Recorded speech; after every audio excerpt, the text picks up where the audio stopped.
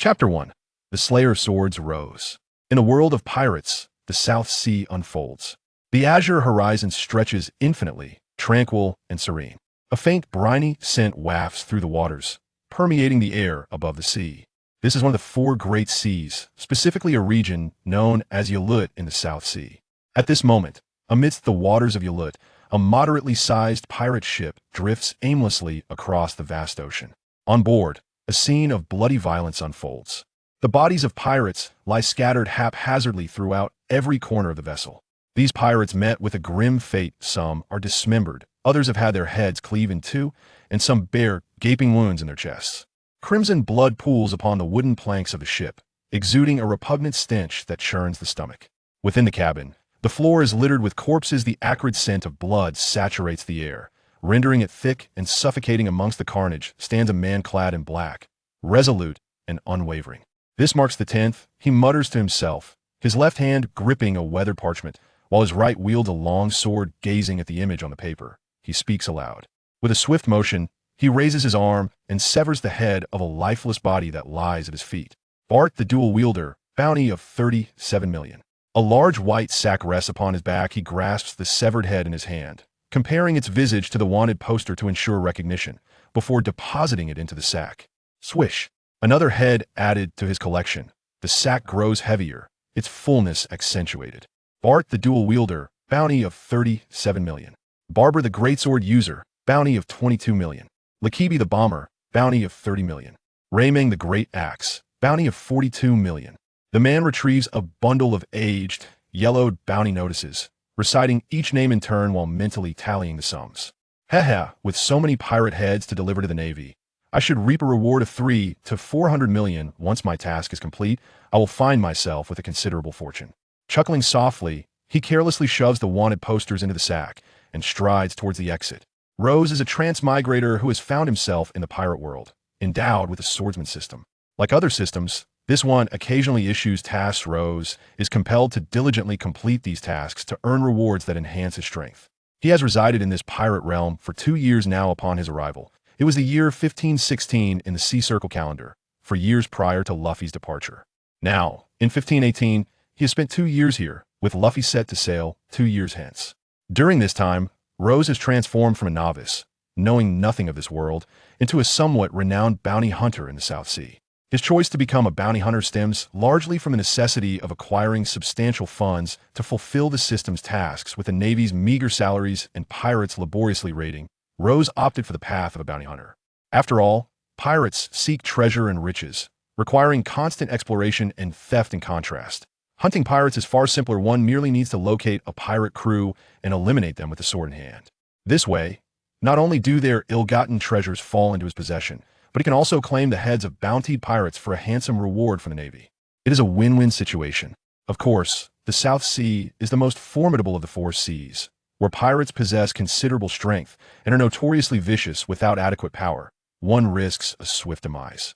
Surviving as a newcomer in such an environment is no easy feat, let alone gaining a modicum of fame. Fortunately, Rose has the support of his system. Initially, the tasks issued by the system were relatively straightforward, easily accomplished without much struggle, allowing for rapid growth in his abilities. He then began to hunt down weaker, low-level pirates to further enhance his skills.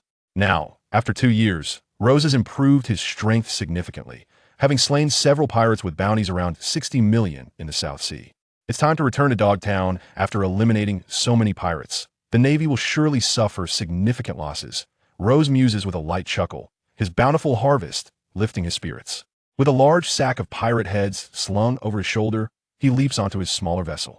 Once aboard, Rose effortlessly starts the engine, and the small boat begins to navigate on its own. This vessel is powered by a mechanical system, crafted by an old shipwright in Dog Village. Although the boats are expensive, they are fully automated. Rose, lacking any nautical skills, is grateful for the old craftsman's ingenuity that enables him to traverse the ocean. As the lengthy voyage commences, Rose adjusts his course and reclines in a chosen spot to rest.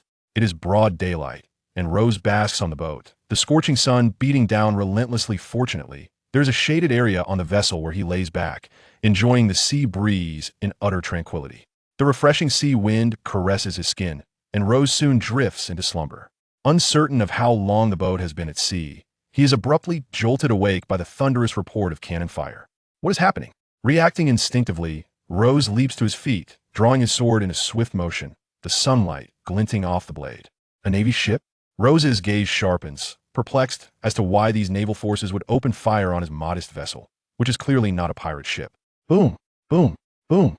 While Rose remains in confusion, the Navy continues their relentless assault, targeting his small craft with cannon fire. Damn those Navy scoundrels! With no time to ponder further, Rose swiftly positions himself as the cannonballs hurtle towards his boat. He slashes out with his sword, cleaving through 3 of the projectiles. Hey, Navy! I'm not a pirate, I am a bounty hunter, Rose the Slayer of Swords. Having deflected the cannon fire, Rose shouts towards the approaching warship, eager to convey his identity. This matter cannot be delayed, as seconds' hesitation could result in further bombardment. Boom, boom, boom. Yet the warship pays no heed to Rose's desperate cries. It swiftly recalibrates its aim, unleashing a barrage of cannon fire upon him. These infernal Navy bastards. Rose's expression darkens. It seems they are intent on sending him to a watery grave. Chapter 2. The Assassination. Let's shift the timeline slightly forward. While Rose was still slumbering on a small boat, a piece of information arrived at the Dogtown Navy branch. Upon receiving the intel, the Navy personnel were immediately thrown into a state of upheaval, hastily setting aside their current tasks to rush towards the office. At the helm of Dogtown's Navy is Captain At, a portly man whose rank is that of a colonel. However, his strength is not particularly formidable, enabling him only to exert influence within the West Sea should he enter the Grand Line. His survival would be short-lived. The Navy officer, tasked with relaying the message, sought out At for the report approaching the office. He rapped lightly on the wooden door, producing a crisp sound. "Come in," At's sharp voice called from within.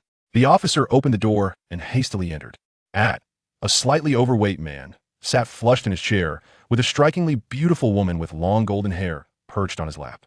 Upon noticing the officer's entrance, At displayed no embarrassment, casting a casual glance at him and inquiring, "What is it? You seem to be in quite the hurry." The officer's gaze lingered on the golden-haired woman for a brief moment, a flicker of greed evident in his eyes. But he quickly regained his composure and began to report the information to At. At's expression darkened momentarily. "What did you say?" "Rose has killed 10 pirates with bounties in the tens of millions and is on his way to our branch for his reward." At scoffed, his tone laced with irritation. "These pirates are truly worthless, having been wiped out by a mere bounty hunter. 10 pirates with bounties in the millions? That amount would tally to several hundred million. How could his Navy branch possibly afford such a sum?" "You may leave." At dismissed the officer. His enthusiasm waning in light of the situation, he pushed the woman off his lap. Fastening his trousers and signaling for her to depart, the woman cast a lingering, sorrowful glance at Colonel At before reluctantly departing. Yet as she left, she exchanged knowing winks with a naval officer. "What shall we do now, Colonel?" the naval officer inquired, his gaze greedily following the woman's retreating figure. After she had completely vanished from sight, he turned to At for guidance. "What to do? What to do? How should I know what you lot intend to do? Truly, you are a bunch of inept fools. I have repeatedly instructed you to train diligently, to enhance your abilities, to capture more pirates, so that other naval branches do not mock us. And what do you achieve? Not a single one apprehended. And now that pirate hunter has dispatched all of you, our naval branch in Georgetown has been utterly humiliated." Colonel At's irritation flared as he glared coldly at the naval officers, unleashing a torrent of invective. The naval officer stood silently, obediently accepting the reprimand. Having served under At for many years, he was well aware of the colonel's temperament and recognized that at this moment, it was best to endure the scolding in silence. Gather some capable sailors from a branch, commandeer a warship, and patrol the vicinity of Georgetown. Once that pirate hunter is spotted, fire upon him and ensure he meets his end without any opportunity for escape, At commanded icily. "The Navy's resources are not easily obtained. If they dare to bring me disgrace, they shall pay the price," At sneered. "Oh, and after you kill him, be sure to return with the severed heads of the pirates he has slain. That will be quite a significant achievement." "At your command, Colonel At," the naval officer replied respectfully, executing a military salute before turning to leave. "Rose, is it? Truly a bringer of fortune. Just when I was fretting over a lack of accomplishments to report," and mused to himself with a cold smirk. On another front, outside Georgetown, Rose's small boat bobbed precariously on the waves. The engine had long since failed, rendering the vessel immobile. Meanwhile, the warship continued to bombard Rose with cannon fire, though he managed to hold his ground. Who knew how many more shells the enemy had in store? At this rate, he would inevitably be blown to bits. Damn those Navy scoundrels. You shall pay dearly for this. Rose seethed with anger. His small boat, a costly investment at 30 million berries, now rendered useless by these naval officers, causing his heart to bleed with anguish. Compensation is a must, Rose grunted, seizing the large sack filled with severed heads, binding it tightly to his back before leaping into the air. Moonwalk. With a disdainful grunt, Rose utilized the moonwalk technique he had mastered long ago. Otherwise, he might well have met his end in the sea today. Sergeant Plion, Rose has taken to the air. What should we do? The naval officers aboard the warship gaped in disbelief at Rose's sudden aerial maneuver, their expressions resembling that of men who had seen a ghost, as they shouted at Sergeant Plion. These sailors were mere lackeys of the South Sea, having never ventured beyond its borders, and were woefully ignorant of the so-called 6 styles of the Navy. Moonwalk? How can that accursed pirate hunter possess the Navy's 6 styles? Plion, having undergone naval training, recognized the technique immediately, and his countenance darkened. This was the Navy's 6 styles, a skill that officers of his rank could never hope to access. Yet this pirate hunter had already mastered it? Damn it! Fire! Fire! Fire! Eliminate him! Plion yelled in a fit of enraged humiliation, shoving one of the lower-ranking sailors aside as he took control of a cannon, aiming it at Rose. A futile display. Rose scoffed, his movements as graceful as a bird, deftly maneuvering through the barrage of cannonballs. Any shells he could not evade were effortlessly cleaved in two by his sword. Thud! Before long, Rose alighted upon the deck of the naval warship. With the white sack slung over his shoulder, he glared coldly at the throng of naval officers. At that moment, Rose was consumed by fury. Having been inexplicably attacked and nearly drowned at sea, it was enough to incite a desire for bloodshed. The officers instinctively took a step back under Rose's piercing gaze, feeling as if they were being hunted by a ferocious beast, cold sweat trickling down their spines. They had all heard tales of Rose's notorious reputation, for he was a merciless killer, and those who fell victim to him met horrifically brutal ends, their remains often left unrecognizable. Give me an explanation. Rose stood firm, his glare fixed upon the naval officers, akin to a lion poised to unleash its wrath, instilling dread in their hearts. Kill him. Plion's eyes glinted with malice as he drew his sword, leading the naval officers in a charge against Rose. Seeking death. Rose scoffed, planting his foot firmly on the ground, his form vanishing in an instant. When he reappeared, it was behind Plion. He pressed the blade of his sword against Plion's throat, his voice cold as ice. I shall say this once more. Provide me with an explanation. Chapter 3. The Just Navy. Rose's sword was chilling, its blade exuding a faint metallic scent, a clear testament to the lives it had claimed. With such a madman pressing a bloodied sword to his throat, Plion felt a chill sweep through him. He could hardly fathom the consequences should he make any reckless move. Would this bloodthirsty lunatic end his life without hesitation? Surely he would. This madman. Had I known he was this dangerous, I would never have come. Plion's heart sank, regret gnawing at him. If you remain silent, do you wish to die? Rose's icy gaze bore into Plion, a clear threat. In truth, Rose possessed the capability to eliminate the entire naval crew. Yet doing so would thwart his own objectives. Not only would the severed heads of the 10 pirates not yield any reward, but he would also forfeit compensation for his damaged boat. This was the outcome he most wished to avoid. Thus, he offered Plion an opportunity to justify himself. As long as he provided a coherent explanation, Rose would grant him mercy, motivated by the prospect of reward. Too dare not. I shall speak. Actually. Plion was thoroughly intimidated by Rose's actions, beads of sweat dotting his forehead as he desperately racked his brain for a plausible excuse, yet none came to mind. Actually what? Rose's eyes narrowed, his tone turning decidedly unfriendly. His instincts urged him to eradicate these naval officers, yet reason held him back. However, it seemed evident that these individuals had set their sights on him. Never mind, as long as there is money involved, a mere naval branch of the South Sea cannot claim my life. Actually, a pirate hunter has killed one of our naval officers. Colonel was furious and sent me to apprehend him. After pondering for a considerable time, Plion finally concocted an excuse. Then why did you lay hands on me? Rose scoffed. This Navy truly spins a web of lies. We are unaware of the identity of that pirate hunter, thus we intended to capture all the pirate hunters in the vicinity. In due course, we would let the witnesses identify them. Observing Rose's sardonic smile, Plion involuntarily shuddered and hastily replied, Hey, your earlier demeanor hardly suggested an intent to apprehend me. You were clearly aiming to eliminate me. With a smile, Rose observed the Navy before him with great intrigue. It was astonishing to realize that those who donned righteousness could weave such elaborate fabrications. Alas, Lord Rose, you are well aware of your formidable reputation. Your strength is renowned across the South Sea. If we were not to adopt some stringent measures, how could we possibly apprehend you? Yet, I never anticipated that someone as powerful as you could evade capture with such ease. It surpasses the capabilities of other pirate hunters by far. In my decade-long tenure as a naval officer in the South Sea, I have never encountered anyone as formidable as yourself. Plion spoke earnestly, his tone imbued with sincerity. Haha. No wonder you have attained the rank of officer, Rose laughed, his voice laced with sarcasm.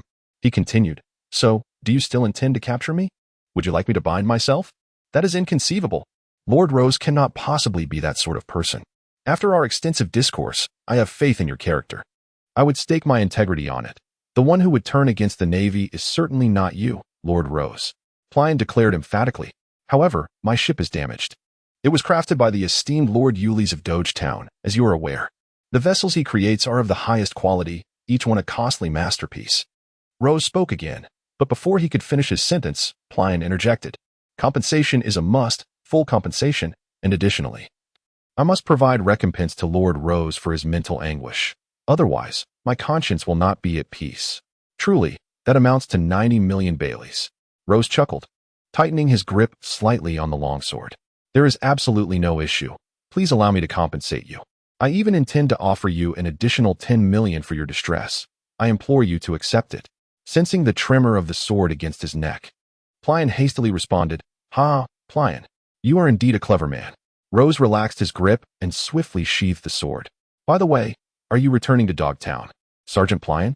If you wouldn't mind, I would appreciate a ride, as my ship is in disrepair. Rose grinned at Plion. That is certainly no problem, Mr. Rose. Please, step inside and rest. We shall reach Dogtown shortly. Plion patted his chest, speaking with great enthusiasm. He then signaled to two naval soldiers, instructing them to escort Rose inside to rest. Thank you, Sergeant Plion. You are truly a just sailor. With a beaming smile, Rose entered the room under the escort of two naval soldiers. Prithian nodded in response, watching Rose's figure disappear completely into the chamber. Once he was gone, Prithian's expression instantly darkened. Sergeant Prithian, did you truly intend to grant him all those promises? That would require a staggering sum of 100 million. A naval officer inquired quietly, stepping closer to him. Grant him anything? He must first have the means to claim it. Prithian retorted with a cold laugh, his fingers grazing the red mark on his neck, as veins began to surface on his forehead. Contact Colonel At and inform him that our operation has failed. He should prepare accordingly. I will lead Rose to our naval branch, Prithian stated icily. Foolish Rose, daring to extort his own fortune. Once he reaches the naval branch, his demise is assured. Understood, the officer replied promptly before hastening to make the call. You lot, expedite the ship's departure. We must reach Dogtown at once. Prithian ordered with a stern countenance, addressing the sailors at the helm. Meanwhile, in Dogtown, within the naval branch's office of Colonel At, he hung up the phone, a flicker of anger crossing his face. Such incompetence. They cannot even handle Rose with a single warship, it scolded. If it weren't for my duty to guard the naval branch, every pirate hunter would fall beneath my blade. Humph. At that moment, a long-haired woman stood behind At, her delicate hand gently massaging his shoulder. Hearing his irate tone, she cooed in a sweet voice, Indeed, Colonel At is the mightiest. If he were to take action personally, that Rose would surely meet his end. What use are those inept subordinates? At felt a surge of pride at her words, playfully squeezing her thigh and grinning, of course. Prithian has already lured Rose to us.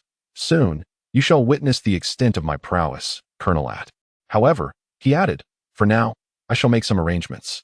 Colonel At then placed a call. Hello, this is Colonel At. Chapter 4. A scheme. The naval warship's speed was remarkable, far surpassing that of his small vessel. Several hours passed, and Roser could already discern the silhouette of Dogetown from the ship.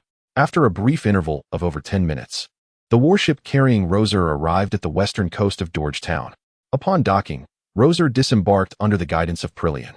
The naval officers, adorned in their crisp white uniforms, contrasted sharply with Roser, who was clad entirely in black. This stark difference rendered Roser somewhat conspicuous among the sailors. Furthermore, the unmistakable respect emanating from Prithian towards Roser added an extra layer of intrigue to the scene. As soon as they stepped ashore, a number of onlookers began casting curious glances in Roser's direction. The majority of these individuals were the townsfolk of Dorge, who, upon witnessing the arrival of the warship and its passengers, felt a natural curiosity stir within them. The sight of Rozé, standing out so distinctly, left them astonished. Who could this individual be, to command such deference from the naval personnel? Quickly, this question began to circulate among the minds of many passers-by. Who is that person? Why is he standing alongside the Navy, yet not dressed in their uniform? The crowd murmured, casting sideward glances and whispering amongst themselves, grappling with their uncertainty regarding Rosé's identity. However, Rozé and Prillian remained unfazed by the attention. Lowe's possessed a demeanor of indifference, seemingly unconcerned with the opinions of others. His interactions with the common folk were minimal, rendering him even less inclined to engage. Meanwhile, Prillian sought to avoid confrontation. The humiliating scene stirred within him a simmering resentment, prompting him to devise a plan for revenge once he seized Lowe's. "My Lord Lowe's, are you headed to the naval branch? If not, I would be delighted to accompany you. I can retrieve the compensation of 100 million berries for you, and with my assistance, you shall navigate the bounty exchange with considerably less bureaucracy." After taking only a few steps, Prillian halted, turning to Lowe's with a cheerful smile. "That sounds agreeable." After a moment of contemplation, Rozé agreed. Although he was uncertain of the nefarious intentions harbored by Prillian, he acquiesced nonetheless. After all, his return was motivated by the desire to claim his bounty. The sooner he completed the system's tasks, the sooner his strength would augment. Thus, it was advantageous to reach the naval branch as swiftly as possible. "Let us depart," he proclaimed. Prillian felt a surge of delight, a sense of triumph in his scheming. He had previously worried that Rozé might reject his proposal, but it was now evident that the latter's intellect was decidedly inferior. He silently let out a derisive chuckle. A fool, endowed with brawn yet lacking in brains, was destined to perish beneath the weight of his own machinations. Lowe's cast a subtle glance at Prillian, a flicker of inscrutable significance dancing in his eyes. The group traversed several streets and arrived before the naval branch. Upon reaching the heart of Dogtown, many recognized Lowe's identity, though the majority of them were either pirates or bounty hunters. Only within this circle would such news be closely monitored. "We've arrived," Prillian remarked, his gaze fixed on the imposing edifice before them, his eyes narrowing slightly as a hint of pride crept onto his lips. He turned swiftly, adopting a respectful demeanor, and addressed Lowe's. "Mr. Lowe's, shall we proceed inside?" Rozé raised an eyebrow, his sixth sense alerting him that something was amiss with Prillian, although he could not quite discern what it was.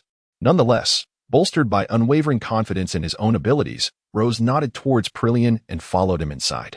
However, upon entering the naval branch, he immediately sensed an unusual atmosphere. It appeared that there were more naval personnel present today than usual. He had frequented the naval branch on numerous occasions, yet never had he witnessed such a bustling assembly of Navy officers. Moreover, he noted the conspicuous absence of other individuals. Not a single bounty hunter or civilian could be seen. This peculiar observation struck him as rather odd. "Mr. Rozé, please wait here for a moment.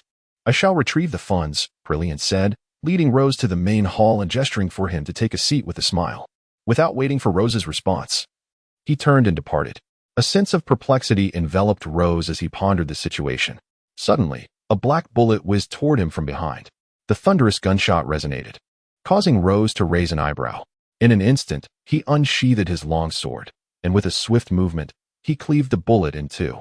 What does this mean? A chill flickered in Rosé's gaze. He felt as though the Navy was about to make a move against him.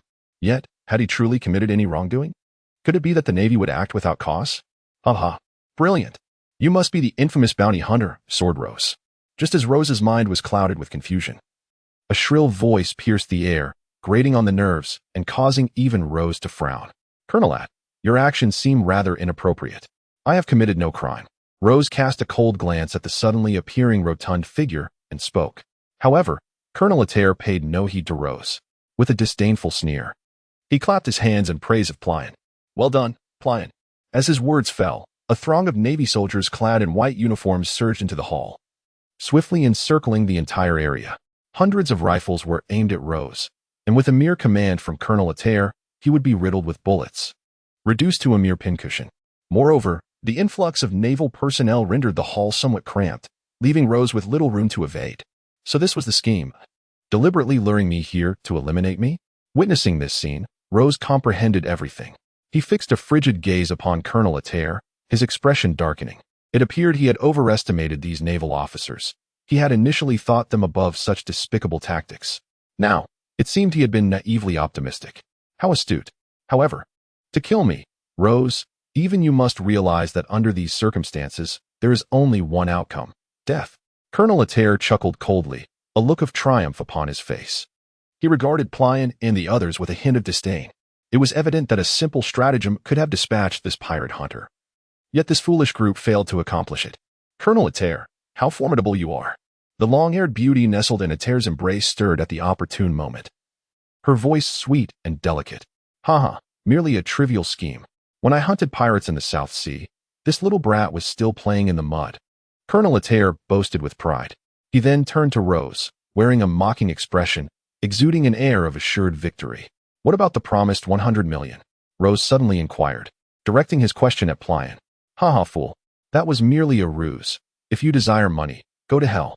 Plion laughed heartily. A pirate hunter is just a pirate hunter. Even on the brink of death, still clinging to that phantom fortune. Such a pity. Upon hearing this, Rose let out a slight sigh. In truth, he longed to be a genuine pirate hunter, as such a life would offer him not only freedom, but also considerable rewards. However, given the current predicament, it seemed that unless he eliminated them today, he would not be leaving this naval branch alive. This truly was a headache. In fact, his interactions with the Navy had been rather pleasant until now. Rose lamented, however, since you are so eager to engage in combat, then come forth. I have yet to slay a member of the Navy, Rozier said with a smile, suddenly unleashing a sword strike. Chapter 5. The Fierce Man Rozier. The sword of Rose is extraordinarily swift. It strikes with a suddenness that leaves all present utterly unresponsive. A crimson blade of energy flashes through the air, carving a deep gash into the hard earthen floor of the hall. The few Navy soldiers in front, caught unawares, are brutally cleaved in two by Rose's lethal stroke. Vivid red blood spills forth from the lifeless body of one soldier, quickly pooling upon the ground. The acrid scent of blood permeates the entire hall, causing many Navy soldiers to turn pale with disgust. Indeed, the infamous killer Rose lives up to his fearsome reputation. His merciless act of violence is as gruesome as rumored. How dare they resist? Do they seek their own demise? Colonel Yates' expression is equally grim, having personally orchestrated the ambush. He is appalled that Rose dares to commit murder right under his nose, showing utter disdain for his authority. Does he truly believe he has me at a disadvantage? Rose cast a mocking glance at At, who naively believed that sheer numbers guaranteed victory. With this motley crew of lesser beings, they were no match for him. Swiftly, Rose swung his arm, unleashing a casual yet formidable sword strike that transformed into a colossal arc of crimson energy, sharp and perilous, hurtling towards Colonel At with reckless abandon. As he beheld the lethal onslaught, At's eyelids flickered. In a sudden motion, he drew a hefty cleaver from behind him, aligning it with Rose's attack before delivering a powerful counterstrike. The clash of blade against energy erupted with a resounding noise, sparks of red igniting the air around them. With agility, he stepped back twice, his body executing a graceful half-turn while wielding the cleaver, deftly dissipating the force of Rose's strike and narrowly evading disaster. After evading that perilous blow, At's eyes gleamed with intent to kill, had it not been for his trusty weapon still in its prime. Rose's earlier strike could have claimed his life. Eliminate him. Colonel At gasped, breathless yet resolute, signaling his naval subordinates with a fierce command. Attack. It is the soldier's duty to obey orders. Upon hearing At's command, the sailors displayed no hesitation. They shouted in unison, aiming their firearms at Rose and firing without delay. The sound of gunfire was thunderous, with hundreds of sailors simultaneously discharging their weapons. The cacophony was extraordinary. A barrage of bullets, akin to a meteor shower, rained down upon Rose, threatening to transform him into a mere pincushion. Faced with such an overwhelming storm of projectiles, Rose's expression shifted to one of gravity. He was a swordsman, not a natural-born user immune to physical assaults. Moreover, he was not yet adept in the use of haki, rendering his body vulnerable. Thus, with each bullet that soared towards him, the risk of injury loomed large. Defensive sword stance. Rose assumed a serious stance, letting out a chilly snort in his heart as he committed himself fully to defense. The guarding sword technique was Rose's method of protection. His repertoire consisted of merely 3 techniques: the killing sword technique for close combat, the guarding sword technique for defense, and the previously mentioned blood sword technique utilized for delivering slashes. Although Rose's techniques are few, they are exceedingly practical. with merely 3 sword strikes. Along with the Navy's shave and moonwalk, Rose has triumphed in numerous life-and-death battles. This occasion was no exception. Once Rose assumed the defensive sword stance, he devoted himself entirely to defense. Each of his sword strikes was executed with remarkable precision, effortlessly severing bullets mid-flight. In that fleeting moment, he unleashed dozens of strikes, effectively neutralizing all incoming projectiles. Again, the Navy soldiers snorted coldly, once more pulling the triggers, unleashing hundreds of bullets towards Rose in an instant. Shave. Rose let out a cold snort, suddenly emitting a peculiar sound, and in an instant, he vanished without a trace. The air was pierced by the sound of bullets as hundreds of them struck the wall, creating a cacophony.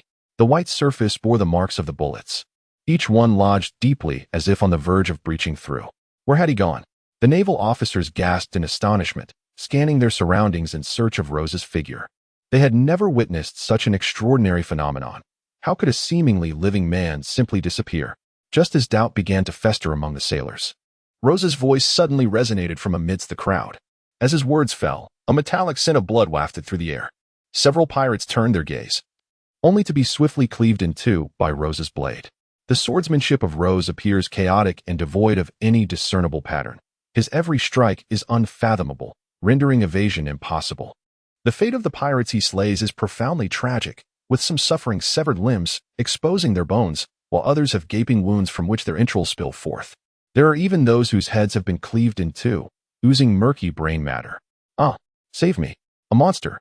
Such a gruesome spectacle unfolds before the eyes of the naval soldiers, instilling within them an overwhelming sense of dread. They have witnessed their share of brutal combat, yet they have never encountered such a repulsive demise. One naval soldier, unable to contain his horror, steps back only to feel his foot press against something sticky.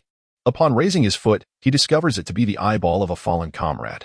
Rose was engulfed in a frenzied slaughter of the Navy, relishing the thrill of taking lives. With each swing of his sword, the anguished cries of the sailors echoed in his ears, granting him profound satisfaction. In no time, he had decimated hundreds of naval personnel. Various dismembered limbs littered the ground, some still twitching in their final throes. Rose was also drenched in blood.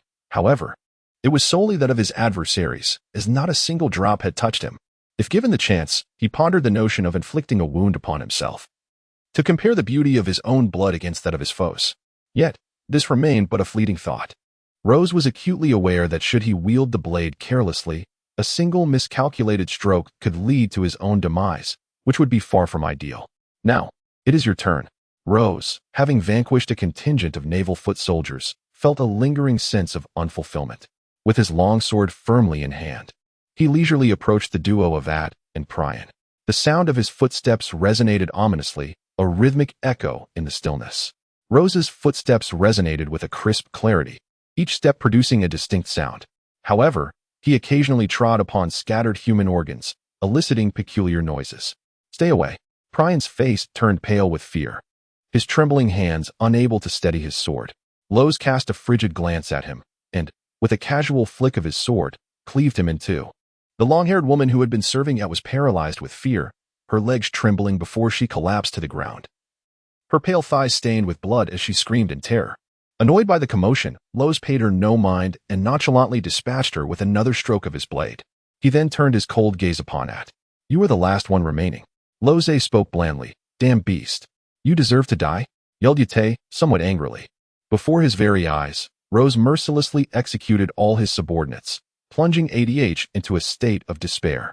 Enraged, he drew his massive cleaver, gripping it tightly, and with a fierce cry of "Die, you bastard!" swung the blade towards Rose's head. However, in response to ADH's attack, Rose remained impassive, effortlessly countering with a single stroke of his sword that shattered ADH's cleaver and cleaved his body in two. Subsequently, he opened the wooden doors of the hall and stepped outside with deliberate slowness, murmuring to himself, "A bunch of fools." Chapter 6. The Money Siphoning System. Upon exiting the hall, Rose did not hasten to depart from the naval base. Colonel AH had executed his arrangements with remarkable precision, orchestrating the deployment of personnel throughout the naval establishment.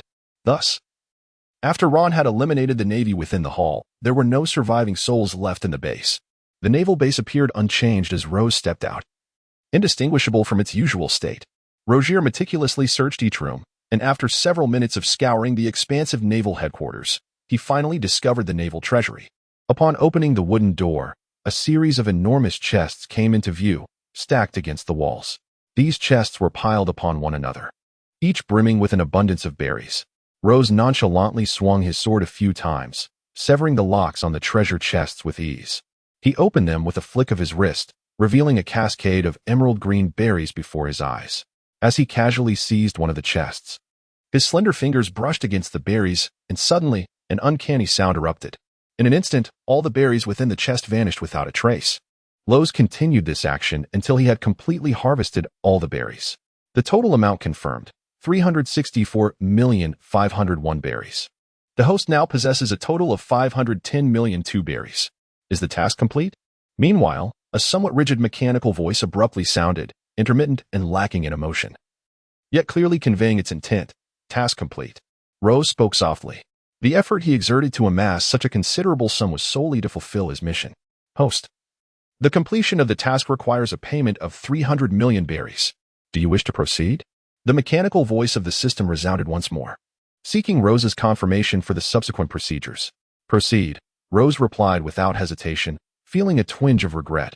After all, accumulating such wealth had demanded considerable effort, and now, unexpectedly, more than half had vanished in an instant. Task in progress. Please wait. Ding. Congratulations, host. Task complete. The system automatically deducted 300 million berries, leaving a balance of 210 million berries. Task completion reward. Congratulations, host. You have acquired 500 upgrade points, and sword upgrade privileges have been unlocked. The system's voice echoed continuously in Rose's ears. Open upgrade panel, Rose exclaimed with excitement. Having struggled for so long, he was finally on the verge of reaping the rewards. Upgrade panel activated, the system stated matter-of-factly. As the words fell, a translucent blue panel abruptly materialized before Rose's eyes.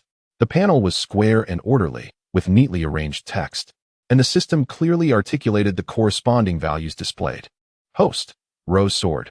Ordinary iron sword swordsmanship, 200 strength, 50 agility, 50 hockey, observation unlearned hockey, armament unlearned hockey, conqueror unawakened. Gazing at the blue panel before him, Rose pondered for a moment. He currently possessed 500 upgrade points, which he could allocate to swordsmanship, strength, or agility. The benefits conferred by these three attributes were straightforward. Upgrading swordsmanship would refine his skills further, potentially unlocking more formidable techniques at higher levels. Enhancing strength would bolster his physical resilience and recovery rate. As for agility, it pertained to speed, whether in reflexes, personal velocity, or the swiftness of his strikes. Upgrading agility would enhance all these attributes. Each of these three attributes held significant importance. One could say that improving swordsmanship would amplify his offensive capabilities, increasing strength would render him more durable, while enhancing agility would accelerate both his movement and attack speed. After a moment of contemplation, Rose realized that his swordsmanship skill stood at 200, with 500 points available for allocation. Should he choose to distribute some of these points to enhance both strength and agility, his abilities would become more balanced. However, Rose had never been one to tread the conventional path. He favored the pursuit of excellence in a singular aspect rather than maintaining equilibrium. After a brief reflection, he decided to allocate 150 points to agility. Ding! The system's voice resonated. Congratulations, host. You have successfully upgraded. Agility has increased from 50 to 200. Roz then allocated all of his remaining 350 upgrade points to his swordsmanship. In no time, his sword skills received an enhancement. Now, Roz's status panel reads as follows. Host, Roz sword. Ordinary iron sword swordsmanship, 550 strength, 50 agility, 200 hockey, observation not acquired hockey, armament not acquired hockey, conquerors not awakened. Rozier nodded in satisfaction. Through the recent upgrade, he could distinctly feel a significant enhancement in his prowess. Although his strength attribute had not been improved, as a swordsman, his innate lethality was formidable. With the elevation of his agility and swordsmanship, he was entirely confident in his ability to dispatch any adversary below the rank of a major in an instant. As for engaging with a major, Rozier believed it would be a balanced contest. However, due to his relatively low strength attribute, he was ill-suited for prolonged battles. This imposing presence. Rozier cast another glance at the formidable options at the bottom. Unlike the attributes above, the options below remained a muted grayish-white, accompanied by notes indicating they had yet to be acquired and awakened. Thus, Rozier found himself unable to proceed with any upgrades. Rose was uncertain about how to awaken his haki, yet with his current prowess, he was more than capable of dominating the South Sea, even upon reaching the Grand Line. Prior to entering the New World, there were numerous individuals who remained oblivious to the art of haki. Therefore, Rose felt no urgency if the need arose. He could simply observe the elemental users retreating in the future. Ah, yes, the sword. Rose opened the attributes of his sword. The weapon he wielded was not an extraordinary sword, but rather an ordinary iron blade. Thus, Rose speculated that the sword enhancement system should enable him to strengthen his weapon, gradually transforming it into an unparalleled greatsword. Indeed, this conjecture proved accurate when Rose accessed the sword system. A blue panel emerged, densely filled with intricate text. The descriptions were clear and aligned closely with Rose's expectations. However, the requirements for upgrading the sword took him by surprise.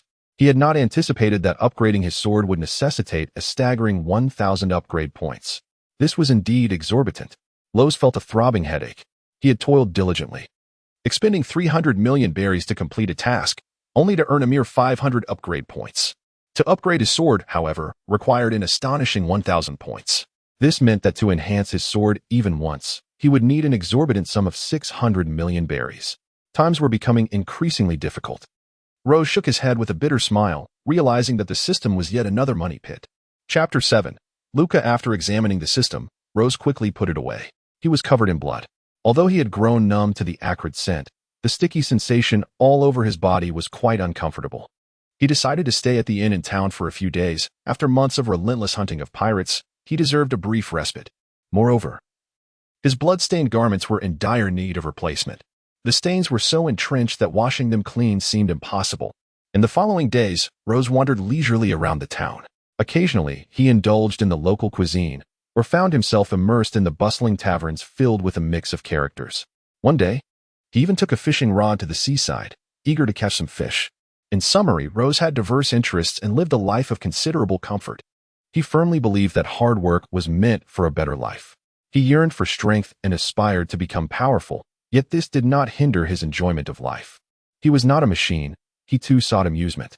However, while Rose reveled in his leisurely days, the naval forces were in a state of turmoil. A few days prior, the naval headquarters had issued a mission to the naval branch in Georgetown, but there was no response on the other end of the line. Sensing something amiss, they dispatched a group of Navy personnel to investigate. Naturally, the ordered soldiers arrived, but upon entering the naval branch in Georgetown, their faces drained of color at the horrific sight before them. The spacious hall was littered with corpses, the stench unbearable due to the fact that the sailors had been dead for several days. The investigating Navy personnel nearly succumbed to the foul odor as they stepped inside. The blood on the ground had dried, yet numerous ants and pests were drawn to the stench, creating a nauseating spectacle. The surveying officers immediately submitted their report to their superiors, sending shockwaves through the entire naval government. How could there exist such audacious and deranged individuals in this world? In the Georgetown Naval Branch, not a single soul had been spared. All had been ruthlessly slaughtered. Furthermore, the brutality of the perpetrator was beyond comprehension, inciting outrage. The Naval Command dispatched personnel to ensure a proper burial for the fallen warriors, providing substantial compensation to the families of each naval officer. Simultaneously, the higher-ups treated the matter with utmost seriousness, directly assigning a team of Navy personnel to the Georgetown Naval Branch and promoting Brigadier Luca to the rank of Major General to spearhead the investigation. Today marked Luca's first day at the Georgetown branch. Upon his arrival, his initial act was to pay homage at the soldiers' graves. Brave warriors, may you rest in peace. Justice shall always be on our side, and I will ensure that those heartless fiends do not escape retribution. Rest assured, I shall uncover the truth and provide you with an explanation. At the gravesite, Luca stood solemnly, clutching a large white bowl brimming with exquisite wine. With a grave expression, he slowly recited his oath.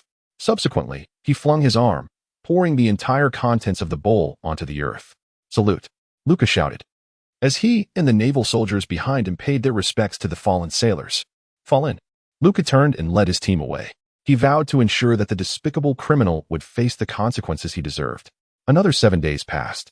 Major General Luca devoted all his efforts to the investigation. However, Rose left no trace, making the inquiry exceedingly difficult. As the week elapsed, there was no progress whatsoever. Rose had heard that a rear admiral had been dispatched by the Navy to assume Colonel Atter's position. Early this morning, Rose set out for the naval base, bearing the severed heads of all the pirates he had slain that day, eager to claim his reward. He felt no remorse for the carnage. Indeed, Rose was not a man driven by an excess of moral righteousness. He was simply aware that Atter had harbored intentions that could harm him, and thus, Atter met his demise. Had Atter not entertained such treacherous thoughts, Rose would not have resorted to violence, for he recognized the potential of their collaboration and would not foolishly squander it. Nevertheless, he approached with caution today, for who could tell if the newly appointed naval officer harbored similarly sinister intentions. Greetings, I am the pirate hunter, Swordslayer Rose. Here are the heads of the pirates I have hunted over the past few months, and I wish to exchange them for my bounty. Rose approached the naval branch and conveyed his intentions to a naval officer at the operational desk. Very well, please hold on for a moment, the soldier replied, nodding towards Rose and gesturing for him to wait in place before he opened the wooden door and stepped outside.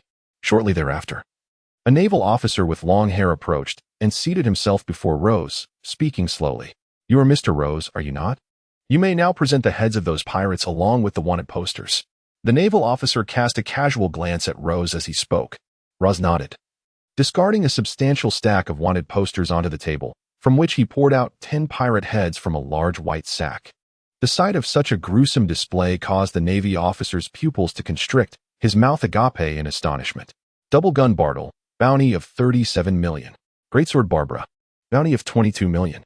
Bomb Man Lachibi, bounty of 30 million. Great Axe Roaming Ming, bounty of 42 million. He read the names of the pirates incredulously, his voice growing increasingly alarmed. I apologize, Mr. Roz, but this exceeds my authority. I must consult my superior. The Navy man's expression abruptly turned serious. He no longer regarded Roz with casual indifference, clearly intimidated by the owners of the severed heads. That's quite all right, Roz replied with a gentle nod, unperturbed by the prospect of a slight delay, as long as the Navy was willing to compensate him. Please hold on, the Navy officer stated before swiftly exiting the room. Upon his return, he was accompanied by a robust middle-aged man, who led the way, while the previous officer followed closely behind him. Rose cast a profound gaze upon the robust middle-aged man, his expression tinged with gravity.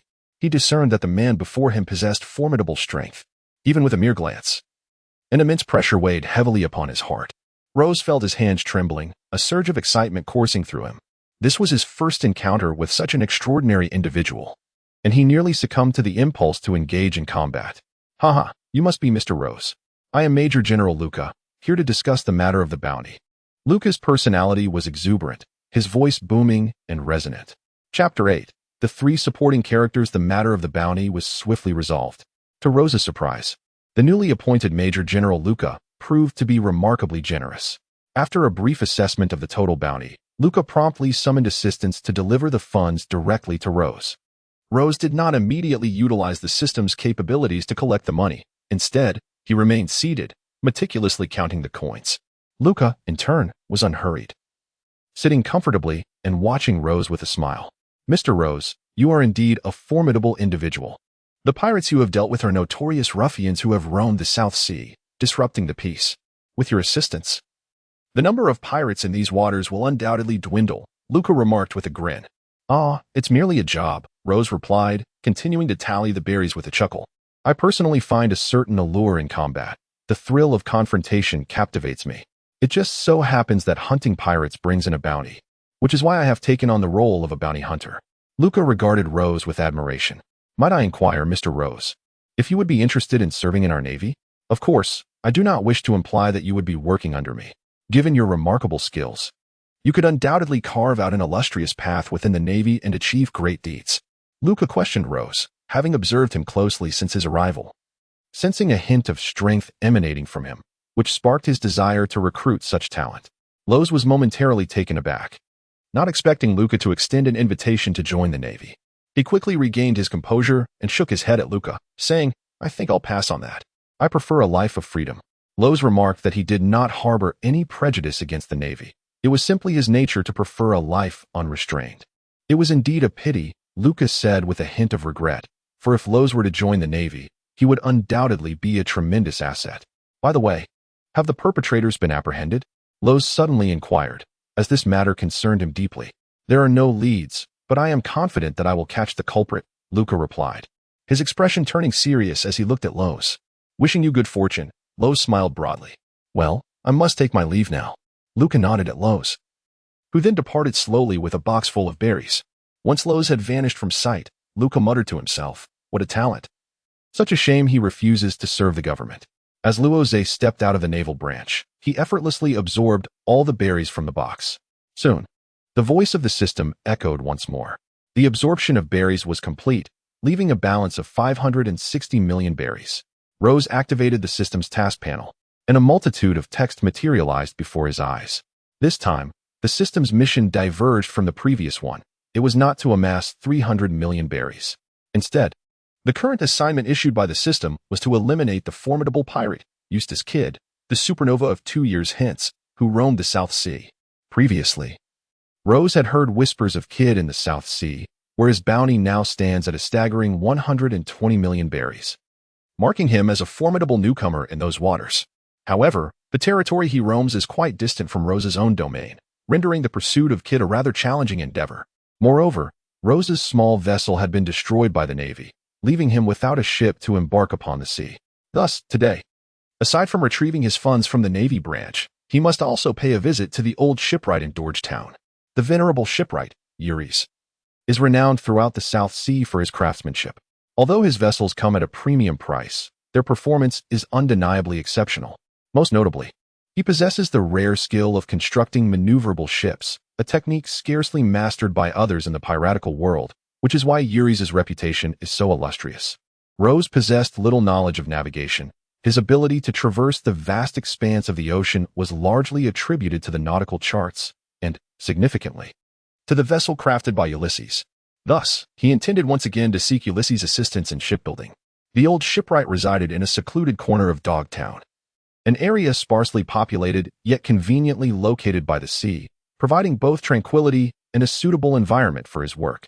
However, due to the remoteness of this corner, many who sought out the old shipwright Ulysses for the first time often found themselves lost, ultimately returning without success.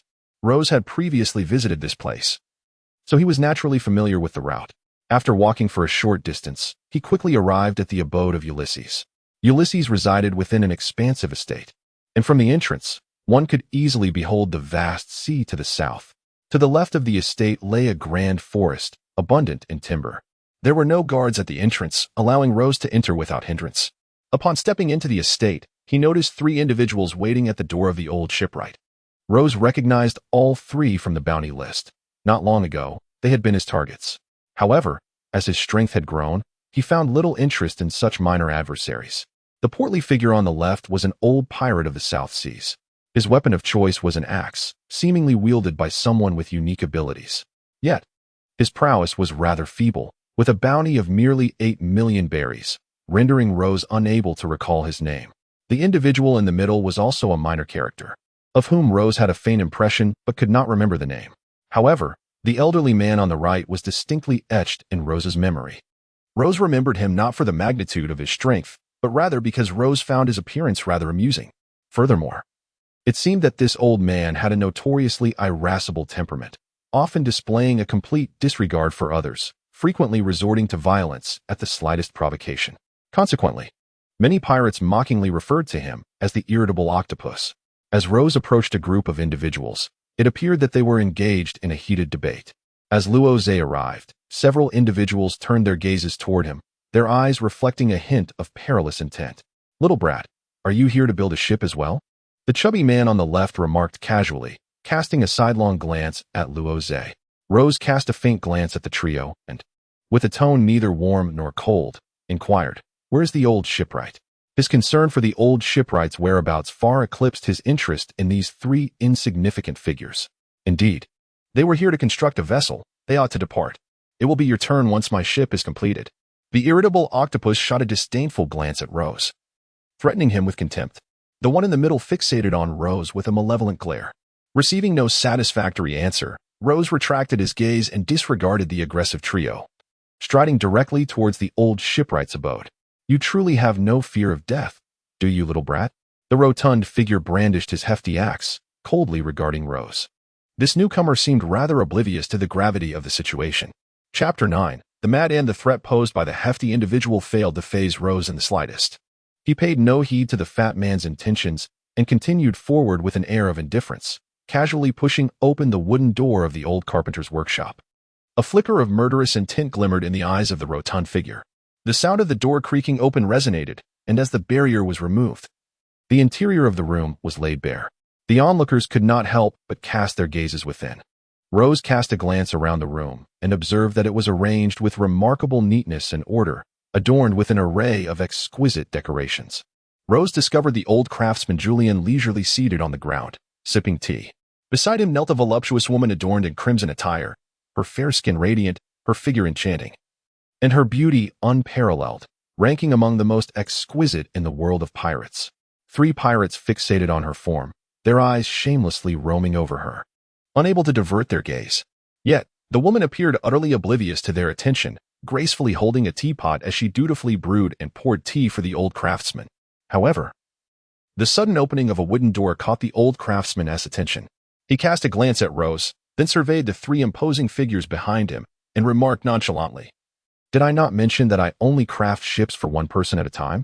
With so many of you, how am I to manage? Decide swiftly who shall go first." As his words settled, the woman scanned the group, a hint of a dangerous smile gracing her lips. The stout pirate was the first to approach, striking the wooden floor with his axe, embedding it deeply as he coldly addressed the old craftsman. "Naturally, I shall go first. Old man, I was the first to arrive. Surely you understand the principle of first come, first served. You must craft mine first." The irritable octopus pirate, unwilling to concede, stepped forward, scoffing, "What does it matter who came first? In business, it's about profit. The ship I desire is larger and priced higher than yours. How much are you offering? Clearly, I should be the priority." The remaining man, not to be outdone, declared, "I shall go first. If you refuse to craft for me, I shall dismantle this dilapidated shack." The old craftsman sipped his tea calmly, unfazed by their demands, while the alluring beauty continued to pour tea for him, indifferent to the discord among the men. As the group exchanged glances, their eyes nearly sparked with intensity. This old man certainly had a penchant for mischief. Rose cast a bemused glance at the group, observing the elderly craftsman, who remained composed while the pirates argued fervently, seemingly relishing the spectacle over his cup of tea, unperturbed by the potential wrath of these raucous marauders. However, the intensity of the squabble was becoming increasingly unbearable for Rose. Unlike the craftsman, who exhibited remarkable patience, Rose's irritation began to mount after merely a brief period of listening to their bickering. "I must interject," Rose announced as he stepped forward with a deliberate calmness. The 3 pirates paused momentarily, taken aback. They had almost forgotten the presence of this insignificant shrimp. "I shall take the lead this time. You 3 may speak at a later juncture," Rose declared with an air of indifference. The craftsman, gripping his teacup, suddenly perked up, his dark eyes gleaming with intrigue as he regarded Rose. The portly pirate, incensed by this interruption, erupted in fury. His already frayed nerves were ignited by Rose's words, serving as the spark that ignited his ire. "You insolent brat, if you know what's good for you, you will vacate this place immediately. It is not your place to speak here," he bellowed, brandishing his axe menacingly at Rose. "How utterly vexing," Rose muttered under his breath. Rose felt a surge of irritation and swiftly unsheathed his longsword. Without even a glance at the corpulent man, he nonchalantly flicked the sword as it emerged. A peculiar sound resonated through the air, and crimson blood splattered onto the ground. The rotund figure barely had time to register what had transpired before Rose severed his head cleanly. Thud, thud, thud. The head struck the ground with a dull thump, rolling a few times and leaving a vivid trail of blood in its wake. The onlookers were momentarily taken aback. The entirety of that swift stroke was lost on them. They merely witnessed Rose's hand resting upon the hilt before the fat man's head fell away, blood gushing forth. One must adhere to reason. There is always a proper order to things. The irritable elder, resembling a tempestuous octopus, finally spoke, though his tone lacked the earlier assertiveness, now tinged with a hint of weakness. Splatter. Rose, having grown weary of words, unsheathed his long sword and, with a casual stroke, cleaved the old man in 2. Vivid crimson blood spilled forth, saturating the ground, while a pungent metallic scent permeated the air. The remaining pirate's visage turned ashen in an instant. in a state of terror. He gazed at Rose and involuntarily took several steps back, acutely aware of the unpredictable nature of this deranged individual, who might just as easily turn his blade upon him. "Shall I go first, or will you?" Rose inquired with a disarming smile. "You first. It must be you." The man's heart nearly stopped at Rose's query. Even if given 100 opportunities, he would not dare utter a word about shipbuilding now. After witnessing Rose's thunderous prowess, he grasped the reality. Rose was a lunatic, a peculiar madman. While others might exchange a few taunts or words before engaging, Rose simply struck without preamble. There was no chance for mercy. Thus, he truly would not dare contest Rose, even if it meant his demise. "Let us depart. Next time, it shall be your turn." Rose averted his gaze and spoke in a measured tone. "Thank you. I am truly grateful. I shall take my leave now." The man, already paralyzed with fear, expressed his gratitude to Rose a couple of times before fleeing as if his life depended on it. During his hasty retreat, he felt as though he had narrowly escaped the clutches of death. He instinctively touched his neck, reassuring himself that it remained intact, and let out a sigh of relief. This individual was utterly terrifying. He had nearly met his end by a single stroke of Rose's sword, an experience too dreadful to fathom. As for the old shipwrights, they are no longer in operation. Now we can engage in business. Rose turned around with a cheerful smile directed at the old craftsman. Upon witnessing Rose's seemingly harmless demeanor, the old craftsman couldn't help but twitch his lips. This was indeed the pinnacle of madness. A smiling murderer was truly a lunatic. "You've sullied my floor." The old craftsman quickly regained his composure and remarked, gazing at Rose. "That is of no concern to me. They provoked me," Rose replied, feigning innocence as if he were the victim of bullying. The old craftsman felt another twitch at the corner of his mouth. At this moment, only one thought occupied his mind. How could this man be so shameless? Chapter 10. News of Kira. After discussing the construction standards for his ship with the old craftsman Yuri's, Rose paid a deposit of 100 million berries. This time, he found himself in a more favorable financial position and invested a considerable amount into his vessel. Rose not only requested Yuri's to install the finest engine available, but also insisted on using the best materials. Ultimately, he even persuaded Yuri's to equip the ship with a magnetic navigation system, which was described as Yuri's latest research achievement. We all know that the Grand Line is an exceedingly peculiar sea. In this realm, geomagnetism, celestial phenomena, ocean currents, and airflows are in a state of chaotic disarray. Navigating in these waters often renders even one's position indeterminate, let alone the search for islands. Consequently, it is essential for every pirate crew to have at least one navigator, who carries either a recording needle or a permanent compass.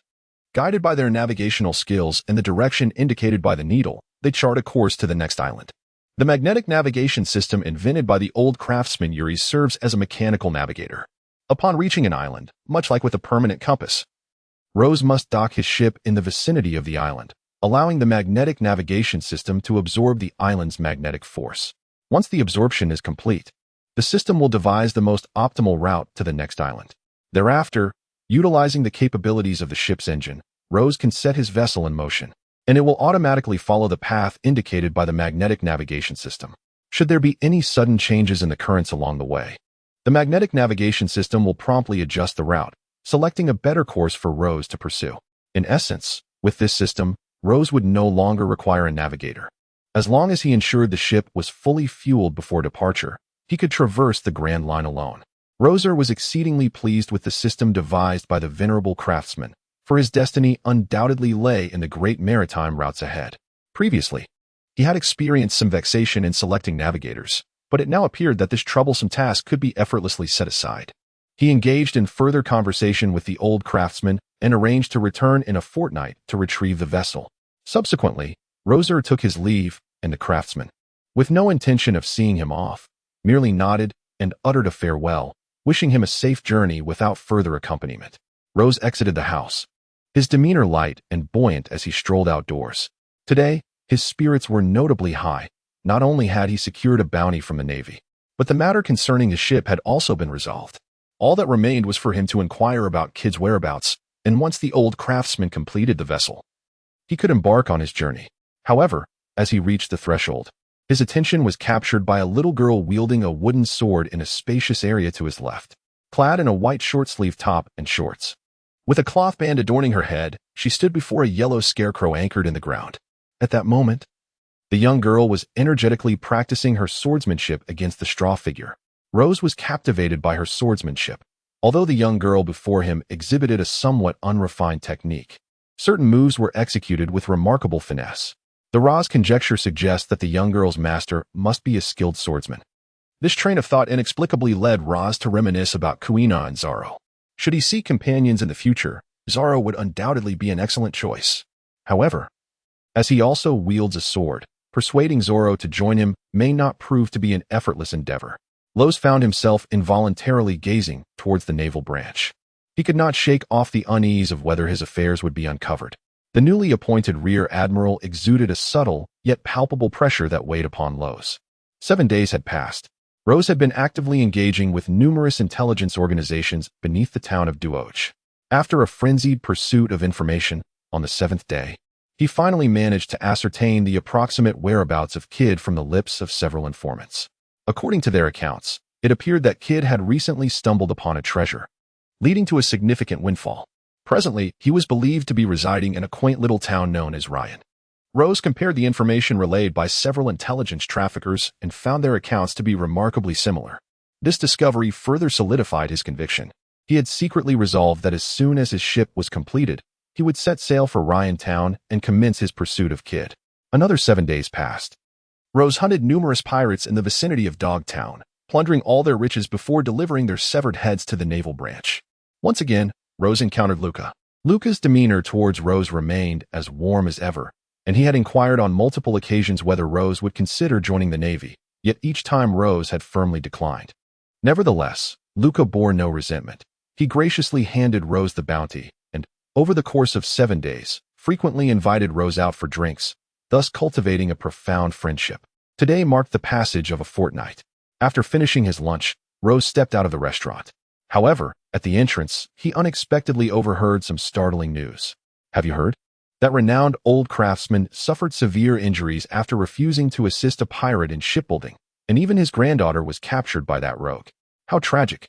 Those despicable pirates bully even the elderly. Be cautious. Do not speak carelessly. It is said that this time, the pirate is quite formidable. A subordinate of the infamous Kid from our southern sea. I believe his name is Kira. It is truly dreadful. Even the naval forces may find themselves outmatched against such pirates. Upon hearing the words of the passers-by, Rose felt a stirring in his heart. He swiftly approached them and inquired, "Is what you just said true? Did such a thing truly happen to the old craftsman?" Rose harbored no concerns for the old craftsman's safety. Rather, his thoughts were consumed by his ship. He had invested immense hope in that vessel, and thus, he wished for the old man's well-being, at least for the time being. Indeed, it is true. This incident occurred a few days ago, and now many in the town are aware of it, replied the passerby. By the way, did you mention that the pirate is a subordinate of Kid, named Killer? Rose suddenly inquired, as he had vaguely overheard their discussion about Kid. Yes, that pirate is indeed the one. He is nothing short of a lunatic, the passerby remarked, visibly unsettled at the mention of Killer. Thank you for the information. Rose tossed a few gold coins into the hands of the passerby and hurriedly made his way towards the dwelling of the old craftsman. Kira, for heaven's sake, do not let Ulysses come to harm. Otherwise, my ship will remain unfinished, and you shall face dire consequences, he muttered to himself as he journeyed onward. Chapter 11. The Viper. Moya. Rose moved swiftly, and the journey to the residence of the old craftsman, Ulysses, was not particularly long. In just over 10 minutes, he arrived at the old craftsman's quaint estate from the restaurant. Upon reaching the estate, Rose, as was his custom, entered without hesitation. To his surprise, the old craftsman's abode appeared tranquil, unchanged from a fortnight ago, showing no signs of alteration. Rose pushed open the wooden door and stepped directly into the room. Upon entering the cabin, he immediately perceived the scene within. The humble abode of the old craftsman, Ulysses, now appeared somewhat dilapidated. The brown floor was marred by numerous decayed patches. Several fresh sword marks adorned the ground, indicating that these had likely been inflicted in recent days. Indeed, as they said, Rose murmured to himself. It seemed that the accounts provided by these passers-by were indeed truthful. Rose continued to advance, only to discover the venerable craftsman Julian lying in bed, enveloped in slumber. A white bandage adorned his forehead, and an intravenous strip was attached to his hand, indicating he had sustained quite severe injuries. He pressed onward. Yet scarcely had he taken 2 steps when a chilling aura of malevolence abruptly manifested. Rose lifted his gaze, a flicker of light gleaming in his obsidian pupils. Suddenly, he broke into a smile, having not encountered such formidable killing intent in quite some time. A resounding crack echoed through the air as a wooden plank on the ground was struck, splinters flying into the air. Almost simultaneously with the sound, a long pink whip descended from above, striking fiercely towards Rose. A whip as a weapon? Intriguing. Rose chuckled softly. For it was a rare sight to witness someone choosing a whip as their weapon. The whip swiftly lashed before him, and Rose's gaze remained fixated upon it. He discerned that this slender whip was crafted from premium materials, with each segment adorned with sharp, tiny barbs that appeared to be coated in a viscous substance. Likely a venom applied by its wielder. How ruthless, indeed, to employ poison in such a manner. Rozé remarked softly, casually shifting to the side, effortlessly evading the sudden lash. Humph. The master of the whip let out a disdainful snort, his arms sweeping through the air as the pink whip coiled and danced like a serpent, encircling Rozé several times before abruptly constricting with ferocity. How feeble. I shall no longer engage with you. Rose stifled a yawn, finding himself rather bored. The level of his opponent's attacks failed to ignite even a flicker of motivation within him. Rose spoke softly, and in that moment, a peculiar sound resonated. Although the whip constricted fiercely, it merely ensnared Rose's afterimage. As for his true self, he had shifted to a position 6 or 7 steps behind in the blink of an eye. Standing at the spot where he had just landed was the woman wielding the pink whip. Rozé suddenly appeared behind her, leaving her utterly unresponsive. She was still unaware of what had transpired when her delicate little hands were seized by Rozé, rendering her incapable of movement. Rose buried his head upon the woman's shoulder, inhaling the subtle fragrance of her hair, tinged with a hint of seduction. He chuckled. What a delightful scent it is. The woman in question was the same enchanting figure he had encountered previously, serving tea to the old craftsman, Ulysses. Despite her fervent struggles against Rose's grasp, his strength rendered her efforts futile. Let me go? She protested. Her cheeks flushed as Rose's touch ignited a spark upon her delicate skin. The contact felt electrifying, akin to a multitude of ants traversing her shoulder, causing an unbearable itch. Yet, bound by pride, she refused to yield. Mr. Rose, please show mercy. Monya is my protector. Too much has transpired in recent days, and she may have mistakenly perceived you as a foe, Julian interjected, his voice slightly frail as he coughed. Gradually, he raised himself from the bed, his gaze fixed upon the subdued Monya, a sense of astonishment welling within him. In his recollection, it was unprecedented for Monya to be so swiftly vanquished. Her prowess had always been formidable, with few capable of besting her in the South Sea. Even just days prior, Kid's subordinate, Kira, had expended considerable time in their duel, narrowly claiming victory by sheer luck. Yet, here stood Monya, a warrior of such caliber, effortlessly defeated by Rose in an instant. Were it not for Rose's lack of murderous intent, that fleeting moment could have seen Monya meet her demise at the edge of his blade. What an utterly terrifying strength. Ulysses realized that if Rose were to lend his assistance, many challenges could be surmounted with ease. Old craftsman, you do appear quite disheveled. Rose was not the type to be governed by his baser instincts.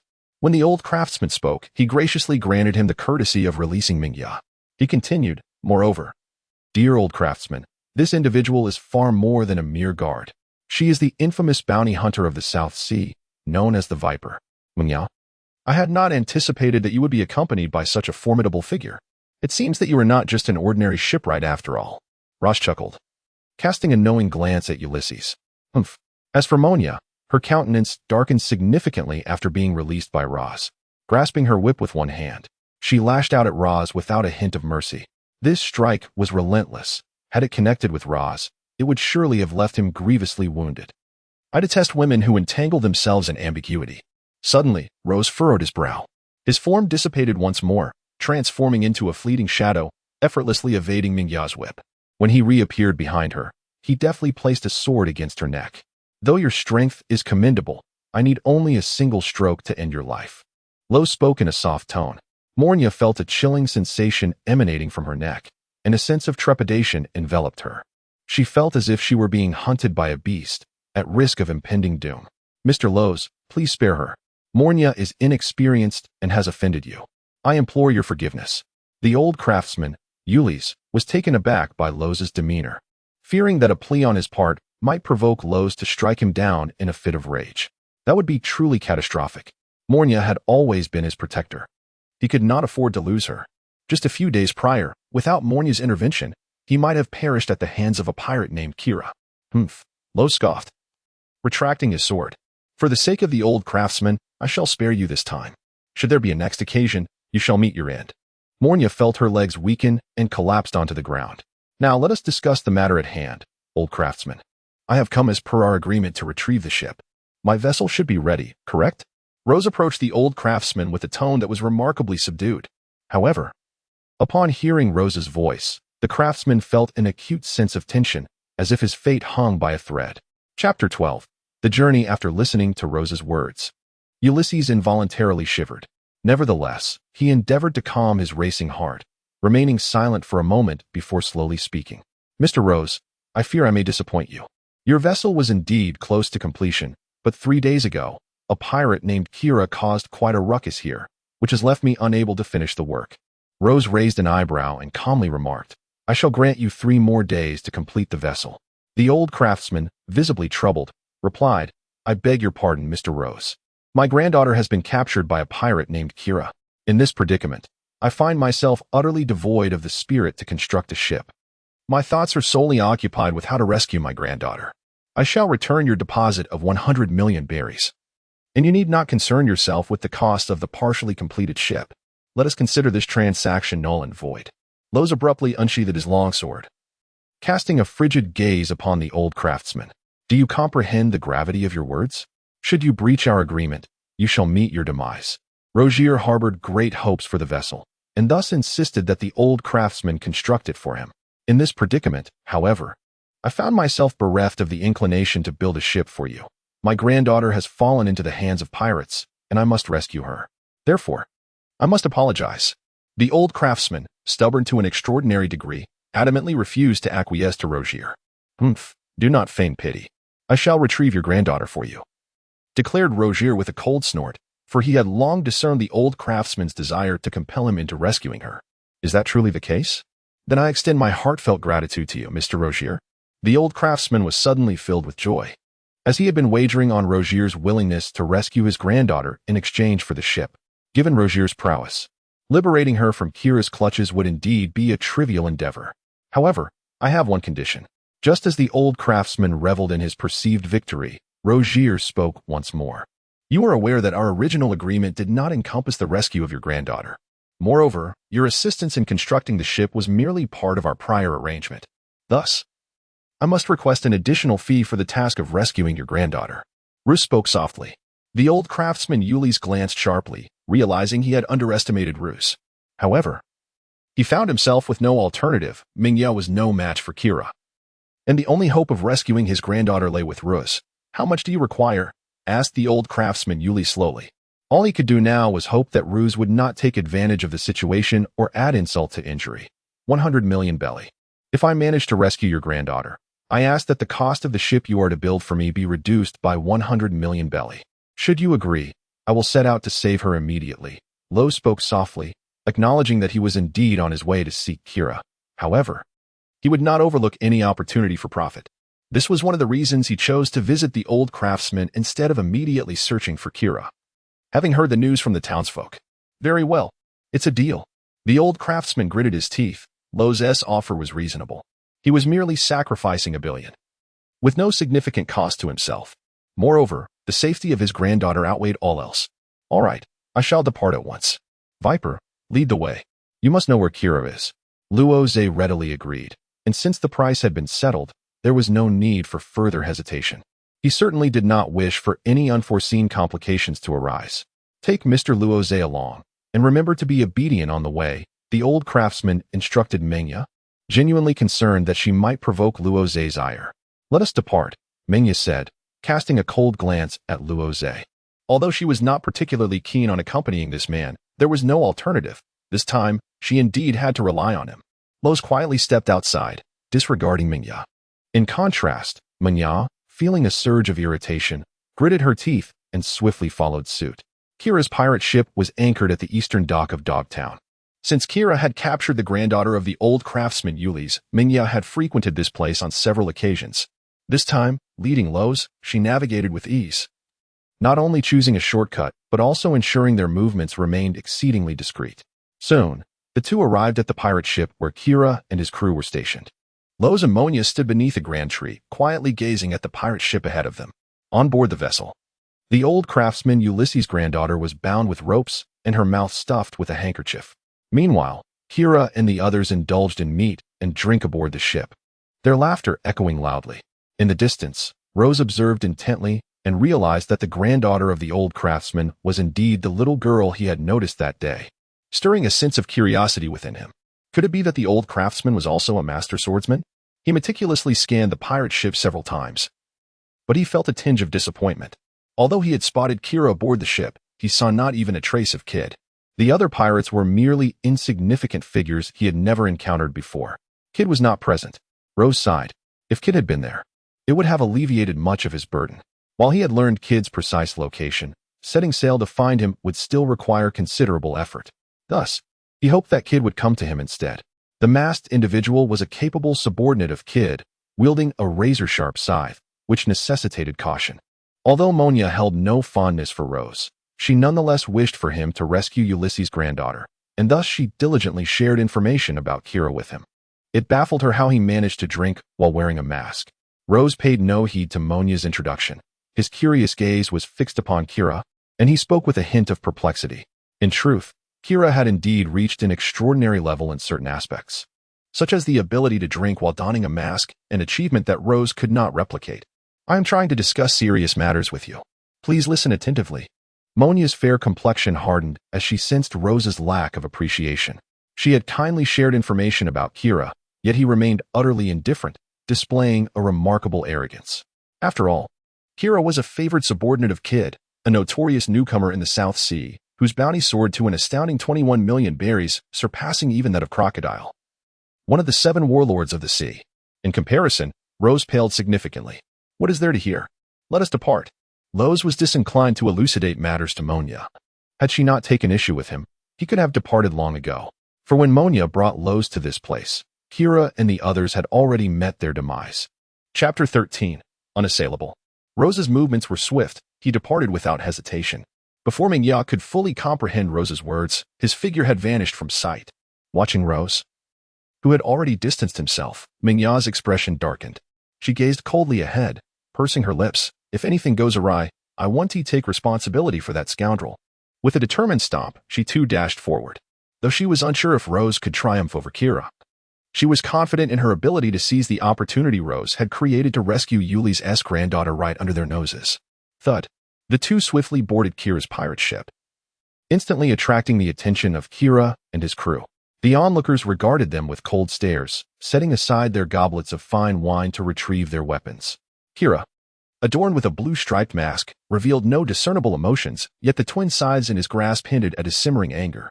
I will not intervene, Mihawk remarked, rolling her eyes at Rose.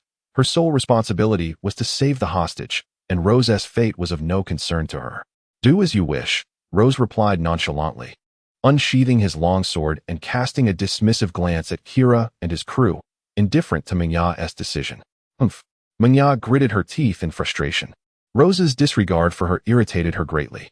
I don't know who you are, but you shall meet your end. Kira coldly glanced at Mihawk behind Rose, his heart filled with murderous intent.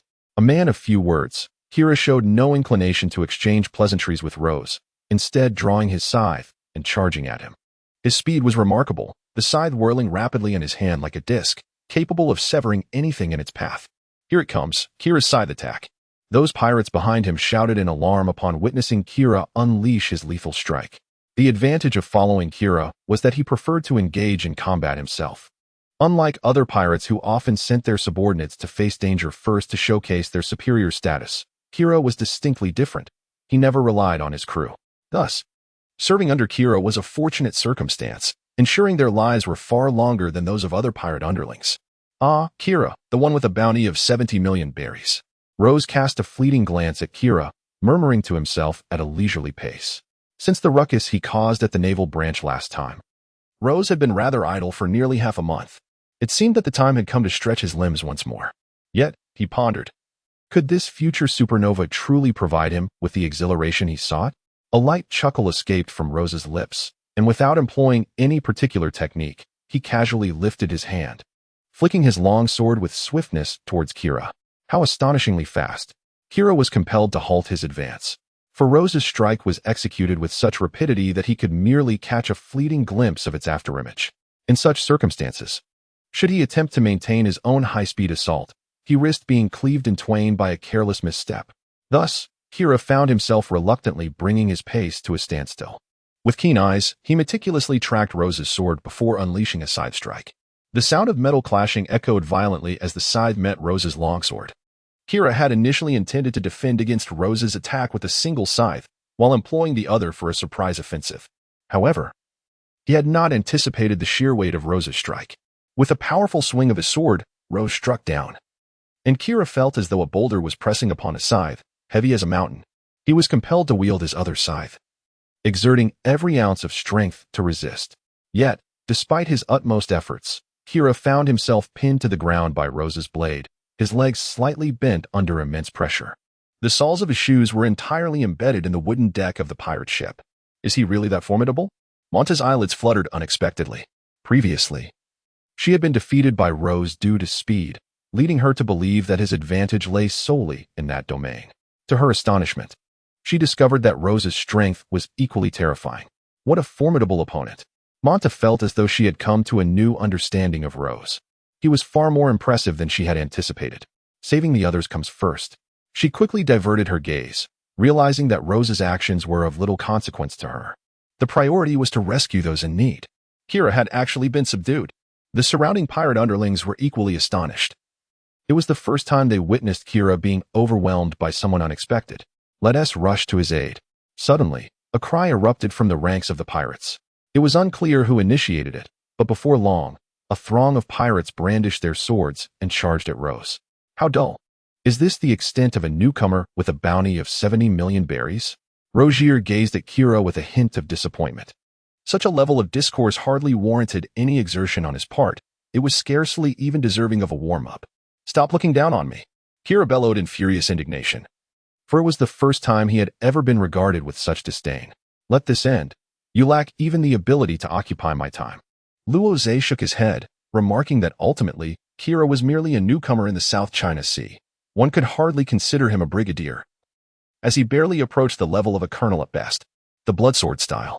Roz spoke softly, and in an instant, his right hand surged with power, wielding his long sword to deliver a fierce strike, leaving a crimson slash upon Kira's weapon. The clash resounded with a sharp, sizzling sound. The might of Rose's strike was truly formidable. As the blow was unleashed, it merely grazed Kira's scythe for a fleeting second before shattering it into 4 pieces. The crimson strike obliterated Kira's weapon, yet it did not cease its advance. The blow continued forward, cleaving Kira's body in 2. Vivid blood gushed forth, releasing an acrid sin into the air. Kira, devoid of life, collapsed on the spot. Do as you will, Rose declared. Despite slaying Kira with a single stroke, he felt no satisfaction. Casually shifting his gaze, he unleashed another sword strike, manifesting a red arc that mercilessly dispatched the group of pirate minions. A more intense stench of blood emanated from the corpses of the pirates, saturating the ship with a nauseating aroma. This is impossible. Both Moya and the young girl were taken aback by the gruesome scene. Moya, being a bounty hunter herself, was not unfamiliar with the act of killing, though she was astonished by Rose's prowess and method of slaughter.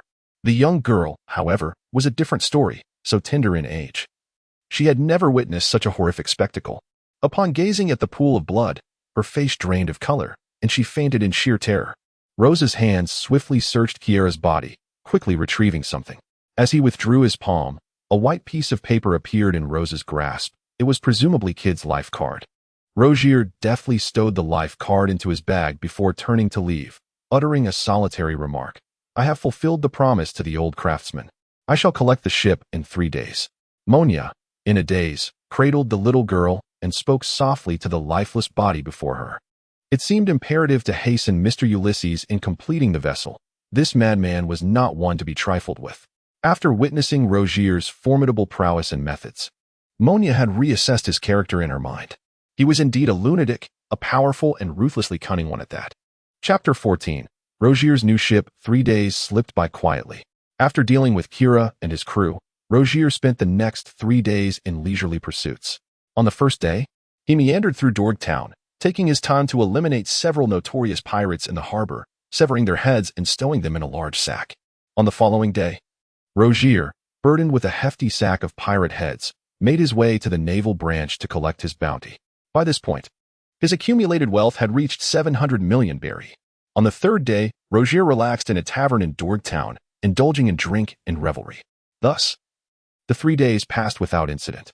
Unbeknownst to him, however, from the second day onward, the Navy had begun to discreetly monitor his movements. Let us rewind to the second day. After Rozier departed from Luca with a substantial bounty, Luca stared contemplatively at his retreating figure. He approached his desk and picked up a blue transponder snail, lifting the receiver to contact the naval officer in his office. Ed, the intelligence officer, right? This is Luca. Please retrieve yesterday's report for me. The voice of the intelligence officer responded from the other end of the line. Soon after, a soft knock echoed through the room. Luca nodded slightly, indicating for the visitor to enter.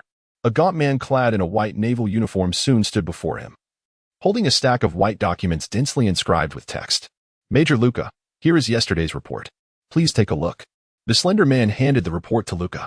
Taking the document, Luca's gaze traversed the pages for some time before finally alighting on a particular section. Humph. Just as I suspected, Luca scoffed, slamming the report down onto the desk. Within its contents, he had discovered the alarming news of Kira's mysterious demise the previous night. Of course, Kira's death bore no relation to him. What piqued his interest was the gruesome detail of Kira's end. The report stated that Kira had met a tragic fate. His body cleaved in two by the assailant's sword, and his subordinates had also met similarly grotesque ends. According to the coroner's examination, the method employed by the murderer mirrors precisely that which resulted in the demise of Colonel Ad and several other naval officers on that fateful day, leading to a preliminary conclusion that the same individual is responsible. This revelation is what weighs most heavily on his mind. Based on the investigations conducted by his subordinates, the assailant who ended Jira's life is indeed the same perpetrator who took Ed's life. However, just moments ago, the pirate hunter Rose presented himself with a collection of pirate heads to claim his bounty. Among these severed trophies was the head of Jira. This development inevitably aroused Luca's suspicions. Could it be that Rose is the very individual who killed Ad? Luca pondered deeply. The coroner had just confirmed that the killer of Jira and the murderer of Ad were one and the same, and now Rose had arrived with Ad's head, which was highly suspect. Moreover, why would Rose mix Jira's head among those of other pirates? Was it a mere coincidence? Or did he harbor ulterior motives to obfuscate the truth? The more Luca contemplated, the more disconcerting the situation became. He promptly instructed the official before him, Ed, please go below and direct the trackers to closely monitor the actions of the pirate hunter Rose. Ensure that all developments are meticulously documented and reported back to me. Should any significant discoveries arise, inform me immediately via the snail phone. Ed acknowledged the command and hurried off to make the necessary arrangements. Luca remained seated, his mind awash with thoughts. Was Rose truly the killer of Ad? Was their burgeoning friendship a matter of convenience, or did it mask a more sinister intention? Furthermore, why did he repeatedly refuse to join the Navy? Was it genuinely a longing for freedom as he professed, or did he conceal guilt over having slain naval officers?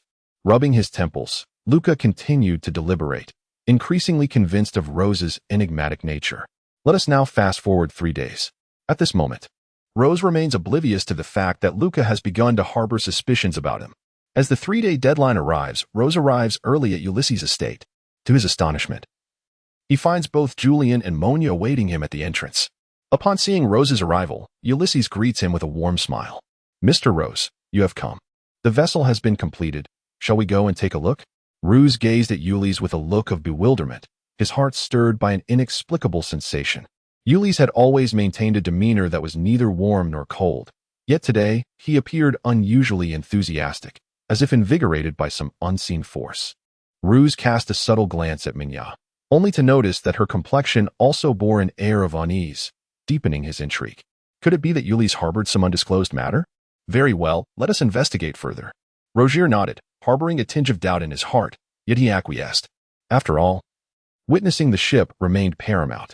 Please follow me, said Ulysses, gesturing for Rozier to proceed. Then he began to lead the way. Although Monia's complexion appeared somewhat strained, she dutifully trailed behind Rozier.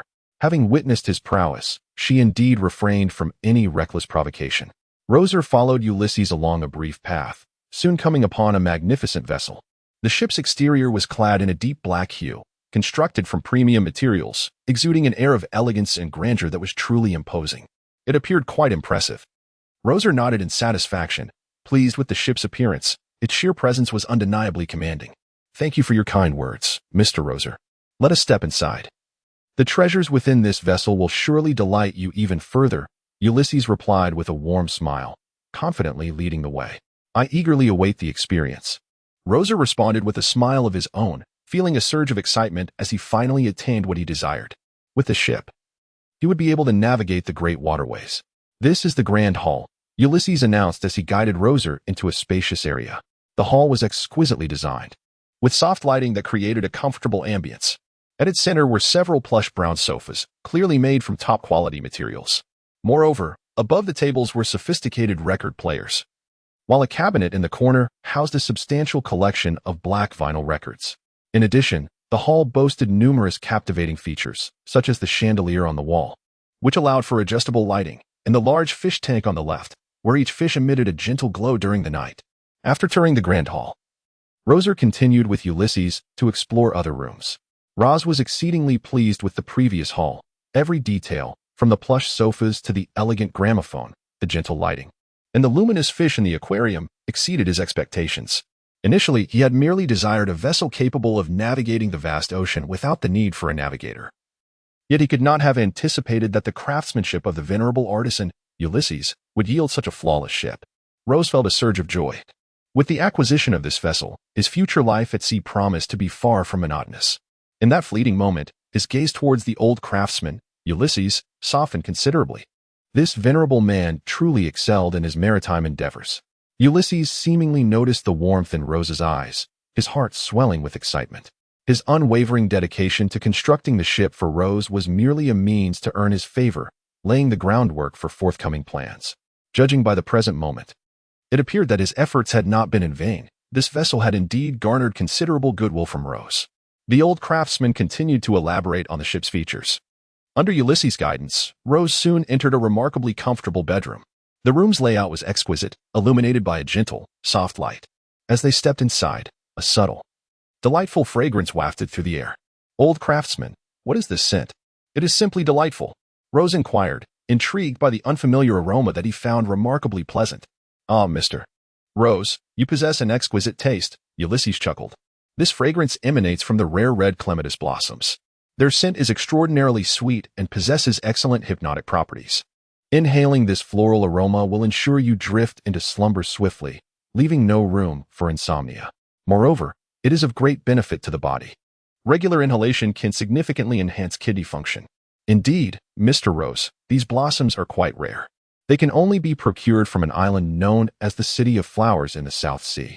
I even dispatched someone specifically to acquire them," Ulysses boasted, relishing the opportunity to take credit for his efforts.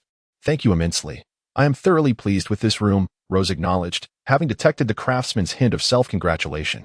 He freely offered praise, recognizing that the ship Ulysses had crafted was truly impeccable. "Naturally, it is splendid to hear Mr. Rosé's satisfaction. Both I and Monia invested considerable thought into this vessel," Ulysses replied with a beaming smile, mentioning Monia, though her involvement was minimal, leaving her quite bewildered. "Shall we proceed to the next room?"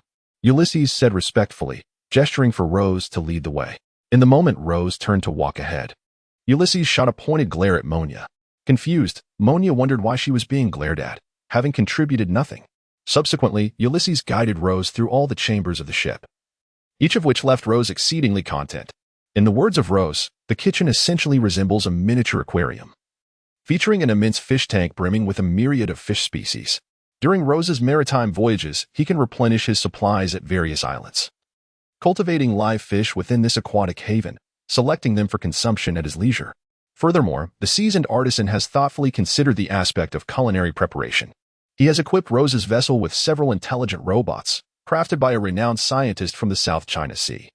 It is said that the programming of these robots encompasses hundreds of culinary recipes, rendering them culinary deities designed specifically for the art of cooking. The artisan has placed these robots aboard Rosé's ship, ensuring that as long as Rozé provides a steady source of power, He need not engage in the act of cooking himself. Additionally, this ship possesses functionalities akin to Luffy's Thousand Sunny. The artisan has dedicated a section of the vessel to serve as a garden. This area, neither too large nor too small, is cultivated with oranges, watermelons, vegetables, and other provisions, tended to by a gardening robot. In summary, Rose is exceedingly pleased with his new ship. Its unique maritime capabilities and various life-enhancing features are truly exceptional. Roser, accompanied by the old craftsman and Monya, disembarked from the vessel and swiftly returned to his wooden cottage. As soon as he settled down, he produced a chest brimming with berries, intending to settle the remaining balance in one go. The old craftsman had previously stipulated that the price of the ship was 600 million berries. I have already provided you with a deposit of 100 million. And during the last occasion when I rescued your granddaughter, you agreed to grant me another 100 million. Thus, I have brought 400 million berries this time. Feel free to count them. Rose placed a large chest before the old craftsman, chuckling lightly at him. He was quite pleased with the pirate ship, which made his gaze towards the old craftsman considerably more amiable. However, upon seeing the substantial chest of belly, the old craftsman remained silent for an extended period. He sat there, hesitating to reach out and take it. Lowe's did not hasten the old craftsman. Instead, he sat quietly in place, patiently awaiting his arrival. Indeed, he found this situation rather peculiar. In their previous discussions, they had only delved into the vessel's propulsion capabilities, leaving the specifics of domestic systems unaddressed. Yet this time, the old craftsman not only meticulously designed various household items for him, but also bestowed upon Lowe's an abundance of unexpected delights. Rozar boldly asserted that the price of this vessel undoubtedly exceeded 600 million belly.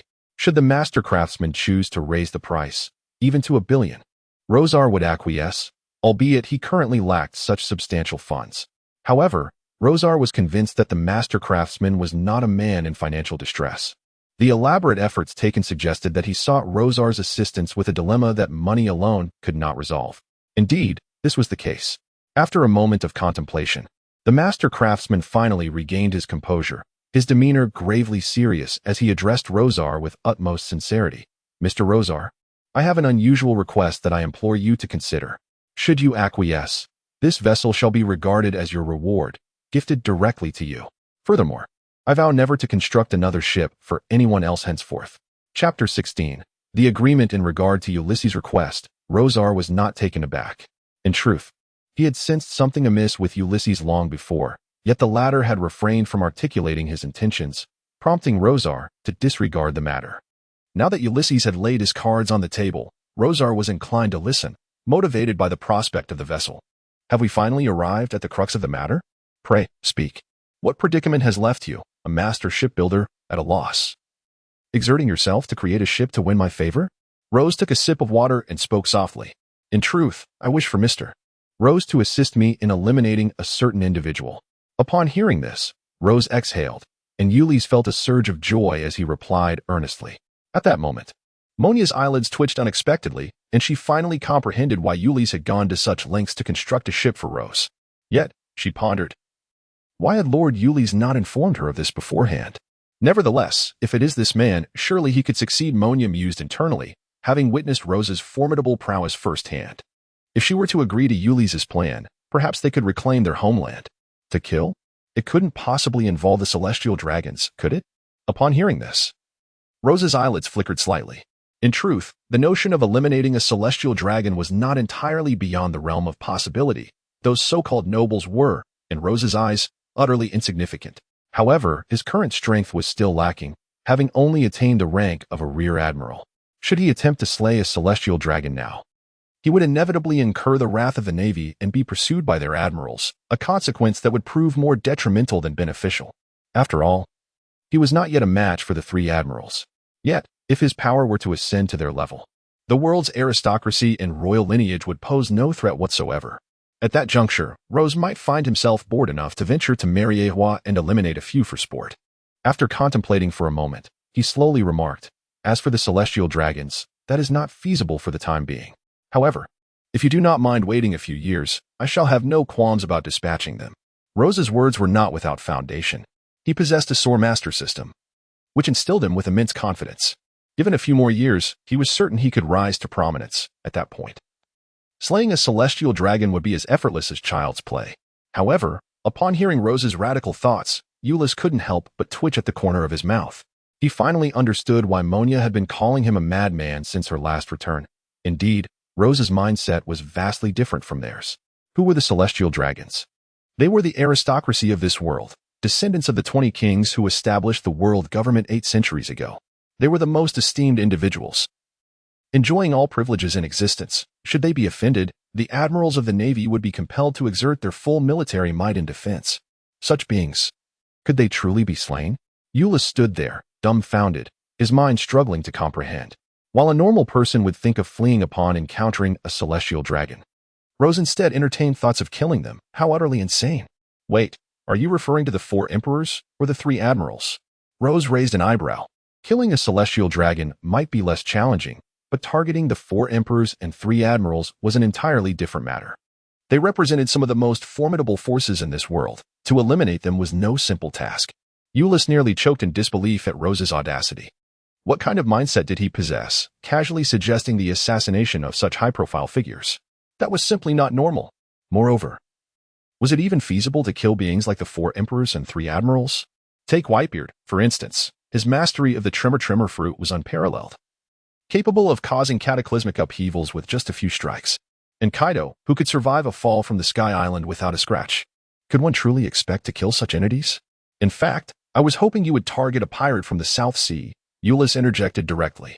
He sensed that Rose was getting too immersed in the narrative. If he didn't clarify his objective soon, Rose might just attempt to slay Admiral Sengoku. A pirate from the South Sea? Is there a bounty on him? Rose paused, momentarily taken aback. He had anticipated Ulysses would task him with eliminating some significant figure, but it turned out to be merely a pirate. This was well within his realm of expertise. Killing a pirate from the South Sea posed little challenge. In Rose's eyes, those pirates who had yet to enter the Grand Line were akin to mere fish in a pond, easily dispatched with his current prowess. Just like that last bounty of 70 million on Kira, killing him was as simple as slaughtering a chicken. Indeed, look here. Ulysses was surprised by Rose's eagerness. Upon hearing his request, Rose immediately sought the wanted poster.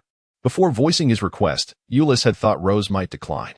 He quickly retrieved a faded yellowed bounty notice from behind him, though it appeared somewhat worn, indicating it had been around for some time. S. gaze lingered on the wanted poster for a fleeting 2 seconds before swiftly withdrawing. He cast a sidelong glance at Ulysses and inquired nonchalantly, "Is this the pirate Kashar, with a bounty of 100 million berries?" "Indeed. This is the pirate I have requested Mr. Rose to eliminate." "This pirate," Ulysses began, anticipating that Rose might hesitate upon seeing Kashar's bounty and was poised to offer an increased reward. However, before he could finish his thought, Rose seized the wanted poster and remarked coolly, "Is this scoundrel truly worth 600 million? Any random individual could easily dispatch such a petty thief." Rose, somewhat perplexed, inquired. To him, this was merely a small fishman with a bounty of 100 million. Surely, it would be a trivial task to eliminate him. This was not the New World. After all, how could a mere fishman possess such overwhelming power? Moreover, as a fishman, it was improbable that he would consume a devil fruit, unless he had no intention of returning to the water. Thus, this fishman was likely just a practitioner of fishman karate. Having never ventured into the Grand Line, how formidable could he truly be? Yet, this time, Rose was mistaken. Although the fishman's strength did not rival Rose's, he was not someone just anyone could easily dispatch. After all, in the South Sea, few pirates surpassed Rose in prowess, and those capable of defeating Kashar were exceedingly rare. Furthermore, Ulysses was merely a shipwright, far removed from the influential figures of the sea. "Did you not consider seeking help from the Navy?" Rose casually asked, believing such matters could be easily resolved by those who prided themselves on justice. "The Navy, huh?" Ulysses shook his head. He had once naively sought assistance from the Navy, paying a hefty price for it, yet they had never resolved his issues, only demanding more. It was not until Monia exposed the Navy's collusion with a band of pirates that Ulysses lost all hope. "That makes sense," Rose nodded, understanding Ulysses' sentiments. Most of those in the Navy were little more than hypocrites cloaked in righteousness. Regarding fishmen, in the original story, the villain from Kokoyashi village had colluded with the Navy, forcibly taking 100 million berries from Nami. Thus, it was evident that the majority of the Navy was indeed hypocritical. However, Rose also believed there were good individuals within the Navy. He had a living example before him, such as the newly appointed Major Luca in Dorg Town. Luca was genuinely just and fought fairly for the people. Based on Rose's understanding of Luca, had Ulysses approached him, he would have swiftly assisted in resolving Ulysses' plight. Unfortunately, Luca had only recently assumed office and was preoccupied with the ongoing case concerning Colonel At, leaving him little time to achieve significant results.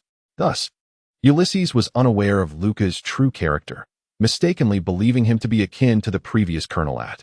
Given all this, I shall accept this commission. Rose did not ponder further and readily agreed.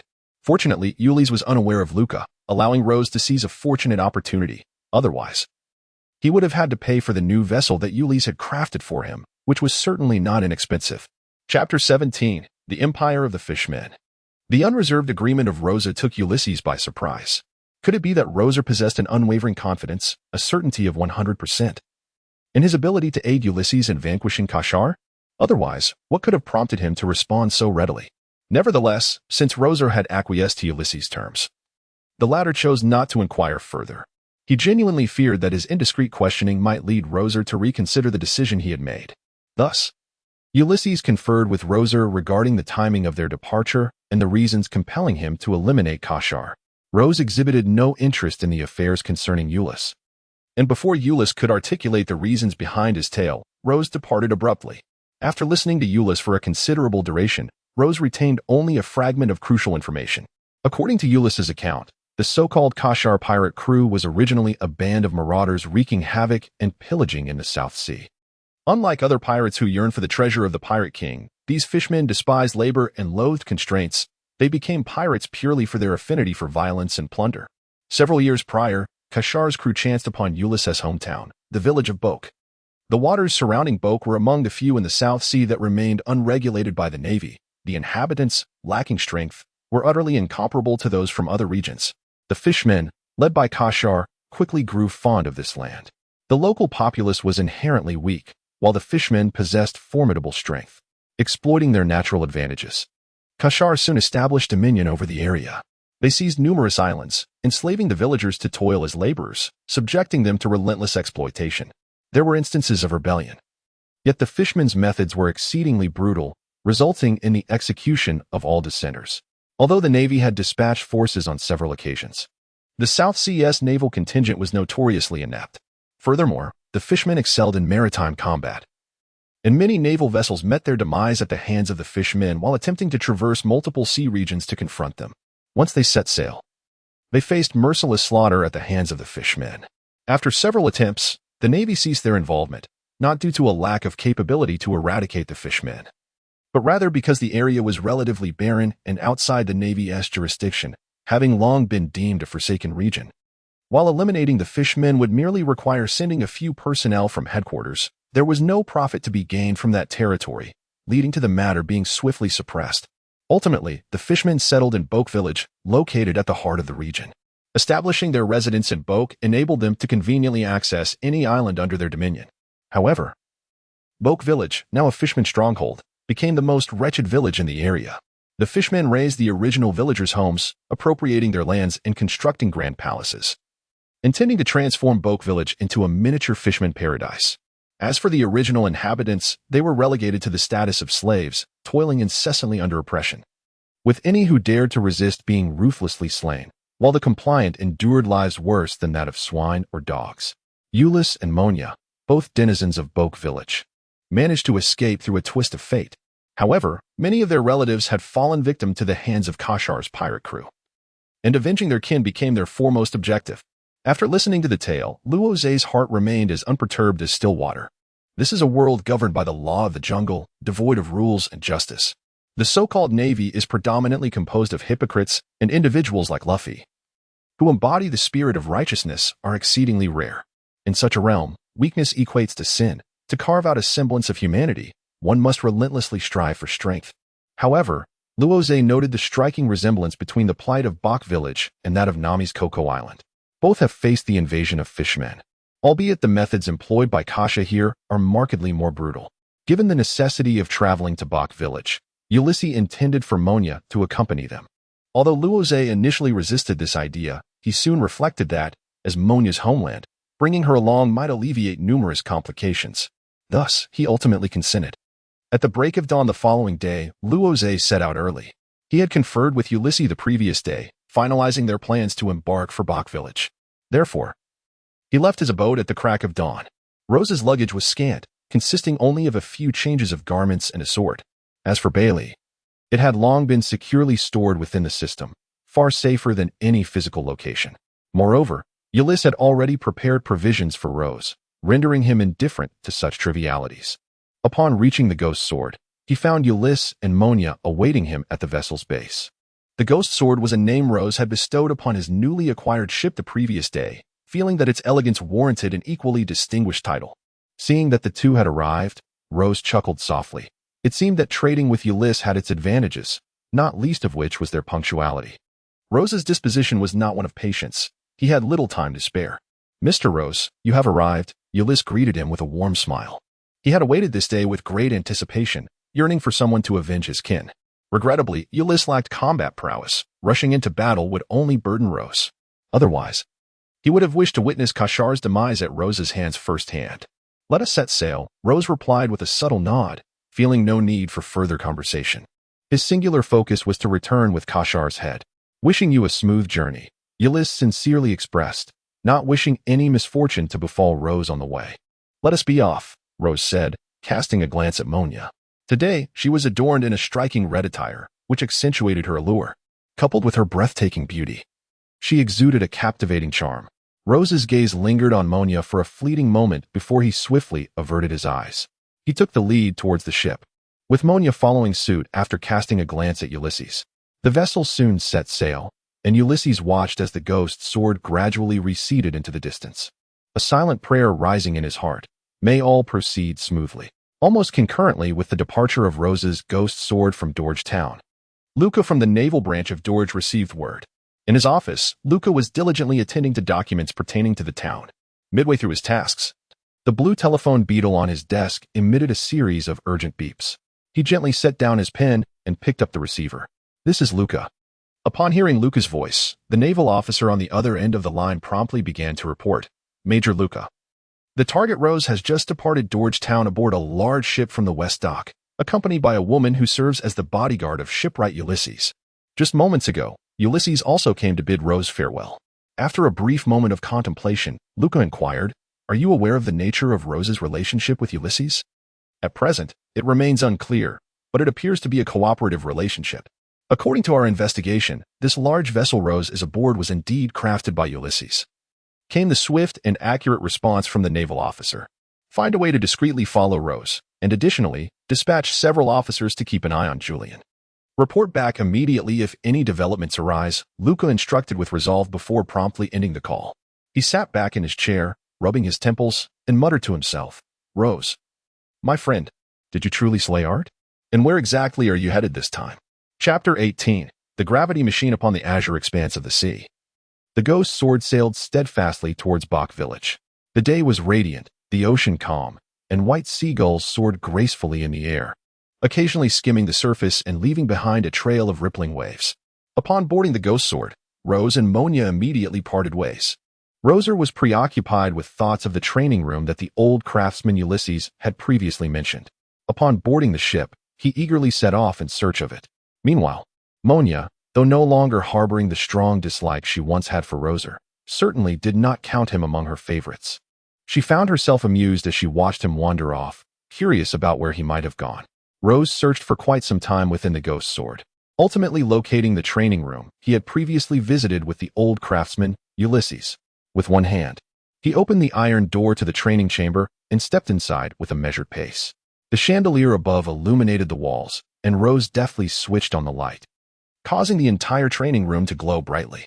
"Ah, it feels rather pleasant." Rose casually tossed his luggage into a corner by the wall. Ever since he had set foot on the ship, his thoughts had been occupied with the training room crafted by the old artisan, Ulysses. Thus, upon boarding, he made no detours, heading straight to this sanctum of training. "It seems this is the button." Roz approached the control panel of the training room, meticulously pondering the machines before him. This apparatus was also a product of the old shipwright's research. He referred to it as the gravity machine. The seasoned craftsman, Ulysses, had introduced this device to Roz, explaining that it possessed the capability to alter the gravitational forces within the confines of this modest training space, thereby facilitating Roz's engagement in more challenging physical training. Rose was exceedingly pleased with the invention of the old craftsman, Ulysses. In the world of pirates, once physical training reaches a certain level, conventional fitness exercises yield diminishing returns. At such a juncture, the introduction of this gravity system allows for a more profound internal training experience. The machine crafted by the venerable Ulysses can amplify gravity by a maximum of tenfold. However, I shall first experiment with a twofold increase. My current physical condition is not yet formidable, and I fear that an excessive gravitational force may prove overwhelming. Rozé murmured to himself, acknowledging that due to his prior decision not to allocate points to his strength attribute within the Swordmaster system, his physical prowess paled in comparison to his swordsmanship and speed. Consequently, he did not intend to significantly amplify the gravity from the outset. Beep beep. Rozé pressed a button within the gravity machine that amplified the gravitational force. A peculiar sound soon reverberated through the air. Subsequently, the iron door of the training room closed automatically, and the entire space was enveloped in a crimson glow. At that moment, the oppressive force of double gravity commenced. As the weight of twofold gravity descended upon him, Rozé found himself struggling to acclimate. It felt as though his entire body had been encased in heavy armor, rendering him somewhat immobile. Nevertheless, the intensity of the double gravity was not overwhelmingly excessive, although he sensed a considerable heaviness in his body. He was still able to move freely, albeit with some effort. Is this what it feels like to endure double gravity? It is quite intriguing. Training under such conditions should significantly enhance my physical capabilities. Once I adapt to this increased gravitational pressure, I shall utilize the weighted equipment prepared for me by the old artisan. Rozé murmured to himself. The old craftsman had placed numerous training apparatuses within this training room, such as weighted vests, dumbbells, barbells, and treadmills. These items, in conjunction with the gravity system, would offer Rozé a more arduous physical training regimen. However, one must take things step by step. He was merely at the beginning of his journey and had no immediate need for such equipment. For now, he would commence with push-ups. Rozé pushed himself off the ground and began performing push-ups one by one. Push-ups are a remarkable exercise that requires no equipment yet effectively enhances one's physical fitness. Rozé swiftly executed over 800 push-ups. During the first 7 to 800, he performed them with remarkable ease. Despite the room being set to double gravity, Rosé's physical condition was commendable.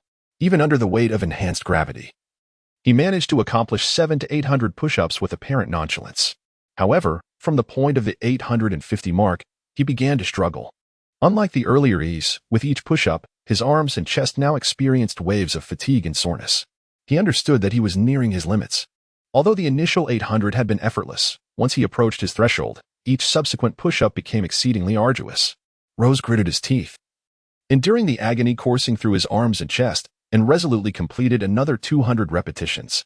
1051, 1052. At this moment, his arms had nearly succumbed to numbness, devoid of sensation. Yet, Rozé persevered, acutely aware that with each additional repetition, he was transcending his limits. Having accomplished 1052 this time, he was certain he could achieve the same, or even more in the future. His willpower was exceptionally formidable. While others might opt for rest when their bodies reached such extreme fatigue, he was different. He continued to push through, savoring the pain that surged from within.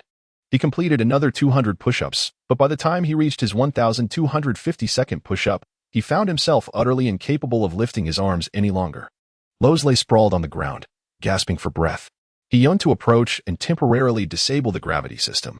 However, he was ultimately too fatigued. Before he could rise from the ground, he collapsed once more, surrendering to exhaustion and lying limply on the earth. How exhilarating! Rozé gasped for breath, laughing heartily. He genuinely believed that the gravity machine crafted by the old artisan held immense potential. With this device, Rosé's physical training became remarkably efficient. Although the process was somewhat agonizing, he derived immense pleasure from this self-inflicted torment. 7 days swiftly elapsed. The distance between Georgetown and Monya's hometown, Boaktown, was considerable. Despite the unique propulsion system of the Ghost Sword allowing it to sail swiftly across the ocean, even after a week, the vessel had only covered 2/3 of its journey. Throughout these 7 days, Rozé did not once step out of the training room. He felt as though he harbored a penchant for self-discipline, relentlessly engaging in internal training under double gravity. Initially, he could manage only 1252 push-ups, but as he repeatedly surpassed his limits, Rozé began to accomplish 1503 push-ups, then 1600, 1700, and ultimately 2000. Yet, This was not the extent of Rose's capabilities. On the third day, Rose was able to perform 2,000 push-ups. Upon achieving this remarkable feat, he did not succumb to complacency. Instead, he donned the weighted vest from the corner and continued with his regimen of push-ups, squats, and running. During this period, Rose repeatedly pushed himself to the brink of exhaustion, often losing consciousness. However, each time he awoke and consumed the nutritious meals prepared by the robot, he swiftly regained his strength, only to resume his relentless self-imposed torment. Meanwhile, Monya had been curious enough to visit the training room on a few occasions, but each time, she happened upon Rose in the midst of his fervent self-discipline. She began to wonder if there was something amiss with his mental state. Otherwise, why would he subject himself to such extreme self-abuse? Chapter 19. A Candid Encounter. Rose activated his Swordmaster system. A translucent blue panel materialized before him, clearly detailing his current physical condition. Host: Rose sword. Ordinary iron sword swordsmanship. 550 strength, 150 agility, 250 hockey. Observation not acquired hockey. Armament not acquired hockey. Conquerors not awakened. Precise numbers emerged on the blue panel, accompanied by the mechanical voice of the system resonating in Rose's ears. Observing the enhancement of his statistics, Rose felt a sense of satisfaction. The frenzied training over the past 7 days had significantly elevated his prowess, although his swordsmanship had not advanced. His strength surged remarkably from 50 to 150, tripling his original capacity. Additionally, his agility witnessed a notable increase, rising by 50 points. Rose approached the gravity machine, pressing the switch with one hand to deactivate the double gravity within the training room. A series of beeping sounds echoed as the button was pressed. Subsequently, the red lights in the training chamber transformed back to their normal white hue, and the oppressive force of gravity dissipated. With the reduction in gravitational pull, Rose instantly felt a wave of relief. Having spent 7 days in the training room under a gravity level of 1, his body had largely acclimatized to the enhanced weight. Now, reverting to the original gravity, he felt as if he were floating. Rozé felt as though he had cast off several leaden weights that had been bound to his body.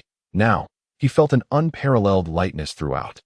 Rozé suddenly let out a low growl, followed by an unusual sound. He left behind only a fleeting shadow in his original spot, while his entire being had shifted 10 paces away. With enhanced agility, my speed has increased, and the distance I can cover using the shave technique has also expanded significantly. Rose spoke with a hint of satisfaction, feeling that his speed had significantly improved compared to 7 days prior. Just a week ago, his ability to teleport had only allowed him to cover a mere 7 or 8 steps. Now, however, he could instantaneously traverse 10 steps. Let me test my strength as well. It has increased threefold. This is a remarkable enhancement compared to before. Rose murmured to himself, then clenched his right fist tightly, the sinews on his hands surging as he struck fiercely at the air before him. Crack, crack. Rose's fist struck the air with tremendous force, creating a resounding sonic boom despite the absence of a physical target. The very air he impacted appeared to ripple slightly. Haha, splendid.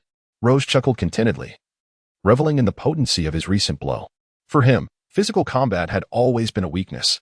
In previous encounters, he relied heavily on his formidable swordsmanship and swift agility to eliminate foes in an instant. Acutely aware that his lack of physical prowess could lead to severe injury if he engaged in prolonged confrontations. However, things had changed. Rose's strength had surged threefold.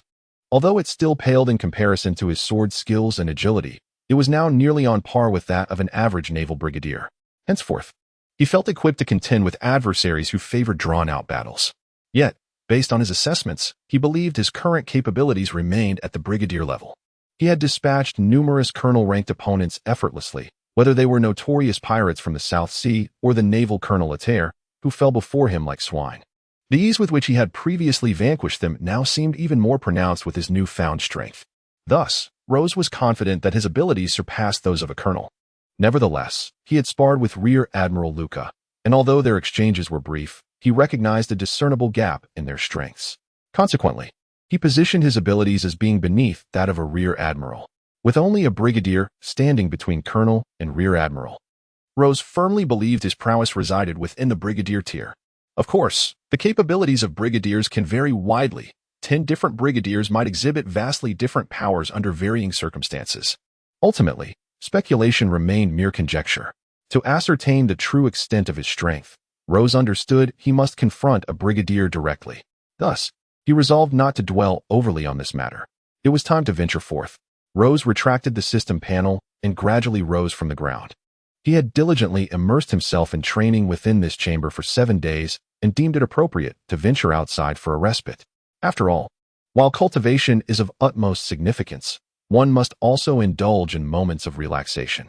Solely focusing on rigorous training may indeed foster an enhancement of strength, yet it can also lead to the inevitable encounter with stagnation. Overexerting oneself to the point of physical distress would be a counterproductive endeavor. Moreover, Rose had not bathed for 7 days.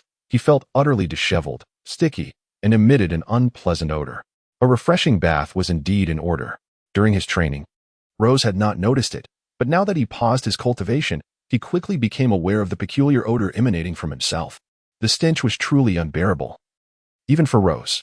He retrieved the clothes he had discarded in the corner a week prior and promptly made his way outside. The night before, prior to heading to the bathroom, Rose had instructed the kitchen robot to prepare his breakfast. As he approached the bathroom door, he found himself pondering the whereabouts of that woman. He had turned around the ghost sword for quite some time, but had yet to catch a glimpse of Mingya, which left him somewhat perplexed. Where could this idle woman have gone to seek solace? However, this thought was fleeting, for Mingya had already input a program on the ghost sword that would undoubtedly take her to Boak Village. In this scenario, even if Mingya were to vanish into thin air, it seemed to have little impact on Rose. With this in mind, he felt indifferent, shedding his garments to reveal his robust physique before slowly stepping into the bathroom. Creak. Rose gently pushed open the wooden door of the bathroom, and the scene within quickly unfolded before his eyes. It must be said that the craftsmanship of the old artisan was indeed remarkable. Even a mere bathroom was designed with such elegance, resembling a luxurious little hot spring. However, what struck Rose as peculiar was the warmth that enveloped the room early in the morning, accompanied by wisps of steam. It must be some contraption arranged by the old craftsman. Rose contemplated this as he continued to walk forward. However, just a few steps later, a woman's figure gradually emerged from the hazy mist. Rose and that figure were both momentarily frozen in place. Chapter 20. The Sea King Race. The white mist swiftly dissipated, revealing Monya's form in its entirety. Rose gazed at Monya with a subtle intensity, his eyes unabashedly roaming over her exquisite form. It was the first time he truly appreciated her beauty. Her skin was as pristine as freshly fallen snow. Her silky hair, dampened by water, clung closely to her back. She possessed a statuesque figure with proportions that were nothing short of perfection. Although she stood at just over 170 centimeters, she appeared anything but diminutive. Rozé gazed at Mingyu with admiration, never expecting that this venomous serpent would also possess such a fiery side. Almost simultaneously with Rozé's appraisal of Mingyu, she discreetly cast a few glances at him. Rose's physique is remarkably robust, although her muscles are not of an excessively massive variety. Each muscle is perfectly proportioned and defined, exuding an aesthetic of raw power. She found herself involuntarily glancing downward, but quickly averted her gaze, her cheeks flushed, whether from anger or some other emotion. With a hint of annoyance, she exclaimed, "What are you doing barging in here? Were you not aware that someone was inside?" Rose, with an unflinching demeanor and without a hint of breathlessness, continued to scrutinize the delicate form of Mingya. He casually remarked, "The door was not locked. How was I to know someone was here?" Mingya, filled with indignation, glared at this scoundrel, whose nonchalant expression only fueled her fury. She harbored a fierce desire to eliminate him, yet recognized her own inability to contend with him, resigning herself to stifle her grievances. Hastily, she wrapped herself in a towel and exited the bathroom, acutely aware that remaining any longer would expose her most intimate secrets to this rogue. As for her explosive anger, she reflected, having merely observed without taking any action. Witnessing Mingya storm out in a huff, Rose shook his head. As a bounty hunter, he noted that her composure paled in comparison to his own. A vivid illustration of this disparity was evident while he had gazed upon Mingya, nearly provoking her to the brink of fury. She had also glimpsed his prized possession, yet he remained entirely unfazed. It must be said, Mingya still had much to learn, though her physique was indeed commendable. As Rose emerged from the bathroom, he donned a fresh set of garments. The master craftsman's creations were impeccably designed, even including a laundry robot, thus sparing Rose from the chore of washing clothes. He made his way to the hall and seated himself. However, no sooner had he settled than he noticed Monya beside him, her gaze intense and simmering with indignation, seemingly still preoccupied with the events that had just transpired. Rose, indifferent to her presence, poured himself a glass of juice and sipped it with calm composure. Upon finishing, he set the cup down and made his way towards his bedroom. Compared to being scrutinized by that venomous serpent, he greatly preferred the tranquility and comfort of his own room. Moreover, he had yet to experience a night's rest in the meticulously crafted sanctuary designed for him by the old artisan. Creak. Lowe's gently opened the wooden door of the bedroom, which creaked softly as it swung backward. Roz switched on the crystal chandelier mounted on the wall, and the scene within the room was swiftly unveiled. He cast a casual glance around, only to furrow his brow in sudden dismay. For a fleeting moment, he questioned whether he had mistakenly entered a dog-est den. However, upon further reflection, he realized that there were no dogs aboard his vessel, thus rendering the existence of a doghouse improbable. "Viper!" Roz exclaimed, his brow knitted in frustration. As he shouted from the doorway, it was astounding that a perfectly fine room had been so thoroughly disheveled by that venomous creature. The grand bed was entirely cluttered with the serpent's garments, while the floor was a chaotic mess, strewn with an array of open books, and even a few articles of pink lingerie interspersed throughout. Rose was infuriated. His room, which he had yet to occupy, had been turned into a veritable den by this vile serpent. It was intolerable. What was she thinking? After a prolonged hesitation, Mihawk finally approached, though she initially had no intention of doing so. However, contemplating Rose's methods, she reluctantly made her way over. "Clean up and move out," Rose stated coolly. Do you not comprehend the concept of chivalry, of cherishing the fairer sex?" Mihawk retorted, her anger rising as she found this man utterly lacking in grace. "You may continue to reside here, unless you fear I might take some action," Rose replied icily. "Scoundrel!" Mihawk bit her teeth in frustration. It was her first encounter with a man so brazenly rude. It was truly infuriating.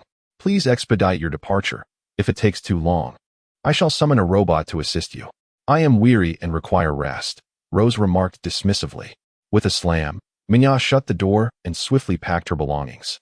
Leaving in haste, Rose surveyed the now pristine room, nodding with satisfaction. This was truly his sanctuary. As for where Mihawk would sleep, he felt no concern whatsoever. The ghost sword was vast, offering countless spaces suitable for habitation. Whether it be the corridors, the restrooms, the kitchens, or the storerooms, each area was ample, frequently maintained by cleaning robots, ensuring cleanliness and order. Rose soon succumbed to slumber. Perhaps it was the result of 7 days of arduous training. His body was utterly fatigued. Coupled with the recent indulgence of a soothing bath, he quickly drifted into a deep sleep. How long he remained in that state was uncertain. Upon awakening, he was jolted by a tremendous noise. What was happening? Rose groggily emerged from the realm of dreams, springing upright in bed with a pallid complexion. "Viper, what on earth is going on?" Initially, he suspected it might be Monia playing a prank, so he opened the wooden door of his bedroom and called out. However, Monia did not respond for an extended period. This left Rose perplexed. The woman known as Viper was notoriously timid. If he called out to her, she would undoubtedly come running. Yet, she was conspicuously absent. Were there intruders? Rose suddenly conceived a possibility.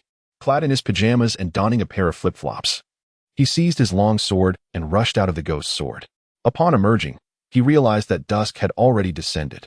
The currents surrounding the ghost sword were remarkably peculiar. A fierce wind swept across the sea, with waves crashing relentlessly towards the ship.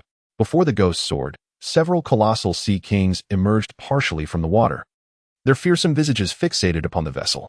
These sea kings were of enormous stature, even with only half of their bodies visible above the surface. They towered to a height of several dozen meters. Rose cast a glance around and quickly spotted the figure of Moya. At this moment, Moya stood at the bow, skillfully maneuvering the super cannon crafted by the old artisan, unleashing cannon fire upon the sea kings. However, her accuracy in firing was rather disheartening. She had just discharged 5 or 6 shots, yet still managed to miss a target of such considerable size. This foolish woman. Rose gazed at Monia with a sense of exasperation. Chapter 21. The Power of Strength. At this moment, Monia relentlessly fired cannonballs at the Sea Kings. Her expression was one of distress, as she felt that today was indeed her unluckiest day.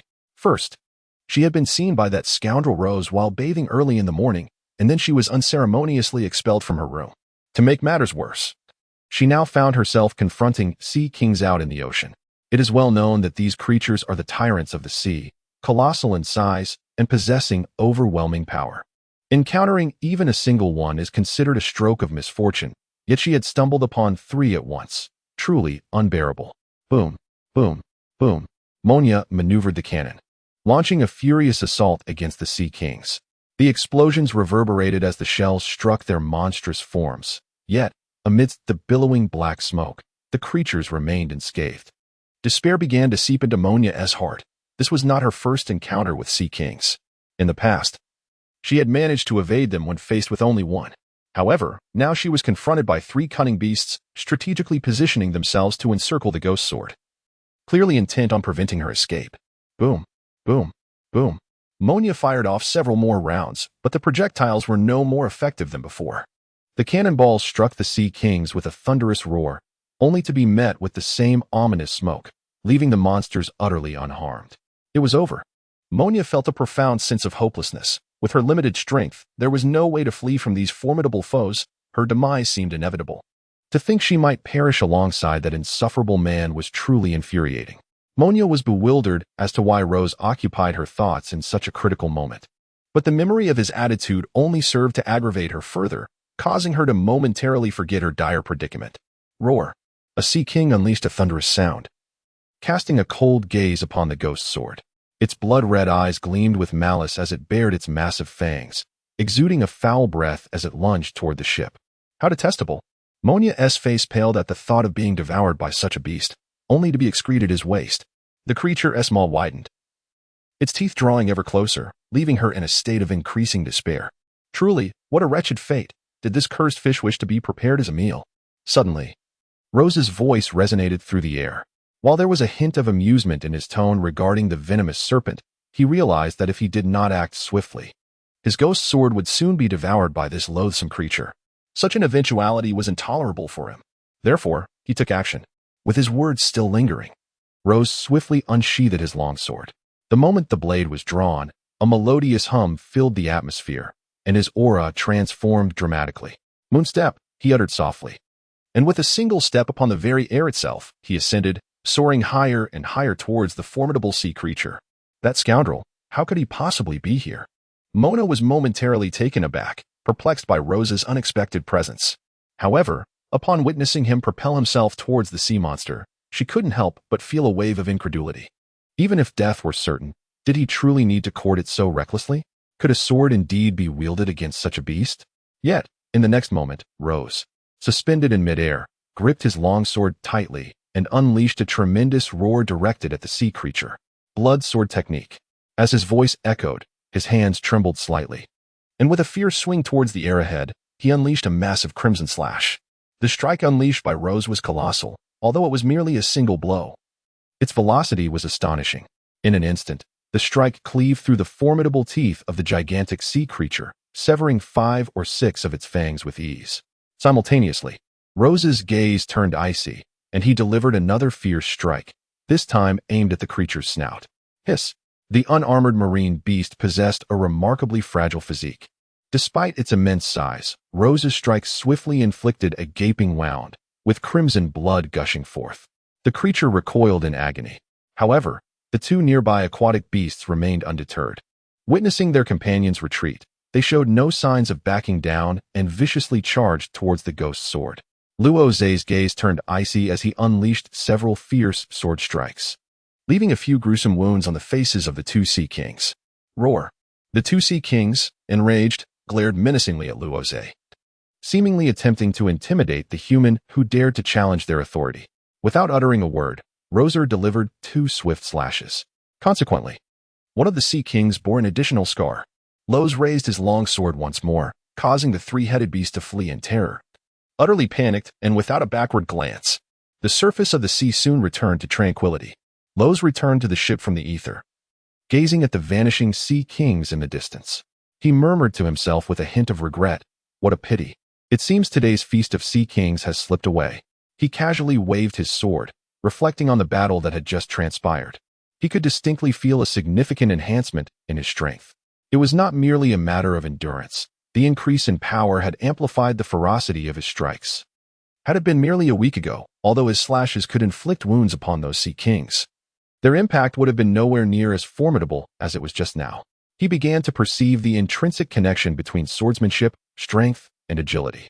For 7 days, Rose honed his physical strength, and with it, his agility also saw a notable enhancement. Although his swordsmanship did not become more refined, its destructive potential grew increasingly formidable. Similarly, as his agility improved, his strength was further augmented. Perhaps the fortitude of his physical form remained unchanged, yet his speed had increased, resulting in a more powerful impact. As for his swordsmanship, which seemed unrelated to the other two attributes, this was a misconception.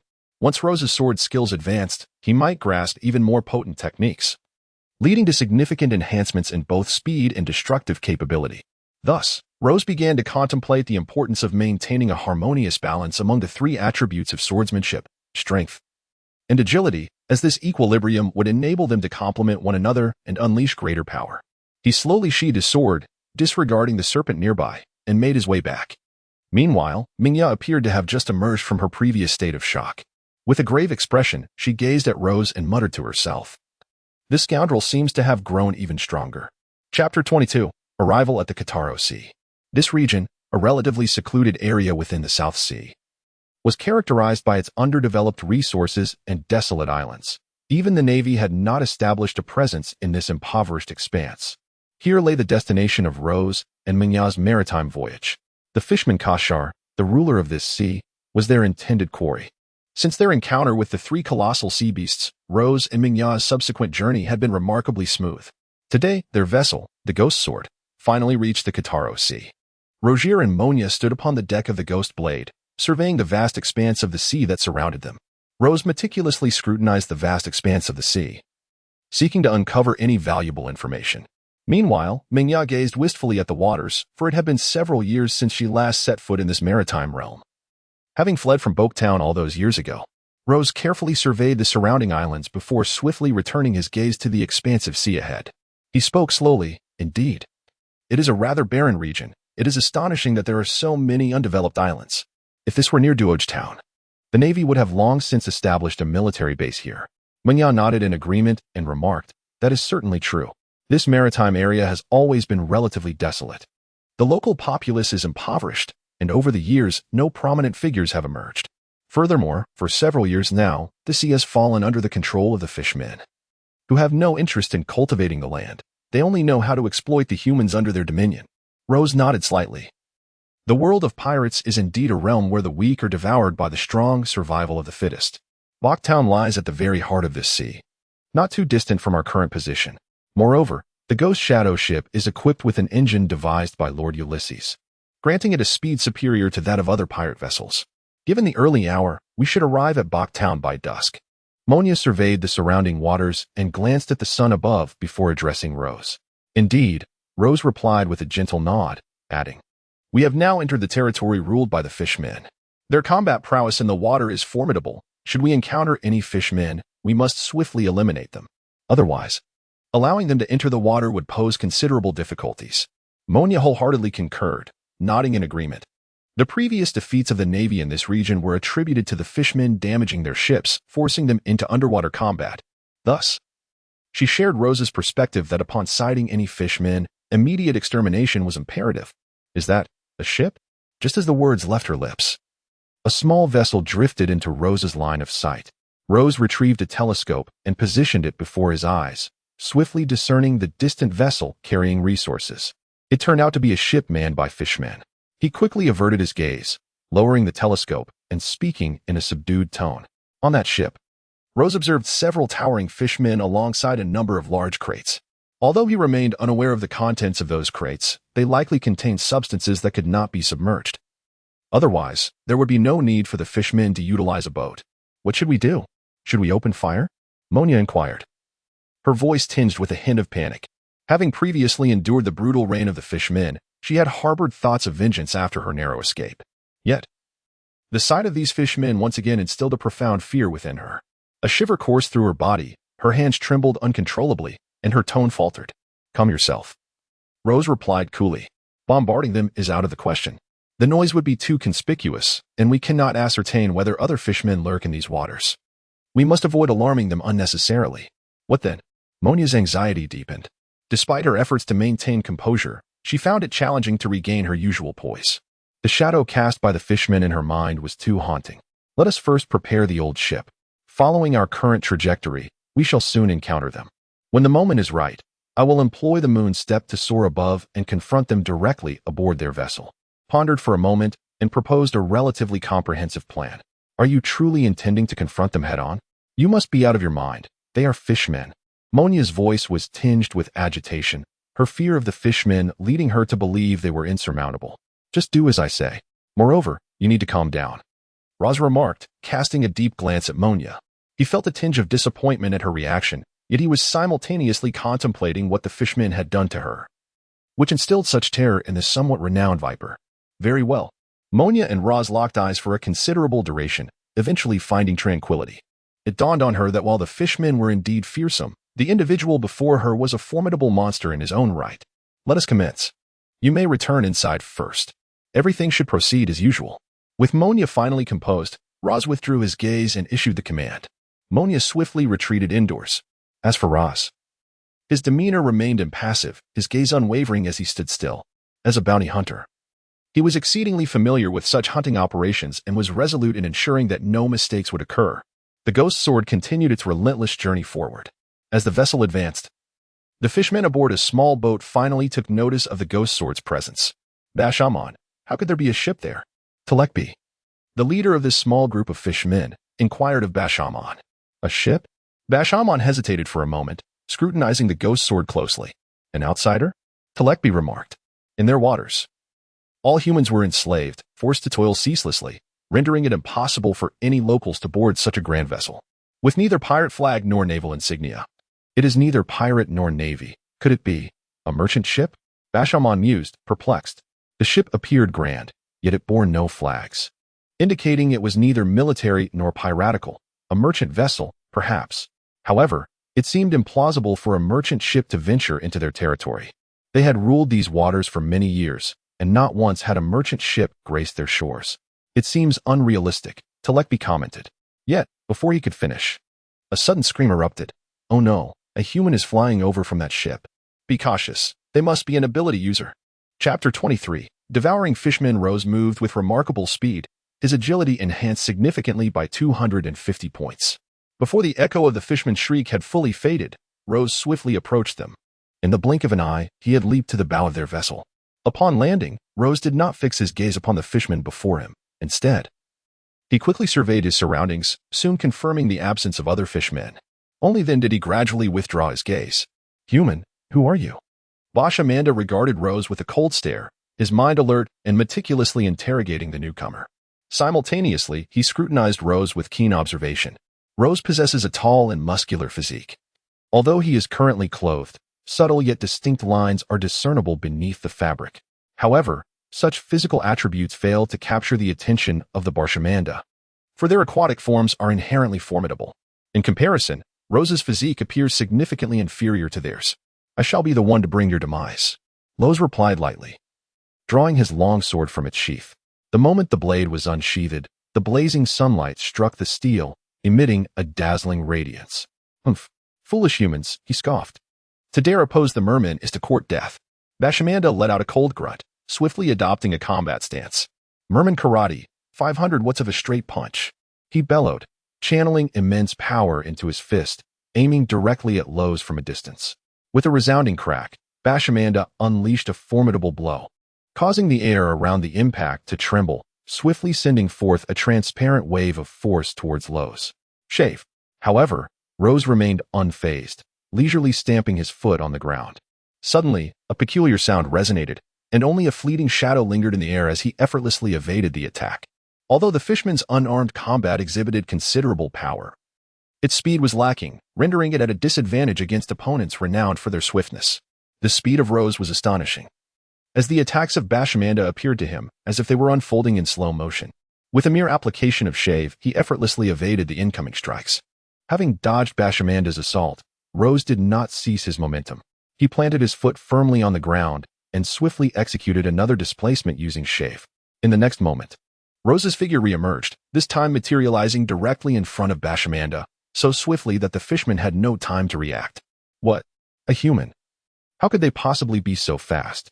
Bashamanda shouted in disbelief, utterly unable to comprehend how a mere human could unleash such astonishing speed. Was he merely a frog in a well, prideful of his innate talent? Rose cast a cold glance at Bashamanda, then, with a swift motion, he swung his sword towards the creature's head. No. As the long blade descended upon him, Bashamanda let out a wail of despair. Though the flesh of the fishman was formidable, it could not withstand the lethal strike of a sword. The trajectory of Rose's sword was remarkably precise, should it strike him. His demise would be inevitable. In a state of panic, Bashamantha hastily extended his arm to defend himself, hoping to thwart Rose's relentless assault. However, Rose remained unfazed, delivering a devastating blow that severed both fish and hand in a single stroke. The sound of flesh tearing echoed as Bashamantha's blood spilled forth. And soon he was cleaved in two, collapsing onto the deck of the ship. Turkobi's complexion turned pale as he beheld Rose, terror gripping his heart. Bashamantha's prowess was not dissimilar to his own, and if Rose could dispatch Bashamantha with such ease, it was evident that he could eliminate Turkobi in an instant as well. He gazed at Rose in dread, a look of despair etched across his features. Impossible, how could a mere human possess such formidable strength? With a deft flick of his wrist, Rose spun the hilt of his sword in his palm, transforming it into a colossal circular blade. He cast it forth with casual precision, and the blade soared like a dart, striking Turkobi squarely in the head, cleaving it effortlessly in two from the bridge of his nose. There is nothing impossible, Rose murmured to himself.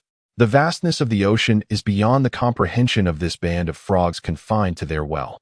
He employed the same method to dispatch the remaining mermen, and soon, the small boat was drenched in their crimson lifeblood. Rose unsheathed his sword and cleaved through the enormous chests, only to discover that they were filled with gold.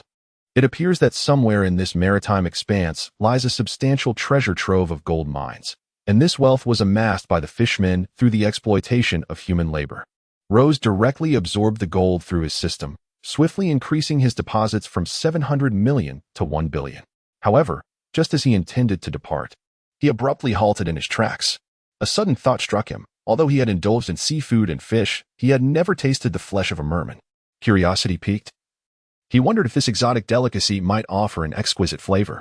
With this notion, Rose severed several thighs from the lifeless merman, discarding the lower portions to retain the succulent thigh meat. Satisfied, he hoisted the merman's thigh and, employing his moonstep, made his way towards the ghost sword. Upon his return to the ghost sword, he found Monia standing at the bow, gazing out to sea. It seemed that this maritime expanse had left an indelible mark upon her, rendering the renowned viper of the outside world restless and perturbed. The descent of Rose from the sky was rather subtle, yet Monia found herself in a state of heightened anxiety. As soon as Rose touched down, she gazed at him in terror, only to breathe a sigh of relief upon recognizing him. How dreadful it is! Has a mere fishman frightened you to such an extent? Rose observed Monia with a cheerful grin, noting that she appeared somewhat more entertaining than the arrogant and haughty viper he had encountered before. He had little affinity for women with an overly rebellious spirit, as such tendencies often incited a desire to eliminate them outright. In contrast, he preferred those who were more submissive. Thus, Monia's gradual transformation into a more docile and compliant individual upon entering the aquatic realm piqued Rose's interest. Has it been successful? Monia did not respond directly to Rose's inquiry, but merely posed a counter-question. Indeed, she had grown considerably weaker since arriving here. She had previously believed she had conquered her fears, yet it seemed now that she had merely set them aside temporarily. Leave no one alive. Eradicate them all. Rose grinned, revealing his white teeth. However, Monia regarded him as though he were a demon. What is that peculiar thing you carry on your back? Monia suddenly noticed the strange object behind Rose. The legs of a fishman. Tonight's dinner, Rose replied with a smile, his words sending an involuntary shiver down Monia's spine. Chapter 24. A delectable fishman feast. Gazing at the grinning Rose before her, Monia felt a wave of dread wash over her. The fishman, a creature so fearsome. And Rose contemplated devouring it. Furthermore, should fishmen not be classified as human? What sort of thoughts occupied his mind that would lead him to consider consuming a fishman? Hey, you can't be serious. A fishman? Is such a thing even edible? Are you out of your mind? Monia was momentarily stunned, her astonishment evident as she stared blankly at Rose. Rose remained cheerful, grinning as he presented the severed thigh of the merman before Mingya, exclaiming, "A merman, after all, contains the character for fish, surely it must be edible. And just look at this flesh, how succulent it is." Mingya felt an insurmountable barrier in communicating with Rose. The man before her was nothing short of mad. Not only did he revel in battle, but he also resorted to consuming mermen.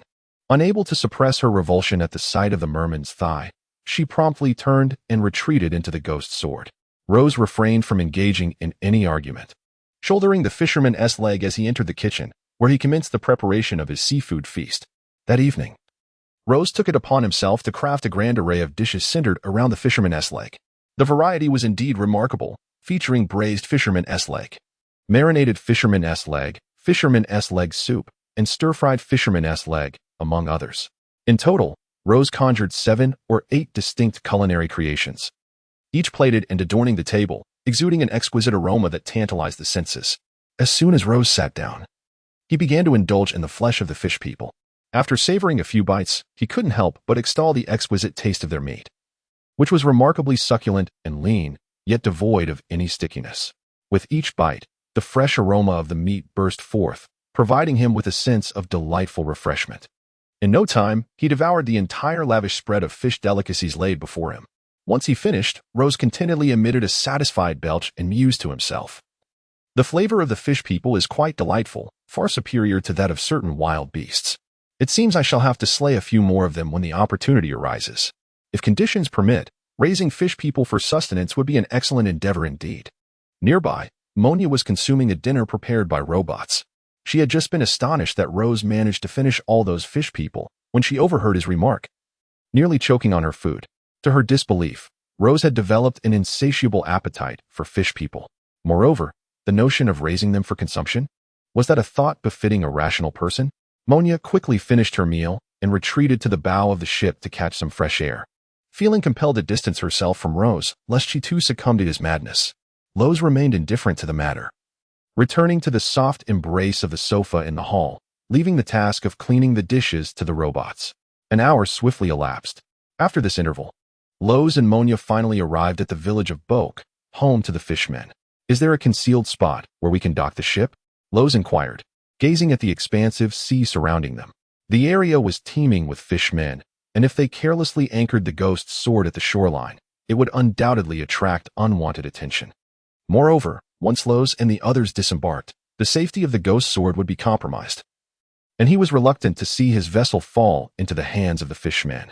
After a moment of contemplation, Monia lifted her gaze and replied, "There is a place where we can dock, and mooring there would conveniently allow us to reach the villager's dwelling." Rose nodded. "Let us stop here." Soon, Mihawk piloted the ghost sword to a relatively secluded location. This area was densely forested, the waters murky, and it emitted a faint foul odor. Rose finally understood why Monia had chosen to dock here. The water was exceedingly foul, making it unappealing for both humans and fishfolk alike. Truly, the location you selected is quite repugnant. As Rose stepped off the boat, he was immediately met with the unpleasant stench in the vicinity, causing him to furrow his brow in discontent. He felt a twinge of dissatisfaction that Monia had opted for such a dreadful place to anchor.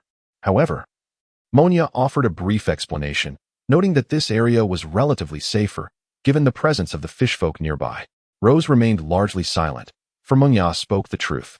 However, he attributed the blame to the foul fishman Kashar, whose presence had caused his ship to stall here.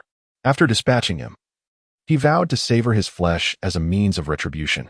Advancing further would lead them to the residential area, though it was likely that fishermen sentinels would be lurking along the way, necessitating caution. Monia guided the way ahead, as this was her homeland, and she was more familiar with it. There's no need for such complications. I could simply go directly to the palace and exterminate the fishmen, Rose remarked nonchalantly. His sole mission was to eliminate Kashar. Everything else was of no concern to him. I understand, but the fishman's palace lies beyond the residential area. We must pass through it, Mihawk explained. To reach the palace, they inevitably needed to traverse the residential district. Let us proceed, Rose conceded with a nod, realizing there was no alternative. Soon, they arrived at the residential area of Bok Village. Along the way, they encountered 2 or 3 patrolling fishmen. But those unfortunate creatures did not have the chance to alert their comrades before Rose dispatched them with swift precision. Is this truly the residential area? Rose inquired, raising an eyebrow at the dilapidated buildings surrounding them. The plight of the inhabitants was indeed dismal, though referred to as a residential area. It lacked even a single intact house, with most structures in ruins and some merely constructed from a few sheets of tin. Since the fishman Kashar had claimed dominion over these waters, the lives of the humans here had been reduced to a state akin to that of livestock. Merely surviving was a considerable feat. Mihawk offered a wry smile, noting that conditions had improved significantly since the beginning. Initially, they had no tin at all and were forced to sleep beneath trees. There were times when they would awaken in the middle of the night, their bodies itching from the bites of small insects. On occasion, storms would strike, claiming the lives of some villagers who had sought refuge under the trees. That is truly lamentable, Rose remarked in a detached tone, devoid of any semblance of pity. The two continued onward, but as they moved, a sudden commotion erupted from a nearby pathway. Both turned their gazes in that direction, discovering a tall fisherman in pursuit of a 3- or 4-year-old girl. The girl, nimble despite her youth, managed to run swiftly, yet the fisherman's strides far exceeded hers. She was soon captured and pinned against a wall, her dirt-streaked face contorted in agony, as if she were on the brink of suffocation. Mingya drew her whip, ready to intervene and rescue the girl from the wretched fishermen who would not even spare a child. However, before she could act, Rose restrained her with a firm grip. In an instant, he surged forward with remarkable speed. Chapter 25, Hidden Mission and Truth. Rose had no desire to meddle in affairs that did not concern him. Although the young girl was still quite small, Rose was not a virtuous man. The girl's life was of little consequence to him, and he was indifferent to her fate. However, just as he was about to depart, an unexpected sound resonated in his mind from the system. A hidden quest was activated. The task was to rescue the little girl, Ellie, from the merman and to adopt her as a family member.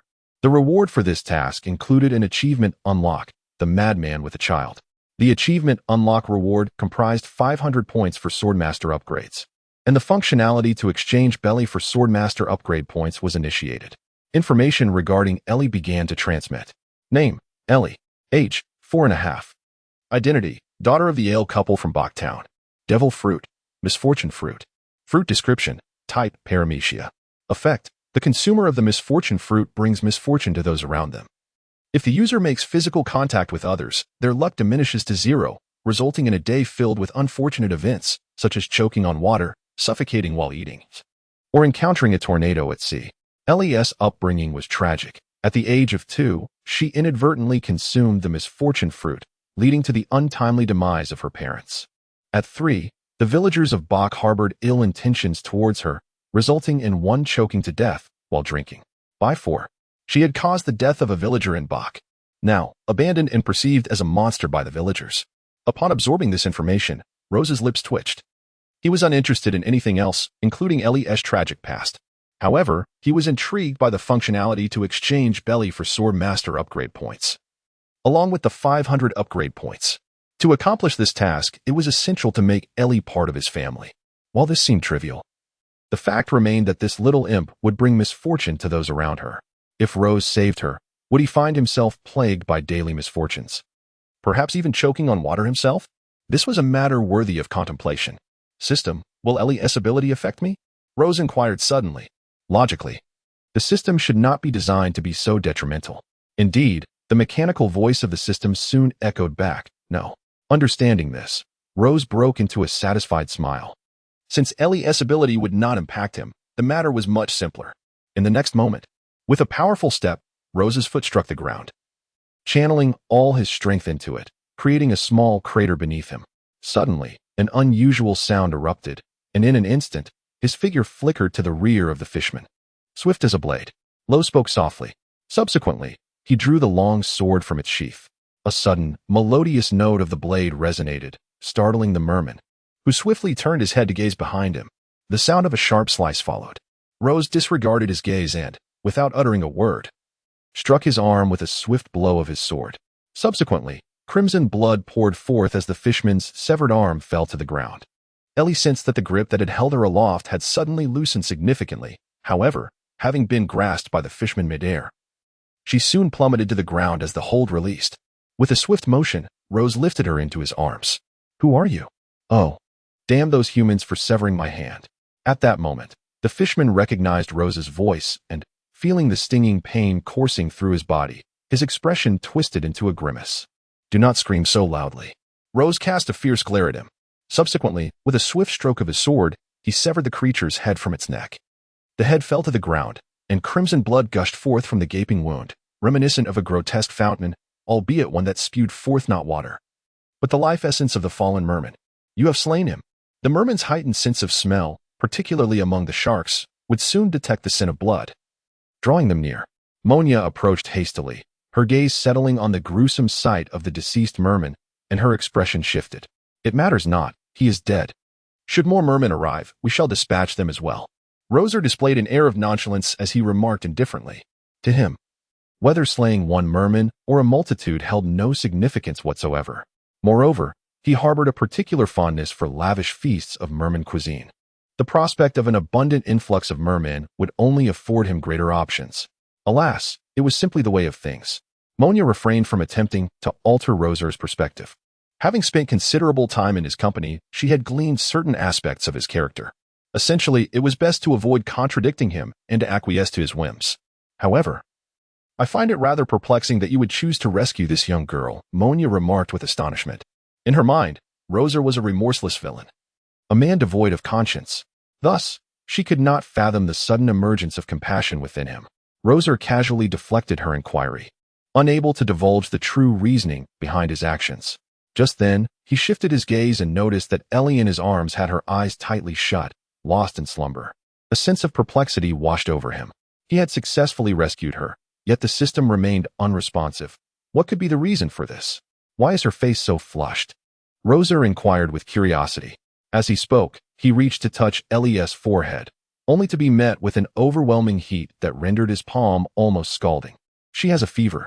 Rozé furrowed his brow. Viper, where are the residents you mentioned? Take me to see if there is a doctor among them. Roz inquired of Monya, his tone tinged with urgency. After all the effort to encounter such a hidden quest, the thought of failing to complete it due to Ellie falling ill with a fever was enough to leave him utterly despondent. Yet, did you not mention that we should head directly to the palace? Monya asked, a hint of confusion in her voice. Why is Rozé so concerned about this little girl? Could she possibly be a long-lost sister? There's no time to explain. Take me there quickly, Rozé insisted. Very well, follow me, Monya replied without further inquiry, swiftly leading the way. You are moving too slowly. I will carry you. You just direct me. Come on. Rozé swiftly seized Monya, her pace far too sluggish, leaving one to ponder how much time would be squandered. Monya hesitated for a moment, yet ultimately complied and climbed up obediently. Her chest pressed against Rosé's back, stirring a subtle tumult within her. What is it? Rozé inquired, not contemplating further. To the left. Chapter 26, The Plague God and the Butcher. Rozé moved swiftly, and Monya, having grown up in this vicinity, was intimately familiar with the local paths. Soon, they arrived at the residence of the local inhabitants. Upon reaching their destination, Rozé gently set Monya down. Observing the severely feverish Ellie, Rozé felt a twinge of concern, hoping that the villagers would have a doctor available. I shall greet the villagers and return shortly, he said. Monya glanced at Rozé before turning away, instructing him to wait as she made her way toward the homes of the residents. She entered the villagers' dwelling, fortunate that the day had not yet succumbed to night, and the villagers were still awake. Who are you? Upon her entrance, a stir ensued among the villagers. The human population of Boko village had dwindled significantly, making each villager well acquainted with one another. Having been away for several years, Monya had changed considerably, and many failed to recognize her at first, leading to a flurry of inquiries. Okay, it's me, Monya. You don't recognize me? Monya exclaimed with a surge of emotion upon seeing the youth who had questioned her. After years apart from familiar faces, the encounter left her heart in disarray. Monya? Is it truly you? Did you not escape Boko village with Grandpa Ulysses? Why have you returned? The youth, momentarily taken aback, scrutinized Monya closely before expressing his own excitement. Simultaneously, many villagers who knew Monya began to recognize her as well. Is that not Monya? What brings you back? Hurry, you must leave. This place is hell, and you should flee before Kashar discovers your presence.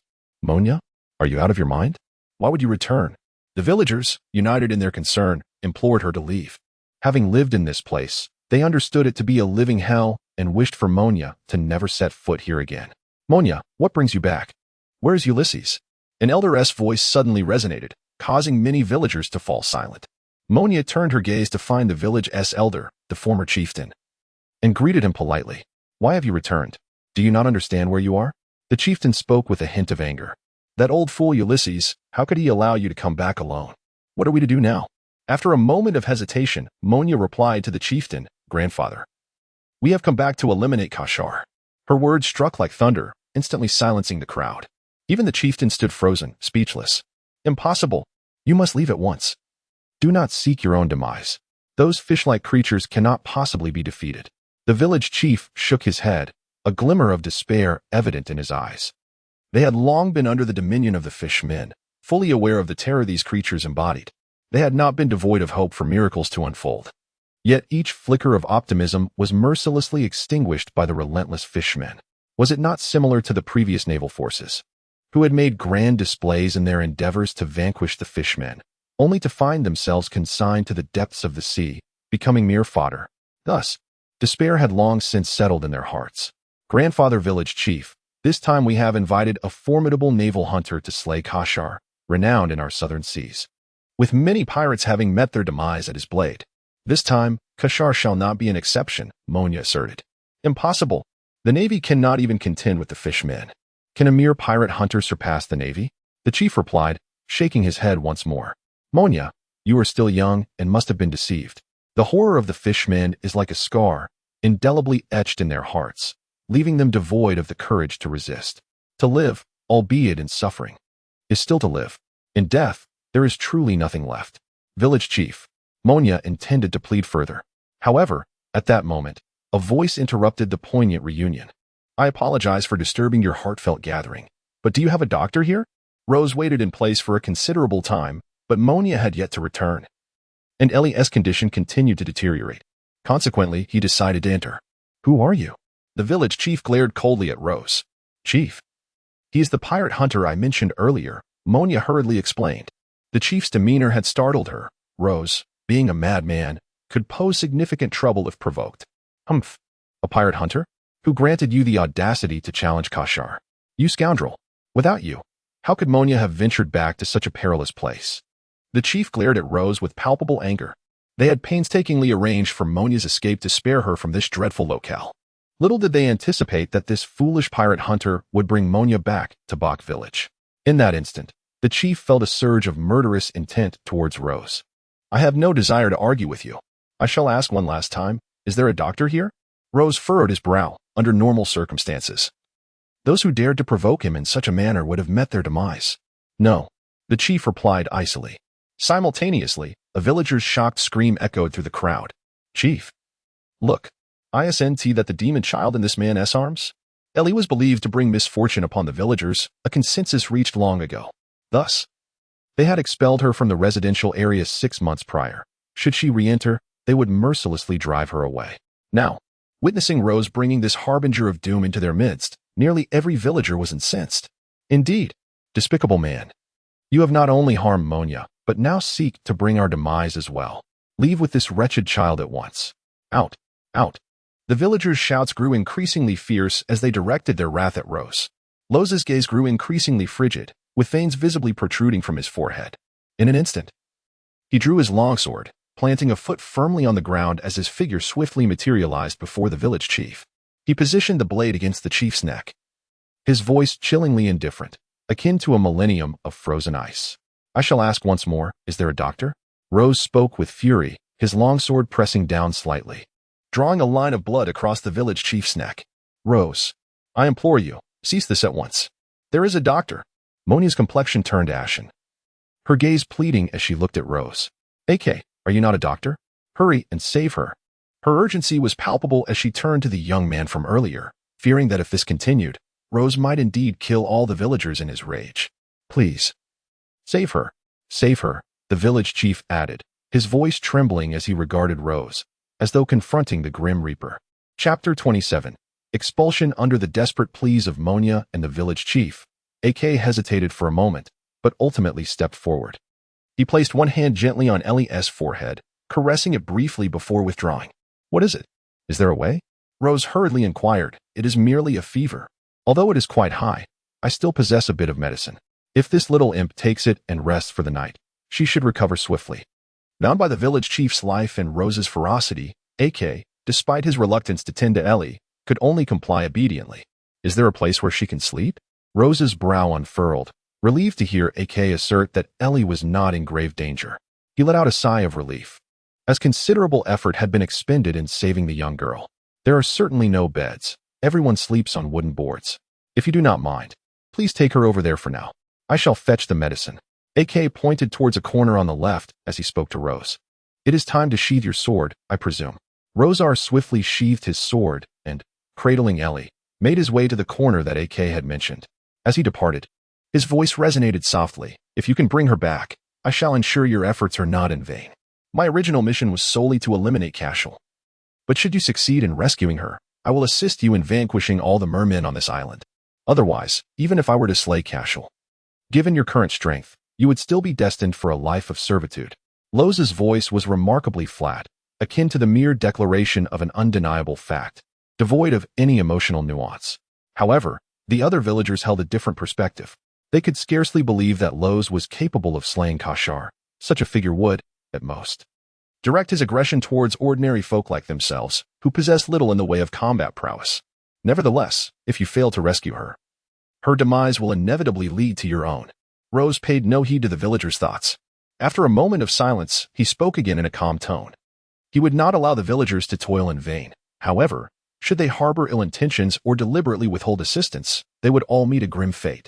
Minya's face turned ashen as she gazed at Rose, for she understood better than anyone that his resolve was not mere rhetoric.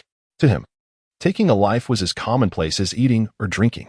Before long, AK returned, holding a bowl of green liquid, with several white leaves floating atop, exuding a potent medicinal aroma. Is it poisonous? Rose scrutinized AK's face and suddenly inquired. Not at all, AK replied, somewhat irritated. As a physician, he held steadfast principles. Once he commenced treatment, regardless of the patient's status, he was determined to exert his utmost effort. This was his dignity as a doctor. Luoze's earlier words evidently questioned the dignity of his profession as a physician, which irked him greatly. As long as there are no toxins, he thought. Luoze quickly averted his gaze. He was not one to easily place his trust in others. However, AK's demeanor did not betray any signs of panic under his scrutiny, suggesting he had not acted recklessly. Ailey, take your medicine. Drink it all before you sleep. Luoze gently patted Ailey's back, encouraging her to sit up and take her medication. Yet, Ailey was too feverish to rise, barely managing to open her eyes, her body languid and devoid of strength. What should we do? Is there a spoon? Luoze inquired of AK, noting that Ailey clearly lacked the energy to consume the medicine herself. Wait a moment. AK replied calmly, promptly turning to fetch a spoon. Moments later, he returned with the utensil, and Luoze meticulously fed Ailey, each careful spoonful eliciting raised eyebrows from the onlooking villagers. This malicious fellow, demonstrating such a tender side? What could this little girl possibly mean to Luoze? To receive such special treatment? Mengyu could not help but murmur in astonishment. It was not jealousy, merely a sense of curiosity. After taking her medicine, Ailey exhibited a marked improvement.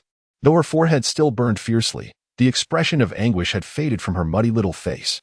Luoze took a white towel from AK, dampened it with the village's clear water, and gently wiped Ellie's face. He then washed the towel clean, neatly folded it, and placed it upon her forehead. Once her face was cleansed, Ellie underwent a remarkable transformation. Previously, she resembled a small, muddy figure, appearing rather unkempt. However, after Luoze tenderly wiped her face, her skin revealed itself, and he discovered that she was, in fact, an exceedingly charming little girl. Her complexion was fair and exquisitely smooth. Her eyes were large, and even though they were closed, they radiated an undeniable cuteness. Rose cast a glance at the wooden plank beneath Ellie, frowning slightly. How could this little girl possibly sleep on such a hard surface? He swiftly lifted Ellie into his arms, cradling her close to his chest.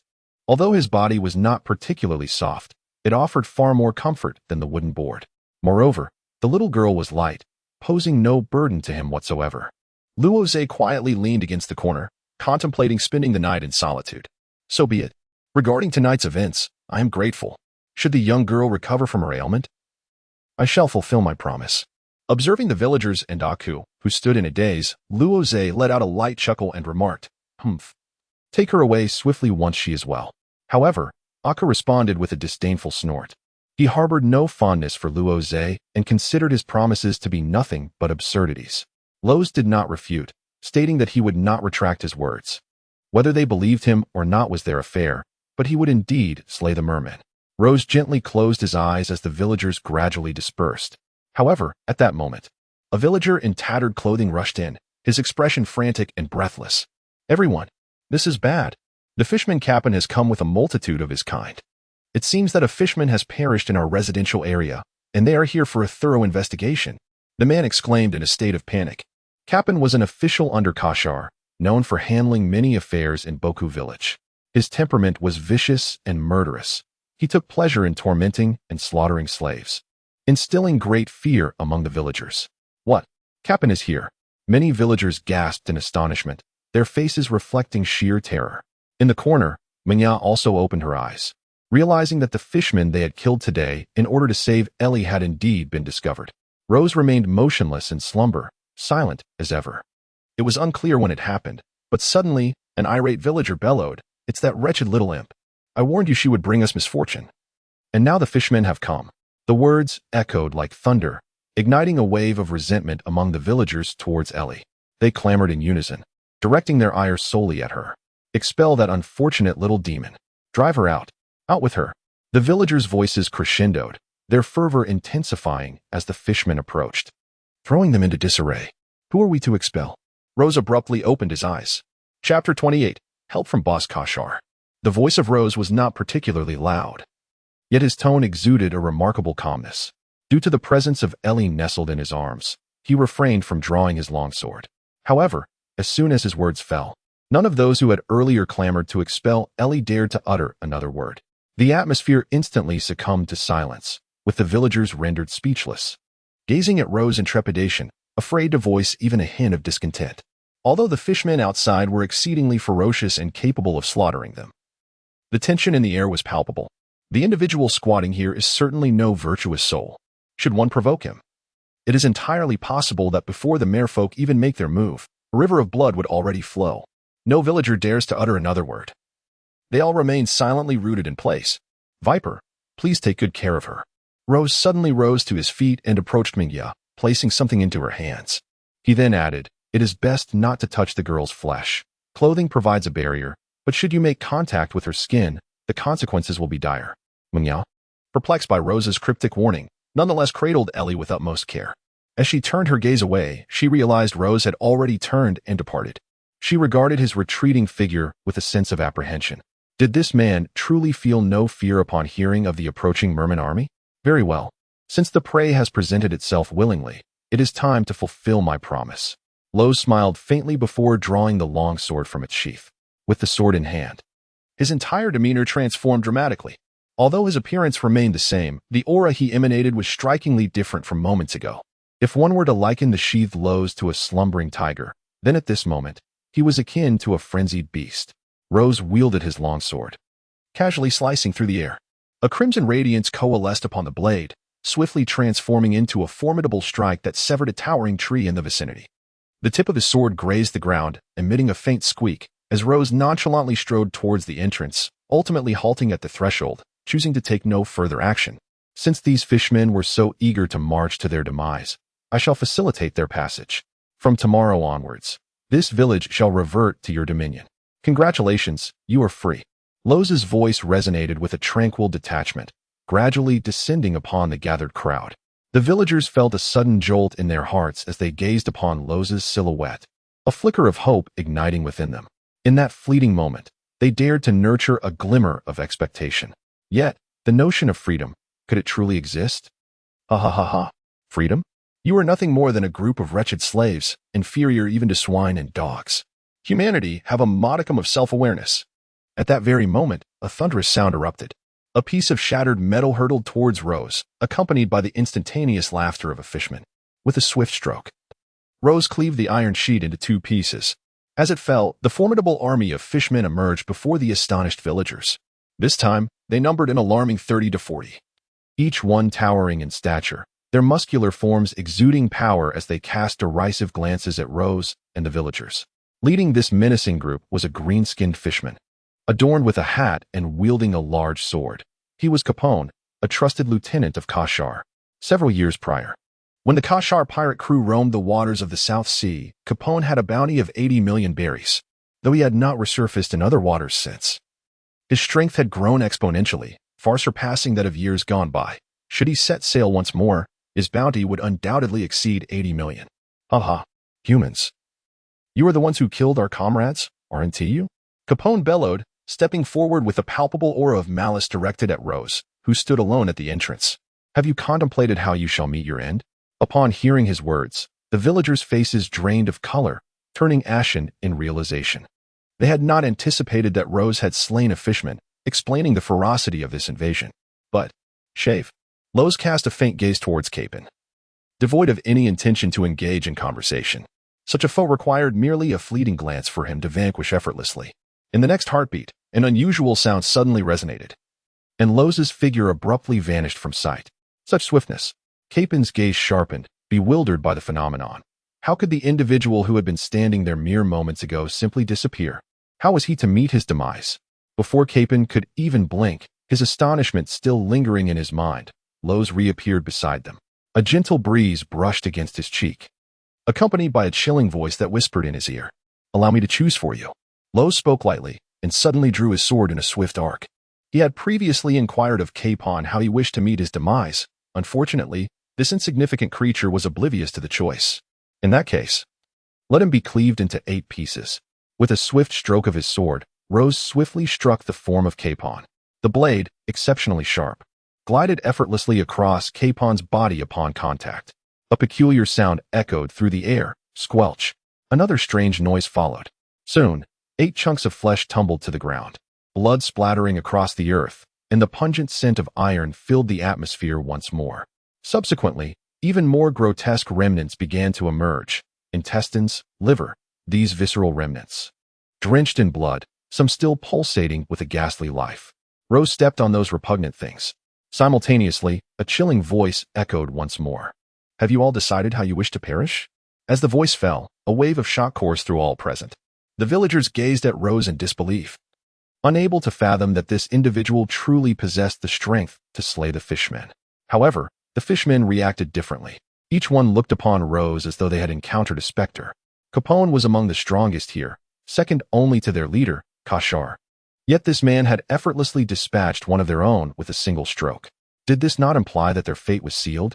The fishmen stared at Rose in terror. After having dominated Boaktown for so long, they never anticipated that they would one day be hunted by humans. "Quick, inform Leader Kashar." Someone among the fishmen suddenly shouted. In an instant, the fishmen snapped back from their fright. Fueled by a surge of bloodlust, they charged wildly towards Rose.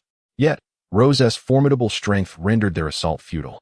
He dispatched them as easily as one would slaughter pigs or dogs, each strike claiming a fishman's life, leaving the ground strewn with their corpses. Before long, Rose had slain dozens of fishmen. Their deaths were gruesome. Some were cleaved into pieces, while others were torn asunder. However, Rose spared one fishman, who was now reduced to tears, his nose running profusely. He contacted Kashar through a communication device. Soon, a man's voice resonated from the other end. "What is happening? Have you dealt with those human scum?" The fishman sobbed. "Leader Kashar, help." Chapter 29. All-out assault as the fishman uttered his plea. Kashar on the other end of the device was engulfed in shock, entirely bewildered. Could there truly be something in these waters that posed a threat to their kind? "Hello? Hello? What on earth is going on? Clarify," Kashar exclaimed, his voice tinged with urgency. The fishman had only sought his aid, but had failed to convey any useful information, leaving Kashar in a state of confusion. Yet, silence met him from the fishman's side. For after the plea for help, Rose had already severed his head with a swift strike. The objective of Rose was rather straightforward, to utilize the merman as bait, enticing Kashar to seek him out in the residential area. He had grown weary of the thought of pursuing him to the palace. Therefore, once the merman had fulfilled his purpose, Rose showed no mercy and swiftly dispatched him with a single stroke of his sword. Grasping the receiver of the communication device, he projected his voice with clarity. "Kashar, is it? I am the pirate hunter, Killsword Rose. I have come to claim your fish head. Your companions have all perished at my hands, and I await you here in the residential area." After uttering these words, Rose felt a twinge of uncertainty. What if Kashar, upon hearing his infamous name, chose to flee? That would necessitate yet another fruitless search across the vast sea. Thus, he paused momentarily before adding, "Of course, if fear grips you, you may opt to escape. Heh, the taste of a merman is quite delectable. Once I have consumed all your companions, I shall come for your head." With that, Rose abruptly hung up the device, resolute that Kashar would not dare to slink away in the face of such provocation. Indeed, his assumption proved accurate. Upon absorbing Rose's taunting words, the veins on Kashar's forehead throbbed with fury. He struck the wall beside him with tremendous force, shattering it effortlessly, and roared in wrath, "Pirate hunter kill, sword Rose. I will see you dead." Without hesitation, Kashar burst from the palace, dispatching a message to rally the mermen of the island, commanding them to converge upon the residential area. Rose not only slaughtered his companions, but even contemplated devouring the fishmen, a notion he found utterly intolerable. On the other side, the area where Rose stood was saturated with blood. Even the previously troublesome phone bug met its demise, cleaved in two by a sword. The motivation behind this act of violence was the bug's mocking appearance, which Rose found intolerable. Subsequently, he remained motionless, awaiting the arrival of Kashar. The villagers, witnessing the scene, wore expressions of distress, though their hatred for the fishmen was unparalleled. Thanks to Rose's intervention in vanquishing them, they felt a sense of relief. Yet, Rose's brutality was beyond comprehension. The vast expanse of crimson on the ground was grotesquely vivid, and the organs that spilled forth from the corpses were utterly nauseating. The villagers were not seasoned pirate hunters like Monya. Most had never taken a life, and the horrific spectacle left them feeling profoundly sickened, some even succumbing to unconsciousness. The village chief looked at Rose with trepidation, haunted by the memory of having once defied such a madman, feeling a chill of fear wash over him. It was sheer luck that he had not met his end at Rose's hands. Stealthily, he approached AK, whispering, "AK, can your medicine heal that young lad?" AK, a doctor with slightly more resilience to such carnage, still bore a pallid complexion. Nodding slightly in response to the chief's inquiry, he reassured, "Do not worry. The boy will surely recover by tomorrow." He felt a wave of relief, grateful he had not hastily administered drugs to Ellie. "That is a relief," the chief exhaled, finally feeling a sense of safety. The palace was not far from the residential area, and the fishmen typically resided there at night. Kashar had swiftly gathered all the fishmen, conveying the events that had transpired. The fishmen, consumed by rage, wished nothing more than to obliterate Rose. Before long, the fishmen reached the village. Rose smiled at the sight of the formidable fishman army approaching. After such a prolonged wait, his patience was wearing thin. So many fishmen. However, while Rose remained composed, the villagers were engulfed by fear. They had not anticipated Kashar's decision to mobilize the entire army against Rose. This overwhelming force comprised no fewer than 100 fishmen. "This time, we can make it swift," Rose chuckled, drawing his sword from a fishman's lifeless body and striding confidently towards the throng. "You must be the infamous Rose, the fool who claimed he would feast upon fishmen." Kashar's face darkened as he surveyed the pitiful remains of his kin, his tone frigid. Claimed, "I have dined on fishmen before, and I must say, their thighs are quite delectable," Rose remarked, a cruel smile curling at the corners of his mouth as he gazed at Kashar. "Boys, eliminate him." Kashar could no longer contain his fury. He bellowed a command and gestured with a flourish, unleashing the 100-strong horde of fishmen to charge ferociously at Rose. "Humph. So he intends to let his subordinates meet their demise first? Truly, a heartless captain." Rose smirked derisively, flicking his long sword and letting droplets of crimson blood splatter upon the ground. "Shave," he muttered to himself, planting a foot firmly on the earth, which emitted a peculiar sound before he surged forward into the throng of fishmen. The sword technique of slaughter. Among the mass of fishmen, Rose unleashed his deadly skill, launching a frenzied assault. His movements were devoid of any discernible pattern, yet executed with unparalleled swiftness. Many fishmen could not keep pace with his speed and fell victim to his blade, their forms collapsing lifelessly. A scant few who managed to evade his onslaught found themselves unable to counterattack, relegated to a state of perpetual defense, ultimately succumbing to Rose's merciless strikes when they faltered. In this manner, dozens of fishmen perished beneath Rose's sword, while he remained unscathed, growing ever more emboldened. Those few who could momentarily dodge his strikes soon felt his pace quicken, and ultimately, they too could not withstand the relentless slaughter. "Step back. This man is mine to deal with," Kashar exclaimed, witnessing the heavy toll on his beleaguered subordinates. Initially, he had intended to utilize his men to gauge Rose's capabilities and identify his weaknesses, seeking an advantage for their eventual confrontation. However, he had not anticipated Rose's unorthodox yet devastating prowess. Within mere moments, over half of the 100 subordinates he had dispatched lay slain. At this rate, he faced total annihilation. Thus, driven by desperation, Kashar resigned himself to take matters into his own hands. Chapter 30. The end. As Kashar emerged, Rose offered a faint smile. Finally, a worthy opponent has arrived. The fishmen he had just dispatched were far too feeble, incapable of withstanding his techniques. Slaying them was akin to butchering chickens. Rose relished the exhilarating thrill of battle. However, since his strength had surged, he found himself nearly invincible in the South Sea, easily dispatching the pirates he encountered with little effort, which rendered his experiences rather tedious. Thus, he resolved to hasten his journey to the Grand Line once this matter concluded. For the South Sea had become too trivial for him. Nevertheless, before departing, it was imperative for him to pay a visit to Kid, as the system's task lingered. Rose possessed a certain compulsive nature. The thought of leaving a task uncompleted left him quite uneasy. Yet, for the moment, he decided to deal with the fish before him. Come forth, insignificant creature. Lowe's cast a faint glance at Kashar and remarked, "Humph. Foolish human." Kashar furrowed his brow, deeply displeased by Lowe's derogatory label. As the ruler of these waters, being referred to as mere fodder by a human was utterly intolerable.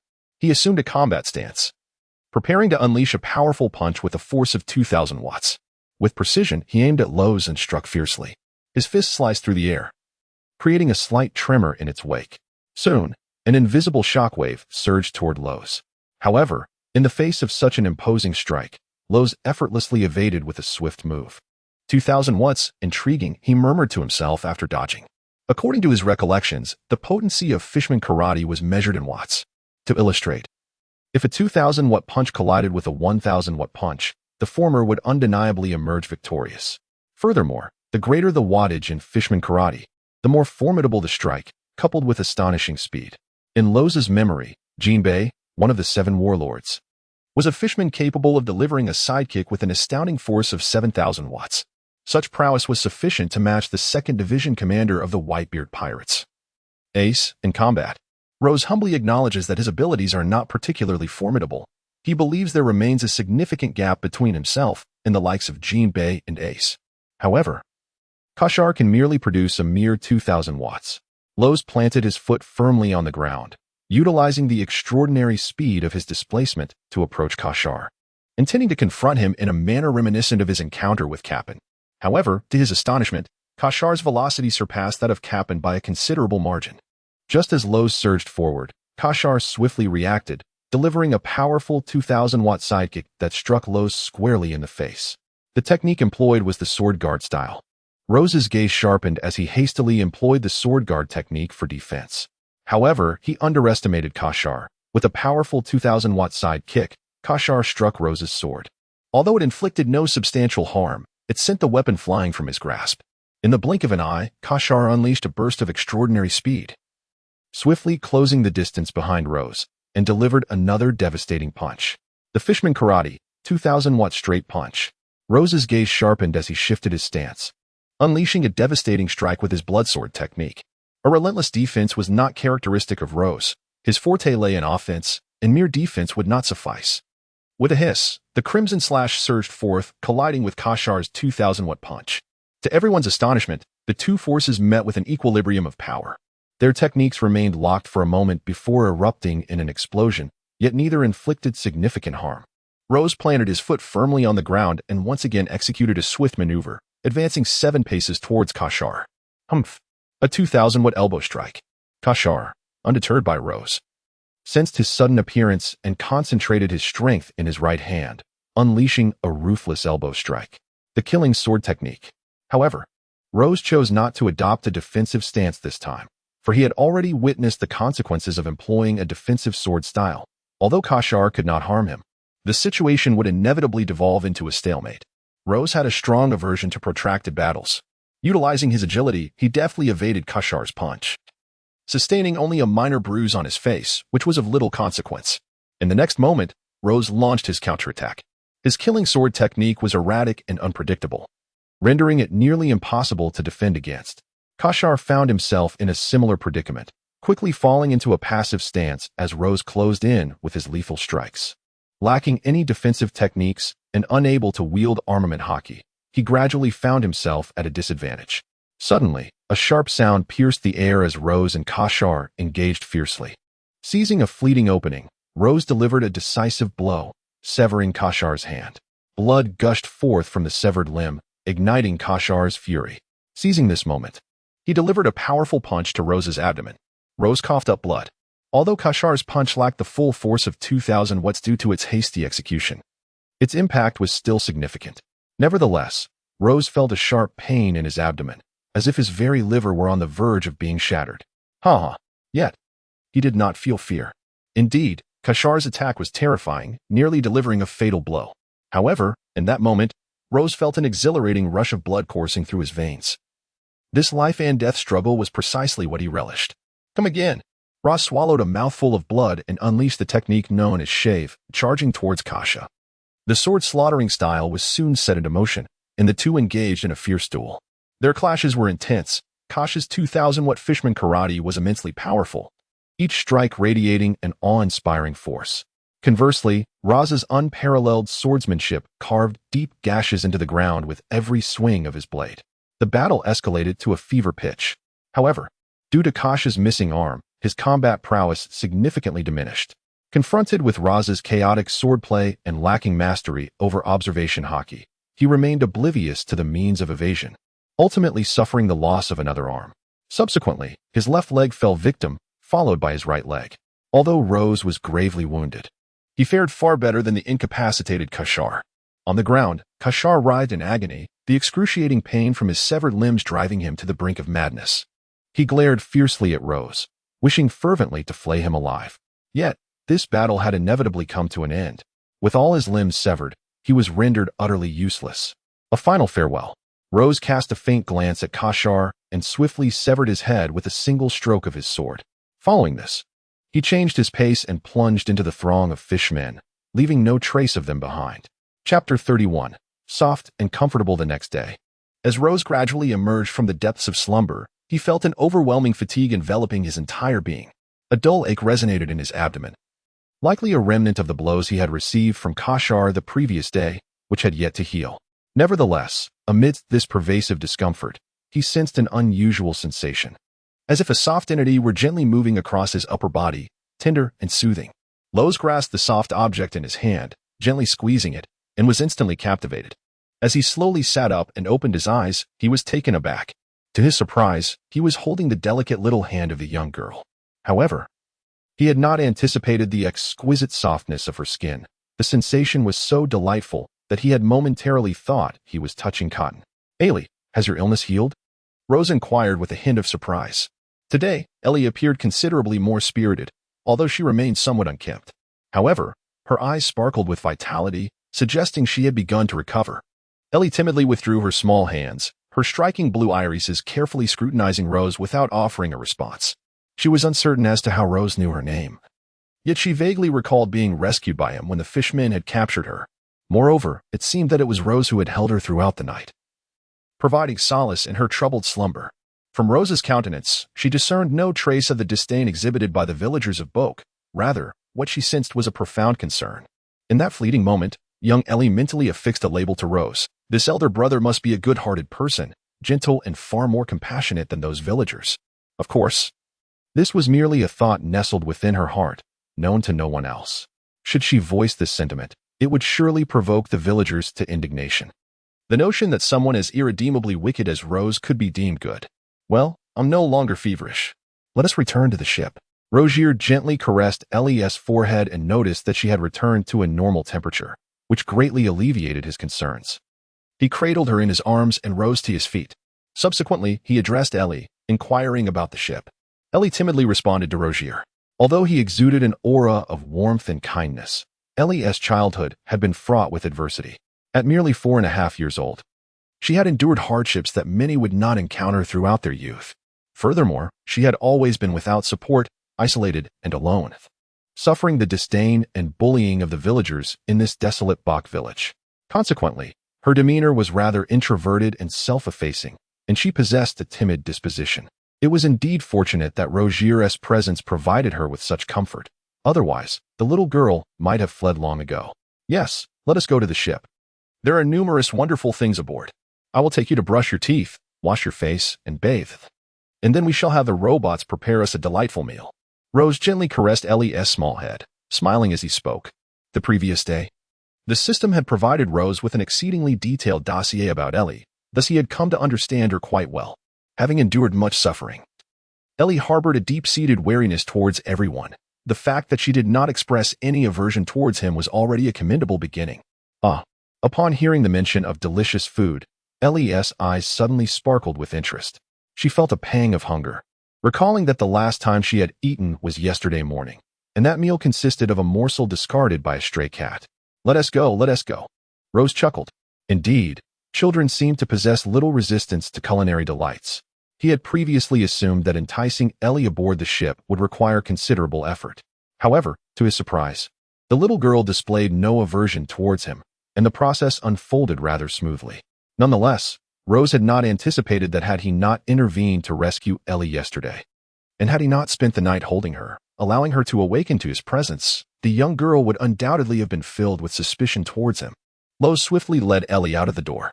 The ground where Rose had battled Kasha yesterday remained stained with a vivid crimson hue, still faintly emanating a metallic scent of blood. Fortunately, the corpses had vanished, and Rose surmised that the villagers must have taken measures to dispose of them. Otherwise, given the passage of time, the stench of decay would have been utterly dreadful. Rose suddenly turned his gaze toward Ellie. He felt no discomfort regarding the gruesome scene. However, Ellie was merely a child and should have been disturbed by the blood-soaked ground and the acrid scent it emitted.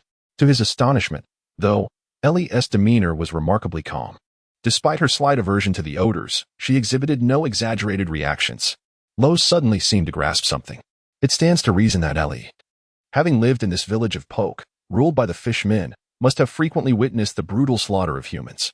Thus, while such scenes may appear unsettling, they have likely rendered her numb over time. Rose let out a sigh, instinctively quickening his pace, eager to escort Ellie aboard the ship. Rose, you're awake? How is your injury? However, after only a few steps, he noticed Mingya approaching him, accompanied by a throng of villagers. The villagers' faces radiated joy, evidently uplifted by the newfound freedom they had regained. Upon spotting Rose, they respectfully greeted him with a nod. Mr. Rose. Rose nodded gently and swiftly passed by them. He had no connection with these villagers. The reason he had slain Kashar was to fulfill a pact with the old craftsman. The other fishmen met their demise because AK had saved Ellie. Thus, he had no words to exchange with these villagers. The villagers offered an awkward smile. Yet their enthusiasm towards Rose was rather tepid. Although Rose could be considered their benefactor, he was undeniably a madman. Should he have any orders, they would dutifully comply. But in the absence of such, they would prefer to keep their distance from him.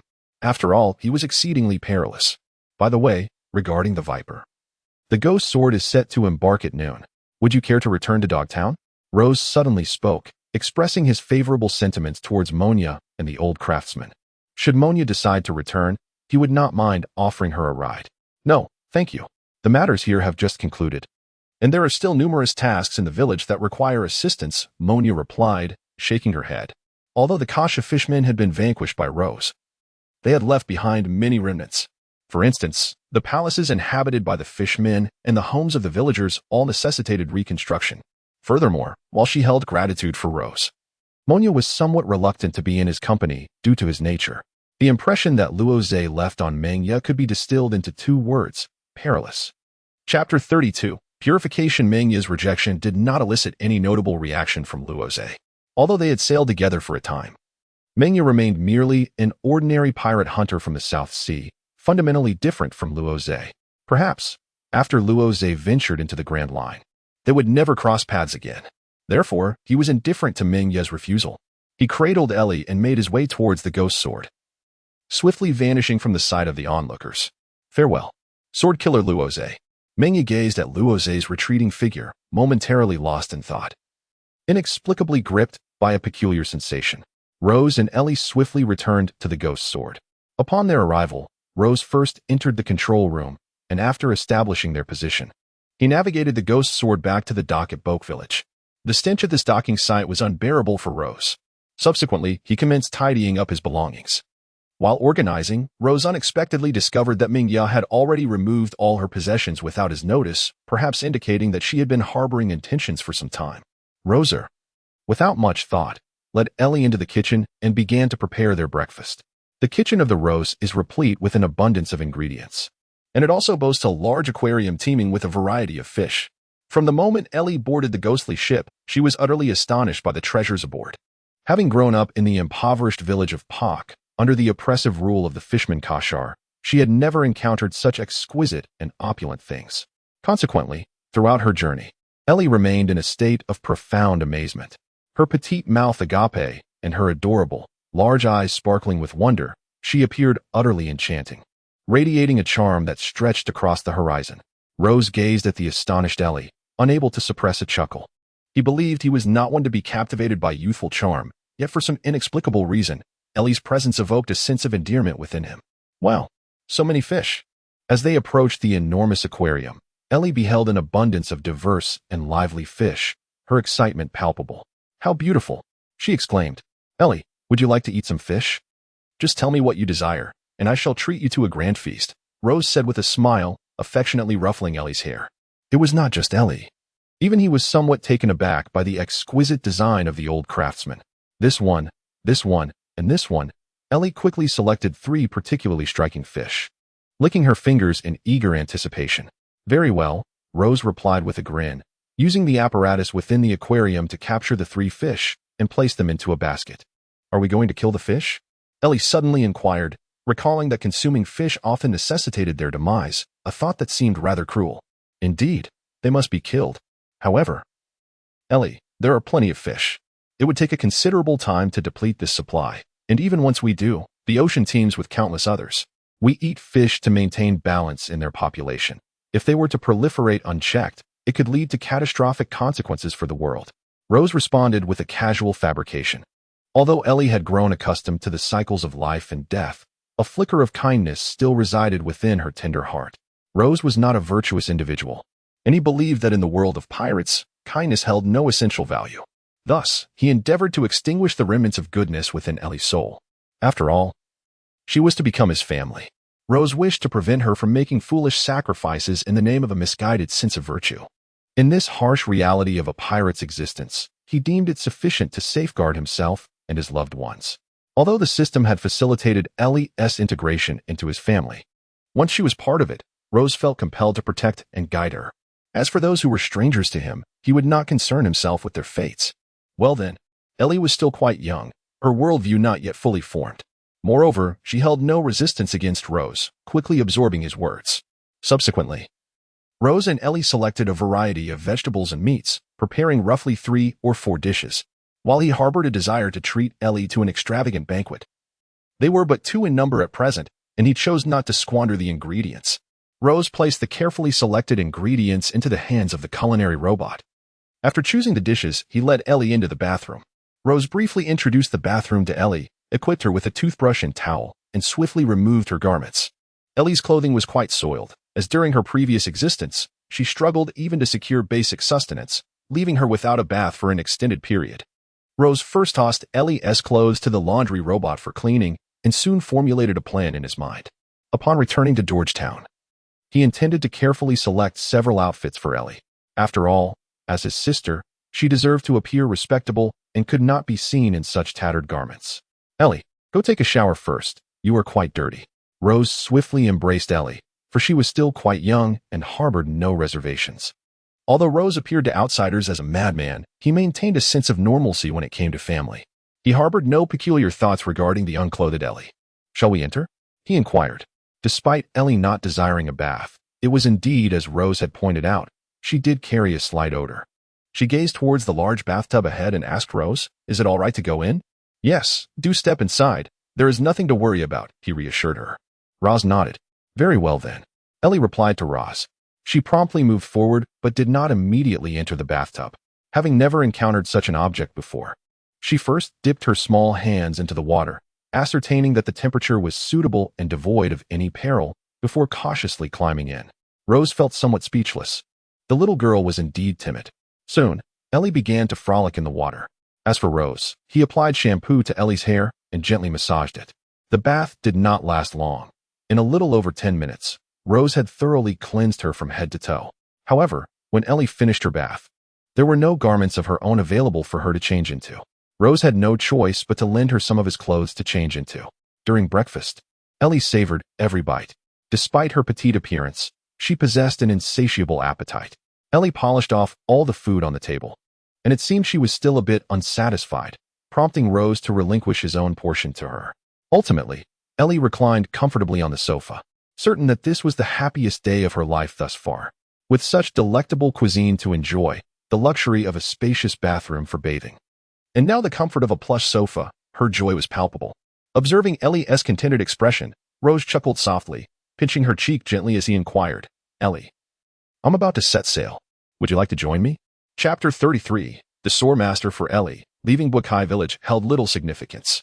Although she had grown up here, the village was a repository of mostly unpleasant memories for her.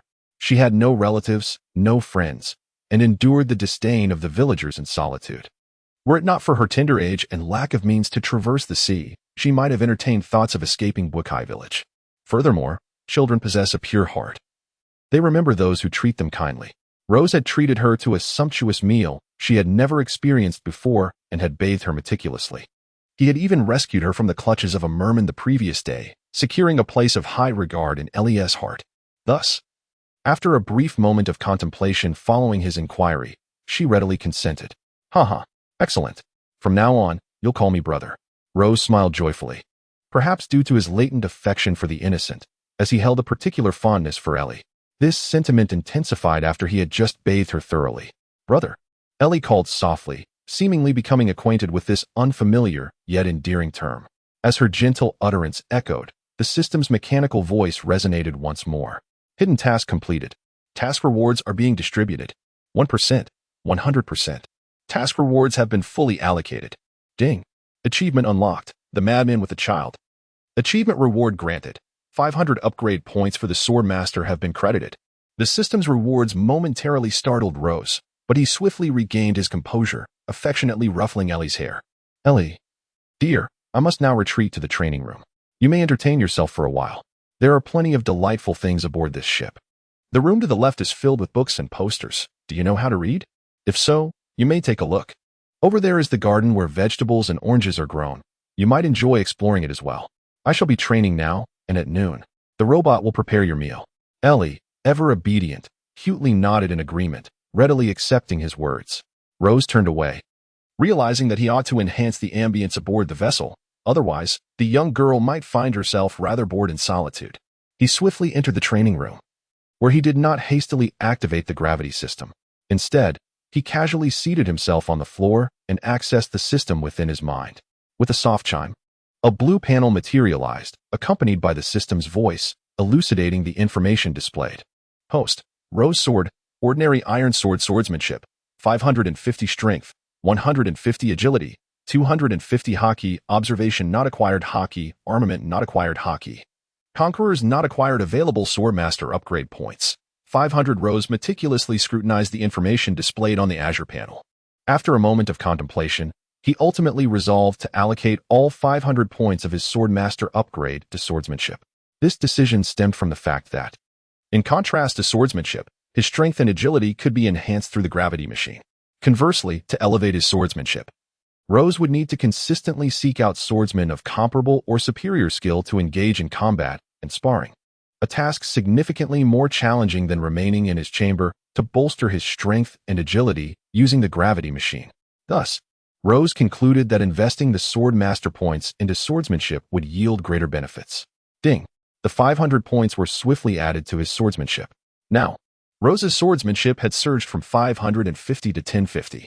Almost instantaneously, as the 500 upgrade points were applied, a notation appeared next to his swordsmanship category, enclosed in parentheses, bearing the word Swordmaster.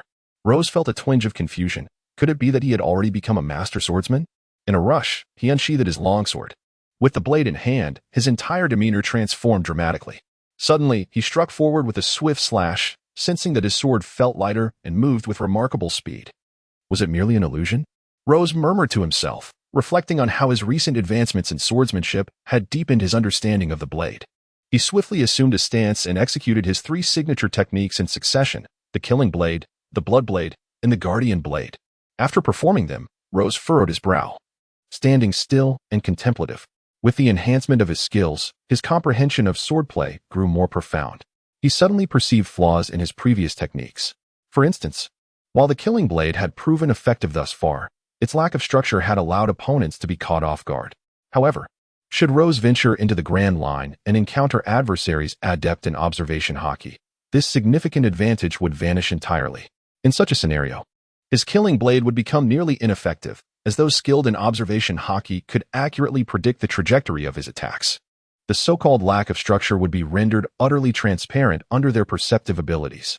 Faced with this possibility, he realized the necessity of prioritizing the speed of his strikes. If he could enhance his velocity sufficiently, even if opponents managed to foresee his movements through observation hockey, they would be unable to defend against them.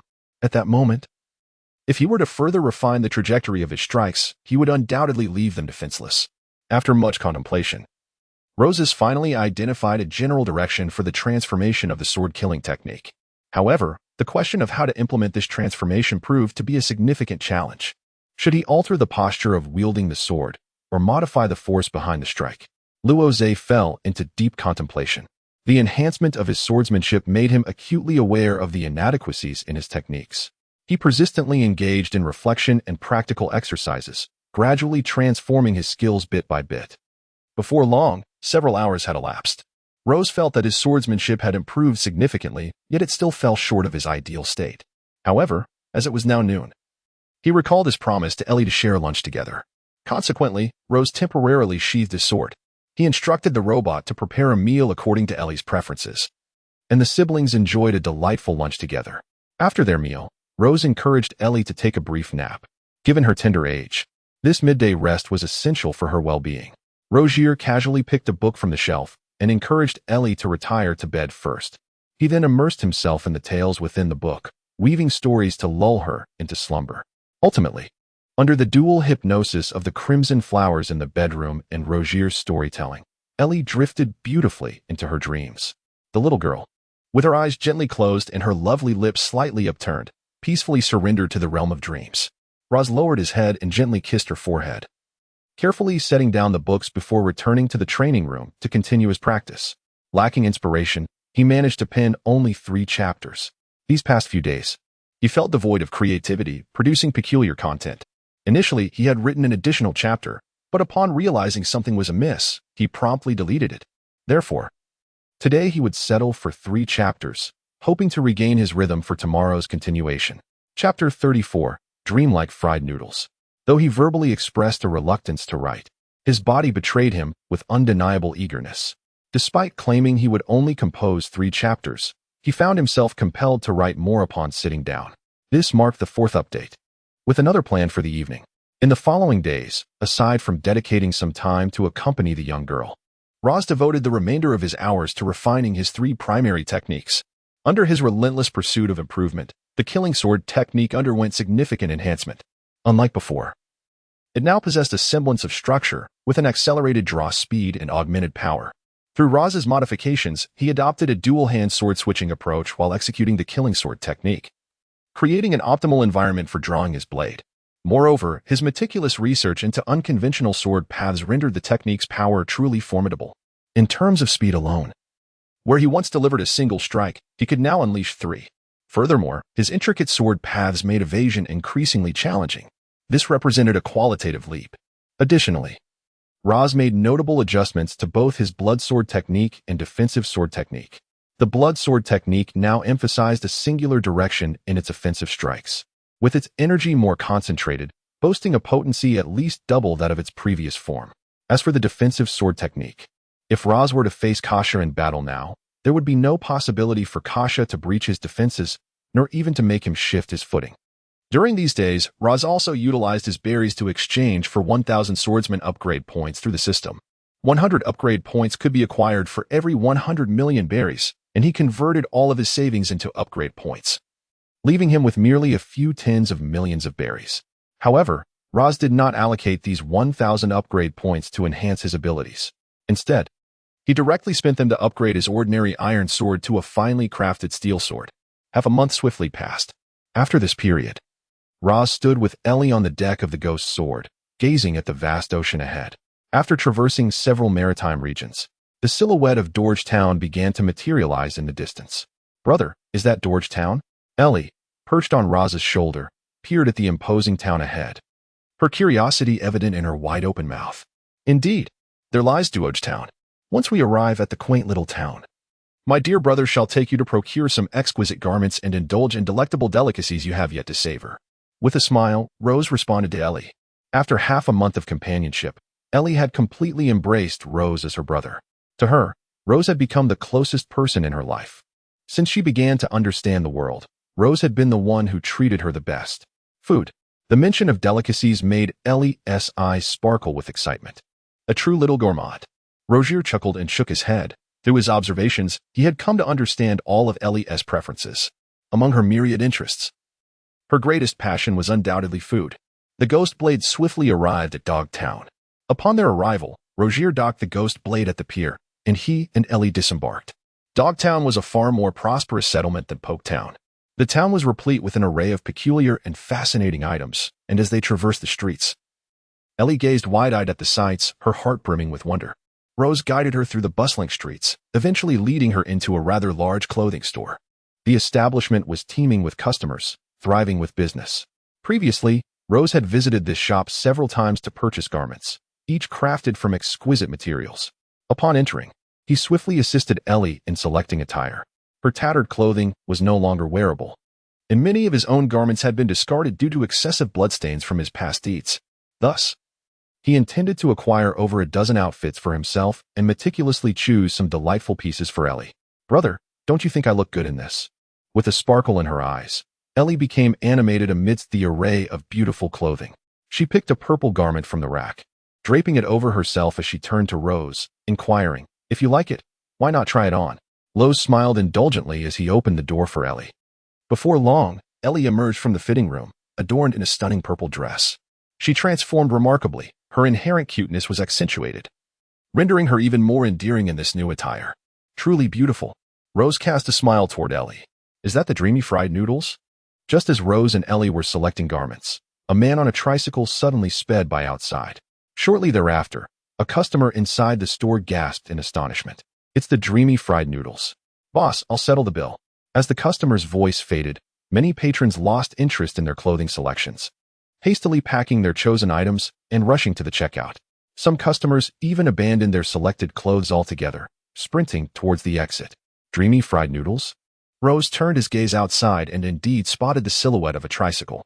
He then turned to Ellie and instructed, "Ellie, continue browsing for clothes here. I shall fetch you a portion of dreamy fried noodles. Please stay put, and should anything arise, notify me via the phone book." "All right, brother," Ellie replied obediently, nodding before resuming her search for garments. Rose gazed at the beaming Ellie and swiftly turned to leave. The dreamy fried noodles are a legendary delicacy within the town of Duoj. Their exquisite flavor is so unforgettable that one taste lingers in the memory long after. Previously, Rose had fortuitously purchased the elusive dreamy fried noodles, yet the proprietor of this culinary delight was an eccentric individual, only emerging every few months to sell his wares. Each time, he would traverse the streets on a tricycle, peddling his noodles. Rose, frequently engaged in hunting pirates at sea, seldom returned to the town.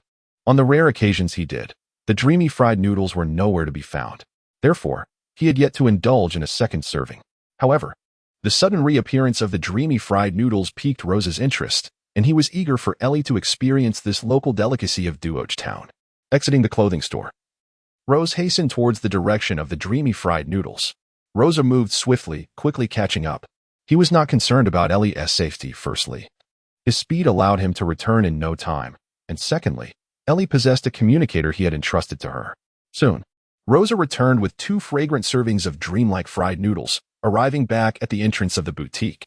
However, as he was about to step inside, he was taken aback to discover that Ellie seemed to be embroiled in a dispute within the store. Chapter 35. The justice within. The one arguing with Ellie was a small girl, approximately 7 or 8 years old, slender and build with prominent buck teeth. She was adorned in lavish attire, her clothing and accessories comprising well-known luxury brands.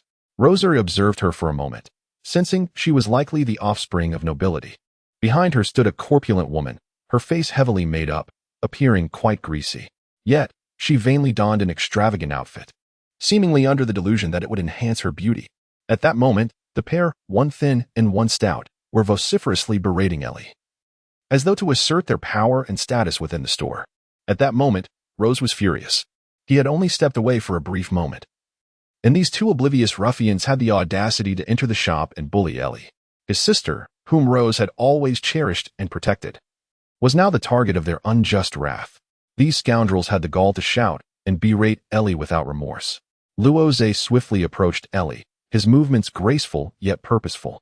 He quickly turned around, his hands gently examining her form, ultimately discovering a slight bruise on her delicate little hand.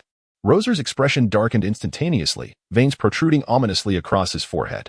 "Who did this?" he demanded, turning to glare at the two nobles, his gaze brimming with murderous intent. "Humph. And what of it? You, commoner, must understand your place." The plump noblewoman retorted coldly. She was of noble birth, and never had a peasant dared to speak to her in such a manner. Before her words could fully settle, Roser swiftly cleaved her in two with a single stroke of his sword. The hefty woman had no time to plead for mercy before she was reduced to two bloody halves, crimson flowing relentlessly from her lifeless body. The sword of Rose was drenched in crimson blood, resembling a frenzied beast as he coldly fixed his gaze upon the buck-toothed brat. "Murder! Murder! You scoundrel! Do you know who I am? I am a noble." The buck-toothed noble quivered in fear at Rose's menacing presence, yet he defiantly shouted in anger. His voice, loud and boisterous, soon drew the attention of others. A crowd gathered, their eyes widening in astonishment at the lifeless body of the noblewoman sprawled on the ground. In the town of Doge, who did not know the rotund matron? She was a powerful noble, known as Khalifa, whose family had long been in collusion with the celestial dragons. With such connections, she had reigned with tyranny in this town, forcing many commoners to take detours upon encountering her. Little did anyone expect that this formidable woman would meet her demise in such a manner today. The onlookers quickly shifted their focus to Rose, and soon, someone recognized him. Isn't that the notorious killer, Rose? Who would have thought that this foolish woman would provoke such a madman? It's said he is a bounty hunter who has slain pirates with bounties of up to 70 million berries.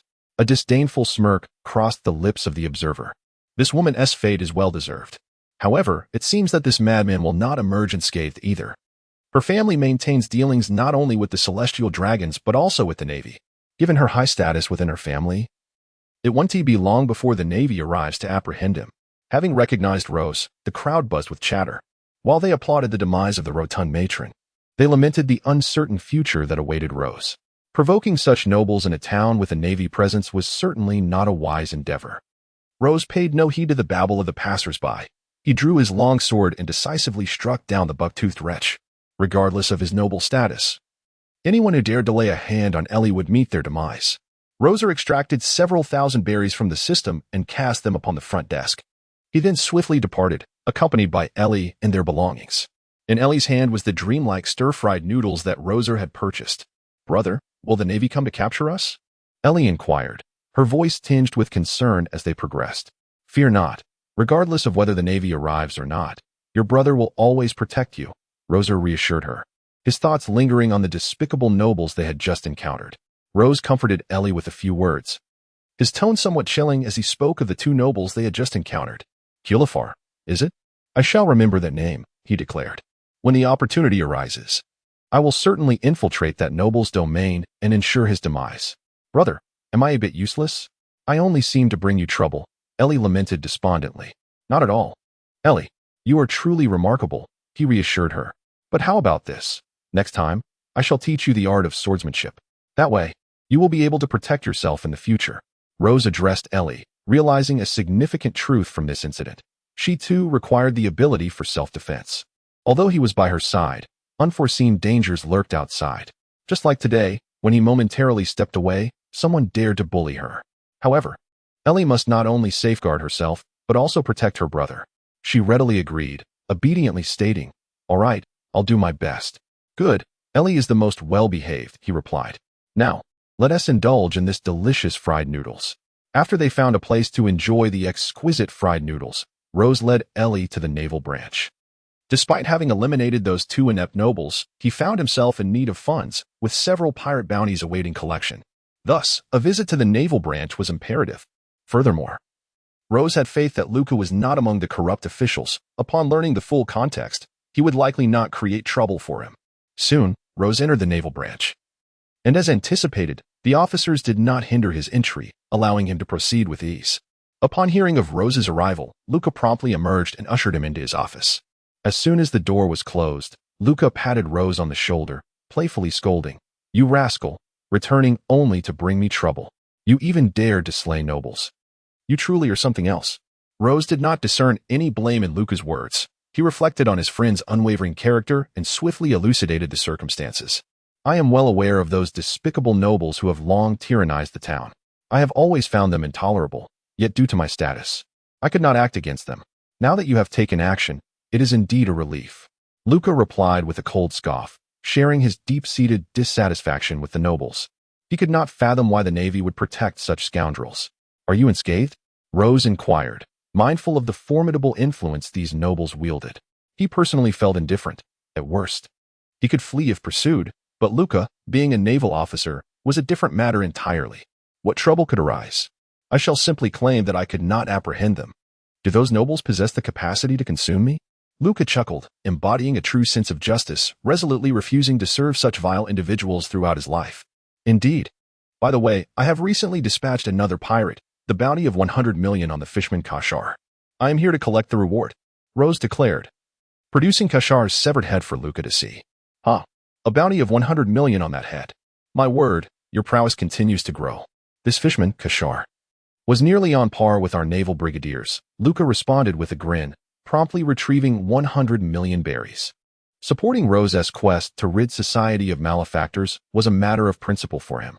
Chapter 36. Confidential discussion that night. Luca received a message from the Navy regarding the officer dispatched to track Rose.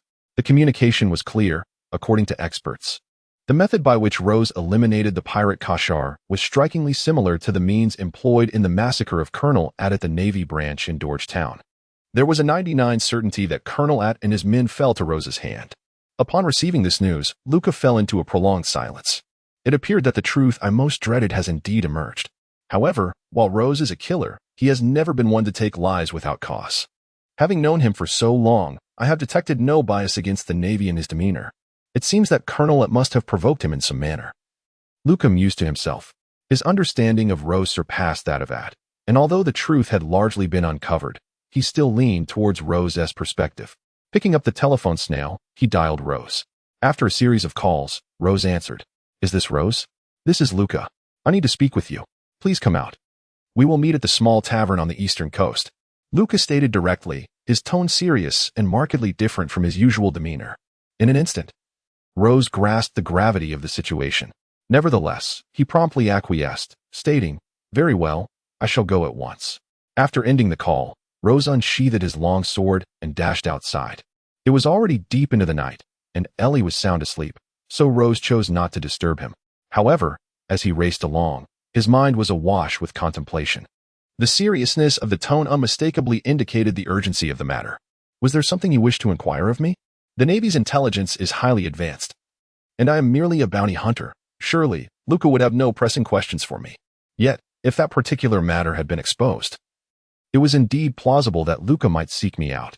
Rose recalled the case of Colonel Adder. If Luca were to uncover the truth, despite the strong bond we share, he would undoubtedly not spare me. This fellow holds justice in higher regard than anything else. However, he is unlikely to orchestrate an ambush with a host of naval officers. Rose moved swiftly, his thoughts racing, until he reached the tavern by the east coast. Upon arrival, he found Luca already waiting there. In his hands, Luca held 2 glass bottles filled with the expensive plum liqueur. Rose cast a discreet glance around, noticing the absence of any other naval personnel, and his anxious heart began to settle. You've arrived, Luca said, placing the 2 fine bottles in a nearby corner. His expression was inscrutable, suggesting he was not there for a leisurely chat with Rose. Rose, with a hint of seriousness, inquired of him, What is it? Speak your mind. Was the matter concerning Colonel Yate orchestrated by you? Luca nodded slightly, gathering his thoughts. He gazed intently at Rose and asked solemnly, Ah. So it is indeed as I suspected? A tremor coursed through Rosé's heart. Indeed, it was this question. He remained silent for a considerable time, gazing into Luca's obsidian eyes, and gradually nodded. Indeed, it was I who did it. He was a madman of slaughter. Yet even madmen possess their own distinctive ways of operating. At the very least, he had never shirked responsibility for his actions. Give me a reason. I know you are not the type to strike without cause. Luca's expression remained unchanged. He had long since discerned the answer to the question, merely probing further to see if Rosé harbored any thoughts of evasion. It appeared that he had not misjudged him. Though his methods were a touch ruthless, he still exhibited a certain integrity. Does this hold any significance? With the conclusion established, why not bring the Navy here to lay in wait? You must understand. Should you summon me, I have no grounds to decline. A light chuckle escaped Rose's lips. For the sake of friendship, Luca declared solemnly. I need to know everything that transpired that day. Humph, how tedious, Rose retorted, wrinkling his nose, yet he continued. Well, since you wish to know, I shall recount it. He picked up a bottle of plum wine from the ground, casually twisted off the cap, and took a sip, gradually narrating the events of that day in their entirety. Humph. What a fool! Luca's expression darkened as he listened to Rose's words. He had not anticipated that he would even consider avenging this imbecile. How foolish he had been. After a moment of contemplation, he addressed Rose. I will report this incident to the naval headquarters. Rest assured, I will do everything in my power to protect you. Luca regarded Rose with a profound gaze. Understanding the sequence of events, he realized that the fault did not lie with Rose. Who could have anticipated that Adder would harbor murderous intent towards him? Moreover, in such dire circumstances, had Rose refrained from eliminating Adder, it would have been Adder who would have extinguished Rose's life. Do not be naive. Do you not know better than I what the naval headquarters is like? They prioritize their own reputation far more than they would the plight of a mere pirate hunter like myself. Even if you were to report this matter, they would simply conceal the truth and eradicate me. Rose shook his head, fully aware of the darker aspects of the Navy. Particularly when it comes to matters that concern its reputation, these are considered taboos within the Navy. This was most evident in Akina Sakazuki among the three admirals. In the original narrative, during the Dressrosa arc, Fujitora publicly bowed to King Riku, severely undermining the Navy's dignity, which prompted a fierce confrontation between Akainu and Fujitora. Fortunately, their disagreement did not escalate into a physical altercation, otherwise, it could have turned into a serious conflict. Damn it. Luca felt a twinge of irritation. For he recognized that Rose was speaking the truth. You need only to report honestly, for even if you refrain from doing so, there will undoubtedly be others within your ranks who will inform higher-ups. There are many in the Navy eager for promotion. If you choose to shield me, you will be in grave danger. Rose finished his drink in one gulp and addressed Luca. As for me, I shall be embarking on my journey shortly. I plan to take Ellie with me to claim Kid's head, and then we will venture into the Grand Line. Capturing me will not be an easy task for the Navy. Luca's gaze sharpened. Are you truly prepared to embrace the life of a pirate? Humph. Even if I do not acknowledge myself as a pirate, the scoundrels of the Navy have issued a bounty. I have already been branded a pirate. Rest assured, those ruffians will not take my life. All I need from you is to keep this matter under wraps until tomorrow. I will depart tonight. Rose spoke softly, gesturing towards Ruka with a shrug. If a different naval officer were to learn of this matter, he might consider eliminating him. However, Ruka was, after all, a friend, which compelled Rose to submit to the life of a pirate. Moreover, it was inevitable that the Navy would eventually discover this incident, even if Rose eliminated other naval officers. It would merely be a temporary solution, not addressing the root of the problem. Thus, Rose resolved to cease his concealment, albeit at the cost of losing a source of income. Chapter 37, Bounty of 100 million. The following day, when Ellie awoke from her slumber, Rose had already navigated the Ghost Sword away from Dogtown. The speed of the Ghost Sword was remarkable. In a single night, with the engine at full throttle, Rose covered a distance that would typically take ordinary vessels 2 to 3 days. That noon, while Rose was training in the training room, Ellie hurriedly dashed in with bare feet. Brother, something's wrong. You have been issued a bounty. Ellie had just been fishing on the deck when a flock of seagulls flew overhead, followed by the descent of several newspapers and yellow sheets from the sky. Although Ellie was still young, she recognized some characters. Upon opening a newspaper, she discovered information regarding Rose, and among the yellow sheets was his bounty notice. Without delay, she set down her fishing rod and rushed into the training room to inform Rose of the news. Ugh, this feels so heavy, Ellie exclaimed as she stepped into the training room, feeling as though she were carrying several lead weights, her body becoming heavy and her movements sluggish. Meanwhile, Rose was in the midst of a weight training session, lifting a barbell under such conditions. With his upper body bare, his powerful muscles were on full display, glistening with sweat that dripped down, giving him a polished, reflective appearance. Ellie, how did you get in here? Hold on a moment. Rozé was momentarily taken aback, swiftly halting the training session and turning off the gravity machine within the training room. As the machine was deactivated, the lights in the room returned to their original white hue, and the oppressive weight bearing down on Lee dissipated almost instantly. Oh dear, brother. It's so heavy in here, it nearly crushed me, Lee exclaimed, plopping down onto the floor and mumbling in mild complaint. Lowe's took a towel from the shelf and wiped the sweat from his brow as he approached Ellie. Ellie, were you not fishing outside just now? What brings you in here? In the future, when I am training, if you need something, please just call out from outside. You must not come in. Rose gently patted Ellie on the head.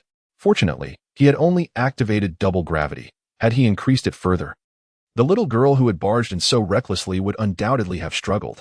Well, Ellie pouted. Look, brother. This is something that fell from the seagulls as they flew over our ship. It contains some information about you. She placed the newspaper and wanted poster before Rose and continued. Oh, the Navy Town Hall is acting swiftly? Just this morning, Luca reported the results, and by noon, the newspaper was already published. Roz was somewhat astonished by the efficiency of the naval authorities. He took hold of the papers, casting a brief glance over them before swiftly retracting his gaze. He chuckled, bemused. For these naval high-ranking officials not only labeled him as irredeemably wicked, but also attributed a multitude of unfounded accusations upon him. After perusing the newspaper, Roz coldly scoffed, feeling quite displeased. This publication, aside from revealing the truth behind the Ater incident, burdened him with an array of dubious charges, such as attacking the kingdom of Mib and plundering the national treasury. Furthermore, it alleged that he had single-handedly slaughtered the villagers of an entire hamlet, portraying him as a remorseless madman. These heinous acts were entirely uncharacteristic of Roz. However, it was evident that the Navy had previously left many cases unresolved, and now they had unjustly heaped them all upon his shoulders. Humph, these naval officers are truly a wicked bunch, he remarked disdainfully. Ellie, her cheeks puffed with indignation, considered Roz to be the finest person she knew, finding it utterly detestable that the newspapers painted him in such a malevolent light. Indeed, although they are the Navy, the majority within are nothing but scoundrels. Yet, the Uncle Luca we encountered yesterday was a person of true integrity. Our ability to depart from Duoge Town so effortlessly was largely thanks to him. Rose gently stroked Ellie's head with a smile. Then Ellie must also aspire to be a person of justice. Ellie, squinting her eyes in delight as she savored Rose's affection, responded like a playful kitten. All right. However, in order to become a person of justice, I must first grow strong, so that I one day be bullied by others. Rosar said with a smile. Indeed. Ellie must become stronger. Ellie waved her tiny fist. Rose shifted his gaze to the several wanted posters, among which was one featuring himself. His eyes lingered on the bounty for a moment before he muttered to himself, Humph, they truly hold me in high regard. 100 million berries. It seems my deed of eliminating Kashar in Boke village has been uncovered. However, this incident has not been reported. This naval town government certainly knows how to seize opportunities. Lowe's remarked that the naval authorities might seize opportunities for a reason, for after he had dispatched Kasha, the Navy swiftly received the information.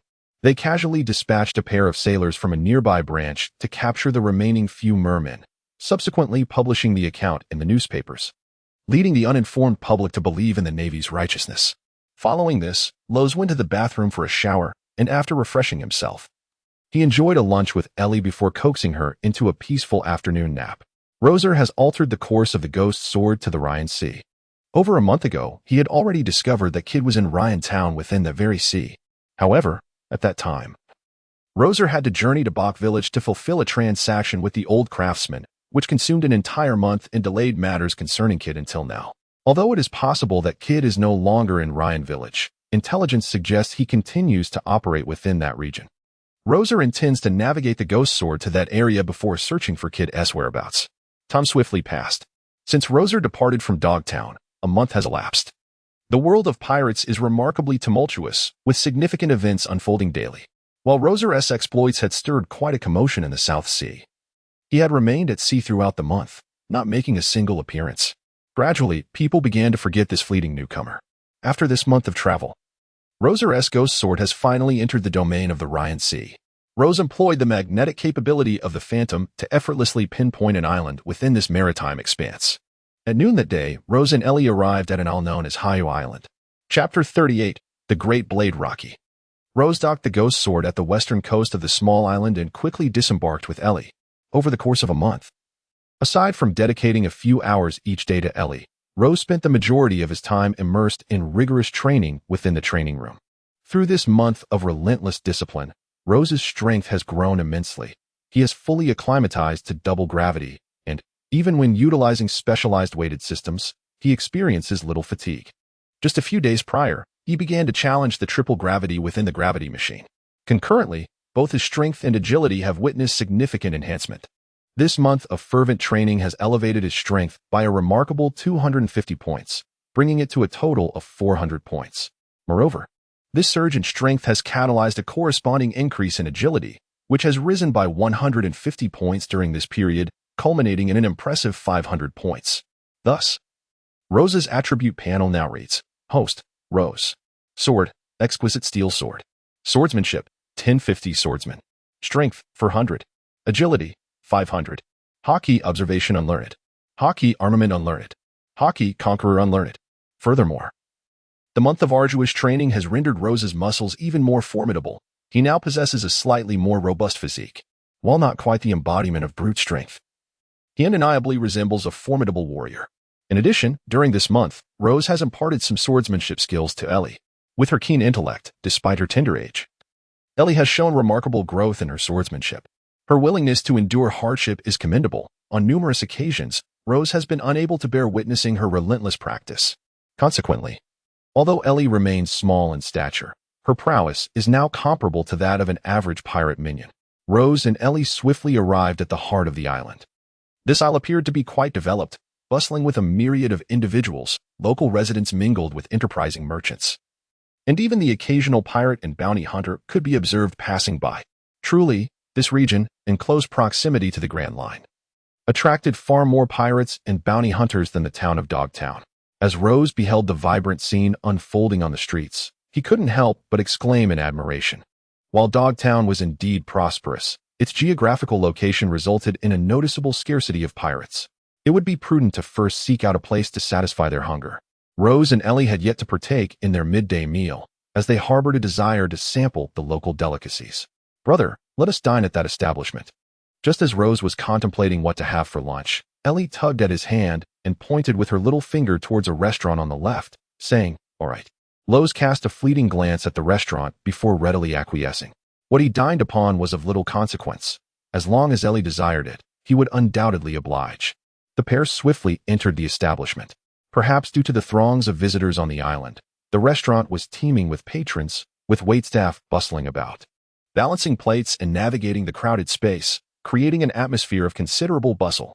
Rose and Ellie searched the establishment for a brief moment before finally discovering an unoccupied table.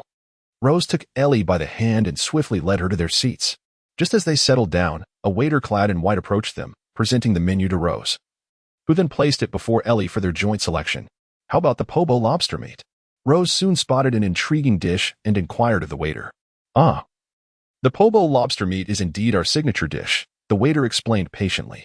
"The lobster is sourced from the depths of the ocean, while the pobo meat comes from a unique local creature. Its flesh is exceptionally tender and round, reminiscent of a woman's bosom, hence the name pobo meat." Rose listened in astonishment, marveling at the peculiarities of this pirate world, where such bizarre creations existed. The notion of meat resembling a woman's form left him quite amused. Ultimately, Rose ordered 6 or 7 dishes. Both he and Ellie possessed hearty appetites, and though they were just two, consuming such a quantity was entirely feasible. The waiter promptly departed to fulfill their order. Rose and Ellie sat in their seats, with Ellie nervously biting her fingernails while Rose casually observed the patrons of the restaurant. Soon, he noticed a diverse array of individuals within the establishment. Among them were several pirates, each with bounties exceeding 60 to 70 million berries, who had previously been his targets. There were also a few moderately renowned bounty hunters lingering around, perhaps waiting for some unfortunate soul to be marked for pursuit. As Rose scrutinized the clientele, a group of men approached him. Leading the pack was a rotund pirate, a figure Rose had once considered a target for elimination, but had since abandoned the pursuit due to the man's prolonged disappearance. This hefty individual, known as the infamous Big Blade Rocky, carried a bounty of 55 million berries and was quite well known in the South Seas. Behind and trailed his crew, composed of lowly pirates with meager bounties, so inconsequential that Rose could not even be bothered to remember their names. As the men advanced, Rose remained impassive, resting his chin on one hand and uttering not a word.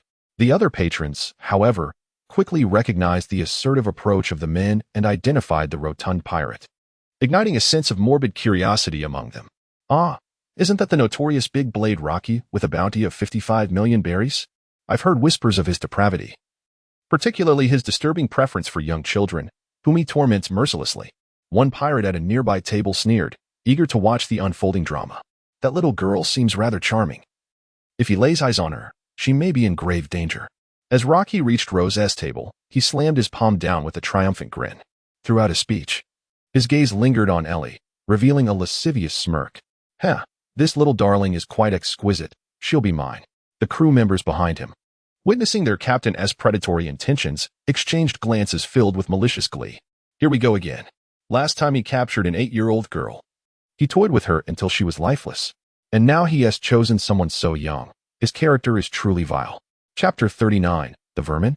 As the mocking words of the pirate echoed through the air, a glimmer of derision appeared on the faces of his companions, while the surrounding pirates and bounty hunters cast malicious glances towards Rose. Most of these pirates were notoriously ruthless, with little regard for anything but the thrill of preying on the weak and tormenting the innocent. At this moment, witnessing Rose being targeted by the formidable blade Loki evoked a sensation akin to a cat observing its prey. Ellie ceased her nervous habit of biting her nails, lifted her head to regard Loki, and, with a hint of indignation, exclaimed, "We were here first. Why should we be the ones to yield?" Her words resonated throughout the establishment, provoking an unrestrained chorus of laughter from the pirates present. Ha ha ha, little sister, it often matters not who arrives first to claim their spot. To truly secure a position, one must possess a corresponding strength. Clearly, neither you nor that boy over there have such power, so you were destined to be prey. They jeered. Oh, little sister, it's perfectly understandable that you are unfamiliar with the rules of this world. Blade Loki is particularly patient with children like you. He will take his time to get to know you. Blade Loki, too, erupted into a raucous laugh, buoyed by the adulation of those around him. A sense of arrogance creeping onto his face, he extended his large hand toward Ellie, saying, "Little sister, Uncle will take good care of you." Ha ha. However, just as his hand reached out, Rose suddenly furrowed his brow. Drawing a steel sword from its sheath, a sharp, melodic sound of the blade echoed throughout the establishment, instantly commanding attention. Then, with a cold glare directed at Loki, Rose waved his right hand, and a gust of wind followed, culminating in a decisive strike. The speed at which Rose drew his sword was astonishing, leaving almost everyone present in a state of shock. In that fleeting moment, the formidable blade wielded by Rocky merely registered a resounding sound of the sword's keen edge, which seemed poised to shatter his eardrums. Following this, a flash of silver light surged forth, and before he could even attempt to defend himself, an excruciating pain pierced through his nerves. After that, he felt nothing at all, for Rose's sword had descended without mercy, rendering the once arrogant and boisterous Rocky into nothing more than a lifeless, cold corpse. His demise was particularly gruesome, as he had been cleaved into 3 distinct segments. Vivid crimson blood flowed from Rocky's body, cascading onto the floor and producing a series of rhythmic drips. Yet, rather than resembling the sound of dripping water, it resonated like thunder, sending a tremor through the hearts of all witnesses. No one had anticipated that the brash Rocky, who had just moments ago been boasting loudly, would be so swiftly vanquished, and in such a horrific manner. Wait, this is Rocky the Blade, the notorious pirate with a bounty of 55 million. To perish in such a way is truly tragic. What a terrifying individual. Gazing upon the ghastly sight of Rocky's demise, the onlookers were struck with disbelief. They cast wary glances toward Rose, their hearts laden with trepidation. Captain, could it be true? How could this happen? The captain has fallen so easily? At this moment, Rocky's crew members were equally frozen in shock, their faces paling as they beheld Rose. Instinctively, they took several steps back. If their captain could be slain so effortlessly, remaining in place would surely spell their doom. They had to flee. With a cold grunt, Rose expressed his disdain for Ellie, daring to speak disrespectfully before him, and foolishly imagining he could leave alive, a sheer delusion. With a swift motion, he drew his sword, slicing through the air like a radiant rainbow piercing the sun, transforming into a silver streak that instantaneously severed the heads of several pirates. This luminous arc was but a fleeting moment, yet upon its disappearance, the heads of the pirates inexplicably soared into the air, crimson blood gushing forth violently from their necks. Soon, the ground was littered with several cold corpses. However, Rose showed no signs of restraint. Grasping his steel sword, he set his sights on a pirate seated ahead. With a flick of his wrist, he unleashed a casual yet devastating strike, manifesting as a blood-red slash that seemed to rend the very fabric of existence. Hurtling toward the pirate with reckless abandon. Cursed be the day. The pirate was entirely unprepared for Rose's sudden onslaught as his gaze sharpened.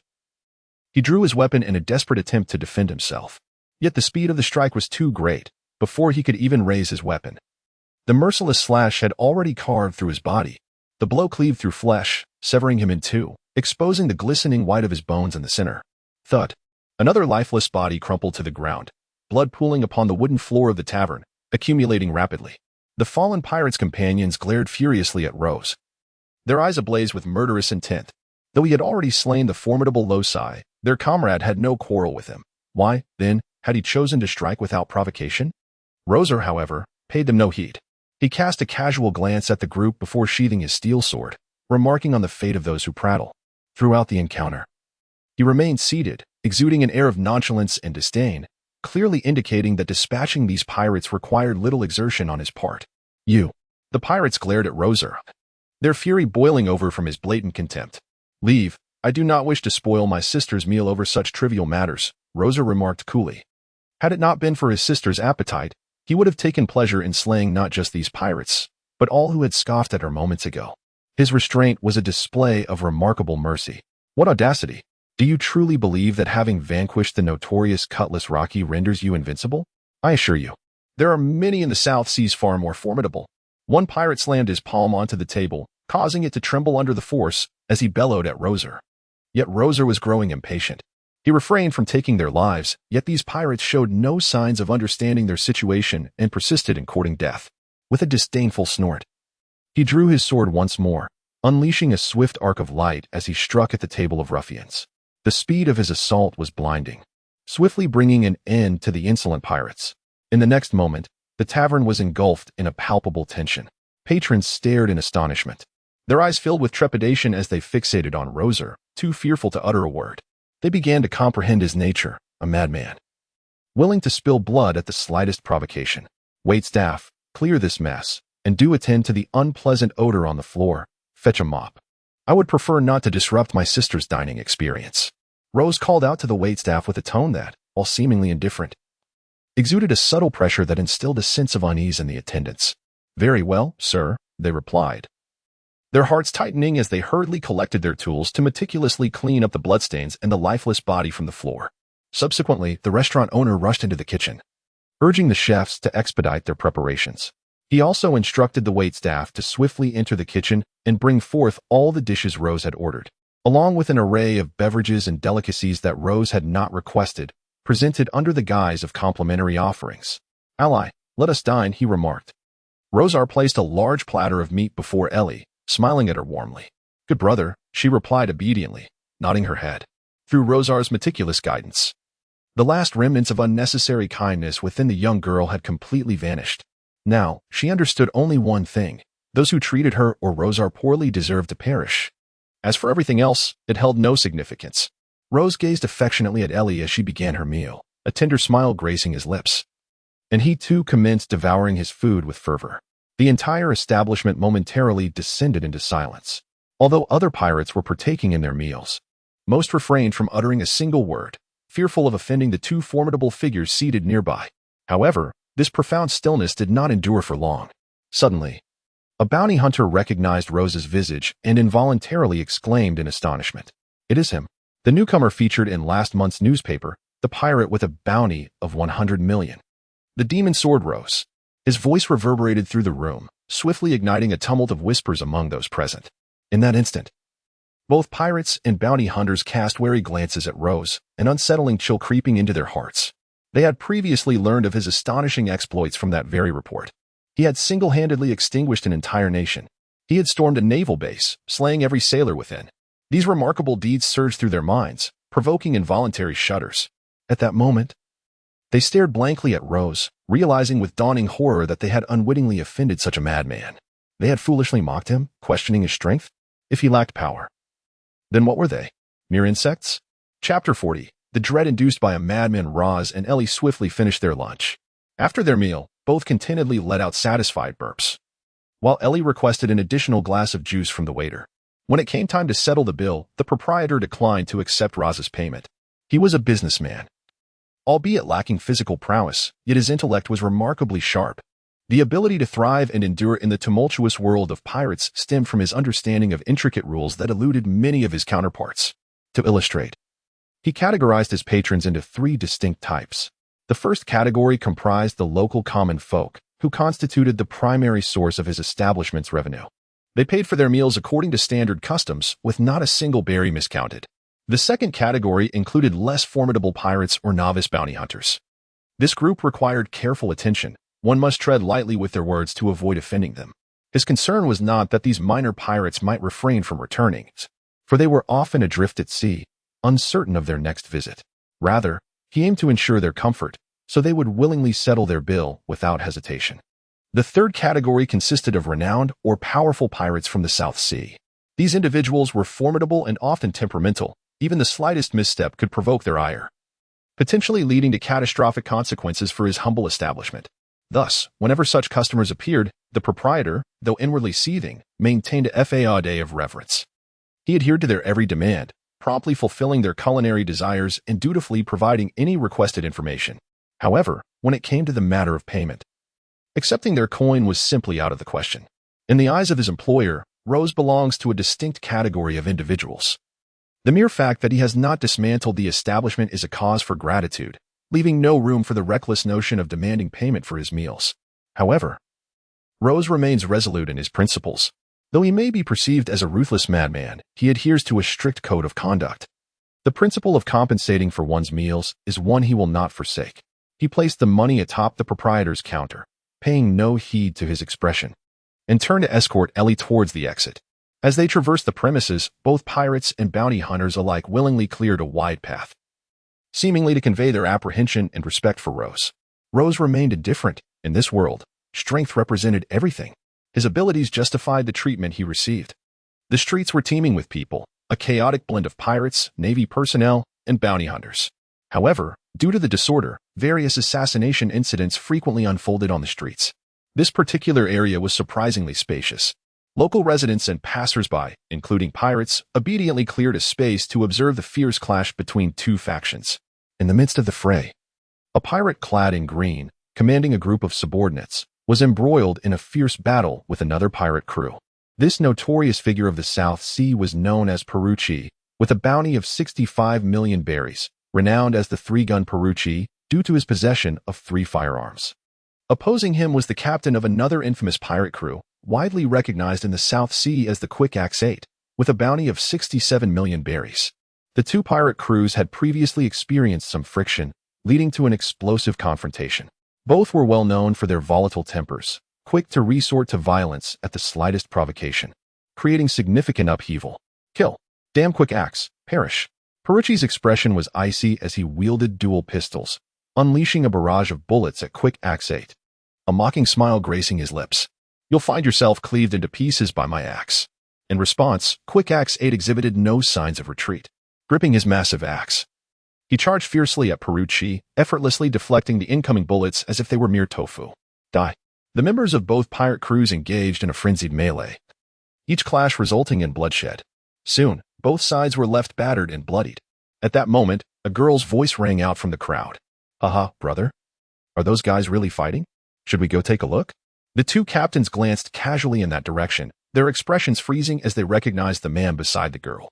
Their subordinates also appeared perplexed, staring blankly in the same direction. Rose the sword killer.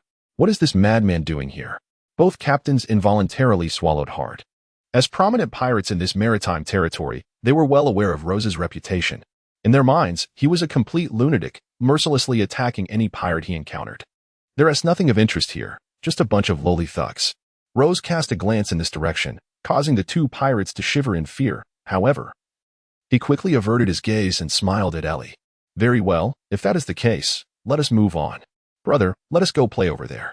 Ellie obediently nodded and pointed towards a building in another direction, addressing Rose. Indeed, let us proceed. Rose gently patted Ellie on the head, swiftly leading her away. Phew. That was close. Fortunately, Rose had no interest in them. Otherwise, they would have been doomed. Both pirates wiped the sweat from their brows, still somewhat shaken. After standing still for a moment, they promptly sheathed their weapons. Humph. Let today's events be forgotten. I have matters to attend to, so I shall not hold this against you. The swift axe-wielder 8 declared as he sheathed his axe and addressed Perucci. Consider yourself fortunate. I too have pressing matters.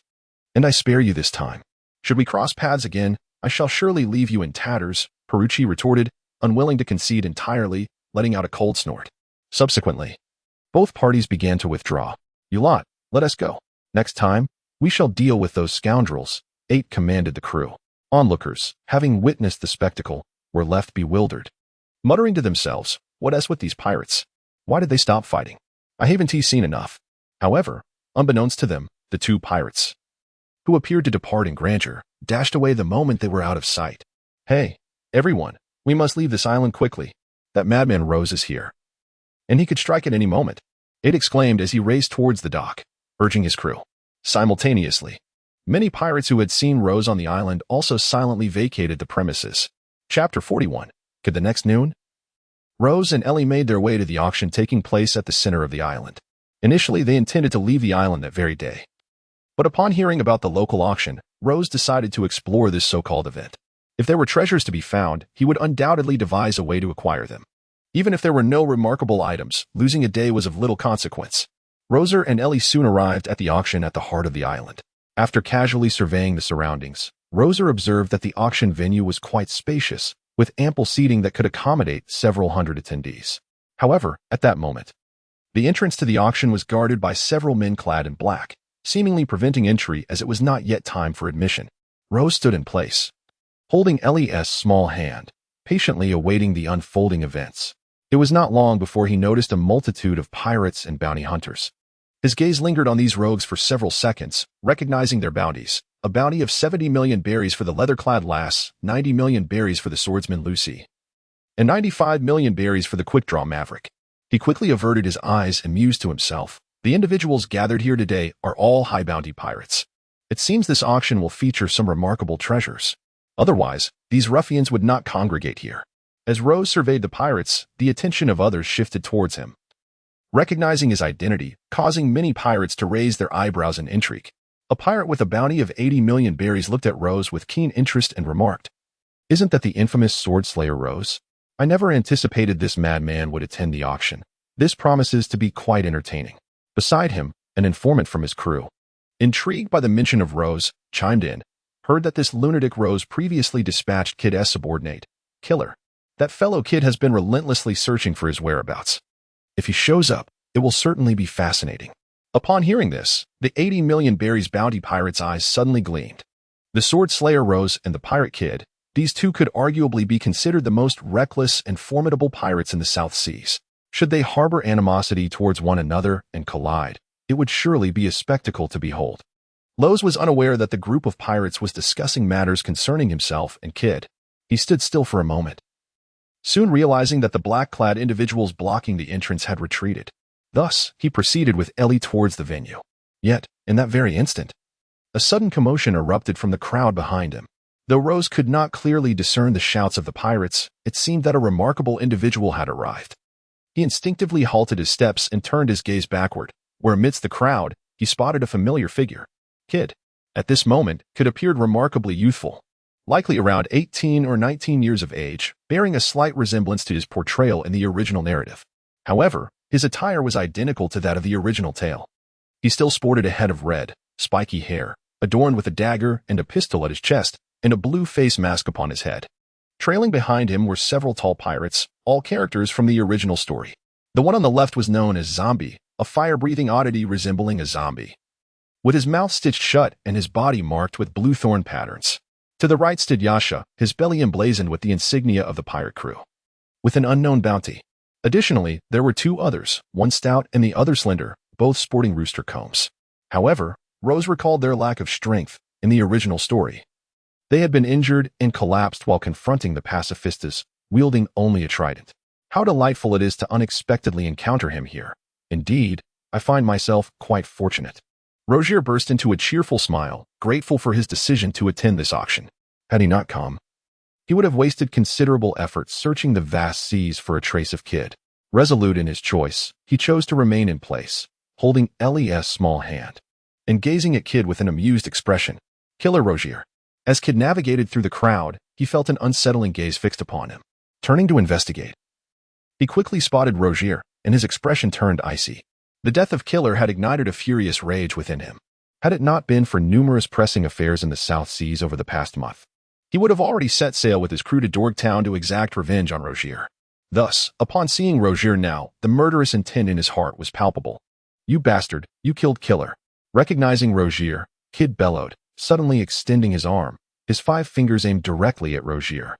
He then unleashed his magnetic powers, drawing the weapons carried by the pirates in the vicinity towards Rozier with alarming speed. A magnetic type of ability, is it? With a cold grunt, Rose felt the steel sword within its sheath stir with anticipation. Yet, before the sword could make any move, he firmly grasped the hilt and swiftly drew it forth. Blood sword technique. Confronted with a multitude of weapons raining down, Rose could not afford to remain indifferent. While his own safety was of little concern, he was resolute in safeguarding Ellie. Thus, exerting a slight force in his arm, he aimed at the oncoming weapons and, with a casual flourish, unleashed a crimson slash. The power of this strike was immense. With his strength now at 400 points, the blow he delivered through the bloodsword technique was unprecedentedly formidable, eclipsing the combined might of all the weapons. Moreover, the speed of the slash was astonishing, slicing through the air in an instant. The weapons caught in its path were reduced to mere rubble, as easily as if they were made of tofu. Such poor quality. Kid, with a flick of his wrist, absorbed the remnants of the weapons, swiftly conjuring a massive iron shield before him, which resounded with a thud as it blocked Rose's strike. Once halted, the debris of the weapons fell, now battered and worn. "You possess some skill. No wonder you bear a bounty of 21 million berries." Rose observed Kid with a smile, sheathing his sword. "So, Kid, let any grievances be addressed after the auction concludes. Once it is over, I shall have a proper conversation with you. Of course, should you choose to flee, I will not hinder you." With that, Rose turned and departed with Ellie in tow. Kid watched Rose's retreating figure, his expression contorting with turmoil. Chapter 42. The Devil Fruit. The sudden aggression of Rose left many pirates in bewilderment. Most of them recognized only Kid, yet were unaware of Rose, who had briefly surfaced a month prior. In an instant, the atmosphere became rife with speculation. Who was that man just now? He managed to put Kid in such a disheveled state. I've been in the South Blue for so long, and this is the first time I've seen Kid falter. They know nothing of him. The pirate hunter, sword killer Rose, is said to have eliminated all the Navy personnel at a naval branch just a month ago, and is now being pursued by the Navy with a bounty of 100 million berries. Numerous pirates began to discuss Rose, but their words carried a hint of disparagement towards Kid. After all, they had witnessed how Kid was indeed at a disadvantage during his encounter with Rose. That damn fellow. We should leave. Kid's expression darkened as he spoke to his companions. The recent clash with Rose had cost him face, and though he felt an overwhelming urge to eliminate those babbling fools, the auction was about to commence. Thus, he could only suppress his anger for the time being, planning to settle scores with them after the auction concluded. At that time, he would ensure that sword killer Rose comprehended the dire consequences of opposing him, Kid. Upon entering the venue, Rose swiftly selected a seat for himself, perhaps due to the vastness of the hall, despite the numerous attendees at the auction. The atmosphere remained rather spacious. Rose sat there, with no one daring to occupy the space beside him. Shortly thereafter, Kid and his companions made their entrance, officially marking the commencement of the auction. A middle-aged man clad in white ascended the auction stage, delivering a series of insipid opening remarks before the first item was presented. Many pirates subtly adjusted their posture, as it is customary for the inaugural and final items of an auction to be of exceptional value. The first item serves to set a vibrant tone for the proceedings, igniting the bidder's enthusiasm, while the concluding items are typically the most coveted treasures. Thus, when the first item was unveiled, numerous pirates paid earnest attention. Kid, too, glanced with interest at the stage, curious about the nature of the opening auction item. Soon, the first item came into view, a plate adorned with a red cloth, securely enveloping whatever lay beneath. A devil fruit? Rose murmured, his brow furrowing in contemplation. It seemed plausible that a rare item worthy of being presented on a plate would indeed be a devil fruit. However, he felt no surge of excitement. The allure of devil fruits held little significance for him. Unless it were a formidable Logia-type fruit, the appeal of paramecia or zoan fruits was rather limited for Rose, who was a swordsman dedicated to honing his craft rather than delving into the powers of devil fruits. "Brother, is the devil fruit that awful-tasting thing?" Ellie inquired, surprised by Rose's remark. Having tasted a devil fruit herself, she still recalled its revolting flavor with distaste. Indeed, it's horrendous, Rose chuckled lightly. Before long, the man at the auction table completely unveiled the red cloth, revealing an oval-shaped fruit with a reddish-brown hue. At first glance, it appeared unremarkable, reminiscent of a reddish cantaloupe. Yet it bore peculiar wavy stripes that intrigued onlookers. This is a devil fruit. Consuming it grants the power of a devil. Many pirates erupted in excitement at the sight of the fruit, their eyes glinting with avarice as they gazed longingly at the coveted item. Rose gently shook his head. Acknowledging that they were merely a few petty pirates from the South Sea, their horizons still quite limited. The moment they laid eyes on the devil fruit, they lost their composure entirely. Indeed, this fruit was none other than a paramecia-type devil fruit. Consuming it would instantly bestow the powers of a demon. Furthermore, we are aware that in our vast ocean, paramecia-type devil fruits hold considerable power.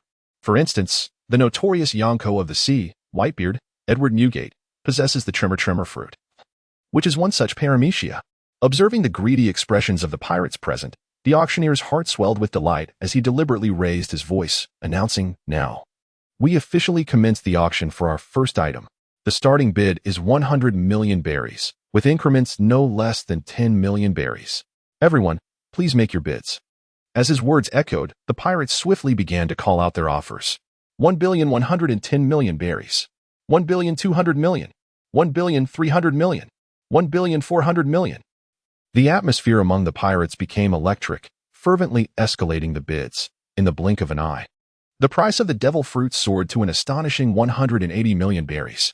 During this frenzy, Kid had made a bid at 130 million berries.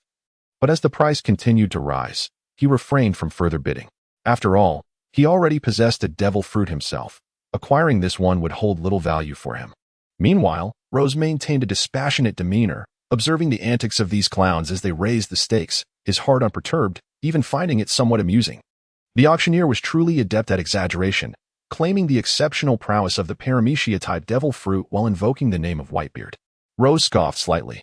There are countless paramecia users in this world, yet Whitebeard is singular. Why is that?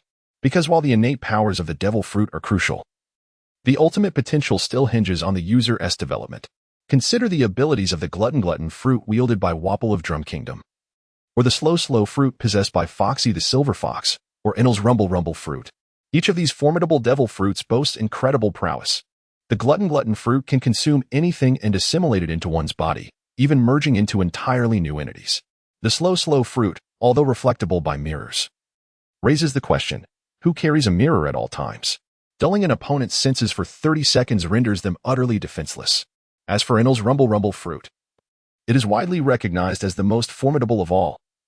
Yet it has been mishandled by that fool to such an extent that even a dog could consume it and transform into an invincible thunderous beast.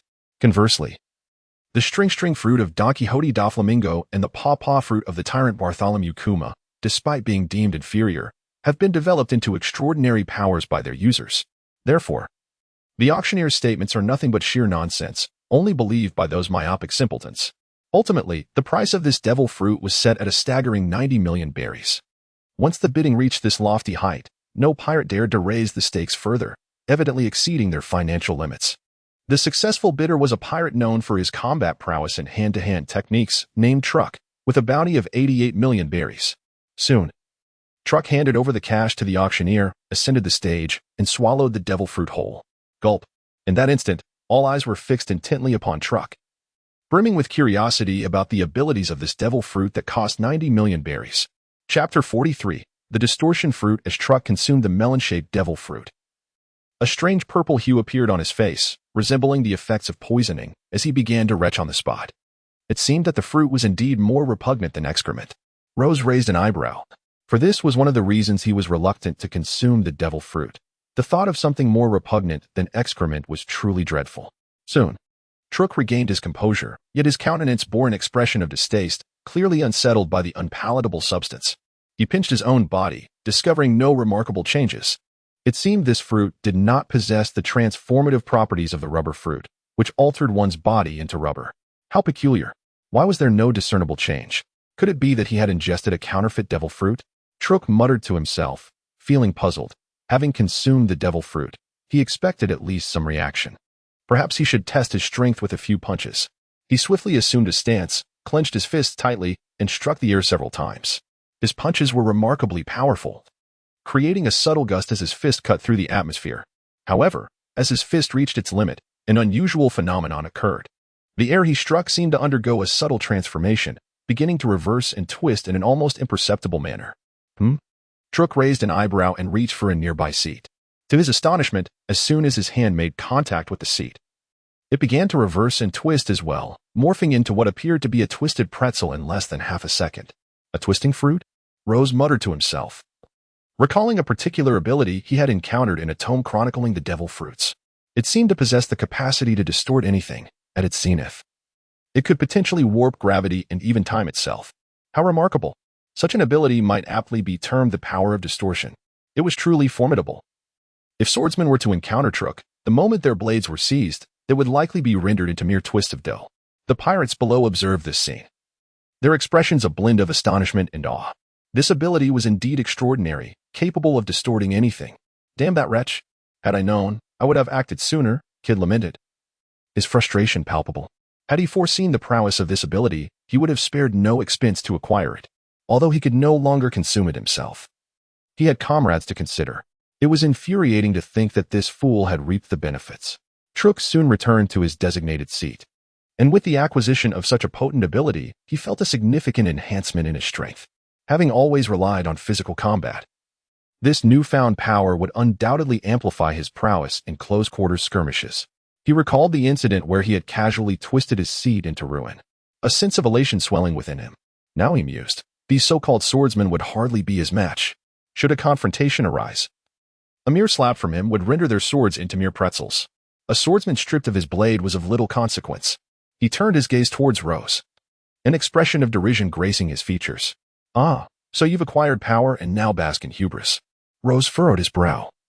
It seemed that after acquiring his newfound abilities, Truk had become almost insufferably arrogant. However, he quickly averted his gaze, for the auction was still in progress. He decided to observe for any intriguing items before addressing the fool named Truk. Should Truk harbor any ill intentions towards him, Rose would not hesitate to send him to his demise. The power of the distortion fruit was indeed formidable. Yet whether this fool could truly contend with him remained a different matter altogether. Ah, it appears our first auctioneer is quite fortunate to have obtained such unparalleled abilities. Now, let us proceed to the second item on the auction block. The man on stage clapped his hands, summoning his subordinates, and soon the second item was revealed. However, this item lacked any remarkable qualities. It was merely a cannon of considerable power, which failed to pique Rose's interest. The subsequent items were rather unremarkable, and Rose remained with Ellie, biding their time without departing. He understood that these trivial items would soon be sold, and it was the final few lots that held genuine value in this auction. As this thought crossed Rose's mind, the auction began to draw to a close. The penultimate item was a blade, a magnificent sword known as Snow Huan, a demon blade crafted with exceptional skill. Upon its presentation, many pirate swordsmen cast their greedy eyes upon it, their desire palpable. For these swordsmen, the quality of a blade was of utmost significance. Yet most of them could only wield blades slightly superior to ordinary ones. This razor-sharp sword was a rare encounter. In an instant, many pirates were consumed by avarice. I must possess that sword. What is the starting bid? They clamored, their excitement palpable as they directed their shouts at the man on stage. Ha! Let the auction for Snow Huan commence. The starting price is 130 million berries, and as per tradition, each bid must increase by no less than 10 million berries. Let the bidding begin, the auctioneer proclaimed with enthusiasm, sensing a lucrative opportunity. 140 million berries, 150 million berries, 160 million berries. The swordsmen frantically raised their bids. A fine blade was invaluable to them, and they were willing to sacrifice everything to secure it. Soon, the price of the demon blade Snow Huan soared to an astonishing 200 million berries, fueled by the fervor of the passionate swordsman. The price has soared even higher than that of the devil fruit when it first emerged.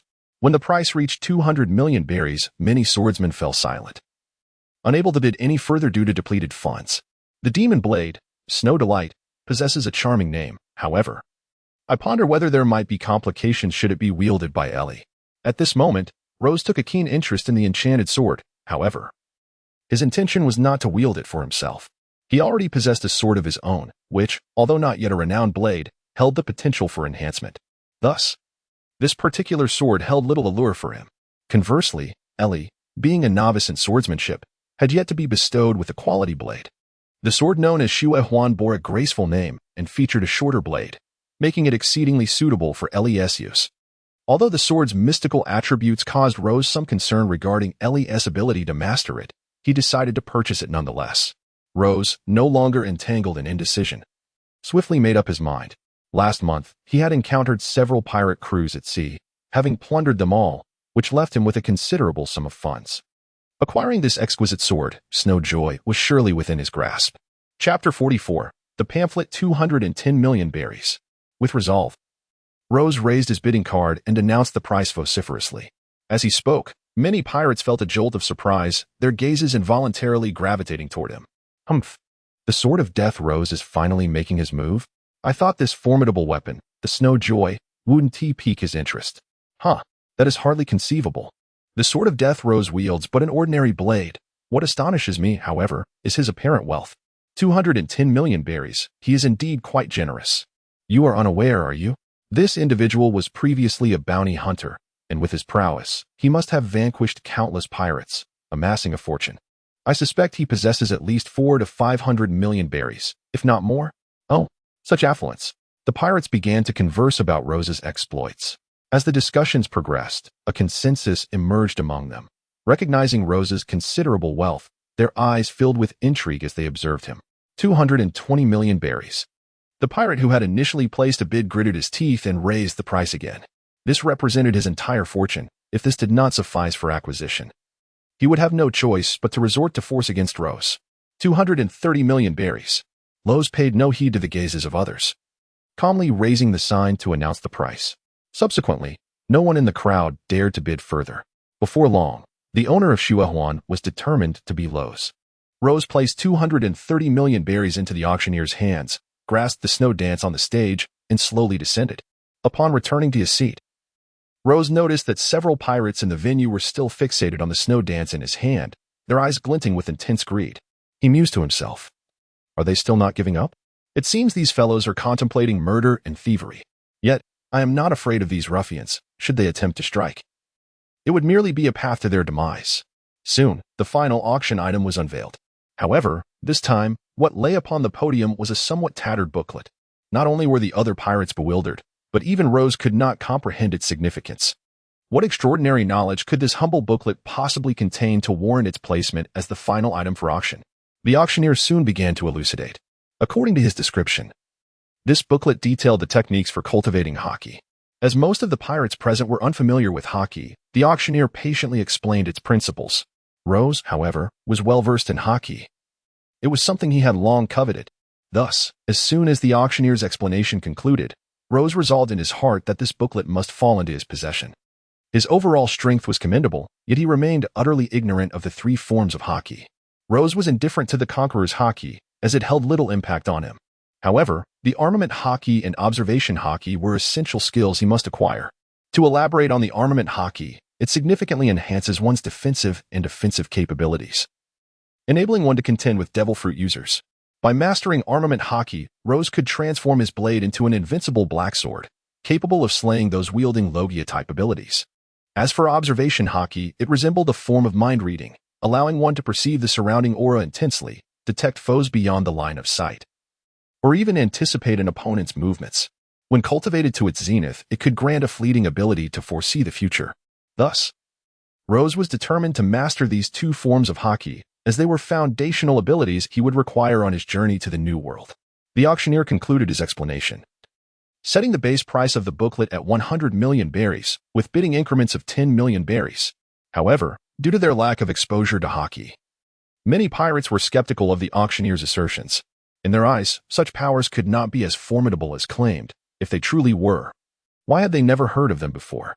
Consequently, harboring such doubts, many pirates refrained from participating in the bidding for the booklet. From the outset, Rose made a bid. Acutely aware that the others lacked discernment, he could not afford to be foolish. This booklet was something he was determined to possess. The atmosphere fell into an awkward silence, as the auctioneer sensed the discomfort of showcasing such a remarkable item before a crowd devoid of appreciation, rendering it akin to refuse. Fortunately, Rose secured the purchase. Otherwise, this booklet might have remained unsold. Is there no further bidding? The auctioneer inquired, but silence prevailed. 110 million Bailey, once. 110 million Bailey. Twice. 110 million Bailey, thrice. Sold. The auctioneer's gavel struck the table 3 times, signifying the completion of the transaction. Lowe's swiftly approached, handing 100 million berries to the auctioneer before opening the small booklet in his hand. To his delight, he discovered it contained numerous inscriptions related to dominance. He temporarily stowed the booklet away and, taking Ellie's small hand, departed from his seat. With the conclusion of the auction, he had no reason to linger. As Lowe's made his exit, a throng of pirates rose from their seats, weapons in hand, trailing closely behind him. Humph! That cursed blade, Snowjoy, shall be mine at all costs. If the sword killer Lowe's refuses to surrender it, then he shall meet his demise. This fellow is so extravagant. He paid over 100 million berries for that tattered booklet. Surely he possesses considerable wealth. One by one, the pirates, each with their own ulterior motives, stealthily followed Lowe's. Some aimed to seize the cursed blade Snowjoy, while others coveted the riches that Lowe's carried. Kid also rose from his seat, quickly signaling to his companions behind him, resolutely pursuing Lowe's. The vendetta against sword killer Lowe's and the earlier incident outside shall be avenged in one fell swoop. Moreover, I will claim both that cursed blade and the booklet for myself. Kid chuckled coldly as he hastened after Lowe's. Rose also discovered that dozens of pirates were hastening towards him from behind. However, he paid them no heed. Cradling Ellie in his arms, he sprinted forward at full speed. Once he secured Ellie in a nearby restaurant, another individual emerged. Chapter 45. Frenzied Slaughter. Although Ellie's strength had seen a certain enhancement, she was still merely at the level of a pawn. Thus, Rose was apprehensive about bringing her into battle. Should any pirates harbor ill intentions, it could spell disaster. After ensuring Ellie's safety, he swiftly exited the establishment. Previously, he had observed the restaurant's patrons, noting that most were local residents, devoid of any suspicious characters. Furthermore, standing outside, he felt relatively secure. If a skirmish were to ensue, it would likely occur nearby, posing little threat to Ellie. He awaited the arrival of the pirates, feeling unburdened now that Ellie was settled. Having expended several billion belly earlier, his own finances were rather depleted. However, with the pirates approaching to meet their demise, he devised a plan to eliminate them and seize their treasures. Moreover, Kid was also marked for death, as it was a task mandated by the system. Moments later, the pirates arrived at the restaurant's entrance. Upon seeing Rose standing there, they felt a surge of delight. It appeared this fool had not chosen to flee the island immediately.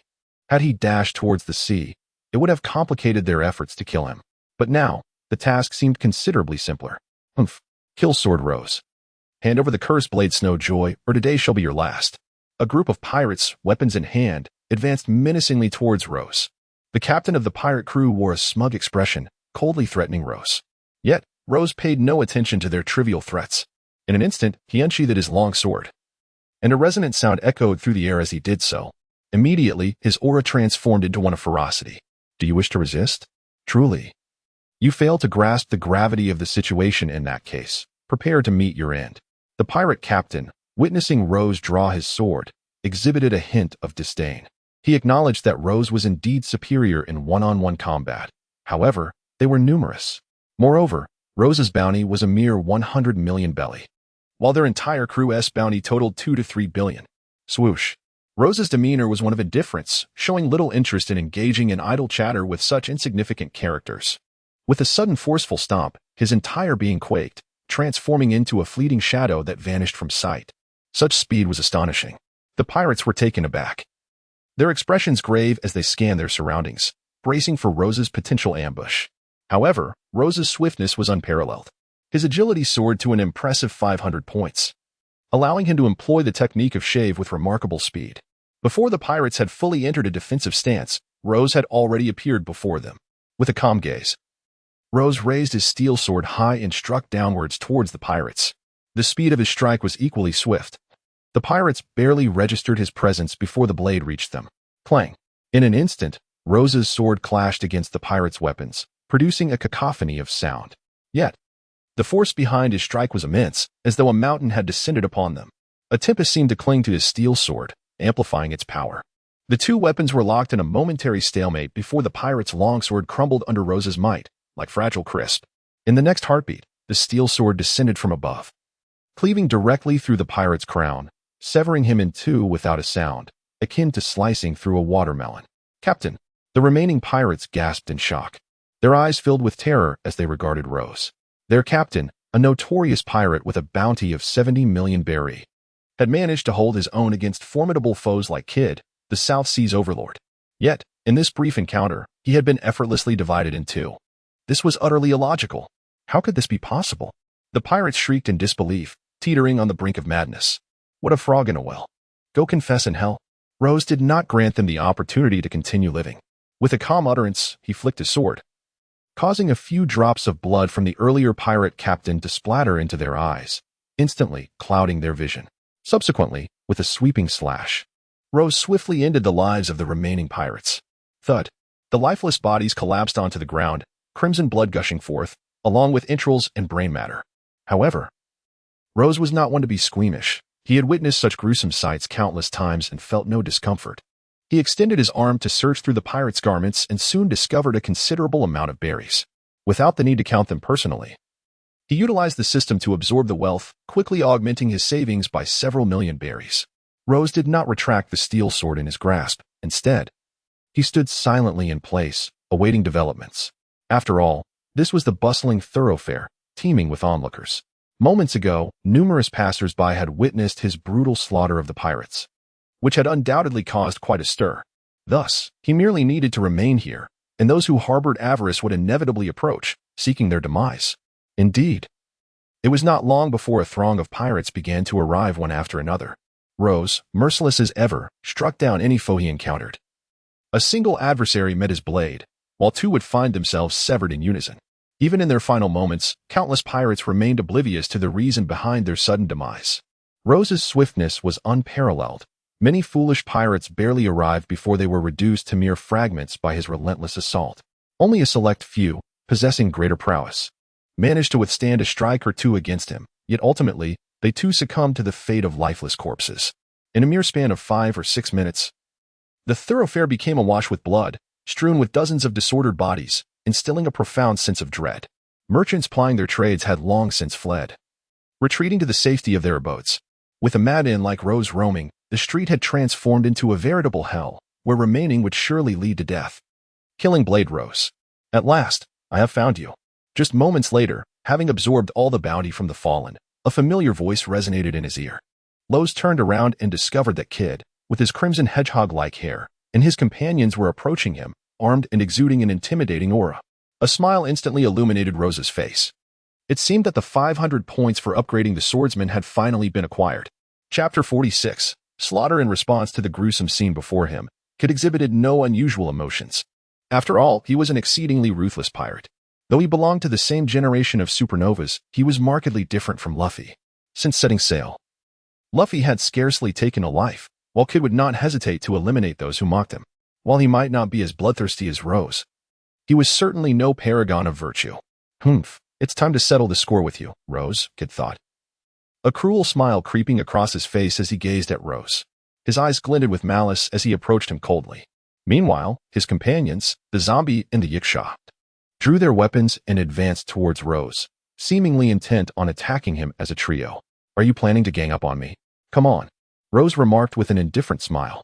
The combined strength of Kid and his two companions was mediocre. Whether they attacked together or not was of little consequence to him, as victory was assuredly his. However, Kid was an exceedingly arrogant individual. This was evident from the original narrative, where he, having merely spent a brief time in the New World and gathered a motley crew, dared to challenge the 4 emperors. Thus, upon witnessing Rose's nonchalant smile, Kid's gaze turned icy. He gestured dismissively to the Yiksha and the zombie, signaling them to withdraw. Humph, there's no need for you to intervene. I can handle this one alone. Subsequently, he manipulated the weapons on the ground, launching a swift assault towards Rose. Ah, yet another one of these tricks? I am thoroughly weary of them. Rose lightly curled his lips in disdain. If Kid's prowess was limited to this, he had no desire to squander his time. With a sudden roar, he vanished into thin air, only to reappear right before Kid. Raising his longsword, Rose executed a powerful strike. Quite swift, indeed. Kid chuckled nonchalantly and quickly extended his palm towards Rose's sword. However, such tricks hold no efficacy against me. As his words fell, an immense repulsive force surged from Kid's palm, causing Rose to feel his sword grow unbearably heavy, as if it were on the verge of slipping from his grasp. HM? Rose was somewhat taken aback. In the original text, He had never witnessed Kid possessing such capabilities. Nevertheless, he swiftly altered his tactics, his figure flickering as he appeared behind Kid. In an instant, he executed a rapid thrust directed at Kid. Futile, Kid smirked. For as long as you wield a sword, my abilities can completely counter you. A triumphant laughter erupted from Kid as he casually flicked his fingers, unleashing a peculiar gravitational force that emanated from him. Lowe's felt as though his longsword was being irresistibly drawn, hurtling towards Kid with reckless abandon. Yet, just as the sword was about to pierce Kid, that strange repulsive force reemerged, rendering Lowe's vigorous efforts futile, as he could not make contact with Kid's form. Ha! Kid laughed maniacally, effortlessly manipulating the weapons in the arena. Launching a frenzied assault against Lowe's, Rozé had to take a few steps back, casually slashing down with his sword, although he effortlessly dealt with the weapons. His expression betrayed a hint of displeasure. He had not anticipated that Kid's abilities would be so effective against him, despite his superior strength and speed compared to Kid. The magnetic influence made it challenging to manipulate the surrounding weapons freely. His own steel sword was also under Kid's control, making the confrontation exceedingly troublesome for Rozé. Naturally, he could not overpower Kid, yet Kid was equally unable to harm him. He could only defend himself by controlling his steel sword, while Kid's attacks were too feeble to inflict any damage on Rozé. Unexpectedly, I have underestimated you. Rose fell silent for a moment, gazing deeply at Kid before slowly speaking. Ha! Killing Sword Rose. Your swordsmanship could never triumph over me from the very beginning, for I am the Magnet Man. Your blade shall be subjected to my control. Thus, concede your defeat. Kid laughed heartily. Feeling a sense of pride restored after their brief encounter at the auction house had weighed heavily on his mind. However, Rose showed no inclination to surrender.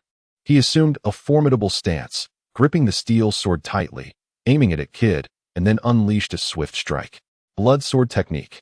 Rose's swordsmanship was astonishingly swift. In less than a second, he unleashed 3 or 4 strikes towards Kid, sending forth several massive crimson slashes that hurtled violently in Kid's direction. Lacking any metallic components, these slashes rendered Kid unable to employ his raw strength for direct defense, forcing him to construct a makeshift shield from the heap of weapons scattered on the ground. However, Rose's blood sword technique was exceptionally sharp, and even with the collection of numerous pirate weapons forming a large barrier, Kid could only withstand 3 of Rose's strikes. As the 4th slash descended, the remnants of the pirate weapons crumbled into useless debris, easily shattered upon contact, leaving them entirely ineffective. Moreover, Kid himself was sent tumbling several meters by the force of Rose's attack. With a thud, Kid's face scraped against the ground like a mop, his skin torn and leaving a trail of blood. Fortunately, he had managed to retain some weapons near his chest, preventing a direct hit from Rose's onslaught.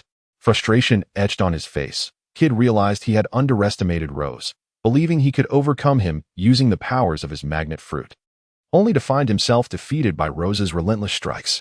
This was indeed a grave miscalculation. The speed at which Rose launched his attacks left Kid no opportunity to counter. He could only watch helplessly as Rose made his move. Yasha, zombie, come to my aid. Despite his arrogance, Kid recognized he was no match for Rose. While he could withstand direct attacks from Rose's steel sword, he had no defense against these slashes. Reluctantly, he called upon his subordinates for assistance, even at the risk of humiliation. Responding to Kid's plea without hesitation, Yasha and Zombie swiftly approached Rose to launch their own offensive. Zombie, capable of spewing fire, positioned himself to Rose's left and unleashed a torrent of crimson flames, scorching the very air. Simultaneously, Yasha, moving with remarkable speed, appeared on Rose's right, striking just as Zombie's flames erupted. Caught in the crossfire, Rose had no choice but to confront the assault head-on. Yet, unafraid, he faced the challenge. Without Kid to impede him, dispatching these 2 insignificant foes felt as effortless as slaying mere dogs. With a casual flourish of his blade, Rose cleaved through the flames and swiftly dispatched both assailants. Author's note: despite penning 5 chapters, I find myself lacking in collections and votes, which diminishes my desire to continue writing. Unable to repay those who update daily. Chapter 47, The Flame Core. Previously, during the fierce battle between Rose and Kid, numerous pirates had already arrived. The commotion they caused attracted many nearby pirates, who accurately located their position. However, upon witnessing the intensity of the duel, many pirates rationally chose to observe from the sidelines. They had not abandoned their intentions toward Shuehuan, nor had they lost interest in seizing riches. Rather, they delighted in the spectacle of Rose and Kid clashing. Should Kid emerge victorious, they would seize from him. If Rose triumphed, they would claim their spoils from him. If fortune smiled upon them and both perished, that would be even better. Thus, a throng of pirates stood by, engrossed in the unfolding drama. It seemed the Kid was doomed. Following Rose's recent strike that felled Kid's two subordinates, the onlooking pirates narrowed their gazes. Although Kid could withstand Rose's direct assaults due to the powers of his devil fruit, he was helpless against Rose's slashes. With the death of his two subordinates, it was only a matter of time before Kid met the same fate at Rose's hands. Realizing this, many pirates stealthily drew their weapons, preparing to ambush Rose the moment he eliminated Kid. It must be said that Rose was indeed formidable. Even Kid, the strongest in the South Sea, along with his subordinates, proved no match for Rose. However, after the fierce confrontation with Kid, Rose was surely somewhat fatigued. Those powerful slashes required considerable effort to unleash. Thus, they planned to take advantage of Rose's exhaustion to launch their attack. In the arena, Rose unleashed another devastating strike. The crimson slash was extraordinarily sharp, and in the instant it was executed, it resembled a crimson blade of wind, hurtling fiercely towards Kid. It was the end. Rose cast a faint glance at Kid. For Kid, his physical combat skills were feeble, and his swordsmanship and marksmanship were almost non-existent. The only asset he relied upon was the power of his devil fruit.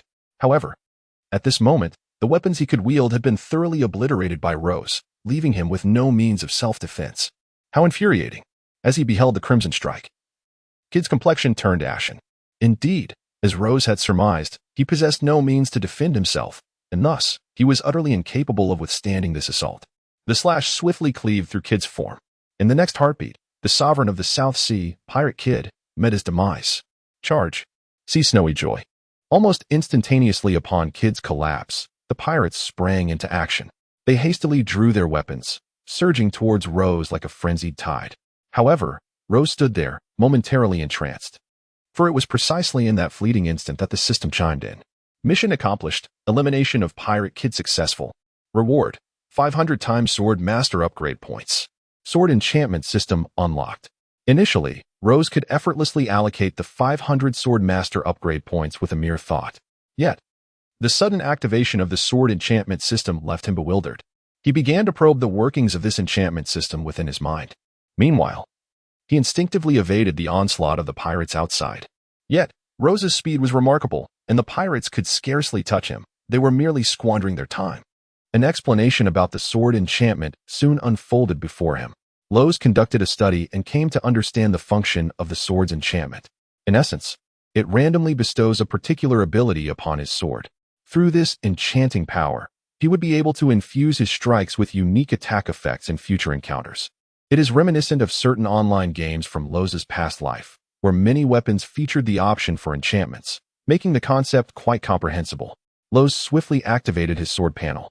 At that moment, his weapon remained a basic sword, yet below it was a section for extracting abilities. He commenced the extraction process. Without much contemplation, Rose opted to proceed with the extraction. The sound of extraction soon resonated, a series of sharp chirps filling the air. Within that segment, an array of extraordinary abilities flitted before Rose's eyes, each one distinct and diverse.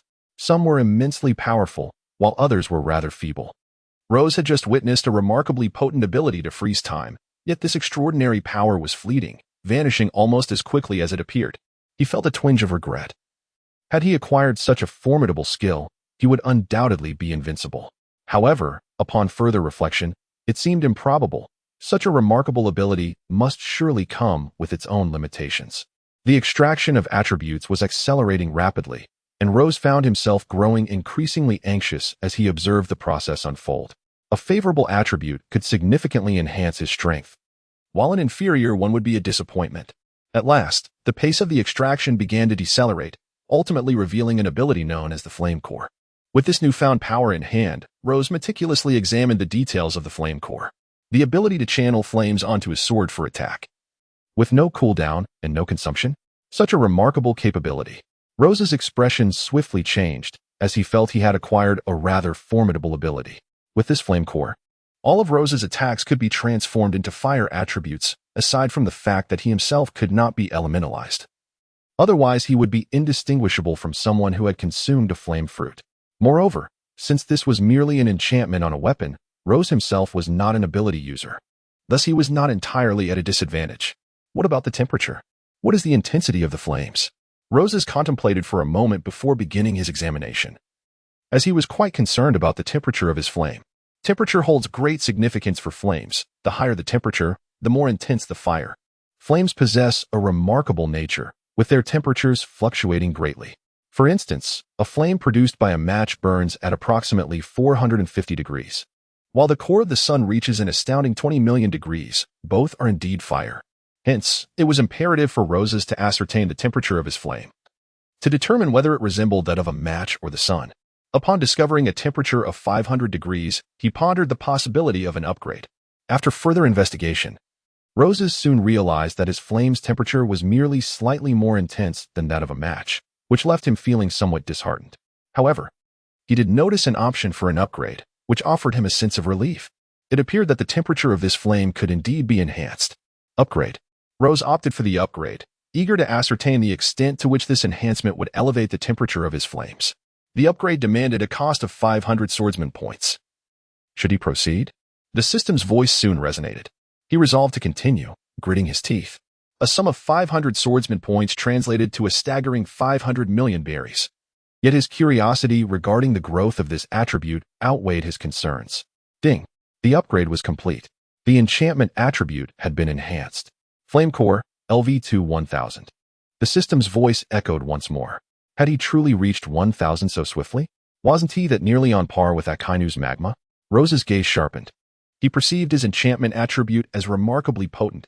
Having expended 500 swordsman points, he had achieved a staggering increase of 500 in temperature. It is worth noting that even magma typically ranges from 900 to 1200. Yet, his flames now soared to 1000, surpassing many types of magma in intensity. Chapter 48, The Might of the Flame Core. Rozé was thoroughly satisfied with the sword enchantment. An upgrade of 500 degrees with each level made him confident that he could ultimately incinerate Akainu with the flame core. As for Ace, his temperature likely could not rival that of Rosé's flame core. In the original narrative, Ace's flames were inferior to Akainu's magma, which merely hovered between 900 and 1200. Of course, it is also possible that Akainu had enhanced the temperature of his magma through the development of his devil fruit. After all, he is an admiral of the Navy, capable of transforming even the seemingly weak string fruit into a formidable power. It stands to reason that Akainu would not neglect to develop his abilities. Furthermore, it may be that Akainu's armament haki surpasses that of Ace. Beyond the suppression of flame temperatures, armament haki can ensnare the physical forms of Logia users. It is plausible that during the Marineford War, Akainu's formidable armament haki enabled him to pierce Ace's chest with a single strike. It is time to eliminate that group and, in the process, test the prowess of my flames. Rozé quickly regained his composure. The level of power exhibited by Akainu Ace was still somewhat distant from his own. Although he had acquired a new ability, mastering haki remained a challenge ahead. Nevertheless, the immediate priority was to deal with the unruly mob outside. With this thought in mind, Rozé refrained from further engaging with the formidable system and returned to the realm of reality. He had been in a state of evasion until now. And the pirates were truly foolish. Despite their relentless assaults, not a single blade had managed to strike him. He chuckled softly to himself. Come on, the infamous sword wielder, Rozé, cannot hold out much longer. He is on the brink of exhaustion and will soon lack the strength to evade. One pirate, attacking Rozé with a sneer, misinterpreted Rosé's earlier actions as a sign of weakness, believing himself to be assured of victory. Weakness? At this moment, Rozé had regained his composure. Upon hearing the pirate's words, he disdainfully curled his lip. With a casual step, he evaded the pirate's assaults and, gripping his steel sword, he struck at the very pirate who had just spoken. His strike was extraordinarily swift and imbued with tremendous force. Due to the presence of the flame core, his sword was now enveloped in crimson flames as he swung it. The flames crackled and danced upon the blade, and the surrounding air seemed to grow increasingly oppressive and heated. What? He is not out of strength? The pirate was taken aback by Rosé's sudden assault, nearly frightened to death.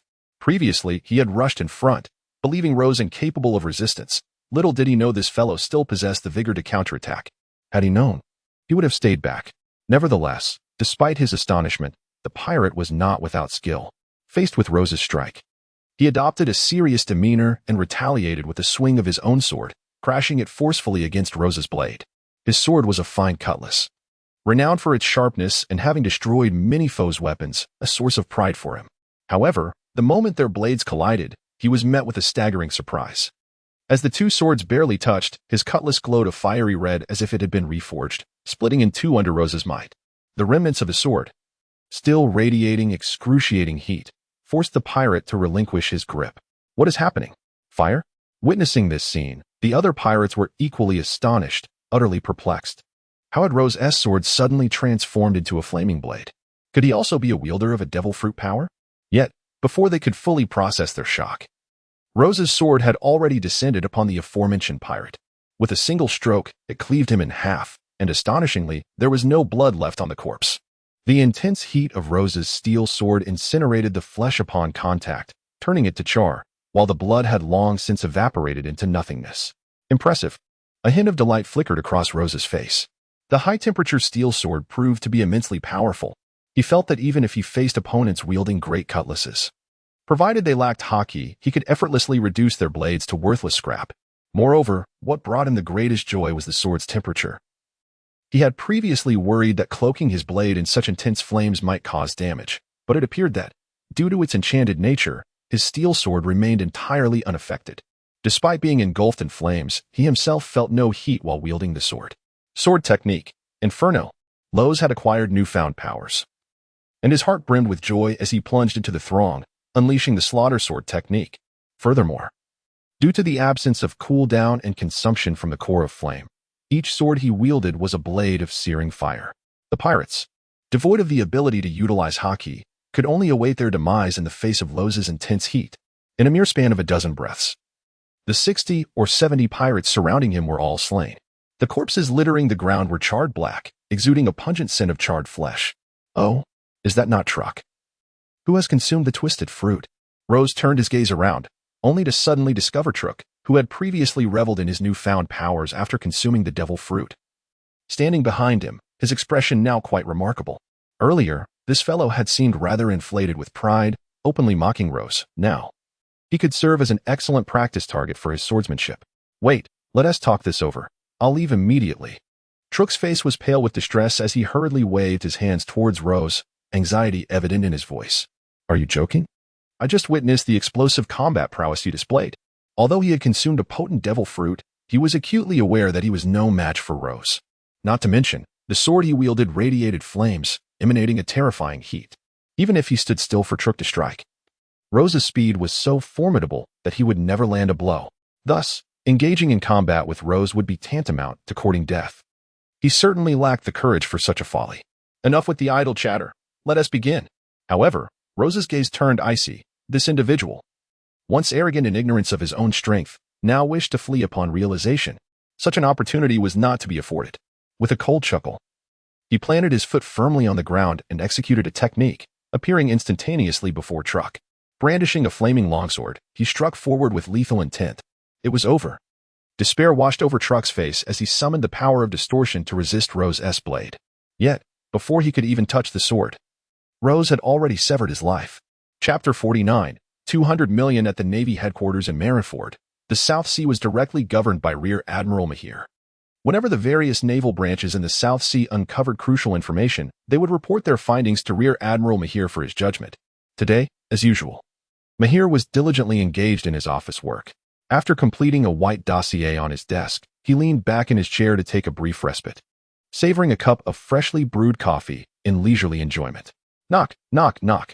Just as he was reveling in his moment of comfort, a gentle knocking echoed from outside his office. Come in, Mahir said, straightening his posture slightly and setting his cup down. Soon, a naval soldier clad in white, carrying a dossier, entered briskly. Upon entering, he placed a white document before Mahir and remarked, Rear Admiral Mahir. This is the latest message from the Navy branch at the West Sea of the South. According to Colonel Yure's description, this document is of great importance, and you must review it personally. Oh, what has Colonel Yure written that holds such significance? Mahir inquired, raising an eyebrow in surprise. He had a good rapport with Colonel Yure and was well acquainted with his character. Known for his seriousness and aversion to frivolity, Yure would not trivialize matters. Curiosity piqued. Mahir wondered what could compel Yure to deem it imperative for him to peruse the document. Please take a look, the soldier urged, presenting the document before Mahir. Mihir grasped it and studied its contents for several seconds, his brow furrowing in concern as he remained motionless for an extended period. It appeared that yet another troublesome individual had emerged in the South Sea. Mihir remarked gravely, "Please leave for now. I believe this matter warrants a report to Admiral Sengoku," Mihir said after a moment of contemplation. Inside Admiral Sengoku's office. "Oh, Mihir, what brings you here? Has something occurred in the South Sea?" As the diligent Sengoku was engrossed in his work, he was taken aback by the unexpected arrival of Mihir. A sense of perplexity washed over him. For it was during working hours, and Mihir typically would not seek him out unless it was of utmost importance. "Sengoku, a new pirate has emerged in the South Sea. I have his dossier here, and upon my assessment, he is an exceedingly dangerous individual. Hence, I deemed it necessary to report this to you," Mihir stated, nodding respectfully at Sengoku as he presented the file before him. "Oh, a newcomer?" Sengoku furrowed his brow. Curiosity piqued by the gravity of the situation that warranted Mihir's concern and his direct report. Taking the dossier from Mihir, he swiftly perused its contents. Moments later, having finished the document, his expression grew somber. A single individual has annihilated an entire naval branch. He has slain over 30 pirates with bounties exceeding 70 million near Georgetown. He has eradicated the notorious newcomer Eustace Kidd in a small island of the South Sea. Along with 8 other naval teams, over 130 pirates in total met their demise at his hands. Sengoku silently recited the details of the dossier, his countenance darkening with each revelation. From the document, he estimated that the toll of lives, be they naval personnel, pirates, or bounty hunters, claimed by this rogue named Rose approached 1,000. Moreover, he was astounded to discover that this Rose even consumed fishmen. Was this man a monster? Indeed. "He is a perilous threat," Sengoku remarked, laying the dossier aside. "Fortunately, he is still in a developmental phase. Otherwise, such a dangerous individual entering the Grand Line would undoubtedly spell disaster. Here is what we shall do. Dispatch a contingent of capable Navy officers to eliminate him. Such a hazardous individual must be eradicated before he reaches his full potential. If he grows stronger, this madman could become a significant nuisance." Mihir nodded in agreement, stating, "Absolutely. This threat must be dealt with promptly. Fortunately, he has yet to master hockey, and his strength remains relatively moderate. I intend to request the Marshal to mobilize CP9 for this task, as most of the captains at headquarters are already occupied with missions, and the commanders likely will not be his match." "That sounds prudent. CP9 should find it quite manageable to handle a newcomer like him." The warring states nodded in agreement and swiftly issued commands. This menace must be eradicated promptly, otherwise it could evolve into an uncontrollable pirate in the New World. The following day, news of Rose once again graced the newspapers. His bounty escalated from 100 million berries to 200 million berries. At this moment, in Bach Village, Monya and the old craftsman continued the village's reconstruction. During their work, a flock of seagulls soared over Bach town, dropping countless newspapers. Monya, momentarily without tasks, picked up one of the papers and perused it. Her dark eyes scanned the contents, and her expression quickly transformed into one of astonishment. "Pirate Rose, bounty 200 million. He has slain 8 pirate crews led by Eustace Kidd, totaling over 100 pirates." She gazed incredulously at the newspaper, unable to fathom that merely a month had passed since Rose had accomplished such earth-shattering feats in the South Sea. He truly is a formidable individual. It is hard to believe he began as a mere pirate hunter, Monya murmured to herself, reflecting on the time she had confronted Rose. A shiver ran down her spine at the memory of having engaged with such a madman. In Georgetown, Luca was diligently patrolling as usual when suddenly several seagulls flew overhead, dropping a few newspapers. He picked up the latest edition, and after a brief glance, his expression lit up with excitement. This kid has achieved such terrifying feats in just a month. Not only has he killed Kidd, but he has also annihilated 8 other pirate crews, totaling over 100 individuals. Truly a fearsome character. Even his bounty has soared to 200 million berries, surpassing many pirates in the Grand Line. If we were to engage in battle now, I might not even stand a chance against him, despite being a rear admiral. Chapter 50.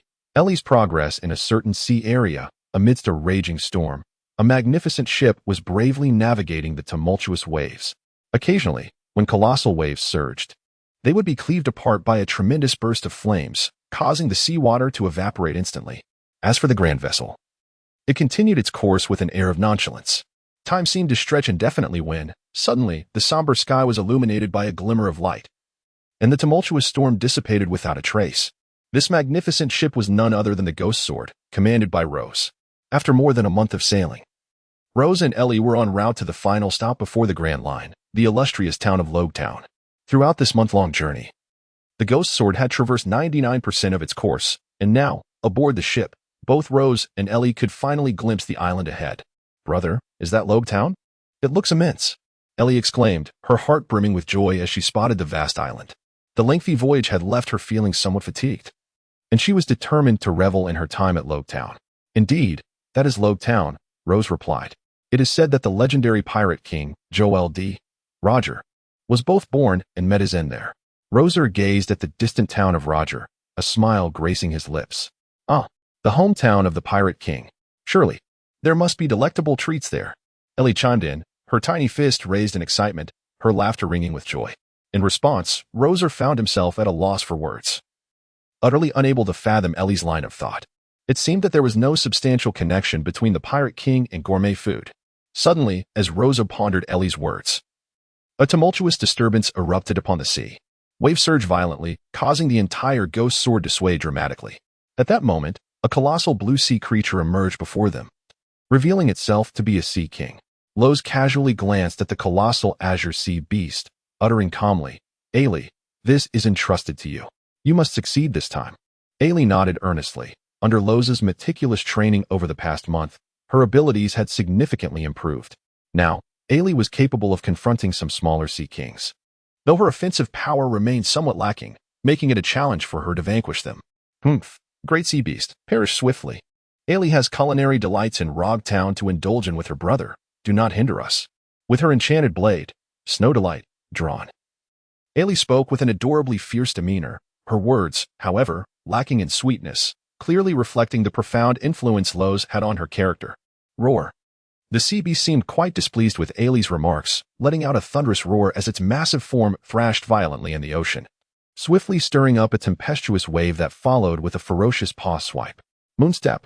Faced with the towering wave, Ailey grew serious, positioning herself firmly as her feet pressed against the ground, and then she leaped into the air, her body suspended in mid-flight.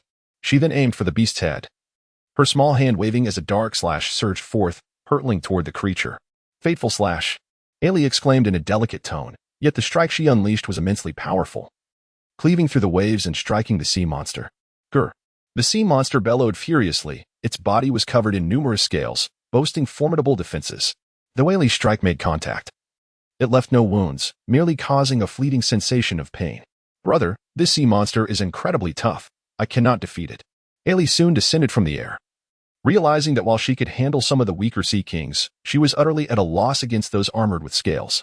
Thus, feeling somewhat dejected, she leapt down and spoke to Lowe's with a hint of disappointment. "Haha, no worries, I shall take over." Rose gently ruffled Ellie's hair, offering her a few light chuckles. Over the past month, Ellie's prowess had significantly advanced. Rose even began to consider her a prodigy, for during this time, Ellie had not only mastered the art of delivering slashes, but had also fully harnessed the capabilities of her misfortune fruit, transforming it into a power she could wield at will. Now, Ellie could activate her misfortune fruit whenever she desired, no longer posing an inadvertent threat of misfortune to those around her. Furthermore, she had infused the power of misfortune into her snow dance. Should anyone be struck by her snow dance, they would face a day of ill fortune, even if they were spared from death. Rose swiftly unsheathed his steel sword, casually waving it in the direction of the colossal sea beast before him. He could hardly muster the inclination to even glance at the creature after a single stroke. He sheathed his sword once more, well before any disturbance could ensue. The beast, bewildered and perplexed, wondered what this human was attempting, waving his sword so nonchalantly and then retracting it as if to frighten it away. However, its contemplation was short-lived. Before it could fully grasp the situation, its body was unexpectedly cleaved in two. Its consciousness faded, and its liver was scorched to a crisp by Rose's fiery prowess. "Wow, brother is so impressive," Ellie exclaimed from the sidelines, her excitement palpable as she danced with glee, calling out to Rose. "Haha, Ellie is quite formidable herself," Rose replied with a smile. Over the course of the past month, not only had Ellie made remarkable strides, but Rose himself had undergone a transformation of monumental proportions. Following the obliteration of Kid and 8 other pirate crews, he had seized an abundance of wealth from their ships. Among them, Kid's crew was the wealthiest. boasting a staggering sum of 320 million berries. Subsequently, each of the other pirate crews possessed between 1 to 200 million berries. Consequently, Rose amassed a remarkable total of 1,800 million berries during that incident.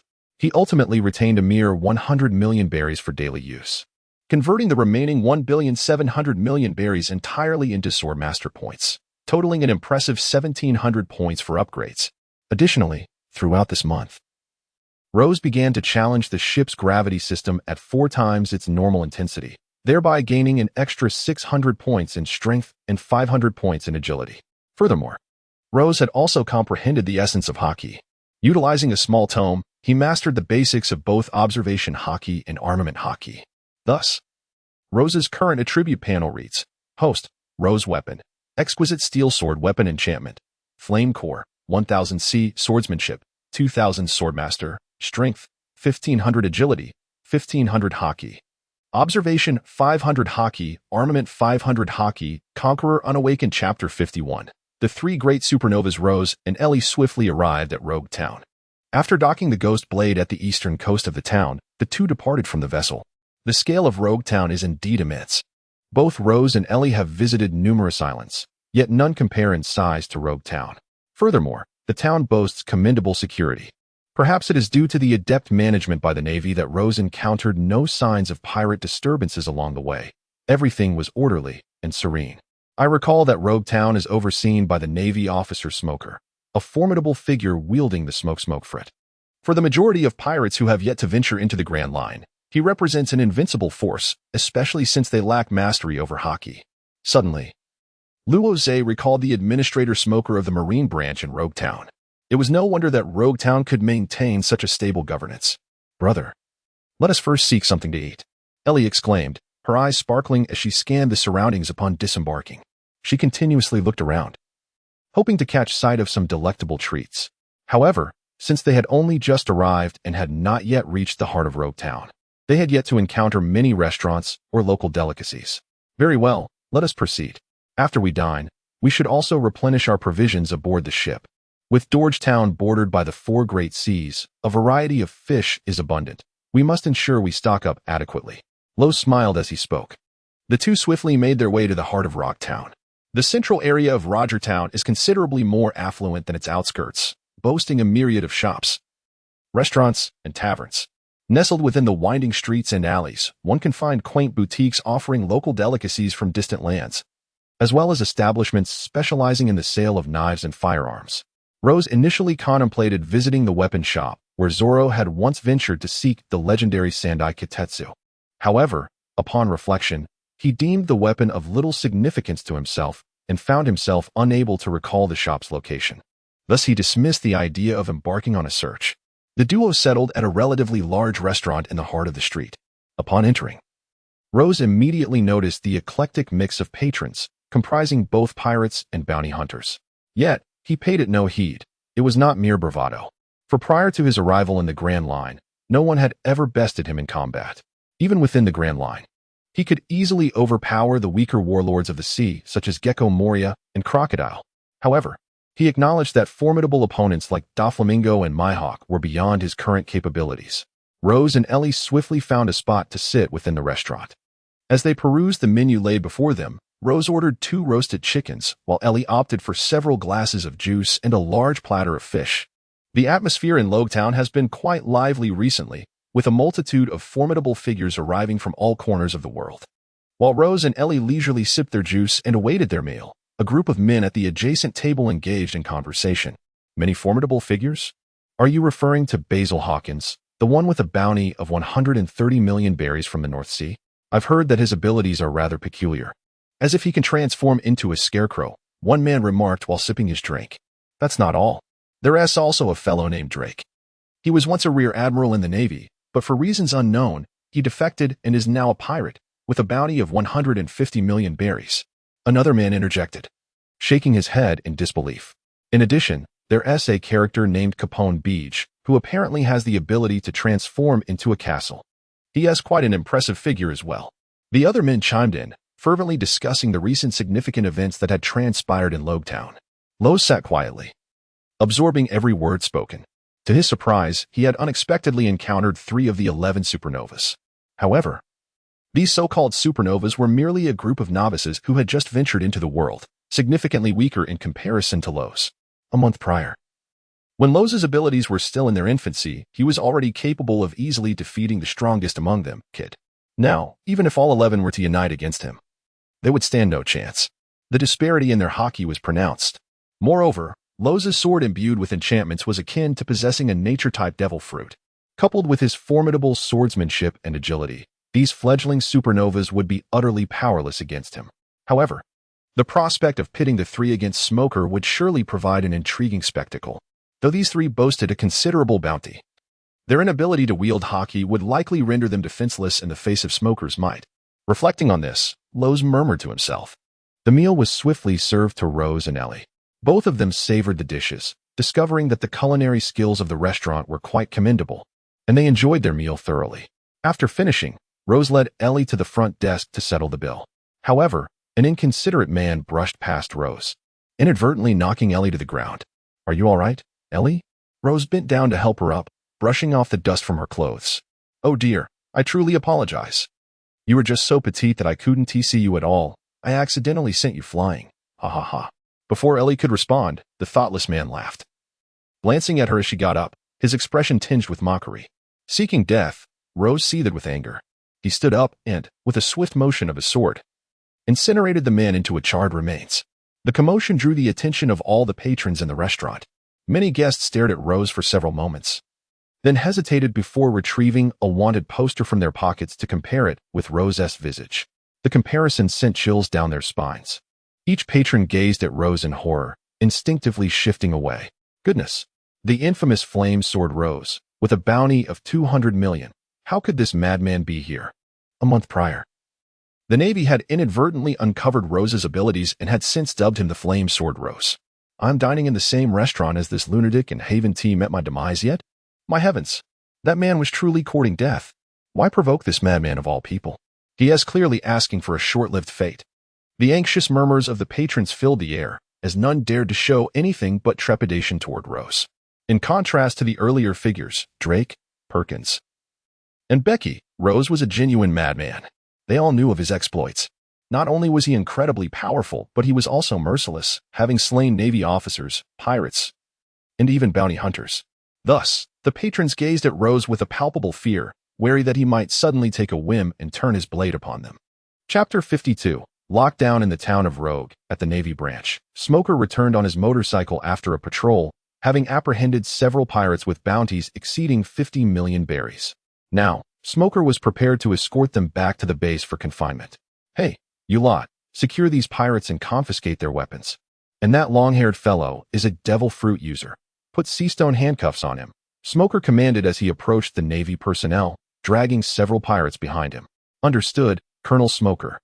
The sailors responded with utmost respect, bowing to Smoker. Their reverence stemmed not only from his formidable strength but also from his commendable character. Before long, the sailors retrieved handcuffs and systematically restrained the captured pirates. "Smoker, you bastard! I won't let you get away with this." The pirates shouted angrily as they were dragged toward the prison, but Smoker remained unperturbed. He lit a few large cigars, inhaled deeply, and exhaled a cloud of white smoke, casually remarking, "If your curses could kill, I would have perished long ago, you fools." With that, Smoker strode directly towards the entrance of the Navy branch, clearly intent on resuming his patrol of the town. Apprehending pirates was paramount for him. Colonel Smoker, we have intel." Just as Smoker was about to leave, a figure clad in blue, Tashigi, suddenly rushed up from behind. Wearing glasses and possessing large, innocent eyes, Tashigi appeared somewhat clumsy. As she reached Smoker, she stumbled over a stone and nearly impaled herself with her sheathed sword. "Ouch, that hurts," she groaned as she picked herself up from the ground. "Tashigi, what is it?" Smoker asked, observing her disheveled state with bemusement, surprised that his subordinate was such a scatterbrained girl, which often led him to question his life choices. "Oh, right, Colonel Smoker, please take a look at this." Tashigi remembered her purpose and pulled out 4 bounty posters from her pocket, presenting them to Smoker. "According to our informants, these 4 high bounty pirates have all entered Rogue Town today. Among them, Flame Sword Rose boasts a particularly notorious bounty of 200 million berries," she explained. Smoker raised an eyebrow, intrigued by the news. Grasping the bounty posters in one hand, he lingered on the details for a moment, murmuring to himself, Basil Hawkins, the magician, with a bounty of 130 million berries, and Drake, the former Navy Rear Admiral, with a bounty of 150 million berries. The notorious gang, with a bounty of 110 million berries, led by Capone Becky, caused a solemn shift in Smoker's demeanor upon his gaze landing on the final bounty poster. A swordsman with a staggering bounty of 200 million berries, Flame Sword Rose. The three individuals preceding him could be dismissed, yet this Flame Sword Rose presents a formidable challenge. Though he is merely one of the many pirates with a bounty exceeding 100 million, Rose stands out as a complete lunatic. His propensity for violence is alarming, and his formidable strength has garnered the attention of higher-ups within the Navy. Smoker, well-versed in Rose's notorious exploits, regards him with utmost seriousness. Dazzy, relay my orders. Divide our naval personnel into 7 teams. 4 of them shall secure the 4 cardinal coasts. 1 team will remain to guard the base, while the remaining 2 will commence a thorough search in Logue Town with the objective of capturing these 4 pirates. Additionally, should we encounter Hawkins, Drake, or Becky, engage them as best as you can and inform me. I shall hasten to their location. However, if we cross paths with Flame Sword Rose, do not entertain thoughts of resistance, flee immediately and relay his approximate whereabouts to me. With that, Smoker departed without delay, hastening from the naval base and mounting his motorcycle to patrol Logue Town. Flame Sword Rose. This marks the first instance of Colonel Smoker exhibiting such trepidation towards a pirate. Truly a terrifying individual, Dazzy murmured to herself, shaking her head shortly thereafter as she entered the naval base to execute Smoker's prior commands. Meanwhile, Rose remained on the bustling streets of Logue Town, lacking any informants. He was blissfully unaware of Smoker's mobilization against him. As he strolled alongside Ellie, they indulged in visiting numerous shops, purchasing various trinkets that delighted her. As for provisions, Rose had no immediate plans to procure food. The couple intended to stay overnight in Logue Town and set off the following noon. Thus, there was no urgency regarding food supplies, as they could obtain fresher options in the morning. That night, Rose and Ellie chose an opulent inn, replete with hot springs, lively performances, and an array of other entertainment facilities. After finishing their lunch, Rose and Ellie remained in the inn, indulging in a game of cards. However, just as they were deeply engrossed in their play, 3 unfamiliar figures entered Rose's room. You must be the Flame Sword, Rose, spoke the first, a man with a deep voice.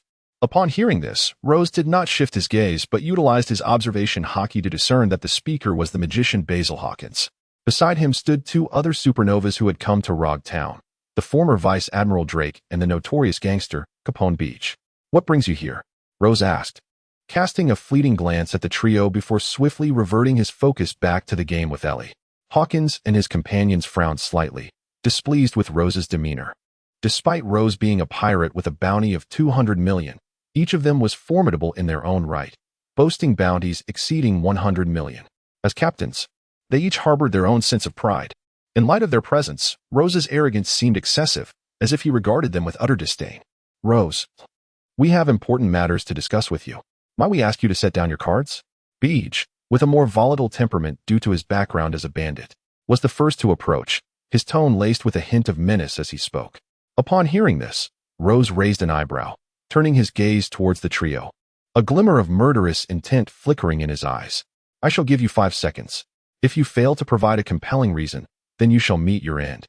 With that, he resumed his game, picking up the cards to continue playing with Ellie. In stark contrast, the expressions of Beach and his companions turned utterly grim. Chapter 53. A single sword. The words of Rose incited considerable displeasure and even a touch of anger within Becky and his companions. All 3 were notorious pirates, renowned across the vast seas, and even the Navy would not dare to speak to them in such a manner or exhibit such disdain. Yet here was Rose, a mere pirate with a bounty of 200 million berries, audacious enough to address them in this way. He even had the gall to give them a mere 5 minutes to comply or face death. Such arrogance was rather excessive. Consequently, the trio harbored a distinctly unfavorable impression of Rose. Particularly, Becky, whose temperament was the most volatile among them, had already drawn a pistol, aiming it directly at Rose. To kill us? Such bravado, he exclaimed. Do you truly believe, Flame Sword Rose, that your 200 million bounty grants you the right to underestimate us? Nevertheless, in the face of the drawn weapon, Rose remained utterly unfazed, hardly sparing a glance at Becky. Instead, he quietly activated his observation haki, prepared to incinerate Becky into ashes should he even hint at pulling the trigger. There were still 4 minutes and 20 seconds remaining. Rara spoke softly, indicating that there was little left to discuss. Drake also drew his weapon, gazing coolly at Roraz. The original intention of the three was to seek Roraz's alliance against Smoker, the wielder of the Smokesmock fruit. Though they too possessed abilities, none of them had mastered haki, and engaging in battle would likely result in a crushing defeat. Had it not been for their respective means of escape, they might have met the same fate as other pirates, who were swiftly captured by Smoker and imprisoned. Thus, the three conspired to temporarily ally, aiming to break free from Logetown together. Upon learning that Roraz, with a bounty of 200 million berries, had arrived in Logetown, they convened briefly and made their way to him. They believed Roraz would be eager to join forces with them, despite his substantial bounty. The true strength of a pirate is often not reflected in mere numbers. For instance, Drake, with a bounty of 150 million, would find himself evenly matched with Becky in combat. Consequently, they regarded Roraz as being on par with them. Approaching him with this mindset, what seemed a fair proposition unexpectedly turned into conflict, as Roraz's peculiar disposition led him to disdain them. I too find little to discuss. Observing that the other two were disinclined to ally with Roraz, Hawkins also expressed his stance. He was a proud individual, and Roraz's contempt ignited a spark of anger within him. Then, Flamesword Roraz, let us see what qualifications you possess to eliminate the three of us. Becky sneered, firing directly at Roraz, having endured him for far too long. The gunshot rang out, a black bullet hurtling toward Roraz. Subsequently, the gates of the castle within Becky opened, and his subordinates unleashed a barrage of gunfire upon Roraz, the cacophony of gunshots echoing loudly as countless black bullets rained down like a meteor shower.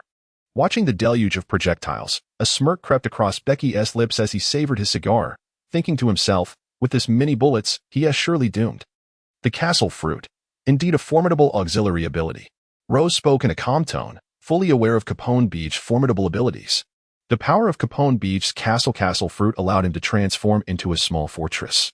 He could ensconce his subordinates within his castle-like form, and when the time for battle arrived, he could either release them or unleash their attacks from within his body. Thus, engaging in combat with Capone Beach was akin to contending with an entire pirate crew. Moreover, this crew exhibited exceptional coordination, unwavering discipline, and immense strength. However, in the face of absolute power, such advantages proved utterly inconsequential. Rose finally rose to his feet. Despite the hundreds of bullets hurtling towards him, he effortlessly evaded them. Employing the prowess of his observation haki, not a single projectile grazed him. In the next moment, Rose swiftly appeared before Capone Beach, drawing his longsword with a flourish. His arm lifted, and with a fierce downward strike, he aimed to cleave through Beach. What astonishing speed!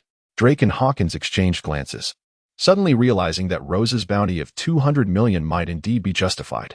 At the very least, they could not comprehend the swiftness he had just displayed. Damn!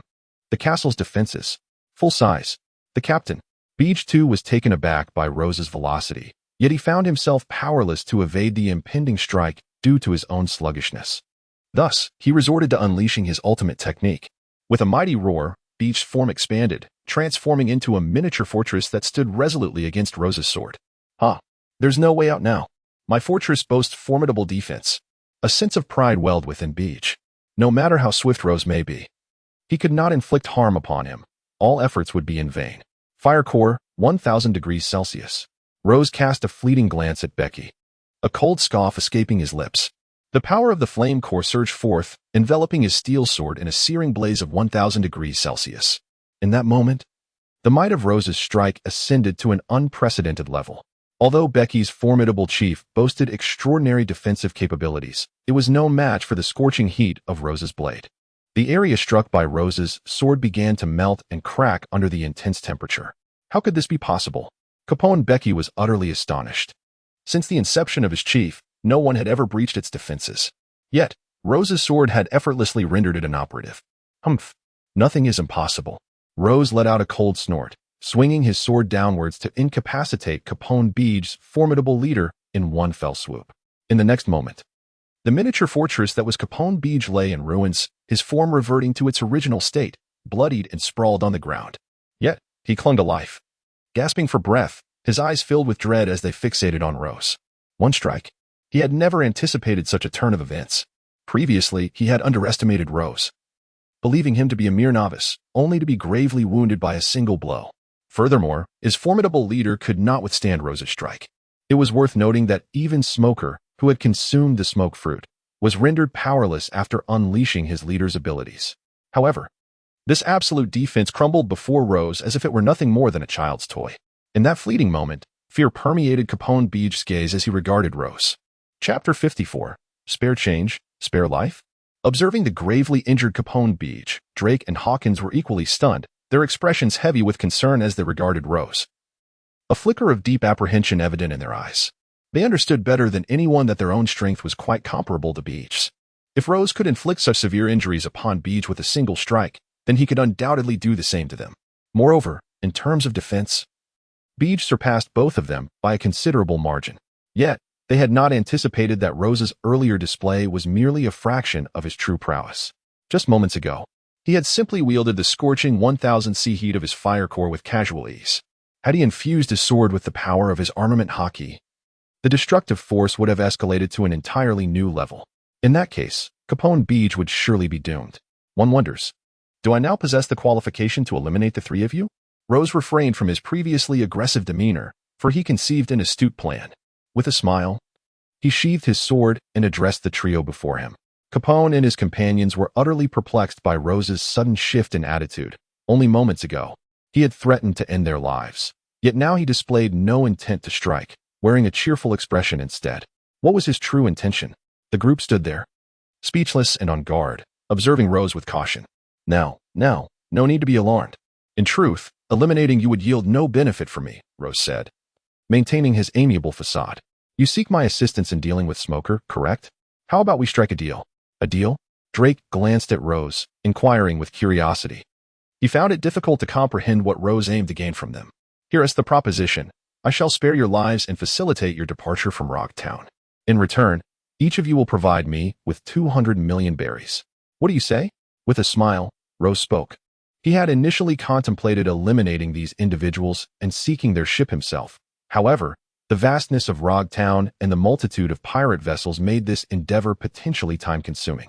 Thus, he deemed it more prudent to engage in a transaction with the three, demanding 200 million berries from each, which would amass a total of 600 million berries. 200 million berries. This was unfathomable. Upon hearing this, Beiji's countenance darkened. He had not anticipated Rose's audacious demand for such a substantial sum. Although he could muster the 200 million, it would deplete nearly all of his savings accumulated over the years. There was no possibility of succumbing. Rose cast a cold glance at Beiji and stated, I am not here to negotiate. You must choose between preserving your wealth or your life. He was no benevolent soul. These individuals had brazenly approached his residence with hostility, and while he could spare their lives, they were obliged to bring him profit. Otherwise, they would meet their demise.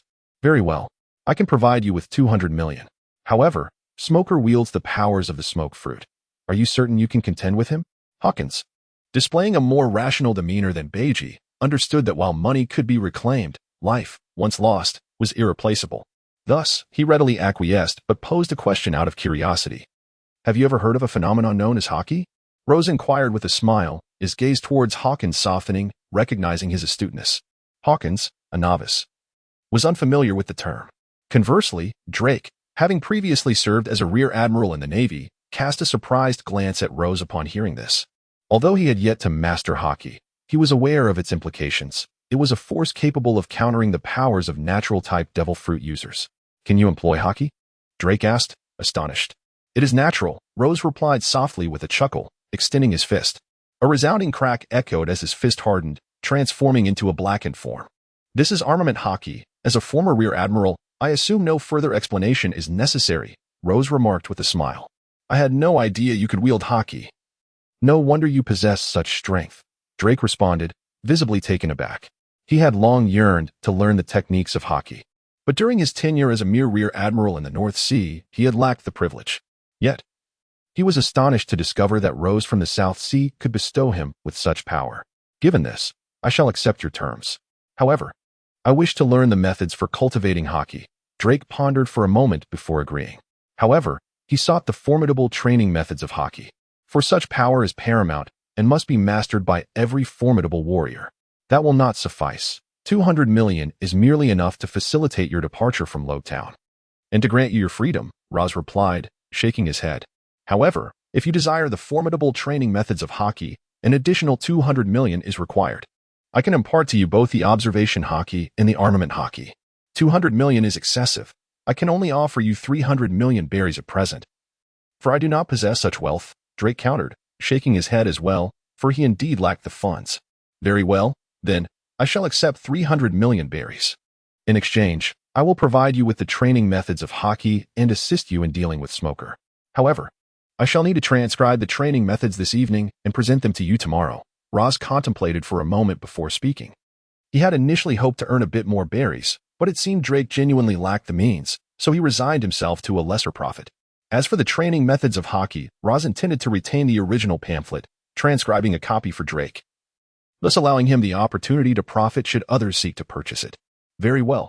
Here are 300 million berries, Drake exclaimed, elated at Roz's acquiescence. As he placed the sum before him, a pleasant collaboration, Roz remarked with a slight smile. As he deposited the 300 million berries into the system amidst the curious gazes of the three onlookers. Subsequently, Hawkins, intrigued by Haki, expressed his interest. And after Roz briefly elucidated the principles of Haki, he generously offered Roz 300 million berries as well. Consequently, Roz also intended to transcribe a copy for him. After Rozé and Hawkins reached an agreement, they swiftly departed. Ultimately, their association with Becky was merely a temporary collaboration, rendering it unnecessary to regard his well-being. Once they had left, Rozé drew his steel sword and inquired of Becky, "Are you still resolute in refusing to pay?" Chapter 55. Rob Lucci. Under the duress of Rozé's threats and the looming specter of death, Becky reluctantly handed over 200 million berries. As for the formidable cultivation technique, although Becky harbored a keen interest, he found himself devoid of excess berries to compensate Rozé, thus refraining from broaching the subject. He understood well that Rozé would not bestow favors without just cause. Even if he had spoken up, it would have been in vain. With the transaction concluded, Rozé permitted Becky to leave. Furthermore, Becky summoned several subordinates from his castle to carry him away without requiring Rozé's intervention. That night, Rozé and Ellie worked late, each transcribing a copy of the formidable cultivation manual. He meticulously inscribed every word and sentence into another booklet with utmost precision. Having received adequate compensation from the other party, he was committed to fulfilling his duties diligently. Such was his principle. The following morning, Rozé and Ellie strolled through Roger Town, procuring an abundance of ingredients. With the ample storage capacity of Captain Becky's castle, Rozé promptly deposited the provisions within. By midday, after enjoying their lunch, Hawkins and his companions arrived at Rozé's residence to await him. Here is the formidable cultivation technique. I have marked some crucial sections for your convenience. Practice diligently, and you should grasp the basics in approximately 6 months. However, the ultimate strength of your prowess will ultimately depend on your own efforts. Rose and Ellie tidied up their belongings and swiftly descended the stairs. Upon seeing the three individuals awaiting them below, Rose tossed a booklet to each of Hawkins and Drake. Drake received his booklet as if it were a treasured possession, eagerly opening it to examine the meticulously highlighted key points that Rose had noted. "Thank you." Drake expressed his gratitude with a hint of sincerity directed towards Rose. "Having received payment, it is only right to fulfill one's obligations," Rose replied, shaking his head slightly, emphasizing that it was merely a matter of principle, not something worthy of boasting about. Hawkins appeared invigorated. After casting a thoughtful glance at Rose, he inquired, "Where shall we head now? Which coast is your vessel anchored at?" Rose asked. "East Coast, West Coast, North Coast," the trio responded with differing answers, leaving Rose feeling somewhat perplexed. He had initially assumed they had all anchored at the same location, allowing him to accompany them without issue. Encountering Smoker along the way would ensure their safety. However, with their ships scattered across 3 distinct directions and lacking the ability to be in multiple places at once, he found himself in a predicament. "Very well, here is the plan. Each of you return to your respective ships and set sail directly. I shall visit the Navy branch in Logtown. I will stir up some trouble there, and Smoker will undoubtedly return swiftly. At that point, once you notice the Navy has departed, you may proceed." Rozé pondered for a moment before addressing the group. "Are you planning to infiltrate the Navy's branch alone?" Drake inquired, raising an eyebrow in astonishment. "It's a trivial matter. I've done it before. It's merely Smoker. Should you encounter any minor naval officers along the way, Handle them yourselves. Lowe's remarked nonchalantly that venturing into the naval branch had become rather second nature to him. That's fine, Hawkins concurred, nodding in agreement with Lowe's assertion. In truth, their inability to defeat Smoker stemmed solely from their lack of haki, which prevented them from capturing the tangible form of a Logia user. Otherwise, even they would stand a chance against Smoker. Becky, return my food to me. Rozier addressed Becky. Oh. Becky swiftly returned Rozier's ingredients to him, feeling somewhat speechless. How could he still be concerned about those ingredients at such a time? Let us part ways here. Rozier nodded to a few individuals, slinging the ingredients over his shoulder. Ellie, you haven't yet ventured into the Navy branch, have you? Come, brother will take you to see it. Fortunately, these Navy personnel are not particularly formidable, so you can practice your swordsmanship. Rozier affectionately ruffled Ellie's hair. Before long, Rozier escorted Ellie to the Navy branch in Lobetown. To Rozier's surprise, the number of Navy officers was scant, and very few were patrolling outside. Ellie, let us go. He grasped Ellie's small hand and swiftly made his way inside. Who goes there? Soon, someone noticed the figures of Rozier and Ellie. Upon seeing the duo, the Navy personnel gasped in astonishment. Hiki, flame sword Rozier. With a smile, Rozier drew his long sword, addressing the Navy officers. Quickly summon Smoker, or I shall dismantle your Navy branch. As his laughter subsided, Rozier aimed his sword at a section of the Navy branch building and casually swung. A fiery slash materialized, slicing through the structure and cleaving it in two. Haven't you already begun the demolition? Many Navy officers indignantly remarked. This flame sword Rozier was certainly unpredictable. Oh, my apologies, an accident, Rozier chuckled in response. The Navy officers swiftly contacted Smoker using a transponder snail. The voice of the transponder echoed as Smoker halted his motorcycle, picking up the receiver. Hello, this is Smoker. Colonel Smoker, the wanted criminal flame sword Rozier, with a bounty of 200 million, is currently at our Navy branch. He demands your return, or he threatens to destroy our branch, came the voice from the other end. Flame sword Rozier? What madness drives him to our Navy branch? Smoker pondered, perplexed, after all. He was Navy and Rozier was a pirate. Why would a pirate come seeking him? All right, I will return shortly. Do your utmost to avoid engaging with that lunatic. Nonetheless, Smoker quickly acquiesced. Rozier was indeed a madman. No one could predict his next move. Should he fail to return, and Rozier were to harm his subordinates, the consequences would be dire. On the East Coast, a subordinate of Hawkins, peering through a telescope, reported, Captain, many of the Navy have already retreated. Should we not depart? Observing the numerous Navy officers retreating towards their branch, Hawkins remarked, it seems Rozier has gone to the Navy branch. What a madman. He couldn't help but click his tongue. Very well, let us withdraw. As the sound faded, the pirates behind him ceased their concealment and hastened towards their ship. However, just as they had traversed a short distance, a man's voice suddenly resonated. Is it the bounty of 30 million berries that belongs to the magician Basil Hawkins? Although you are not my intended target this time, since our paths have crossed, I suppose you shall accompany me for a while. The man spoke, clad in a sleek black suit, his demeanor icy, a hat perched atop his head, with a white dove resting upon his shoulder. Who are you? Hawkins halted his steps, casting a cold gaze at the man. CP9, Rob Lucci replied with a nonchalant tone. Chapter 56. A single blow sends him flying in the naval branch of Rog Town. Within a spacious arena, Rose leaned against a pristine white wall. Opposite her stood a considerable assembly of pirates clad in white military attire. At this moment, the expressions of the naval soldiers were remarkably varied. Some appeared tense, others astonished, while a few wore faces of dismay. At the center of the arena, a petite girl dressed in a flowing black gown wielded a short sword, engaging in a spirited duel with Sergeant Dasky of the naval branch. Both displayed remarkable swordsmanship, executing a multitude of techniques. Yet it seemed that the young girl held a slight advantage. Blade of misfortune. With a swift motion, Ellie sent Dasky reeling backward. Seizing the opportunity, she pressed the attack, channeling the essence of misfortune into her enchanted blade, snow blades, and struck forcefully at Dasky. Rain of slashes. Unwilling to yield, Dasky gathered her strength for a brief moment, channeling all her might into her sword and retaliating fiercely against Ellie's assault. The clash of their blades produced a shower of sparks as they met with a resounding clang. However, to the astonishment of the naval soldiers, Dasky's counterattack seemed lacking in power. Within mere moments, she was sent tumbling back, appearing quite disheveled. Sergeant Dasky. The sight of Dasky being bested by a mere child left the nearby naval soldiers in a state of shock. Many were eager to intervene. Yet they lacked the prowess and could only cheer for Dasky from the sidelines. Dasky's expression was far from favorable. She could hardly believe that as a distinguished naval sergeant, she was being outmatched by a girl who appeared to be no more than 5 years old. What a humiliating predicament. Storm of slashes. With a sense of indignation, Dasky drew her sword once more and charged at Ellie. The latter, equally determined, swung her sword to unleash another strike. Whoosh! Ellie's attack rushed forth. But just as it was about to connect with Dasky, a sudden burst of white smoke enveloped her, swiftly dissipating into nothingness. In its place stood a white-haired naval officer clad in a white coat. Chafe! Ellie, feeling somewhat defiant, stomped her foot on the ground, producing a peculiar sound. In an instant, her small form vanished, reappearing directly in front of Smoker. Smoker was taken aback.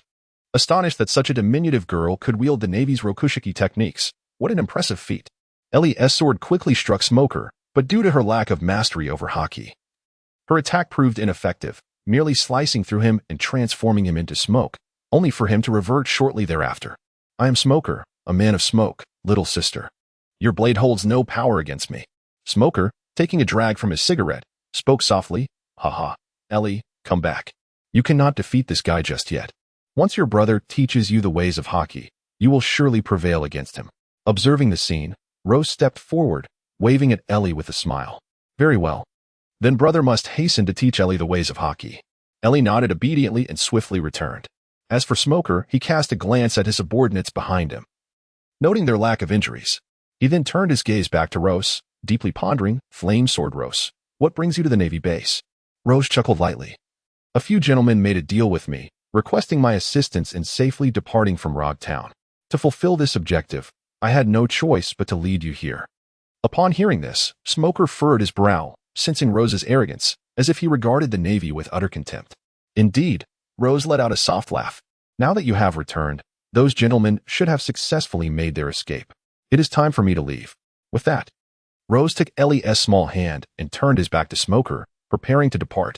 Humph, you think it's that easy to leave? Smoker retorted coldly, feeling a surge of dissatisfaction at Rose's disdainful demeanor. White man. Suddenly, he unleashed the powers of the smoke smock fruit, transforming his lower body into a swirling mass of white smoke, rapidly propelling himself toward Rose. His speed was astonishing. In the blink of an eye, he reached Rose's rear and delivered a powerful punch. White fist. In response, Rose merely shook his head gently. I intend to leave, and you cannot impede me. Without drawing his sword, Rose countered with a punch aimed directly at Smoker's fist. Though a swordsman by nature, Rose's rigorous physical training through the gravity machine had bestowed upon him exceptional physical attributes, with both strength and agility reaching an impressive 1,500 points. Thus, this seemingly simple punch was imbued with tremendous force, causing the surrounding air to distort. However, Smoker met Rose's punch with a look of disdain. I am a man of smoke, granted the powers of the smoke smock fruit. Your attack holds no efficacy against me. Huh? Is your pride merely a result of being a natural-type devil fruit user? How quaint. Rose shook his head. As I mentioned earlier, I shall teach Ellie the art of dominance. Therefore, how could I possibly lack in assertiveness? Armament haki, Harden. Upon uttering these words, Rose's fist transformed into a shade of black, resembling an impenetrable block of steel.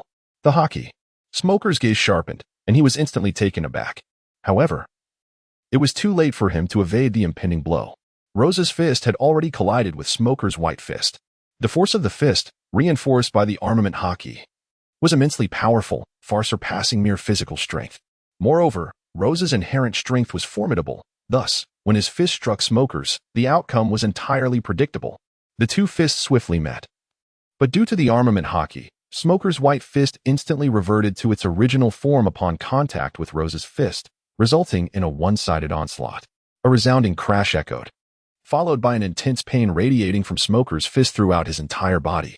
He felt as though his hand might shatter, the bones threatening to fracture. With a loud bang, Smoker was propelled like a cannonball, sent flying by Rose, his figure crashing into the walls of the naval base, piercing through them. Ultimately, after demolishing several walls, Smoker lay on the ground. I had already stated that you could not impede me, yet you did not believe it. Ra shook his head, muttering to himself. Chapter 57, CP9. The atmosphere fell into a profound silence. The naval soldiers gazed at Smoker, who had been grievously injured and sent flying by Rozé's punch. Their hearts filled with disbelief. They were merely subordinate soldiers of the Rogtown Navy and were unaware of the nature of the power known as Haki. Subconsciously, they believed that the users of Logia-type devil fruits were invincible, for not only could they unleash unique attacks, but they were also immune to any physical assault. Previously, Smoker had proven their assumptions correct.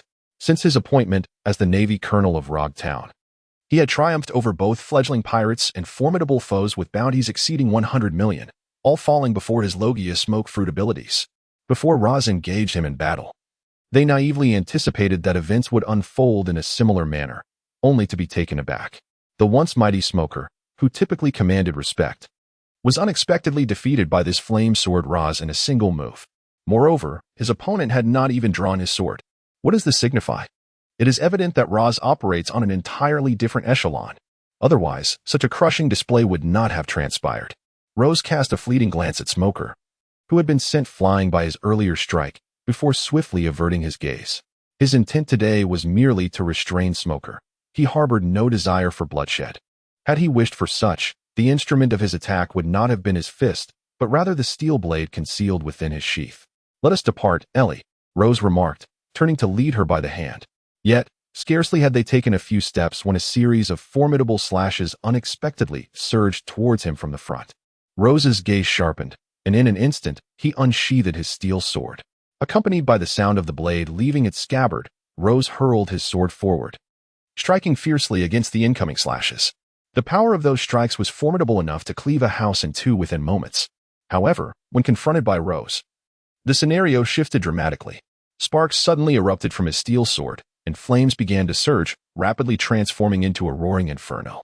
In that fleeting moment, the blade of his sword glowed a brilliant red, resembling a sword of fire, as Rose unleashed the core ability of the flames. The formidable strike collided with him for just half a second before being completely consumed by the flames. Who dares? Rose's eyes turned icy as he regarded the assailant's stealthy attack. The silence of the attacker was infuriating. Is this the famed flame sword Rose? Though a newcomer with a bounty exceeding 100 million, he is far superior to this fool. A man's voice suddenly resonated, and Rose soon discerned a group approaching him. In the grasp of one man, Hawkins was being held aloft. Rose casually counted and noted the presence of 7 figures, accompanied by a bird. Before long, the visages of this group materialized. Rose cast a cursory glance, raising an eyebrow in mild surprise. CP9, Rose exclaimed in astonishment. It seems that the world government has begun to take notice of me. Otherwise, they would not have dispatched CP9 operatives to deal with me. Oh, I did not expect you to be aware of CP9. Rob Lucci felt a twinge of surprise as his brows furrowed. It was one thing for the other party to be aware of CP9, but the fact that they knew the true identities of his comrades was decidedly unsettling. Pray tell, how did you come to know of our identities? Lucci inquired, his tone laced with frost. CP9 was a clandestine intelligence agency directly under the world government, and their identities were meant to remain confidential, thus preventing any external knowledge. Indeed, how did I come to possess such knowledge? Rose observed Lucci and the others with a semblance of a smile, his sword itching for action in his hand. It had been quite a while since he encountered formidable opponents. These individuals would serve perfectly to alleviate his boredom. Humph, keep your bravado. We shall see if you can endure the punishment when the time comes. Noticing Rose's reluctance to offer any explanations, Lucci dismissed the notion of engaging in further dialogue. His mission was to eliminate Rose, and as long as he achieved that, he was unfazed by the prospect of employing torture for interrogation beforehand. So let it begin. Rose smiled faintly and lunged forward with his longsword. Meanwhile, the naval soldiers gazed in awe at the fierce battle unfolding between Rose and the enigmatic 7. They were oblivious to the nature of CP9, merely astonished by their sheer prowess. How impressive those 7 are. Look at their speed. A single footfall on the ground and they vanish in an instant. Ah. I seem to recall that the young girl beside Flame Sword Rose employed a similar technique when facing Lieutenant Dashki. The naval soldiers continued to express their astonishment, witnessing such an exhilarating clash for the first time, where every punch landed with force and every blade drew blood. Cough, cough, cough. Smoker had risen from the ground, slowly making his way towards the naval soldiers, his face pale as he coughed softly, evidently injured by Rose's blow. Colonel Smoker. The naval soldiers turned their gaze toward him as he approached. Colonel Smoker, Who exactly are these CP9 individuals, and how do they possess such monstrous strength? Dashki came to support Smoker, yet her eyes remained fixed on the fierce combatants ahead, her brow furrowed in confusion as she questioned him. CP9, you say? Smoker pondered for a moment before responding. CP9 is a secret intelligence agency directly under the world government, fully known as Cipher Pole Number 9. They operate similarly to spies. It is said that each member is an exceptional martial artist, proficient in the Navy's 6 styles. However, this organization is shrouded in mystery. Even I do not possess extensive knowledge about them. What I can confirm is that each agent within CP9 is exceedingly powerful, comparable to a Navy commander or even a rear admiral. Furthermore, it seems they are all capable of wielding devil fruit powers, though I am unaware of the specifics of their abilities. Despite having spent considerable time at Navy headquarters and being a former pupil of the legendary Admiral Zifa, Smoker's understanding of such elite intelligence operatives remained limited. He only vaguely understood that their power was exceedingly formidable, and their efficiency in executing tasks was remarkably high. So that is how it is. Agents directly under the world government? After listening to Smoker's explanation, the Navy personnel were somewhat enlightened regarding the situation. In essence, it meant that this was a group of exceptionally powerful individuals. If that is the case, then Flame Sword Rose is in for a dire fate today. Chapter 58, An Unstoppable Advance. Within the naval branch of Rogtown, chaos reigned supreme. The colossal structure had previously been cleaved in two by Rose's sword, teetering on the brink of collapse. Below, several gaping holes marred a wall, exposing the scene within. The battleground where Rose clashed with CP9 lay in tatters. The once sturdy floor was etched with distinct sword marks, while deep cracks sprawled across the surface, threatening to rend the very earth asunder. In the air above that desolate arena, Rose and the 7 members of CP9 engaged in fierce combat, their feet dancing upon the moonlit air. The naval soldiers who had once occupied the building, alongside Hawkins, captured by Lucci, stood in stunned silence, their eyes wide with disbelief as they beheld the fierce struggle unfolding above. Since the onset of their confrontation, Rose had relentlessly dominated. Even against the 7 enigmatic and formidable CP9 agents, his swordsmanship remained nimble and unyielding, showing no signs of faltering. In contrast, the CP9 operatives appeared increasingly disheveled. Each one unleashed their unique techniques in a desperate bid to vanquish Rose. Yet, to their growing despair, their efforts, be it the Marine 6 styles or the abilities of those who had consumed devil fruits, seemed as futile as withered wood against Rose's prowess. Bruno's door fruit granted him the ability to open portals at will, but Rose's speed surpassed him. Before Bruno could even manifest a door, Rose's blade had already sliced through the air. Consequently, to evade Rose's strike, Bruno was compelled to retreat into the air, seeking another opportunity to open a portal. Khalifa, too, found herself engulfed in despair. Despite the uniqueness of her Gale Foot technique, Rose eclipsed her in swordsmanship, strength, and agility across the board. Even her proud Gale Foot was effortlessly dispelled by Rose's casual swordplay. Thus, not only was she unable to launch an attack on Rose, but even defending against his onslaught had stretched her abilities to their limits. Among the 7, the most desperate were those who had consumed Zoan-type devil fruits, like Lucci. Transformed into beasts, their physical capabilities were significantly enhanced. Yet, Rose cared not for their newfound strength. He attacked them with a ferocity that left them scrambling defensively. Utterly unable to retaliate, their power rendered impotent. Kill sword style, modification, 1000. In the heat of battle, Rose suddenly unleashed the might of his fiery core, engulfing his steel sword in searing flames. Furthermore, he executed the erratic yet rapid kill sword style, launching a barrage of attacks towards the CP9 members, his imposing presence instilling dread. I had thought your CP9 possessed strength rivaling that of a Marine Vice Admiral, but it appears I was mistaken. You are but mere minions, easily dispatched. Roz faced the members of CP9, and in the next instant, he brandished his steel sword. A flicker of frigid murderous intent gleaming in his eyes as he materialized directly before Kaku. Perish. I have grown weary. With a calm demeanor, Rose spoke softly, his flaming sword slicing down with sudden ferocity, emanating an intense heat that generated billowing clouds of black smoke. Alarmed by Rose's unexpected appearance before him, Kaku's complexion paled. Although he could not comprehend why Rose's sword had ignited in an inferno, the trepidation within him warned that he could not withstand such a strike. Scatter, like the wind. Kaku commanded, retreating while fervently brandishing his twin swords, unleashing a flurry of 5 or 6 slashes towards Rose in an attempt to evade his assault. Alas, Despite the sharpness of Kaku's strikes, the disparity in their strength was insurmountable. As soon as his attacks grazed Rose's sword, they were consumed by the searing flames at a blistering 1000 C, reduced to mere nothingness. Undeterred, Rose continued his relentless advance, intent on striking down Kaku.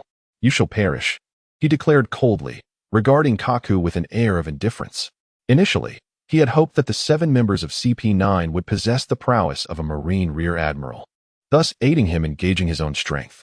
Regrettably, through his probing, Rose discerned that these so-called 7 were but a band of insignificant fish, unworthy of his earnest attention, which explained their defeat at the hands of Luffy. Consequently, Rose's intent to toy with them dissipated, and he resolved to eradicate them without further ado. "Paper drawing!" Kaku exclaimed, his face ashen upon witnessing the terrifying strike. Realizing that Rose's speed exceeded his own, escaping head-on was a futile fantasy. Thus, he resorted to employing the paper drawing technique from the Marine 6 styles. But could one truly jest in the face of observation haki? Rose let out a cold snort as he activated his observation haki to sense Kaku's impending movements. In an instant, he swung his sword, unleashing a blade imbued with the terrifying heat of 1000 degrees Celsius, cleaving Kaku in two. The remnants of Kaku's body were consumed entirely by the raging flames. Ultimately, what was referred to as the paper drawing was merely a diminished version of observation haki. It might serve as a source of amusement against lesser foes lacking this ability, but flaunting it before him was undoubtedly an act of folly. In that fleeting moment when Rose dispatched Kaku, Rob Lucci seized the opportunity. He swiftly activated Shave to close the distance to Rose, positioning himself directly above, and unleashed a fierce Six Kings gun. The power of the Six Kings gun was formidable. When it struck the air, it caused a violent disturbance, as if even the atmosphere struggled to withstand such might. "I have grown weary of this," Rose remarked. Yet, in the face of such a terrifying assault, he merely cast a nonchalant glance. He raised his long sword to shield himself, infusing it with armament haki. The two forces collided with a thunderous sound. Rose, who had been floating in midair using moonwalk, was sent crashing to the ground by Lucci's strike, creating a massive crater beneath him. Gray smoke billowed, leaving Rose's fate uncertain. "Did we succeed, Lucci?" Khalifa involuntarily gasped, awed by Rose's overwhelming strength. "Don't be foolish. We must retreat. This man requires at least a vice admiral to contend with him. We are simply not on the same level." Lucci heard Khalifa's voice. His gaze sharpened as he coldly replied before executing another moonwalk, fleeing towards the Navy base. He was acutely aware of his own limitations. While the Six Kings gun was powerful, Rose was a monster beyond his capacity to confront. Though Lucci was arrogant, he was not a fool. It would be sheer folly to engage relentlessly with an opponent he could not hope to defeat. Chapter 59, 1519. Upon hearing Lucci's retreat order, both Khalifa and the other CP9 agents were taken aback, shock evident on their faces. Each of them understood Lucci's character well. He was proud, confident, and shrewd. Even in the face of overwhelming adversity, he would exhaust every effort as long as there was a glimmer of hope. Consequently, in previous missions, no matter how daunting the challenges, Lucci had never easily conceded defeat, allowing them to surmount numerous obstacles together. However, today, Lucci had issued a retreat command, which was utterly inconceivable. Was the gap between them and the flame sword Rose truly so insurmountable? "Lucci, do you not understand the consequences of mission failure? If we fail in this mission, the world government will not spare us." Galbra's countenance darkened considerably as he shouted at Lucci, his back already drenched in cold sweat. "Then you shall die here." Lucci scoffed, for he was all too aware of the fate that awaited the vanquished. However, at this moment, there remained a slim chance of escape, yet to remain and confront Rose would be tantamount to certain death. Not only would their demise be inevitable, but it would also be devoid of any significance. Within the world government, no one would lament their passing, only condemn their failure. The expressions of the other members of CP9 stiffened, and they fell into a heavy silence. They were convinced that Lucci's words held truth. Yet the terrifying nature of the world government instilled a sense of dread within them. "Huh, do you truly believe you can flee?" Just as they grappled with their turmoil, Rose's voice resounded once more. "Shave." He swiftly appeared behind Bruno, drawing his steel sword and placing the blade against Bruno's throat. Rose retracted the 1000 C flames from his steel sword, and a sudden thought crossed his mind. Perhaps he would spare their lives for the time being. "How about we strike a bargain?" Rose cast a faint glance at the members of CP9, a soft laugh escaping his lips as it slowly faded away. "A transaction? What transaction?" In midair, Lucci's gaze sharpened. The moment Rose made his move, he realized there was no escape for him. Thus, he found himself intrigued by Rose's proposition. This could very well be their final opportunity for survival. You must possess a transponder snail of the 5 elders, do you not? I could contact the 5 elders using the transponder snail and negotiate a ransom for your release. What do you think? Rose smiled and said, it's impossible. If the mission fails, even if you do not kill us, the people from the world government will send troops to eliminate us. Therefore, your proposal is utterly doomed to fail. Lucy shook his head. Though he was reluctant to admit it, they, the valiant contributors to the world government, were regarded as lesser than a mere dog in the eyes of the organization after their failure. It was truly a pity. Rose sighed slightly, as if he found some truth in Lucy's words. Indeed, the people from the world government lacked any semblance of humanity.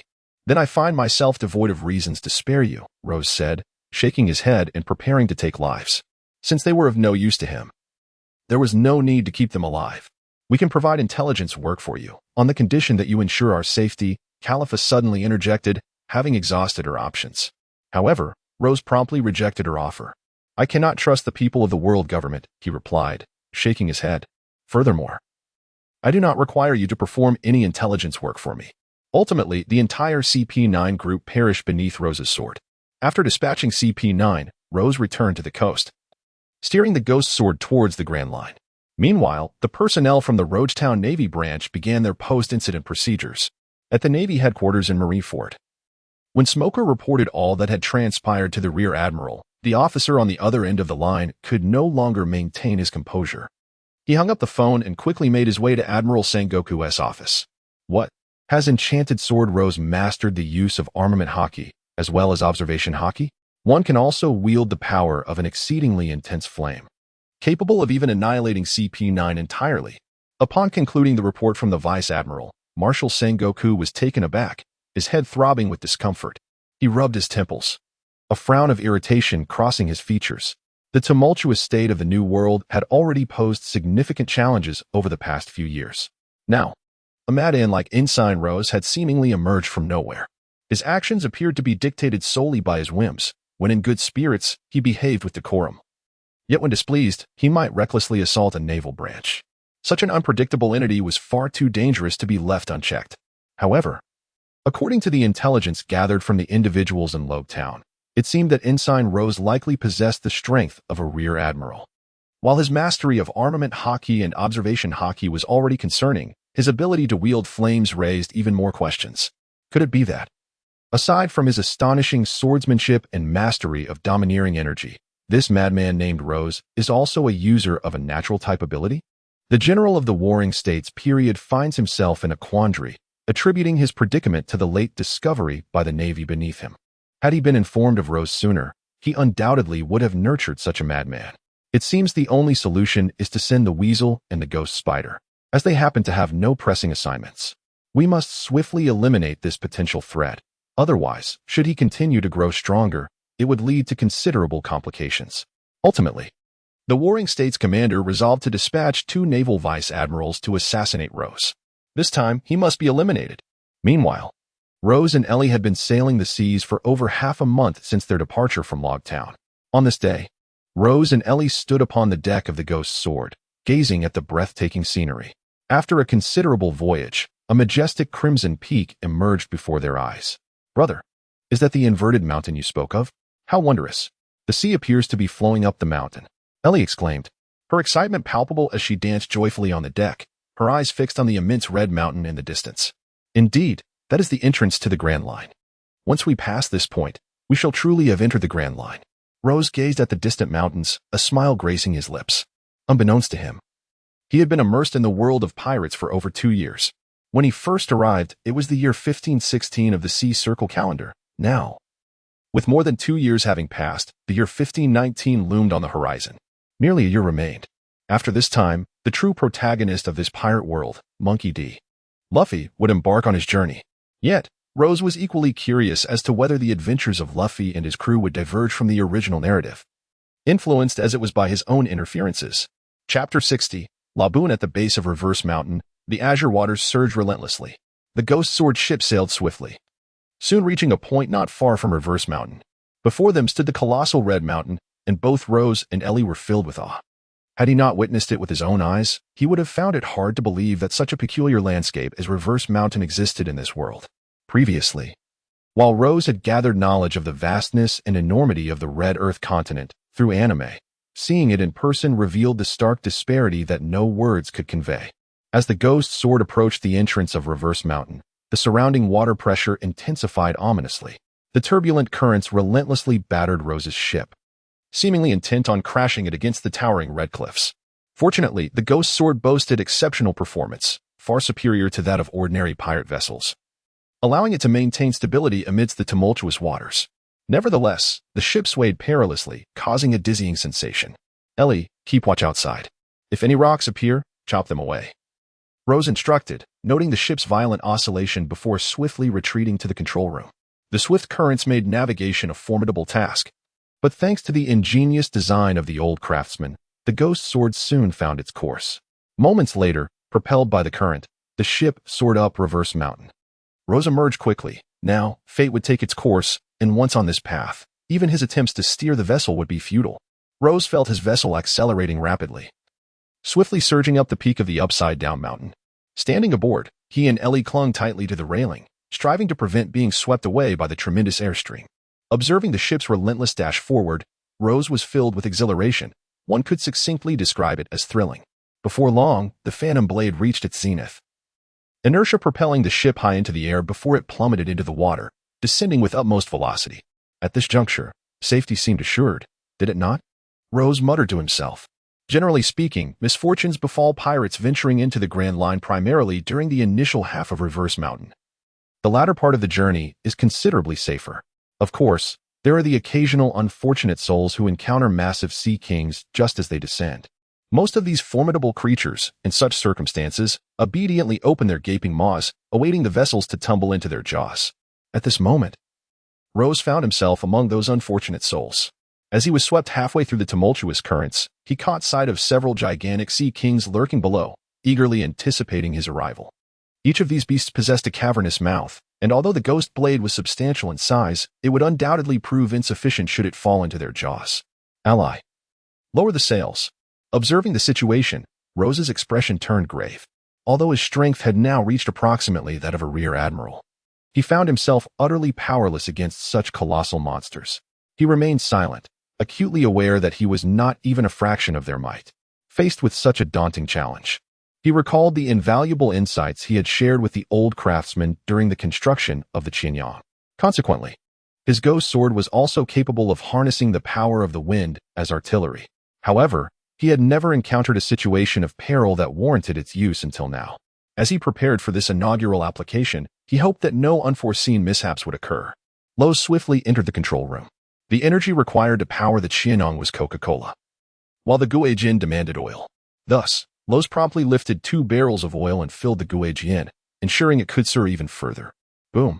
In no time, a tremendous sound resonated. Subsequently, the Guijin, which had been drifting along the ocean current, unleashed a colossal shockwave from its rear, explosively creating a vast cavity in the water. The Guijin began to ascend into the air, its hull still carrying a few droplets of seawater that sprinkled over the heads of the aquatic beings. Boom! Another resounding explosion echoed as the Guijin descended once more. However, this time, it had already soared far away from the upside-down mountain. Rose cast a nervous glance around, realizing that no other sea creatures were present, and he couldn't help but exhale in relief. At last, he felt saved. "Brother, over there is a magnificent blue fish." However, just as Rose had begun to relax, Ellie's voice suddenly rang out. Gazing at the colossal whale ahead, the little girl danced with exuberance, her enthusiasm remarkably exaggerated. "A blue fish? A lab?" Rose was momentarily taken aback, following Ellie's gaze to discover a magnificent blue whale gracefully floating on the water's surface ahead. However, at that moment, the whale remained utterly still, as if basking in the sun. "Ellie, let us approach and take a closer look," Rose called out to Ellie above. Upon spotting Labu, he was reminded of Kurokus, the ship's doctor from Roger's crew, renowned for his unparalleled medical skills. Had he not encountered Labu, it would have been of little consequence. But now that he had, Rose was aware of the whereabouts of Brook and his companions, making the prospect of a potential exchange with Kurokus quite appealing. His intention was not to barter information for monetary gain. Despite being a member of the Pirate King's crew, Kuroka's had likely come to regard wealth with disdain after spending so many years in the company of this fish, making it improbable that he possessed any substantial savings. What Rose truly coveted were Kuroka's adventure logs and his medical expertise. Securing their previous adventure journals could significantly ease Rose's upcoming voyages. As for the medical knowledge, should Kuroka's possess any insights or medical texts, Rose would be eager to peruse them. Although he might not become a physician, who knows if he could possess a spark of genius that would allow him to grasp the concepts effortlessly. Many aspects of life remain shrouded in despair until one dares to try. Rose, having yet to experiment, still harbored a sense of being a medical prodigy. Labu. The ghost sword swiftly approached Labu, and Rose called out to him, though Labu's immense size made the ghost sword appear as an ant in comparison. Brother. What a gigantic fish. Is it edible? Ellie remarked innocently. It would be a miracle if he doesn't consume you, Rose replied, somewhat exasperated. He felt that Ellie had been increasingly peculiar lately, fixated on eating aside from her penchant for fighting, a behavior he couldn't quite trace back to anyone. Kuroka's, please come out. I have something of utmost importance to discuss with you regarding Labu's companion, the Rumbar pirates. Luoze raised his voice and shouted loudly towards Labu, for he was aware that the old man was hiding within Labu's belly. Thus, yelling at Labu was essentially directing his words at him. Chapter 61. Encirclement. Rose's voice resonated powerfully, despite his physique being considerably smaller than Lab's. When he called out, the surrounding air trembled in response. Lab, intrigued, turned his wide, round eyes towards Rose. Shortly thereafter, an elderly voice echoed beside Rose's ear. Who is it? What is all this commotion? Upon hearing the voice, Rose felt a surge of joy. After inspecting Lab's head for a while, he finally spotted an old man dressed in red attire. This man was Kelox. Now. Dear sir, Rose began, allow me to introduce myself. My name is Rose, and I am a wanted criminal. I have come here to propose a transaction with you. Rose gazed at Kuroka's with a smile and remarked, Humph. Spare me the idle chatter. What could a mere pirate like you possibly offer me in trade? I am but an ordinary old man. Kuroka's, however, merely shook his head nonchalantly, casting a fleeting glance at Rose as he replied casually, you are far from ordinary. A crew member of the Pirate King Gold. Roger? Noticing that Kuroka's had no intention of engaging in a serious conversation, Rose chuckled and decided to refrain from further trivialities. I possess information regarding Labu's companion, the Rumbar pirates. However, as part of our exchange, I require your navigational log from that voyage, as well as your medical insights. Upon hearing Rose's words, Kuroka's pupils dilated, and he remained frozen in place for a considerable time. Yet Labu, unable to contain himself, let out a loud roar, causing the surrounding waves to churn violently, leaving even Rose feeling somewhat unsettled. Calm down, Labu. At this rate, you'll scare the poor boy to death before he has a chance to speak. Kuroka's chided as he gently tapped Labu's head with his foot. Gradually, Labu regained his composure, although his unwavering gaze remained fixed on Rose, brimming with undeniable excitement. Humph. Why should I trust you? How can I ascertain the veracity of your words? Kuroka's, having once sailed alongside the Pirate King, was seasoned in facing tempests and, while he was indeed eager for the information Rose held, he did not display the same fervor as Labu. Well, that is beyond my control. But I can inform you of the current whereabouts of one of them. Let me think. Ah, yes. That fellow, if I recall correctly, is named Brooke. A bespectacled fellow with an explosive hairstyle, a musician who delights in singing the song of Binksake. Rozier spoke calmly, confident that with the information he provided, Kuroka's would have no choice but to comply. Indeed, upon hearing Rozier's words, Kuroka's demeanor grew markedly serious, while Labu, in a state of excitement, began to pace in circles. Very well, I shall trust you this once. I possess the navigational log, which details our route to Laugh-Tale. However, even with a correct path, your strength renders a reckless venture tantamount to courting death. Do not underestimate this vast ocean. In the New World, even a mere wave could drown you. Kuroka's regarded Rozier with a deep gaze, speaking deliberately. As for my medical insights, I can share those as well. I have some medical knowledge and notes. Simply inform me of Brooke's whereabouts, and I shall retrieve them immediately. Yet, I must caution you, true medical expertise cannot be acquired merely by perusing a few notes or texts. It has taken me decades to master this craft. So do not harbor the naive belief that a cursory glance at my writings will transform you into a physician. A half-baked understanding can lead to fatal consequences. Rest assured, that is not a concern of yours, Rozier replied with a hearty laugh. From Kuroka's words, it was evident that he had discerned the latter's attitude.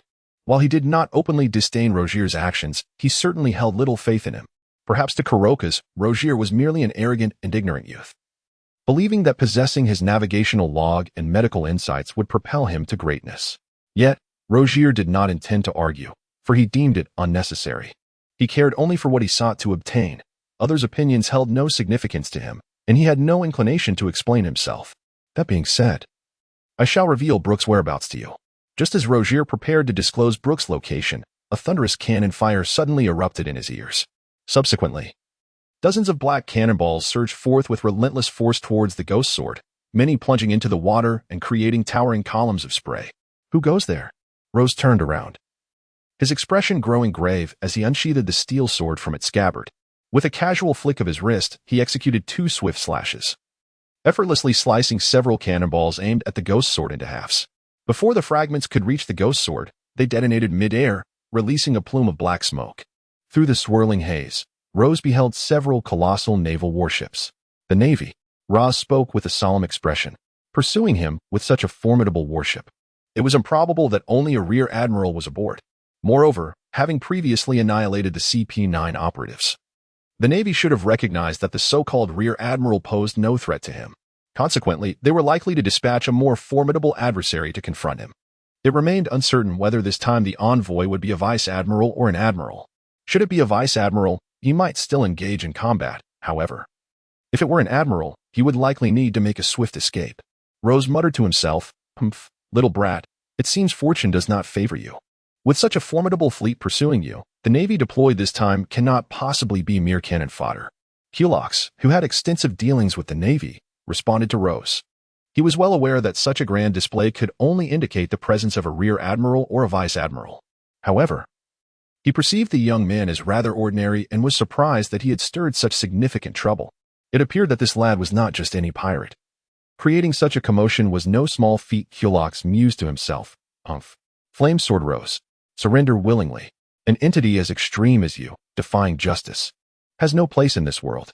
The warships advanced swiftly, drawing closer to Rose's ghost sword. As they approached, the 2 vice admirals, Weasel and Ghost Spider, flanked Rose on either side, coldly addressing him. 2 Navy vice admirals, indeed. Rose also recognized the 2 individuals, and his expression grew somewhat grave. Although no admiral had arrived, the presence of 2 vice admirals seemed to exceed his capacity to handle, as his strength was merely approaching that of a vice admiral. Ellie, quickly head to the control room. We must depart. Confronting these individuals could lead to significant complications. Rose gently patted Ellie on the shoulder and said to her, "Unfortunately, I have already utilized the wind cannon, and there is no surplus oil left on the ship. Otherwise, I could have employed the wind cannon to facilitate our escape." Rose spoke with a grave expression. "It seems we are in quite a predicament today. Surround him." Just as Ellie stepped into the control room, the fleet of warships commenced their maneuvers. The ships swiftly dispersed, resembling an intricate web, and soon encircled the phantom sword tightly. Damn it. There's no way to escape now. Rose's gaze turned utterly frigid as he faced 2 naval vice admirals directly ahead, while being encircled by a multitude of formidable warships on his flank. This time, escaping would not be a simple feat, troublesome indeed. Now, all he could do was hope that his strength would prevail against the 2 naval vice admirals. Rose unsheathed his long sword, and with a few swift steps upon the deck, he executed the moonwalk technique, finding himself suspended in midair. He then shouted across to the opposing warship, "Admiral Weasel, dare you face me in battle?" Chapter 62. The Weasel's discontent. Let us rewind time by half an hour. Aboard the great entrance to the Grand Line, on the Red Soil continent, at the Upside-Down Mountain, numerous grand naval vessels traversed the Azure Sea. Among them, the largest warship hosted Admirals Weasel and Ghost Spider, who were seated on the deck. Ghost Spider reclined comfortably on a sun lounger, engrossed in the latest newspaper, his expression placid, revealing no hint of emotion. Meanwhile, Admiral Weasel, sporting a distinctive red mustache, sat on the ground indulging in a solitary drink, seemingly displeased with their current mission. Humph. I cannot fathom what Admiral Sengoku was thinking, dispatching 2 admirals to deal with a mere fledgling pirate who has just entered the Grand Line. This is an excessive display of force. After all, I finally had a holiday, now dashed to pieces, complained Admiral Weasel as he gulped down a large bottle of liquor. Even admirals like them were entitled to vacations, typically after completing several consecutive missions. It was Weasel's turn for leave. Yet he found himself bewilderingly summoned by Admiral Sengoku to hunt down this pirate known as Flame Sword Rose. Hence, he was quite irked. After laboring for over half a year, one naturally yearns for those few moments of respite. Now, it seemed that respite was lost, and upon returning to the naval headquarters, more missions awaited. Admiral Weasel, do remain calm. There must be a reason behind Admiral Sengoku's decision. It is said that this Rose possesses formidable strength and poses a significant threat. Just half a month ago, even the intelligence organization CP9 fell before him. Ghost Spider remarked with a leisurely demeanor upon hearing Weasel's grievances. CP9? Merely a group of intelligence operatives. The only one with any real capability among them is that Rob Lucci. The others are hardly worth concerning oneself with. Moreover, Lucci's level is akin to that of a rear admiral. It's no surprise that such a team was vanquished, Weasel retorted, a hint of disdain in his tone. His mood souring further. He felt that Sengoku ought to have granted him a proper holiday. He was not entirely unfounded in his complaints. While the mention of CP9 might sound impressive, in the eyes of their fellow admirals, they were indeed little more than trifling. A group incapable of wielding hockey could only bully newcomers in the early stages of the Grand Line. If it were up to him, he could easily eliminate them all. However, now that they were here, complaining was futile. The only course of action was to swiftly complete their mission, allowing for the possibility of a holiday afterward. And do not underestimate him.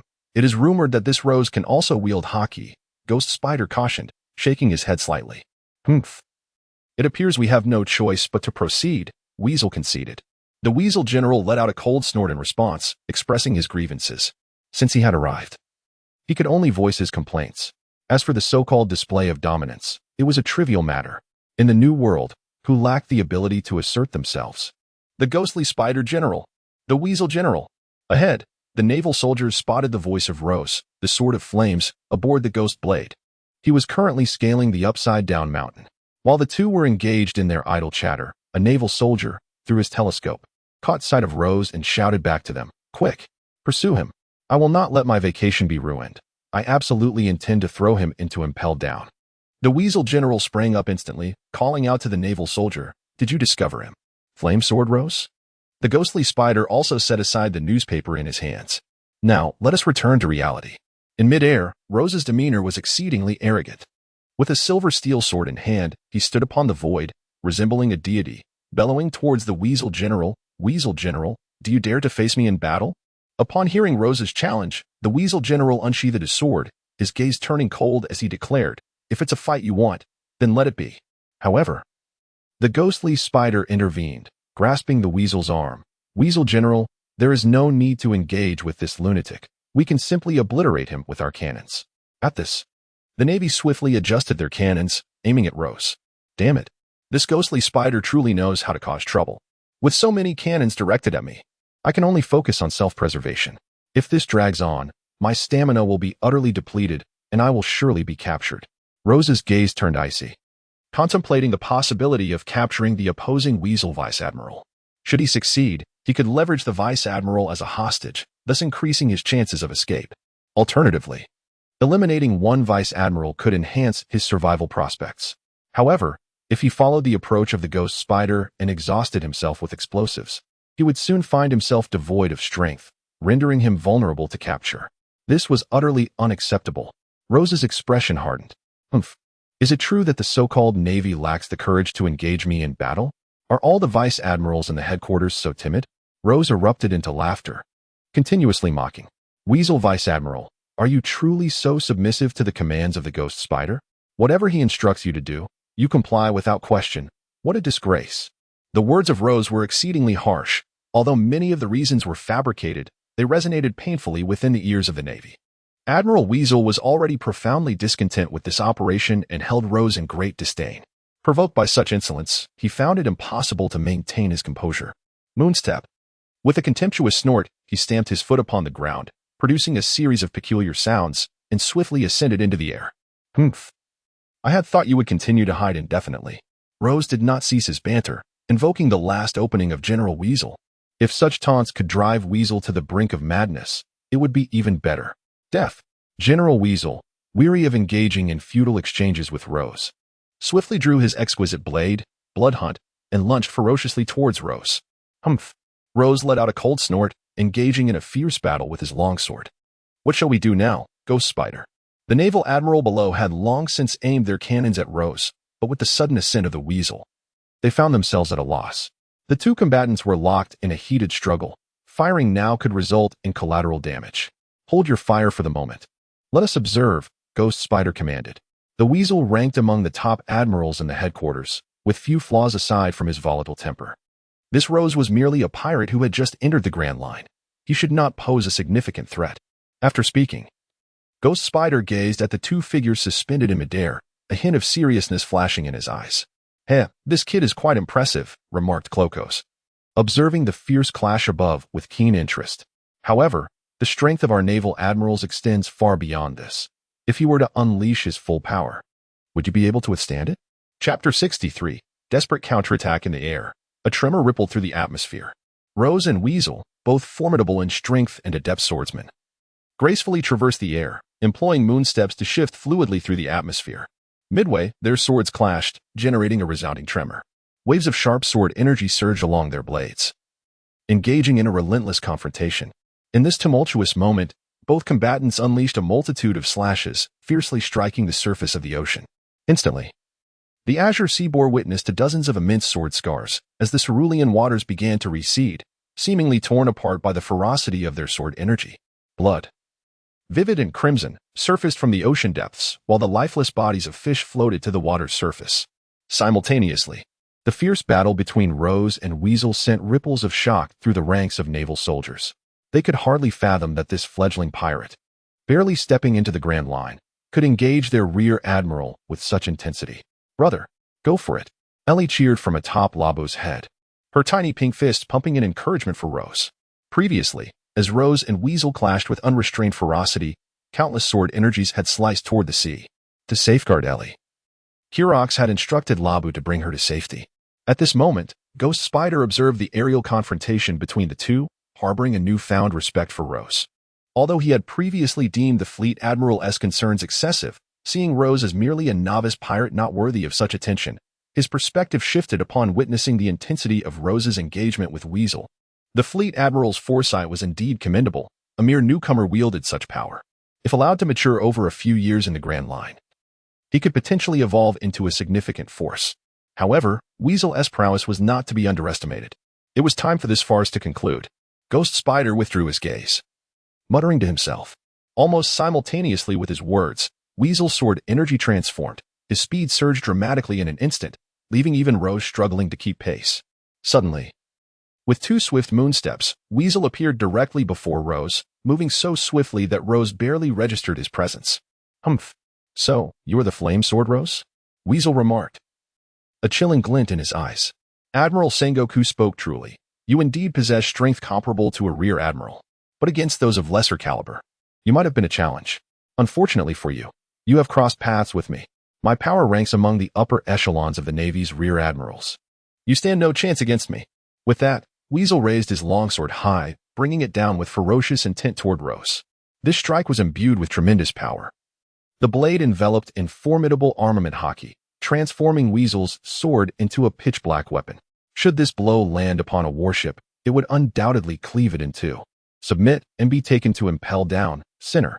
The ferret cast a cold glance at Rose, as a formidable sword pressure surged towards him with relentless force, nearly suffocating him. Damn it!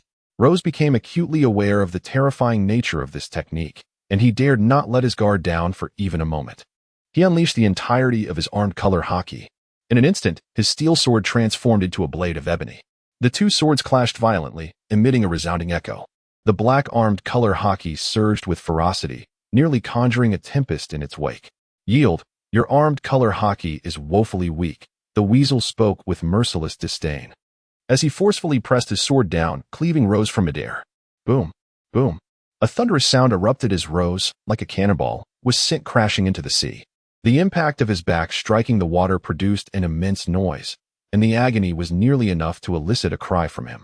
Blood sword technique, alter. Though Rose had been plunged into the ocean, he did not relent. He swiftly gathered strength in his arm and, from beneath the waves, aimed at the Weasel's form, delivering a powerful upward slash. In that very moment, Rose hastily activated the moonwalk technique, closely pursuing as a follow-up attack. Still unwilling to concede? How foolish. The weasel's observation haki was formidable, allowing him to perceive Rose's presence even while submerged. As Rose unleashed his blood-red slash, the weasel remained undaunted, wielding his black blade and channeling his haki fiercely to counter with his own strike. Boom. The two slashes collided, creating a tremendous shockwave. Yet, at this juncture, their attacks seemed evenly matched, swiftly canceling each other out.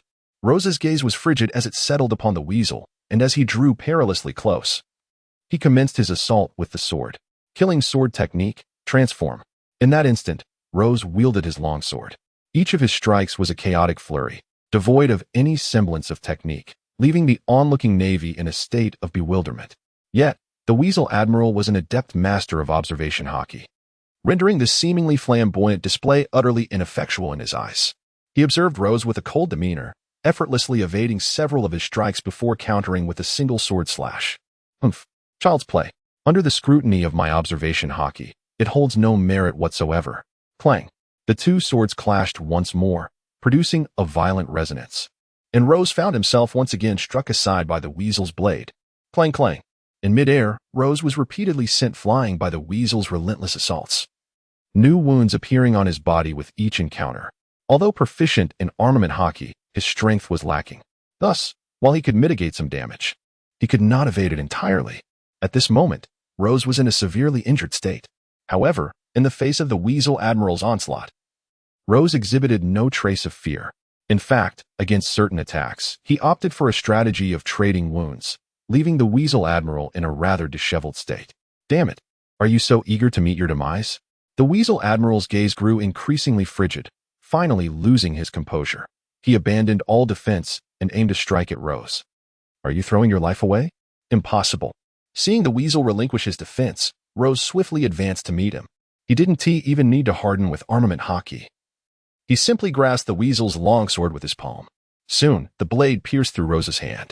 At the same time, Rose's sword finally swung towards the weasel. I have waited so long. At last, my opportunity has arrived. Die, you scoundrel. Flame Core, 1000. As the words fell, the steel sword in Rose's hand ignited, glowing a fiery red. Chapter 64. The weasel rendered defenseless with Rose's chilling voice echoing. The steel sword in his grasp underwent a transformation.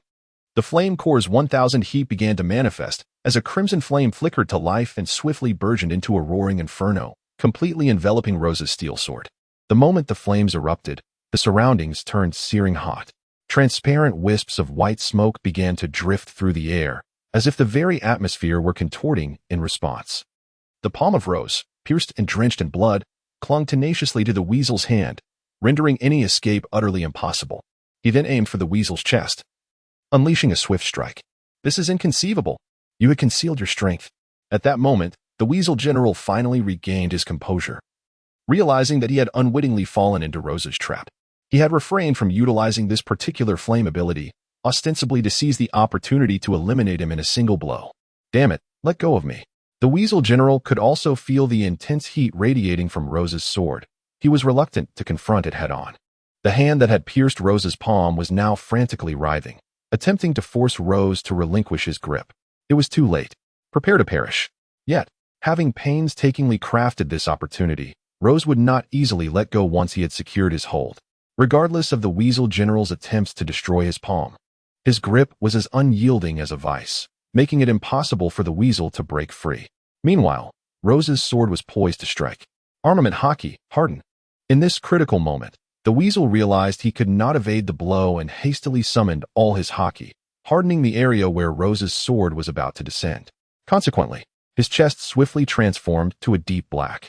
Clang. The clash between Rose's long sword and the weasel's body erupted in a tremendous sound. Although the weasel's haki was formidable, Rose was also adept in the use of haki. Furthermore, he had imbued his steel sword with a searing temperature of 1000 degrees Celsius, a fearsome heat that nearly rivaled the magma powers of a kainu. Coupled with Rose's haki and his masterful swordsmanship, the blow he delivered was immensely powerful and nearly insurmountable. The weasel could only withstand the force for a fleeting few seconds before his haki significantly diminished. Yet, the full might of Rose's strike had not yet dissipated. He cleaved through the air, sending the weasel soaring. Although the residual haki prevented a clean severing, it left a deep wound across the weasel's chest. Moreover, the true source of the weasel's suffering was the fiery core's power. As Rose swung his sword, the flames upon it seemed to possess a life of their own, engulfing the weasel entirely. Clad in his pristine navy uniform, the weasel was soon ablaze. The ferocity of Rose's flames was terrifying, relentlessly consuming the weasel's flesh until he was reduced to a charred husk. With a thunderous crash, the weasel plummeted from the sky, creating a massive disturbance upon striking the ocean's surface. Due to the extreme heat of the flames, rather than extinguishing upon contact with the water, the fire only intensified, vaporizing a considerable amount of seawater. This sudden turn of events was nothing short of astonishing. Moments ago, the weasel had been confidently dominating Rose. Yet in the blink of an eye, their fortunes had reversed. The naval soldiers aboard the ship stared in shock, their astonishment beyond words. Many of them clenched their fists in disbelief, feeling the pain of their nails digging into their flesh. How could this be? The weasel had been on the brink of victory. How could he lose in an instant? The flames were horrifying. The weasel had been cast into the sea and was now reduced to cinders. Each sailor stood transfixed, their expressions a mix of disbelief and shock, struggling to comprehend the events that had just unfolded. Quickly, go save him.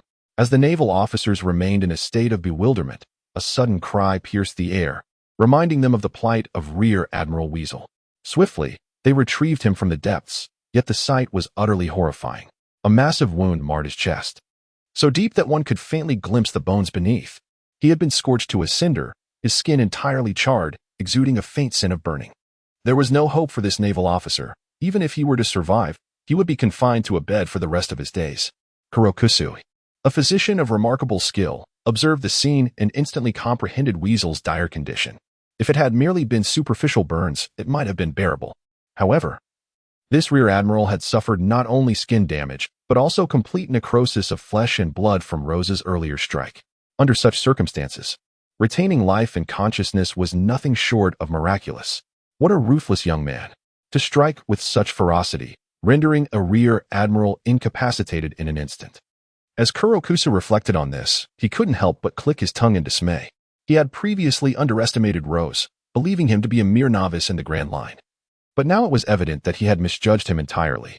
Not only did he possess the strength to slay an admiral, but his sheer ruthlessness surpassed that of many notorious pirates Kurokusu had encountered over 2 decades ago. Yet, the price of taking down an admiral was steep, and there was still another to consider. Gazing at Rose's battered form, Kurokusu remarked, "On board the warship, Ghost Spider witnessed the grim fate of Weasel. Though not a physician, he recognized the severity of Weasel's injuries and feared the worst. A wave of self-reproach washed over him. Had he taken Rose seriously from the beginning, this tragedy could have been averted. If he had insisted on the bombardment or fought alongside Weasel, his comrade would not have faced such a grim fate. Regrettably, he had neither pressed for artillery fire nor engaged in battle with Weasel. More critically, he had never believed that Weasel could be defeated. This was his blunder. Witnessing a comrade, with whom he had fought side by side for years, suffer such a horrific fate ignited a fierce anger within Ghost Spider. His gaze turned menacingly towards Rose, filled with fury and a thirst for vengeance. He resolved that Rose would not be taken to impel down for imprisonment. Instead, he would be executed on the spot. Chapter 65. Rose, Death? As a Vice Admiral of the Navy, the Ghost Spider naturally possessed the moonwalk technique. Thus, having resolved to eliminate Rose, he swiftly appeared before him in an instant. "Flame Sword Rose," he stated, his expression as rigid as that of a corpse, his gaze chillingly cold. "I admit, we underestimated you. Who would have anticipated that a mere newcomer, just stepping into the Grand Line, would wield such formidable abilities? However, from this moment forth, I shall harbor no further contempt for you. I will exert my utmost strength to extinguish your life here, in vengeance for Admiral Weasel." The Ghost Spider unsheathed his weapon, his ebony hair elongating until it transformed into tendrils reminiscent of a spider's limbs. Each of these appendages brandished a weapon, be it a longsword or a pistol, emanating an aura of peril. "Shall life be restored?" Rose's gaze grew somewhat grave. The ability of life restoration is indeed a remarkable skill, allowing one to exert control over specific parts of the body. By infusing consciousness into it, one can bestow life upon them. The resurrection of the Ghost Spider manifests through the manipulation of his hair.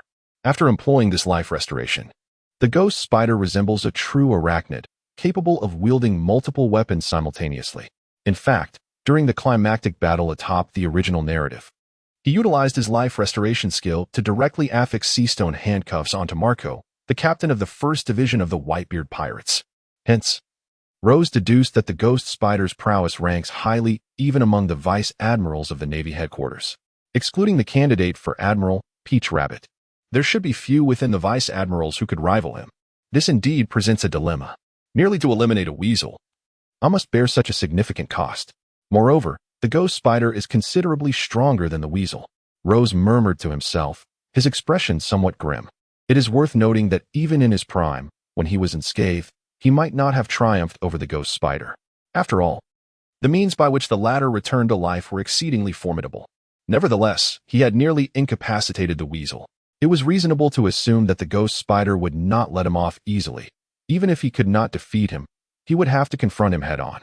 It seemed that today would require a desperate struggle. With resolute determination, Rose resolved that even if he were to perish today, he would take the Ghost Spider down with him. As for Ellie, the old man Kolox was not devoid of compassion. If the Ghost Spider were to meet his end, based on Lab's words, extricating Ellie should pose no significant challenge. Thus, with this thought in mind, Rose let out a fierce roar directed at the Ghost Spider. His sword ablaze with flames, striking down with ferocity. "I have discerned all your tactics," he proclaimed. Yet, the Ghost Spider, unfazed by Rose's fierce onslaught, coolly responded. Subsequently, the armed color of hockey enveloped his sword as he countered the strike. Clang! The swords clashed violently, producing a cacophony of sound. Although Rose's blade radiated an intense heat of 1000 C, his hockey was no match for the Ghost Spider's strength, resulting in a stalemate. However, the Ghost Spider's capabilities extended beyond mere hand-to-hand combat. With several sword-wielding appendages, he effectively blocked Rose's attack, while others armed with firearms unleashed a barrage upon him. Bang! A sudden volley of gunfire erupted as black bullets surged toward Rose. Utilizing his observation hockey, Rose noted that the Ghost Spider had imbued even the bullets with hockey. Should they strike him, they would likely inflict grievous injuries. It was imperative to evade them. Thus, Rose retracted his sword and retreated swiftly to avoid the oncoming hail of bullets. Humph! Attempting to flee? The Ghost Spider showed no inclination to grant Rose an opportunity for escape. His moniker, the Ghost Spider, was not merely derived from his appearance resembling a dark spider post-resurrection, but more so from his combat style. Once engaged in battle, he would ensnare his opponent like a spider, methodically cornering his prey until their demise was inevitable. As Rose narrowly evaded a few bullets, the Ghost Spider's blades were already descending upon him. Fortunately, Rose's swiftness granted him a slight edge. Though he was a moment too late, his agility allowed him to just evade the lethal strikes. Yet, another wave of the Ghost Spider's assault was imminent. As the battle unfolded, Rose transitioned from an aggressor to a mere defender, ultimately devolving into a state of desperate defense. He no longer launched a single attack against the Ghost Spider, resembling a hapless prey ensnared in a spider's web, slowly succumbing to the relentless onslaught. Die. Suddenly, the Ghost Spider seized an opening, delivering a powerful kick to Rose's abdomen. Seizing the moment, 3 sharp blades plunged mercilessly into Rose's flesh. The long sword of the Ghost Spider was inherently razor-sharp, and with the infusion of hockey into each blade, it sliced through flesh as easily as cutting through soft tofu. As it pierced Rose's body, crimson blood gushed forth from the wound, and Rose felt his consciousness beginning to fade, his mind growing increasingly hazy. Humph! You shall perish. I will rectify the sins you have committed. The Ghost Spider did not relent, manipulating several handguns with his hair to fire additional bullets into Rose's already wounded form. The agony was unbearable, and he involuntarily spat out a mouthful of blood, his thoughts consumed by a singular notion. Is this the end? To die at the hands of this scoundrel? His awareness waned, and just before he succumbed to the darkness, he caught a fleeting glimpse of a blue wall. Subsequently, the Ghost Spider was hurled into the water by that very wall. Sister, Ellie also employed the moonwalk technique, straining to pull Rose's limp body back to Lebeau. Hurry. We must enter Lebeau's body. This fellow is gravely injured. If we do not provide aid, he will perish. Kurokasu, observing Rose's near-fatal state, shouted at Ellie. Soon, Ellie brought Rose before Kurokasu, and under his guidance, they entered Lebeau's interior. Lebeau then let out a thunderous roar and swiftly engulfed the ghost sword, sinking into the depths of the ocean. Inside Lebeau, Ellie pleaded desperately, Grandfather, you must save my brother. If you do, I will do anything for you. She gazed at the nearly lifeless Rose, her voice laced with urgency and desperation. Rozé is her only kin. Without Rozé, she is left with nothing. Alas, I shall do my utmost. I too wish for his revival. He has yet to inform me of the whereabouts of the Rumar pirates. Lab has awaited this news for decades. Kolokos let out a faint sigh and carried Rozé into the medical chamber. Chapter 66. A year. The sensation of complete exhaustion is profoundly distressing. This singular thought echoed in Rozé's consciousness, which was adrift in an abyss of darkness. His heavy mind rendered him incapable of achieving full lucidity. He felt akin to a sponge, devoid of strength and unable to command his own body. He even began to question whether he was alive or dead. This state persisted for an indeterminate duration, yet amidst the oscillation of his awareness in the void, Rozé faintly discerned the voice of a little girl whispering near him. The content of her words remained indistinct. In the subsequent stretch of time, Rozé lingered in this haze of lethargy and obscurity. However, to his astonishment, he gradually sensed a flicker of control returning to his body, which brought him a measure of relief. It appeared he was still alive. Despite his awakening consciousness, he found himself repeatedly attempting to open his eyes, only to be met with profound disappointment each time. This engendered a wave of trepidation within him. Surely, he could not become a mere shell of existence, a living corpse? Such a fate would be utterly tragic. Fortunately, in the days that followed, though Rozé remained ensnared in darkness, the voice of the little girl continued to reach his ears. Initially perplexed, he gradually recognized that the girl who had been caring for him all along was none other than his sister, Ellie. On this particular day, Rozé remained engulfed in darkness. He recalled the encounter with the weasel and the ghost spider general and let out a sigh. He realized he was still too weak. Although he had reigned supreme in the South Sea, his foray into the Grand Line had resulted in a calamitous downfall. He had nearly met his demise at the hands of the ghost spider, leaving him in this state of limbo. Seemingly bored, Rozé's mind began to dwell on the intricacies of swordsmanship. Given that he could only contemplate, he was unable to physically train. Thus the only avenue left for him to enhance his strength was through the mental rehearsal of sword techniques. Days turned into weeks. Throughout this period, Rozé remained shrouded in darkness, and his existence became increasingly simple. He found himself engaged in a repetitive cycle of 3 activities. Firstly, listening to Ellie speak. Though he was ensnared in slumber, Ellie would sit by his side, conversing for hours each day. Rozé was profoundly moved. He wished to etch every moment shared with Ellie into his memory. Should the day arrive when he truly awakens, he would ensure to convey to Ellie that he had meticulously retained every word she uttered. The second matter at hand involved the refinement of his swordsmanship. In the depths of darkness, Rozé relentlessly rehearsed his techniques within his consciousness.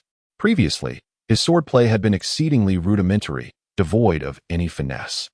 Although his killing sword technique was executed with astonishing speed, it proved ineffective against formidable opponents like the ghost spider and the weasel, whose mastery of observation hockey rendered his once proud maneuvers little more than a jest. The blood sword technique, too, had lost its luster. While it had once been formidable in his weaker days, it had since become an ordinary feat as his strength grew. As for the guardian sword technique, Rozé could not recall the last time he had employed it. Thus, in the days that followed, he persistently rehearsed his swordsmanship in his mind, meticulously calculating the force, angle, and speed of each strike, insights only attainable in his current state of focus. In the past, Rozé had demonstrated great tenacity, yet he could never have achieved such tranquility. After enduring such prolonged darkness, he felt as though he had aged decades. It was through this relentless rehearsal that he ultimately conceived an entirely new sword technique. According to his calculations, this new style was immensely powerful, capable of both offense and defense, far surpassing the intricacies of his previous 3 techniques.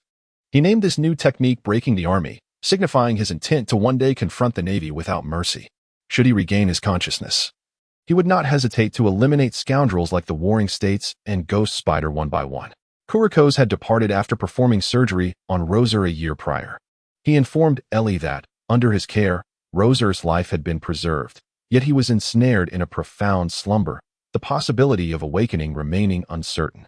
Under Ellie's pressing inquiries, Kurikos divulged further details.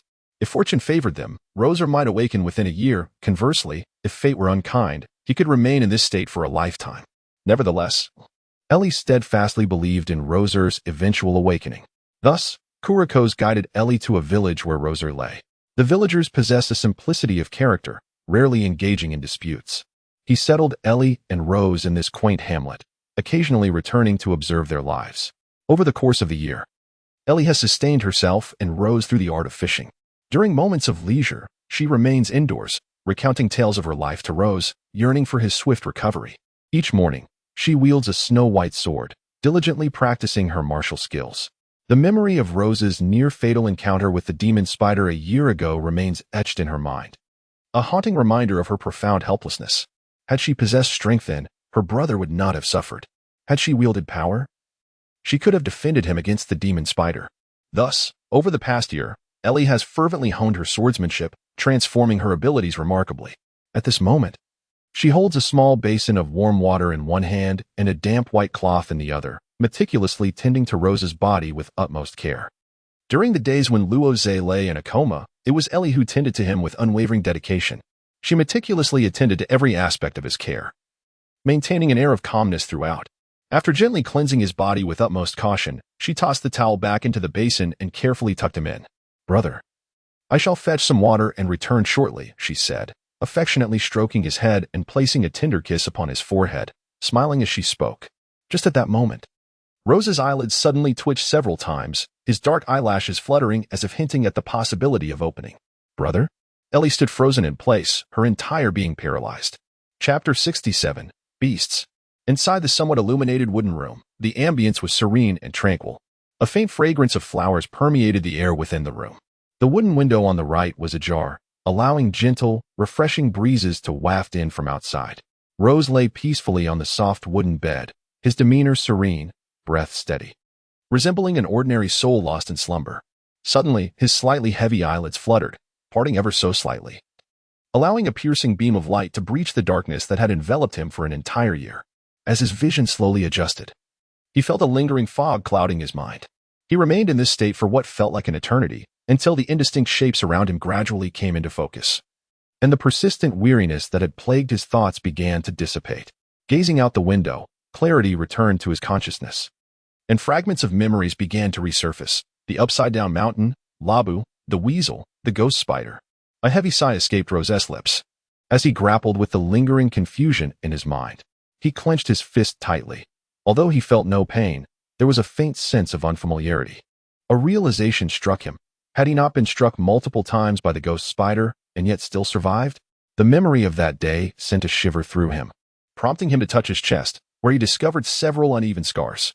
It appeared that he had been rescued, likely by Kirox, the only one capable of saving him at that moment. Rose mused to himself, tracing the scars, a testament to his salvation.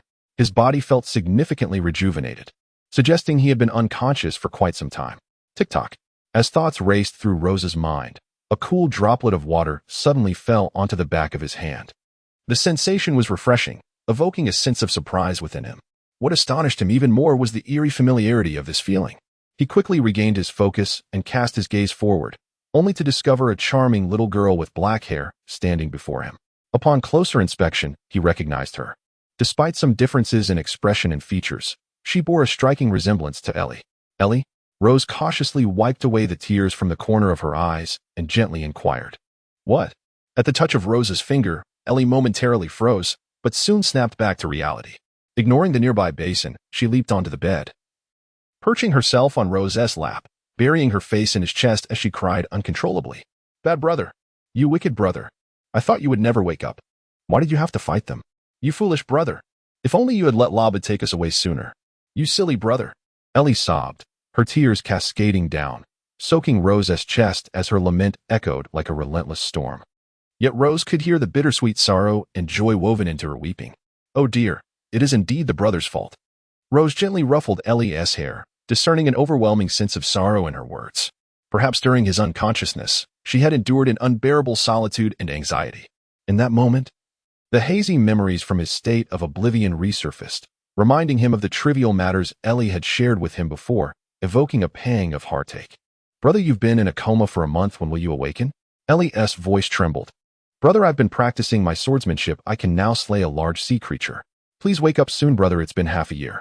I've learned to cook so many dishes.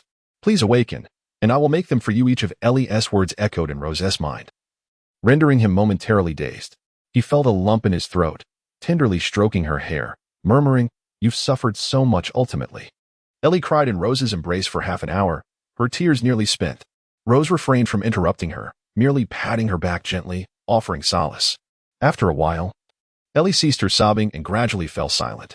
Noticing her stillness, Rose felt a flicker of concern, cautiously parting her dark locks. He discovered the little girl had succumbed to slumber, a few tears lingering at the corners of her eyes, yet her lips curled into a faint smile. "Sleep well, dear Ellie. Such events shall not occur again," Rose whispered, tenderly wiping away the tears from her eyes. He shifted slightly, intending to lay her down on the ship so she could enjoy a restful sleep. However, as he stood up, the blanket slipped away, revealing to his dismay that he was entirely unclothed, his bronze skin exposed to the air, even his most private parts laid bare. A twitch of embarrassment crossed his lips as he scanned the room, noting a white basin and a damp towel on the nearby table, leading him to an unsettling realization. Feeling a cool sensation from the dampness below, Rose's face flushed awkwardly, realizing that not only had Ellie seen his be involuntarily felt his face flush with embarrassment. As a man in his 20s, he found it utterly mortifying that a little girl, merely 4 or 5 years of age, was tasked with cleansing his body. To compound his humiliation, she had touched his most private areas an uncountable number of times. He felt utterly exposed and ashamed. Lowe's cleared his throat awkwardly, realizing the absurdity of his situation. However, after a moment of contemplation, he deemed it somewhat unjust to blame himself. After all, it was he who had been subjected to such an experience. If anyone were to suffer, it would be Lowe's himself in that very moment. Moreover, he had been in a state of unconsciousness at that time. It seemed rather unreasonable to hold himself accountable. Rose rubbed his temples, battling a headache. Although Ellie was undeniably charming and they shared no blood ties, he pondered whether their actions were somewhat inappropriate. Ultimately, he resigned himself to the situation, determining that it was best to avoid such occurrences in the future. After a lengthy period of self-justification, Rose finally absolved himself of his beastly conduct. He carefully laid Ellie upon the wooden bed, covering her with a blanket. Subsequently, he scoured the room until he found his clothes. Once dressed, he grasped a basin in hand and nonchalantly stepped outside. However, as he emerged, he unexpectedly encountered Kulox approaching. Chapter 68. The Breaker. When Kulox arrived at the dwelling of Rose and Ellie, he was laden with an assortment of medicinal herbs. Throughout the past year, aside from spending the majority of his time within Lab's body, he frequently made time to visit the island and check on the siblings. Initially, he had chosen to rescue Rose due to the information he possessed regarding the Rumbar pirates. Yet, as time passed, Kulox found himself increasingly drawn to Ellie. He admired her strength and kindness. Over the course of the year, while Rose lay in slumber, Ellie, merely a 5.5-year-old child, sustained herself through fishing. Not only did she care for herself, but she also tended to Rose. In time, Kulox began visiting the island more often, bringing Ellie delightful trinkets and imparting his medical knowledge to her, teaching her to identify herbs, concoct remedies, and treat ailments. Today was no exception. Having procured some medication that would greatly benefit Rose's condition, and realizing it had been a while since he last visited Ellie, he instructed Lab to escort him back to the island while he ventured into the village alone. However, he was taken aback when he spotted Rose stepping out of their humble abode. Kulox paused for a moment, his surprise leaving him momentarily speechless, before joyfully striding towards Rose. "Huh, you rascal, you've actually awakened. Splendid news," he exclaimed, a broad smile adorning his face as he patted Rose on the shoulder. His elation stemmed not only from the prospect of gaining intelligence about the Rumbar pirates, but also from the happiness it would bring Ellie. The little girl had endured so much over the past year for Rose. Recalling their first encounter, he remembered how vivacious she had been since Rose's incident.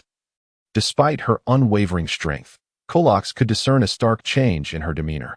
Thus, out of his affection for Ellie, Kulox earnestly wished for Rose's awakening. For only then could the spirited child reclaim her vitality and return to her former exuberant self.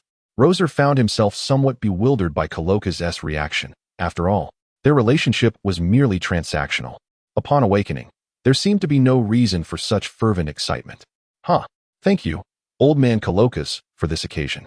Nevertheless, Roser expressed his gratitude sincerely. Only those who have traversed the gates of death truly comprehend the value of life, and without him, Roser would not have been able to awaken once more. What thanks do you owe me? I was merely preoccupied with the intelligence you mentioned. Moreover, it is that little girl, Ellie, to whom your gratitude is due. Everything you have experienced this past year has been managed by her. Without her, No one could have rescued you. Yet, upon hearing Roser's thanks, Colokas let out a haughty snort and addressed him. Rozé was momentarily taken aback, but soon broke into a gentle laugh, saying, "Indeed. This time, it is truly thanks to Ellie. Otherwise, I might not have awakened at all. Yes, yes. Let me tell you, throughout this year, it has been that little girl who has taken care of you. A mere 5.5-year-old, surviving by fishing. Has provided for you for an entire year. This is no small feat. Not only that, but she has also managed your daily life and other affairs." Kulokisi nodded in agreement, his words overflowing with admiration for Ellie, as if in his eyes, she were nothing short of perfection. This old man clearly holds a deep fondness for Ellie. His praises nearly seemed to elevate her to the heavens. Rose chuckled softly, shaking his head as he mused to himself. He felt a sense of joy for Ellie. For being acknowledged by others was indeed a moment of great significance for her. "What, do you believe I am mistaken?" However, Rose's head shake incited dissatisfaction in Kurokas, who shot him a fierce glare and retorted, "No, how could that be?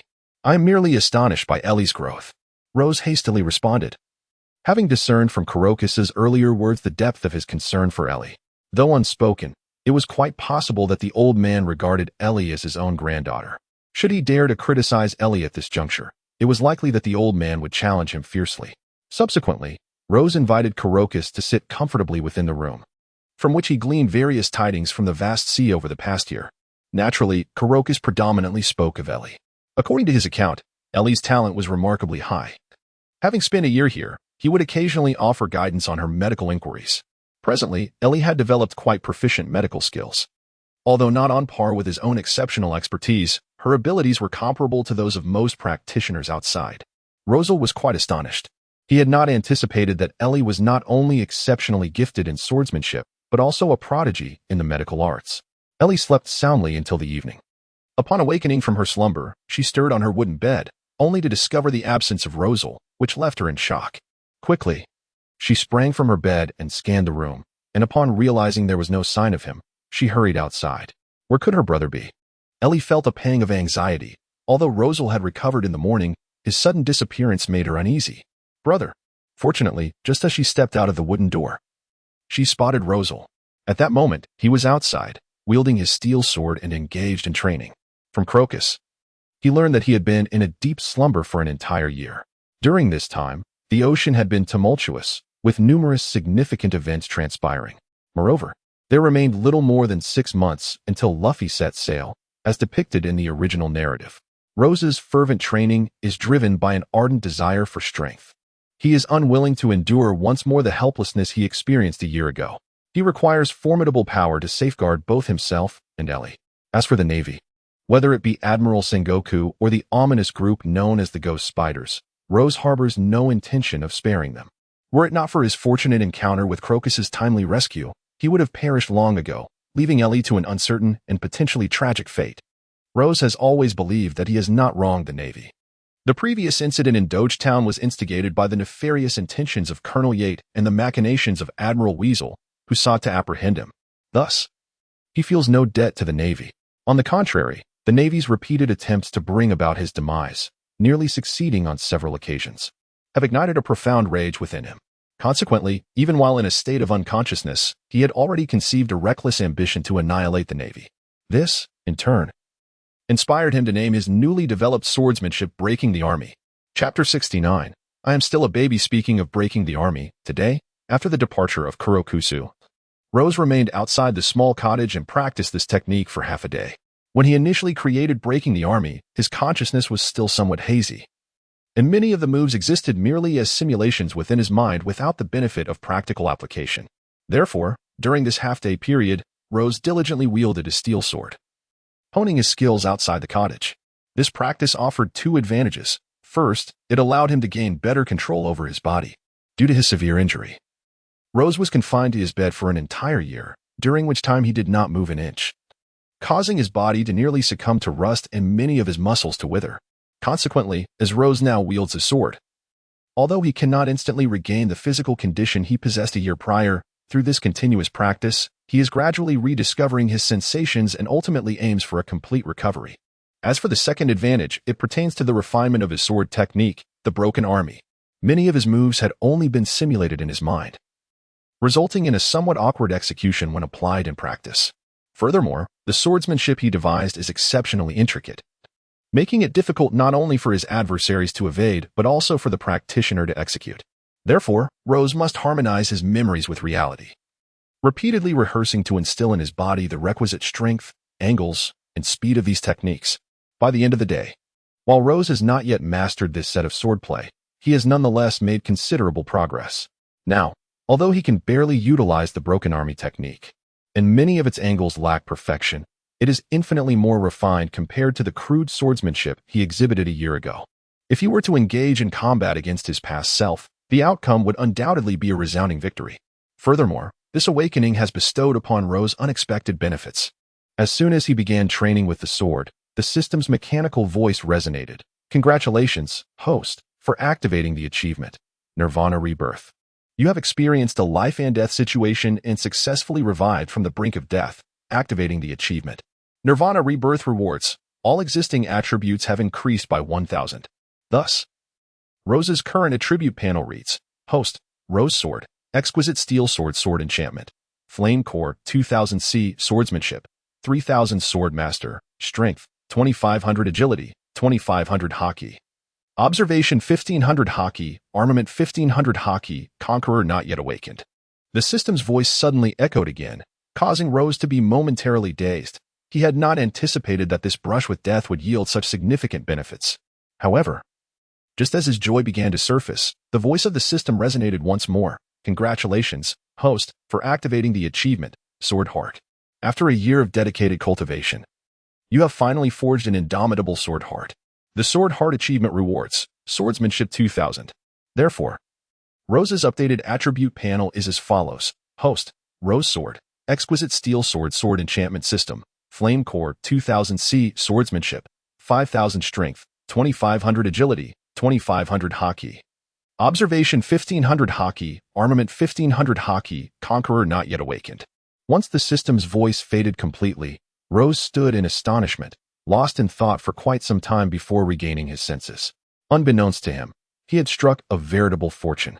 Firstly, all his attributes had been enhanced by 1,000 points, except for the steel sword, which required a direct upgrade and could not be allocated points. And the Hockey of the Conqueror, which had yet to awaken, Rose's Flame Core, Swordsmanship, Strength, Agility, Observation Hockey, and Armament Hockey had all received a 1,000-point boost. This amounted to a total of 5,000 points for the Sword Master upgrade, with each 100 points requiring 100 million berries for exchange. Therefore, these 5,000 Sword Master points necessitated an expenditure of 5 billion berries. In other words, the points gained from the Nirvana Rebirth achievement alone would require Rose to invest 50 billion berries for redemption. Furthermore, the Sword Heart achievement granted Rose an additional 2,000 swordsmanship points, equating to 20 billion berries. Combining the 50 billion berries with the subsequent 20 billion berries results in a grand total of 70 billion berries. Thus, Rose's slumber has yielded an astonishing sum of 70 billion berries. What a remarkable fortune! To speak candidly, had Rose not encountered this incident, it would have been impossible for him to amass the staggering sum of 7 billion berries within the span of a year, even with relentless efforts in plundering pirates and the navy. Thus, considering this perspective, it seems that his severe injuries might not have been in vain after all. Brother! Before the wooden door, Ellie shouted Rose's name loudly, rushing towards him in an instant. Upon witnessing this, Rose paused momentarily, sheathed his sword, and gently stroked Ellie's dark hair, smiling as he said, Ellie, you're awake. Let us take a bath and then head outside the island to find Labshur. Ellie replied without a second thought, her heart lightened by Rose's laughter. As long as she was with her brother, any destination was acceptable. Why don't you go wash up first? Rose suggested, giving her shoulder a reassuring pat. Are you not coming to wash with me? It would be quicker that way. Ellie blinked innocently, caught off guard by her words. Rose found himself reflecting on his own bathing habits over the past year, his cheeks flushing involuntarily. Perhaps we should skip that for now. You go ahead, Ellie. But brother, we have always bathed together before, Ellie said, a hint of disappointment in her voice. I want you to wash my hair. In her reasoning, a year ago, it was Rose who had assisted her during baths, and throughout the past year, it had been she who helped him. Thus, it seemed only natural that they should bathe together now. Ahem. Ellie, you've grown up. It's no longer appropriate for you to bathe with your brother. Rose felt a slight headache. How could he possibly explain this to Ellie? He couldn't simply say that there are differences between men and women and that they should avoid misunderstandings. After all, she had bathed alongside him for an entire year. The notion of avoiding awkwardness was utterly unfounded. Everything that needed to be seen or touched had already been experienced. Thus, this reasoning fell flat. Yet, beyond that, he truly struggled to find the right words. If we were to bathe together, Ellie might develop a sty. Rose pondered for a moment before responding earnestly. Why? Ellie innocently inquired. Because if you see your brother's body, it could happen. Men and women are not the same, Rose replied, exasperated. But brother, I've seen it for a year now, and nothing has happened, Ellie remarked, curiously touching her eyes. Rose was left speechless, nearly choking on his own words. Ellie, you are now grown up. You cannot bathe with your brother anymore, he insisted, mustering all his resolve. But brother, I am still a baby, Ellie said timidly. Chapter 70. The agreement. Ultimately, after Rose's arduous persuasion and gentle coaxing, Ellie finally agreed to bathe alone. Rose could only sigh deeply. Reflecting on the peculiar circumstances that had unfolded over the past year, it seemed that their sibling relationship was shifting into something strange. Now, all he could hope for was that Ellie would grow up quickly and forget this matter. However, he was not entirely confident, for while a child might forget trivial matters, something that had been a routine for an entire year was not so easily dismissed. Brother, I'm done bathing, Ellie called out shortly after, dressed in fresh clothes and waiting at the door. All right, I'll be there right away, Rose replied, nodding as he gathered his belongings and swiftly entered the bathroom. Yet, even while bathing, Rose found himself glancing toward the wooden door. Ever since the peculiar incident of being assisted by a little girl in bathing for a year, he had developed a slight aversion to bathing alone. He truly feared that Ellie might unexpectedly burst in. Once he had finished, Rose led Ellie out of the village. The ghost sword was still anchored off the small island, unchanged despite the year that had passed. Rose and Ellie swiftly boarded the vessel, selecting their course towards the designated rendezvous with Kurokis. Their meeting point was a rocky cliff upon the Red Earth continent, positioned at a considerable height, affording a breathtaking view of the surroundings while remaining untouched by the crashing waves. It was a favored spot for Kurokis, who often indulged in barbecues there. Grandpa Kuroku. Haha, it has been ages. As Rose and Ellie disembarked, they discovered that Kolokas had already kindled a roaring fire, upon which a grill was set, laden with numerous substantial cuts of meat. Ellie, upon spotting Kolokas, beamed with vivacity and rushed towards him, leaping into his embrace. Haha, little girl, you've arrived. Now that Rose has recovered, you seem much more spirited. Kolokas affectionately ruffled Ellie's hair, laughing heartily. Kiki. Ellie chuckled softly, glancing around before noticing Laba lingering nearby against the rocky wall. However, Laba remained motionless, floating on the water's surface, appearing somewhat despondent. Grandpa Kolokas, what's wrong with Labu? Ellie inquired, perplexed, for she rarely witnessed Labu in such a state of gloom. Indeed, hearing such news can be quite disheartening, Kolokas sighed softly. Earlier that day, Rose had divulged to him the matters concerning the Lumba pirates, which he subsequently relayed to Labu, leading to Labu's current melancholy. Let us not dwell on that. Let us eat some meat, Kolokas said, shaking his head, unwilling to continue the discussion. He had brought along a considerable supply of wine and beverages, and he casually opened a bottle, addressing Rose. So, Rose, what are your plans moving forward? Well, undoubtedly, it's time to set sail. After a year of recuperation here, I should venture out and see the world, Rose replied, lifting a large bottle of wine from the ground and smiling. Moreover, I must settle accounts with the Navy. As he spoke, Rose touched the scar on his chest. His handsome visage, although still adorned with a hint of a smile, conveyed an unsettling chill that sent shivers down one's spine. Do you intend to seek vengeance against the Navy? Kolokas frowned upon hearing this. He harbored reservations about Rose's intentions. If their meeting had been merely coincidental, it would not have concerned him. But now, Rose had become a friend of sorts, and Ellie he regarded as a beloved granddaughter. Thus, he naturally wished to dissuade Rose from courting death. In his perspective, Rose had lain bedridden for a year. Without training or exercise during that time, his physique must have weakened considerably. Furthermore, his injuries had only just begun to mend, making him ill-suited for life-and-death combat. Most critically, a year prior, Rose's strength was only at the level of a rear admiral, while he might triumph over one. Facing two naval rear admirals simultaneously would surely spell his doom. The battle with the Ghost Spider a year ago had thoroughly underscored this reality. Rest assured, my strength now is far greater than it was a year ago, Rose reassured him with a confident smile. Roz discerned the underlying concern in Kulok's words. Yet he gently shook his head. The actions of the Navy had successfully ignited his ire. Now, a relentless vendetta against them was inevitable. Moreover, his current prowess had indeed transformed remarkably. Well, take care of yourself, he remarked. Upon hearing this, Kulok ceased to press further. Recognizing Roz's obstinacy, once he had made up his mind, few could sway him. Haha, rest assured, let us indulge in some libations. Roz shifted the conversation. Unwilling to linger on the previous topic, he seized a generous chunk of meat and called out to Labu, Labu, come over and feast on this meat. However, upon hearing news of the Rimba pirate crew, Labu appeared somewhat disinterested. Despite Roz's offering of delectable food, his appetite for meat had waned. Upon witnessing this, Rozé was momentarily taken aback. In his preoccupation with himself, he had inadvertently overlooked Labu. Labu's temperament closely mirrored his own. He was equally obstinate.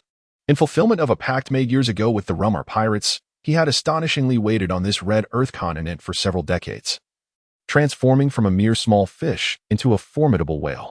Loz had long admired Labu's character, and given that his life had been saved by Labu, he found himself with all the more reason to assist him.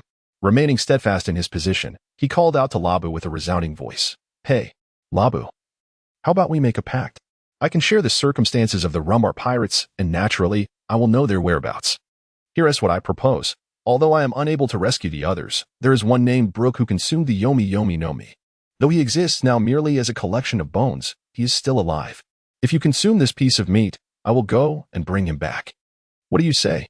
With this, Loz beamed at Labu. Labu, taken aback for a moment, gazed at Loz with his large, round eyes for quite some time before regaining his composure.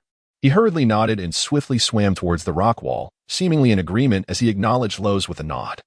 Aha, it's settled then. I shall retrieve that fellow. However, do take care not to crash into any walls and meet your demise. Rozier chuckled softly, tossing a substantial piece of meat into Labu's eager mouth. With an enthusiastic gulp, Labu devoured it, letting out a resounding cheer. Chapter 71. The Master's decree upon the azure expanse of the sea, tranquility reigned. Rozier and Ellie, aboard the Phantom Blade, had been sailing away from the upside-down mountain for half a month.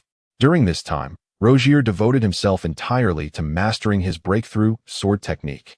Since he had forged this technique in the depths of darkness, his comprehension of the swordsmanship had significantly evolved. If Rozier of the past resembled an ordinary iron sword, then he had now transformed into an exquisite blade of unparalleled craftsmanship. Inside the training chamber of the Phantom Blade, the lights shone brightly, and the air was refreshingly pure. This time, Roz did not activate the gravity system for his training. Ever since his understanding of swordsmanship ascended to a new realm, he has devoted himself entirely to the practice of sword arts. In his eyes, the significance of physical strength and martial techniques has diminished in comparison to the art of the sword. Within the training room, Roz practiced the breaking army sword technique once more. This marked his 10th repetition of this particular form today. Recently, he has become utterly enamored with swordsmanship, and with each practice, he can sense a refinement in his skills. This sensation is truly exquisite. With determination, Roz assumed his stance and struck the air before him with a powerful slash. The force of the strike was immense, although it merely cut through the air. The sharp sound of the sword echoed, creating an atmosphere thick with a sense of impending danger. However, he realized that his angle still lacked precision and needed to be slightly elevated. Despite the ferocity of his strike, Roz did not feel a sense of satisfaction. Although there was a subtle improvement compared to his previous attempt, the execution of the breaking army sword technique still fell short of his expectations, only managing to unleash a fraction of its true potential. He meticulously analyzed the shortcomings of his swordplay. After each strike, he would pause to ponder whether there was any flaw in his technique and if it was indeed the optimal way to wield a sword. If not, he contemplated how he might enhance it. Thus, through this relentless cycle of practice and reflection, Roz's swordsmanship has experienced gradual yet significant advancements. These improvements may be minuscule on their own, but over time, they accumulate into substantial progress. Roz unleashed another strike, this time employing a thrusting maneuver. In this technique, he concentrated all his physical strength into the sword.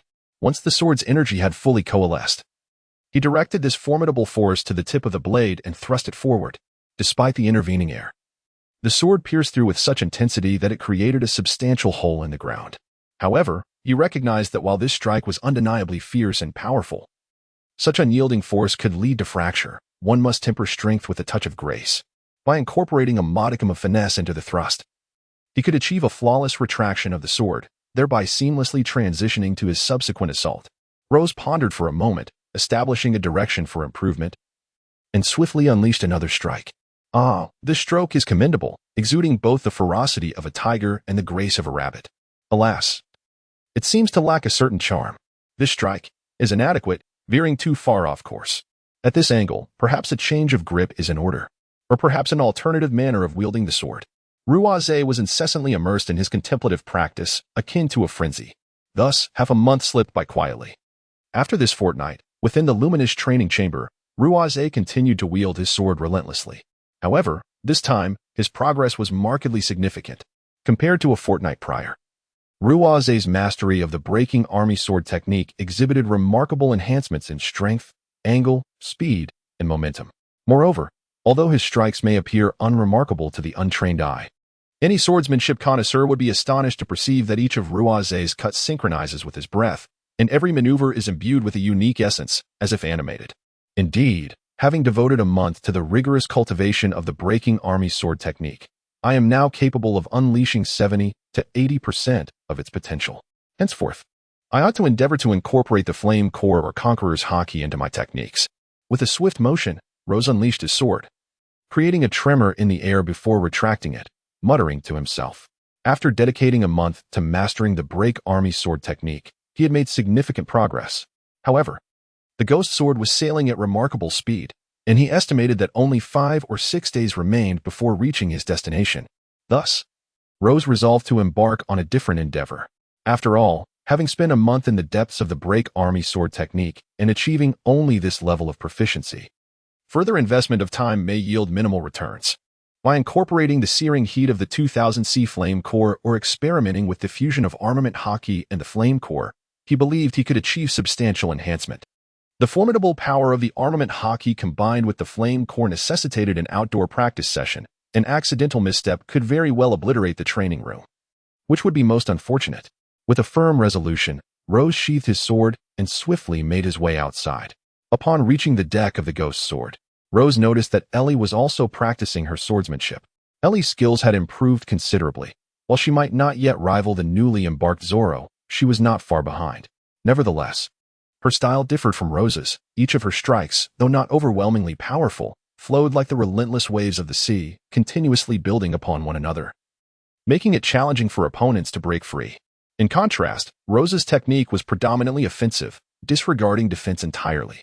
He either dispatched his enemies in a single strike or inflicted severe damage to himself in the process, or sometimes, he would simply be vanquished. His break army sword technique encompassed a myriad of moves, yet none were designed for defense. When faced with an opponent's assault, he would evade with his body, but his sword would never cease its motion.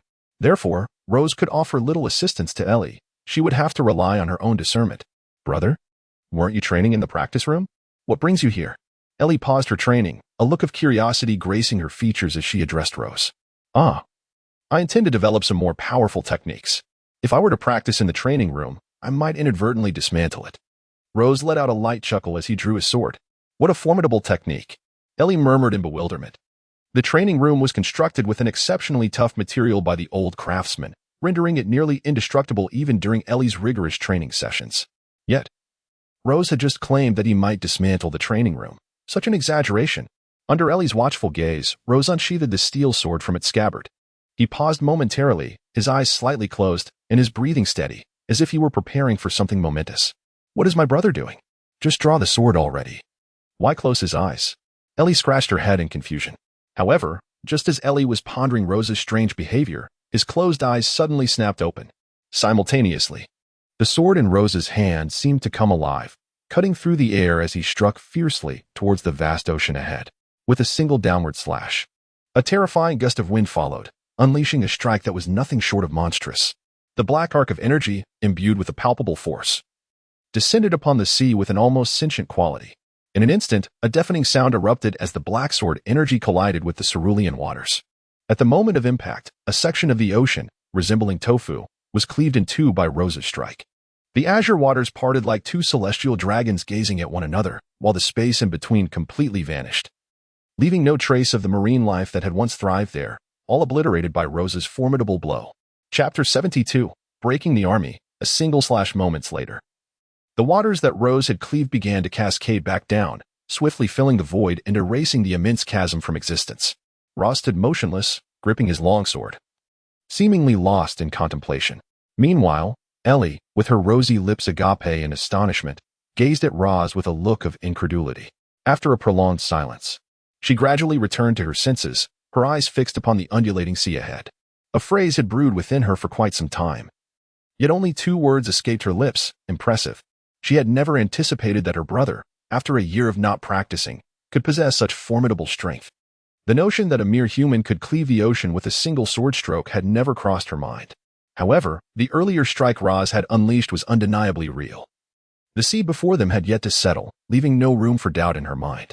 Yet, she pondered, while infusing armed color hockey into a slash could indeed solidify the strike, the searing 2,000 heat of the flame core could not be harnessed alongside it. In stark contrast to the awe-inspiring strike that had left Ellie astounded, Roz remained unperturbed, shaking his head as if dissatisfied with his earlier performance. Despite the immense power of the previous sword strike, he firmly believed that his potential far exceeded what he had just demonstrated. If he could merge the capabilities of the flame core with those of armed color hockey, the potency of his swordsmanship would undergo a transformative evolution. At that moment, it would not merely be a matter of cleaving the ocean. He envisioned a strike that could simultaneously vaporize the water at both ends. However, the question lingered. How could he infuse both armed color hockey and the enchantment capabilities into a single strike? Rose found himself in a state of profound frustration.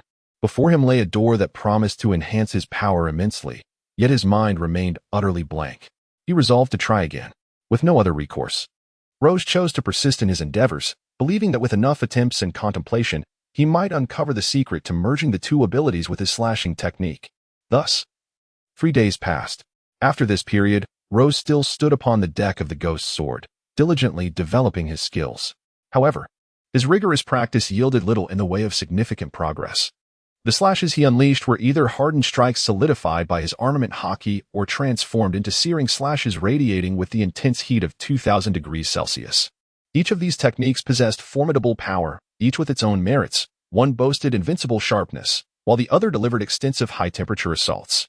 If these 2 abilities could be harmonized, they would undoubtedly evolve into a technique that was both broad in its reach and keenly sharp. Yet, Rose remained utterly perplexed regarding the path to fusion. Why was he unable to blend these 2 powers? Could it truly be impossible? No, it must be possible. Rose sat in place, deep in contemplation. Could it be that my hockey is too feeble, or perhaps the temperature of the fiery core is insufficient? Suddenly, a flash of insight illuminated Rose's mind, as if he had grasped a crucial piece of information. Indeed, the ratio. Precisely, it must be the ratio. It is not that my armed color hockey is too feeble, nor is it that the temperature of my fiery core is too low. Rather, it is the balance between the 2 that has not been properly calibrated. When I excessively employ the armed color hockey, it naturally suppresses the high temperature of the fiery core, transforming it into an exceptionally sharp strike. Conversely, when I overutilize the power of the fiery core, the effect reverses, causing the temperature of the fiery core to dominate the armed color hockey, thereby resulting in that expansive flame attack. Lowe suddenly had an epiphany, and a sense of clarity enveloped him. Excellent. Let us give it a try. He abruptly rose to his feet, channeling a thread of armament hockey into his steel sword. Subsequently, he drew a wisp of flame from the core of the fire and infused it into the blade. As the 2 energies harmoniously merged within the steel sword, Lowe's aimed at the ocean ahead and swung his sword with conviction. Come forth. Rose let out a soft sigh. As this gentle exhale escaped his lips, a wave of brown sword energy was unleashed. This sword energy was exceedingly sharp and expansive, evidently having achieved a remarkable fusion. However, due to Rose merely extracting a trace of energy this time, its lethality was rather minimal, only stirring a slight ripple upon the surface of the sea. Indeed, my conjecture was not mistaken, Rose remarked with a hint of joy. Yet, mastering the balance of these 2 energies is no simple feat. For previously, I managed to wield a mere trace of energy with precision, but in the heat of combat, converting these 2 energies into equal measures presents a far greater challenge. Contemplating this, Rose felt a twinge of frustration. While a small amount of energy was easily manageable, the dynamics of actual combat were altogether different. Lowe's soon fell into deep contemplation. After a considerable time, an unexpected event led him to awaken his observation haki. With this newfound awareness, his sensitivity to the surroundings heightened significantly. Not only that, but his mastery over both the armament haki and the flame core also became notably more refined. Let us give this a try. He meticulously controlled his energy, channeling the maximum ratio of both armament and flame core abilities into his steel sword before delivering a sudden, powerful strike. Boom. With a single swing, a reddish-brown slash materialized once more. This strike cleaved through the ocean before the ghost sword, creating a gaping divide. Moreover, the severed waters, apart from the barren center, were relentlessly consumed by the scorching flames at a temperature of 2,000, swiftly transforming into countless wisps of steam ascending into the sky. Has my brother succeeded? Ellie, who had been resting aboard the ghost sword, was startled by the tremendous noise. She rushed outside, and upon witnessing the magnificent spectacle before her, she was momentarily stunned. Just a few days prior, she had witnessed one of Lowe's strikes. Yet she was astounded to find that this latest blow exhibited even greater power than the last. At last, success. A smile graced Lowe's face as he gazed at the ocean, now shrouded in steam.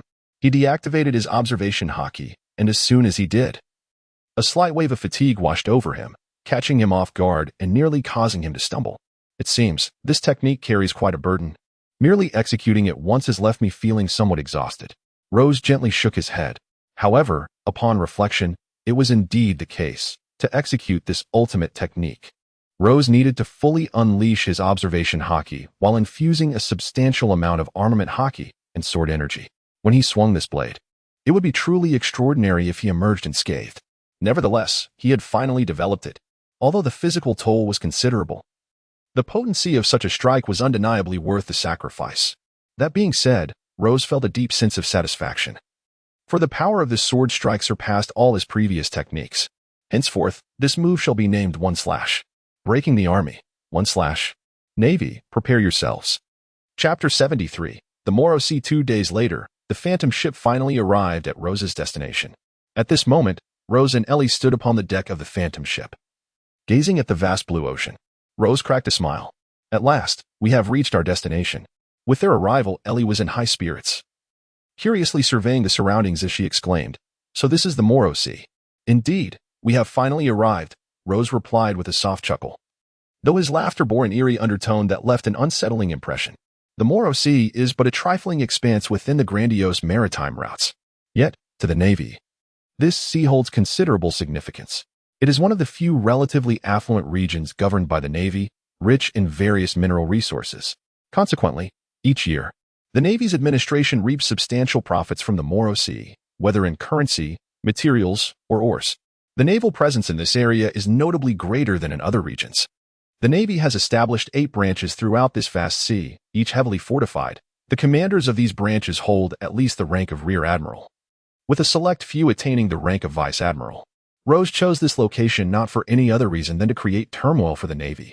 You regard the sea as highly significant, do you not? Then I shall eradicate all naval forces you have stationed here. Such an action would surely inflict considerable pain upon the Navy. Rose cast a glance at the foreboding island ahead, a sinister smile creeping across his face. Since the naval forces, led by the formidable Admiral Sengoku, had already deemed him a target for elimination, Rose resolved not to show any mercy towards the Navy's subordinates. However, for the naval government, even if Rose were to eliminate dozens of their rear admirals or division vice admirals, it would hardly be of consequence.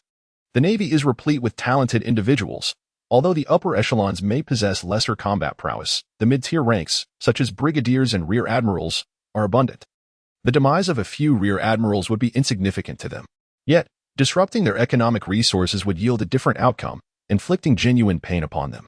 Of course, this would merely evoke discomfort. To truly injure the Navy or bring about its complete collapse, one must confront the 3 admirals or Admiral Sengoku directly. Should they be eliminated, the so-called naval government would face obliteration without any further intervention. However, given my current capabilities, it remains uncertain whether I can rival an admiral. Thus, it is prudent to proceed cautiously, step by step. Rose pondered this deeply. Since the life-altering experience a year ago, he had grown increasingly vigilant regarding his own safety. Even if not for his own sake, he must consider Ellie's well-being. Therefore, despite his significant increase in strength, he still wished to avoid unnecessary risks. It would be wise to test the waters gradually. If I were to create a considerable uproar in these waters, the Navy would not remain indifferent, particularly the Spider, who would relish the opportunity to see me torn to shreds. Once my whereabouts are known, he would undoubtedly be the first to pursue me. Nevertheless, at my current strength, these so-called vice admirals are no more than a swarm of ants. As long as an admiral does not arrive, any number of them would meet their end. Furthermore, even if an admiral were to come, with my current strength, I should be able to escape, even if I cannot prevail in battle. Rose, having engaged with a vice admiral of the Navy, possesses a profound understanding of the vice admiral's formidable prowess. Coupled with his own circumstances, he harbors a deep-seated confidence in himself. Thus, he decided to embark on his journey to the first destination. With a light chuckle, Rose made his way to the control room of the Ghost Sword, setting his course towards his inaugural target, Udon Island. Several hours later, the Ghost Sword arrived at the northern coastline of Udon Island. In a secluded area, Rose and Ellie anchored the Ghost Sword. Subsequently, they donned black cloaks that obscured their faces beneath large hoods, seeking to conceal their identities and avert any unnecessary conflicts before taking action. Having accomplished this, they swiftly disembarked and began gathering information along the coastline, ultimately setting their sights on the central region of Udon Island. At this moment, within the heart of Udon Island, in the Punk Tavern, a group of pirates congregated around a sizable circular table. Each held a bottle of liquor, consuming it in reckless abandon, rendering themselves half-drunk and oblivious. This band of pirates, known as the Joseph Crew, was a nondescript faction within the Grand Line, with a combined bounty barely reaching 200 million. Their captain, Goroya, a swordsman wielding dual blades, commanded a bounty of 62 million berries. To his left sat the first mate, Guroi, an artilleryman with a bounty of 46 million berries. As for the other pirate lackeys, while some bore bounties, they were meager, mere nameless grunts. Damn it, that scoundrel, Longaxe Beck, has brazenly seized all the treasures I painstakingly amassed over the years, relying on his sheer numbers. If I could take them on, I would roast that bastard alive. As the alcohol clouded his senses, Goroya slammed his hand on the table, erupting in an angry shout, though the force of his outburst was somewhat diminished by his inebriation. That scoundrel Beck. If I ever find his hometown, I swear I will slaughter his entire family and desecrate his ancestors' graves. Beside him, Guroi shared in the fury, hurling his cup against the table with a fierce exclamation. That wretched Beck. The other pirates soon joined in, their voices rising in a cacophony of anger, hurling sharp, caustic insults that seemed to curse the entire lineage of Beck's family. Longaxe Beck? Is that the one with a bounty of 78 million berries? It's said that he is cunning, always preying on the treasures of other pirates. These unfortunate souls, the Joseph Crew, were merely among the many who had fallen victim to his thievery. As they vented their frustrations against Beck, the tavern's patrons understood the underlying causes of their ire, each engaging in lively discourse. The personalities among the tavern's clientele varied widely. Some offered cold sarcasm, others scoffed, while a few hurled insults at Beck, evidently having been wronged by him as well. However, one must remember that most who choose the pirate's life harbor dark intentions within. In the tavern, a myriad of conversations filled the air, yet none expressed pity for the actions of the Joseph pirate crew. Chapter 74, Reporter Shishian. The Punk Tavern at the heart of Udon Island is a melting pot of diverse individuals, where people from all walks of life converge. The previous group of pirates was merely one among many. Alongside them were pirate hunters, journalists, merchants, and adventurers. In a somewhat secluded corner of the tavern, a young man and woman sat at a small table, sipping their drinks. The man, named Shishian, donned a long black coat and a leather hat, his medium build resembling that of a gang leader. He was a distinguished journalist from the Moro News Agency, renowned for reporting on many high-profile topics, earning him the playful moniker of News Hound due to his sharp instinct for uncovering information. Beside him sat the woman, his assistant. Clad in a light pink outfit with large, expressive eyes, she radiated vitality. Her name was Lizzie, a newcomer to the agency, who had long admired the life of a journalist and the workings of the newsroom. However, before she could become a competent reporter, the agency had assigned her to accompany Shishian, working under him to gather intelligence and learn the ropes. At that moment, having overheard the conversation regarding the Joseph pirate crew, Lizzie's curiosity piqued, and she inquired of Shishian, Mr. Shishian, who is the one they call Longaxe Beck? From what they say, he seems to be a rather formidable and fierce individual. Being a novice, Lizzie was not well versed in many matters, and the discussions around her left her feeling quite bewildered. Fool, Shishin replied, somewhat exasperated. Long Axe Beck is a pirate with a bounty of 78 million berries, notorious for his reign of terror in these waters. Not knowing him is unacceptable. As a journalist, such information is crucial. It directly impacts your ability to report on significant topics. Though Lizzie was a diligent and patient learner, her intelligence fell short of what was required to become an exceptional journalist, often needing Shishin to point things out for her to comprehend. A stark contrast to Shishin's own early days. Yes, Mr. Shishin, I will strive to improve, Lizzie replied, undeterred by Shishin's reprimand. She nodded earnestly and began jotting down everything he had mentioned in her notebook. As a journalist, it was imperative to be well informed on various subjects. Observing her determination, Shishin chose not to chastise her further and continued to listen intently to the patron's conversations. Hours passed, yet Shishin remained patient in his seat. Mr. Shishin, are we to remain here all day? Isn't a reporter supposed to be out gathering news? Seeing Shishin still sitting in place, sipping his drink, Lizzie felt a twinge of confusion. In her mind, journalists were meant to be constantly on the move, camera in hand, yet Mr. Shishin had spent the entire day cooped up in the tavern. What do you understand? Reporting the news requires purposeful pursuit. We currently lack a target. How can we proceed? Aimlessly wandering about is merely a waste of time. We should first gather information, Shishin remarked, unhurriedly.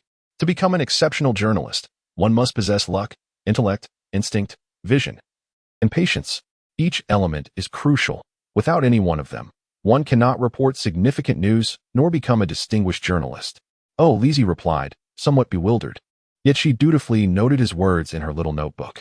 However, we haven't uncovered any useful intelligence today. Perhaps we should inquire at the marketplace, Shishin pondered aloud. Lizzie, let us venture to another location. We might glean some valuable news. Resolute, Shishin stood swiftly, placing the payment for his drink upon the table before addressing Lizzie. Just as he finished speaking, the tavern door swung open abruptly. A burly man burst in, scanning the room until he located the person he sought. Captain, Long Axe Becker has appeared in the Central District. He seems to be in conflict with two men in black. A fight is likely to ensue. Should we go? The man quickly identified the captain and shouted. Becker has appeared? Let us go. This time, I shall teach him a proper lesson. The man referred to as captain nodded emphatically, snorting with determination, and swiftly led his cohorts away. Simultaneously, numerous patrons in the tavern, harboring grudges against Becker, settled their tabs and hastily followed suit. Becker has appeared? Lizzie, we should also depart. Perhaps we can craft an excellent news story from this, Shishin exclaimed, equally exhilarated. And after exchanging a quick farewell with Lizzie, he dashed after them. In the central area of Wudong Island, the heart of the island thrived with activity. This bustling center was filled with an array of culinary delights, lodgings, weaponry, and an assortment of curious items.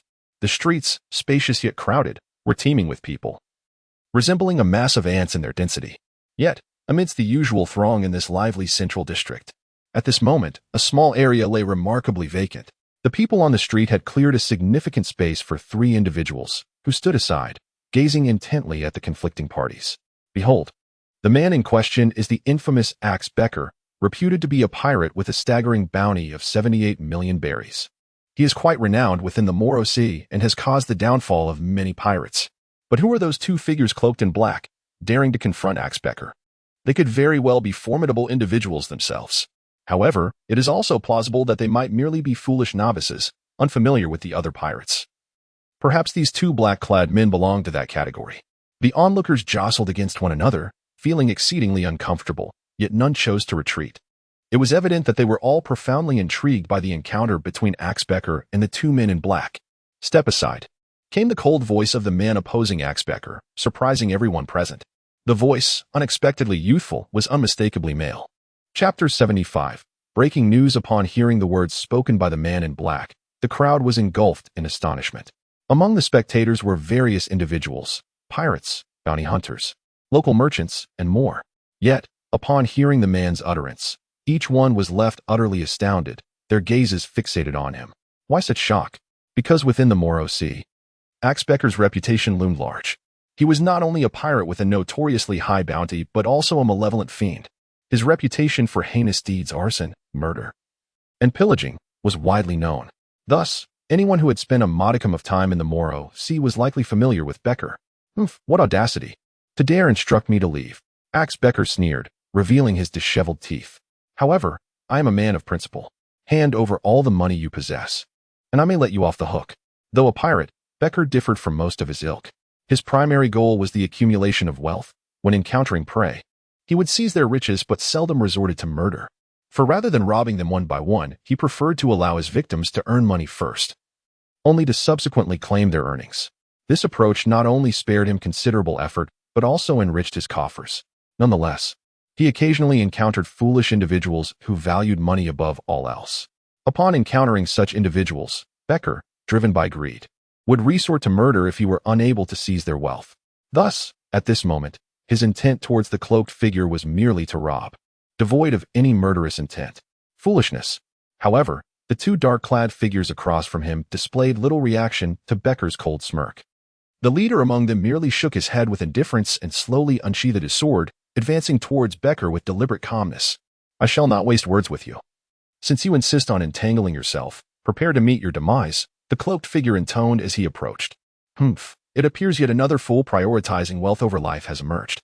Observing this, Becker's expression hardened, and he brandished his formidable axe, charging towards Rozé. His speed was not remarkable, yet his strength was formidable, weighing several hundred pounds. He was an imposing sight. Each footfall sent tremors through the ground, as though he could shatter the very earth beneath him. "Then prepare to perish, along with your riches." In no time, Becker loomed before Rozé, his immense physique resembling a dark mountain that eclipsed even the sunlight illuminating the cloaked figure. He raised his silver axe with both hands, the sinews of his powerful arms straining as he aimed for his target and swung down with ferocity. This strike possessed tremendous force, its explosive power palpable. As the axe descended, it was as if it would cleave through all in its path, evoking a chilling dread. "It seems you are merely a novice," Becker mused, believing that compliance with his demands for wealth would ensure the preservation of life. Ultimately, material riches are but transient. They can be regained, but life, once lost, is irretrievable. Many spectators shook their heads at Becker's reckless aggression towards Rozé, deeming his actions exceedingly foolish. Becker indeed was a remarkable individual. Yet, inexplicably, a strange fluttering of anticipation quickened my heartbeat, as if today would usher in unforeseen events. Shishian had long arrived at the scene, witnessing the unfolding drama, and murmured to himself, "Could it be that the identity of the cloaked figure is more complex than it appears?" As an astute journalist, Shishian's instincts were sharp. He sensed that the cloaked figure was no ordinary adversary. "He's going to strike." Lizzie, who had been attentively watching the confrontation, gasped as Becker's axe neared the cloaked figure's head. "It's over." Many spectators averted their gazes as the figure clad in black announced the death proclamation. Oh, the frog at the bottom of the well. However, just as everyone believed the man in black was doomed, he let out a derisive laugh in response to the attack from the axe-wielding Becca. To everyone's astonishment, the long sword in his hand suddenly appeared at the lower end of the colossal axe. The massive axe, descending from above, was expected to cleave through the sword effortlessly. Yet, peculiarly, upon striking the slender blade, it seemed to collide with an immovable boulder, not yielding an inch. A resounding clang echoed, and from the epicenter of the clash, a tremendous backlash surged forth. Under the force of this shockwave, the hat that obscured the black-clad figure's face began to tremble violently, ultimately flipping backward. The visage of a strikingly handsome youth was unveiled, and the onlookers, upon scrutinizing his face, momentarily froze, before erupting into an uproar. This. Is it not the notorious wanted criminal, Flame Sword Rose, who was proclaimed dead by Vice Admiral Ghost Spider a year ago? How can he still be alive? This is impossible. The spectators gasped in disbelief, their eyes fixed on Rose's face, nearly overwhelmed with shock.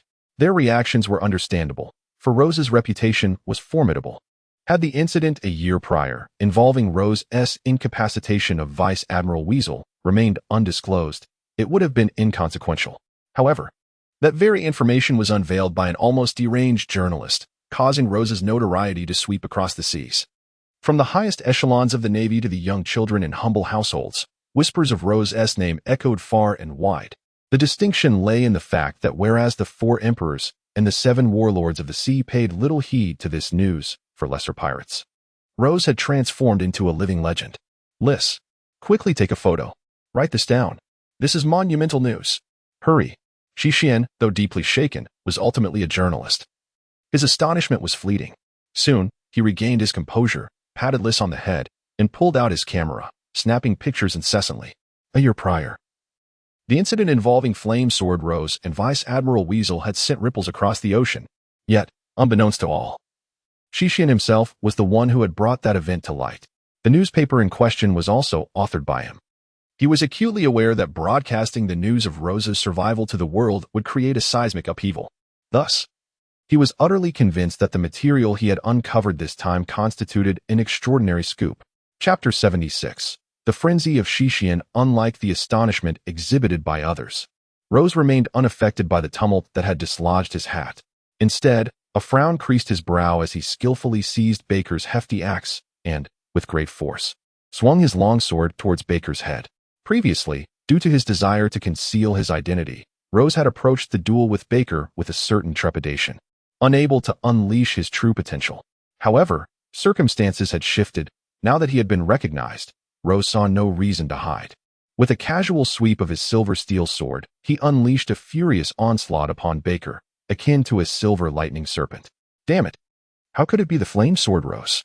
Had I known it was this madman, I would have refrained from provoking him. Recognizing Rose's identity, Baker, the axe wielder, was filled with dismay.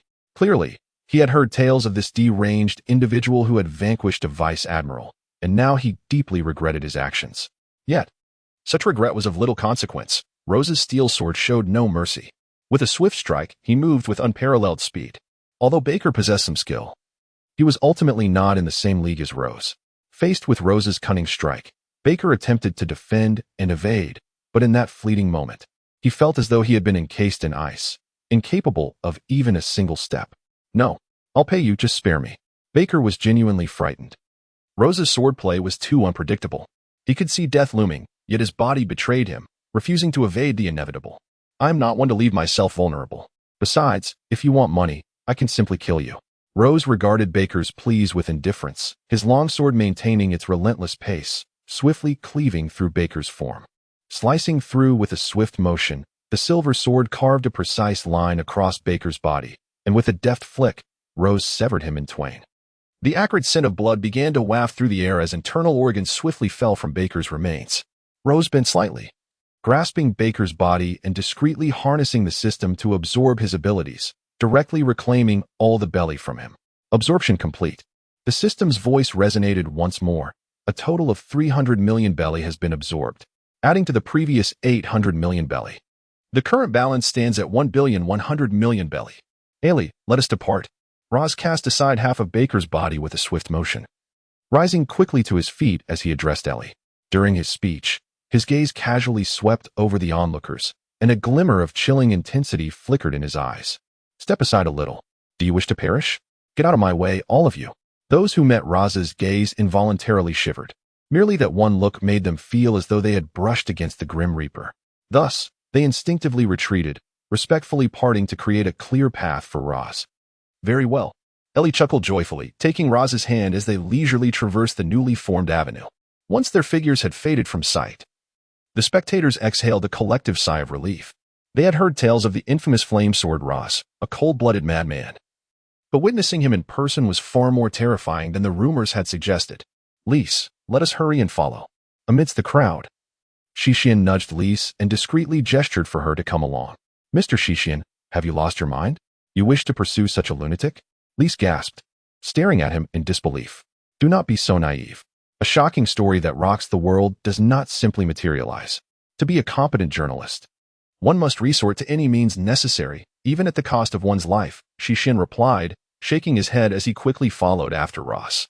In this ruthless world of survival of the fittest, no profession was devoid of peril. Though merely a humble journalist, he often found himself placing life and death on the line to uncover the most sensational truths. If one were to inquire why, perhaps it was due to his unwavering belief. Just as pirates set sail to become the Pirate King, Shishin became a journalist to unveil all explosive truths to the world. That was his aspiration. For the sake of his ideal, life and death had long since lost their significance. Rose and Ellie continued their journey towards the naval branch, with Shishin trailing closely behind. Brother, it seems someone is following us, Ellie remarked, sensing an unease in the air as they walked. Come out, Rose said with a slight smile, addressing the unseen presence behind them. Shishin emerged sheepishly, feeling somewhat awkward. yet his gaze towards Rose was filled with fervor. A journalist? Rose observed the camera in Shishin's hands, momentarily taken aback by the inquiry. Aren't you afraid for your life? Not at all, Shishin replied with a grin. His enthusiasm palpable. I am a journalist with dreams. I would risk my life to report news that captures the world's attention. However, if Mr. Rose intends to end my life, might I request that you deliver these photographs to the newspaper? Interesting, Rose chuckled upon hearing Shishin's laughter. The world of pirates was indeed a fascinating one, teeming with all manner of eccentric individuals. To encounter a journalist with such fervent ambition was remarkable.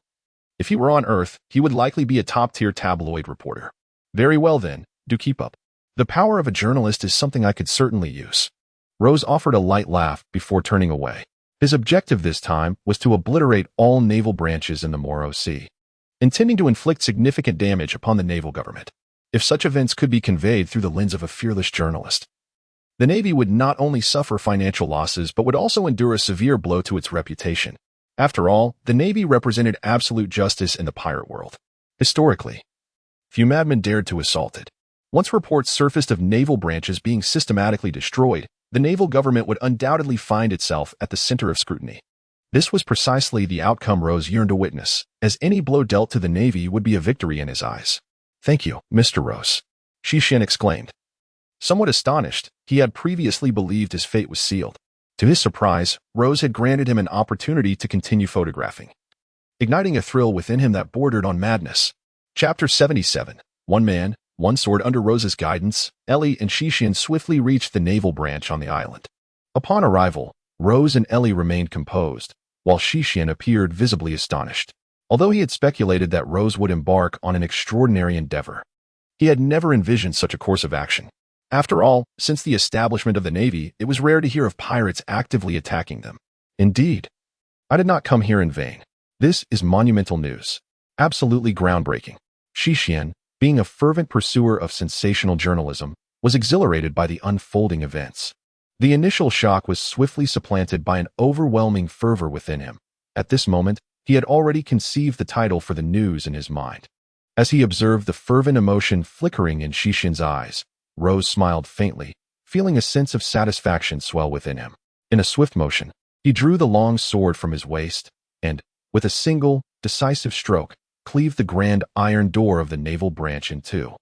The strike was clean and executed with remarkable speed.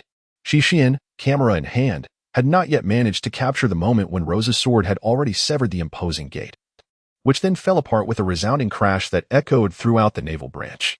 Mr. Rose's swordsmanship is astonishingly swift. It seems one must be even more focused to capture such moments, Shishin lamented, regretting the missed opportunity for a splendid photograph of Rose's strike. Let us proceed, Ellie. Ensure the journalist's safety. His report will prove invaluable. Rose spoke softly and turned his gaze towards Ellie, slowly uttering, Very well, brother. Ellie nodded gently, quickly drawing the enchanting blade, Snow Joy, from its sheath, her adorable face taking on a serious expression. The tasks bestowed by her brother must be accomplished without fail. Soon, the naval officers within the base, shaken by the earlier commotion, rushed out in droves, each brandishing their weapons and directing cold glares at Rose. Who dares to intrude upon the naval base? Do they seek death? The leader of the group, a middle-aged man bearing scars on his face, brandished a musket and inquired of Rose. Who am I? Ah, it seems I must make an elaborate introduction, Rose replied, a sinister smile curling at the corners of his lips. I am Rose, with a bounty of 200 million berries. The title, Flame Sword Rose, was bestowed upon me by your Navy, quite a charming name, I must say. As for my purpose, it is to level your naval base. As his words fell, Rose, wielding his sword in his right hand, casually struck at the foremost naval officer, cleaving him in two. Bring forth the person in charge of this naval base, or else this place will soon cease to exist. Having achieved his initial strike, Rose did not relent. He planted his foot firmly on the ground and executed a swift movement, dashing into the midst of the crowd, commencing his frenzied slaughter. The sound of chaos ensued. Rose's swordsmanship is exceptionally high, and his strikes are exceedingly ruthless. In this ordinary sea area of the Grand Line, although the naval soldiers are numerous, they appear to him as mere fish. In mere moments, Rose has unleashed dozens of sword strikes, leaving those naval officers who fell beneath his blade to meet a grim fate. Their corpses lie in disarray, some missing limbs, others without heads, and some even cleaved into numerous pieces by Rose's sword. A sensational report circulates. The pirate Rose transforms into a harbinger of death, declaring war against the naval stronghold and engaging in a frenzied massacre of the Navy. As Rose continues his slaughter ahead, Shixian is busily documenting the scene behind him, his demeanor exuberant as he snaps photographs from angles that capture the utmost horror. He even prepares some lines that should appear in newspapers, reciting them with fervor. In the midst of this carnage, Rose's relentless onslaught persists. Each strike not only rends the naval soldiers into segments but also devastates the very structures of the naval branch, reducing substantial portions of the once sturdy walls to heaps of rubble. The naval stronghold has been transformed into a scene of utter ruin. Who dares to challenge the dignity of the Navy? A furious voice suddenly pierces through the chaos. Following this, an extraordinarily sharp slash is directed toward Rose. Major Yestia. Hearing that familiar voice, the naval soldiers, who had been mercilessly slaughtered by Rose, feel a surge of hope, calling out desperately for Major Yestier. Has help finally arrived? Rose, however, merely glances at the formidable strike with indifference, then casually sweeps his sword, effortlessly shattering it. What a pity, just a naval major, Rose muses, noting that if it had been a higher-ranking officer, perhaps the Navy would lament more deeply. With a single, devastating strike, Rose cleaves Major Yestier in twain, who, having just made his entrance, is dispatched in less than a second, forever memorialized as the most unfortunate of minor characters in history. Flame Sword Rose. A single strike to annihilate a naval major. His might is unmatched.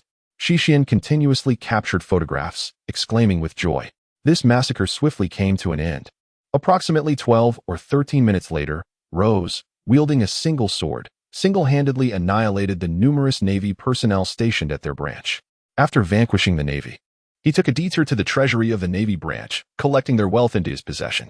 Soon, the voice of the system echoed once more. System absorption complete. This time, a total of 220 million belly was acquired, coupled with the previous deposit of 1,100,000,000 belly. The host's current savings amounted to 1,300,000,000 belly. Still rather impoverished, having thoroughly absorbed the riches within the Navy branch. Rose swiftly departed from the treasury. Upon returning to the entrance of the Navy branch, he found Ellie and Shixian waiting expectantly. So, how did it go, journalist? Did you capture anything remarkable?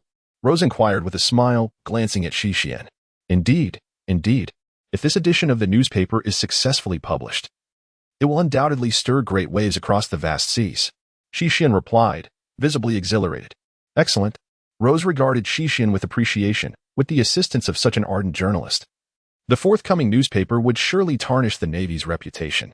He cast a casual glance at the seagull depicted on the wall and mused aloud, General of the Warring States.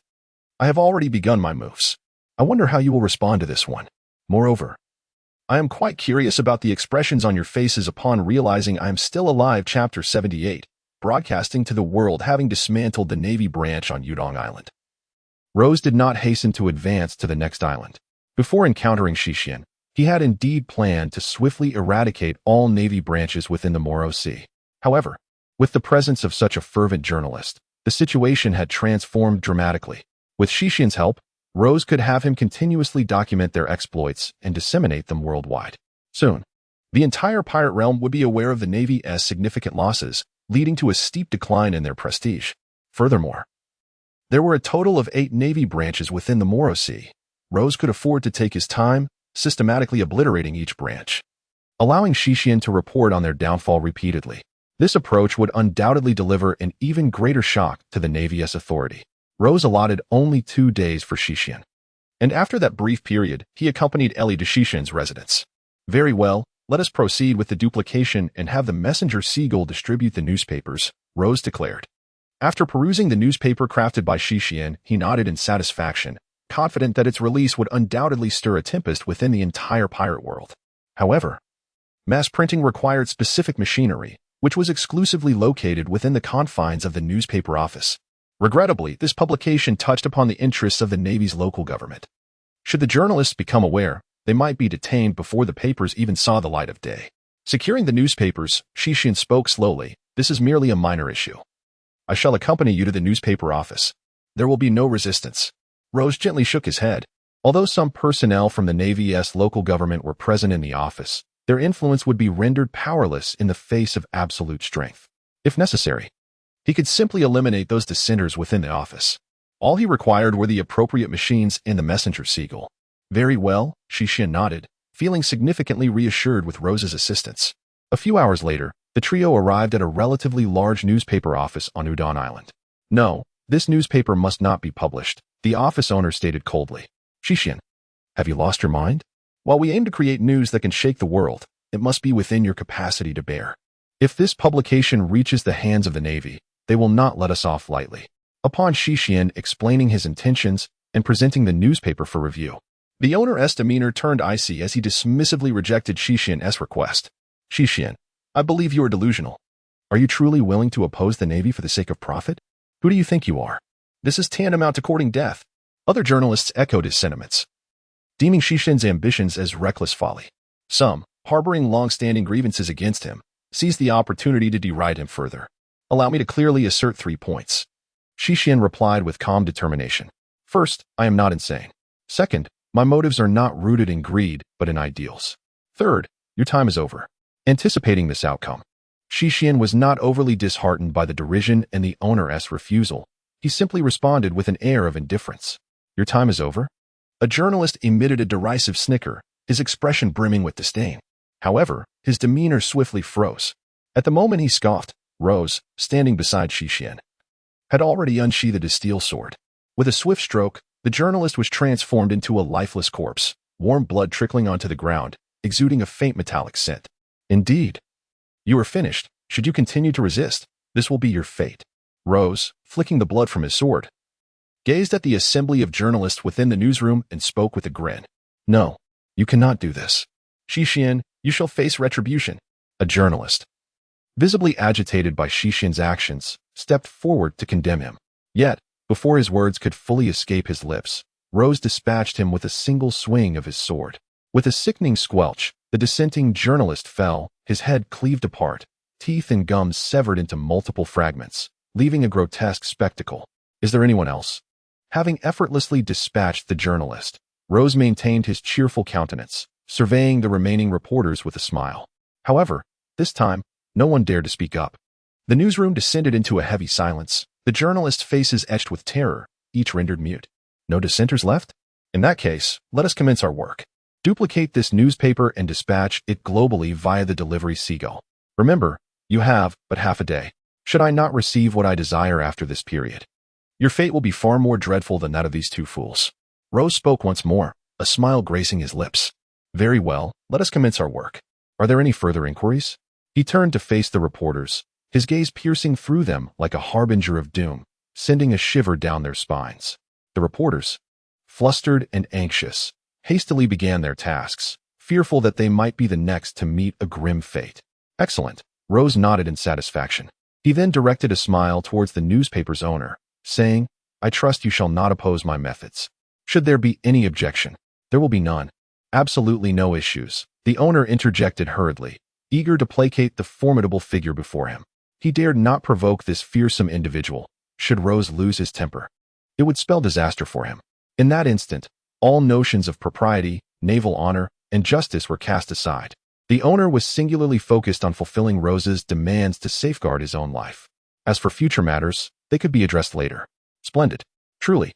A man deserving of his position, well aware of the larger picture and the art of retreat, Rose remarked with a grin before swiftly departing. Half a day later, the newspaper office had reproduced dozens of identical editions. After Rose conducted his inspection and found everything satisfactory, he instructed the reporters to place the newspapers into the delivery seagull's containers, prompting them to set forth without delay. Another day passed, and all the delivery seagulls returned. This time, the replicated newspapers had been disseminated across numerous locales within the pirate world.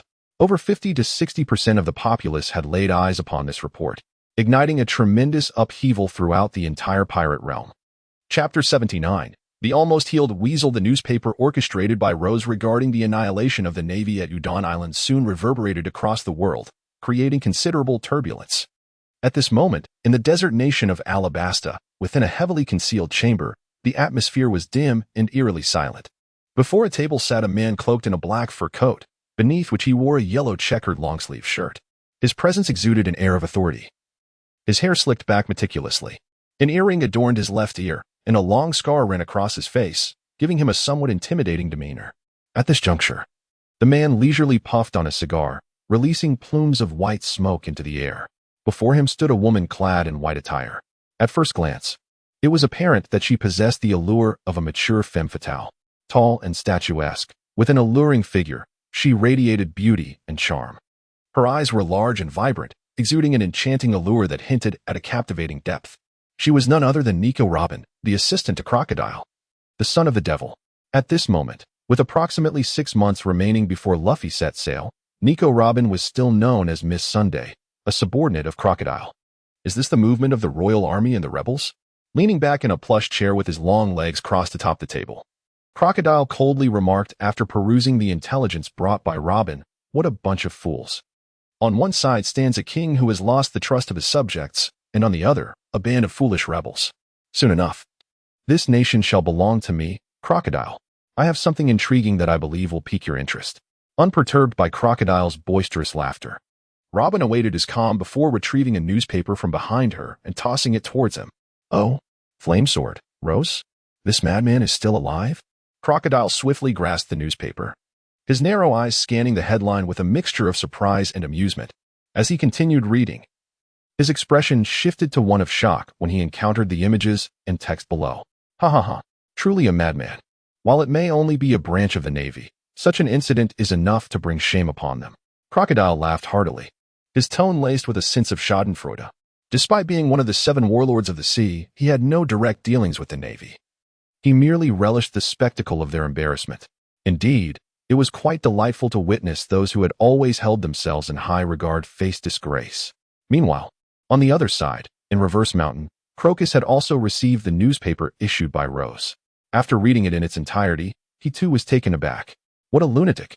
Even Roger was not as reckless as this young Rose, Crocus mused with a hint of astonishment. However, the Navy is no saint either.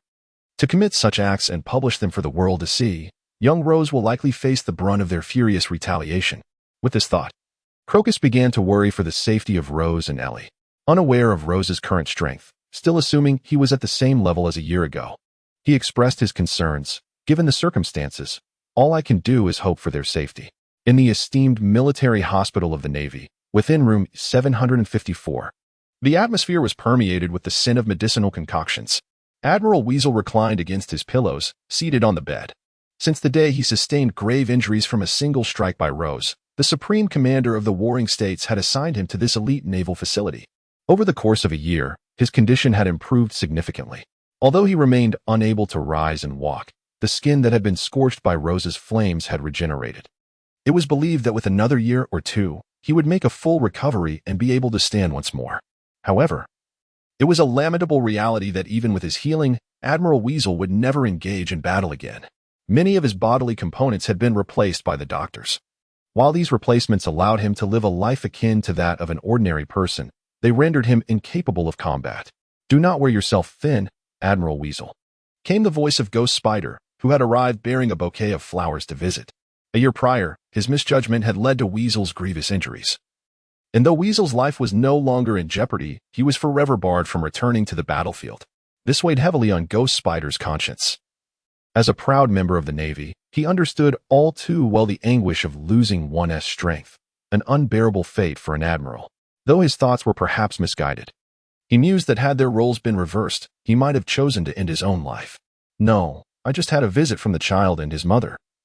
They left only moments ago." Upon seeing Ghost Spider's arrival, Weasel chuckled softly and gestured to a nearby chair, inviting him to sit and converse. "Oh, I see. It is fortunate that you have your sister-in-law and child to keep you company. This must certainly make your days more enjoyable," Ghost Spider replied, though a tinge of guilt colored his laughter. "Indeed, it is quite delightful," Weasel responded, seemingly perceiving the remorse in Ghost Spider's mirth. "Rest assured, I have come to terms with much. When I first heard the doctor's prognosis, I did entertain thoughts of ending it all. However, the thought of my wife and child dissuaded me from such a foolish notion. In truth, I find great contentment in my current state, being able to remain by their side rather than enduring long separations as before. As for my naval career, I have devoted all my strength to it throughout my life. Thus, I harbor no regrets." With a hearty laugh, Weasel retrieved a plate of food from the table. The delicacies, cubed in shape, appeared quite unique. Likely a specialty from some distant isle. Here, give this a try? It is a local delicacy that my wife brought back from her homeland. I cannot indulge much during my recovery, but you are in for a treat. Excellent. Ghost Spider nodded, eagerly taking a small piece of the food and placing it in his mouth, erupting in hearty laughter. Haha, this is delicious. Gurgle, gurgle, gurgle. Just as the ghost spider had consumed a morsel of food, a faint sound emanated from the telephone bug nestled in his pocket. Hello, this is Ghost Spider, he spoke, gripping the device tightly. Ghost Spider, it's Sengoku. An urgent meeting is underway. You must return immediately. The voice on the other end belonged to the Fleet Admiral Sengoku, his tone grave, suggesting that a significant matter had arisen. Understood. I shall be there at once, Ghost Spider promptly replied, terminating the call. A mission awaits. I must take my leave. Take care of your injuries. Next time, I shall bring some local delicacies for you to sample. He waved goodbye to the weasel and swiftly departed. Haha, go ahead. Safe travels. The weasel nodded slightly. Chapter 80. Sengoku's decision before long. Ghost Spider and a contingent of the Navy arrived at the conference room in Marineford. Upon his arrival, he noted that many Navy personnel had already gathered. His gaze casually swept across the spacious room before retracting, as he discerned that a significant number of high-ranking officers were present, all holding ranks of Rear Admiral and above. This led him to surmise that the meeting was of considerable importance. Otherwise, Fleet Admiral Sengoku would not have summoned such a formidable assembly. Finding a seat among the Rear Admirals, he settled in, though more officers continued to enter through the main door. Ghost Spider, you've arrived as well. Just as he took his seat, Rear Admiral Doberman, seated nearby, acknowledged him with a nod. Oh, is that not Doberman? I thought you were on leave this month. Why have you come to the meeting? Ghost Spider responded, a hint of surprise in his voice, pondering what significant event warranted even Doberman's presence during his time off. Have you not seen the newspapers these past few days? Doberman inquired, momentarily taken aback. No. I just completed a mission and visited the Navy hospital to check on the weasel. I had little time to read the news. What is going on? Ghost Spider asked. Perplexed. I see. No wonder you were unaware. Doberman nodded, retrieving a fresh newspaper from behind him and tossing it towards Ghost Spider. Speaking of which, this matter is closely tied to both you and the weasel. Do you recall the pirate you and the weasel pursued a year ago? The one known as Flame Sword Rose, if I am not mistaken? It appears he not only survived but has stirred considerable trouble in the Moro Sea, directly annihilating one of our Navy branches. He even instructed the reporter to publish this matter in the form of a newspaper, which was delivered to the world by the gulls.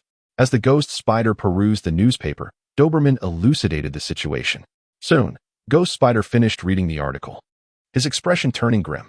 This scoundrel, whom I had pierced with 3 blades and extorted so much money from, is still alive? Moreover, he has committed such despicable acts. Damn it. He harbored a deep-seated grudge against Rose. Were it not for him, the weasel, a dignified vice admiral of the Navy, would not have met such a fate. Previously, Ghost Spider had believed Rose to be dead, and his rage had not yet reached this boiling point. But upon learning of Rose's survival, he was consumed by fury, wishing he could set out immediately to eliminate him. Indeed, this scoundrel deserves to die. Doberman coldly interjected, sharing the same resentment towards Rose as a fellow vice admiral. Due to this incident, the 5 elders had begun to voice their discontent. Marshal Sengoku was under considerable pressure. He spoke slowly, indicating that to deal with the fiery sword Rose, Marshal Sengoku had summoned a total of 5 vice admirals, including ourselves, along with numerous rear admirals and commodores.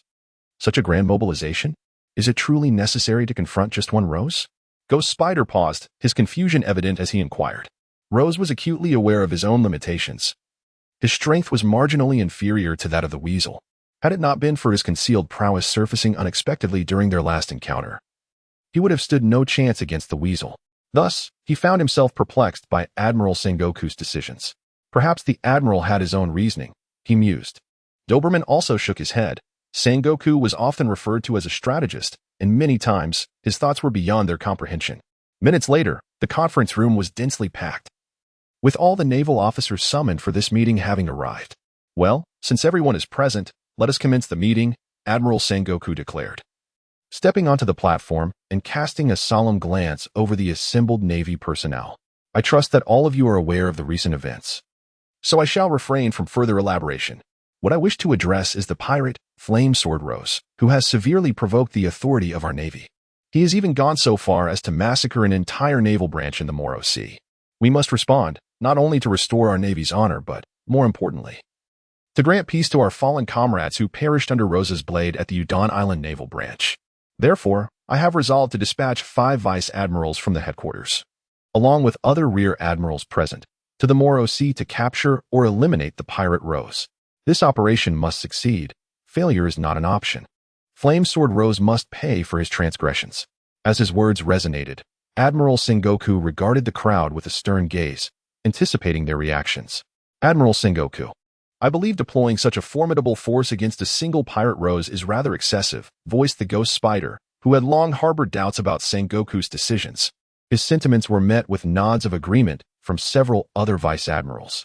Indeed, Admiral Sengoku, this mere rookie pirate is not one of the so-called emperors of the sea.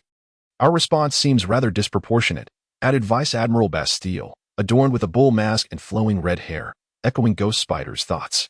That is accurate, affirmed Vice Admiral Stokeberry, who had previously participated in the Buster call on Eni's lobby. He too believed that such a grand mobilization was unwarranted for a minor pirate. Following suit, the remaining Vice Admirals, Doberman and Dalmesia, also expressed their stances. This is not merely a matter of strength, Sengoku interjected, shaking his head. Indeed, Rose is just an ordinary rookie pirate, his capabilities limited to that of a vice admiral. However, this incident has garnered worldwide attention through the newspapers. At such a juncture, we must respond decisively, executing Flame Sword Rose, and disseminating the news globally to restore the dignity of our navy. Upon reaching this point, Admiral Sengoku paused momentarily. The forthcoming operation must be monumental, not solely to eliminate the Inferno Sword, Rose, but also to convey a resounding message to the restless pirates. The dignity of our navy's stronghold shall not be desecrated. Those who dare to profane will undoubtedly meet their demise. Were it not for the current turbulence in the New World and the absence of the 3 admirals, I would have even considered dispatching them alongside us. However, in their absence, the responsibility now falls upon you. This battle must be fought with unparalleled fervor. We shall strangle the Inferno Sword, Rose. Let the world comprehend that the head of the Navy is not to be trampled upon by just anyone. The bugs concerning CP9 have been rectified.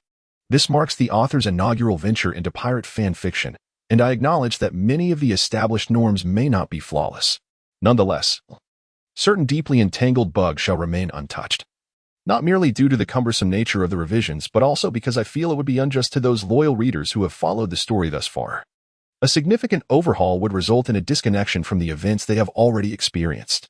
The members of CP9, being extraneous to the plot henceforth, may be modified. Yet other characters, such as those wielding swords, the flames, and the little lowly, simply cannot be altered. To speak candidly, while revisions could yield a richer narrative, I remain resolute in not making such changes. Perhaps improvements in quality would follow. Yet I do not wish to subject my devoted readers to the arduous task of rereading due to my alterations. Of course, if new readers find the bugs intolerable and choose to disengage, I can only accept my shortcomings, as these flaws are of my own making. Chapter 81. Approaching destination. Following the conclusion of the meeting led by Admiral Sengoku and the Navy, the fleet swiftly mobilized for their mission. The speed of the Navy's vessels surpassed that of ordinary pirate ships, propelling them forward with remarkable swiftness. Within 10 days, the Navy arrived at the Moro Sea, the very domain of Rose. During this same span, Rose systematically obliterated 4 Navy outposts on various islands, while also enlisting Shishian to craft 4 newspapers dated differently. They employed their previous methods for sending and printing these papers, which were disseminated on distinct dates, rapidly igniting a storm of controversy across the globe. With the release of these 4 papers, Rose had published a total of 5, each marking the destruction of a Navy outpost, thereby establishing himself as a notorious figure in the eyes of the world. Furthermore, numerous astute journalists embarked on extensive research during these 10 days, chronicling Rose's exploits into a series of newspapers circulated worldwide. The public now not only recognizes Rose as a murderous lunatic, but has also come to understand his background and the enmity he harbored against the Navy a year prior. As we find ourselves in the present moment, curiosity abounds regarding the fate of this exceedingly audacious pirate, who has persistently provoked the Navy's stronghold. Will he meet a grim end akin to other pirates, leaving no trace of his existence? Or shall he forge ahead triumphantly, ascending to the pinnacle of power? In recent days, The gaze of the entire world has converged upon the Moros Sea. The number of journalists reporting from this region has surged to at least tenfold that of before. Vice Admiral Ghost Spider. According to information relayed from the Navy branch at Dolan Island, Flame Sword Rose is advancing to assault our naval base. Major Roska has urgently requested our assistance. A vice admiral clad in a white coat, aboard an immense naval vessel, swiftly ascended to report the intelligence from Dolan Town's naval base. Very well, all units. Proceed towards Dolan Island at once, Ghost Spider commanded with a firm nod. However, his urgency was not born out of a desire to minimize casualties. Rather, it stemmed from his resolute intent to eliminate Rose swiftly. To him, war inherently entails loss of life, and the death of a few sailors is but a natural occurrence. Yet, Rose must die. Is the moment finally at hand? Flame Sword Rose, this perilous man, must not slip through our fingers this time, thought Dauberman, his gaze penetrating the ocean as he spoke to himself. At Dolan Island, within the naval branch, with a single stroke, Rose cleaved through the formidable gate of the naval branch, wielding his silver longsword as he stepped inside with deliberate grace. Along his path, the naval forces that attempted to resist had been vanquished, leaving only Major General Locas remaining within the confines of the naval branch. How would you prefer to meet your demise? Rose inquired coldly as he approached Major General Locas, the blade still in hand. Flame Sword Rose, your end is nigh. Even if you have slaughtered every sailor in our branch, you shall accompany us to the grave this time, Locas retorted, his eyes glinting with intense hatred as he regarded the composed figure before him. Were it within his power, he would readily eliminate the insufferable rogue standing in front of him. Alas, deprived of such capability, he could only resort to verbal barbs in his final moments. Our 5 vice admirals are nearing Doran Island, accompanied by over a dozen of our brigadier generals and numerous commanders. There is no escape for you when you fall into our hands. Ho ho ho. Upon hearing the words, Rose raised an eyebrow. Has the moment finally arrived? Nevertheless, 5 major generals truly hold me in high regard. Seeing Rose's peculiar demeanor, Major General Locas smirked with a sinister smile, exclaiming, Are you afraid? Ha. Very well. I appreciate the intelligence you've provided. However, with 5 major generals present, I must hasten to elevate my prowess. With this thought in mind, Rose had no inclination to further engage with Major General Locas. With a swift motion, he unleashed a sword strike, transforming it into an extraordinarily sharp blade of energy, akin to a lightning dragon, wildly slashing towards Major General Locas. Damn it! Major General Locas's gaze turned icy as he raised his sword to parry Rose's assault. Desperately defending himself, this fellow, does he not feel fear? He dares to attempt my life despite being aware of such intel. Infuriating. Stop resisting. I am pressed for time. Noticing that Major General Locas had managed to block his strike, Rose calmly uttered these words, then swiftly dashed forward, and with a sudden flourish of his sharp sword, he struck. Swoosh. The speed of Rose was astonishing. With a swift stroke of his long sword, Major Locks had not even the slightest chance to react before he was cleaved in twain. A sharp spray of blood erupted, splattering the ground. Shishin, you must tidy up first. A grand battle is imminent. I need you to document every moment meticulously, ensuring not a single detail is overlooked. Rose sheathed his steel sword and addressed Shishin with a reassuring tone. Rest assured, as an adept journalist, I shall not commit such a trivial error. Shishin chuckled, his eyes sparkling with excitement. He had just overheard Major General Rock's words, and at this moment, his heart brimmed with delight. The simultaneous appearance of 5 naval admirals constituted a grand spectacle. In all his years, Shishin had never witnessed such a momentous event. Thus, he felt an exhilarating anticipation of capturing a sensational news story. As for Rose's fate, he found himself indifferent. Their relationship was purely one of collaboration, and Rose's life or death bore no consequence to him. Nevertheless, regardless of which side emerged victorious, a tremendous uproar was bound to ensue. Ailey, come with me. Rose beckoned with a wave of his hand, a soft smile gracing his lips. The two swiftly located the treasury of the naval branch. From within the vault, Rose extracted a sum of 200 million berries, coupled with the spoils from his recent assaults on various naval branches. His total reserves had now skyrocketed to 2,200,000,000 berries. Open the ability panel, Rose mused inwardly after absorbing the riches. Although he bore no fear of the so-called 5 admirals, his wealth had become substantial. Moreover, following his previous experiences, Rose held the safety of himself and Ailey in high regard, now striving for utmost prudence. While he estimated an 80% chance of emerging unscathed from this crisis, His increasing desire for stability compelled him to seek a 100% assurance. Consequently, he resolved to expend 20 billion berries. Chapter 82. Arrival at Dolan Island. Almost simultaneously with Rose's thoughts, the system conjured a blue panel, and its mechanical voice resonated within his mind. Host. Rose weapon. Exquisite steel sword weapon enchantment. Flame core. 2,000 swordsmanship. 5,000 swordmaster. Strength. 2,500 agility. 2,500 hockey. Observation 1,500 hockey. Armament 1,500 hockey. Conqueror not yet awakened. After a brief glance at the data on the attribute panel, Rose contemplated momentarily before addressing the system. Recharge berries. 20 billion. Upon his command, the system's mechanical voice echoed once more. 20 billion berries are beginning to recharge. 1%. 2%. 100%. The berries have been successfully recharged. Congratulations, host. You have acquired 2,000 points for swordsmanship enhancement. Would you like to initiate the strengthening process? Enhance, allocating all points to swordsmanship. Lowe spoke softly. Ding. A crisp sound echoed, and swiftly, the values on the system panel reflecting Lowe's began to shift. Host. Lowe's sword. Exquisite steel sword enchantment. Flame core. 2,000 swordsmanship. 7,000 swordmaster. Strength. 2,500 agility. 2,500 hockey. Observation 1,500 hockey. Armament 1,500 hockey. Conqueror not yet awakened. As the voice faded, a peculiar sensation surged through Lowe's body and mind. He felt a renewed understanding of his sword, instinctively caressing it and experiencing an undeniable attachment. Meanwhile, as Lowe's was engaged in enhancing his abilities through the system, an imposing naval fleet successfully arrived at Dolan Island, the very location where Lowe's resided. Reporting to the admirals, "We have reached our destination, Dolan Island. It has been confirmed that the flame sword Lowe's is present on the island. Shall we proceed with the capture and elimination immediately?" A navigator aboard the naval ship hurriedly approached several naval admirals, bowing respectfully. "We've arrived." "Then let us set forth." Admiral Dauberman slowly rose, casting a glance back at the admirals behind him. "Very well. Let us go this time. We cannot allow this toxin to escape again." Vice Admiral Ghost Spider unsheathed his weapon, striding swiftly towards the exit, fueled by his animosity towards Lowe's. He longed to strike him down at once. Onward, onward. The remaining admirals echoed their agreement. Soon, the formidable naval forces disembarked from their ships, hastening towards the naval branch of Dolan Town. Their overwhelming presence attracted the attention of numerous bystanders along the way. As the naval troops set foot on land, many bounty-rich pirates and journalists took note of their movements. Upon realizing their presence, an uproar ensued. The Navy will indeed not stand idly by. TSK. They dispatched such a formidable fleet.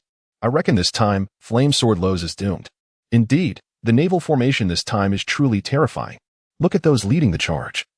The one on the left, wearing a bull-headed mask with long red hair, is Vice Admiral Bastiu, known as the Serpent Slayer. And that ghastly-faced fiend, Vice Admiral Ghost Spider, is notoriously ruthless within the Navy. It is said that a year prior, he also participated in the operation to capture Flame Sword Lowe's, but tragically, not only was his companion, Vice Admiral Weasel, incapacitated, but Flame Sword Lowe's also managed to escape. Many who noticed the movements of the Navy began to speculate fervently. Eventually, some well-informed pirates recognized the 5 formidable naval vice admirals, their spirits profoundly shaken. Clearly, this time the Navy placed immense importance on Flame Sword Lowe's. Not only did they orchestrate such a grand display, but they also deployed 5 high-ranking admirals, a rarity indeed. Thus, this news spread rapidly through various channels, multiplying from 1 to 10, and then to hundreds, swiftly permeating the Morrow Sea. The various factions receiving this information were gravely concerned. Sending 5 vice admirals was no trivial matter. Consequently, many pirates passing through the Morrow Sea fled upon hearing this news, wishing to avoid being swept into the impending storm. Local power brokers also began to retreat. Although at this critical juncture the Navy focused entirely on Flame Sword Lowe's, the presence of 5 vice admirals could not be taken lightly. While they were unlikely to face danger, prudence was still advisable. Soon, the naval fleet arrived at the naval branch in Doran Town. By the time they reached the base, the ground was littered with the bodies of Navy personnel.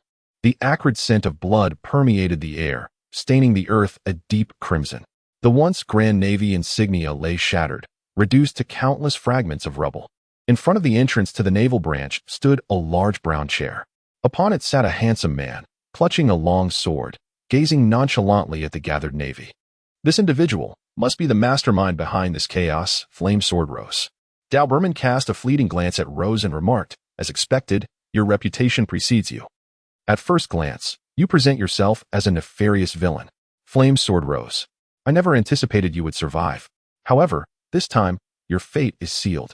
The ghost spider's expression turned icy, his face a mask of murderous intent as he fixed his gaze on Rose.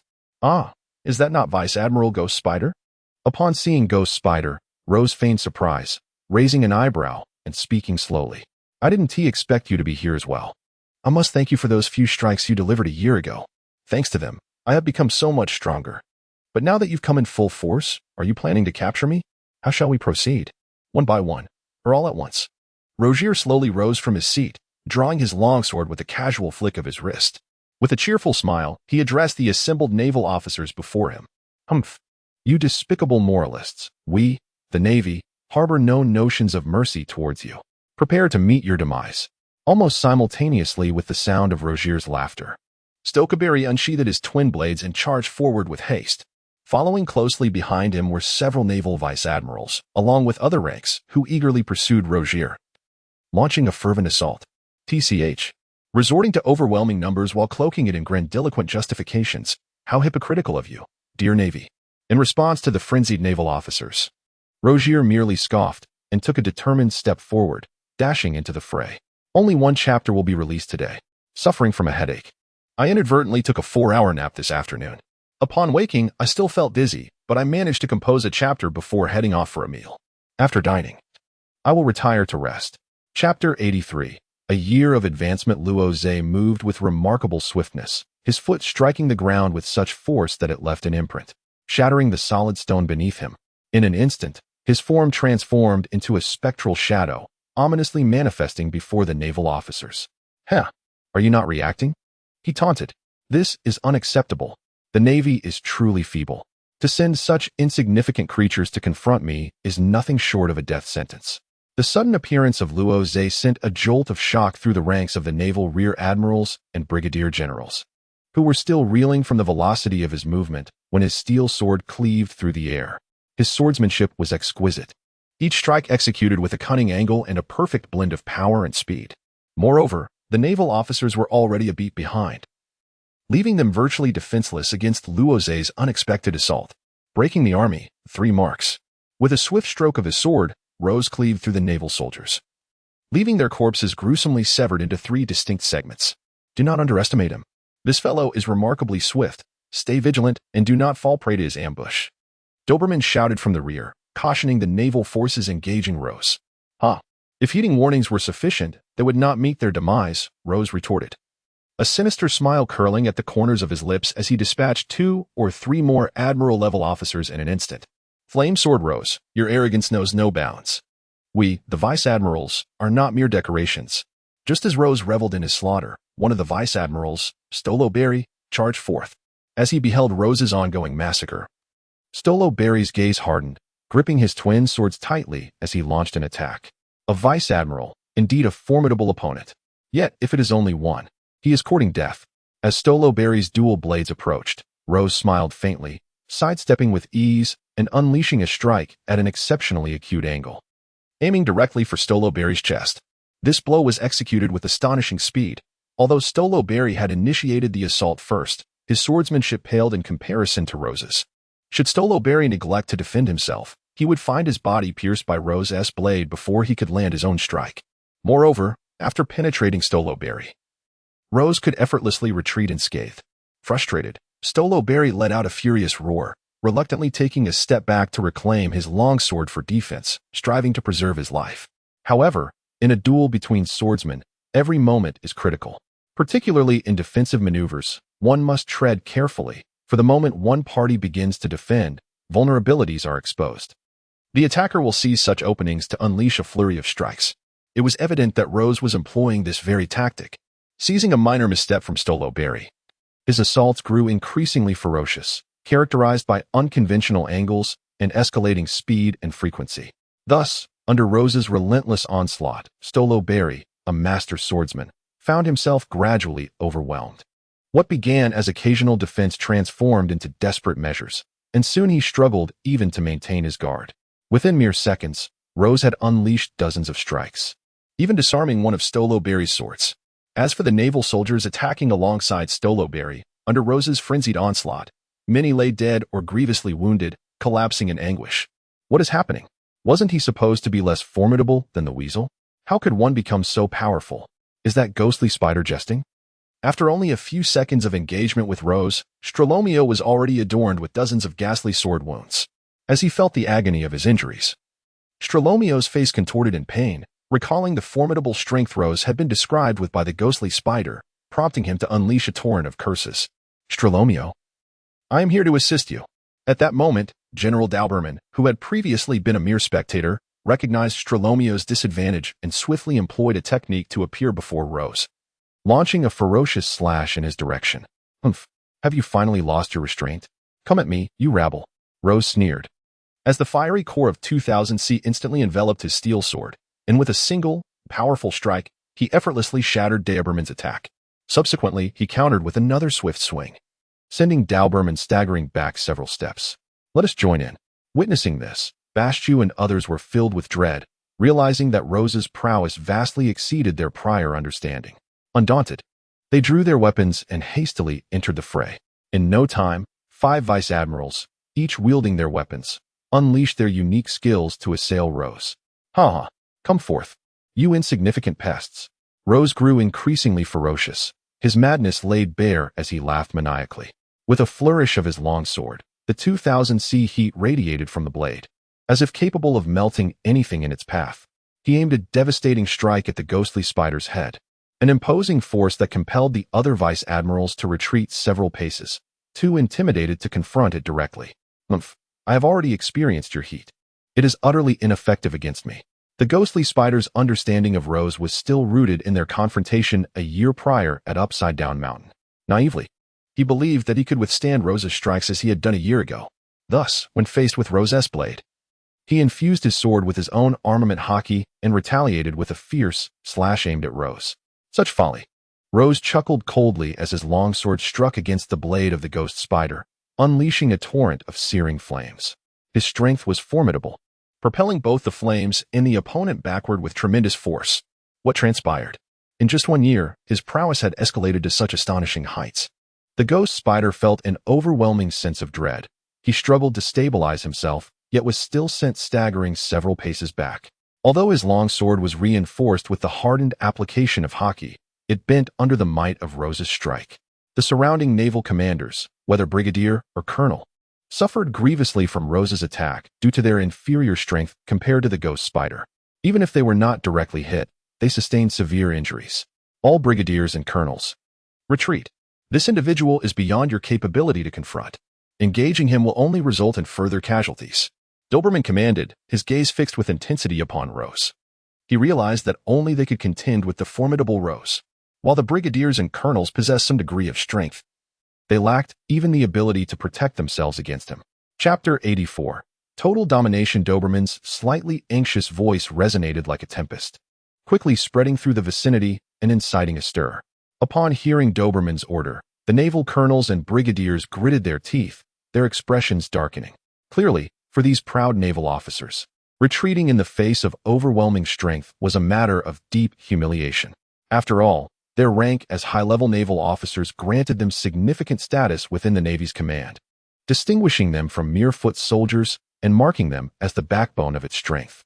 They were figures capable of instilling fear in the hearts of pirates who had yet to master haki, even in the initial stretches of the Grand Line. Yet now, confronted by a mere newcomer with a bounty of 200 million, they faced the disgrace of fleeing. The disparity between their previous esteem and their current predicament was indeed stark. Consequently, many conflicted naval officers hesitated on the battlefield, unwilling to retreat immediately. They did not fear death. Rather, they loathed the idea of being branded as cowards. However, just as some of the high-ranking Navy officers lingered, unwilling to abandon the battlefield, Rose was locked in a fierce clash with 5 vice-admirals from the Navy. Their confrontation was spectacular and imposing. Though Rose occasionally missed a few strikes aimed at the vice-admirals, his attacks inadvertently targeted the hesitating naval officers.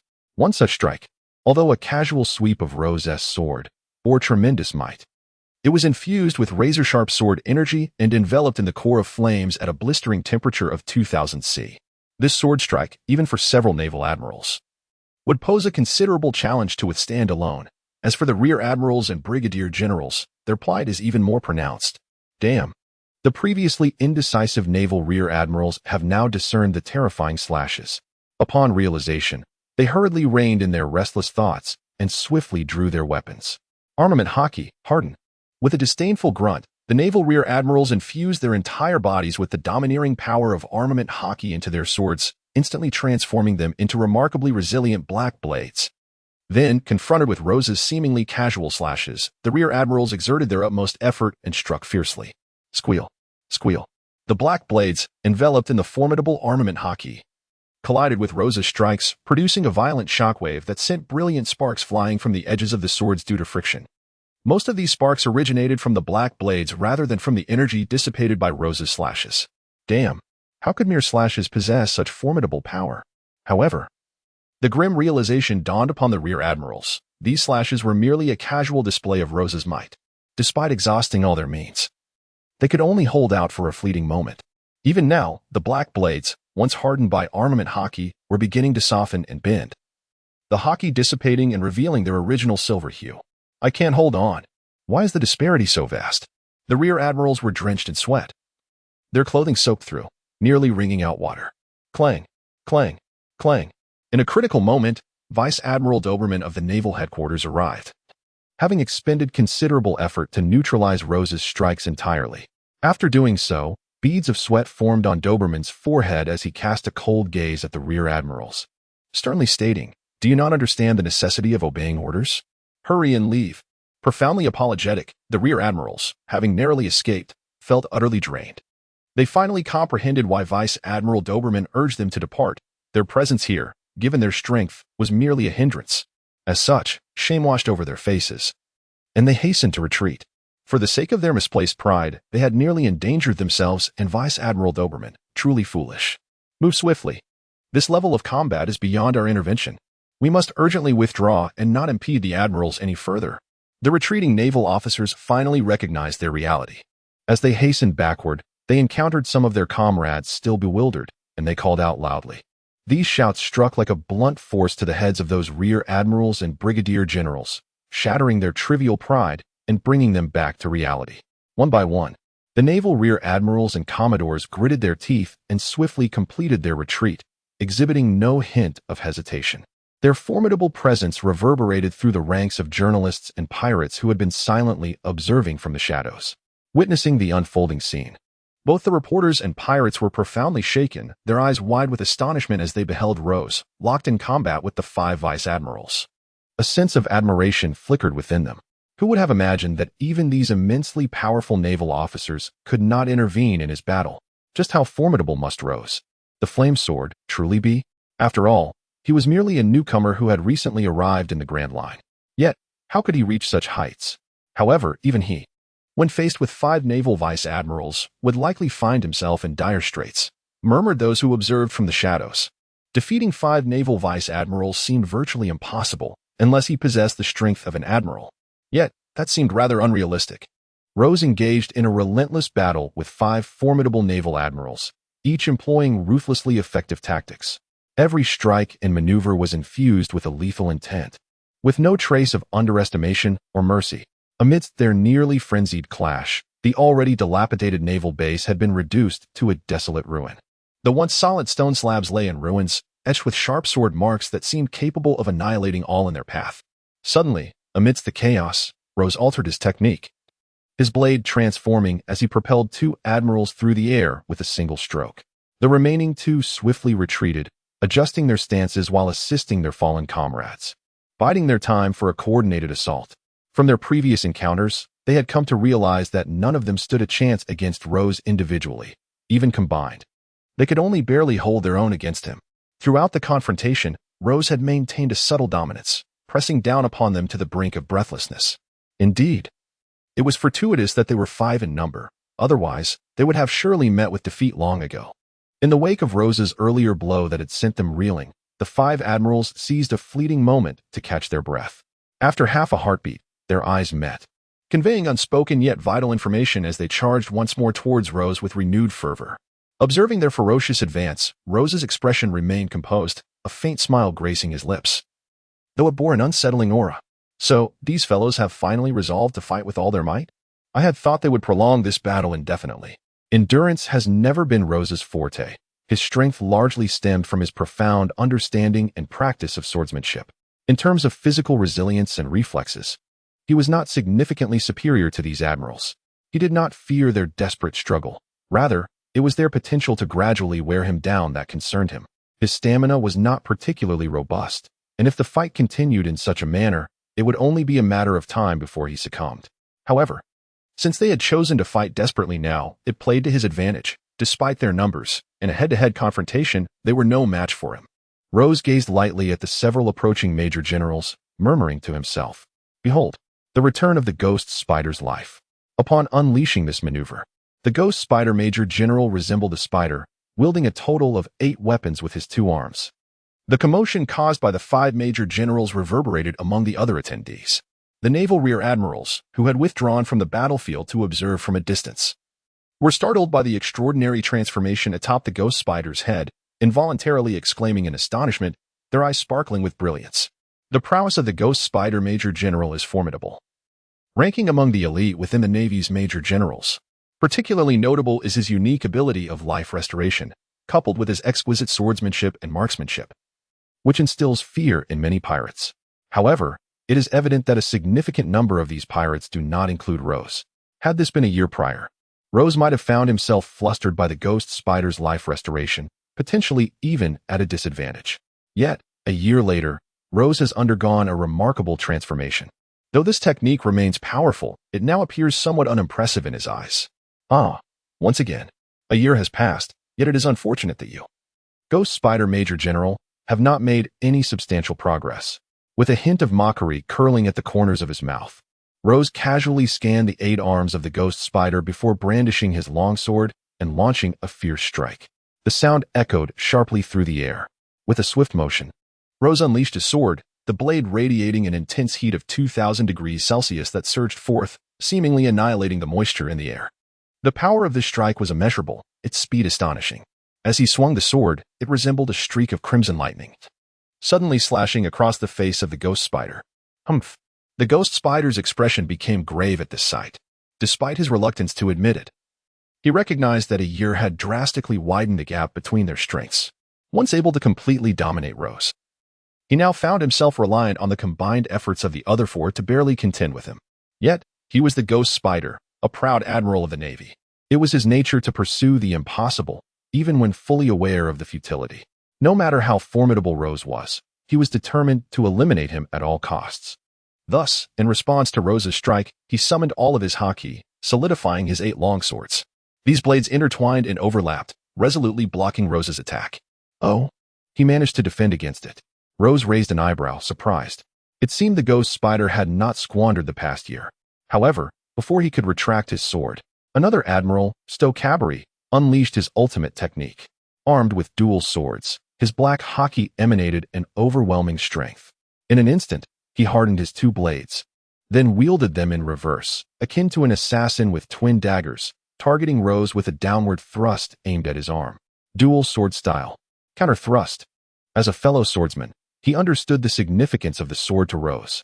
Therefore, when attacking Rose, they chose not to aim for his body. Doing so would allow Rose to counter with his swordsmanship. Instead, their current strategy was to directly assault Rose's weapon-wielding hand, aiming to separate him from his sword and significantly increase their chances of victory. You wish to keep me from wielding my sword. A commendable notion, yet utterly futile. Rose discerned the thoughts harbored by several naval admirals, and thus he would never allow them to succeed. The sword was akin to an arm for him.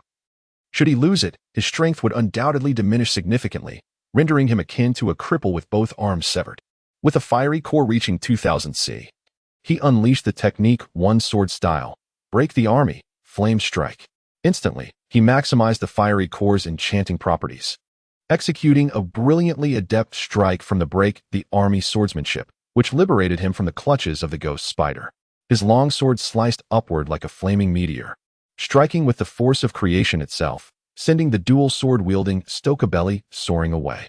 Simultaneously, Lowe's transferred the steel sword from his right hand to his left, utilizing the opening created by his right hand's movement to deliver a swift strike with his left against the ghost spider. The ghost spider's gaze sharpened in astonishment. Typically, a swordsman favors one hand. Aside from dual wielders, it is rare for anyone to alternate hands in attack. He never anticipated that Lowe's could seamlessly employ both hands in his assault. "Hold your ground," shouted Dalberman and Dalmesia as they rushed forward. Their original intention was to have the ghost spider and Stokebelly attack Lowe's, enticing him into revealing a vulnerability for their combined assault. However, they were taken aback by the flawless execution of Lowe's defenses, as both failed to create any openings, nearly suffering devastating blows from his dual swords instead. Thus, they abandoned their previous strategy, opting for the Serpent Slayer Bashu to employ Moonstep to rescue Stokebelly from midair. Meanwhile, the three of them, along with the ghost spider, braced themselves to withstand Lowe's devastating strike. Clang! The trio quickly unleashed their most formidable techniques. Regrettably, their prowess paled in comparison to Lowe's. Previously, they had only managed to contend with him through their combined strength of 5. Now, with 2 missing, they stood no chance against him. With a single strike, Lowe's sent all 3 reeling, their bodies tumbling across the ground, leaving behind a trail of blood. This Friday, the new chapter will be released, with 3 updates daily for the next few days. On the day of release, there will be 10 updates. For the remaining days of this month, expect 5 updates daily. As for next month's update frequency, it will depend on subscriptions. Should subscriptions increase, there could be more than 5 daily updates. If they dwindle, it will revert to 3 updates daily, as previously mentioned. Chapter 86. Lowe's ultimate move. The prior techniques exhibited by the naval admirals were undeniably impressive. Whether it was the ghost spider's unique life restoration or Stokebelly's wealth of combat experience, each was a sight to behold, evoking profound admiration. Yet, Lowe's strength surpassed theirs by a terrifying margin. The signature moves of the several naval admirals not only failed to yield any results, but nearly resulted in their own injuries. Although this minor injury is trivial, it has significantly diminished Rose's momentum. Countless naval soldiers watched in astonishment as Rose faced off against several vice admirals, their expressions filled with shock and even a hint of despondency. Even when they were forced to retreat from the battlefield earlier, they had not displayed excessive emotions. For in their hearts, they believed that even if they could not intervene in Rose's battle with the vice admirals, the mere presence of 5 vice admirals should suffice to subdue him. Yet the harsh reality struck them like a thunderbolt. Their hopes were utterly shattered. For it was painfully evident to anyone with eyesight that the disparity in strength between Rose and the 5 vice admirals was glaring. Despite their numerical superiority, their combat prowess was utterly incomparable. How could this be? Even the vice admirals. This is impossible. Many naval soldiers' gazes dimmed as they stood dazedly in place. Could it truly be that their grand expedition to subdue Rose had culminated in their inability to defeat him alone? If that were the case, where would the Navy's dignity reside? Was it only the admirals who could contend with him? This flame sword Rose is truly a monster. To take on 5 adversaries single-handedly and utterly dominate them is a feat beyond comprehension. One can only imagine the monumental waves this event would create if reported by the journalists present. The various factions observing from the shadows were equally taken aback, their eyes widening as they beheld Rose, unable to suppress their astonishment. Flame Sword Rose, a terrifying individual. Such a person should not be provoked. He is destined to be an extraordinary presence in the future. Of course, many astute pirates and bounty hunters, having witnessed Rose's earth-shattering battle, have already deemed him a formidable beast in their hearts, silently resolving that this man must never be their enemy. Capture this. A sensational story. With such explosive information, I shall surely amass wealth overnight. The journalists frantically snapped photographs, determined not to miss a single moment.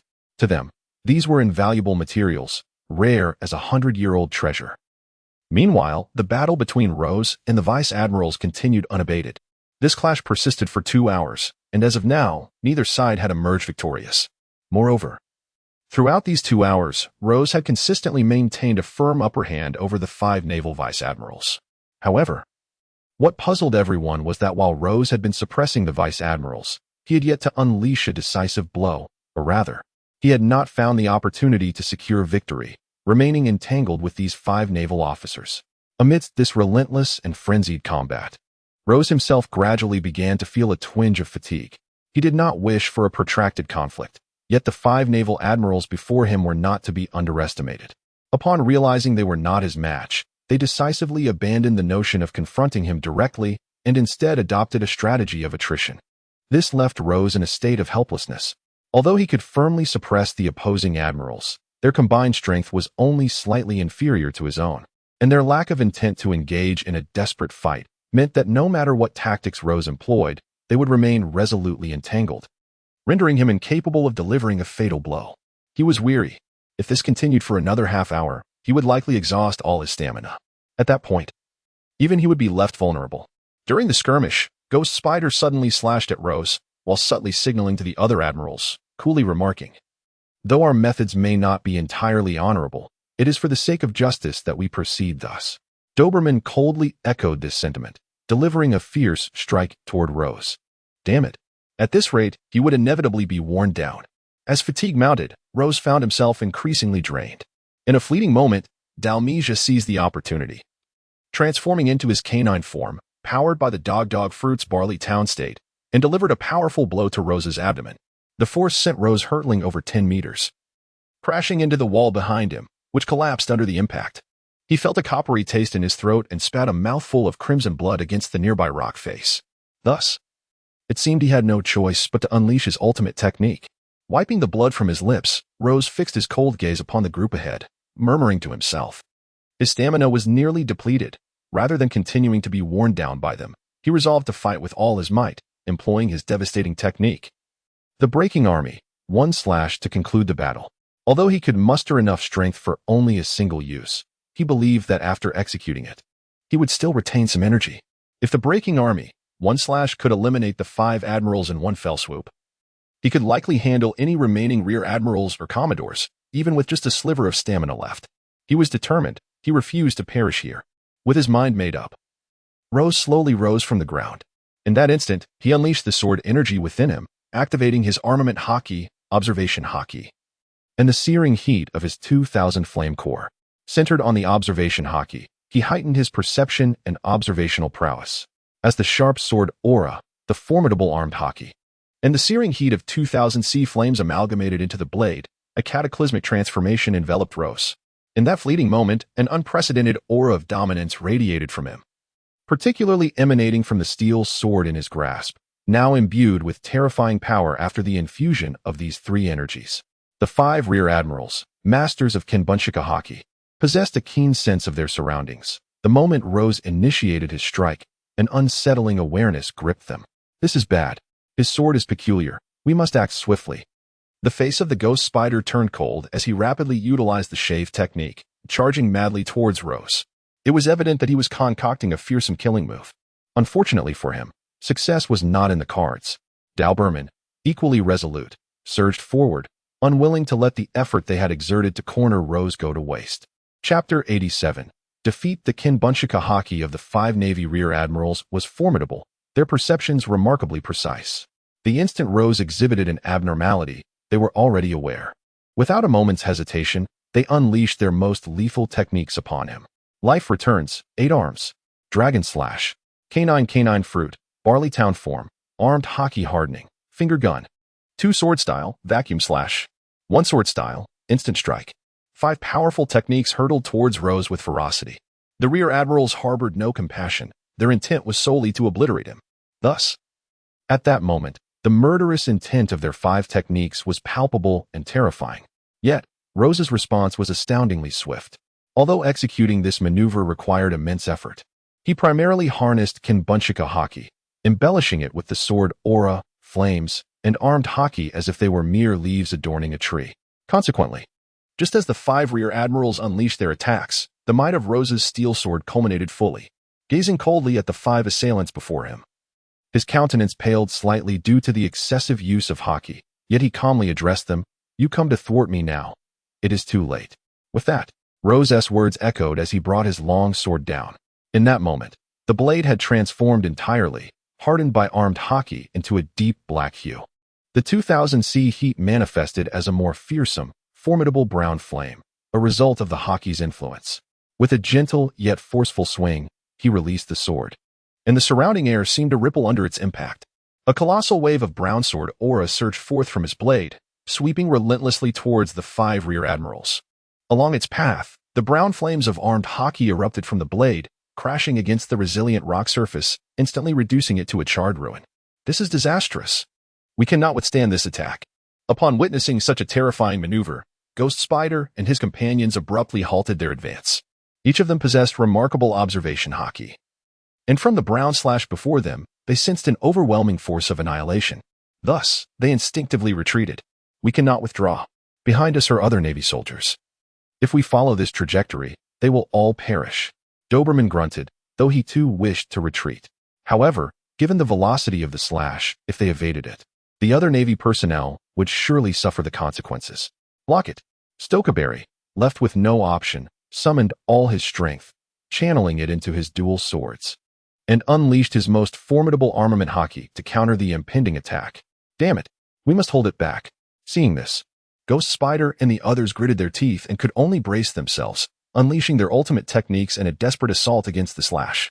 The clash erupted with a cacophony of sounds, screeches, and thunderous roars, as the formidable techniques collided, generating intense vibrations.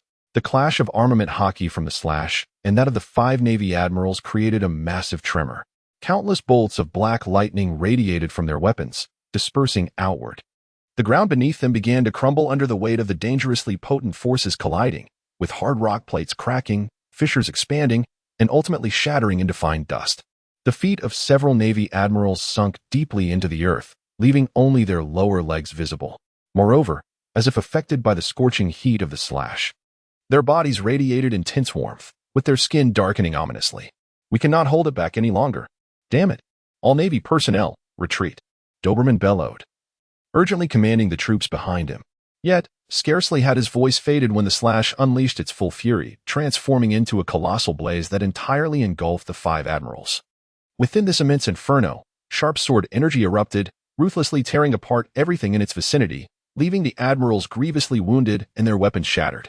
After a moment, the smoke from the colossal explosion dissipated, revealing a weary Laws standing in place, finally able to discern the condition of the 5 Navy admirals. Each of them bore severe sword wounds, their skin charred, emanating a faint scent of burning flesh and wisps of smoke. Lying on the scorched, darkened ground, they gasped for breath, evidently gravely injured. Are they not dead yet? What a pity. Witnessing this scene, Rose shook his head with a hint of regret. He had not anticipated that his most formidable strike would be thwarted by these 5 naval admirals, although he had inflicted severe injuries upon them. His own stamina was nearly depleted. Unless he was prepared to risk his life, it was impossible to eliminate them. It would be prudent to retreat for now. There would be ample opportunities in the future. Rose resolutely made up his mind, swiftly turning around and darting into the nearby structures, quickly grasping Ellie's small hand. Ellie, let us go, Rose said, cradling her in his arms, gliding through the air with moonwalk steps, and soon vanishing from everyone's sight. The naval officers present were still in shock from Rose's earlier maneuver, standing frozen in place, unable to regain their composure. As for the others who had been observing from the shadows, despite knowing that Rose had also sustained grave injuries, they were well aware of his formidable prowess and dared not entertain any nefarious thoughts against him.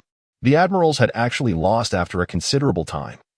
Some naval rear admirals and brigadiers finally emerged from their astonishment, gazing at the 5 admirals sprawled on the ground with expressions of profound complexity. Quick, assist the admirals. A naval rear admiral suddenly shouted, leading a group of Navy personnel towards the fallen admirals. Once the medical teams had stabilized the injuries of the 5 admirals, the gravely wounded individuals were finally able to speak, albeit with great difficulty. Contact Fleet Admiral Sengoku and inform him that we have failed our mission, the ghostly spider gasped, his voice hoarse. The 5 admirals of the headquarters were no match for him if they were to pursue him further. It would necessitate the involvement of a General Chapter 88. Rising to the surface, the recent battle at Dolan Island in the Moro Sea captured widespread attention. The news of Rose's astounding victory against 5 naval admirals swiftly spread throughout the region. Now, nearly everyone in the Moro Sea was aware that the Navy's grand ambush had culminated in an unequivocal failure. Moreover, in light of Rose's previous actions in this sea, which had resulted in the destruction of several naval branches, the Navy's image among the populace appeared to have diminished significantly.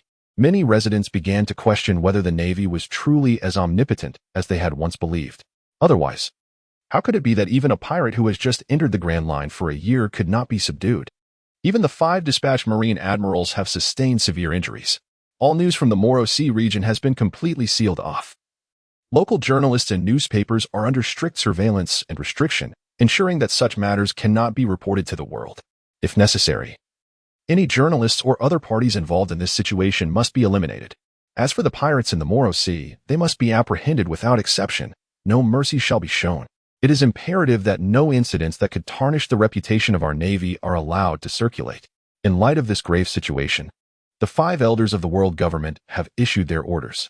For them, the preservation of their dominion is of utmost importance. The Navy serves as a formidable facade for the world government, tasked with cultivating an image of invincible justice before the common populace. Therefore, should the moment demand it, they would not hesitate to silence everyone within the maritime domain. Admiral Sengoku, albeit discontented, had no choice but to comply. After all, the world government had not yet overstepped. They were merely monitoring local journalists and citizens without any intent to harm. The fate of the pirates, however, was not within Sengoku's considerations. To him, pirates were inherently evil. Their demise was merely their just deserts. Moreover, the instigator of this incident was also a pirate. News of the Moro Sea was swiftly contained, not a whisper of it reaching the outside world, much to the relief of the world government. Although this incident had inflicted considerable damage, it could be regarded as a stroke of fortune amidst their misfortune. Regrettably, just as the naval authorities and the officials of the world government began to breathe easier, an unforeseen turn of events unfolded. 7 days later, the instigator of the incident, Flame Sword Rose, embarked from a small island adjacent to Dolan Island. With fervent zeal, he obliterated 3 naval warships. The ship he commandeered, the Demon Sword, visited 4 islands that day, all significant outposts of the Navy. Rose's sudden assault was swift and relentless, leading to the annihilation of the naval branches on those islands. By the time news reached the naval headquarters, Flame Sword Rose had already vanished without a trace. At the naval headquarters in Marine Ford, within Admiral Sengoku's office, the atmosphere was fraught with tension. Damn it, this is utterly intolerable. They have destroyed all 8 naval branches in the Moro Sea and injured 5 of our vice admirals. It's outrageous. The latest reports had left Admiral Sengoku's countenance icy. He seethed with rage, flinging a vase off the table in frustration. After years of serving as the head of the naval headquarters, vanquishing countless pirates and negotiating with the 4 emperors and the 7 warlords, he had never suffered such a devastating blow. He had never encountered a lunatic so brazen. In the past, pirates would flee at the sight of the Navy, yet this madman had declared war against them and acted upon it, dismantling 8 naval branches in the Moro Sea. It was beyond bearing. Has Akiji returned from the New World? It has been several days. Why has he not arrived? After standing motionless in contemplation for quite some time, Admiral Sengoku finally managed to quell his anger. He glanced at the naval officer beside him and coldly inquired, "Has Admiral Kazan already set off several days ago? According to the itinerary, he should arrive at the Navy headquarters by tomorrow." At this moment, Admiral Sengoku was in a foul mood, and the naval officer spoke in a hesitant tone. He was astute and did not wish to provoke Admiral Sengoku's ire. Becoming an outlet for his frustrations, direct him to the Moro Sea at once, and conduct a thorough search for Flame Sword Rose. Should he be encountered, he must be captured alive. Sengoku declared icily, nearly grinding his teeth at the mere mention of Flame Sword Rose. "Sir, it's bad. Something's gone awry." Just as Sengoku's words fell, a naval officer's urgent shout resounded from outside, followed by the officer hastily entering the room. "What is it? Why the panic?" Sengoku felt increasingly agitated. The matter at hand had yet to be resolved, and now another crisis had emerged. "Our blockade of the Moro Sea has been exposed. It appears a reporter named Shishian, under the direction of Flame Sword Rose, has disseminated information regarding his recent confrontation with 5 of our vice admirals during our attempt to seal off the Moro Sea. Moreover, the Revolutionary Army has also intervened in this affair. Besides Shishian, another version of the report has been published by the Revolutionary Army, further revealing our involvement in this incident. Now, under the combined incitement of Flame Sword Rose and the Revolutionary Army, this matter has come to light for all to see." The naval officer responded hastily. Although he attempted to maintain his composure, the gravity of the situation rendered him unable to contain his emotions. "Damn Flame Sword Rose. Has he truly sunk to such depths?" Sengoku seethed in fury, striking the table with his fist and shattering it to pieces. He stated coldly, "Why is the Revolutionary Army also meddling in this affair? Is it possible that Flame Sword Rose has ties to them? I do not know. However, For the Revolutionary Army, anything detrimental to our world government is worth pursuing. As they are our principal adversaries, the naval officer replied, shaking his head. Flame's sword rose. Revolutionary Army, I shall eventually settle this score with you both. Standing in place, the warring states figure seethed with rage and coldly uttered his words. In the year 1519 of the Sea Circle calendar, 3 months remained before the original protagonist, Monkey D. Luffy, set sail. Flame's sword rose inflicted significant damage upon the Navy in the Moro Sea. It was during this event that certain dark truths of the Navy headquarters surfaced for the first time under Rose's revelations. Chapter 89, The Initiation. 2 newspapers, penned and released by Rose and the Revolutionary Army, swiftly spread across the entire pirate world. The diverse factions within this realm were left in utter shock upon encountering this publication. The first point of astonishment was Rose's prowess. To their disbelief, the Navy dispatched 5 rear admirals, over 10 brigadier generals, and numerous commodores, yet failed to capture Flame Sword Rose. Moreover, the 5 principal rear admirals who spearheaded this operation emerged gravely injured, with many other brigadier and commodore casualties. This news left everyone astounded. Just weeks prior, Rose's destruction of the Navy's branch in the Moro Sea had openly positioned him as an enemy of the Navy. Many had anticipated his inevitable capture and tragic demise at the hands of the Navy. Yet, they were blindsided by his formidable strength, which rendered even 5 rear admirals powerless against him. It appeared that a new, immensely powerful sovereign was on the horizon of this vast sea. Flame Sword Rose's abilities had reached staggering heights. The combined might of 5 rear admirals could not contend with him. Perhaps even the admirals themselves would struggle against his prowess.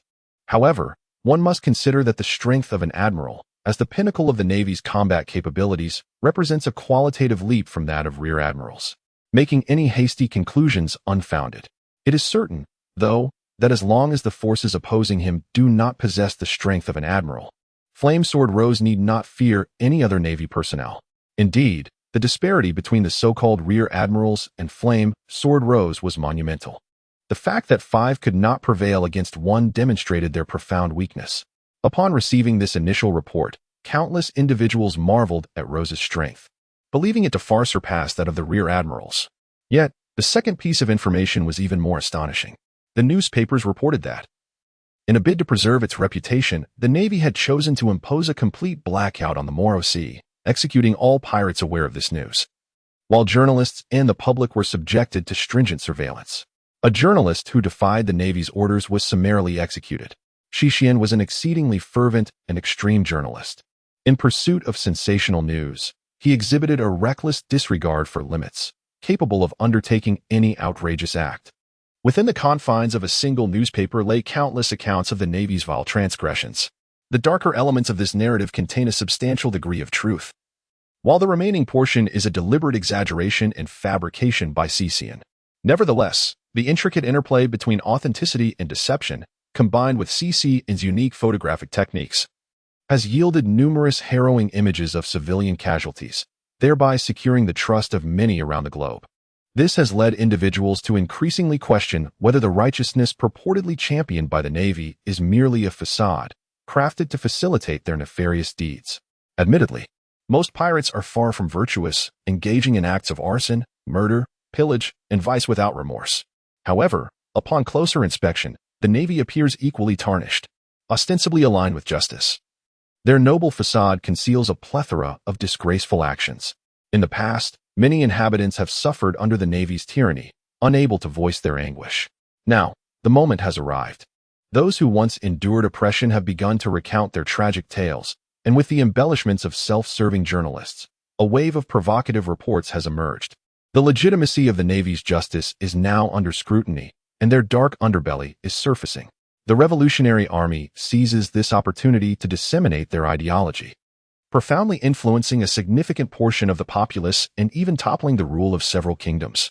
At the entrance of the Grand Line, within the depths of Laboon, Karaku received several newspapers compiled by Shixian and the Revolutionary Army. Upon absorbing the unfolding events, astonishment etched across Karaku's visage. How had that young rascal, Rose, become so formidable? To vanquish 5 vice admirals single-handedly? It seems he had been recuperating all year. How could he have suddenly grown so powerful? Karaku found himself perplexed. No wonder that rascal sought trouble with the Navy, his strength had evidently burgeoned. What an impudent scoundrel! He had kept this old man in suspense for far too long. He could have simply revealed his prowess to me sooner. As this thought crossed his mind, Kuraku felt an impulse to strike. He had harbored concerns for both Aili and Rose for an extended period. Who would have thought the boy had concealed himself so deeply, even deceiving his own mentor? Humph! Should that lad return, he shall face my wrath. Deceiving an elder comes with its repercussions, Kuraku stated fiercely, though his heart brimmed with a strange contentment. However, that young man has truly gone to great lengths. Destroying 8 naval branches is one thing, but unearthing such sordid affairs is another. It seems that from this point forward, a vendetta between him and the Navy is inevitable. Kuraku furrowed his brow. While Rose's actions may not undermine the Navy fundamentally, they have certainly sown seeds of doubt among the populace, a most alarming development. Yet, given the young man's capabilities, as long as he does not encounter an admiral, he should remain unscathed. Thus, there is no cause for excessive concern. On the other end, in the desert kingdom of Alabasta, in a dimly lit corner, Crocodile received a recent series of newspapers that caused him to regard Roronoa Zoro with newfound respect. After all, with his own strength, he could never have achieved such a feat, although he was one of the 7 warlords and had consumed the Sansan fruit. Crocodile's abilities were hardly superior to those of a single Marine vice-admiral. He could hold his own against one vice-admiral, but facing 2 or more would spell his doom. His haki was notably weak. He could not even wield armament haki, relying solely on the powers of his devil fruit. What a formidable individual, merely a newcomer, yet so powerful, having inflicted such significant losses on the Marine government. From this point forward, the reputation of the Marine government would likely plummet dramatically. To restore their honor, they would have to pay an exorbitant price. Crocodile pondered gravely to himself. Acutely aware of his inadequacies, realizing he could not even measure up to a newcomer like Zoro. Thus, he turned to Nico Robin before him and declared earnestly, "It seems we must accelerate our progress. The original plan requires slight modification. We must swiftly incite conflict between the rebel forces and the royal army, allowing this nation to fall into my grasp. Once I obtain the whereabouts of the ancient weapon, Pluton, even the flame-wielding Zoro will not stand a chance against me. Indeed, I could even best Whitebeard." Crocodile's obsession with Alabasta stemmed solely from the news of Pluton. He yearned for this ancient weapon to bolster his power once more. For the kingdom itself held little significance to him. Chapter 90. Journey to the east. While the world's attention was captivated by the events surrounding the flame-wielding Zoro, a coalition of revolutionaries led by Monkey D. Dragon seized the opportunity to expand their influence. In a mere 10 days, these revolutionaries overthrew a nation known as the Doria Kingdom. On this day, the revolutionary leader, Monkey D. Dragon, stood atop the walls of the Doria Kingdom. A man shrouded in mystery, Dragon donned a flowing green robe, his face devoid of eyebrows, one side intricately adorned with tattoos. At this moment, he stood upon the fortress walls, holding a wanted poster, his gaze fixed intently upon the visage of the person depicted. Zoro, the flame-wielding swordsman. After defeating 5 Marine vice-admirals, his bounty had escalated dramatically, now reaching a staggering 1 billion berries, identical to the bounty of Jack, the drought-causing subordinate of Kaido. Beside him stood a tall, dark figure. The man donned a black hat and a tailored black suit. Curiously, despite his high-end attire, he bore a bundle of water pipes upon his back. The leader, known as Flame Sword Rose, reportedly never referred to himself as a pirate. Previously, he had been a bounty hunter, only to later fall victim to the machinations of the Navy. Such a figure, harboring enmity towards the Navy, could he potentially become our ally? Sabo stood beside Dragon, gazing at the wanted poster in his hand, and spoke slowly. Should Rose choose to join their revolutionary army, he would undoubtedly prove to be an invaluable asset. After all, a man capable of defeating 5 Navy vice-admirals single-handedly possessed formidable strength. Impossible, Dragon replied, gently shaking his head at Sabo's suggestion. I have observed Flame Sword Rose for quite some time. Although he may not be a pirate and shares animosity with the Navy, his ideology diverges from ours. Moreover, he is a madman, driven solely by profit. Such a person cannot become our companion. After pausing for a moment, Dragon continued, however, he has no conflicting interests with us. In fact, we share a common enemy. Thus, while it is unlikely he will join our ranks, a temporary alliance may not pose an issue. I see, a temporary alliance. What a pity, given Flame Sword Rose's rapid growth. He may soon attain the strength of an admiral, Sabo lamented, shaking his head in regret. alas, are differing ideologies. Meanwhile, in the Moro Sea, 10 days had passed. Following an order from Fleet Admiral Sengoku, Akiji hurriedly returned from the New World. Upon his arrival in the Moro Sea, he conducted an exhaustive search throughout the area. Over the course of 10 days, he thoroughly scoured the Moro Sea, yet he was unable to ascertain Rose's whereabouts. It appeared that Flame Sword Rose had already departed. While cycling over the ocean, Akiji muttered to himself, I thought he might become overconfident due to his impressive achievements. Who would have thought he would be so cautious? Such a meticulous and troublesome adversary is indeed difficult to contend with. As the eyes of the world focused on Rose's incident, anticipating his continued assault on the Navy, the very culprit, Rose himself, had already departed the Moro Sea aboard the Ghost Sword. Since he had not suffered any significant injuries during the encounter, after a 2-day recuperation, Rose's wounds had completely healed. At this moment, within the training room of the Ghost Sword, Rose had activated 6 times the gravitational force and was fervently engaged in physical and swordsmanship training. Although it appeared that he had triumphed over 5 Navy vice admirals single-handedly in the recent battle, yet only Rose himself comprehends the perilous nature of the battle he has faced. His most significant shortcomings lie in the frailty of his strength and agility. During his confrontation with the 5 naval admirals, they adeptly exploited his weaknesses, employing strategies designed to exhaust his stamina and drive him to the brink of despair. Had he not been left with no alternatives at that moment, he would not have resorted to unleashing his most formidable technique. For such a move drains every ounce of energy from his being in a single strike. For him, executing the breaking army, one slash was akin to a gamble. Fortunately, on that occasion, fortune smiled upon Rose. Although the 5 admirals did not perish as a result, he managed to retain a modicum of strength to effectuate his escape. Otherwise, he would have fallen into the clutches of the Navy. Thus, despite the external acclaim surrounding his prowess, both Rose and the higher echelons of the Navy are acutely aware that his abilities have not ascended to the level of an admiral. Perhaps he possesses the qualification to exchange a few blows with an admiral, yet victory remains utterly unattainable. Moreover, the question of whether he could retreat unscathed is a grave concern. Consequently, after Rose annihilated the other 4 naval branches in the Moro Sea, he was compelled to depart hastily, for he understood better than anyone the dire consequences of an unfortunate encounter with a naval admiral. His strength remains insufficient. Merely capable of vanquishing a vice admiral, he lacks the standing to challenge the Navy. Within the training room, Rose incessantly practiced the breaking army sword technique, muttering to himself, "In this vast ocean, a vice admiral can merely be regarded as a mid-tier force.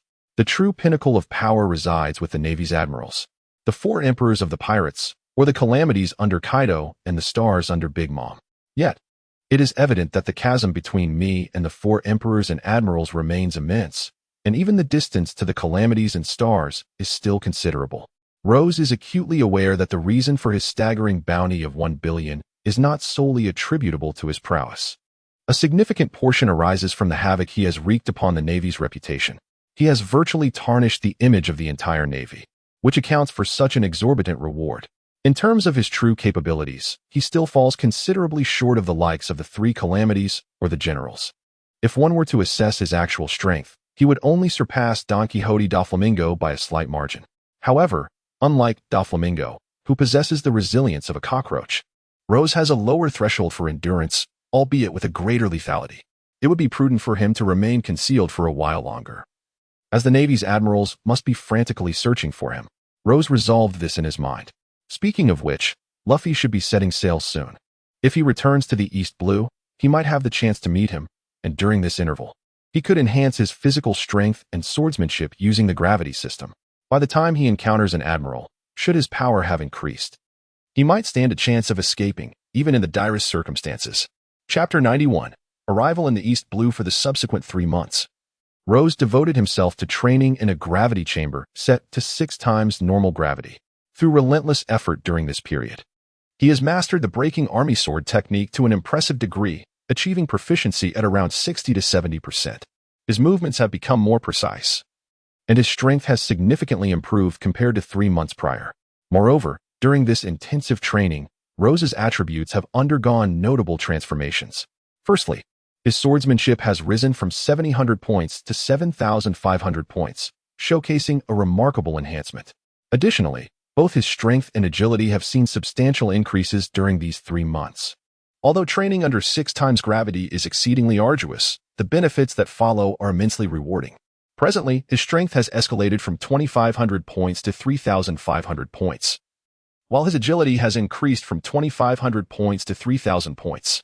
Regrettably, during these 3 months, Rose's focus has been solely on honing his swordsmanship and physical capabilities, leaving little time or energy to devote to the mastery of observation haki and armament haki. Thus, currently, Rose's observation haki and armament haki remain at a steadfast 1,500 points.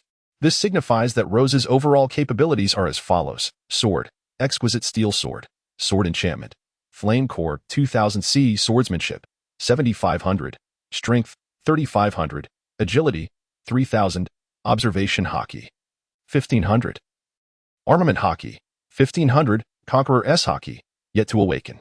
On this day, Rose set aside a fortune of 200 million berries as savings, subsequently depositing the 1 billion berries acquired from raiding 4 naval branches in the Moro Sea into the Swordmaster system. Soon, the mechanical voice of the system resonated. Congratulations. Host, recharge successful. Acquired Swordmaster upgrade points, 1,000 points. Would you like to commence allocation immediately? Upon hearing the system's announcement, Rose pondered for a moment. His current attributes were already commendable. Thus, allocating the 1,000 points across various abilities would yield only minimal enhancement. However, using them to upgrade the Flame Core would be entirely different. An upgrade of 1,000 degrees Celsius in temperature would indeed be quite advantageous. After a brief contemplation, Rose resolved and calmly instructed the system. System, allocate the 1,000 Swordmaster upgrade points to enhance the Flame Core. Beep. Yet, this time, the system did not fulfill his request. As soon as Rose's voice fell, the system's voice quickly followed. Host, 1,000 Swordmaster upgrade points are insufficient to elevate the Flame Core to level 3. To upgrade the Flame Core to level 3, please provide 3,000 Swordmaster upgrade points. Furthermore, due to the elevated nature of the level 3 Flame Core, the Exquisite Steel Sword can no longer wield it. Before upgrading the Flame Core to level 3, you must enhance your sword to the self-crafted Great Blade, 21 works. Upon hearing this, Rose fell silent for a moment. As his strength grew, so did his demand for berries. Previously, 1 billion berries significantly bolstered his power. However, for him now, it offered little substantial assistance. What a hassle, he sighed softly, then inquired. How many Swordmaster upgrade points are required to upgrade the Steel Sword? 1,000 Swordmaster upgrade points will suffice, the system replied blandly. Very well. Then let us proceed with the upgrade of the Steel Sword. After a moment of contemplation, Rose finally resolved his decision. For him, skills such as swordsmanship, strength, agility, and charisma could be enhanced through diligent training. Yet the unique abilities of wielding a sword and enchanting it could only be upgraded via the system. Thus, he chose to prioritize upgrading his sword in the Flame Core. Furthermore, since sword enchantment could only be applied to weapons provided by the system, Rose could not simply purchase a sword from the pirate world. Otherwise, the capabilities of the Flame Core would be rendered useless. Otherwise, a billion belly would certainly suffice to acquire a supreme blade. Please hold on, the system stated coolly. And then Rose's steel sword, along with its sheath, vanished entirely. Before him appeared a colossal furnace of flames. Transaction in progress. Deducting 1,000 points from the swordsman upgrade points. Sword. Exquisite steel sword undergoing reconstruction. Forging commenced. 1%, 2%, 3%, 100%. Congratulations, host. The sword forging is complete. You have acquired a new sword, the self-crafted Great Blade of 21 work.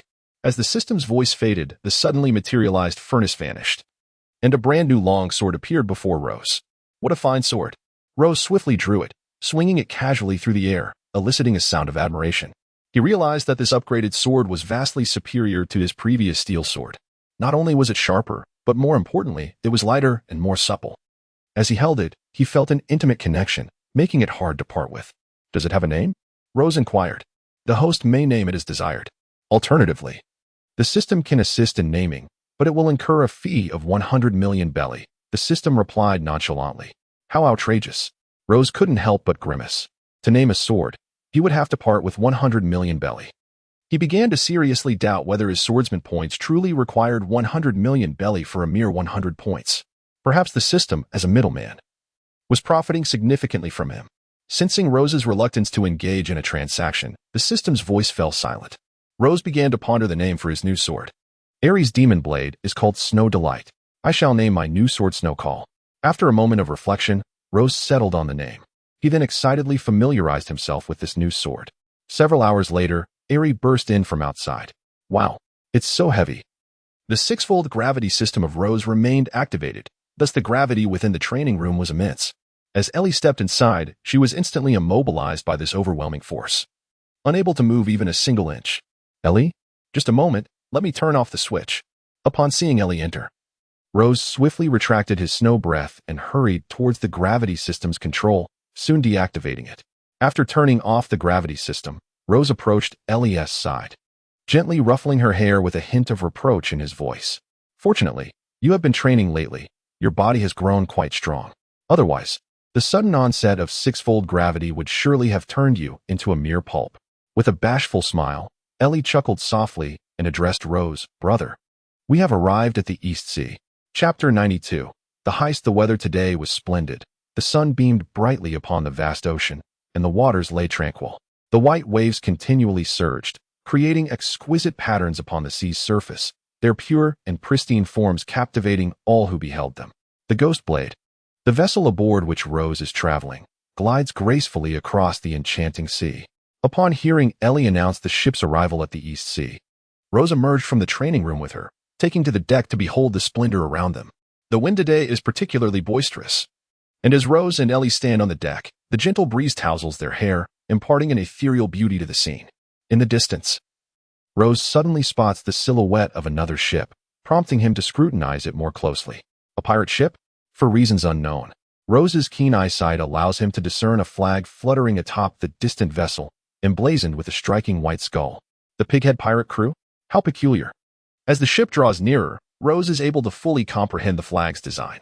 He realizes that the skull indeed possesses a pig's snout, complete with pink pig ears. Momentarily, Rose is taken aback. Truly, in the world of pirates, one encounters the most bizarre of characters. To think there exists a crew that venerates pigs. Even adopting a pig's head as their pirate flag, this is utterly astounding, Rose muses, somewhat incredulous. Simultaneously, as Rose becomes aware of the opposing pirate crew, the band of pirates themselves also notice the presence of the Ghost Blade. Upon spotting the ship, they scrutinize it intently for a while, and then, suddenly, their eyes gleam with excitement, erupting into laughter. Big brother, this grand vessel bears neither a pirate flag nor a navy ensign. It must be a merchant ship. What fortuitous luck. We've encountered 2 merchant vessels in one day. After we plunder this one, our stock will surely reach 100 million berries. On the bow of the Pighead pirate crew's ship, a lookout, using a telescope, catches sight of the Ghost Blade and exuberantly calls out to his comrades. Hee hee. Today is our lucky day. Brothers, arm yourselves. Once we seize this ship, we shall retreat to a nearby island and indulge ourselves for a few days. The captain of the Pighead pirate crew, Caven, is a rather portly man of some renown in the East Sea, with a bounty of 10 million berries on his head. His greatest pleasures are gluttony and carnal pursuits. After accumulating riches, he invariably seeks out a nearby island to feast and revel, indulging in the company of women who offer their bodies but not their talents. He has little interest in pure maidens, as to him. They are no more enticing than dead fish, incapable of evoking any thrill. Only those versed in the art of seduction can truly captivate him. Ha ha. Following Big Brother means feasting and reveling, and we get to enjoy the company of women. Ha ha. A group of pirates, upon hearing the news, became overly excited, their laughter echoing loudly. As the Pighead ship of the Mountain Boar pirate crew approached the Ghost Sword ship, where Rose was aboard, the pirates suddenly constructed a bridge of massive wooden planks close to the Ghost Sword. From across this makeshift passage, the pirates, armed to the teeth, looked down upon Rose and Ellie with a menacing air. Robbery. Hand over everything on your ship. They bellowed with raucous laughter. Caven, the leader of the Mountain Boar, wielded a spiked club and stood atop the Pighead ship, sneering at Rose. Robbery? Rose was momentarily taken aback, having spent considerable time in the pirate world. This was indeed the first instance of someone daring to rob him. After all, given his nature, if he did not seek trouble, others should consider themselves fortunate. The only ones bold enough to provoke him were the Navy. Hurry up, hand over the money, or I shall cleave you in two, Caven threatened, brandishing his weapon with arrogance. Cleave me in two. Rose chuckled, realizing that the individuals in the East Sea were not only the weakest in strength but seemingly also in intellect. Despite his growing reputation, there were still foolish souls who dared to cross him. Indeed, Caven replied with a cold smirk, but just as his laughter filled the air, a young pirate behind him poked him in the back and whispered, "Boss, I feel like I've seen this kid before. He looks familiar." The young pirate spoke cautiously, sensing that Rose's face was recognizable, yet he could not recall from where. "You're right, boss, I feel the same way," several other pirates chimed in, scrutinizing Rose. Lost in thought, "Kid, state your name." After much contemplation, Caven and his crew were at a loss, yet Rose's visage was hauntingly familiar. Thus, Caven coldly inquired, "What is your name?" "Flame Sword Rose," Rose replied, narrowing his eyes into a mere slit, a smile gracing his lips. His grin was strikingly charming. Yet to the members of the Mountain Boar pirate crew, it appeared as the sinister smirk of a demon, sending shivers down their spines. "Flame Sword Rose?" Caven murmured, retrieving a wanted poster from his pocket.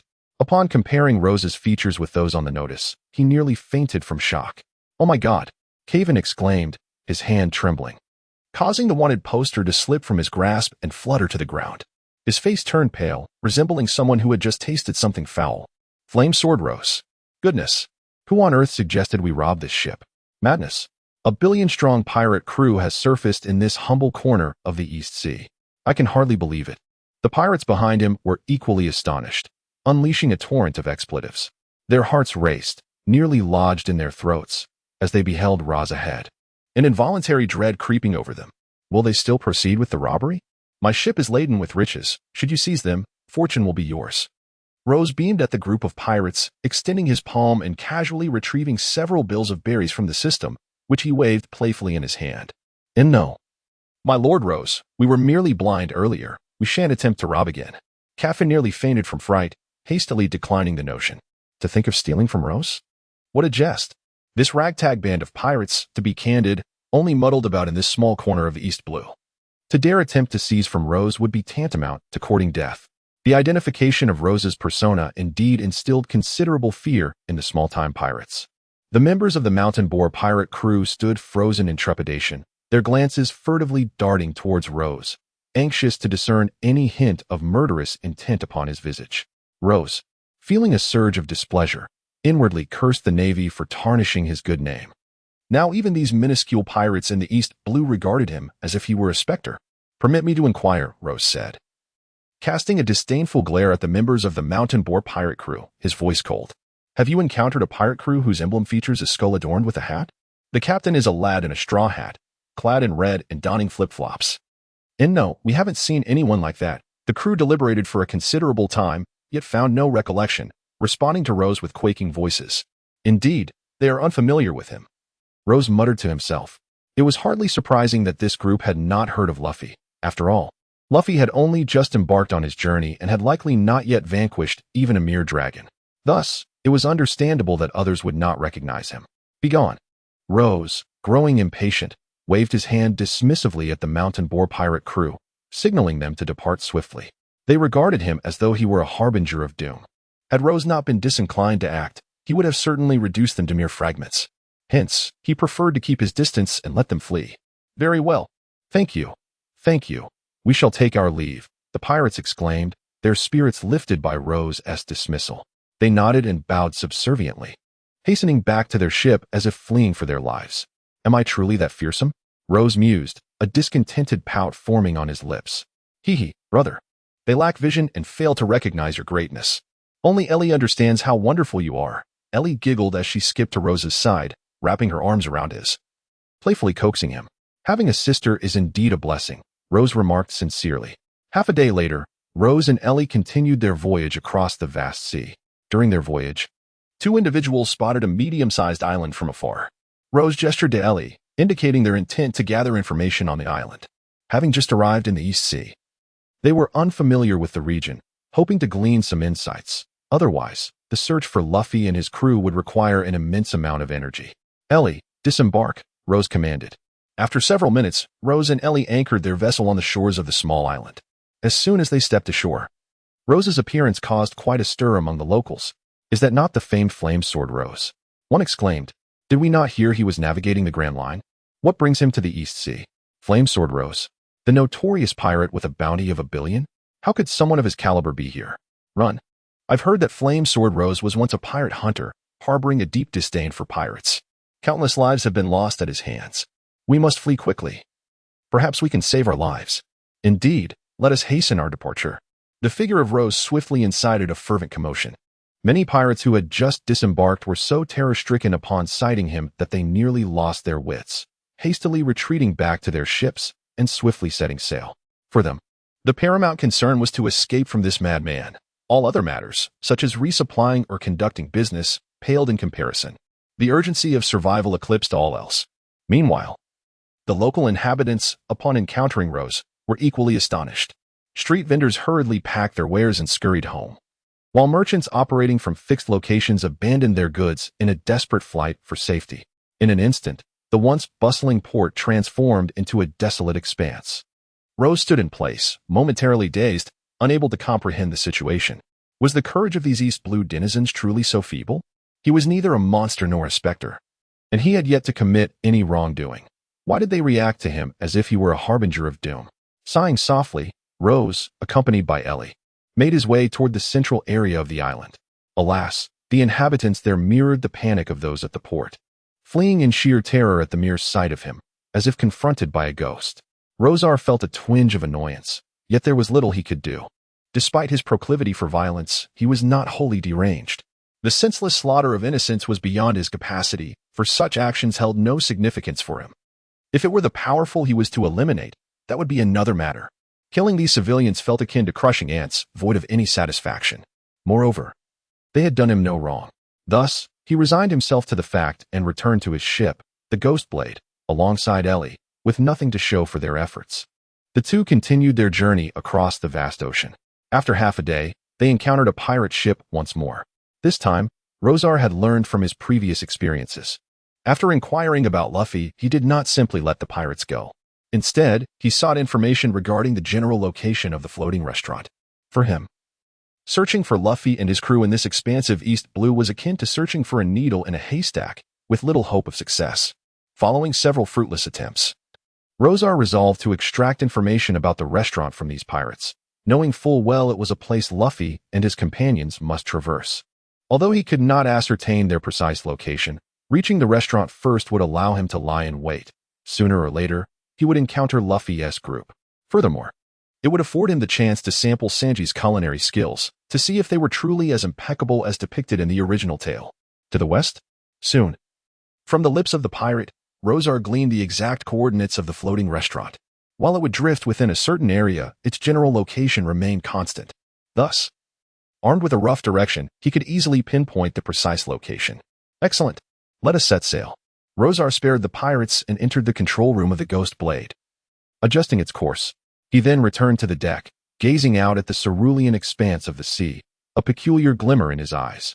In the original narrative, Luffy and his crew were the protagonists of this tale. Yet, Rozar was intrigued by the notion that if he were to engage with them, would the course of the original story be altered? Chapter 94. A historic scene. After 3 days of travel, Rozar finally arrived at the floating restaurant in the East Blue.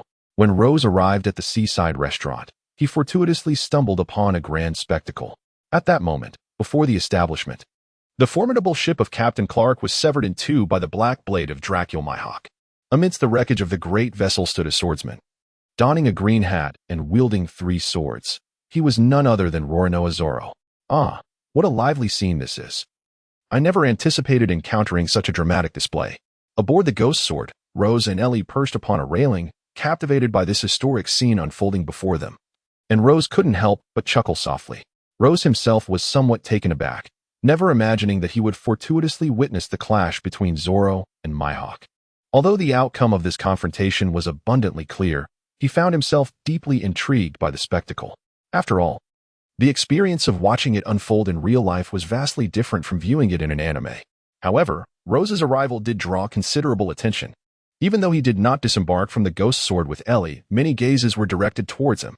Upon recognizing Rose's identity, nearly everyone present, except for the oblivious Luffy, was left in a state of shock. This was none other than the notorious Flamesword Rose, with a bounty soaring to 1 billion berries. How could this be? What on earth was happening?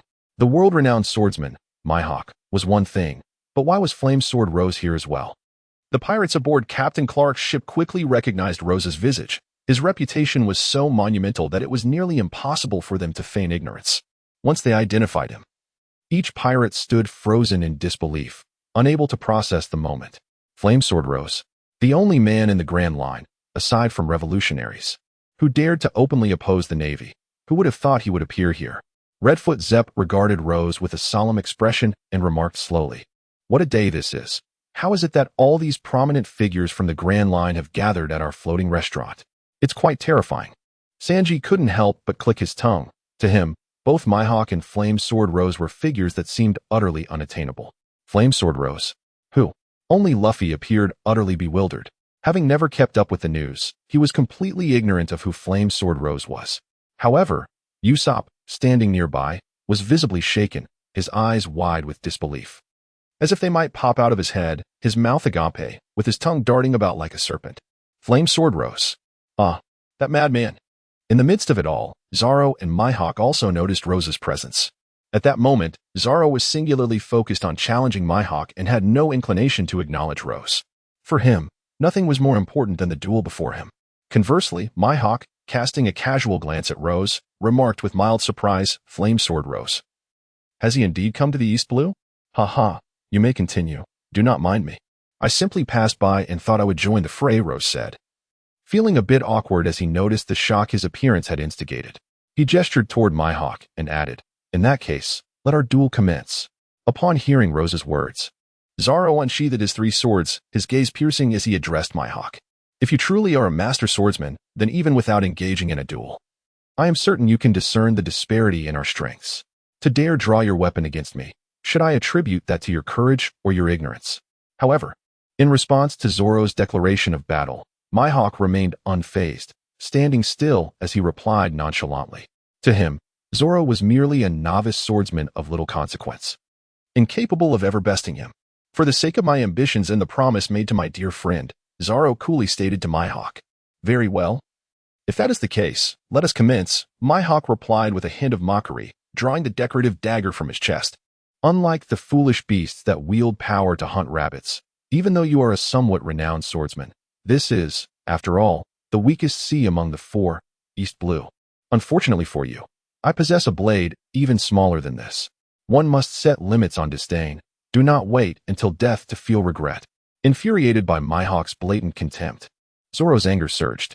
At that moment, he remained oblivious to the vast chasm that lay between him and Mihawk, naively believing he could triumph over the swordsman. With a fierce roar, he stomped the ground, brandishing his three swords as he charged recklessly at Mihawk. Ah, indeed, he is too weak. When Zoro first set sail, he was still rather inexperienced. It was only after 2 years of training under Mihawk that his swordsmanship attained a modicum of finesse. Rose on the ghost ship shook his head slowly. Perhaps Zoro's speed appeared swift to the eyes of the East Blue's rabble, but to him, it resembled that of a snail. It was not his intention to belittle Zoro. With Zoro's current abilities, not even Mihawk, but his sister, Ellie, could easily subdue him. A frog in a well. Come and witness the vastness of the world. As expected, Mihawk regarded Zoro's speed with disdain, casually holding his dagger as he said, "Demon Slash." Zoro crossed his three swords and lunged fiercely at Mihawk. Yet, just as his blades were about to reach Mihawk, the latter effortlessly deflected the attack with a mere flick of his dagger. The world cannot be so distant. Zoro, frustrated by the blocked attack, frantically swung his three swords at Mihawk. Alas, his technique was chaotic and lacked structure. Relying solely on brute force, he gained no advantage against Mihawk. He hacked wildly at Mihawk, but all his strikes were effortlessly parried by the small dagger. Ultimately, with a casual swing of his knife, Mihawk sent Zoro crashing to the ground. Zoro quickly rose, furiously launching yet another assault against Mihawk. Yet in the hands of Hawkeye, he appeared as a mere child, utterly incapable of resisting. Indeed, Dracula Mihawk is formidable. This swordsmanship, even I, fear I would stand no chance of victory. Upon the ghost sword, Rose remained fixated on the duel between the two. Even he had to concede that, purely in terms of swordsmanship, Hawkeye's skills surpassed his own by a considerable margin. Perhaps in the future, when Rose fully masters the techniques of the broken army swordsmanship, he may have a chance to triumph over Hawkeye. However, at present, having only grasped a fraction of its power, he clearly fell short compared to Hawkeye. Chapter 95. The Alteration of History Ultimately. Rose's appearance did not alter the course of history. Although his presence delayed events for a time, the duel between Zoro and Hawkeye concluded, much like in the original narrative, with Zoro's devastating defeat.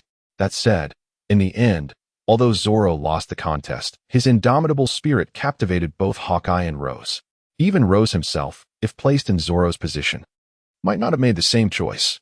For he, unlike Zoro, held no deep obsession with the title of the world's greatest swordsman. He bore no promises to a dear friend, and most significantly, he had a sister to consider. With these three factors, Rose, believing his strength insufficient to survive against Hawkeye, would never rashly challenge him. If Zoro were a sharp sword, fearlessly cleaving through all obstacles, then Rose was akin to a meticulous abacus, never engaging in endeavors he deemed uncertain. On the wreck of Captain Clark's grand vessel, the duel between Zoro and Hawkeye had reached its climax. At this moment, Hawkeye sheathed his toy knife and drew forth his supreme blade from his back as a sign of respect towards Zoro. "Boy, state your name." Hawkeye intently gazed at the man before him. "Rorinoa Zoro." Zoro promptly replied. Then, his three swords began to whirl rapidly before him, launching forth his most powerful strike. Three-sword style, 3,000 worlds. As the words left his lips, Zoro darted past Hawkeye's form. Clang! The sound of shattering metal rang out, for in that fleeting moment, Hawkeye had bested Zoro with a single stroke. "I have lost," Zoro murmured, his other two swords now broken. He turned, extending his arms towards Hawkeye, uttering, "The scar on my back is the disgrace of a swordsman." "Remarkable," Hawkeye sincerely praised, then deftly avoided Zoro's vital points, striking down with his sword. Thud! The black blade fell, leaving a gruesome wound across Zoro's chest, and he collapsed into the water, sinking below the surface. However, just as Usopp rescued Zoro from the depths of the sea, Hawkeye, standing firm, addressed Zoro. "You wish for death, but it is far too early for that. I am Rozé Mihawk. Recognize yourself, understand the world, and grow stronger. Regardless of the passage of time, I shall await you at this pinnacle. Surpass this sword. Surpass me." Rorinoa Zoro. As the voice faded, Zoro aboard the ship finally emerged from his stupor. He raised the sword Wad Ikamanji, breathless, and declared, "Luffy, can you hear me? I must have worried you. If I do not become the world's greatest swordsman, you would surely be troubled. Cough, cough. I shall not be defeated again. Before I conquer him and attain the title of the great swordsman, I absolutely shall not lose. Pirate King." Both Luffy and Mihawk smiled. Even Mihawk's countenance bore an uncommon hint of a smile. What an admirable crew. With that, Mihawk turned to depart. However, at that moment, the East Blue's small fry, Captain Kuro, stepped forward with a brash demeanor, addressing Mihawk. "Wait, are you not here to claim the head of me, the East Blue's overlord?" "Captain Kuro?" Mihawk replied coolly, "That was indeed my intention, but I have grown weary of this game. I shall return to my slumber. You may be done playing. But I have been receiving blows all this time." Kuro chuckled. "Before you leave, perish." With that, Captain Kuro unleashed a barrage of bullets, wildly aimed at Mihawk. Thus, everything unfolded precisely as depicted in the original narrative. Yet, in that very moment, Rose, who had been observing aboard the Ghost Sword, finally sprang into action. He planted a foot on the deck of the Ghost Sword, leaping into the air, and drew his formidable blade, Snow Call, directing a bullet at Captain Kuro and slicing downwards. "Humph! Let the insignificant pests step aside and watch. It is now my turn." With a frigid tone, Rose uttered a single phrase, and in an instant, a tempestuous wave of sword energy surged forth, slicing through bullets and the ship that had been cleaved in twain by Eagle Eye. Boom! A resounding noise erupted as Rose's blade descended, further bifurcating the massive wreckage, shattering the very area where Captain Click stood. At that moment, Rose's voice resonated upon the remaining section of the wooden planks. "Who are you?" Luffy asked, seemingly oblivious to the remarkable figure standing before him. "Heh, Monkey D. Luffy, the grandson of the naval hero Monkey D. Garp, and the son of the revolutionary leader Monkey D. Dragon. I have longed to meet you." Rose cast a slight smile at Luffy before turning his gaze toward Rozé Mihawk. Mihawk, renowned as the world's greatest swordsman, was a figure of great repute. The hawk-eyed swordsman returned Rose's gaze, scrutinizing him carefully before replying. "Flame Sword Rose, to what do I owe the pleasure? A challenge from another swordsman is one I would surely accept. I trust you will not decline my challenge." Ross smiled brightly at the formidable Mihawk, known as Hawkeyes. Of course not, Mihawk replied coolly. As a swordsman, he had no reason to decline a challenge, especially from Roz, who had recently triumphed over 5 opponents in the Grand Line. This made it even more difficult for him to refuse. He slowly drew his formidable black blade from his back, addressing Roz calmly. Are we not using a dagger this time? Roz inquired with a grin. No. Your words compel me to give my all, Mihawk responded indifferently. He was well aware of Roz's capabilities. Although he was the world's greatest swordsman, Roz's strength was equally formidable. Ah, that sounds much more agreeable, Roz remarked, gradually retracting his smile. He turned to Luffy and stated, Monkey D. Luffy, I wish to challenge Hawkeye's Mihawk. Might I trouble you to observe from over there? Of course, Luffy replied casually, extending his rubber arm and leaping onto the small boat where Zoro was situated. Then let us commence. As Luffy moved away, Roz chuckled softly, preparing for battle. However, just as he was about to engage, the leader Click, who had previously been cast into the sea by Roz, suddenly emerged from the water and clambered aboard the ship. Standing on the opposing vessel, Click shouted frantically. I care not who you are, Flamesword Roz. You have provoked the strongest pirate of the East Blue, Captain Click, and now you shall perish alongside Hawkeye's Mihawk. Chapter 96. The duel with Hawkeye's. After Captain Click's frenzied outburst directed at Roz, he swiftly launched an attack. Enormous firearms suddenly materialized upon his golden armor. He aimed at both Roz and Mihawk, unleashing a barrage of bullets toward them. Bang, bang, bang. Soon, a multitude of black bullets erupted from Click's weapons, hurtling toward Roz and Mihawk. Yet, Roz was no ordinary foe. While he might not find it worthwhile to crush insignificant ants, should these ants foolishly leap before him, it would be an entirely different matter. Despite the numerous henchmen under Captain Click's command, it would take Roz but a single strike to eliminate them. Moreover, the act of killing had always been second nature to him. In terms of taking lives, he would dare assert that even Mihawk had not claimed as many as he had. Seeking death, are we? Thus, in the face of the reckless Captain Click, Roz showed no inclination to spare them. He effortlessly infused the searing heat of the flame core at a staggering 2,000 degrees Celsius onto the blade of his great sword, Snowcall, which soon glowed a fierce red. Subsequently, Rose channeled his sword energy into Snowcall and, with a casual flick directed towards the leader Click and his companions behind him, unleashed a colossal crimson slashing attack. This strike was imbued with an incomprehensible ferocity and the same relentless heat, capable of incinerating anything in its path. In an instant, the immense slash struck the leader Click, erupting into a torrent of flames that ravenously consumed his form. Within mere seconds, the entire vessel disintegrated as the 2,000 degrees of flame relentlessly devoured the wooden ship, reducing it to charred remains. The pirates aboard suffered dire fates. The most severely affected were reduced to ash, while others became mere lumps of charcoal, lifeless and beyond salvation. This, all from a single stroke. How could such a cataclysmic fire arise? It was overwhelming. Was this the audacity of the fiery swordsman Rose, who dared to confront the might of a navy? The chefs in the floating restaurants, witnessing Rose's sudden onslaught, were rendered utterly astonished, unable to fathom how a mere sword could unleash such terrifying force. Furthermore, Rose's actions validated the rumors, showcasing his brutal ruthlessness as he slaughtered so many without even a moment's hesitation. All were dead. Luffy, observing the scene, stood in stunned disbelief. Though a pirate, he was not like the others. He had never taken a life. To him, the act of murder felt as distant as the stars. Thus, witnessing Rose's massacre left him profoundly shocked. Apart from Mihawk, was there truly another man of such formidable strength? The world was indeed vast. Zoro, who had regained his composure, also noted Rose's devastating slash. The sheer magnitude of its power left him momentarily speechless, rooted to the spot in awe. However, Rose's strike seemed to unlock a new door within him. He realized that Mihawk, not one to expend unnecessary effort, had not revealed the full extent of his strength during their duel. It was only through Rose's astounding display that Zoro began to comprehend the true potential of a sword.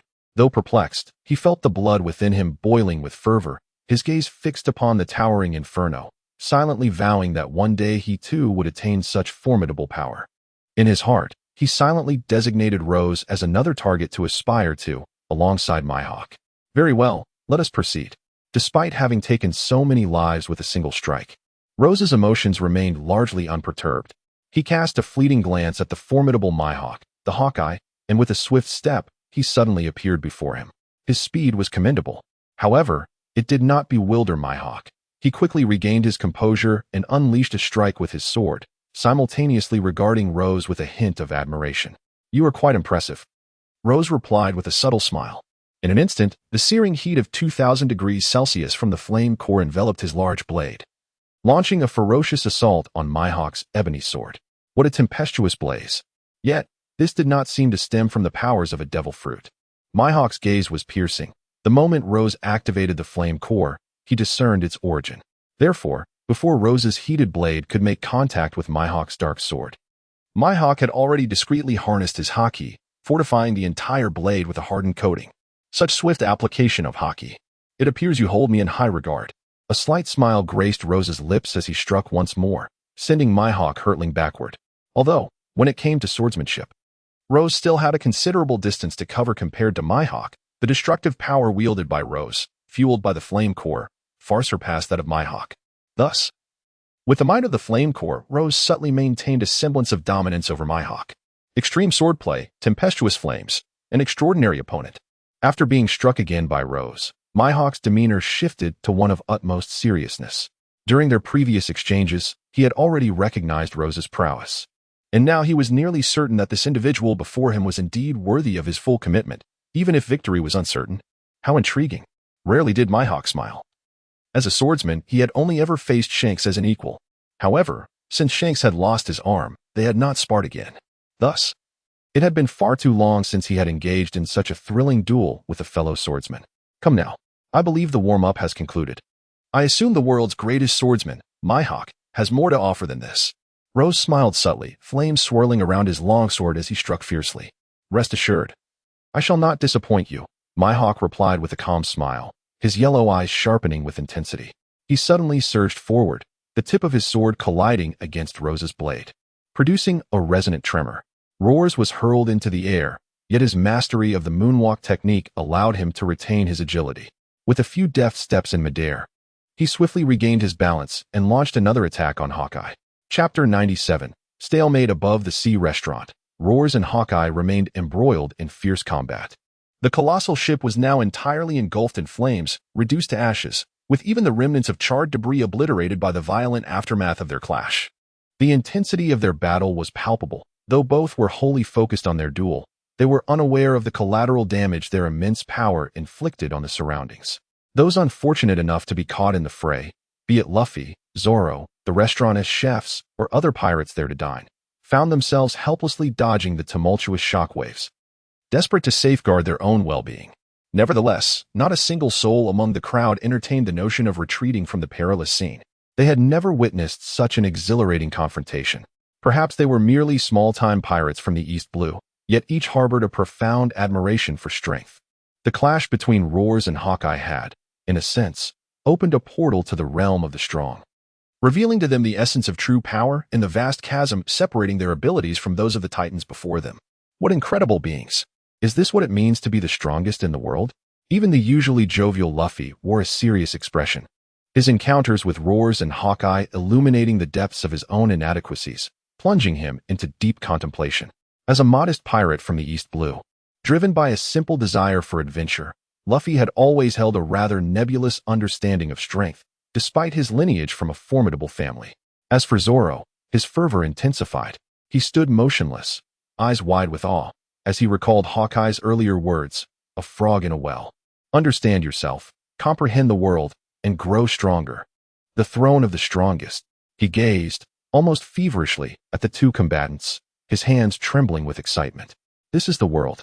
Truly, the world is vast. In the midst of it all, Roars and Hawkeye continued their relentless struggle, though they bore no personal vendetta against one another. The nature of a swordsman's duel is inherently merciless. Each strike and maneuver was executed with staggering ferocity, the clash of their techniques resonating throughout the very fabric of existence. Clang! Upon the remnants of the wooden vessel, the two engaged in a fierce confrontation once more. As the sword was unleashed, their strengths were evenly matched, and the tremendous recoil sent both of their bodies hurtling away from each other. Utilizing Moonwalk, Rose, possessing an array of skills, swiftly regained his balance despite being propelled by Hawkeye's strike. He soon employed Moonwalk to adjust his posture, floating gracefully in midair, and addressed Mihawk, saying, "Truly deserving of the title of the world's greatest swordsman, you are indeed formidable." Hawkeye, with one hand, embedded his sword into the plank, quickly stabilizing his stance. Upon hearing Rose's voice, he calmly turned his gaze and remarked, "You are not lacking either." From their earlier skirmish, Hawkeye had gained profound insight into Rose's swordsmanship. Roz's swordsmanship is characterized by furious slaughter, with each strike wielding formidable power. In the life and death struggle, every move he makes may be a perilous gamble, inflicting 1,000 wounds upon his foe while risking 800 upon himself. However, should he land a blow, it would undoubtedly incapacitate his opponent. In contrast, his own style diverges significantly. Mihawk, known as Hawkeye, embraces a balanced approach, harmonizing offense and defense. The great black blade he wields is versatile, adept at both assault and protection. Compared to Roz's aggressive strikes, Mihawk's defensive capabilities are markedly superior. Thus, it can be asserted that both swordsmen possess their unique merits. If this continues, neither would emerge victorious, regardless of the duration of their clash. A decisive strike would determine the outcome. Roz, recognizing this dilemma, cast a calm glance at Hawkeye and proclaimed, "Very well, let us proceed." Hawkeye nodded slightly, channeling all his strength toward his sword hand. At the pinnacle of his concentration, he suddenly unleashed a devastating slash toward Roz. Boom! A colossal arc of energy erupted, radiating a striking azure hue, its power immense. The sheer force cleaved through the vast ocean ahead. The ocean, astonishing. Zoro was utterly astounded, his eyes wide with disbelief as he witnessed this incredible feat. Feeling parched with amazement, to slice through the ocean with a sword, such an act was truly unfathomable. The mightiest slash in the world, perhaps. Roz smiled faintly, and in an instant, activated his observation haki. As the haki unfolded, a core of flame, reaching temperatures of 2,000 degrees Celsius, rapidly enveloped his blade. Simultaneously, his armament haki surged into the great sword, Snow Cry. Sizzle. As various energies converged, a fiery slash materialized, radiating a deep reddish-brown flame of terrifying heat. Yet, upon closer inspection, one would discern that the flames clinging to the sword were, in fact, solidified, influenced by the armament haki. This is the technique that allowed me to defeat 5 vice admirals. Hawkeye Mihawk, brace yourself. The move swiftly completed. Roz cast a serene glance toward Hawkeye, mirroring his action with a sweeping strike. Boom, boom, boom. The strike unleashed by Roz was equally formidable. Just as Hawkeye could cleave through the sea, so too could Roz. Moreover, the flames, enhanced by the armament haki, went into a frenzy upon contacting the seawater, incessantly evaporating and extracting moisture. Soon, a copious amount of steam filled the surrounding air. Boom. Hiss. At last, the two strikes from Roz and Hawkeye collided. And in that fleeting moment, they began to gnaw at one another. The two forces resembled a dragon and a phoenix engaged in fierce combat. The azure sword energy flowed like a blue dragon, its strikes exceedingly sharp, ruthlessly tearing through Roz's assault. In contrast, Roz's strike resembled an immortal phoenix. Though its power did not match that of Hawkeye's, it boasted immense size and an inexhaustible source of energy. Bang! Bang! Ultimately, amidst the violent clash, their strikes erupted in a tremendous explosion. The entire ocean trembled, the waters parting and struggling to return to their former state. At the ends of this vast scar in the sea, Roz and Hawkeye Mihawk stood facing each other. "This should be considered my defeat," Roz remarked, his face slightly pale after exhausting his ultimate technique. He sheathed his sword and addressed Hawkeye. "A draw," Hawkeye replied, also retracting his weapon, a rare smile gracing his features. Chapter 98. A request for meat. Ultimately, the duel between Roz and Hawkeye concluded in a stalemate. However, Roz was acutely aware that, in terms of swordsmanship, he still lagged behind Hawkeye.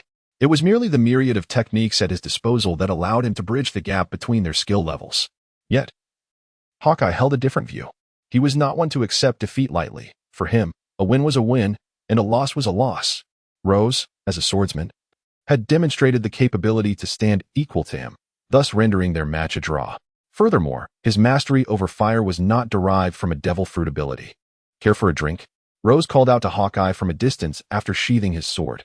"I had a splendid time today, but I must return to rest."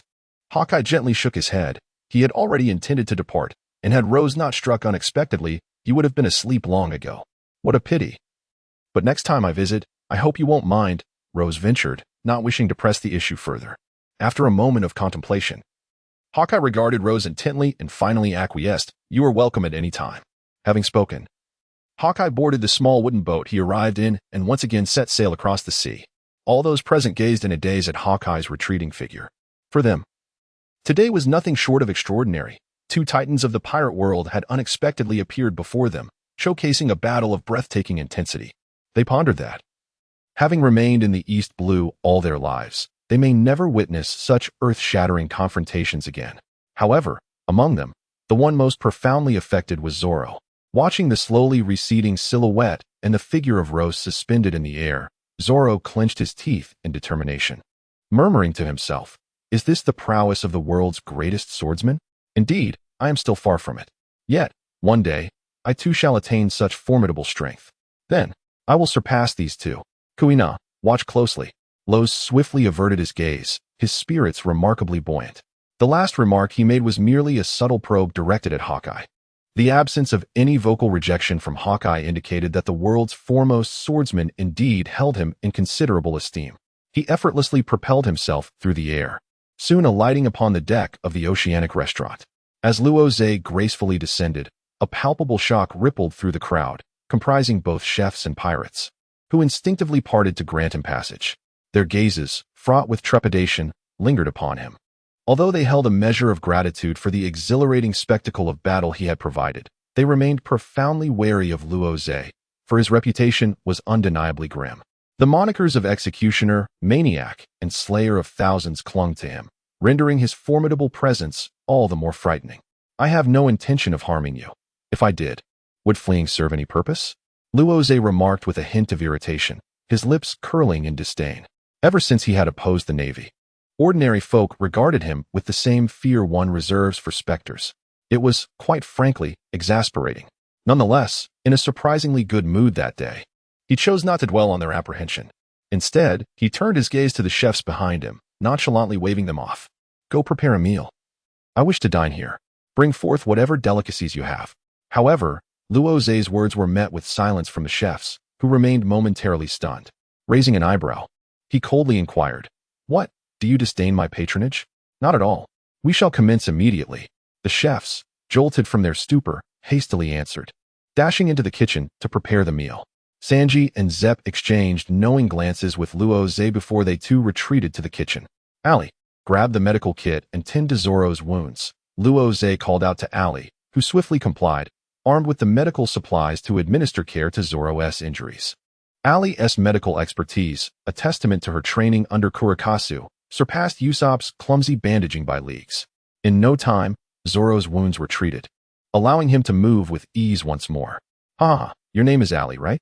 I'm Luffy, and I thank you for saving Zoro," Luffy exclaimed. His spirits lifted at Zoro's recovery, offering a cheerful acknowledgement to Ali. "Thank you," Zoro added, noting with appreciation that Ali's skills far eclipsed Usopp's ineptitude. He felt significantly better now. "Hey, Luffy, come eat. I'll treat you," Rozé suddenly shouted from across the way. "No, we must pursue Nami."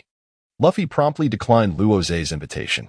"Do not be hasty. Nami's situation is not urgent. I have come specifically to find you.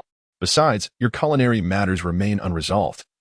Rozé replied with a disarming smile. "Zoro, do not take your leave just yet. Enjoy a meal first. I have gifts for you." "Oh." And regarding the pursuit of Nami, those two bounty hunters can proceed ahead, Rozé added, referring to Sanji. Upon hearing Rozé mention Sanji, Luffy finally acquiesced, while Zoro, drawn by Rozé's invitation, agreed as well. After all, Rozé had become a target of interest for them. Moreover, he was exceedingly curious about the nature of the so-called gift. Soon, everyone entered the seaside restaurant, taking their seats at the table. A few engaged in casual banter and playful antics, quickly immersing themselves in joviality. Rosa harbors a deep fondness for Luffy and his crew, treating them with utmost intimacy. As for Luffy, having saved Zoro, he finds Rosa quite agreeable and has thus deemed him a friend. "Hey, Luffy, would you consider joining me?" Rosa suddenly inquired during a casual conversation. Although he was well aware that Luffy was unlikely to accept, he couldn't resist the temptation to ask, pondering the possibility of having the future Pirate King aboard his ship. "No, I aspire to become the Pirate King myself," Luffy swiftly declined. "How about you let Ellie join us instead?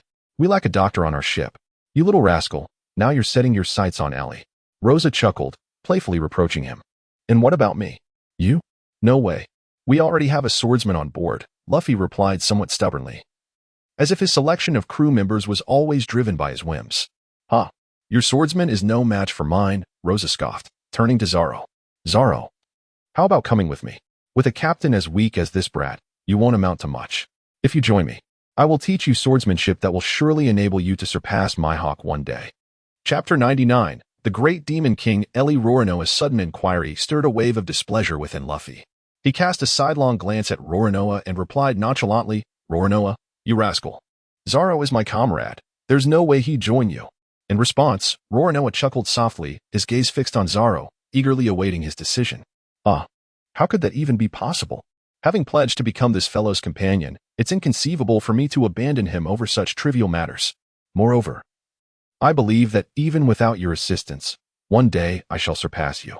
Zoro pondered for a moment, his eyes gleaming with ambition as he candidly rejected Roronoa's proposition. Fool, stop daydreaming. Ellie interjected, feeling a surge of irritation. She delivered a sharp elbow to Zoro's wound, her tone brimming with pride. To her, her brother was the strongest, impervious to anyone's challenge. Thus, Zoro's bold proclamation had undoubtedly offended her. Damn it, idiotic little girl. Zoro winced in agony from Ellie's jab, his previously flushed face turning a deep shade of purple. He glared at Ellie, irritation etched on his features. What a pity, Roronoa lamented, shaking his head. Although the outcome aligned with his expectations, it was indeed regrettable. As Mihawk had stated, they truly formed a formidable team. However, Roronoa regarded Luffy and Zoro with a teasing expression. You two are so weak. If you can't even defeat Ellie, what hope is there for you against me? Who can't defeat this little girl? Zoro retorted, instantly incensed. It was one thing to be unable to best a monster like Roronoa, but to think he couldn't even triumph over a mere child? What a disgrace that would be for him after all these years. You can give it a try, Ellie. Teach him a lesson in swordsmanship, Roronoa nonchalantly suggested, shrugging his shoulders at Ellie. Come on, you foolish green-haired head. Ellie unsheathed her sword, stepping outside the dining hall with Zoro. Stinky brat, who are you calling a foolish green-haired head? Zoro drew his own blade, the Wad Ikamanji, having lost his other two swords to Mihawk earlier. Nonetheless, he was brimming with confidence, certain he could defeat Ellie. Zoro cannot lose, Luffy declared with unwavering assurance. Watch closely, Roronoa said with a smile, already envisioning the expressions of defeat on their faces. After several tens of minutes, Ellie and Zoro returned to the dining hall. Upon their return, Ellie looked at Zoro and Luffy with an air of pride and self-satisfaction, as if flaunting her victory. In stark contrast, Zoro wore a countenance that suggested he had just consumed something distasteful, feeling profoundly disheartened as he gazed at Ellie. To be bested by Rose and Eyeball is one thing, but to be defeated by such an inexperienced little girl is utterly humiliating for him. Do you concede? Ellie, with a proud expression, looked at the two, sporting a mischievous smile reminiscent of a little demon. Zoro glared at Ellie, his teeth clenched in frustration at her smugness. Yet, he knew he was no match for her. Engaging her in combat would be akin to an adult striking a child, leading to a humiliating defeat, leaving him unable to retort. If only Zoro had more than a single blade, he would never have lost. Luffy sneered at Ellie, defiantly asserting his toughness. Why don't you give it a try? Rose, amused by Luffy's bravado, smiled at him. Bring it on. Who is afraid? Luffy declared fiercely, rolling up his sleeves as he boldly strode outside with Ellie. After more than 10 minutes, a battered Luffy was dragged back in by one foot, his head covered in bruises. Having battled Ellie, he returned to his seat, wincing in pain as he looked at Rose. How could this little girl be so formidable? Moreover, I am made of rubber. Why does it hurt so much?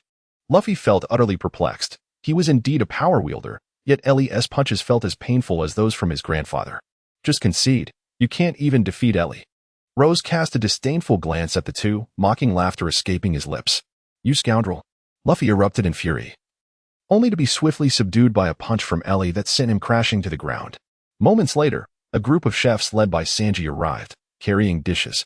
Upon seeing Luffy and Zoro, both battered and bruised, he felt a wave of confusion wash over him. How had this clumsy deckhand and the green-haired swordsman managed to offend the renowned flame swordsman to such an extent? Little did he know, the mastermind behind this entire debacle was the unassuming little girl before him. Under the relentless guidance of Rose, Ellie had turned Luffy and Zoro into mere children, perpetually dominated. Delicious, Rose exclaimed, genuinely impressed after tasting Sanji's culinary creations. He found Sanji's skills far superior to those of his own robotic chefs. If he could enlist him, he would be able to indulge in such exquisite dishes daily. Thus, Rose resolutely extended an invitation to Sanji. Sanji, would you consider joining my crew as my chef? I can take you to your dream, all blue, and whatever women you desire, I can provide. Have you ever visited the island of the Pirate Empress's daughter? Come aboard my ship, and I shall take you there. Rose was acutely aware of Sanji's temperament, understanding both his aspirations and vulnerabilities, thus directly enticing him. Rose, I've already told you not to poach my crew. This guy is my chef, Luffy exclaimed, his mouth full of meat as he stood up in indignation. Get down. Yet, before he could finish his sentence, Ellie shot him an irritated glance, followed by a swift punch to his head that sent him crashing down. Well? Rose remarked with a sly smile, observing Sanji. The atmosphere momentarily fell into silence. The allure of all blue and beautiful women was undeniably powerful for Sanji, and upon hearing Rose's two propositions, he found himself genuinely tempted. However, due to his unfamiliarity with Rose, he refrained from accepting outright. Moreover, for reasons unknown, he felt a deeper connection to Luffy and Zoro before him. No way, I refuse to become a pirate, Sanji declared, turning to walk away. Rose stood there, puzzled for a considerable time. How could he refuse? Was it due to the original story that he was bound to sail with this fool? What a pity to let such a talented chef slip away. With this thought, Rose felt a twinge of annoyance, prompting him to let Ellie deliver another punch to Luffy. Chapter 100. News from the naval base. After finishing the lavish meal, Rose and the others quickly parted ways. His visit to the East Blue served not only to temporarily evade attention but also to reconnect with Luffy and his crew. Now that he had met them and forged a meaningful bond, Rose naturally chose to depart. For him, Luffy's group was destined for their own adventures. Although he held them in high regard and acknowledged their role as protagonists, Rose did not intend to unduly influence their journey. They needed to undergo their own trials, and Rose would refrain from interference. Furthermore, he had his own matters to attend to, urgently seeking to enhance his strength to better confront the impending conflicts with the Navy. However, before his departure, he hand-copied a method of hockey training to gift to Luffy and the others. While he aimed to avoid intervening in their adventures, he wouldn't mind imparting interesting insights for them to discover on their own, especially since they were currently quite weak. Even after 2 years of rigorous training with Rayleigh, Luffy's prowess barely matched that of Doflamingo. As the time approached, one could only speculate about the extent of Rose's prowess. Thus, he was more than willing to lend a hand to the simpleton. After departing from the Oceanic restaurant, Rose and Ellie made their way directly to the Grand Line. Along the journey, they passed by Reverse Mountain, where Rose had previously indulged in a sumptuous feast with Labu and Kurokus. However, due to his prior failure to disclose the full extent of his abilities, Kurokus harbored some grievances against Rose and berated him incessantly upon their reunion. Fortunately, with Ellie's constant praise and Rose's sincere apologies, the old man eventually relented. Yet, Labu remained quite displeased. He had anticipated that Rose would return with Brook from the Grand Line, and upon discovering Brook's absence, he angrily tossed Rose into the water. This left Rose feeling rather embarrassed, and he silently vowed to retrieve Brook from the terrifying triangular ship at the earliest opportunity. 3 months later, Rose and Ellie returned to the Grand Line. However, this time they did not follow their previous route and thus did not reach the Moro Sea once again. Over the past 3 months, Rose had experienced significant growth in his strength. Following his battle with Mihawk, his understanding of swordsmanship had deepened considerably. During his practice of the breaking army sword technique, he made some refinements that rendered it even more exquisite. His swordsmanship had risen from 7,500 to 8,000 points, and his comprehension of the breaking army technique had become profoundly clearer, enabling him to unleash 90% of its power. Additionally, Rose's strength had increased by 1,000 points, and his agility had improved by 500 points.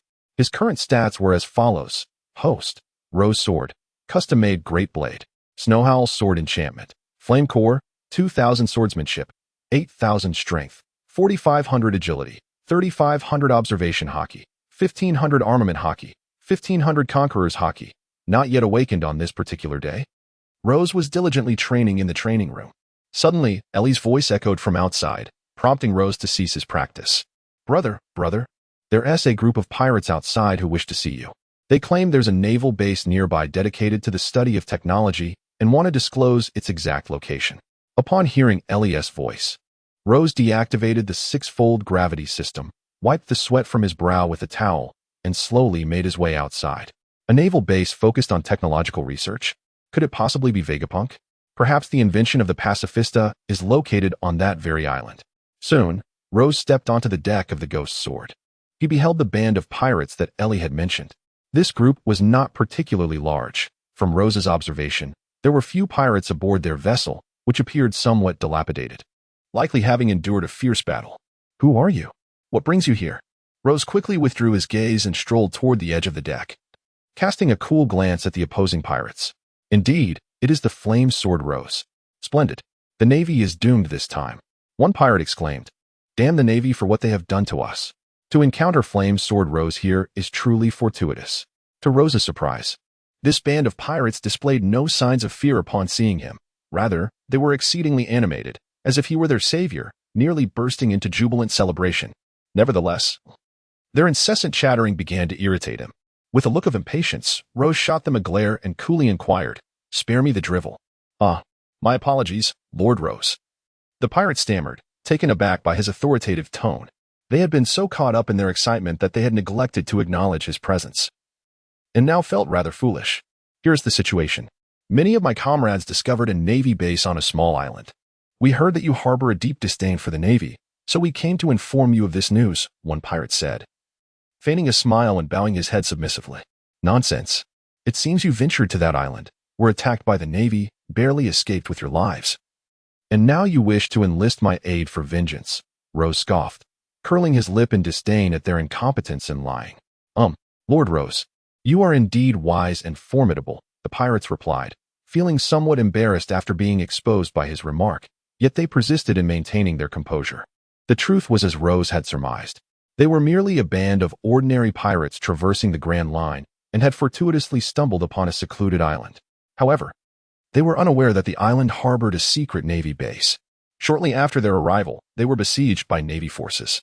Many of their pirate brethren perished at the hands of the Navy, leaving only a handful to escape. Their ship suffered significant damage during the encounter, and repairing it would require a substantial fortune. Thus, their hatred for the Navy ran deep. Upon accidentally discovering Rose's ghost sword, they could no longer contain their desire for revenge and hastily approached him, hoping that by sharing intelligence about the Navy, Rose would take it upon himself to confront them directly. In the tumultuous seas of the Grand Line, it is well known that Rose's relationship with the Navy is one of absolute enmity. Chapter 101. The Eviction Order. After listening to the words of the pirates, Rose pondered for a moment before promptly agreeing. Although the pirates intended to exploit Rose to confront the Navy, he did not oppose their machinations. His animosity with the Navy had long since reached a boiling point. The fleet admiral and his cohorts were relentlessly seeking his demise, and he would not pass up any opportunity to create trouble for them. Lead the way, Rose said, casting a casual glance at the pirates, quickly solidifying his resolve. Excellent. Just follow us, the pirates exclaimed with delight, hastily acquiescing and returning to their ship to guide Rose.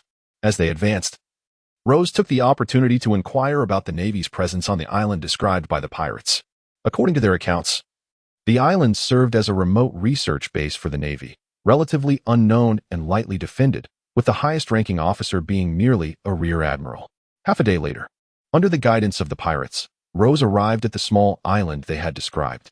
Upon reaching the shores, he instructed the pirates to lead the way while he followed closely behind. The environment here was quite peculiar. It seemed that the Navy's research was anything but trivial. As he surveyed the surroundings, Rose noted the island's remarkable ecosystem. Many of the animals were bizarre, either extinct or non-existent in the outside world. The flora was equally extraordinary, with each tree bearing an array of unique fruits, despite their varied forms. We're almost there. Even though we faced Navy attacks earlier, they constructed many traps ahead. Should we avoid them? One of the pirates suggested after a short distance. No need. We shall proceed directly, Rose replied, shaking his head nonchalantly. With his level of power, he had no reason to act with trepidation. After all, what could traps possibly do against someone of his caliber? They were merely contraptions devoid of real threat. All right, we shall move on, the pirates nodded in agreement, their admiration for Rose growing. Indeed, he was a formidable force capable of overpowering Navy vice admirals. Every word and action exuded such authority. Before long, they reached the location the pirates had previously mentioned. The area was teeming with various towering trees, and at the far end, there were over 10 machines resembling cannons. However, unlike typical artillery, these devices boasted elongated necks, elevating their cannon-like structures high above the ground. As for the artillery, it is divided into 3 distinct gun ports, 2 small and 1 large, presumably capable of launching various types of ordnance. Beneath those cannons, the pillars seem to be infused with a significant amount of sea stone, rendering them extraordinarily resilient, beyond the capacity of an average individual to destroy. The largest of the 3 gun ports is designed to fire conventional cannons, while the other 2 smaller ones include a device capable of spewing flames and another that can eject water. Furthermore, several pirates patiently elucidated the functions of these machines to Rose, hoping to assist him in contemplating feasible strategies. However, Rose was not inclined to such thoughts. He merely cast a fleeting glance at the machines ahead before slowly drawing his massive blade, Snowcall, and advancing forward. "Hey, Lord Rose, are you really planning to charge in?" The pirates exclaimed, startled by Rose's actions. They had personally witnessed the terrifying power of those devices and began to dissuade him. Just a heap of scrap metal. Rose dismissed their concerns and continued his brisk approach. Soon, the enormous machines sensed the anomalous biological fluctuations and began to react. A cacophony of alarm bells erupted from within the machines, resonating throughout the entire island. "This is bad. The Navy has discovered us. We are going to be surrounded." A few pirates expressed their apprehension. "Such lack of ambition. Watch how my brother dismantles those contraptions," Ailey scoffed, disdainfully regarding the pirates, clearly unimpressed by their timidity. Ignoring the blaring alarms from the machines, Rose approached one of them and, with a casual stroke of his sword, cleaved the massive device in 2. Subsequently, the colossal turret atop the machine plummeted from the sky, and thick electric wires cascaded from the gash, shimmering with brilliant currents. Boom, boom, boom. The other machines instantly activated combat mode, their 3 gun ports unleashing a barrage of attacks toward Rose. Flames, explosives, and icy water relentlessly hurtled in his direction. Concurrently, all the Navy personnel stationed above the base rushed out, each armed and coldly directing their weapons at Rose. "Flamesword Rose, how did he end up here?" Panic rippled through them. "Quickly, report to headquarters." As the Navy emerged, their gazes converged on Rose, astonished. Each one appeared somewhat flustered. For Rose's notorious reputation instilled a palpable fear. "Block him. I need to relocate the research findings." Major Shochi, the guard of the research facility, shoved his subordinate forward and swiftly turned to flee. It remained uncertain whether he was fleeing out of fear of Rose or merely to transfer intelligence. But he chose to abandon the battlefield at this critical moment. "Block my path? How naive," Rose mused, a smirk gracing his lips. In response, Rose lightly shook his head. He enveloped the blade sheath of Shuehu with his armed color hockey, disregarding the large machines infused with sea prism stone or other advanced technologies. With a single stroke of his sword, he cleaved those contraptions in twain. Before long, the once formidable machines were reduced to a heap of scrap metal, crashing to the ground and causing a significant clamor. "Perish." Rose's expression remained calm as he planted a foot firmly on the ground, instantly unleashing the technique known as shave from the Navy's 6 styles. He plunged into the throng of people, engaging in a frenzied slaughter.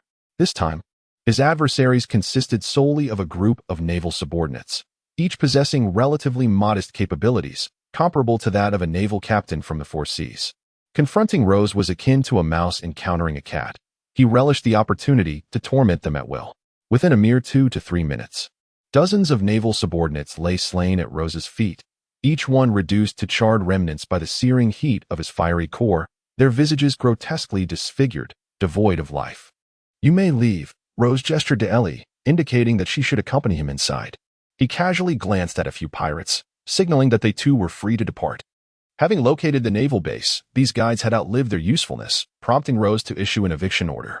Chapter 102, The Transformed Ones. Upon hearing Rose's words, several pirates exhaled in relief, feeling a weight lifted from their shoulders. In truth, they had wished to part ways with Rose the moment they arrived on the island. Lacking Rose's formidable strength, they had initially sought to leverage his power to exact revenge on the Navy, without placing their lives in jeopardy. The mere act of assaulting a naval base was enough to spell their doom multiple times over. Unlike Rose, they did not possess the audacity to openly provoke the Navy. Should the Navy uncover the events leading to this incident and dispatch a few rear admirals or vice admirals, their demise would be assured. Very well. We shall depart at once. The pirates nodded vigorously, turning away with a furtive glance, fleeing as if for their lives. Come, Ellie. Rose paid no heed to these minor characters, taking Ellie's small hand and moving forward with a serene demeanor. Before long, the two entered the interior of the naval building. Along the way, Rose and Ellie encountered numerous peculiar items. This structure appeared to be a significant research facility for the Navy, as Rose observed an array of high-tech equipment within. These devices possessed considerable power and were quite suitable for combat. However, Rose's formidable prowess rendered them inconsequential to him. Faced with these advanced machines, he merely swung his sword, reducing them to mere scrap metal. After several minutes, Ellie and Rose arrived at a particularly spacious area. The expanse was ample, surrounded by a variety of trees.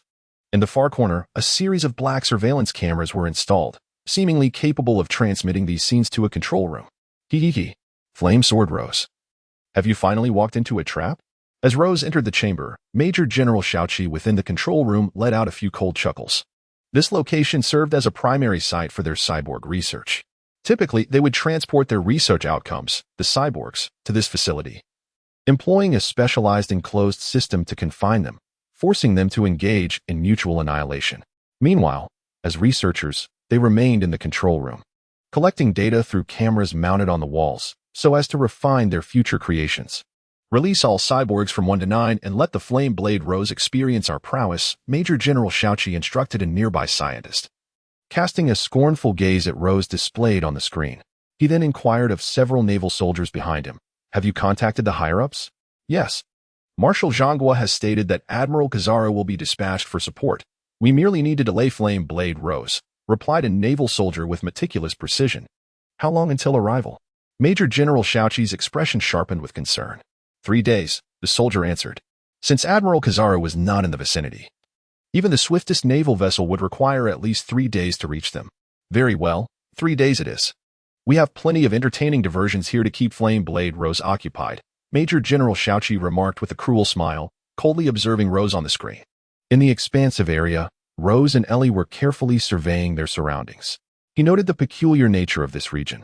Firstly, on each of the 4 walls, there were massive iron doors, each emblazoned with a series of 4 distinct numbers, seemingly intended for the transportation of objects. Moreover, the floor was equally strange. Rose had just stomped down forcefully and realized that the ground was constructed entirely of solid steel.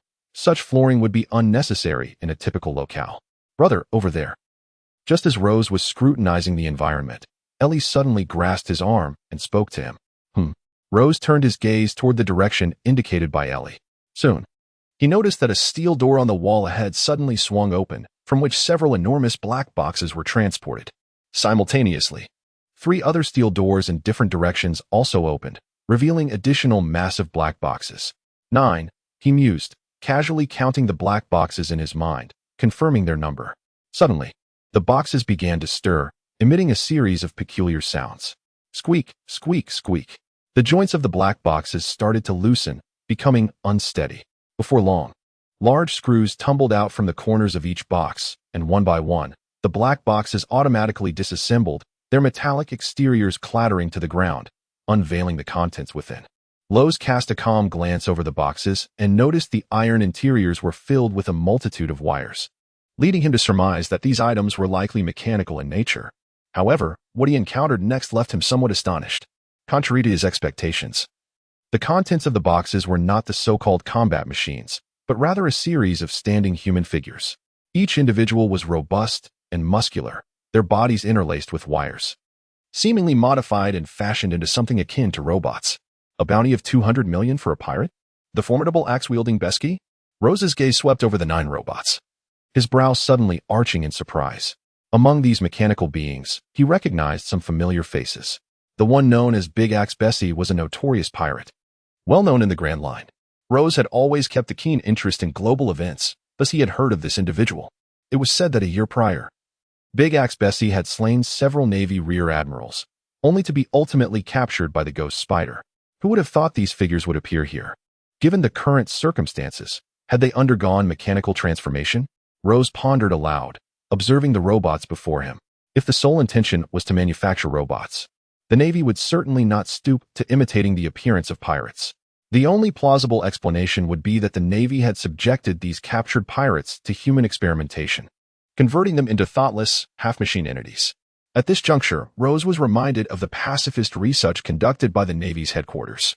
Those creations were designed based on the prototype of Bartholomew Kuma, one of the warlords of the sea, were they not? Perhaps these robots were akin to similar research outcomes by the Navy. Chapter 103. Zero. As Rose contemplated these modified pirate robots, the few robots opposite him did not afford him the luxury of time for reflection. Just released from the black boxes, the eyes of the 9 robots suddenly flickered, emanating brilliant red light. In that instant, they each drew their weapons and charged at Rose with reckless abandon. Are they so eager to fight? Faced with the frenzied onslaught of the robots, Rose raised an eyebrow and unsheathed his large blade. He instructed Ellie to retreat a short distance behind him while he swiftly employed the Navy's 6 styles, propelling himself forward in an instant. Clang! The weapons of both sides met almost immediately as Rose plunged into the fray, engaging in combat with the 9 robots. In the heat of battle, Rose was astonished to discover that each of the robots exhibited distinct attack styles. While he was unfamiliar with the other 8, he recognized the fighting technique of Big Axe Bessie, who commanded a bounty of 200 million berry.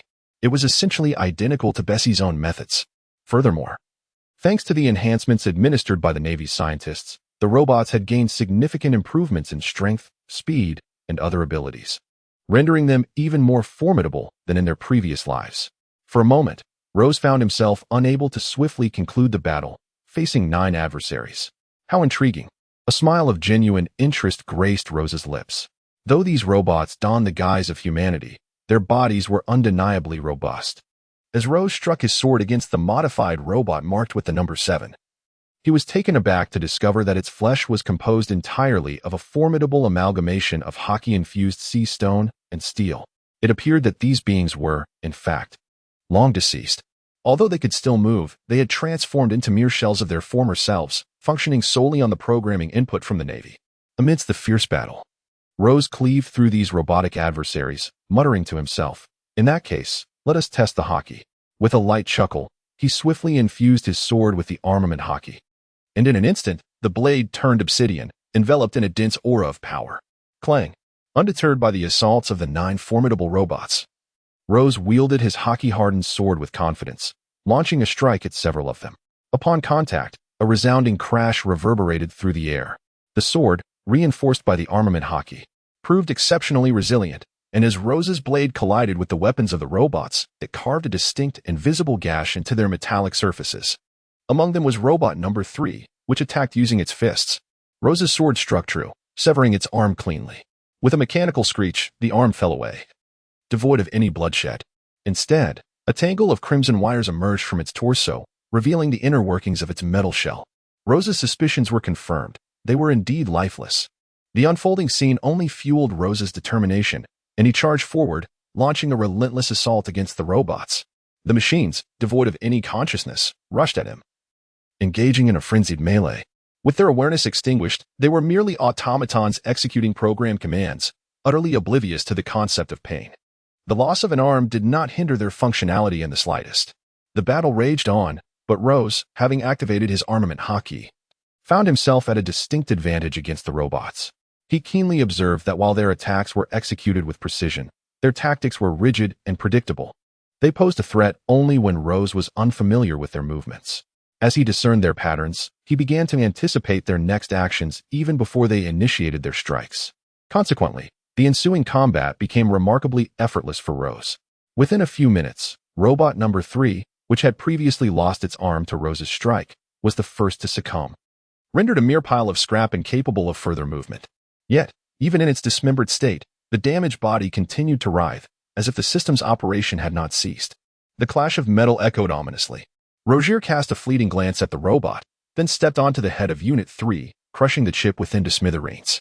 Soon, the chip's signal vanished, and the receivers in Unit 3's components ceased to function, rendering it nothing more than a heap of scrap metal, devoid of any movement. Ultimately, they were merely machines. While they might suffice against feeble pirates, they were nothing more than toys when faced with formidable foes. Within mere minutes, Rozier dispatched all 9 robots. ensuring that the chips within their heads were utterly obliterated. He perceived the world government's creation of these robots as a sheer waste of resources. Frankly speaking, even these half-finished automatons paled in comparison to the world government's pride, the pacifistas. To Rozé, they were merely a collection of worthless metal. Presently, with a mere infusion of armament hockey onto his sword, he could easily obliterate a pacifista with a single strike. As for those so-called pacifistas, they were only useful for tormenting the insignificant creatures of the first half of the Grand Line, much like Luffy and his companions, who, after 2 years of training and mastering hockey, would find battling these pacifistas akin to child's play. In the control room, Rear Admiral Xiaoqi fixed his gaze intensely on the screen. Witnessing years of his research being utterly annihilated by Rozé filled him with uncontainable fury, pushing him to the brink of madness. He rose abruptly, his expression contorted by rage, and addressed the other scientists beside him. Release Unit 0. Unit 0? Rear Admiral Xiaoqi. It's an unfinished project. Its instability is too high, and it is beyond our control. Are you certain you want to release it? One scientist hesitated, taken aback by the command. Not release it? Then who will confront this monstrosity? You? Or shall I? Xiaoqi shot him a cold glare, his voice dripping with disdain. Very well, I will proceed with the release. Ultimately, the scientist grasped Xiaoqi's resolve. Indeed, having witnessed Units 1 through 9 fall to the fiery sword of Rozé, their only remaining combat asset was Unit 0. Chapter 104, The Modified Human of the Devil Fruit? Under the duress of Rear Admiral Xiaoqi, the naval scientist reluctantly prepared to dispatch Unit 0. In truth, he was exceedingly reluctant to send it out. After years of dedicated research and modification, the theories he had developed found their embodiment in Unit 0. To him, it was the culmination of years of study, and he had no desire to risk it before his work was complete, fearing it might all be in vain. Yet, faced with their current predicament, they found themselves with no alternative. The previous robots numbered 1 through 9 were utterly incapable of withstanding the formidable might of flame, Sword Rose. Moreover, their guardian, Major Xiaoqi, was rather feeble. Consequently, he had no choice but to take a gamble and summon the 0 unit. In no time, a naval scientist pressed a crimson button on the control panel. Upon activation, an immense black box was meticulously packaged and dispatched through the iron gate on the left side of the arena. There's more? Lowe's felt a peculiar sensation, having assumed that he had already dealt with all the adversaries present. To his surprise, there was still one formidable foe lurking in the shadows. The mere fact that this individual could appear alone suggested a greater degree of strength. With an eerie sound resonating through the air, the massive black box began to disassemble before Lowe's eyes. Gradually, a man's silhouette emerged from the remnants of the box. This man was completely bald, his head adorned with black metallic plates. His appearance starkly contrasted with the earlier robots, which had seemed deceptively human-like, indistinguishable unless disassembled. In stark contrast, this figure exuded an unmistakable robotic essence, with 2/3 of his body constructed from iron. Was this the bounty of 100 million berries on the bald pirate, Roki? Although this pirate had been grotesquely altered by the Navy, Lowe's, having previously researched this individual, quickly recognized him after a few moments of observation. What perplexed Lowe's was the realization that this so-called bald Roki was merely an average pirate, having remained largely inconspicuous until Lowe's stumbled upon his existence. In his prime, Roki's abilities paled in comparison to the previously encountered Baisuke. As a pure martial artist, Roki had never consumed a devil fruit and scorned the use of weapons, relying solely on his physical prowess for every technique.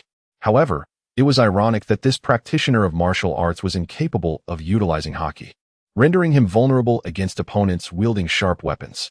Lowe's pondered what peculiarities this individual possessed that led the Navy to treat him as a trump card, transforming him into this grotesque form. With a sense of curiosity, Lowe's unsheathed his formidable blade and planted his foot firmly on the ground, his tall figure seemingly vanishing into thin air. Like a wraith, he materialized before Zoro. Raising his longsword high, he brought it down with tremendous force, unleashing a wave of pressure that seemed capable of shattering anything in its path. Zoro, being a mindless automaton, did not utter a word. In response to Lowe's onslaught, its internal programming swiftly devised the optimal countermeasure. Emotionless, Zoro retaliated with a cold, powerful punch against Lowe's descending sword. To Lowe's astonishment, the force behind Zero's strike was extraordinarily potent. His entire sword trembled upon impact, conveying the SE due to the significant importance placed on Zoro. Rose did not hold back in his endeavors this time. Even before he made his move, he had already employed the armament haki to harden his longsword. However, he was utterly unprepared for the fact that, despite the completion of the armament haki, the black blade was still unable to penetrate Zero's defenses, merely leaving behind a negligible mark upon his arm, even harder than a tortoise. Rose muttered to himself in exasperation, swinging his sword with a decisive strike. The recoil reverberated back, leaving Zero unscathed, while Rose himself felt a twinge of discomfort. "I shall melt you." After several fruitless attempts, Rose felt a wave of frustration wash over him. With a cold huff, he began to channel the power of the fiery core embedded in his sword. In an instant, the massive blade ignited in a fierce blaze, crimson flames crackling and dancing, transforming the entire sword into a glowing red hue. Typically, when wielding the fiery core, Rose would refrain from augmenting it with haki, as the simultaneous exertion of both powers proved to be somewhat overwhelming for him. He reserved such a combination for desperate moments. Thus, he chose to forego the haki this time. Nevertheless, the destructive capacity of the blade, with its temperature soaring to 2,000 degrees Celsius, surpassed that of the sword previously enveloped in haki. Swiftly, Rose cast a measured glance at Zero and unleashed a powerful strike, sparking a trail of fire in the air. Yet, in that very moment, an unexpected transformation overtook Zero. His eyes flashed with a brilliant red light, startlingly intense and extraordinary. Accompanying this radiant glow, Zero's physique began to alter dramatically. His body grew robust, a thick layer of fur sprouting across his skin, and he expanded in stature, towering nearly half a meter taller. Now resembling a colossal beast. Was this the manifestation of a Zoan-type devil fruit? What an enigma! Rose cast a fleeting glance at Zero, easily discerning that he was a Zoan-type devil fruit user. However, the form he assumed was exceedingly peculiar, and despite Rose's prolonged scrutiny, he could not identify the animal that it resembled. Just as Rose was pondering this anomaly, Zero unexpectedly underwent another transformation. The right side of his body began to flush a vivid red, sprouting an even stranger fur. This time, Rose recognized it as resembling a member of the feline family. Yet, coupled with the bizarre animal traits on the left side, Zero now appeared to be an amalgamation of various creatures. Chapter 105. Two Types of Devil Fruits, Part 4. In truth, the reason the naval scientist had taken such a keen interest in Zero, the modified human, was due to his successful culmination of all his research endeavors. Unlike the previous 9 modified beings, who merely exhibited enhanced physical capabilities, Zero was the sole success in the scientist's numerous experiments to implant 2 devil fruits within a single organism. Past subjects, upon consuming 2 devil fruits, had met with explosive demise. Yet, inexplicably, Zero did not suffer the same fate after the scientist introduced both fruits into his body. He survived the ordeal. Thus, Zero was not only a modified human capable of wielding the powers of the devil fruits, but possessed 2 such abilities. Although both abilities belonged to the Zoan category, the scientist was nonetheless exceedingly pleased with this outcome. The only source of his disappointment stemmed from the fact that, following the ingestion of the 2 devil fruits, the modified human's vital signs remained alarmingly unstable. Despite the removal of his heart and the incorporation of specialized apparatuses to sustain him through energy means, the potential for his body to rupture loomed, likely due to the conflicting nature of the 2 devil fruits. Furthermore, he exhibited a complete lack of control. Even implanted with fixed programming in his mind, he would not adhere to those directives. He resembled a frenzied beast, driven to destroy anything that crossed his path.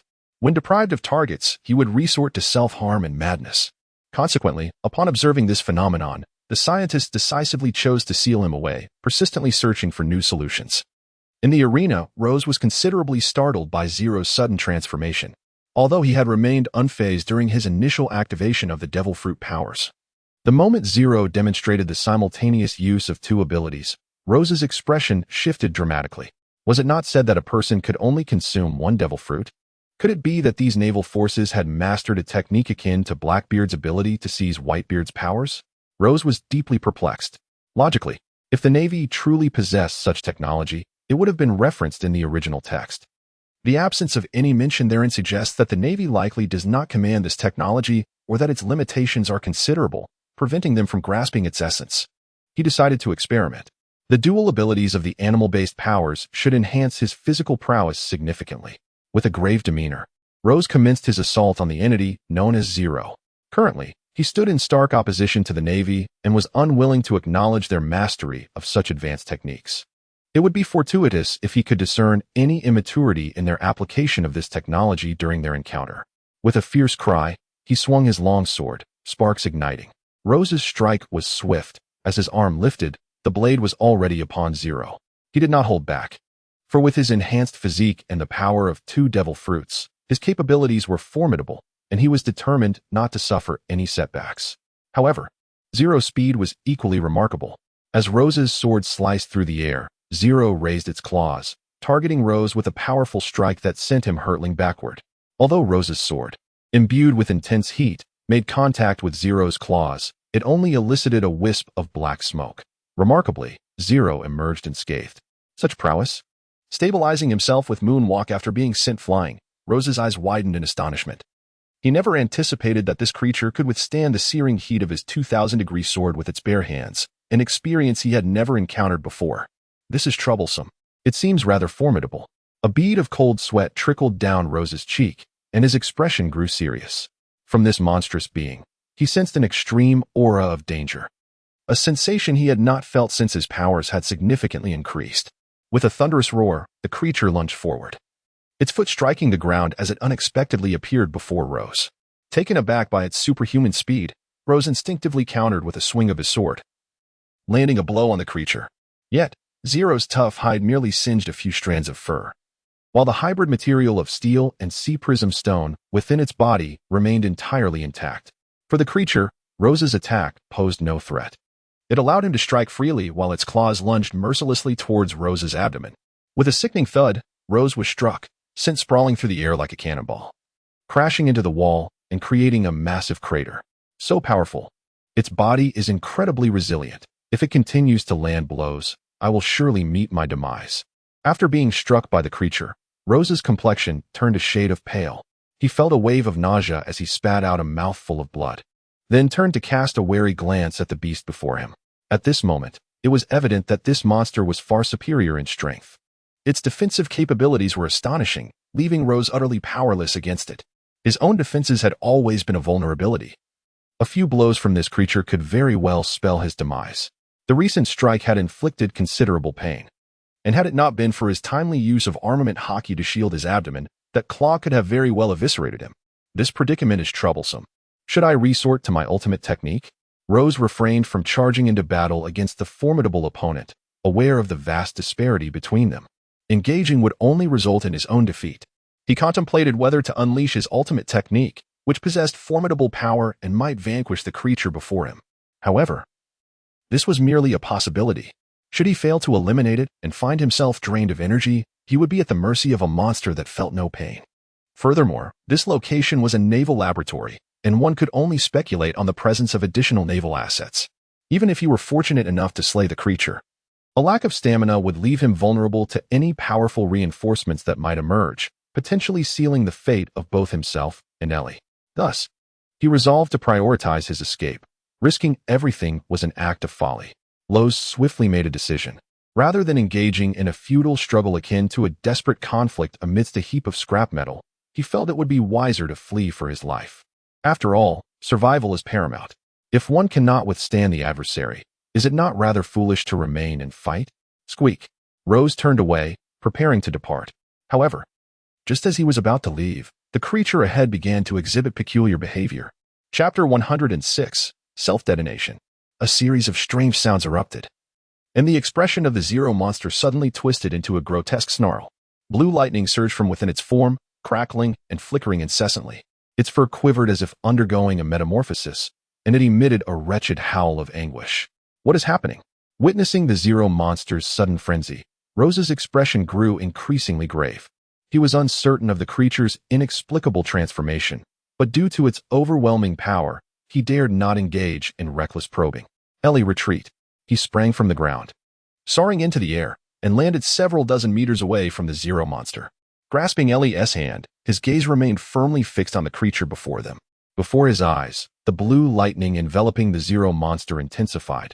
Initially, it was but a faint shimmer, but soon it almost completely covered its entire form. The creature's fur stood on end, each bristle sharp and menacing, resembling a frenzied porcupine. Yet, Its transformation did not cease there. The Zero monster howled in torment. And with each anguished cry, its fur gradually vanished as it slowly relinquished the powers of its devil fruit, reverting to the original form of a black ironclad being. Is it malfunctioning? Lowe's murmured in perplexity, observing the figure of Zero ahead, which now seemed to be in excruciating agony. His expression twisted in anguish. The metallic plating upon him began to loosen. The gaps widened, and eventually, the pieces of metal affixed to his body fell away one by one, revealing the wires within. Suddenly, a deafening explosion erupted, with Zero's form at the epicenter as smoke began to billow outward. Had he self-destructed? Lowe's gazed at the scattered remnants of machinery. His expression one of astonishment. He felt somewhat dazed. How could the once valiant and invincible Zero have succumbed to self-destruction so abruptly? Was this a flaw in the technology? After pondering for a considerable time, Lowe's ultimately resolved to press on. Driven by curiosity, he yearned to uncover the truth of the matter. Moreover, he could not allow such a terrifying technology to remain in the hands of the Navy. If necessary, he would resort to drastic measures to eradicate it entirely. For if, one day in the future, the Navy perfected this technology, the first to pay the price would undoubtedly be himself, who openly opposed them. As Rose and Ellie advanced through the swirling smoke, they soon vanished from the surveillance monitors. The personnel in the control room were momentarily stunned. Earlier, they had witnessed Zero's overwhelming dominance over Rose, and expressions of elation adorned every face. However, their joy was short-lived. Zero, having displayed its might for merely a few minutes, inexplicably malfunctioned and subsequently reduced itself to a heap of scrap metal. Infuriating. Just a hair's breadth away. What now? Zero was our final trump card. General Shaoqi was equally incensed. He had been on the verge of claiming a monumental achievement, only to see Zero falter and self-destruct. Humph. I always said Zero was but a half-finished product. I warned you not to engage, yet you insisted. Now, years of hard work have gone to waste. The scientist who had poured his heart and soul into Zero was seething with rage. He disregarded General Shaoqi's status, glaring at him and coldly retorting, "Humph. Spare me your words. We need to devise a solution. If we don't act now, we'll be dead in no time. What good is research if we perish?" General Shaoqi was equally furious. The promised reinforcements from the naval headquarters would not arrive for 3 days, and already, after merely half an hour, they were on the brink of collapse. By the time Kizaru arrived, they would be long gone. Indeed, it was futile. Just as despair loomed over the naval personnel regarding their impending fate, a man's voice suddenly pierced through the tension. They turned toward the source of the sound, and upon seeing the newcomer, their expressions turned ghastly, filled with an unprecedented dread. Flamesword rose. General Shaoqi gritted his teeth. This modified entity, Zero, was also a product of his labor. He had spent countless years on this desolate island to fulfill the mission assigned by headquarters. Yet, he could never have anticipated that all his efforts would be obliterated by Flamesword Rose. The very thought that he might perish at Rose's hands today was unbearable. Was there truly no other recourse? Rose unsheathed his formidable blade, Shiwehu, casting a fierce gaze upon the assembled Navy personnel. He had witnessed the terrifying results of this research, and with such a creation in the hands of the Navy, he faced dire consequences. Hence, he was resolute in his intention to annihilate it. Humph. Flamesword Rose. You will inevitably pay the price for opposing the naval government. No good will come of it. General Shaoqi, devoid of options, could only watch coldly as Rose approached, uttering threats that fell upon deaf ears. Rose was oblivious to the number of naval officers he had slain. Nearly every one of them had uttered similar words to him. Yet here he stood, thriving. If curses held any power, what need had he for strength? Since you possess no means of escape, resign yourselves to your fate. With a longsword in hand, he approached Major General Shaoqi with a calm demeanor. Infuriating. Die. Major General Shaoqi drew his sword and lunged fiercely at Rose. A tiresome act of resistance, yet the desperate struggle proved utterly futile. His strength was insufficient. That strike, in Rose's eyes, resembled nothing more than a child's play. Rose cast a casual glance at him, wielding his elongated sword which cleaved through the air, igniting countless sparks, and swiftly severed Major General Shaoqi in twain. As for the remains of Major General Shaoqi, not only were they bisected by Rose's sudden strike, but even the flesh and blood that adorned his body gradually transformed into charred remnants under the searing heat of 2,000 degrees Celsius. Ultimately reducing to a mere pile of ash.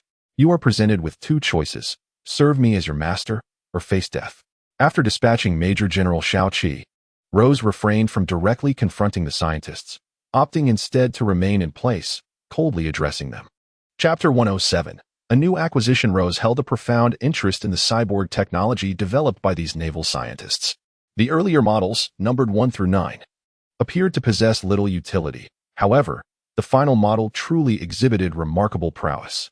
It is worth noting that Rose's current strength, while comparable to top-tier powers like Hawkeye, would likely falter in protracted engagements, yet, in brief confrontations, he stood on equal footing. Surprisingly, when faced with the Zero cyborg, he found himself at a distinct disadvantage, which attested to Zero's formidable capabilities.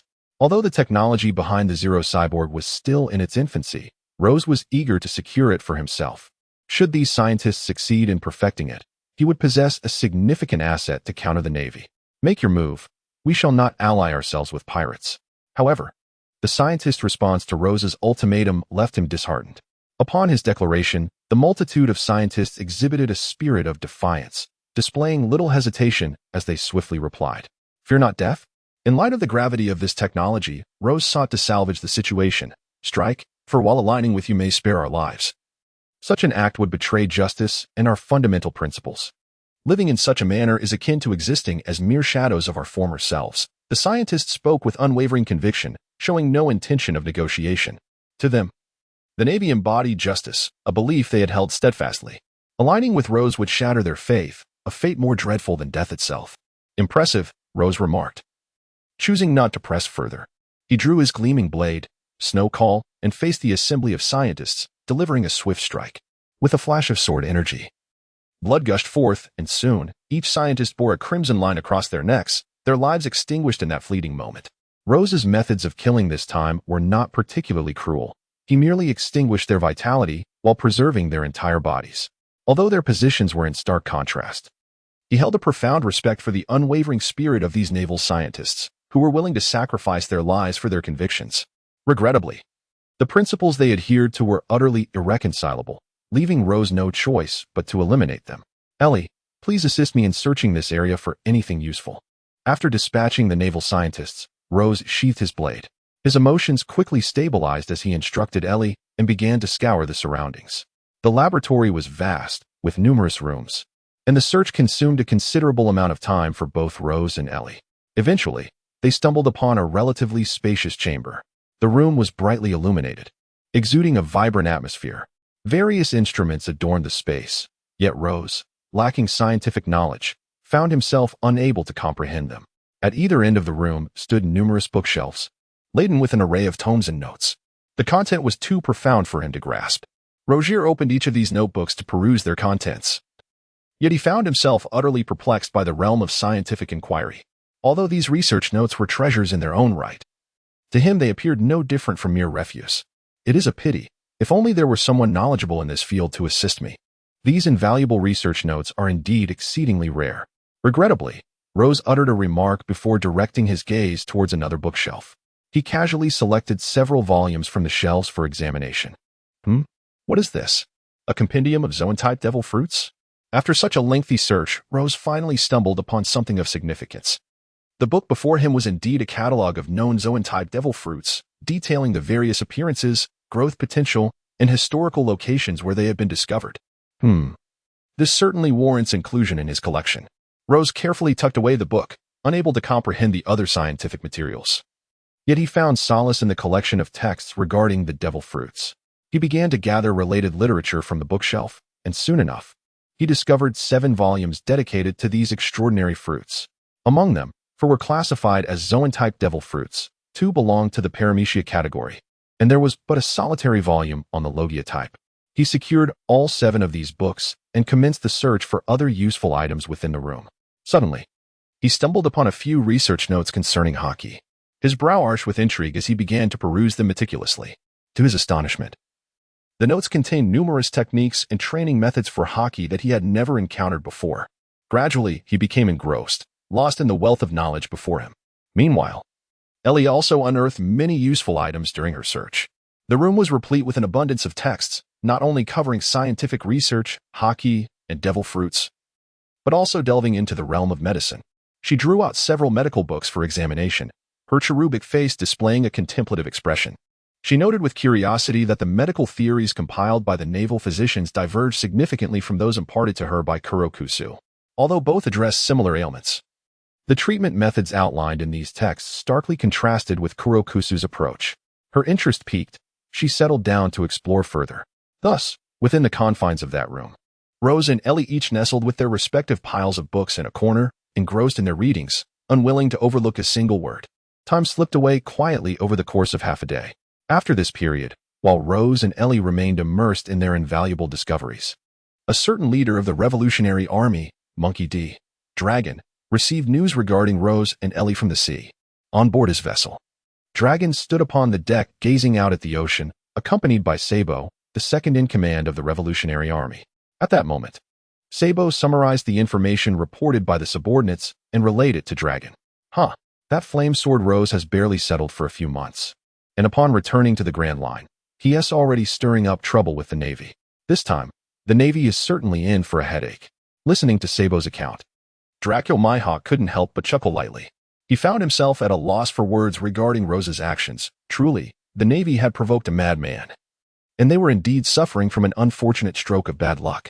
The mischief he directed towards the Navy bore little advantage for himself.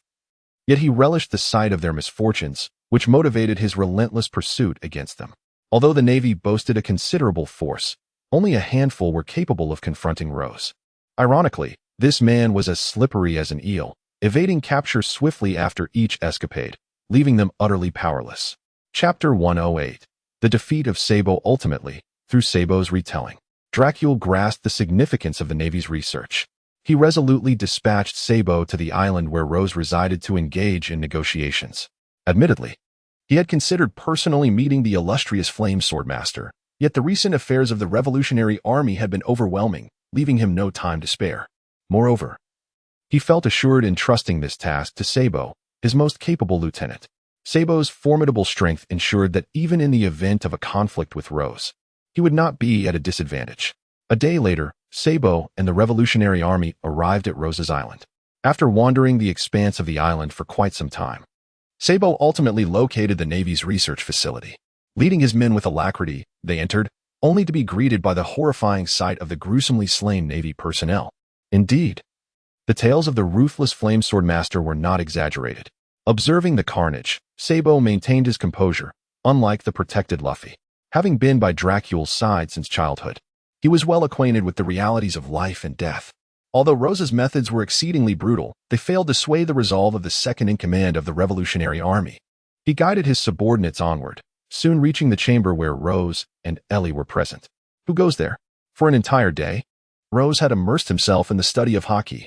His formidable power endowed him with acute awareness of his surroundings. Despite his fervent focus on research, he sensed Sabo and his companions the moment they stepped into the room. In a swift motion, he discarded the book he had been engrossed in, unsheathed his long sword, and charged at Sabo with ferocity. I mean no harm. Sabo was taken aback by Rose's sudden aggression. He had not anticipated that the rumors of this man's madness were so accurate, as he immediately sought to engage in combat. Nevertheless, Sabo was not without strength. The onslaught did not instill fear within him. He instantly enveloped his hand with armament Haki, solidifying it, and then transformed his right hand into a claw, reminiscent of a dragon's talon, lunging forward to seize Rose's sword. Dragon Claw. With a powerful strike, Sabo firmly grasped Rose's mighty blade, demonstrating his immense strength and the formidable nature of his armament Haki. The hardened black claws gripped the blade of Rose's sword, emitting a screeching sound as if they might snap it in two. Sabo? In that fleeting moment, Rose recognized the figure before him. He found it peculiar that, having no ties to the Revolutionary Army, their second-in-command would suddenly appear in his presence. Yet, he had no intention of retreating. Coincidentally, he had recently studied the theory of Haki application and was eager to find an opportunity to utilize it. Sabo's arrival provided the perfect chance for collaboration. Indeed, he was formidable, far surpassing that young scoundrel Luffy.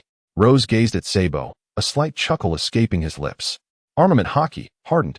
As his laughter faded, the massive blade in Rose's hand was enveloped by his armament Haki, transforming into an extraordinarily resilient black sword. The clash of their armament Haki resonated with a deafening sound.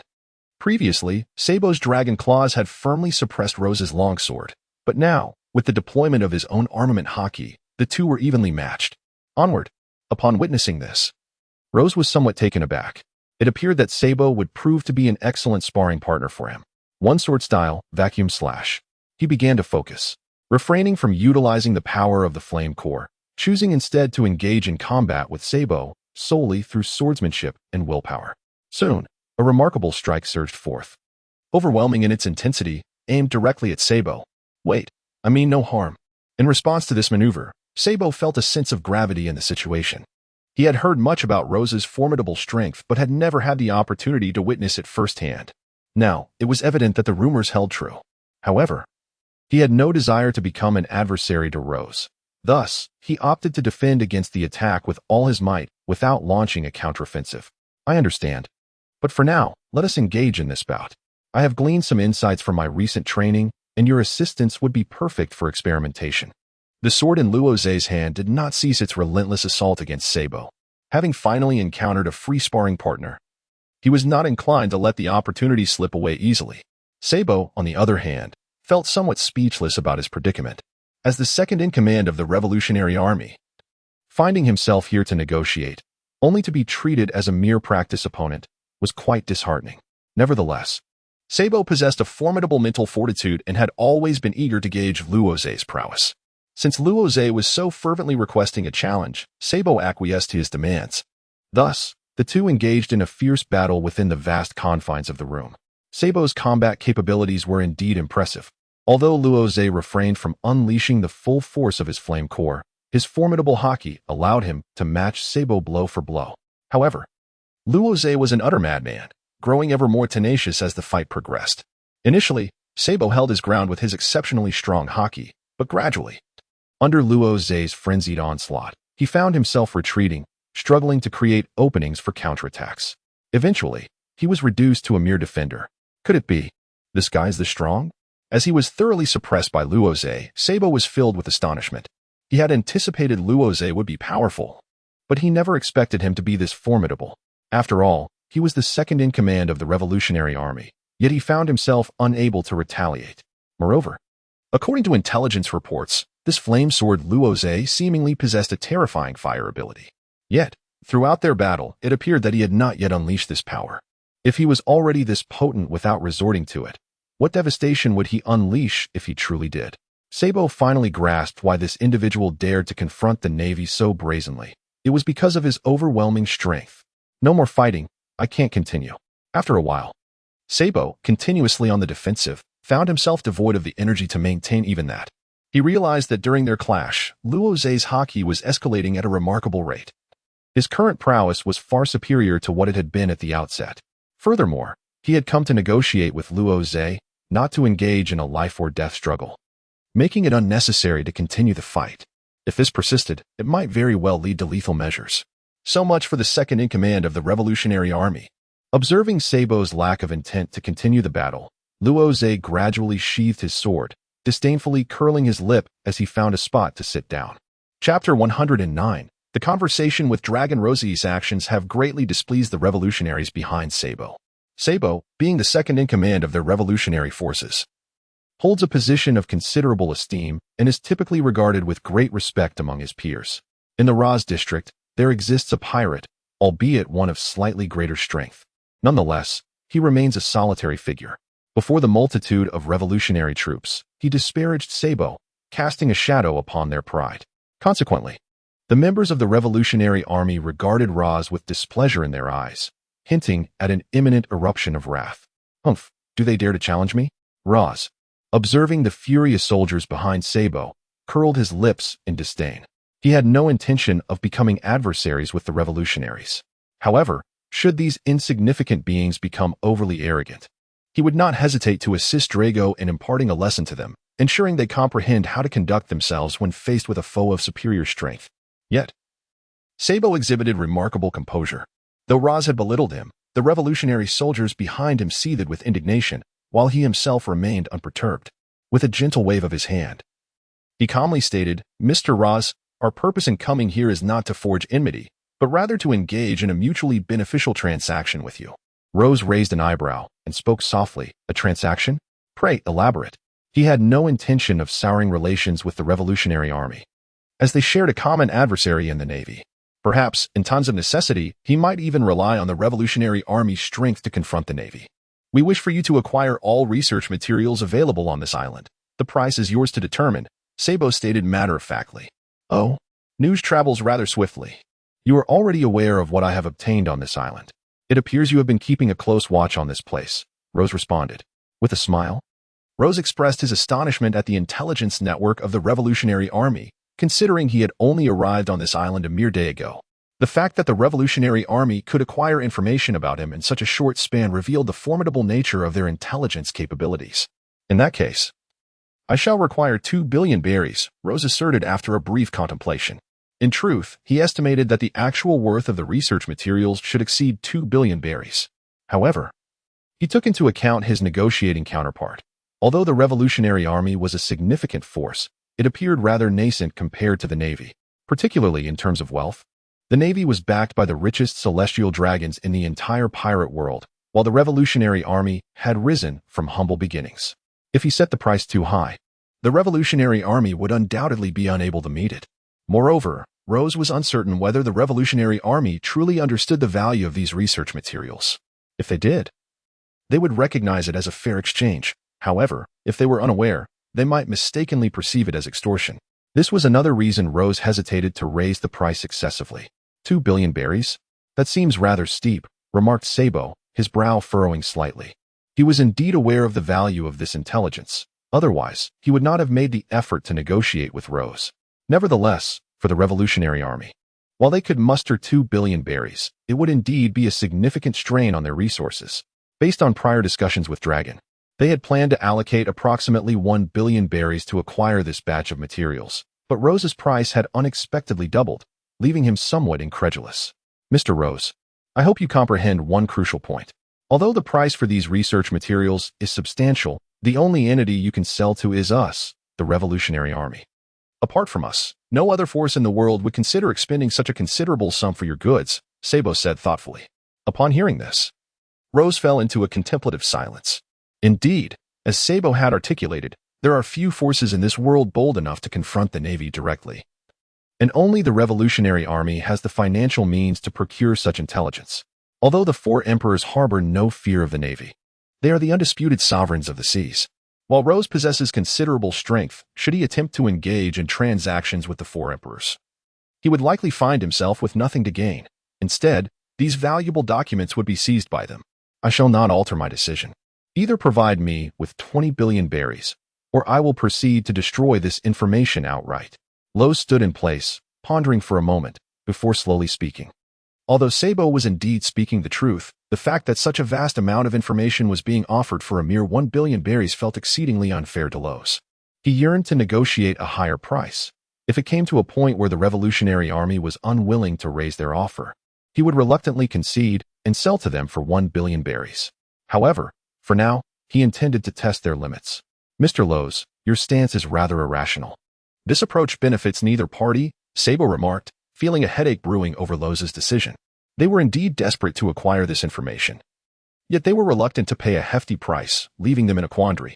Regardless, I will not budge. It is 20 billion berries, not a single berry less. Lowe's declared, embodying an unyielding demeanor as he clung to this price. He coolly added, if you cannot meet my price, then so be it. I might as well destroy the information. After all, I do not lack this 1 billion berries. Sabo found himself momentarily at a loss for words. If Lowe's claimed not to need the 1 billion berries, then why insist on 20 billion? Was he simply stirring trouble? Sabo felt exasperated by Lowe's behavior. They could not overpower him if they attempted to seize the information, yet the price was exorbitantly high for a purchase. This was no longer a negotiation. It was a stalemate. In desperation, Sabo retrieved a black din mushy from his pocket. He used it to call the distant Rozé Mihawk, seeking guidance. Soon, the call connected, and a deep voice echoed from the other end. This is Dracul, came the voice. Chief, Flame Sword Lowe's is demanding 20 billion berries. Refusing to sell for any less. He stated that if we do not pay the 20 billion, he would rather destroy the information, Sabo explained. Upon hearing Sabo's words, Dracul took the din mushy and replied, destroy it, you say? His voice conveyed surprise, and the din mushy mimicked his current expression. Very well, I understand. Sabo. Hand the Den Den Mushi to Flame, Sword Los. I will negotiate with him, Dracul said thoughtfully. I'm here. Speak your mind. However, I assure you, I will not reduce the price of 20 billion berries, Los interjected confidently. Rose had long awaited this opportunity, and now that Monkey D. Dragon had spoken, he swiftly seized the moment, addressing the telephone bug. Chapter 110, Monkey D. Dragon, so you are the Flame Sword Rose. Upon hearing Rose's words, Dragon paused momentarily and replied, in truth, we both understand the true worth of your batch of research materials. Unlike the Navy, it would be quite a strain for our revolutionary army to produce 20 billion berries all at once. However, if you are willing to agree to one of my requests, I can indeed provide you with that sum. Upon hearing Dragon's initial statement, Rose felt a weight in his heart. He had presumed that the transaction could not be completed and had begun to contemplate raising his price. Yet, just as he was about to alter his stance, the leader of the revolutionary army, Dragon, uttered the latter part of his statement. Rose felt a sense of astonishment, deeply perplexed by Drago's intentions. Nevertheless, he inquired, what is your request? Drago paused, addressing the transponder snail. You have heard of Crocodile, one of the 7 warlords of the sea, haven't you? Recently, a shipment of arms intended for our base was intercepted at sea by Crocodile's subordinates. Our revolutionary army's leaders have been preoccupied with various tasks and are unable to reclaim the goods. If you are willing to undertake this mission on our behalf, I can offer you 2 billion berries. Upon hearing this, Rose was momentarily taken aback. He had anticipated something of greater significance, only to discover that Drago was asking him to perform such a trivial task. This left him somewhat bewildered. Although both were warlords of the sea, Crocodile's strength was significantly inferior to that of top-tier fighters like Mihawk. Rose was convinced that any of the numerous leaders within the revolutionary army could easily handle him. Even if it came down to it, sending Sabo would undoubtedly suffice. Is it truly that simple? Rose questioned, his voice laced with skepticism. Such a minor matter is worth 10 billion? Crocodile is hardly formidable. Even Sabo could easily defeat him. Drago shook his head slightly, responding in a grave tone. Sabo has other pressing duties and cannot conveniently travel to Alabasta. Furthermore, our other leaders are similarly occupied with their own missions. While we do have several mid-level officers, many of them are not suited to confront Crocodile. Thus, this task must fall to you. Of course, you may choose not to accept it, but in that case, our transaction cannot proceed. Rose stood in contemplation for a considerable time. He pondered deeply, struggling to grasp Drago's true intentions. He found Drago's explanation rather strained, even somewhat unreasonable. He could not believe that within the ranks of the revolutionary army, only a handful of individuals were capable of defeating Crocodile.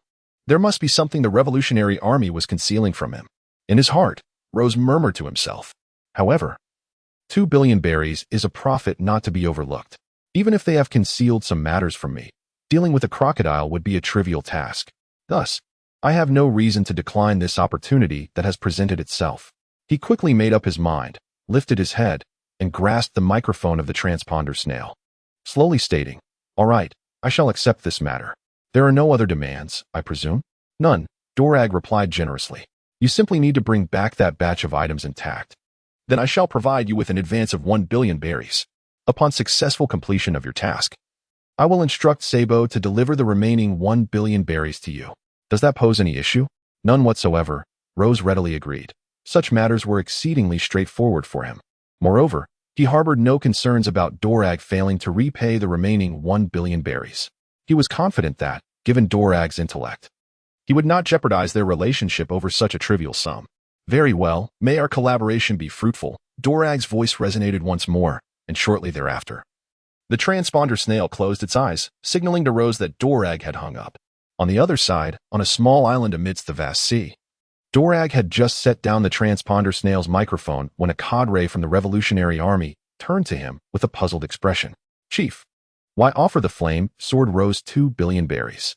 Although those research materials are of utmost importance, even for our Revolutionary Army, producing such a sum at once is no trivial feat. The cadre was genuinely perplexed by Dorag's decision. Furthermore, with Crocodile, it would suffice to send any random individual. Although he is a member of the 7 warlords of the sea, he is merely a fool reliant on his devil fruit powers. However, in response to this cadre's query, Dorag gently shook his head. You fail to grasp my intentions. First and foremost, the value of that batch of research materials far exceeds 2 billion berries. I suspect that had Rose not been our sole buyer, he could have sold them for 3 or 4 billion.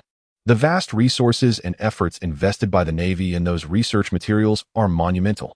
Acquiring them for 2 billion berries is undoubtedly a significant gain. He gazed deeply at the sea before continuing. Moreover, my arrangements concerning Crocodile have ulterior motives. Within that batch of arms lie evidence of transactions between certain ministers of the Triss Kingdom and us. While Crocodile may not pose a significant threat, should we take action, the Navy would inevitably trace the threads back to us. If they inadvertently uncover even the slightest clue, it would undoubtedly hinder our plans to overthrow the Triss Kingdom. There remains one final point. To grant a favor to Flame Sword Rose by providing him with this billion berries should undoubtedly create a favorable impression.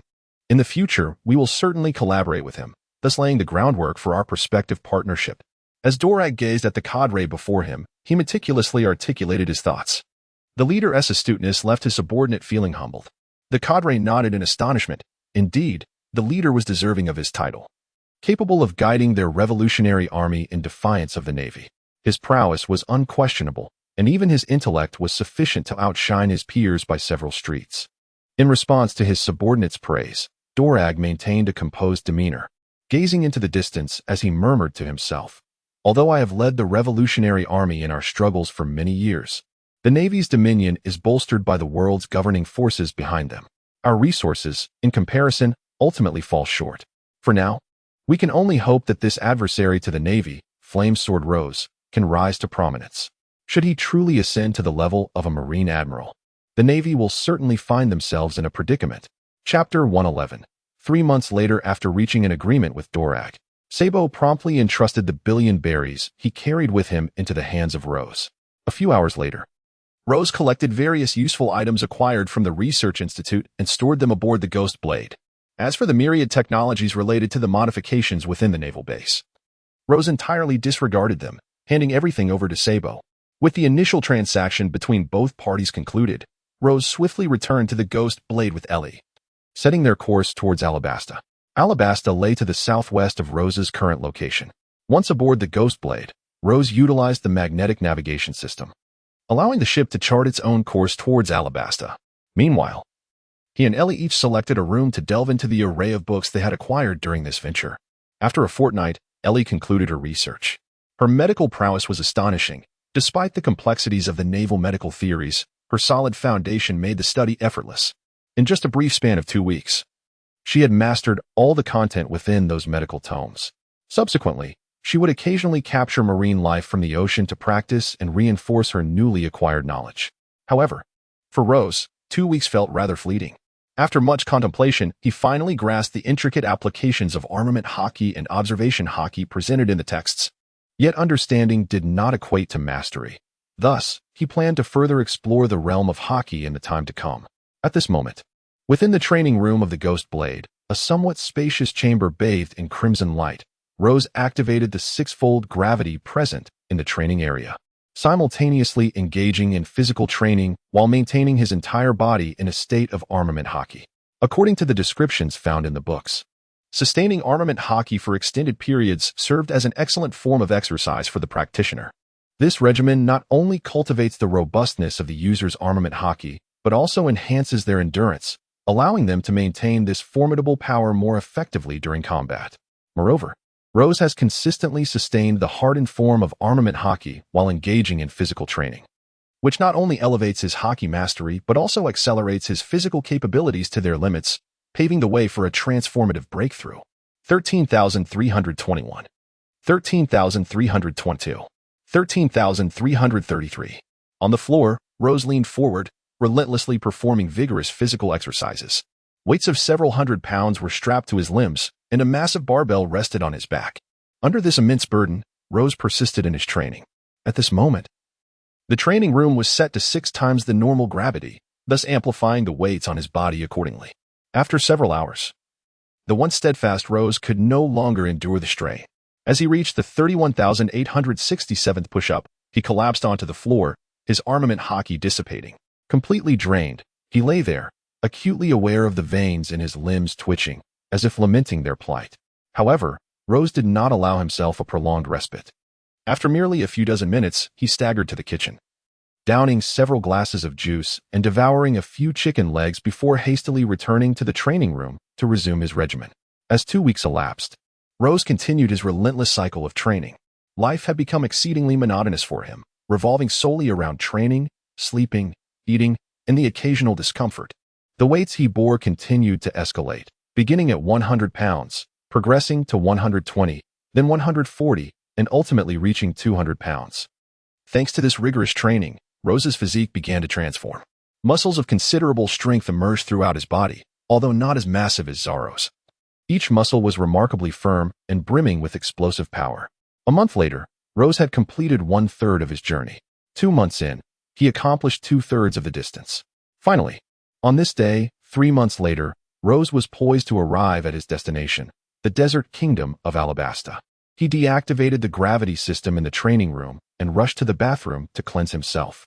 During his bath, he caught a glimpse of his remarkable progress over the past 3 months through the mirror.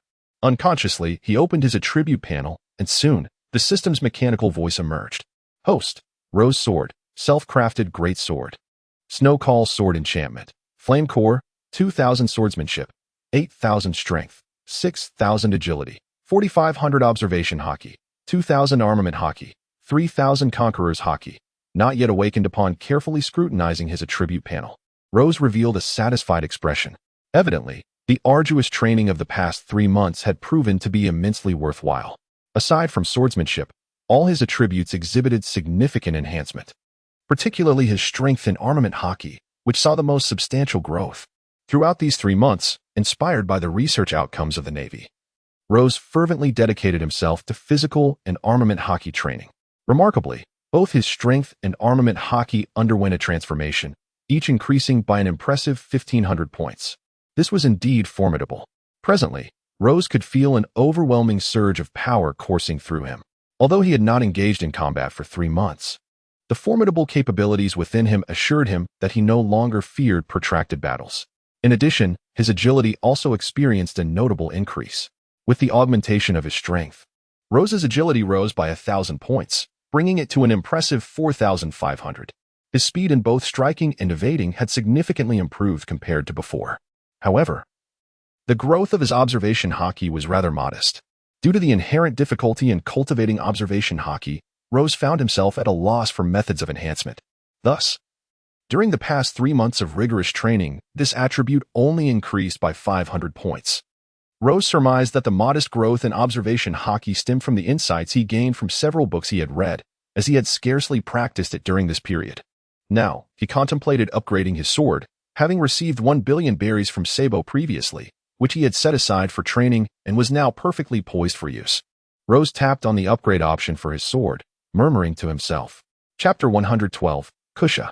To Rose's surprise, upgrading his large blade through the sword upgrade system required a staggering 2 billion berries, rendering him unable to proceed with the enhancement at this moment. However, there was a silver lining. Once he successfully upgraded his large blade to the Supreme Large Blade, the sword enchantment attribute interface would allow him to draw an additional random attribute. This prospect filled Rose with excitement, as the benefits derived from a single flame core had already proven immensely advantageous.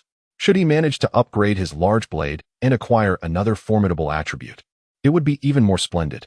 It appears imperative to expedite the upgrade of the large blade. Once the enhancement is achieved, the sword enchantment panel would introduce a new enchanting technique.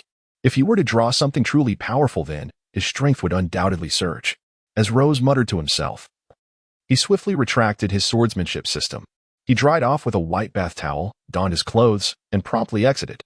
Upon reaching the deck of the ghost sword, Rose discovered Ellie standing there, basking in the breeze. Gazing towards the bow of the ship, he could already discern a colossal island emerging on the horizon. The island was awash in golden hues, with soft sand uniformly blanketing the ground, transforming the entire landmass into a sea of sand. The vast desert ahead was Rose's intended destination, Alabasta. Half an hour later, Rose and Ellie docked the ghost sword at a spot on the island. Although they wished to navigate the ship directly to the palace, it was their first visit to Alabasta, and they were utterly unfamiliar with the terrain. They couldn't even ascertain their current location. Thus, they reluctantly disembarked and hastened in the direction indicated by the ghost sword, hoping to find a town soon. The sun in Alabasta was merciless, its scorching rays beating down from the sky, making the ground almost appear to sizzle. Rose and Ellie were drenched in sweat. Feeling as though they were trapped within a steam chamber, their discomfort palpable. The two traversed the desolate desert for an entire day and night. While the desert was sweltering by day, it turned frigid at night, and lacking experience, they nearly succumbed to the cold. Ultimately, they discovered a towering cliff where they could seek refuge for the night.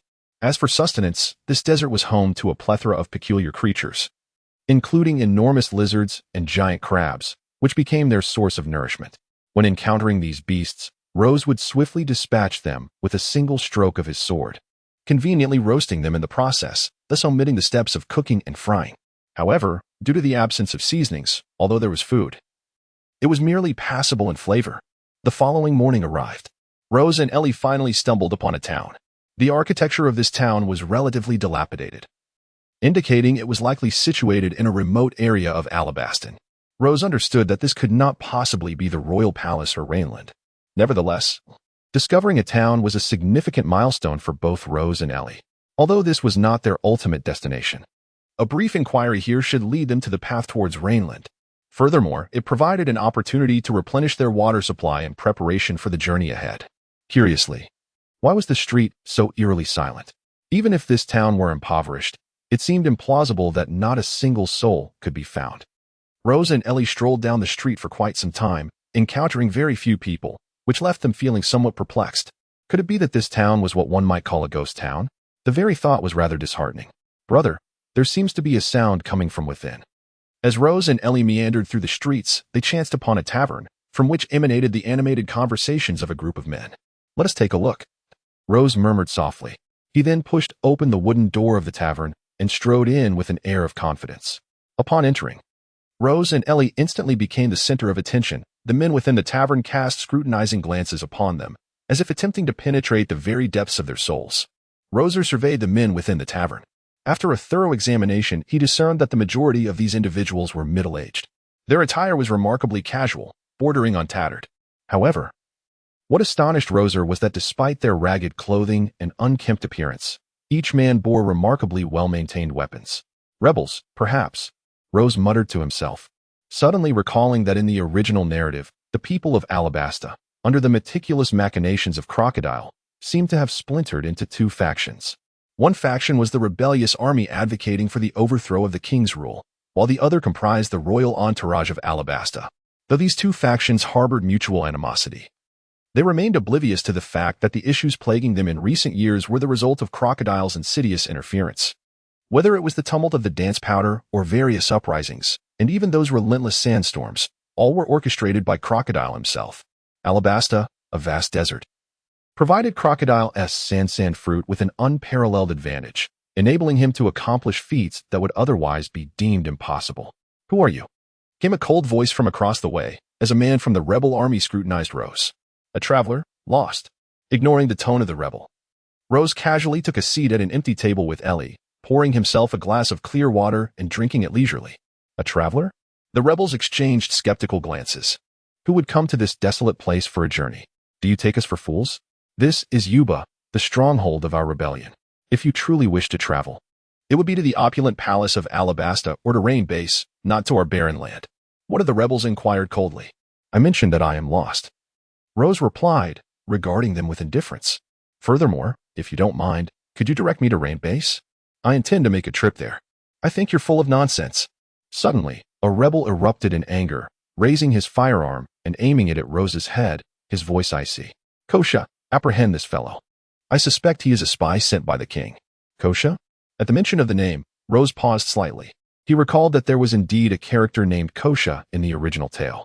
He was the leader of the rebels, manipulated by Crocodile as a pawn, igniting the conflict between the rebels and the royal army. Chapter 113. Mr. 2 Under Rose's gaze, the rebel leader Kosha rose from his seat. He had been drinking when he heard the words of his comrade, and he set down his cup, standing slowly.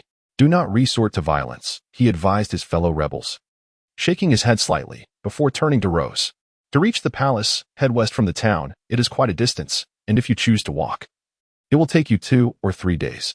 As for Rain Base, it lies in the opposite direction of the palace, approximately the same distance away, requiring several days of travel on foot as well. Rose nodded slightly and turned to Kusha, inquiring, "Do you have a camel? Please sell me one."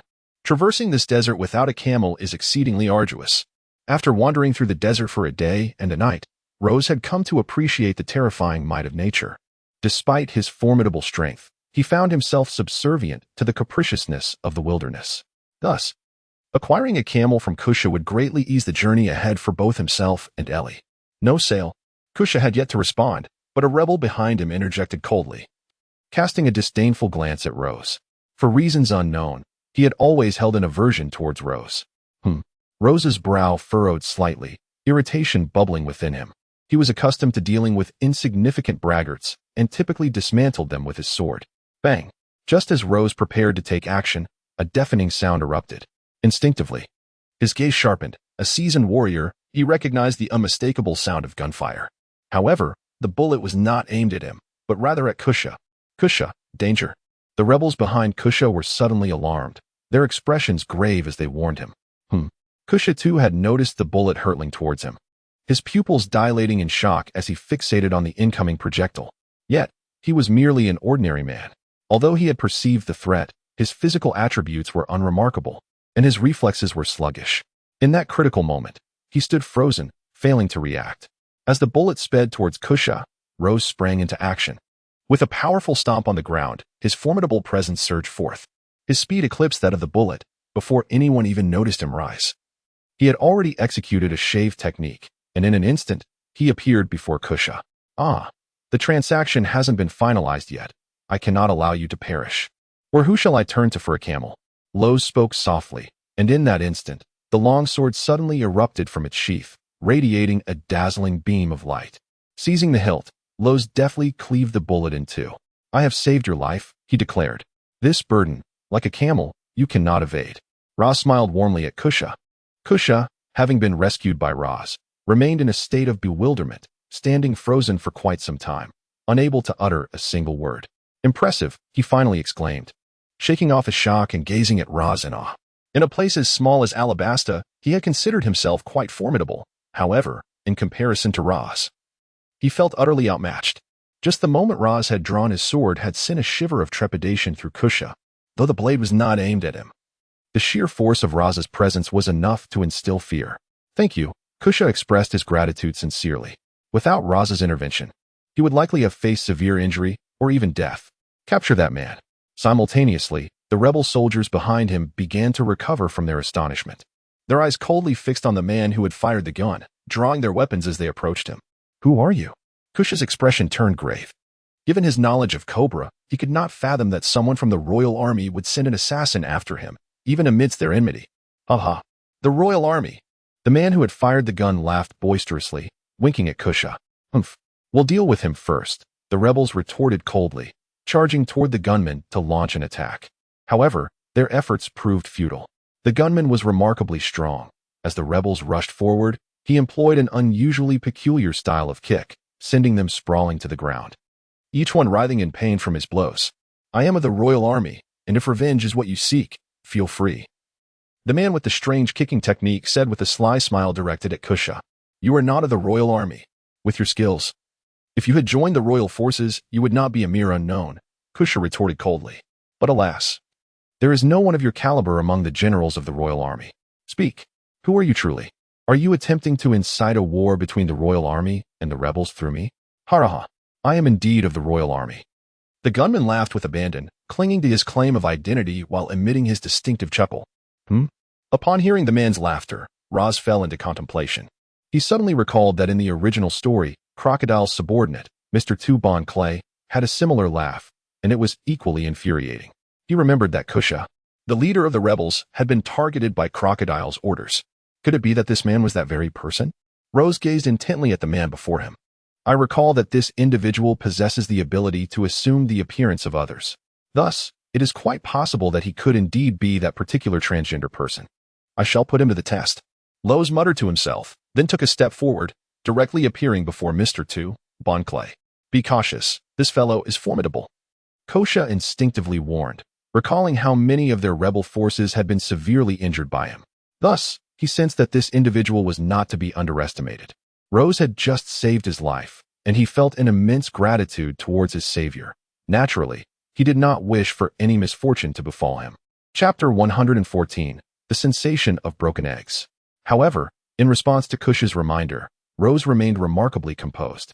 Although Mr. Tu, Bon Clay, was perceived as extraordinarily formidable among the ranks of the rebels, to Rose, he was merely a pest that could be easily crushed. Moreover, even his superior, Crocodile, one of the 7 warlords of the sea, did not appear significantly more impressive in Rose's eyes.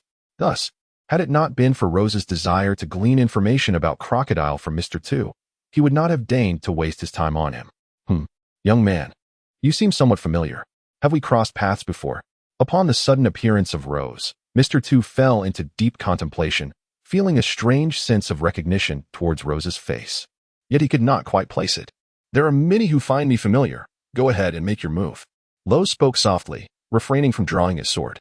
Instead, he launched a powerful straight punch directly at Mr. Tu's face. Demon Fist. Thrust. The sudden assault took Mr. Tu by surprise, prompting him to retreat several steps. He pressed his hands to the ground, spreading his long, hairy legs wide, and delivered a fierce kick towards Rose. This move was undeniably iconic. In Rose's memory, only Bon Clay in the pirate world employed such a flamboyant technique. Thus, he recognized him instantly. A smile lit up Rose's face, radiant yet tinged with a hint of cruelty. Indeed, it is you, Mr. Tu. Rose glided effortlessly, his movements akin to a specter, deftly evading all of Mr. Tu's attacks. Subsequently, he infused his feat with the power of armament hockey, allowing him to dodge Mr. Tu's strikes while delivering a fierce kick to the vulnerable region of his opponent. A resounding clash echoed as Rose's foot connected, causing Mr. Tu's previously vibrant countenance to drain of color. The groin is the most vulnerable spot on a man's body. Even when fortified with armament hockey, it remains exceedingly fragile. As Funk Ray lacked the ability to wield hockey, he was utterly unprepared for the brutal blow from Rose, leaving him on the verge of collapse. He soon fell to the ground, clutching his groin in agony, his expression one of profound suffering. Even the powers granted by the devil fruit dissipated, returning him to his original form. Having subdued the now incapacitated Mr. Tu, Rose wore a satisfied smile as he pried apart Funk Ray's legs, resting his foot atop the man's groin, and inquired playfully, "Where is Crocodile?" "Crocodile? I don't know him. How could I possibly know where he is?" Funk Ray initially resisted answering Rose, but with the pressure of Rose's foot on his sensitive area, he realized that further defiance would only prolong his torment, prompting him to comply. "Do you truly not know him?" Rose's brow furrowed, his smile fading as he applied more pressure with his foot. Please, don't press down. I genuinely have no idea who Crocodile is." Funk Ray cried out in despair, feeling as if he were enduring a torment more excruciating than death itself, a truly hopeless situation. Rose did not press further. From Fong Kiliai's words, he discerned not a hint of deceit. It appeared that this individual truly was oblivious to who Crocodile was. Indeed, even in the original narrative, Crocodile's identity was known solely to his partner, Nico Robin. Therefore, the most prudent course for Rose to locate Crocodile would be to establish contact with Robin. Otherwise, he might contemplate dismantling Crocodile's rain base, which would likely provoke him into revealing himself. "Where's the rain base? Or rather, do you have any knowledge of Mr. Sunday's whereabouts?" Rose withdrew the foot he had pressed against Fong Keilei's waist and coldly inquired. "The rainy land lies to the east. Simply proceed straight ahead, and you shall arrive swiftly. As for Mr. Sunday, he's the boss's partner. No one can contact her except the boss, and I am unaware of her whereabouts." Despite Rose retracting his foot, Fong Keilei still felt a lingering dread. He feared that should he answer dishonestly, Rose might unexpectedly deliver another kick. He believed that this scoundrel before him, who had already kicked him twice, would certainly resort to such actions. "I see. Thank you for the information," Rose replied with a faint nod. It appeared that he would have to venture into the rainy land himself.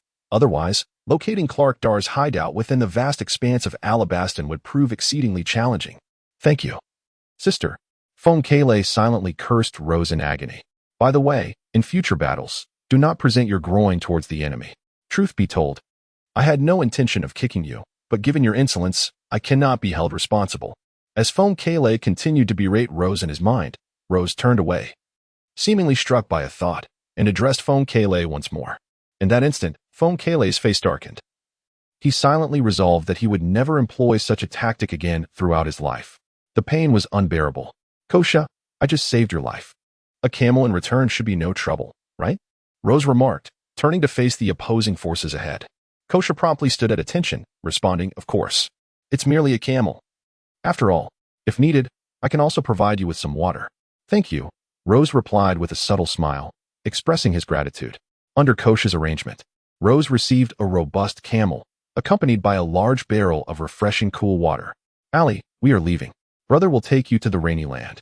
Rose first mounted the camel, subsequently inviting Ellie to join him, and thus their journey commenced. As for the villainous forces led by Kusha, witnessing the receding figures of Rose and Ellie, they involuntarily broke into a cold sweat. Finally, they had departed. The rebel soldier who had relentlessly tormented Rose could not shake off the lingering dread since he had witnessed the clash between Rose and Von Clea. He genuinely feared that Rose might harbor resentment for his previous provocations and might suddenly rush over to deliver a swift kick to his groin. The thought was utterly terrifying. Just look at the unfortunate soul sprawled on the ground, once so imposing, now reduced to such a pitiful state. Get up. Tell me, who sent you? The naval officer coldly inquired as he approached Von Clea. Don't speak. Let me rest a moment, Von Clea gasped, feeling as though he were on the brink of death from his shattered condition. Fine, rest, the rebel soldier muttered, a strange chill creeping into his trousers. Chapter 115. Rose's heist. With the assistance of the camel, Rose's journey through the desert became remarkably effortless, although the daytime heat remained oppressive. Riding the camel spared Rose and Ellie the exertion of walking. A mere sun? By donning additional layers to shield against its rays, they could endure. Come nightfall. Drawing from past experiences, Rose consistently sought a sheltered spot to spend the night. His fiery core emanated an extraordinarily high temperature, despite the desert's frigid nights. As long as Rose found a windbreak, he could summon warmth from the flames within his core. 2 days later, Rose and Ellie successfully arrived in Rainland.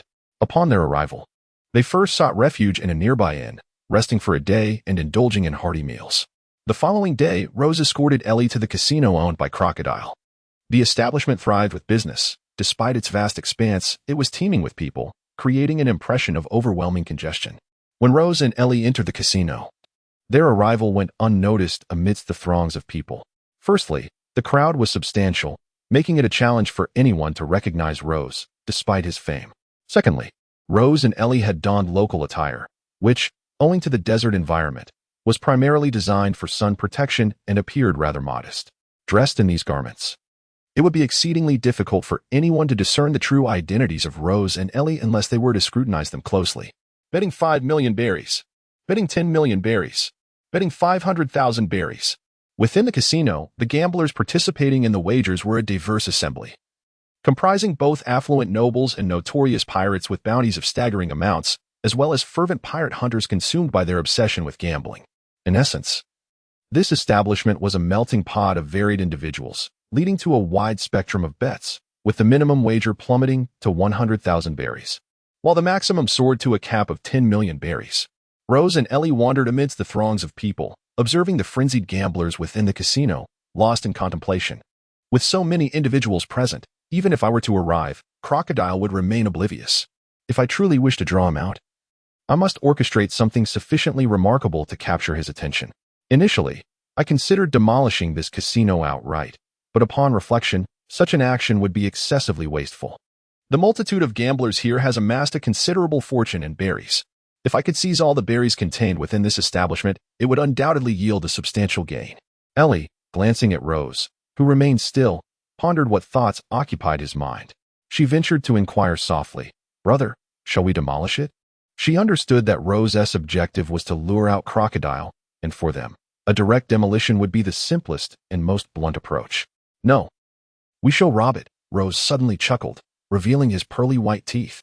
At a massive gambling table, the players engaged tirelessly in their wagers. Following a round of bets, the dealer revealed the results of the gamble. He scrutinized the dice's outcome and promptly announced it to the players gathered at the table. 6 points low. Having declared this, the dealer collected the berries from the unfortunate bettors and dispensed a small portion to the victorious ones. "Haha, we won," exclaimed one, while another lamented, "Alas, I lost." Gambling thrives on the thrill of risk. With each round, there are both jubilant winners and despondent losers. However, it was evident that this time, the number of troubled gamblers far surpassed those celebrating their victories.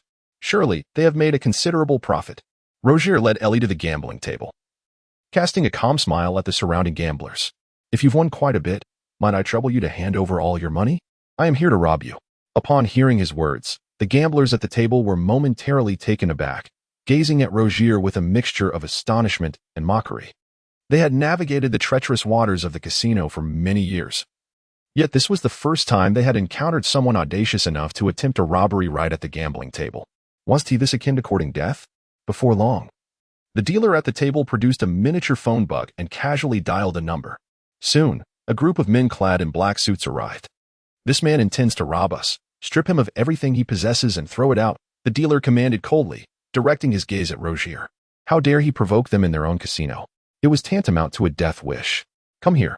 The suited men were not to be underestimated.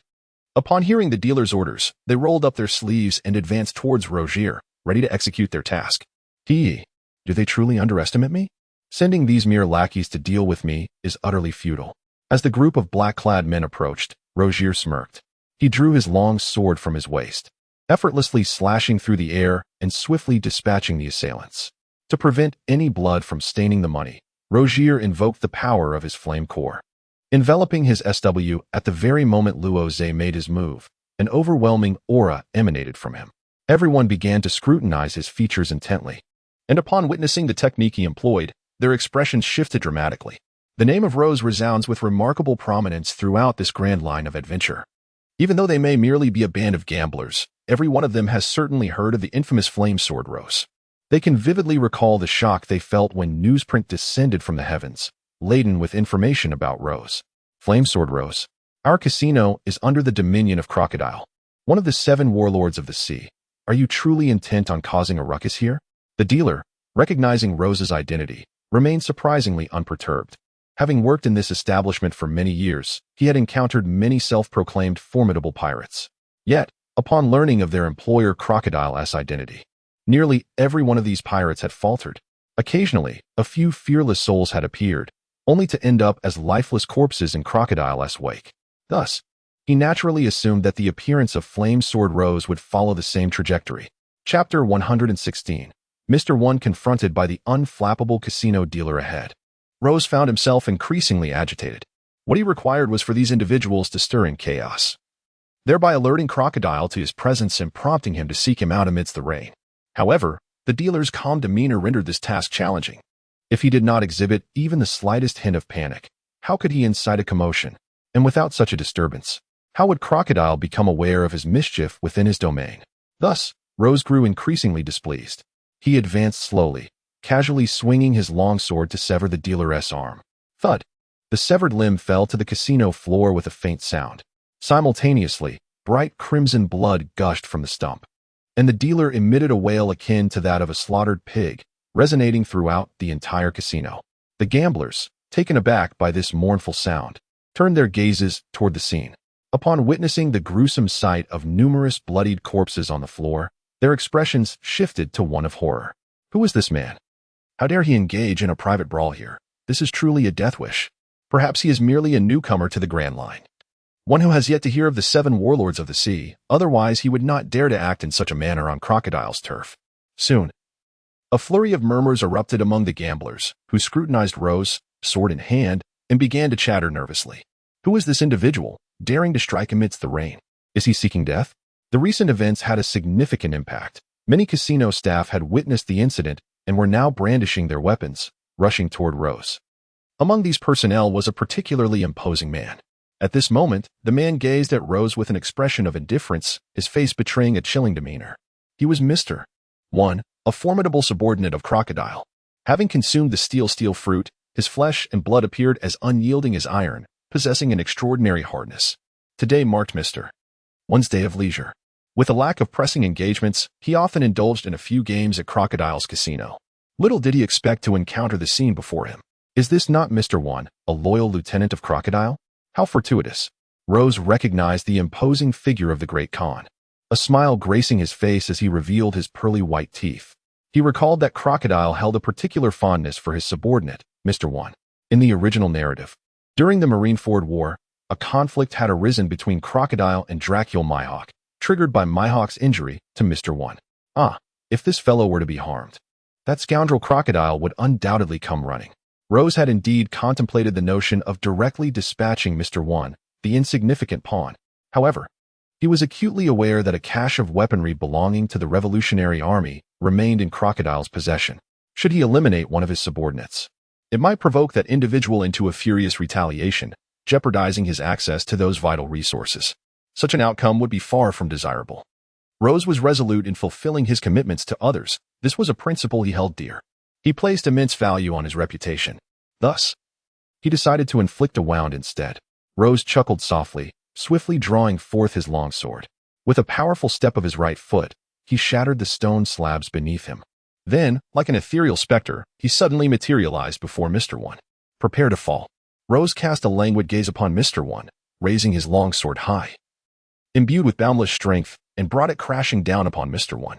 Yet, the force of his strike was rather restrained. This was not due to any lack of power on Rose's part to obliterate his opponent, but rather a reflection of his own formidable prowess. He was apprehensive that a moment's inattention might result in cleaving this insignificant foe in twain. After all, for him, severing steel seemed as effortless as a child's play. I am steel, you cannot slay me. Mr. One, though taken aback by Rose's swiftness, held a profound confidence in his own defenses. After the initial shock, he boldly proclaimed, extending his head forward to meet the blow head-on. Clang! In the next instant, their weapons collided, producing a cacophony of sound.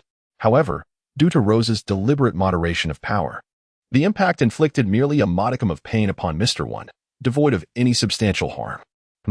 Was that too light? Rose let out a soft gasp of surprise.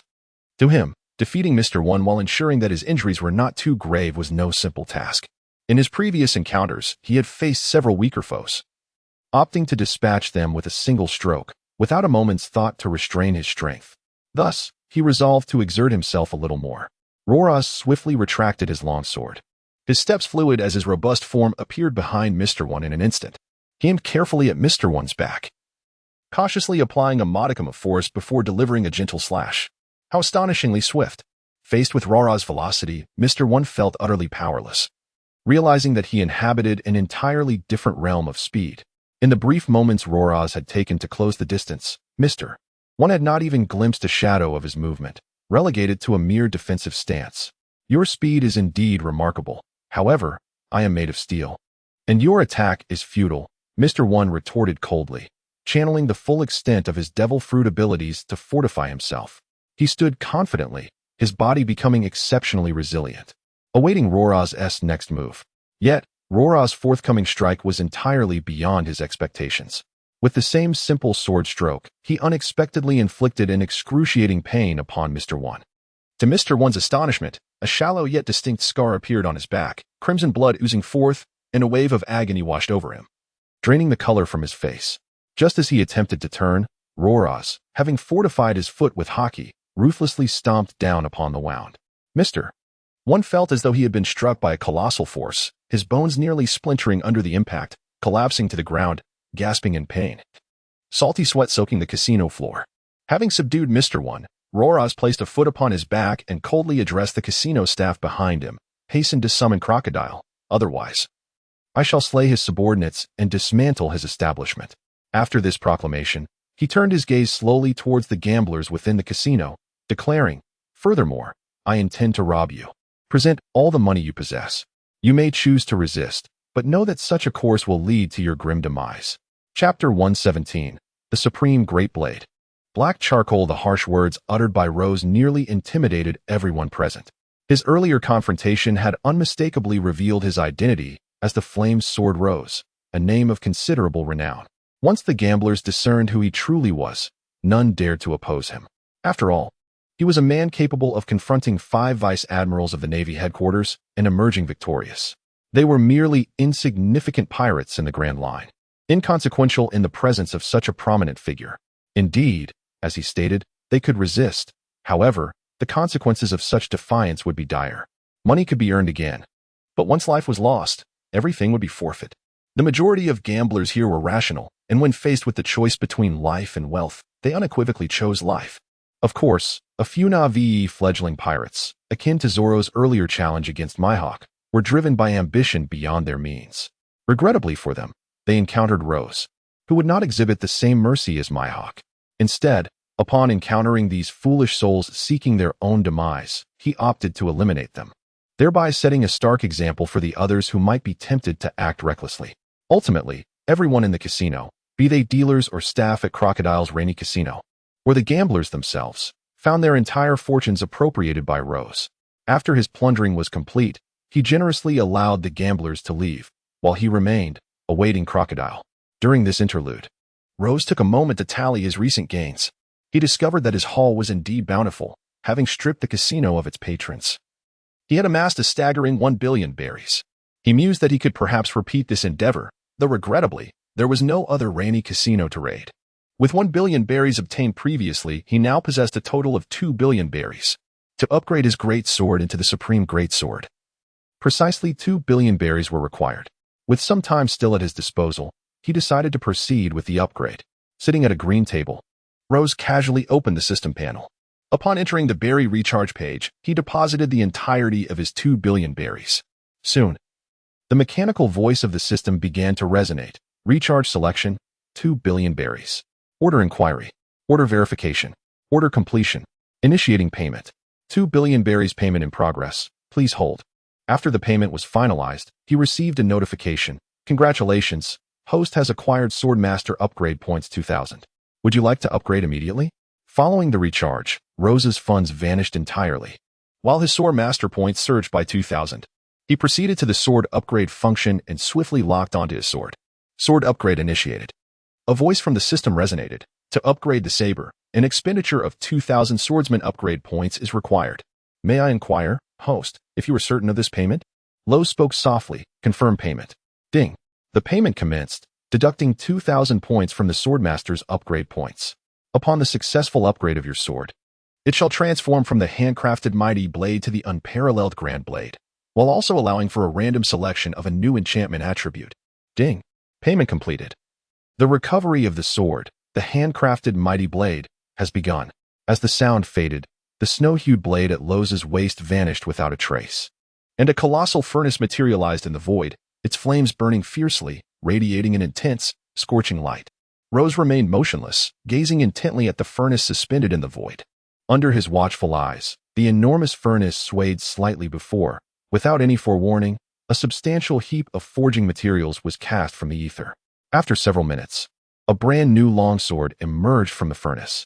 As it first appeared, the sword was engulfed in flames, the resilient materials glowing a fiery red, releasing wisps of mist. Moments later, the colossal furnace vanished without a trace. The system, seemingly conjuring a miraculous liquid from nowhere, sprayed it several times upon the newly forged sword, and soon, the creation was complete. It was a pitch-black longsword that materialized within Rose's sheath. Eagerly, he drew the sword, and upon examining its exterior, his brow furrowed in surprise.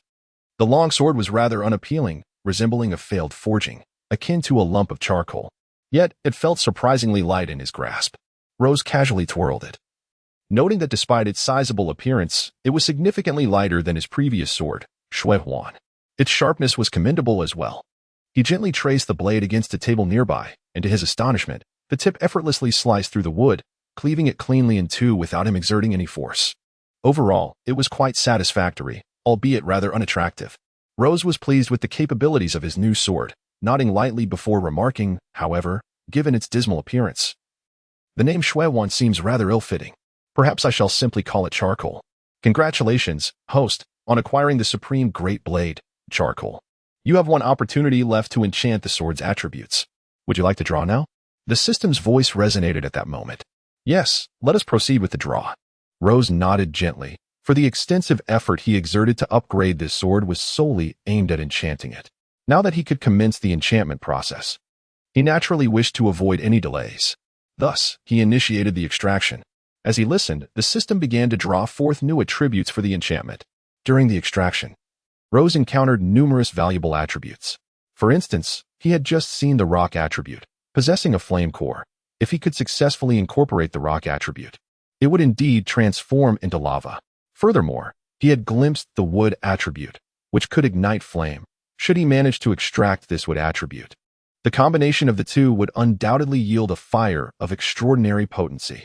Of course, there were attributes that Rose absolutely wished to avoid.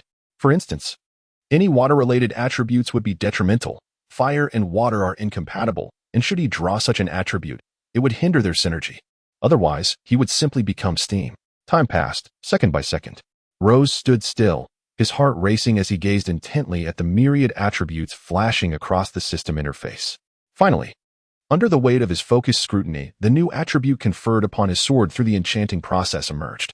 With a brilliant flash of golden light, two resplendent characters materialized before him, and upon closer inspection, he discerned that they read, Cutting. Chapter 118. Crocodile. As if anticipating Rose's confusion regarding the significance of this enchanting attribute, the system's mechanical voice resonated once more, patiently elucidating its function. Level 1 Cutting. Increases the sword's penetration by 500 points. Application of the cutting attribute. It can counteract the opponent's armament haki. For instance, when the sword's cutting attribute surpasses that of the adversary's armament haki, it can disregard their defensive prowess and directly sever through it. Ah, I see. After absorbing the system's explanation of the cutting attribute, Rose nodded slightly. To put it simply, this attribute signifies armor destruction. To illustrate succinctly, while armament haki not only amplifies the user's attack power, but also serves as a form of armor, enabling bare-handed combat against blades. The cutting attribute is essentially an armor-piercing mechanism. As long as its potency exceeds that of the opponent's armament haki, it renders the latter ineffective, allowing Rose to cleave through it, leading to obliteration. In this context, the attribute is particularly tailored to counter those who excel in martial techniques and rely on armament haki in battle. Rose mused to himself, much like facing off against Carp, whose haki is exceedingly formidable. Under conventional methods, inflicting harm upon him would be an arduous task. However, should I elevate this cutting capability to its utmost potential, even Carp's robust armament haki would be rendered futile. At that moment, a single strike from my sword would assuredly leave anyone gravely injured. Of course, this attribute harbors significant drawbacks. It necessitates an accumulation of cutting points to unleash its full power. After all, against weaker foes, this cutting attribute would be entirely superfluous. Conversely, when confronting a paragon of strength like Carp, if my cutting points do not exceed his armament haki, it would prove utterly ineffective. Thus, it is an attribute that demands a considerable investment. Rose swiftly retracted his system panel, feeling rather indifferent about the attribute he had drawn this time. This particular attribute was exceedingly extreme, requiring substantial upgrades to yield any effect. Elevating it to its pinnacle would undoubtedly demand a considerable financial investment. Perhaps it would be best to set this matter aside for the moment. Aside from this, there were numerous other aspects I must delve into. Swordsmanship, the core of flames. Strength, agility, and armed color haki. Each of these elements significantly impacts my combat prowess. Rather than expending excessive effort to allocate all my skill points into the cutting attribute, it would be far wiser to pursue a comprehensive enhancement. Once my other attributes reach their utmost potential, I can then focus on upgrading the cutting skill. He gracefully leapt down from the table, preparing to attend to something, when he noticed Crocodile, clad in a black coat, approaching alongside Robin, who wore a white gown. As the two drew nearer, Rose narrowed his eyes. These two individuals had an impeccable sense of timing, arriving precisely as he completed his upgrade. Had they come a moment earlier, his advancement would have been interrupted. Crocodile, one of the 7 warlords of the sea, it is a pleasure to finally meet you, Rose said with a smile. However, Crocodile's expression was far from pleasant. Earlier, while resting in his office, he had been abruptly informed that the madman known as Flame Sword Rose had invaded the Rain Base, robbing all the gamblers within his casino. This act was a severe provocation. It was well known that the Rain Base casino was Crocodile's territory, and Rose's blatant disregard for this fact, launching an assault without so much as a greeting, was unforgivable. Most critically, following Rose's robbery, Crocodile's reputation and credibility would undoubtedly suffer significantly. In a world rife with casinos, gamblers would hardly choose to frequent one that had recently experienced a heist. Thus, from a certain perspective, his casino was essentially ruined. Flame Sword Rose, you owe me an explanation. I trust you understand that the Rain-based casino is my domain, Crocodile stated coldly, standing before Rose. Ah, my sincerest apologies. The truth is, I have come to procure a shipment from you. A batch of my goods was seized by your subordinates and has found its way into your possession. Otherwise, I wouldn't have ventured into your territory, Rose replied with a hint of levity. Rose replied with a smile, goods? Crocodile's gaze sharpened, and he sneered. When have I ever taken your goods? On the contrary, it is you who has acted in such a manner on my territory. And instead of contemplating compensation for my losses, you dare to cast the first stone? Losses? Are you referring to this recent robbery? Rose chuckled. It was your short-sighted subordinate that compelled me to journey to this desolate place, even if I have caused you a modicum of loss. It can only be viewed as compensation for my troubles. Do you truly intend to hold me accountable for this? With a smile, Rose gazed at Crocodile. Yet within the depths of his eyes lingered a hint of coldness. In the realm of the survival of the fittest, the weak are subject to the strong. He had set his sights upon the wealth that Crocodile possessed, intent on seizing it. What could Crocodile possibly do in response? Would he dare to confront him? If he did, Rose would not hesitate to demonstrate the true essence of power. Your implication suggests that negotiation is futile. It was evident that Crocodile was subtly infuriated. He was acutely aware of Rose's formidable strength, yet as one of the 7 warlords of the sea, he harbored his own pride. Moreover, being a user of a devil fruit, he was in his element within the desert. He firmly believed that even if several admirals were to arrive, he would not necessarily fear them, despite having never engaged them in battle. There is no room for negotiation. I present you with 2 choices.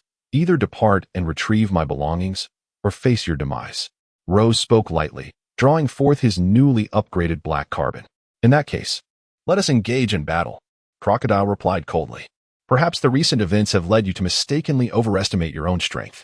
However, with my abilities, I shall teach you a lesson. Do not let a modicum of power breed arrogance, little brat. I am a wielder of a natural-type devil fruit. Chapter 119. Annihilation of Crocodile. Rose regarded Crocodile's decision as exceedingly foolish. He felt as though this man had lost his senses. Daring to oppose him despite the vast disparity in their strengths, a truly reckless act. It was possible that, having reigned as a tyrant in the desolate lands of Alabasta for so long, he had become oblivious to the true measure of his own capabilities. If that were the case, Rose would not mind assisting him in gaining a clearer understanding of himself. You seek death. He coldly unsheathed his long sword. Taking a step forward, his form transforming into an ethereal shadow, appearing suddenly before Crocodile. He then firmly grasped his formidable blade, black carbon, and delivered a powerful horizontal strike aimed at Crocodile's abdomen. With a peculiar sound, Rose's speed was astonishing, his movements fluid. From the initiation of his strike to the moment of contact, it transpired in the blink of an eye. Before Crocodile could fully react, Rose's sword had already cleaved through him, reducing him to a pile of scattered sand. Cutting. With this strike, Rose employed the newly acquired power of severance, effortlessly slicing Crocodile's form into 2 segments. However, he found it peculiar that, while the cutting power could readily sever Crocodile's body, it did not impede the elemental transformation inherent to Crocodile's natural abilities. Though he had swiftly cleaved him in 2, it failed to inflict any damage. Instead, it exposed the openings within Crocodile's line of sight. Merely possessing cutting power does not yield substantial results. Rose murmured to himself. This outcome was not entirely unexpected. In light of this, he decided to give it a try, combining the power of slicing with the might of armament haki. Rose swiftly infused his armed color haki into the supreme great blade, while simultaneously allowing the blade's inherent cutting power to intertwine with it. However, to Rose's bewilderment, as the forces of his haki and the unique cutting power of the supreme great blade made contact, an immense repulsive force emerged between them. Instead of merging to create a more formidable ability, the 2 colossal powers began to erode one another, depleting their respective energies. A mutual repulsion, indeed. Rose raised an eyebrow, and without waiting for the 2 forces to fully dissipate, he unleashed a powerful strike toward Crocodile ahead. If the 2 powers could not coexist, then he would cleave forward directly.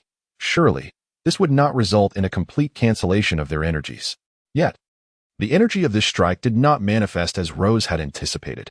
The sword strike that Rose executed with great reluctance possessed neither the formidable cutting power nor the slightest hint of the prowess of armament haki.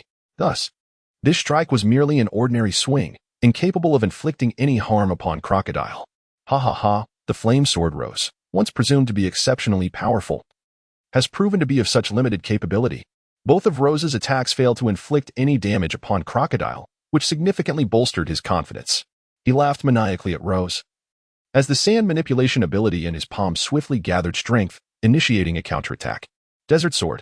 Crocodile snorted coldly, swiftly consolidating the sand in his hand, transforming his palm into a blade. and with a sudden motion, he struck towards Rose. Subsequently, a colossal blade of sand surged forth from the ground beneath Crocodile, hurtling violently toward Rose. Humph. I should deal with this nuisance first. He is quite bothersome.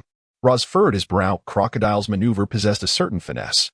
A blade of sand sliced through the air, etching a mark upon the ground, transforming the terrain into a heap of golden grains along its path. Rose's foot struck the ground, sending a tremor through the earth with immense force. In an instant, he leaped forward, resembling a cannonball as he charged towards Crocodile. Breaking army. Aye slash. As he approached the fabled desert blade, Rose raised the black carbon in his hand, infusing it with a substantial amount of his haki, instantly solidifying it. He then aimed for the very center of the desert blade, positioned his longsword, and delivered a powerful aye slash. Boom. Though Rose did not harness the power of the flame core, his prowess in swordsmanship was formidable in its own right. With a single stroke, he cleaved the desert blade as if it were mere chaff, effortlessly splitting it in twain. Yet, the might of his strike extended beyond this. In the very moment he severed the desert blade, his momentum remained unbroken as he surged towards Crocodile, ultimately delivering a fierce blow to one of his arms. Futile. Crocodile remarked, his composure unshaken by Rose's speed, a cold smile gracing his lips. However, his mirth was short-lived, for within half a heartbeat, Rose's sword struck true. As the blade met his flesh, an indescribable agony surged from his shoulder. In a daze, he turned his gaze to his arm, only to realize it had been completely severed, lying on the ground. Crimson blood gushed forth from the stump like a fountain, staining the sand beneath it a deep scarlet. The pungent scent of blood began to permeate the air. How is this possible? Crocodile stared at Rose in disbelief. Just moments before, Rose's attacks had seemingly posed no threat. How could he have suddenly severed his arm? This was utterly illogical. Could it be that he had been holding back all along? With a single stroke, Rose had disarmed Crocodile, swiftly repositioning himself behind him. Utilizing his Busashoka haki, he delivered a powerful kick that pinned Crocodile to the ground, his foot firmly pressing against his chest.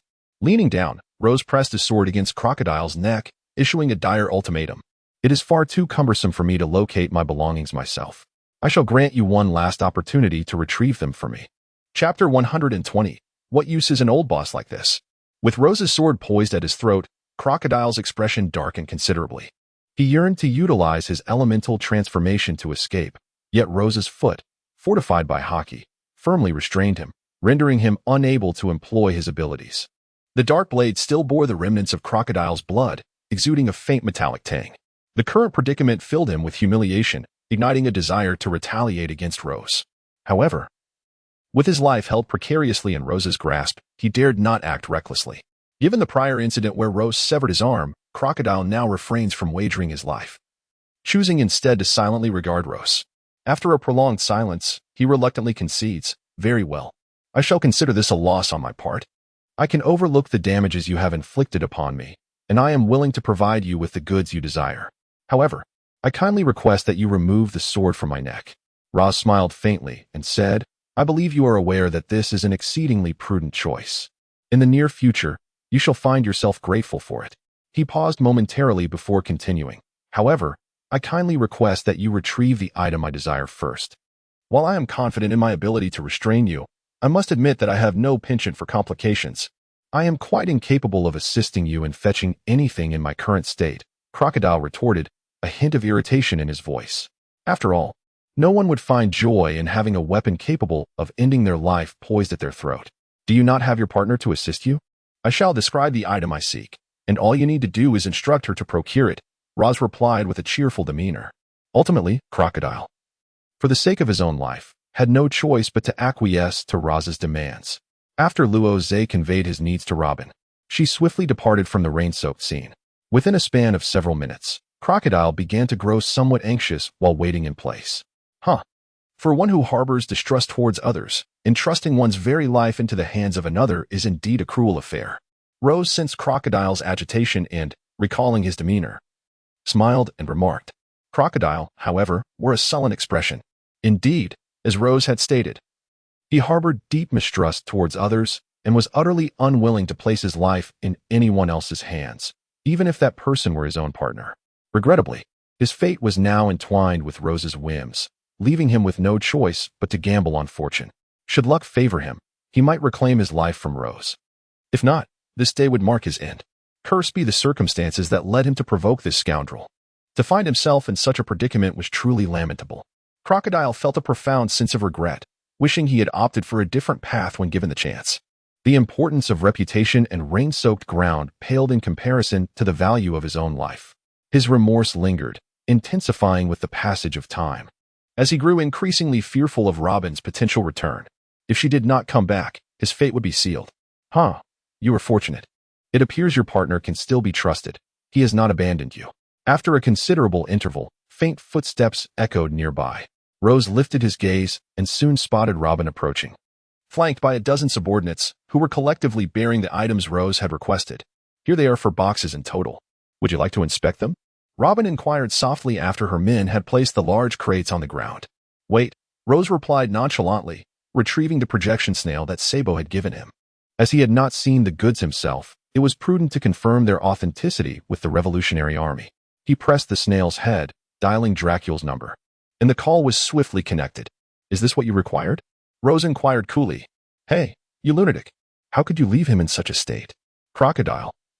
Meeting you has truly been a stroke of misfortune, Dracula remarked, observing the dismal sight of Crocodile through the projection. Enough with the pleasantries. Just verify whether the items are correct, Rose replied, a hint of impatience creeping into his tone. Prise the boxes open.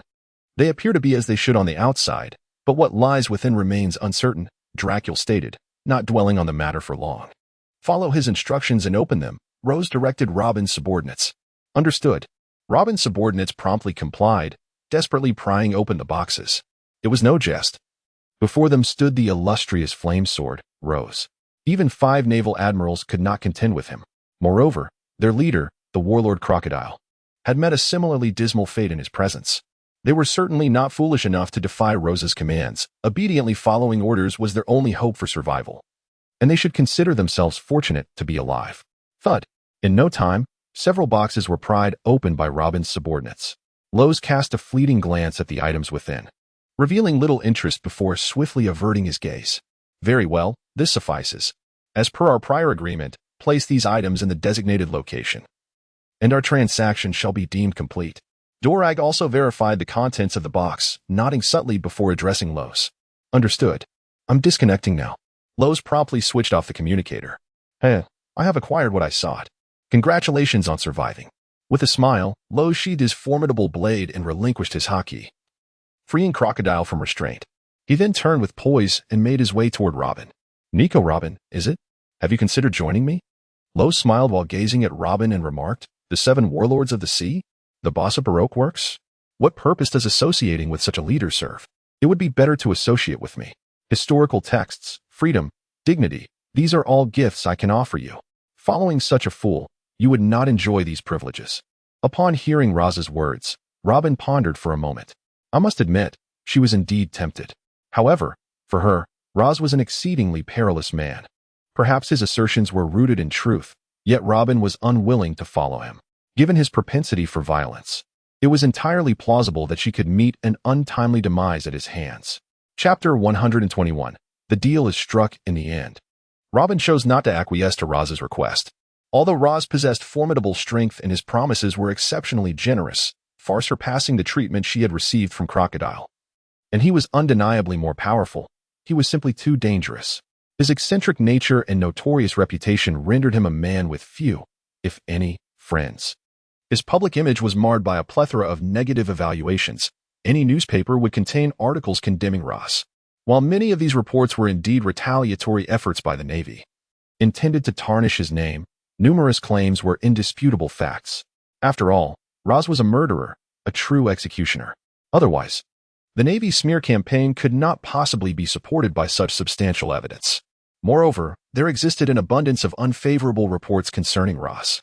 These factors rendered Robin incapable of placing her trust in him, or even daring to entertain the notion of collaboration. Thus, ultimately, Robin rejected Roz's proposal. What a pity. For both our names bear the character Ro. Roz shook his head with a tinge of regret, feeling quite helpless regarding Robin's choice. Much like the initial Zoro. Confronted with better circumstances and temptations, neither of them opted for their true selves. Zoro's situation was understandable. He is a man of deep loyalty and honor. However, Robin's case is different. Perhaps her nature was once inherently virtuous, yet even the most benevolent can be driven to madness under duress, while she may have once embodied kindness. The tragic incident at O'Hara shattered her world, resulting in the annihilation of her homeland and the burden of being branded as the son of the devil. She is no longer that innocent little girl. Surviving under the watchful eyes of the Navy, Nico Robin is far from a naive damsel, thriving under Crocodile's command. She undoubtedly possesses her own cunning and resources. In the original narrative, had she not encountered Luffy, it is inconceivable that she would have been redeemed. Instead, she would have gradually transformed into a genuine villain. Yet, as fate would have it, she has yet to cross paths with Luffy. Thus, her refusal of him can be attributed to two potential reasons. Firstly, fear of death. Secondly, the influence of the original narrative. We shall set aside the first possibility for now. The latter seems more plausible to Roz, for this world of pirates is intrinsically Luffy's domain, imbued with protagonist privileges, astonishing fortune, and an extraordinary background. Roz perceives himself merely as a fortunate outsider, having acquired a system by chance. He feels a distinct sense of foreboding. Should he oppose Luffy, he would undoubtedly be obliterated by the very aura of the protagonist. Therefore, no matter how formidable Roz's abilities may be, he can never seize what rightfully belongs to Luffy's companions. Alas. However, Rose did not linger on this matter for too long. To him, although he could not alter the fate of Luffy and his companions through his own efforts, it did not inflict any substantial harm upon him, at most. It left him feeling somewhat despondent. After all, he was not an adversary of Luffy. In fact, they had previously forged a rather profound friendship. He bid farewell to Robin and instructed a few subordinates to prepare a small vessel for him. With this modest boat, Rose commenced his journey back to Yuba. A day later, Rose returned to Yuba with the armaments required by the revolutionaries, accompanied by Ellie. Kusha and others were still engaged in discussions regarding the battle with the Royal Army, while Mr. 2, upon Rose's arrival, was nowhere to be found.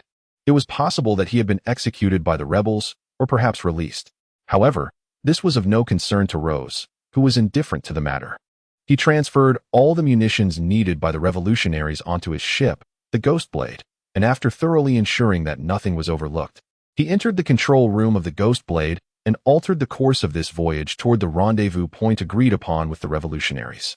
3 days later, Rose arrived at the designated location, a relatively secluded island that was seldom trodden by human feet. Although Rose was unaware as to why the esteemed Revolutionary Army always conducted their affairs in such a secretive manner, he endeavored to comply with the demands of the negotiating party. Upon arrival, the underwater realm was enveloped in a profound silence. It was indeed an uninhabited island, devoid of human presence, inhabited solely by a multitude of primitive beasts. Rozier docked the ghost sword and discovered that a group was already awaiting him at the left corner of the island. Rose descended from the ship, carrying several boxes, his gaze sweeping over the crowd. Soon, he spotted Sabo among the throng. "All the items are here. Your leader has already inspected them once. However, to ensure accuracy, you may conduct a brief check as well," Rose stated, placing the boxes of arms on the ground before turning his attention to Sabo. "Very well, thank you." Sabo nodded in response, promptly calling over a few of his subordinates to examine the arms Rose had brought. This was not due to a lack of trust in Rose, but rather Sabo's meticulous nature. It was merely a precaution. "Here, this is 1 billion berries," he announced after a brief moment as the inspection concluded. Sabo adhered to their agreement and handed over the substantial sum of 1 billion berries to Rose. The weight of the 2 boxes felt substantial in Rose's hands. Eventually, he set the boxes down and transferred the berries into his sword master system for safekeeping. Rose had his own storage, never placing berries elsewhere, and with his current strength, he felt no trepidation about revealing this method in front of Sabo. "Interesting," Sabo remarked, a hint of surprise in his eyes as he observed Rose. He had not realized that Rose possessed such a method for storing money. However, these techniques were trivial. Aside from the matter of storage, they served little purpose, and thus Sabo chose to disregard it. He communicated briefly with his subordinates, instructing them to load the items onto their ship. Turning back to Rose, he said, "In that case, we shall take our leave. This collaboration has been exceedingly pleasant. Whether it was the previous treatment or this supply of arms, you, Mr. Rose, have provided us with significant assistance. I hope that in the future, we may have further opportunities to collaborate." "Rest assured, such opportunities will arise," Rose replied with a smile. "After all, we share common adversaries." Rose nodded gently, a smile gracing his lips. The transaction with the Revolutionary Army had proven immensely beneficial, and should the opportunity arise, he would be more than willing to collaborate with them. Goodbye, waterpipe brother. Ellie beamed, revealing her pearly white teeth as she smiled at Sabo. Due to insufficient subscriptions, the updates would henceforth be adjusted to 3 per day. Chapter 122. The Madness of Crocodile. Let us rewind time a few days. On that day, after Rose severed Crocodile's arm amidst the rain in Alabasta and departed, Crocodile harbored a deep-seated resentment towards him.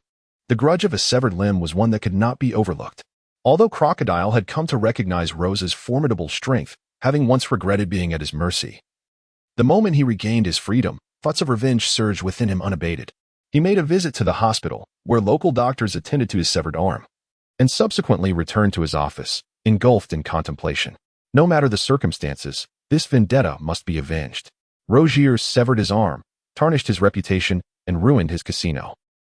Each of these actions has irrevocably set him against Rozier. Yet the most pressing dilemma remains. How shall he exact his vengeance? Crocodile finds himself utterly at a loss. His strength pales in comparison to Rozier's. He once believed his prowess was not significantly inferior, but reality has proven his assumptions woefully naive. In their direct confrontation, Rozier could end his life with a mere strike. Even if Crocodile summoned all his resources and influence to confront Rozier, it would be futile. In this world, only those possessing peak combat strength can dictate the course of battle. No matter how numerous his subordinates may be, against a formidable opponent, they would merely serve as fodder. Moreover, the flame sword Rozier is a master swordsman, a paragon of lethality. Should a conflict arise, a few of his slashes would suffice to annihilate even the most numerous of Crocodile's minions. What to do? How to seek retribution? In the dim confines of his office, Crocodile's mind raced as he anxiously drummed his fingers upon the wooden table, the sound echoing sharply in the silence. His feet shuffled restlessly on the floor, creating an unsettling rhythm that heightened his agitation. Damn it! He must pay. He must die. Crocodile felt as though he were on the brink of madness, a profound sense of humiliation gnawing at his soul. Unconsciously, he touched the stump of his severed arm, the sensation igniting further fury within him. Yet, he could conceive of no viable plan. After all, in contrast to others, Rozier stood alone, devoid of family or friends, utterly isolated. If he were to confront anyone else, Crocodile might have the option to target their loved ones, their allies. But against someone like Rozier, who had no close ties, he found himself entirely bereft of options. Enemies. The Navy. Yes. In this moment of clarity, Crocodile's eyes sparkled with newfound resolve. While Rozier may lack kin and companions, he is not without enemies. In fact, he has an abundance. From the moment he set sail until now, the number of those Rozier has slain is nearly incalculable, particularly the Navy. Previously, in the Moro Sea, Rozier single-handedly dismantled 8 naval divisions. Each division comprised at least several hundred sailors. In total, that amounts to thousands. Yet, this represents merely a fraction of Rozier's bloodshed. As he drifted upon the azure waves, how could he possibly avoid encounters with the Navy? Occasionally encountering naval warships upon the sea, Rose exhibited no mercy, dispatching them all with capital punishment. Furthermore, during his passage through various maritime territories, aside from the Moro Sea, he obliterated numerous naval branches. He also incapacitated the vice admiral known as Weasel from the naval headquarters, severely wounding 5 other vice admirals. He decimated several significant research bases of the Navy. Each of these transgressions, when considered in isolation, would drive the naval authorities to the brink of madness. Moreover, the accumulation of such heinous acts within a single individual was nothing short of alarming.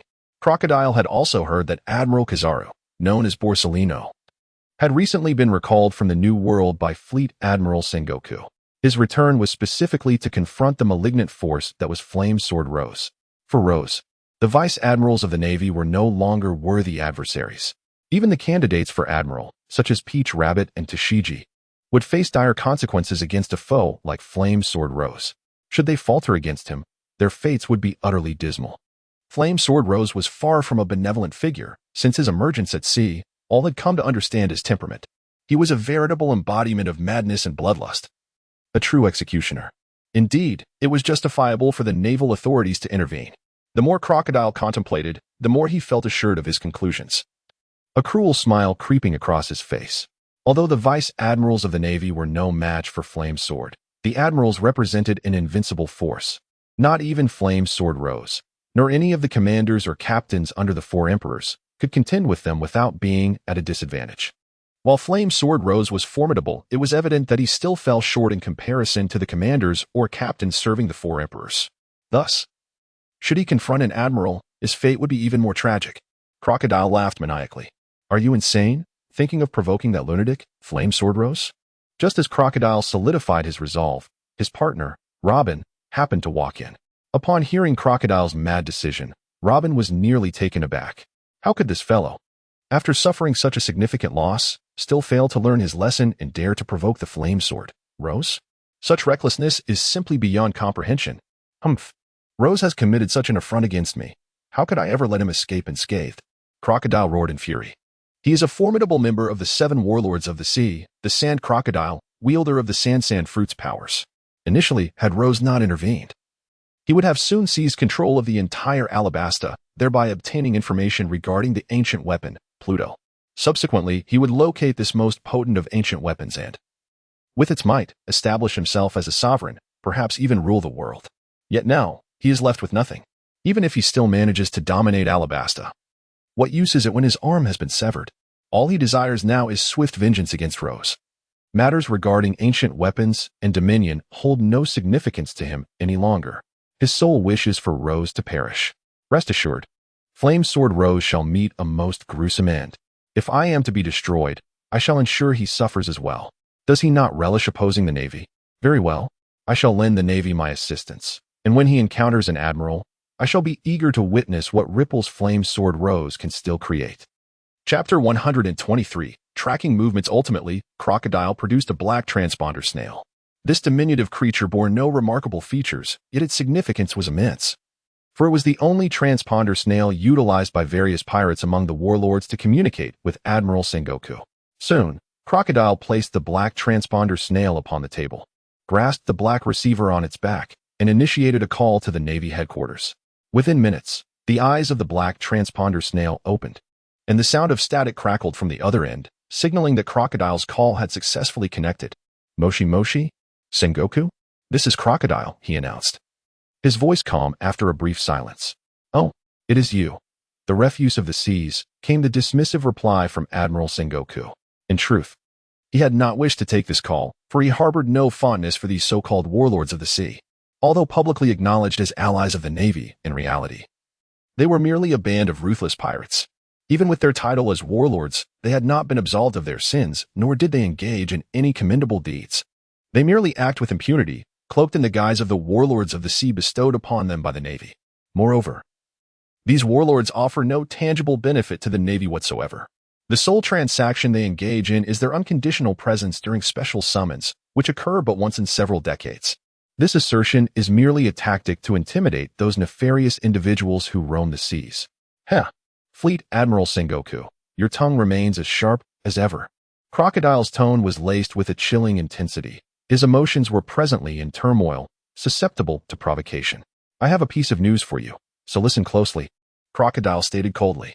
A few days prior, Fire Sword Rosa made an appearance in Alabasta, not only severing my arm but also wreaking havoc upon my territory. In pursuit of vengeance, I have already dispatched individuals to keep a clandestine watch on this scoundrel.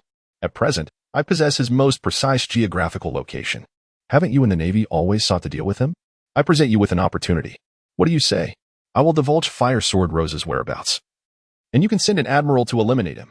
Crocodile had no intention of withholding details. He plainly recounted the events to Sengoku. Despite being a warlord of the sea, both parties were acutely aware that they belonged to entirely different realms. It was clearly improbable that a mere phone call from Crocodile would compel Fleet Admiral Sengoku to dispatch an admiral. Thus, he needed to meticulously narrate the sequence of events to Sengoku, allowing him to choose to trust him, thereby increasing the likelihood of an admiral being sent to hunt down Rosa. Furthermore, there was no point in concealing the incident regarding his severed arm. Such matters would inevitably come to light, and the shame would remain regardless. It would be wiser for Crocodile to reveal it now, using it as leverage to gain Sengoku's trust. Heh, you, the refuse of the sea, often exude arrogance and tyranny. Now, it seems you have finally encountered a more ruthless adversary. Upon hearing Crocodile's words, Fleet Admiral Sengoku chastised him.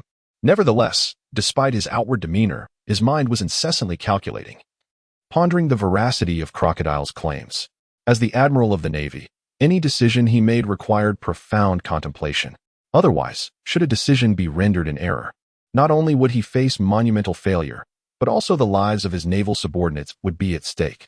However, after much contemplation, he discerned no hint of deceit in Crocodile's tone. After all, as one of the 7 warlords of the sea, Crocodile had consistently been under the watchful eye of the Navy.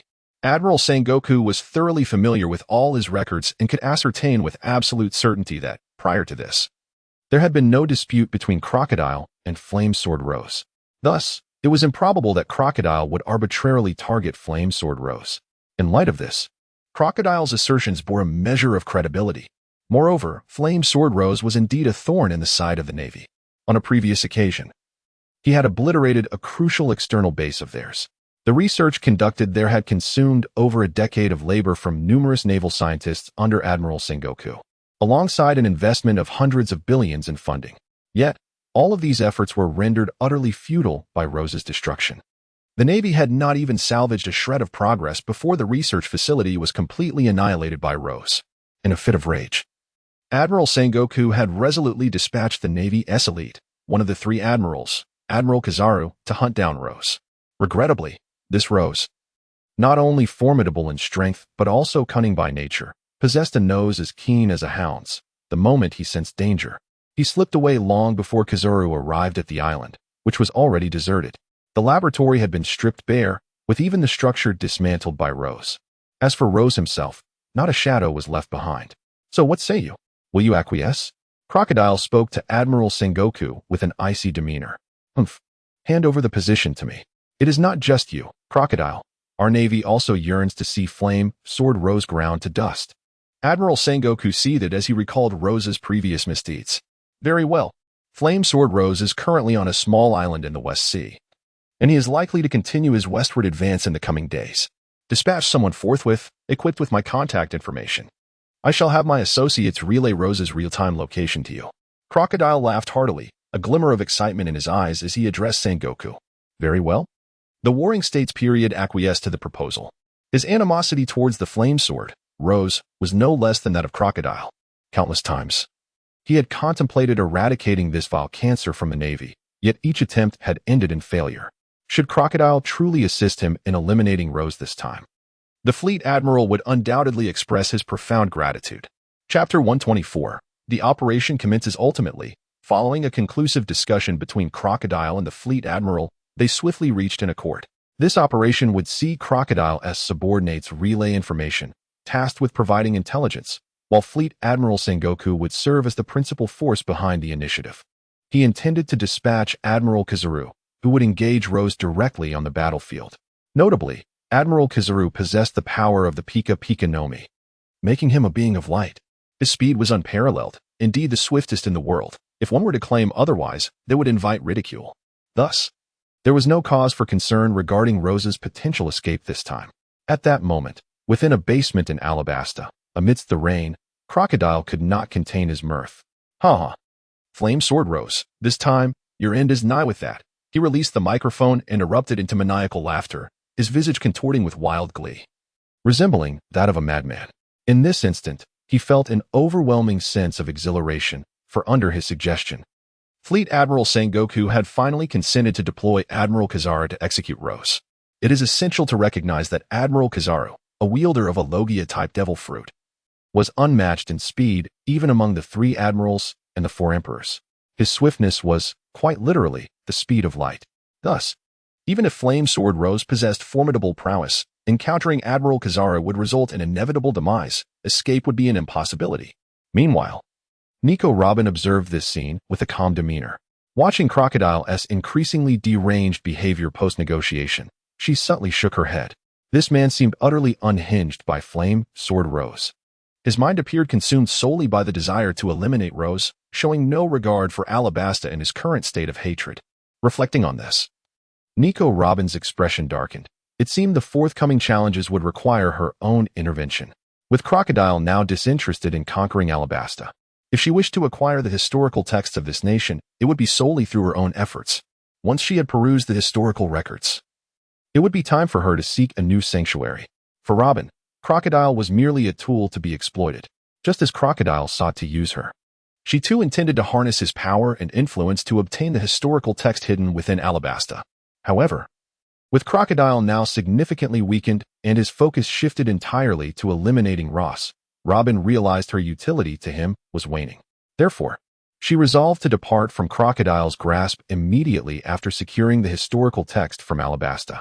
Although this plan appeared flawlessly orchestrated, an inexplicable feeling lingered within me, suggesting that the fiery sword-wielding Ross would not succumb so easily. A figure of his caliber, if targeted, could unleash relentless retribution if not swiftly dispatched. In such a scenario, not only Crocodile but also all of his subordinates would likely face dire consequences. Thus, to avoid unnecessary risks, it would be prudent for me to leave without delay. My relationship with Crocodile was merely transactional. There was no need to stake my life on his whims. Robin muttered to herself, quietly retreating as she began to clandestinely execute her plan. As for Rose, he remained oblivious to the fact that Crocodile had conspired with the Navy for the sake of vengeance against him. At this moment, he was under surveillance yet completely unaware, diligently honing his skills in the training room of the Ghost Sword. The room was suffused with crimson light, casting a warm glow across the floor, illuminating it in a vibrant red hue without being harsh or jarring. On the contrary, these gentle rays imbued the atmosphere with a sense of tranquility. In this training room, awash in red illumination, the scene unfolded. Rose's bare upper body revealed a remarkable physique, each muscle exquisitely defined, outlining an incredibly beautiful silhouette. The beads of sweat glistened on his skin, as if he were adorned with a rich layer of essential oil, captivating the eye. At this moment, Rose stood tall, enduring the relentless strain of a gravitational force 7 times that of Earth, persistently engaging in physical training. Half an hour later, Rose has finally completed this arduous training regimen. The set comprised a staggering 10,000 push-ups, all performed under the crushing weight of 7-fold gravity, which even Rose's formidable physique found to be quite exhausting. Gasping for breath, he collapsed onto the ground, allowing sweat to drip from his chin, creating ripples as it struck the floor. To his astonishment, this 7-fold gravity proved to be significantly more taxing than the 6-fold gravity he had previously endured. Under 6-fold gravity, completing 10,000 push-ups would not have left him fatigued at all. However, this new challenge rendered him thoroughly exhausted. Sitting there, Rose mused to himself. Days prior, he had adjusted the gravity system to 7-fold. As his strength increased and his body grew more robust, he had become increasingly discerning about the training environment and the pressures he could withstand. At his current level, 6-fold gravity imposed little strain on him. In fact, even while bearing an extensive load of heavy machinery under 6-fold gravity, it took him several hours to approach his limits. Such training was an imprudent use of time. For without reaching the brink of his capabilities, no matter how fervently he practiced, he could never hope to achieve a breakthrough. Only by pushing his body to its limits repeatedly, reaching and then surpassing those limits, could he hope to make incremental advancements in his prowess. These small breakthroughs, accumulated over time, would eventually lead to significant progress. Thus, it was only logical that he had opted to set the training room's gravity system to 7-fold. Now, it was evident that this decision was indeed judicious. With the aid of the 7-fold gravity system and the heavy machinery, he could swiftly push his body to its limits, repeatedly achieving breakthroughs in this demanding environment. Chapter 125, The Perilous Sea, Part 1. 2 nights later, a tremendous storm struck the Ghost Sword, the vessel upon which Rose and Ellie were aboard. That evening, both had succumbed to slumber when suddenly, a deafening clap of thunder reverberated through the air. The sound was terrifying. Although neither Rose nor Ellie feared thunder, being jolted awake in the dead of night by such a cacophonous roar was decidedly displeasing. "Thunder, brother," Ellie murmured from within the confines of the blanket, curled up in Rose's embrace, her head nuzzling against his chest, causing a delightful sensation. It seemed that rain had begun to fall as well. Rose reached for the light switch in their room, although he felt somewhat disoriented. He understood that on this grand voyage, the weather was ever capricious. While it was merely a commonplace clap of thunder at present, one could never be certain when a colossal wave might suddenly crash upon them. Thus, for the sake of their own safety, Rose chose to rise from the bed and ascend to the deck. He gently covered Ellie with the blankets, as she had a penchant for sleeping in the nude.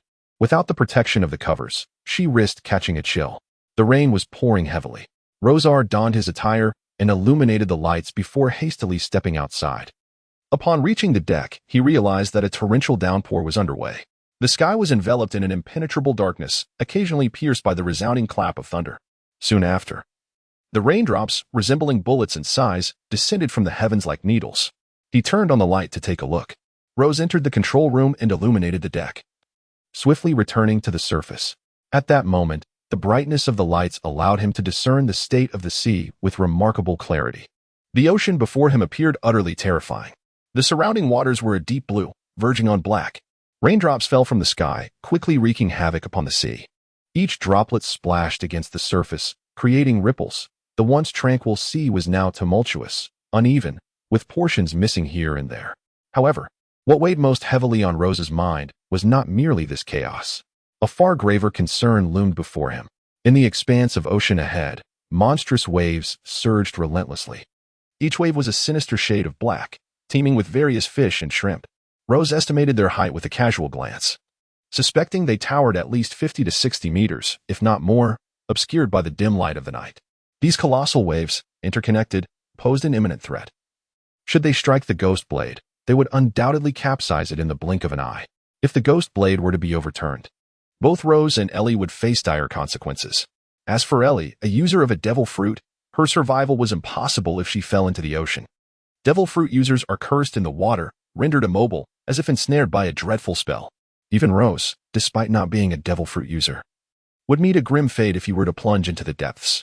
He could swim, but in such frigid and tempestuous waters, it would be akin to diving into ice. The towering waves would ensure a one-way journey. Moreover, the ocean harbored formidable creatures, including apex predators capable of ending Rose's life. Ellie, wake up. We need your help. Recognizing the severity of the situation, Rose could no longer afford to delay. The unpredictable climate of the Grand Line could unleash unforeseen calamities at any moment. The sea was merciless and terrifying, should a colossal wave approach without Rose's intervention. Both he and Ellie would find themselves engulfed by the ocean's depths. Brother, what's wrong? Upon hearing Rose's urgent call, Ellie's drowsiness vanished instantly. She instantly felt a shiver run down her spine, hurriedly donning her clothes and swiftly rushing outside. As she ran, Ellie quickly unsheathed her demon blade, Snow Joy, and shouted at Rose. The situation at sea is dire.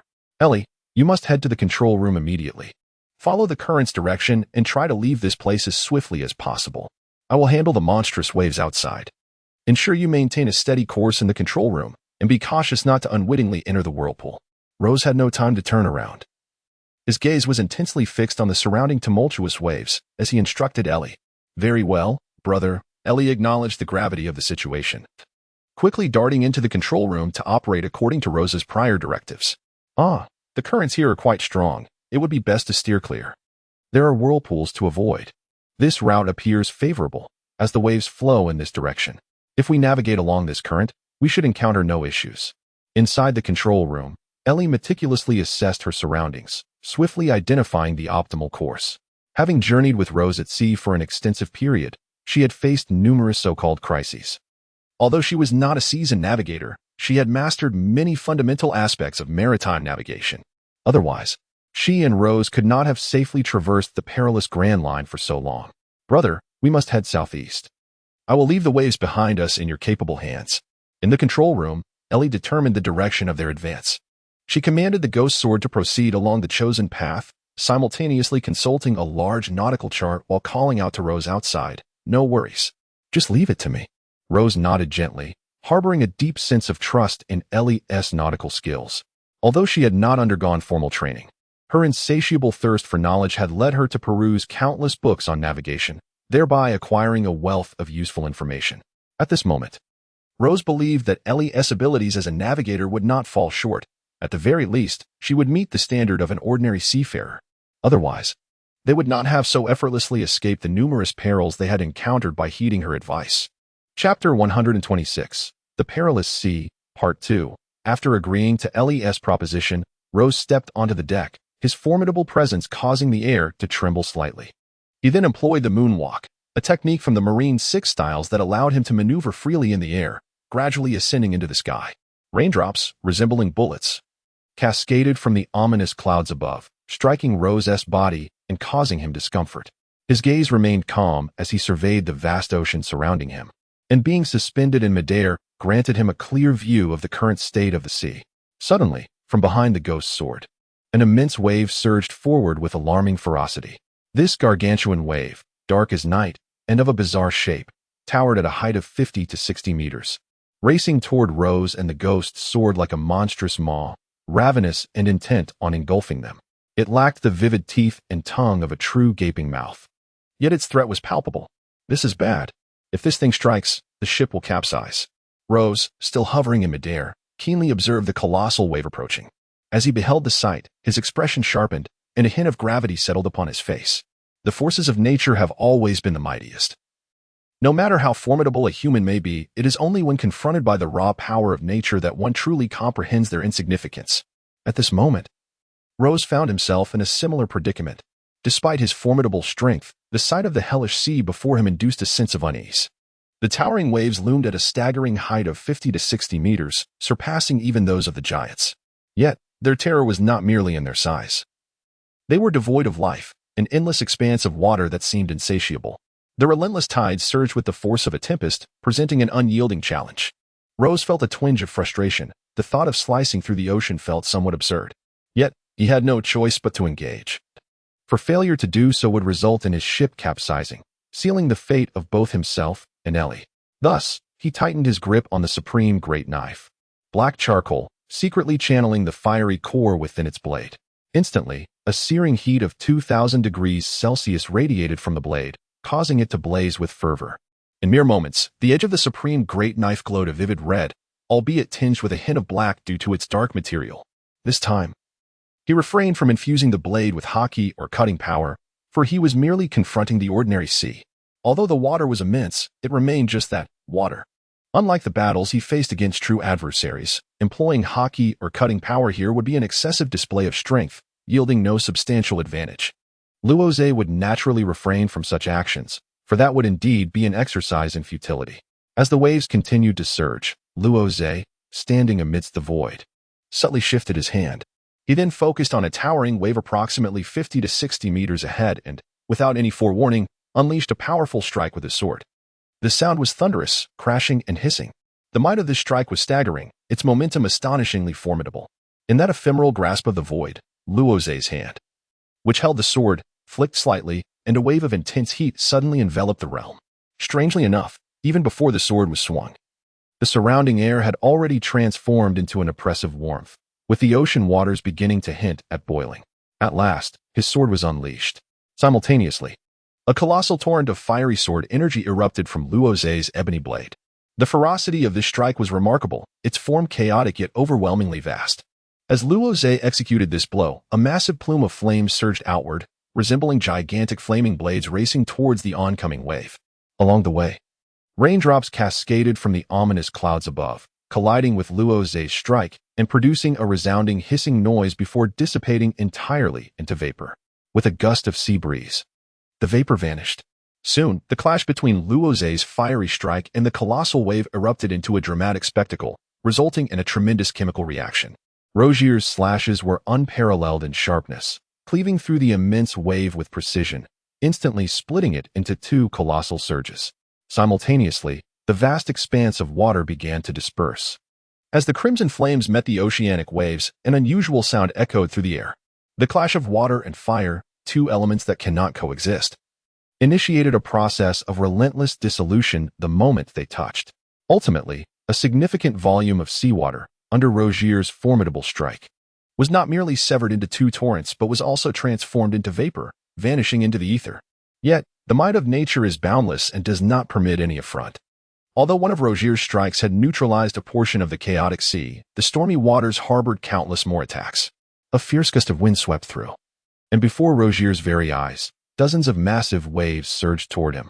This time, the waves approached from all directions, with the foremost wave even obstructing his path.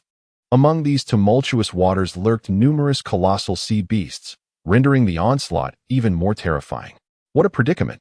Rozé felt an overwhelming sense of trouble but found himself powerless against such unreasonable forces.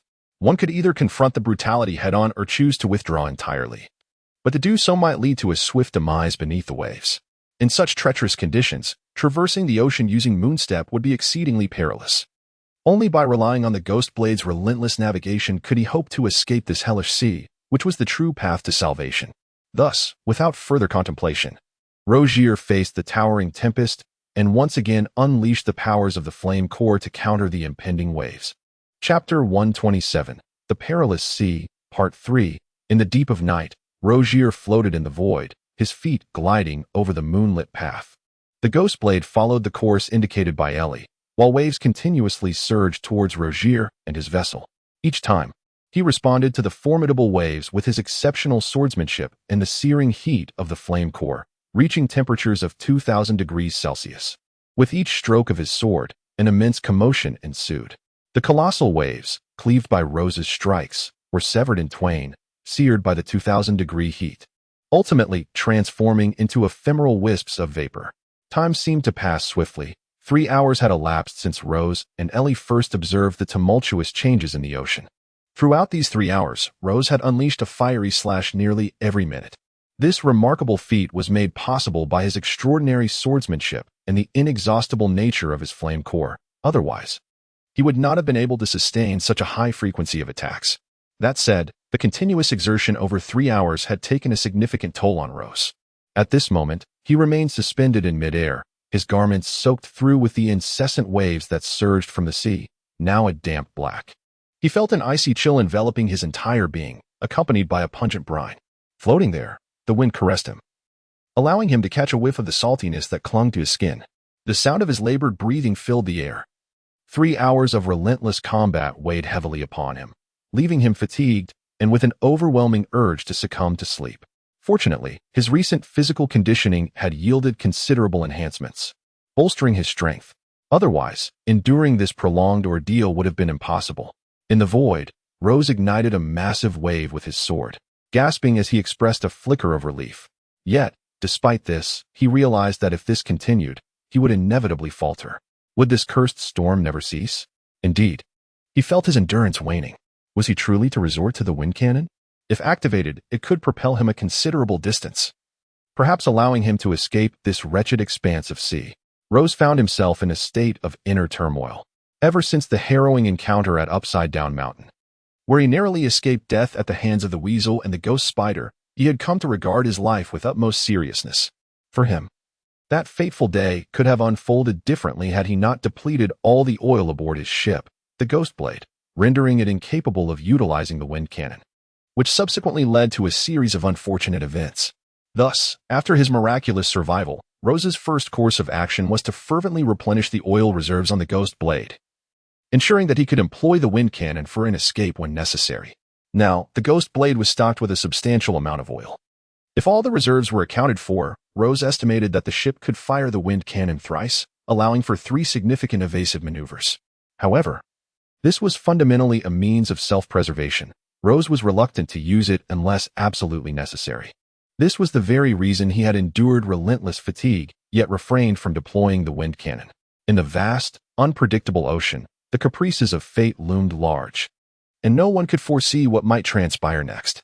Today's events were a testament to this unpredictability, as Rozé and Ellie had been oblivious to the tempest that would soon engulf them. Moreover, beyond these natural calamities, Rozé had also incurred the ire of the Navy's headquarters. He had long been aware that one of the 3 admirals, Zoro, was relentlessly pursuing him. Should he encounter Zoro before reaching an island capable of providing supplies, each use of the wind cannon would diminish his chances of survival. Thus, Rozé remained fixated on preserving the wind cannon. He decided to hold out for a while longer, hoping that the tumultuous waves might soon subside, allowing him to navigate the seas with greater safety. Ultimately, Rozé resolved to conserve the wind cannon. However, the treacherous waters seemed to conspire against him. In the ensuing hours, the waves of this enchanted sea showed no signs of abating. The whirlpools remained relentless, and the tumultuous waves continued to batter the Ghost Blade, as if the malevolent sea sought to obliterate him. Under such circumstances, no matter how formidable Rosé's abilities were, they proved insufficient. After approximately 2 hours, his strength was entirely depleted. Following his last effort to cleave a monstrous wave, which dissipated into steam, the dual exhaustion of body and spirit overwhelmed him. He lacked the strength to maintain his moonwalk in the air, and despite his feeble attempts to tread upon the air, he ultimately tumbled to the deck. As he lay there, weakened and pallid, It was evident that his stamina had been utterly exhausted. "Brother, how are you?" In the control room, Ellie observed the unfolding scene with clarity. Upon witnessing it, she hastily abandoned her tasks and rushed to Rose's side. Her gaze filled with concern as she inquired about his well-being. "It's nothing, just a bit of exhaustion," Rose replied with a forced smile, though the pallor of his face offered little assurance. After catching his breath for a moment, he addressed Ellie. "Ellie, please move the oil barrels from the warehouse into the energy chamber of the Gale Cannon. It's been a while, and this dreadful weather shows no sign of abating. I have exhausted my strength, and if we continue like this, the ghost blade may not hold up." "All right, brother." "Wait for me," Ellie promptly nodded, releasing Rose's arm and swiftly making her way to the warehouse.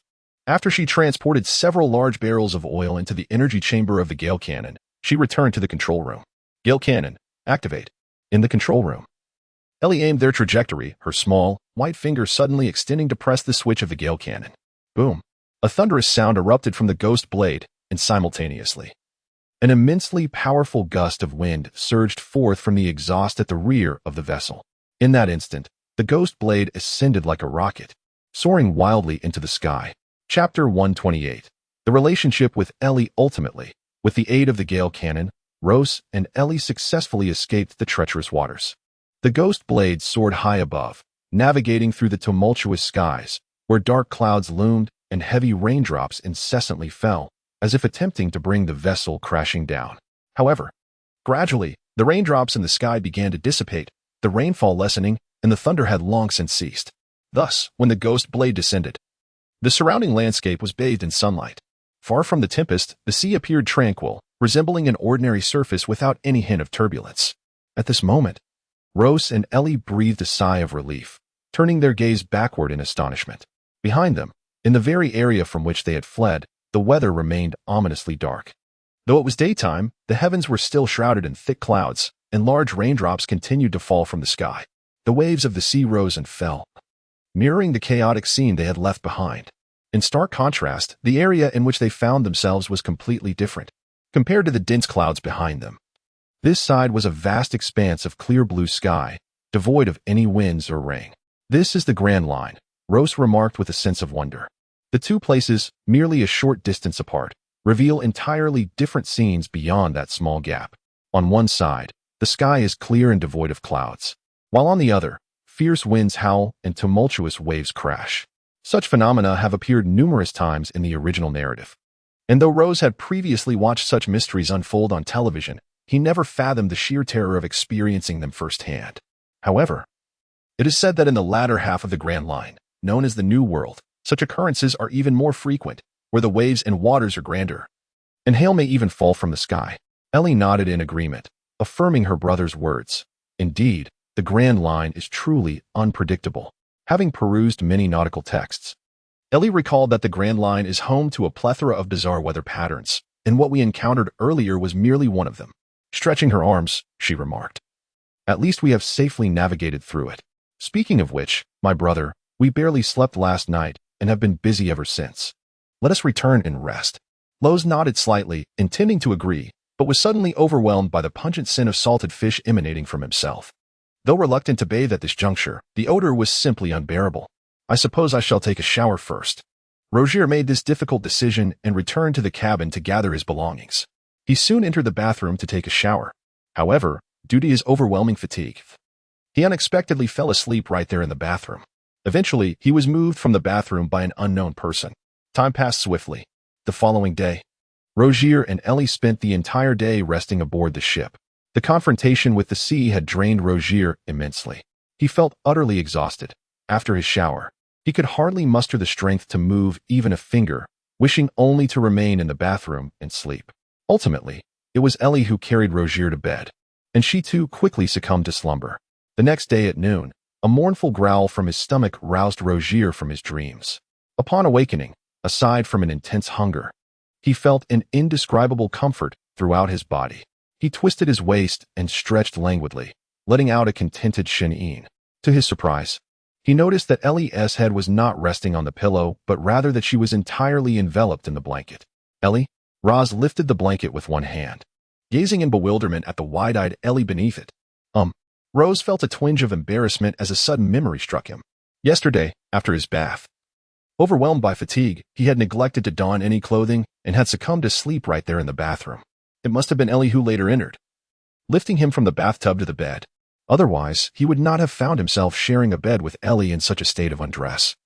Ellie had a penchant for sleeping in the nude, a habit she maintained regularly, and today was no exception.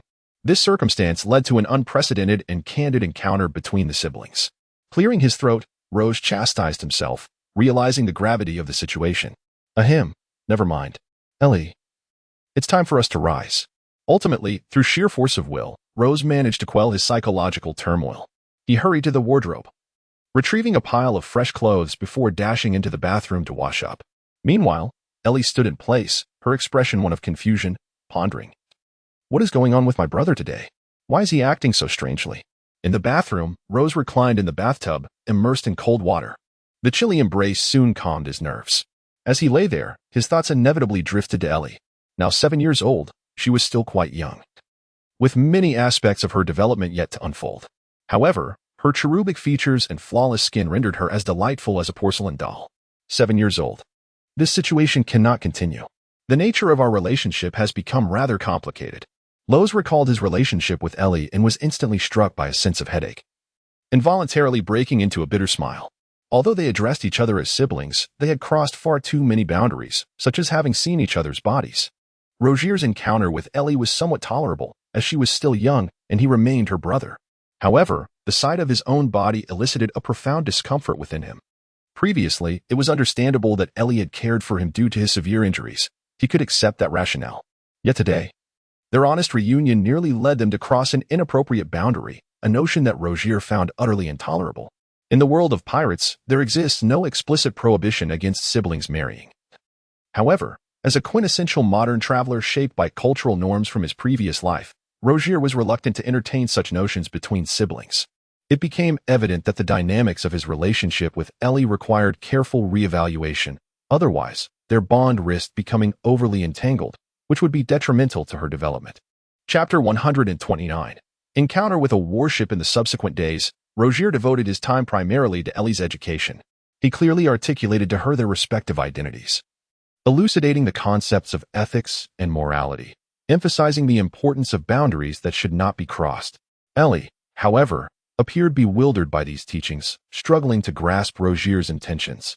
Nevertheless, out of respect for him, she reluctantly agreed to comply.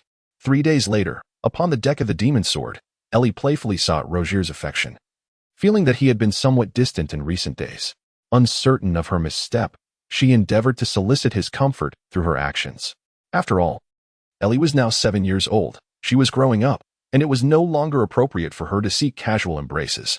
Roz discerned Ellie's sentiments. Yet to avoid undermining the educational efforts of the past few days, he suppressed his inner turmoil and addressed her. Very well, Ellie replied with a hint of vulnerability, harboring a profound aversion to the notion of growing up. After a week of Roz's meticulous guidance, Ellie began to grasp his intentions. Consequently, in the days that followed, she exhibited considerable maturity.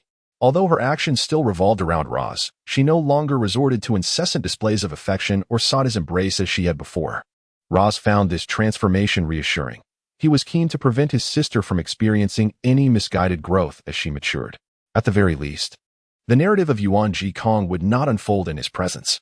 On this particular day, Roz and Ellie stood on the deck of the Ghost Sword, enjoying the gentle breeze. Gazing at the vast expanse of azure sea before them, Roz felt a sense of elation.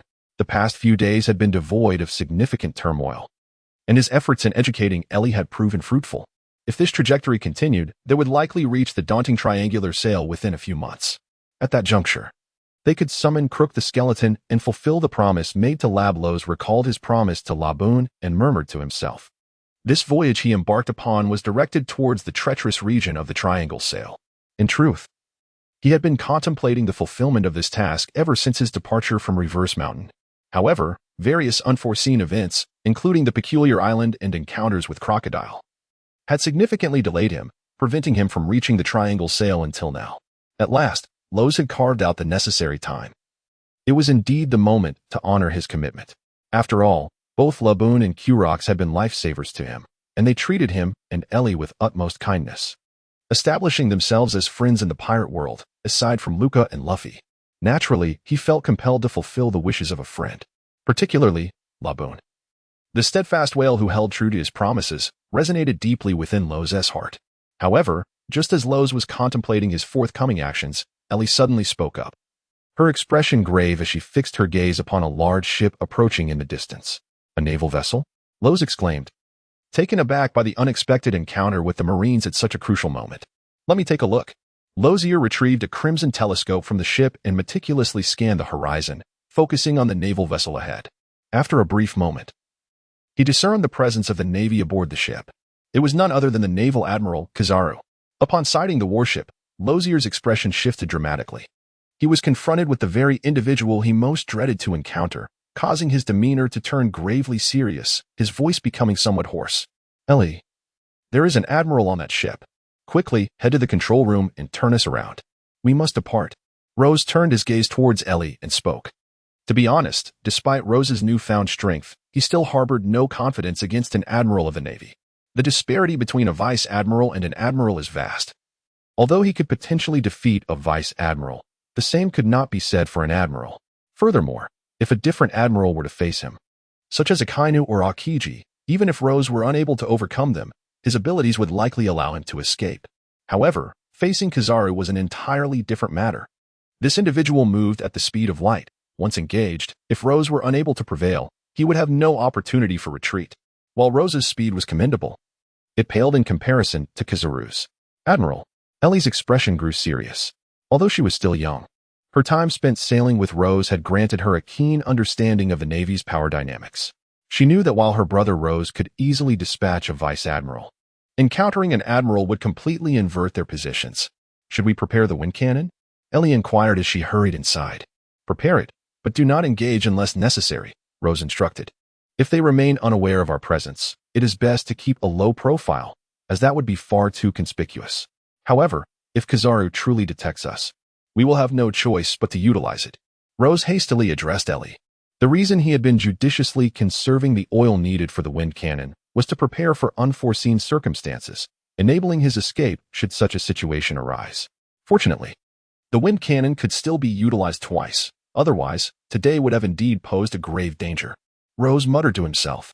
However, it was prudent to observe the situation for a while. The commotion caused by the wind cannon was considerable, and if they had not yet detected his presence, there was no need for him to reveal himself unnecessarily. Meanwhile, on the deck of a colossal naval warship, the yellow ape, with a lecherous grin, gazed out at the sea, his attention fixated on a particularly imposing vessel. He murmured to himself, Mosu, Flame Sword Rose. At last, I have encountered you. To capture you, I traverse back from the New World. Now that I have finally stumbled upon you, there is no escape. With that, the yellow ape stomped his foot on the ground, instantly transforming into a golden flash as he raced towards the ghost sword. On board the ghost sword, Rose, who was watching the yellow ape's movements, suddenly changed his expression. He shouted to Ellie inside the ship, Ellie, quickly activate the wind cannon. Chapter 130. Admiral Yellow Ape. The voice of Rose resonated loudly, swiftly echoing throughout the surrounding area. The yellow ape, advancing along his path, heard the sound and raised an eyebrow slightly. A cannonball from the wind cannon? I am the man of the shining fruit. Such artillery is of no use to me. The yellow ape, unfamiliar with the term wind cannon, instinctively assumed it was a type of projectile employed by Rose for attack. Thus he did not pay it much mind, merely curling his lips in indifference. Brother, the oil hasn't been prepared yet. We can't start it. However, Ellie was unable to activate the wind cannon within such a short span of time, as the distance between the storage area and the wind cannon aboard the ghost sword was considerable.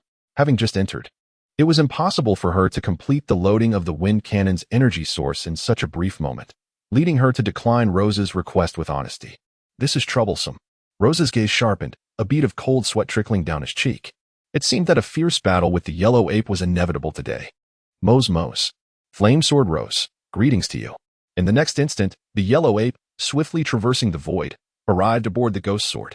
Towering in stature, he stood before Rose like a giant before a child, the disparity between them starkly apparent. Admiral Yellow Ape.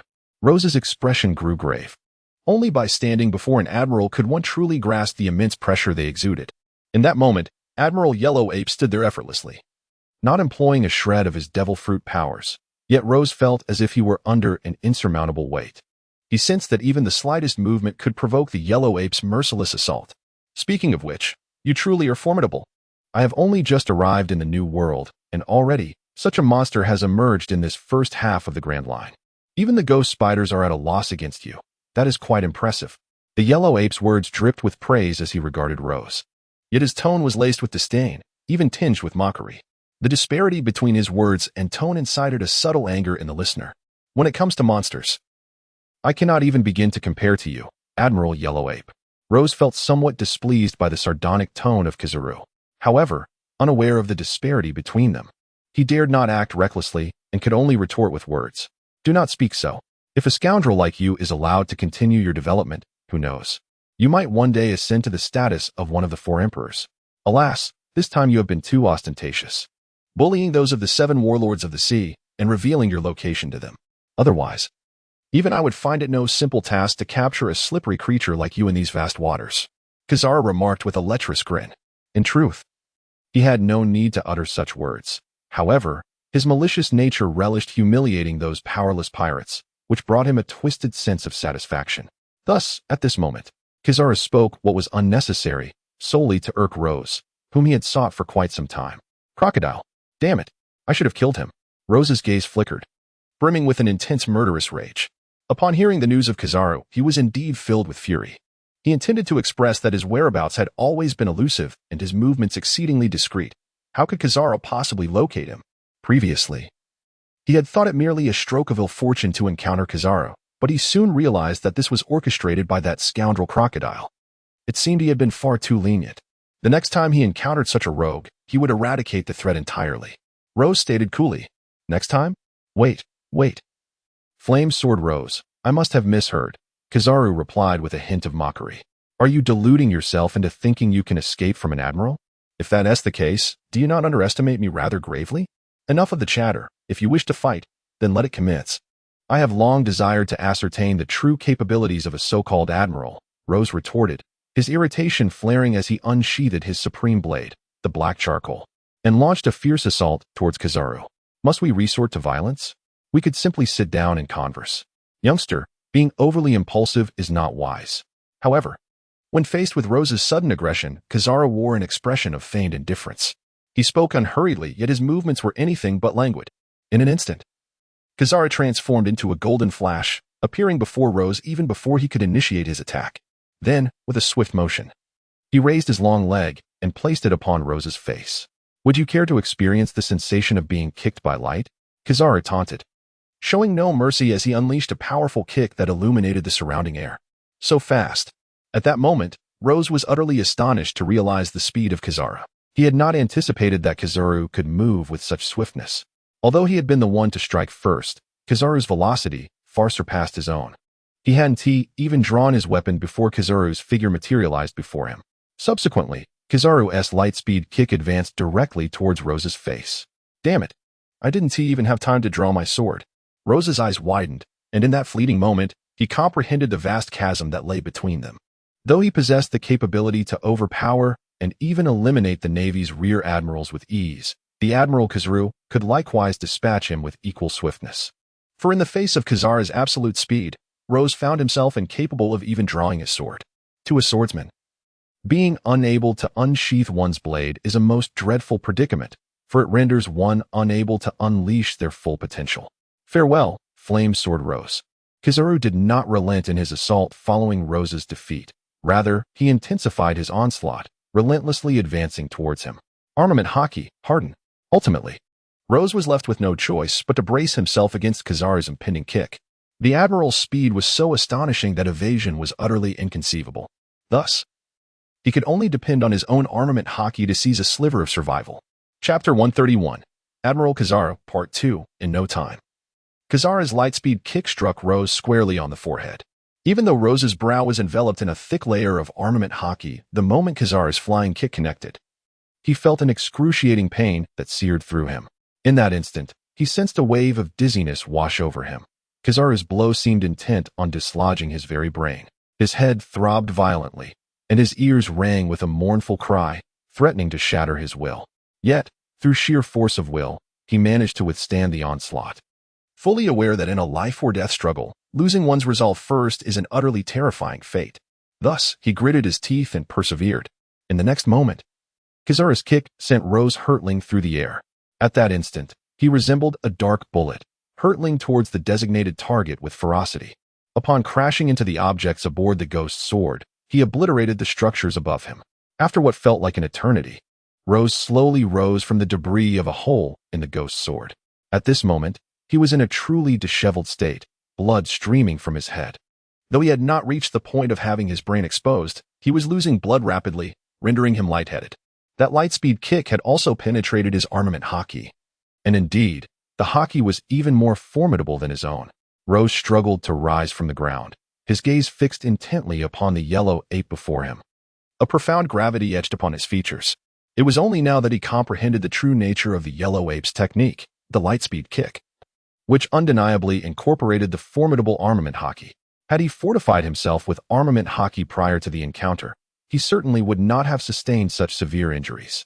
For once a practitioner of armament haki hardens a portion of their body, it is nearly impossible for it to be breached unless confronted by an even more potent application of armament haki. Thus, based on his present condition, Rose deduced that the Admiral, the yellow ape, indeed infused his attacks with the essence of armament haki. Damn it, he is clearly not an adversary to be trifled with. This predicament is truly troublesome. Rose swiftly unsheathed the long sword at his waist, his gaze solemnly fixed ahead at his opponent. He sensed that he was utterly outmatched by Kizaru, prompting him to draw his own sword first. Otherwise, should they engage once more, the outcome would undoubtedly mirror their previous encounter, where he had no opportunity to even draw his weapon before being instantaneously dispatched by Kizaru. Ah, how impressive indeed. Having been struck by my kick, he has not yet lost his combat capability. Truly, he is worthy of having triumphed over 5 Navy admirals. Observing that Rose could still draw his sword and stand, Kizaru was somewhat taken aback. He had previously assumed that his casual kick would suffice to eliminate this individual.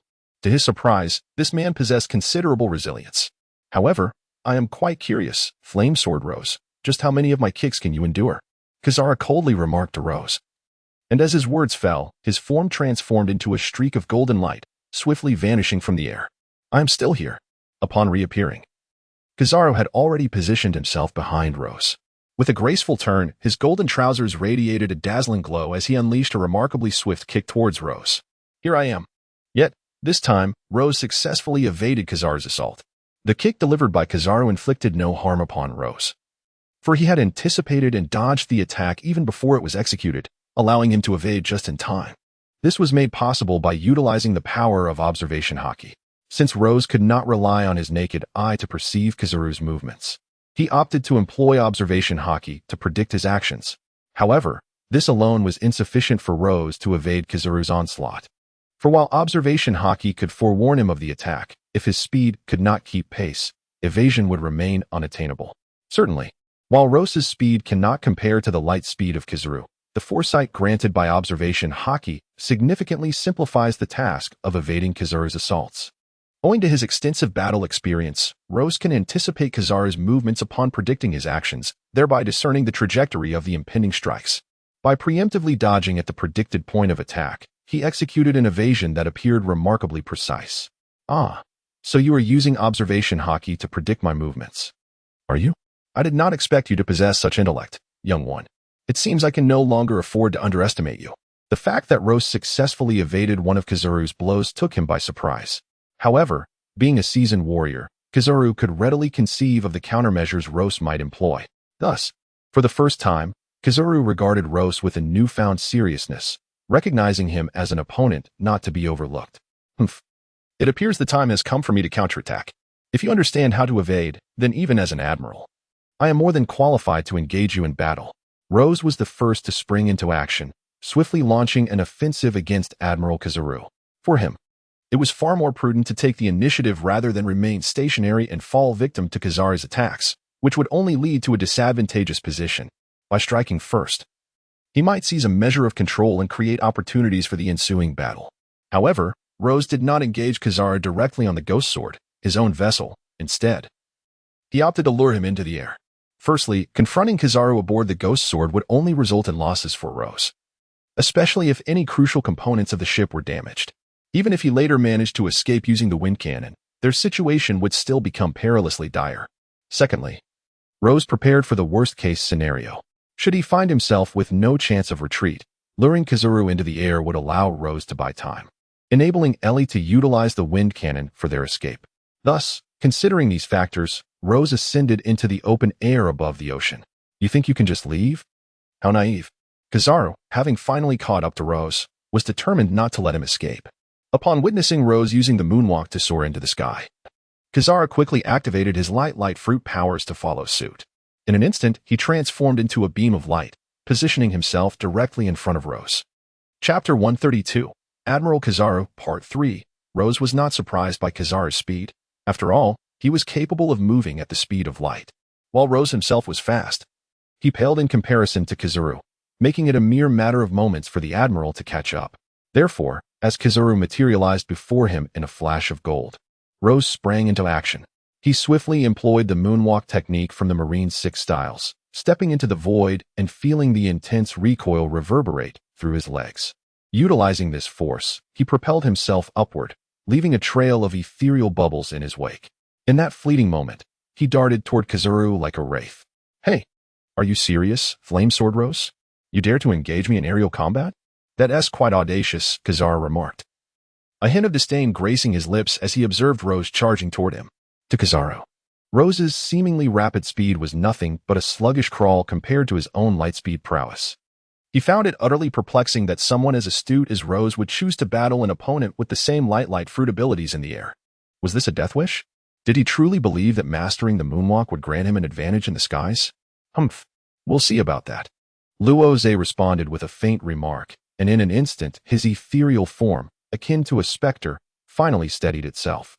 At the moment of stabilization, the long sword in his hand began to move with a life of its own, exuding an aura that transcended that of an ordinary blade. One sword style. Breaking Army, Phantom Slash. The long sword in Rose's hand began to exhibit an extraordinary transformation. Its blade softened, resembling a series of supple serpents, twisting freely in an unusual manner. Subsequently, as the peculiar phenomenon of the sword reached its zenith, Rose, who had suddenly appeared before the yellow ape, showed no hesitation. He aimed for the yellow ape's head and executed a vicious horizontal sweep, launching the strike with ferocity. Hiss! In the very moment of the release, Rose infused his internal armament haki into the blade while simultaneously hardening his black carbon. After all, when confronting a user of a Logia-type devil fruit, the use of armament haki is indispensable. Without it, even if the opponent stood still while being attacked, Rose could not inflict a single hair's worth of damage. Oh, what an enigmatic swordsmanship this is. Faced with Rose's strike, the yellow ape expressed a hint of surprise. He could discern that the flame sword Rose possessed profound mastery in the art of swordsmanship, a skill level that could rival even the world's greatest swordsman, Mihawk. Given this, it became even more imperative that you do not leave here alive. With the suspected Logia-type devil fruit's fiery powers, formidable armament, and observation haki, combined with such exquisite swordsmanship, if granted a few more years of growth, you might indeed reach the rank of an admiral. However, since you have chosen to stand as an enemy to our navy, you are destined to embrace death. We shall not grant you the opportunity to grow. The yellow ape regarded Rose with a calm demeanor, speaking leisurely as he suddenly unleashed a light-speed kick toward him. Observation haki. Rose's gaze sharpened, and the observation haki within him surged forth with fervor. In that fleeting moment, his sensitivity to the surroundings heightened remarkably. There, he swiftly discerned the impending location of Kizaru's attack, his expression growing increasingly grave. With a subtle shift of his body, he deftly evaded the assault. Truly impressive, he managed to evade once more. Kizaru, taken aback by the empty strike, remarked nonchalantly, now it's my turn. Prepare yourself. With a swift flourish of his sword, Rose unleashed a formidable wave of armament haki that enveloped the blade in an intense aura. In an instant, the already dark blade of the supreme greatsword was further shrouded in a thick layer of armor, rendering it even more obsidian. He pivoted sharply, sweeping the sword with great force directly towards Kizaru. Upon striking Kizaru, the latter's body was violently torn apart by the ferocity of Rose's blade. Soon, Admiral Kizaru lay motionless, suspended in the air, a massive gash marking his form, an empty void in that area. Had he succeeded? In the control room of the ghost sword, Ellie observed the fierce confrontation between Rose and Kizaru through the screen. Witnessing this scene, a sense of gravity enveloped her. Brother's sword indeed harnessed armament hockey. If struck by it, even an admiral of the Navy would surely perish. Ellie murmured, albeit with uncertainty. However, if it were truly effective, why was there no blood gushing from Kizaru's wound? What could this mean? On the opposite side, aboard the Navy's warship, numerous soldiers watched in dread as Kizaru was marked by Rose's blade. Their expressions turned grave, and they could not help but gasp, a testament to their shock. Fear not. Such a blow poses no threat to Admiral Kizaru. He is, after all, the wielder of the light fruit. How could the likes of Flame Sword Rose hope to contend with him? An old Navy veteran, who had long served alongside Kizaru, remained unfazed. His years of experience had ingrained in him a deep understanding of Kizaru's terrifying abilities. The Navy Admiral represents the pinnacle of the Navy's combat prowess, capable of holding his own against the four emperors of the sea, either matching them or narrowly falling behind. Thus, a mere figure like Flame Sword Rose could never hope to defeat Admiral Kizaru. Yet, just moments ago, Rose's strike was infused with potent armament hockey. The hockey possesses the capability to ensnare physical entities. If Kizaru were indeed struck by that hockey-infused sword, it could spell trouble for him. The soldiers remained perplexed, their eyes fixed on the suspended form of Kizaru. At last, under their watchful gaze, the seemingly inert Kizaru stirred once more. Casually, he shifted in midair, and a brilliant golden light flashed. In that instant, the body that Rose had previously cleaved began to restore itself slowly.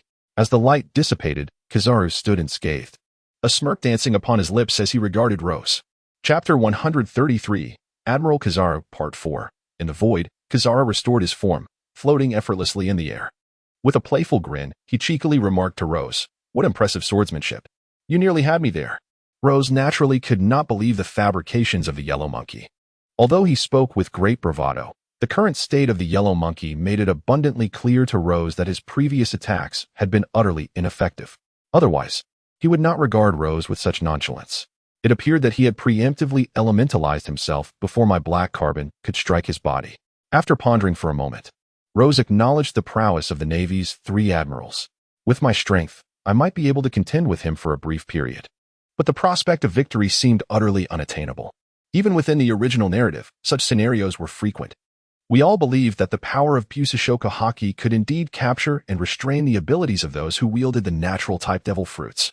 Yet, during the Paramount War, Whitebeard had clashed with Aokiji. In that encounter, Whitebeard had plunged his massive sword directly into Aokiji's abdomen, a blade imbued with haki. Nevertheless, despite being pierced by Whitebeard's strike, Aokiji appeared entirely unscathed. In fact, he seized the opportunity to counterattack, placing Whitebeard on the defensive. Rose surmised that if one were to develop the abilities of a natural type devil fruit to a certain extent, even Busashoku Haki would be rendered ineffective against them. Otherwise, the 3 admirals of the Navy would never have attained their status as the pinnacle of naval might. If this were indeed the case, today could prove to be quite troublesome. While I lack the strength to defeat the Yellow Monkey, he possesses the capacity to vanquish me. Should this stalemate continue? Once my stamina is exhausted, it would be the end. As thoughts raced through Rose's mind, he found himself utterly bewildered. This was his first encounter with a naval admiral. Yet he had never anticipated the vast disparity between himself and the admiral. Moreover, Rose was not particularly adept at prolonged combat.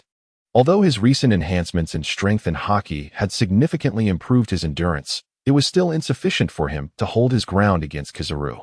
After all, Kizaru merely needed to wield the power of his Pika Pika no Mi to completely overpower Rose, rendering him unable to escape. In contrast, Rose faced a daunting challenge.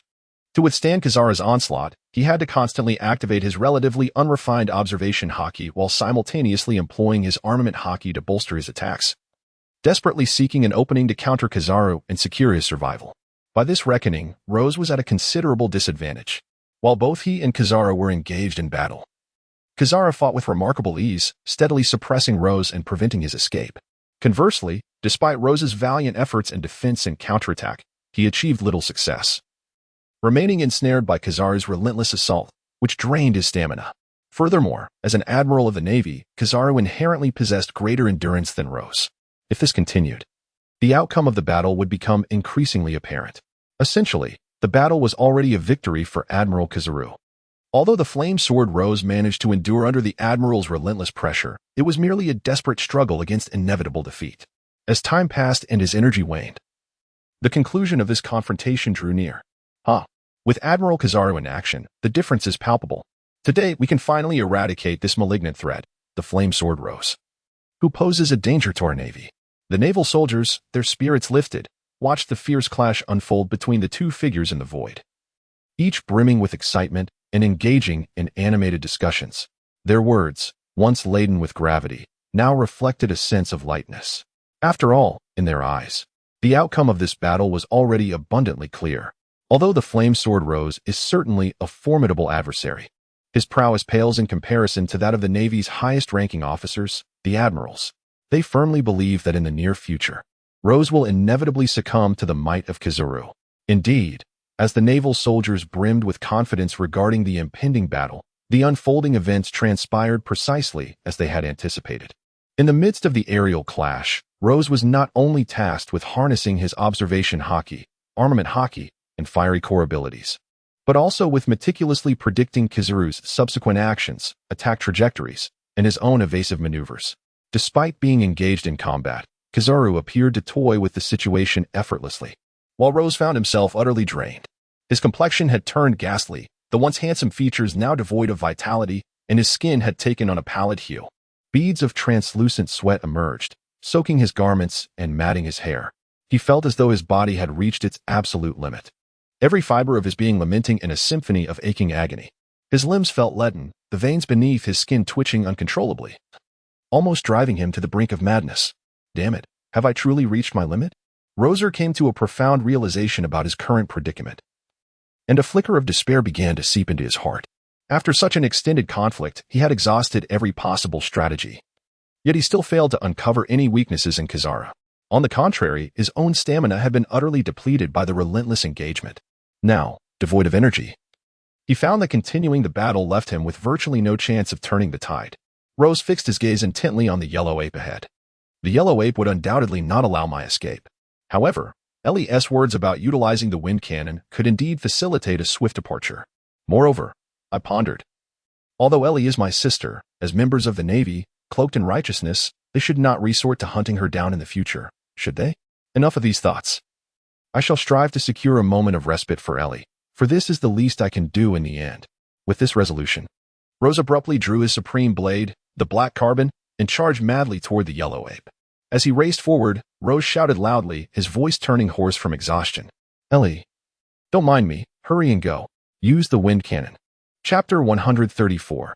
The Death of Ellie, Part 1. Rose's voice resonated powerfully as he engaged in a fierce battle against Admiral Kizaru in the void. To convey his thoughts clearly, he exerted every ounce of his strength, resulting in a roar that reverberated through a vast area. In that fleeting moment, whether it was Kizaru, who was locked in combat with Rose, the naval soldiers aboard the warship, or his sister Ellie, whom Rose sought to reach, they all heard his call. Hey, are you conceding already? Flame Sword Rose, you truly lack spirit. Kizaru found Rose's words somewhat peculiar. He had not anticipated that the supposedly ruthless Flame Sword Rose possessed such a humane side.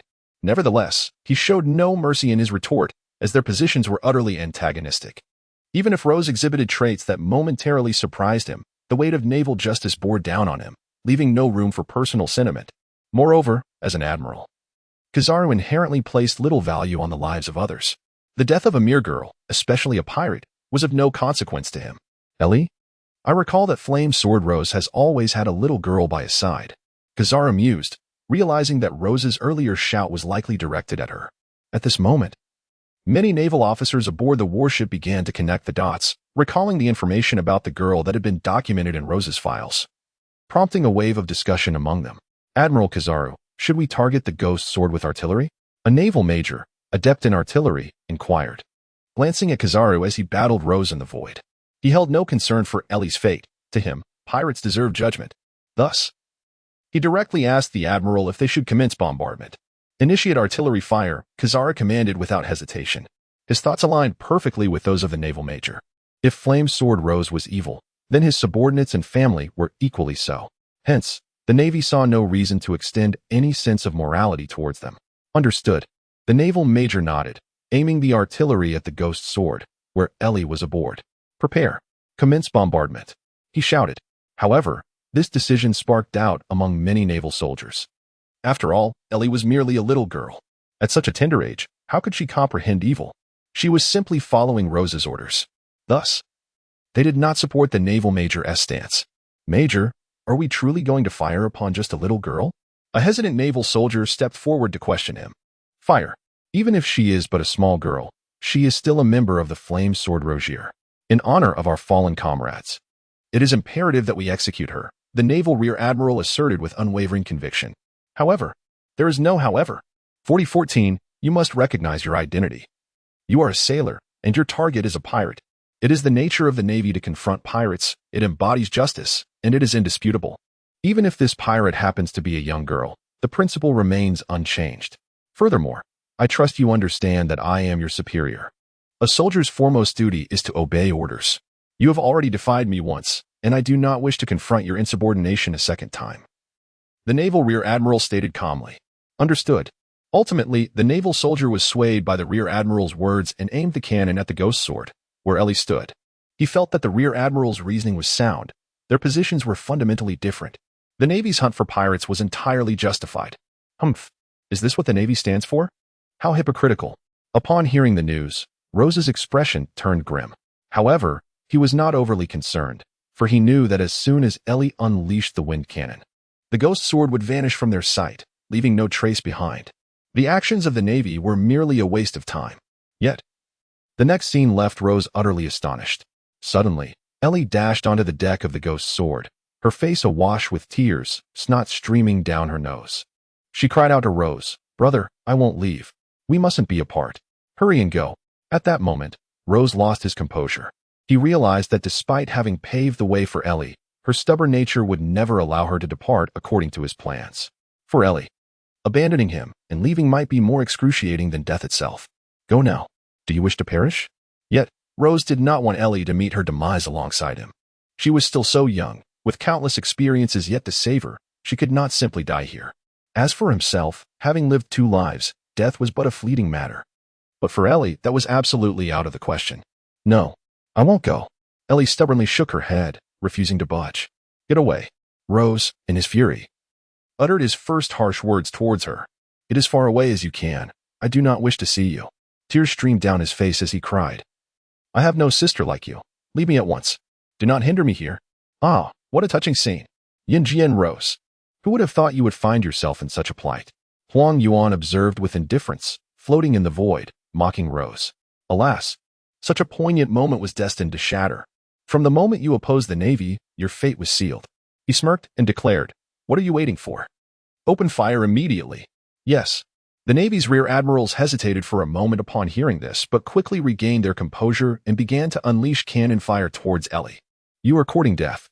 Rose's gaze sharpened, and an unmistakable madness flickered in his demeanor. He could willingly embrace death, but he could not allow Ellie to perish. Thus, the Navy's recent maneuver was undoubtedly the gravest provocation directed at Rose. Almost instantaneously, at the moment the cannonball was fired, Rose sprang into action.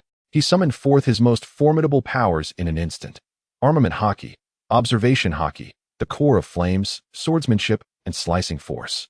These 5 abilities manifested seamlessly from within Rose, merging entirely with his longsword.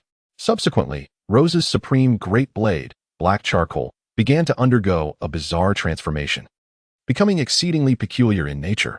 Chapter 135, The Death of Ellie, Part 2. Given Rose's current strength, should he choose to fight with reckless abandon, the consequences would be truly terrifying. After all, his armament Haki, Observation Haki, the Core of Flames, Swordsmanship, and Slicing Force, when even partially unleashed, would rival the might of a vice admiral within the Navy headquarters. And should Rose combine all these powers, the result would be formidable indeed. To speak frankly, even Admiral Kazari would likely find himself at a considerable disadvantage if faced with such an onslaught. Thus, in that moment of Rose's madness, his entire aura transformed. All his power converged towards the supreme great blade, Black Charcoal, causing a surge of terrifying energy that distorted and heated the surrounding air to an extraordinary degree. Rose even speculated that had he not previously evolved his sword into the supreme great blade, the mere fusion of these 5 powers would render his ordinary steel sword utterly inadequate. Hey, Flame Sword Rose. It seems you were concocting something exceedingly perilous, he mused. The formidable general, Kizaru, keenly sensed the transformation within Rose at this moment. Rose's aura surged intensely, his haki emanating from the blade he wielded, enveloped in a haze of white steam. With Kizaru's vast experience, he could discern that the technique Flame Sword Rose was about to unleash would undoubtedly be formidable, prompting a grave demeanor to settle upon him. You leave me no choice. Had you allowed her to depart, perhaps I would not have been driven to such madness. But since you insist on a mutual destruction, let it be so. Before the stunned Navy personnel, Rose's complexion turned pale. His ultimate killing move had fully coalesced, and all that remained was to fix his aim on his target and strike with a single, decisive blow. Yet, Kizaru's speed was astonishing. Should he direct this attack towards him, it was likely that Kizaru could effortlessly evade it. Thus, a direct confrontation with Kizaru was not an option. Rose chose not to directly confront Kizaru, for the latter is the embodiment of light, possessing the powers of the Pika Pika no Mi. His speed is nothing short of that of light itself, and although Rose's attack is formidable, its velocity pales in comparison. Should he launch an assault directly at Kizaru? The meticulously crafted killing blow may be effortlessly evaded. If Kizaru were to dodge Rose's strike, all would be lost. Thus, he resolved to redirect his attack toward a naval warship. After all, as a Marine admiral, Kizaru would likely not intervene to save his subordinates. Ultimately, Rose fixed his gaze upon the pirate vessel below. He slowly raised his arm, his eyes intently focused on Kizaru, feigning an intention to strike with his sword. Hey, don't unleash such perilous techniques towards me, you scoundrel. Even I, at my age, would perish should I be struck by such an attack. Observing Rose's actions, Kizaru felt a surge of delight. He acknowledged that Rose's move was indeed impressive. If he were to receive it head-on, he might find himself in a precarious position. However, evading it posed no challenge. Thus, to provoke Rose into launching his attack, Kizaru resumed his taunting, adopting an insufferable demeanor, mockingly regarding Rose with a smirk. Humph. Die. Although Rose yearned to strike the head of the yellow ape with a single, decisive blow, he recognized that such an action would play directly into his opponent's hands. Thus, he merely feigned an assault directed at the yellow ape. In the fleeting moment before he swung his sword, he abruptly redirected his body towards the enormous naval vessel. After a prolonged build-up, his lethal strike was unleashed upon the warship. With a resounding clash, his sword cleaved the air, sending forth a cataclysmic inferno and a torrent of sword energy. The flaming tempest, ignited by Rose's blade, surged toward the colossal Navy ship, leaving in its wake trails of crimson sword energy that glimmered with an ominous black sheen, an amalgamation of armament haki and cutting force.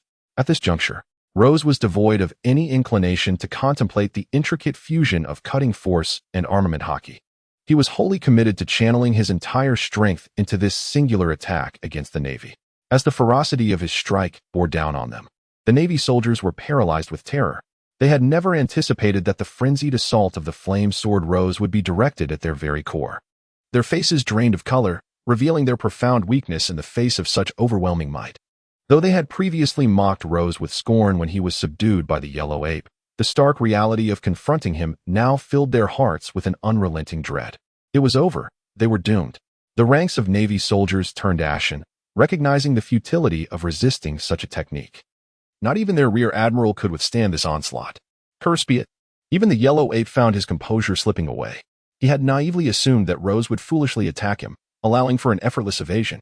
Yet, he was taken aback by Rose's ability to make such a precise judgment in the face of peril.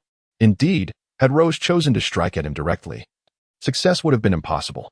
In that critical moment, should he evade Rose's attack, the yellow ape would undoubtedly seize the opportunity to subdue him. However, Rose's decision to unleash his devastating technique upon the naval vessel left the yellow ape in a dire predicament. To remain stationary and ignore Rose's strike would be perilous. Even he felt a shiver of trepidation at the sheer power of the attack. If the vice admirals were to confront it, their demise would be assured. After all, it was an entire ship laden with their commanding officers. While the loss of a few colonels might seem trivial, the death of over 100 brigadier generals from the headquarters would weigh heavily on even the illustrious yellow ape. However, should he choose to rescue these brigadier generals, he would have to confront Rose's lethal attack head-on. Despite having previously subdued Rose, the ferocity of his current assault would cause even Yellow Ape to feel a twinge of trepidation. Reluctant to face it directly, he found himself with little choice at that moment. Chapter 136. The Death of Ellie, Part 3, ultimately, in the face of Rose's overwhelming and vicious onslaught. Yellow Ape resolved to save his comrades. As an admiral of the Navy, the perilous task of rescuing those brigadier generals was a burden he had to shoulder due to his esteemed position. Simultaneously, he silently vowed to remember Rose's recent actions, promising himself that once he had saved the brigadier generals, he would ensure Rose faced dire consequences. Suddenly, a peculiar sound echoed, and in an instant, Yellow Ape transformed into a streak of golden light. He became light itself, moving at the speed of light.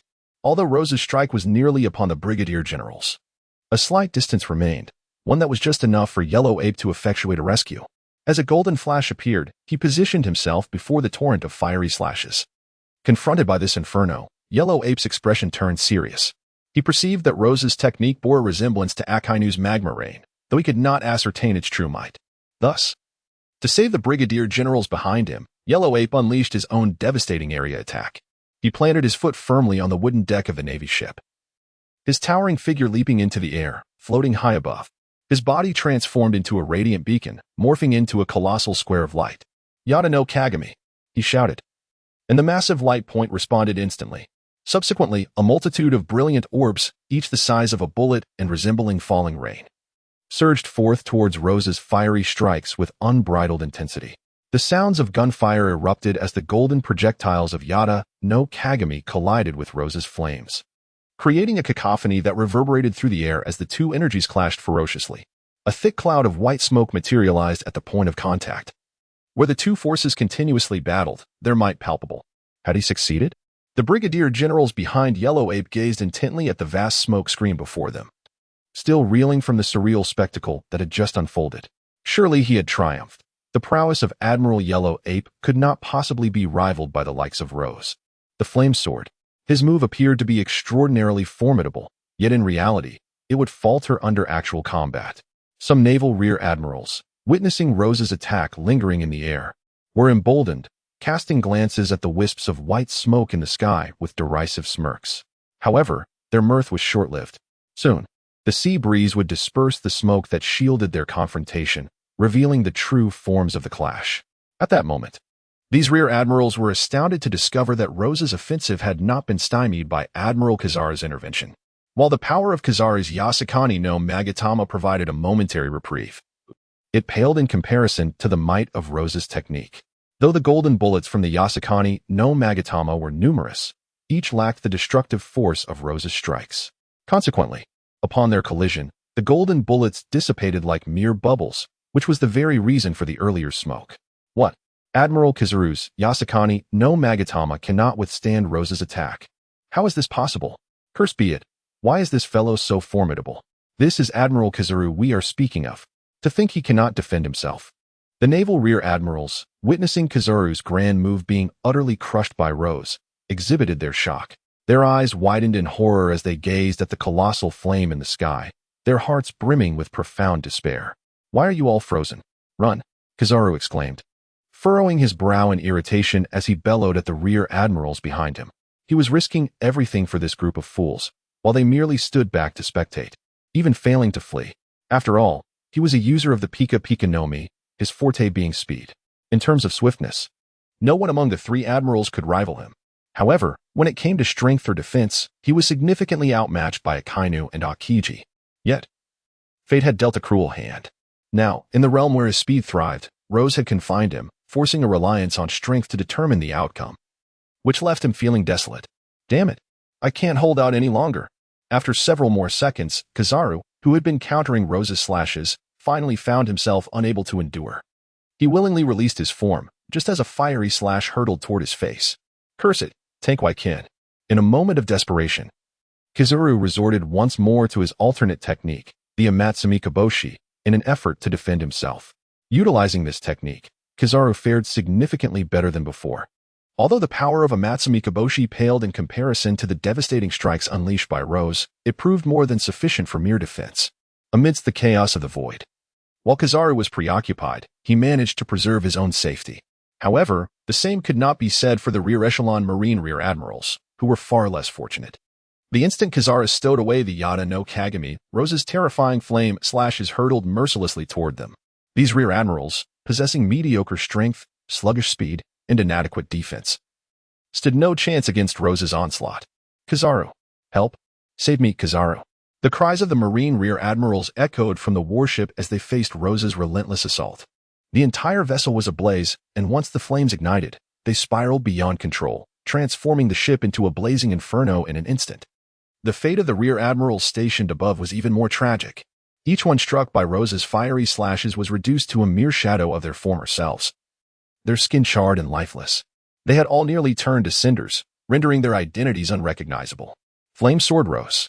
At this moment, witnessing the horrific demise of his subordinates before his very eyes, even Kizaru was on the verge of madness. As he continued to fend off Rose's fiery strikes, he shouted frantically. In that instant, Kizaru secretly vowed to make Rose experience the most excruciating suffering this world could offer. Chapter 137, The Death of Ellie, Part 4. Ultimately, Kizaru successfully withstood all of Rose's assaults. While his offensive and defensive capabilities could not rival those of Akainu or Akiji, defending against Rose's techniques was a relatively manageable task for him. After enduring for some time, Kizaru emerged only slightly disheveled. However, his subordinates were far less fortunate. As Kizaru had been preoccupied with Rose's attacks and lacked the opportunity to rescue the other Marine rear admirals, those who had not received Kizaru's aid faced a grim fate. One by one, they were torn to shreds by Rose's slashes, flesh and bone sundered apart, even for those few rear admirals who managed to evade Rose's strikes. The warship they stood upon was engulfed in flames, reaching temperatures of 2,000 degrees Celsius, sufficient to completely incinerate them. Many rear admirals, having merely brushed against the core flames of Rose's inferno, found themselves ensnared, unable to escape the clutches of the relentless fire. Subsequently, the flickering flames incessantly spread and consumed them, ultimately reducing the naval rear admirals who had come into contact with Rose's fire to mere ashes. Consequently, not a single one of the hundreds of naval rear admirals aboard the entire warship remained alive. Among those fortunate enough, they perished, leaving behind charred remains. Although their former appearances were obscured, they still possessed a corporeal form. However, the less fortunate were pitiable, as they were incinerated by Rose's flames, transforming into mere piles of ash that vanished without a trace with the caress of the sea breeze. Flame Sword rose. Huang Yuan, having regained his composure, surveyed the lifeless bodies of the naval rear admirals before him, his expression contorted with fury. It had been long since he had felt such rage, and the indignation swirling in his mind made him yearn to flay Rose alive. It is worth noting that even as a naval admiral, he bore considerable responsibility for the loss of over 100 rear admirals in one fell swoop. After all, he was an admiral. When a naval admiral engaged Rose, it was expected to be a complete overpowering. The complete annihilation of over 100 rear admirals under his command in such a situation would undoubtedly lead others to question his capabilities. "You have truly gone too far this time," Flame Sword rose. Huang Yuan glared coldly at Rose, a chilling murderous intent lurking in the depths of his gaze. His face contorted with anger, he could no longer afford to sneer at Rose, instead fixing him with a teeth-gritting glare. Over 100 naval rear admirals. Even I must bear a significant burden of responsibility. How am I to explain this to headquarters? As his words fell, Huang Yuan's ability, the flash fruit, re-emerged. In that instant, he transformed into a magnificent golden flash, appearing before Rose without warning. "Heh, if you wish to kill me, it seems a price must be paid." At this moment, Rose found himself utterly incapable of resistance. Not only was he unable to engage in combat, but even the act of utilizing moonwalk to remain suspended in the air had become exceedingly arduous. As he gazed upon the sudden appearance of Kizaru before him, any sense of astonishment had long since dissipated. He felt, with a heavy heart, that his fate was sealed here today. It was a pity for that foolish girl, Ellie, who stubbornly refused to leave. Had she chosen to wield the wind cannon, she could have easily escaped unscathed. The price I have already paid. Now, it is your turn. Kizaru's gaze was chillingly cold as he suddenly shifted his stance, his golden legs lifting high, releasing a myriad of dazzling flashes. With an exceptionally precise and terrifying kick, akin to a streak of light, he struck fiercely towards Rose's abdomen. Boom! A powerful kick struck Rose squarely in the chest, sending violent tremors coursing through his abdomen. In that instant, he felt as though his stomach might split apart, an indescribable agony so intense it nearly rendered him unconscious. Thud! Rose suddenly expelled a torrent of crimson blood. In the midst of this turmoil, his form sustained grievous injuries, propelling him wildly towards the ghost sword. With a resounding crash, He collided violently against the deck of the ghost sword, penetrating through it and crashing into the warehouse below, where he finally came to a halt. Do you believe this ordeal could conclude so simply? Having committed such an act, are you prepared to face the wrath of an elder? Yet, Huang Yuan harbored no intention of sparing Rose. As he kicked Rose away, he transformed into a flash of light, closely pursuing him. Shortly thereafter, as Rose's body forcefully embedded itself into the ship's planks, Huang Yuan arrived at the scene. Seizing Rose by the head, his powerful grip threatened to shatter the very skull beneath it. However, for the sake of his mission, Huang Yuan refrained from delivering a lethal blow, meticulously controlling his strength to inflict relentless agony while delivering incessant strikes to Rose's body. Before long, Rose, ensnared by Huang Yuan, was left a battered mess. Every inch of his body marred by wounds. His form bore the marks of Huang Yuan's beams of light, each puncture forming tiny crimson orifices. A closer inspection revealed that these wounds were perforating, allowing glimpses of the surroundings behind him through the bloodied holes. Release my brother. At last, Ellie arrived, witnessing Rose on the brink of death in Huang Yuan's grasp. She erupted with overwhelming murderous intent, losing all semblance of reason, and brandished her cursed blade, Snow Joy, charging furiously at Huang Yuan. Ellie, run. Rose shouted anxiously, his voice hoarse, and amidst his cries, he coughed up a considerable amount of blood. Nevertheless, he continued to scream frantically. It seemed, you are quite concerned about this little girl, aren't you? The yellow ape dismissed the desperate Rose with a flick of his hand, his gaze revealing a hint of coldness. Since you care so deeply for this child, I shall allow her to suffer in your stead. I, too, wish for you to experience the helplessness of watching your subordinate being brutally slaughtered before your very eyes. With that, the yellow ape cast aside Rose and swiftly transformed into a streak of golden light. Upon reappearing before Ellie, he seized her by the neck and lifted her high. Little girl, I had no intention of killing you. However, given your close bond with the flame sword Rose, taking your life should plunge him into despair. So, I kindly ask you to perish. Chapter 138, The Death of Ellie, Part 5. As the yellow ape grasped Ellie, Rose was engulfed in despair. He lay powerless on the ground, overwhelmed by a profound sense of helplessness and hopelessness. Coughing, he gasped, let her go. Rose's eyes narrowed with fury as he gazed upon the yellow monkey, teetering on the brink of madness. This was the second time he had felt a deep-seated loathing for his own impotence. Had he possessed strength, he would not have fallen to such a dire fate. Had he been powerful, Ellie would not be on the verge of death. Had he been endowed with might, he would have crushed the yellow monkey's skull without hesitation. Alas, he was powerless, forced to watch helplessly as Ellie fell into the clutches of the yellow monkey. Release her. It cannot be. The yellow monkey scoffed, a hint of mockery glinting in his dark eyes. Rose had dispatched his subordinates to their demise, and naturally, the yellow monkey would seek to eliminate that which Rose cherished most. This was both retribution and revenge. If you must harbor hatred, direct it towards the flame sword. Were it not for him, you would not have met such a fate. In the end, under Rose's wrathful gaze, the yellow monkey unleashed his powers. He extended a single finger, his index finger pointing at Ellie's chest, and a golden flash erupted forth. The speed of the golden flash was astounding. Scarcely had the yellow monkey's finger extended when the golden light appeared. Within less than half a second, the dazzling beam hurtled towards Ellie's head. Ultimately, a peculiar sound echoed as the golden flash pierced through Ellie's chest like a bullet.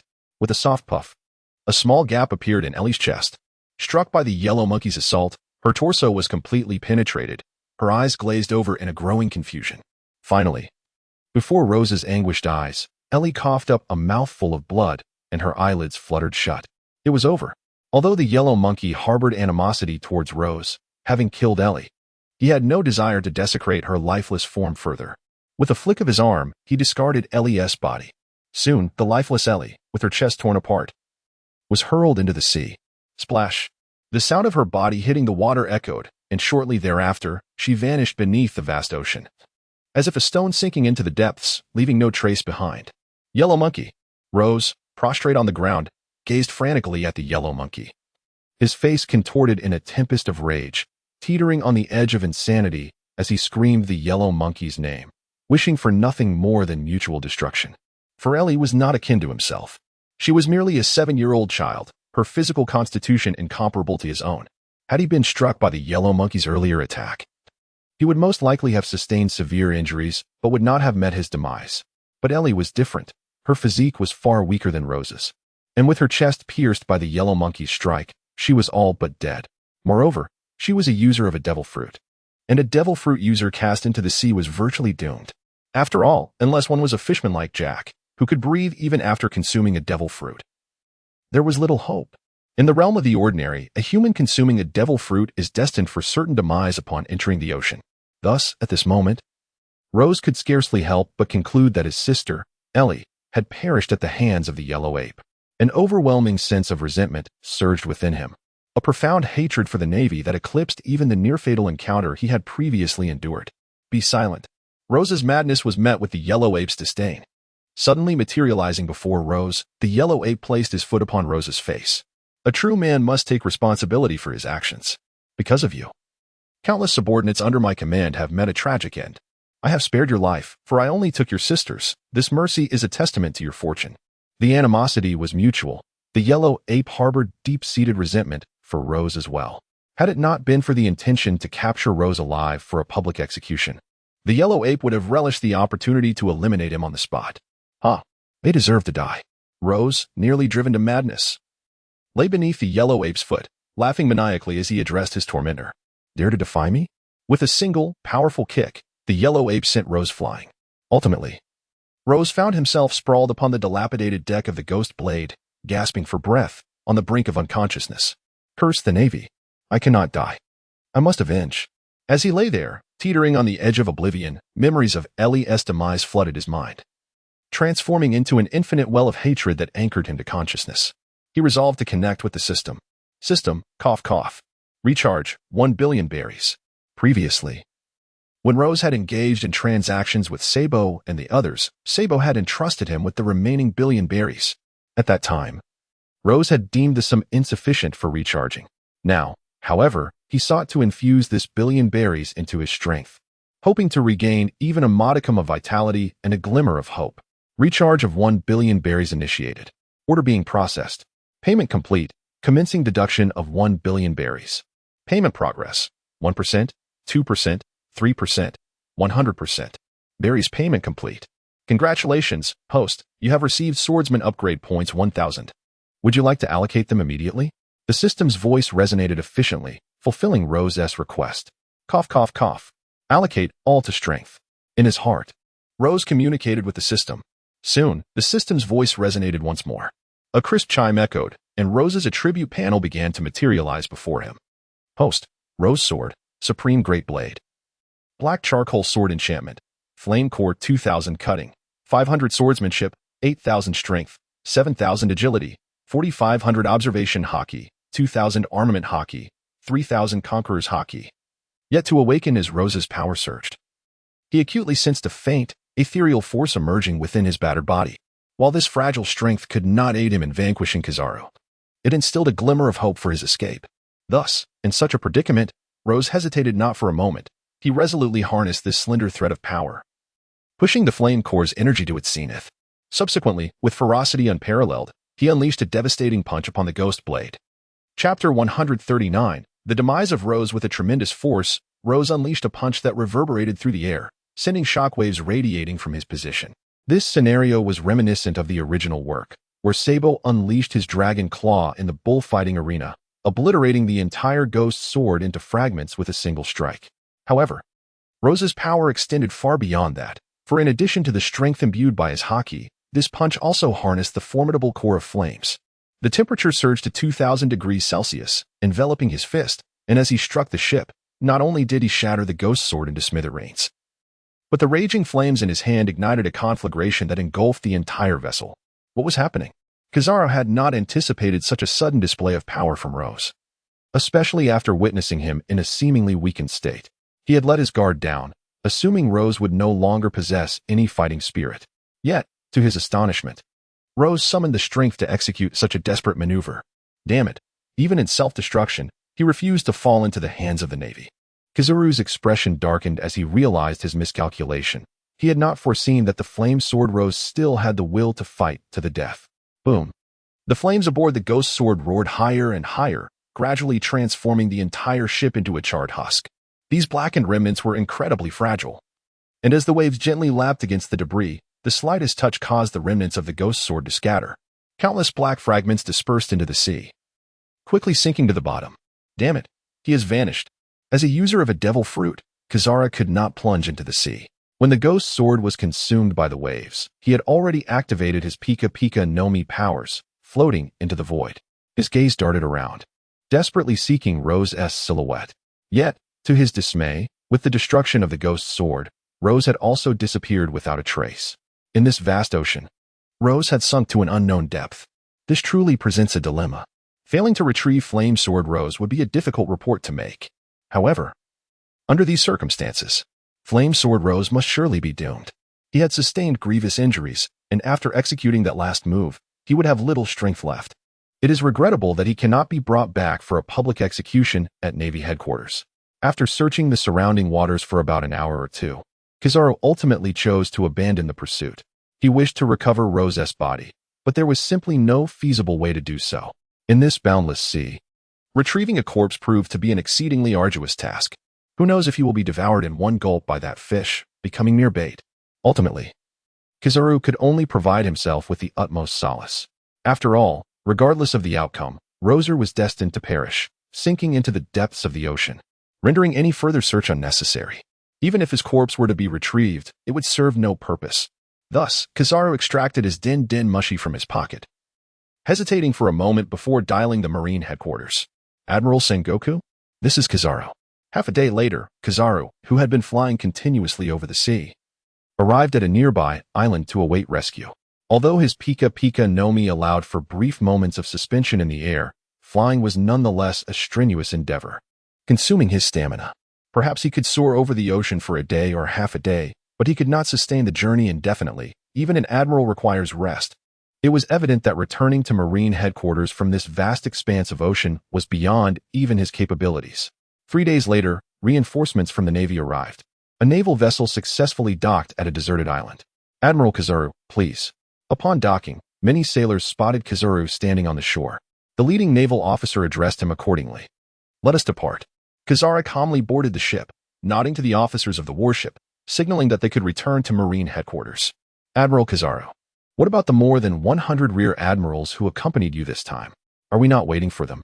The naval officer expressed confusion, questioning whether they were disregarding those rear admirals. There is no need to wait. In this mission, over 100 rear admirals have honorably sacrificed their lives. Kizaru remained silent for a long while, his expression somber. However, he ultimately conveyed the grim truth. Honorably sacrificed. How could this be?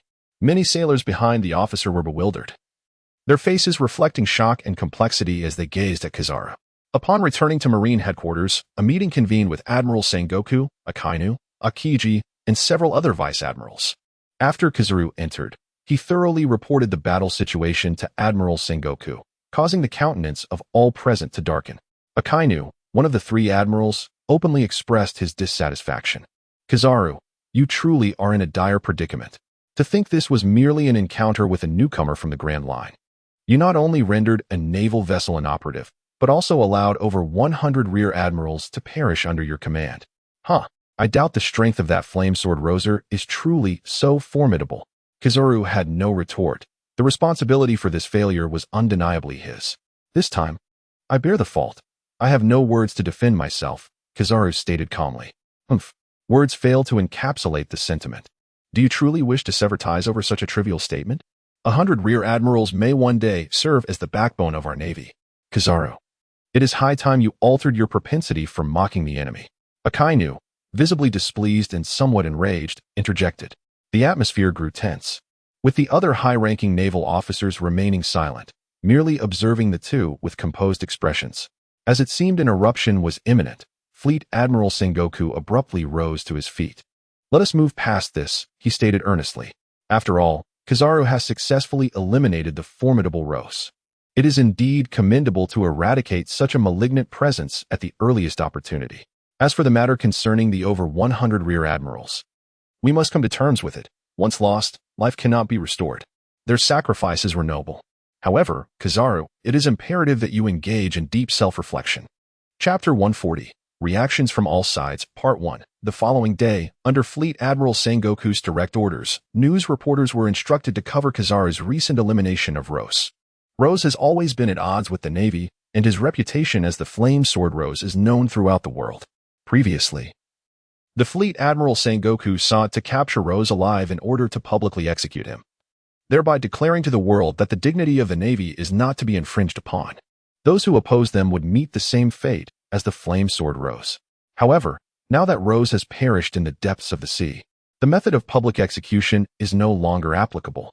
Consequently, the Fleet Admiral could only resort to having journalists report on the incident. Sengoku specifically summoned the capable journalist Shishin from the Moro Sea, recognizing his considerable skill in crafting narratives, even from the most dubious of circumstances, which would greatly benefit the Navy's propaganda. Days later, Shishin arrived at Sengoku's request. Upon learning of the events and the task at hand, even Shishin could not help but feel a sense of lamentation. It was unimaginable that the once indomitable Flame Sword Rose had ultimately fallen at the hands of the Navy. Clearly, the Navy's dominance is indeed impeccable. It cannot be overturned by merely one or two pirates. Very well, I shall take on this task. Shishin replied readily to Sengoku's request. Having witnessed Rose's fate, he was reluctant to oppose the Navy. Moreover, he did not share a deep bond with Rose. And this incident was, without a doubt, news that would astonish the world. Who is the Flame Sword Rose? He is the only pirate who dared to openly defy the Navy. His very existence serves as a focal point, drawing the attention of countless individuals powerless against the Navy. If Shishin were to report on Rose's case again, it would undoubtedly incite a tremendous uproar across the world. After several days, the newspaper crafted by Shishin was finally completed. Upon reviewing his report, Fleet Admiral Sengoku displayed an expression of admiration. "Well done. This newspaper shall be published," he declared. "Shishin, would you be interested in serving the Navy? I know you relish creating news that captivates the world. I assure you that your work here will always garner global attention." Sengoku was exceedingly pleased with Shishin's writing, feeling that he was a sharp instrument. With him, the thoughts and sentiments of the populace could be swayed under the Navy's influence. "I am most willing," Shishin replied. In the heart of Sisian, a solitary toast was made, a promise from the general of the warring states that was impossible to refuse. The following day, a newspaper penned by Sisian swiftly disseminated to every corner of the world through the transmission of the Seagull. The naval government's vast financial resources far surpassed those of Rose, enabling an unparalleled promotional capacity. Thus, the newspaper authored by Sisian was extensively circulated by the Navy, with the Seagull continuously broadcasting its contents for several days, resulting in widespread awareness of the matter across the globe. This event sparked a tremendous uproar within the pirate world. Countless individuals, upon encountering the newspaper, were left utterly astounded.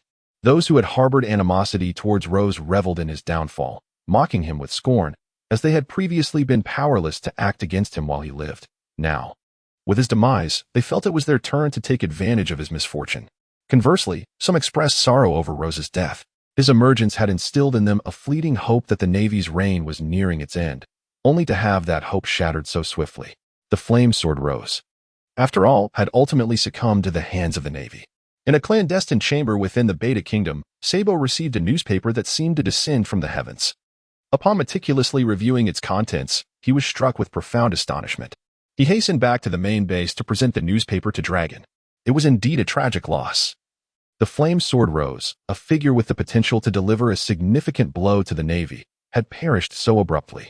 After perusing the article, even Dragon, the leader of the Revolutionary Army, felt a deep sense of regret.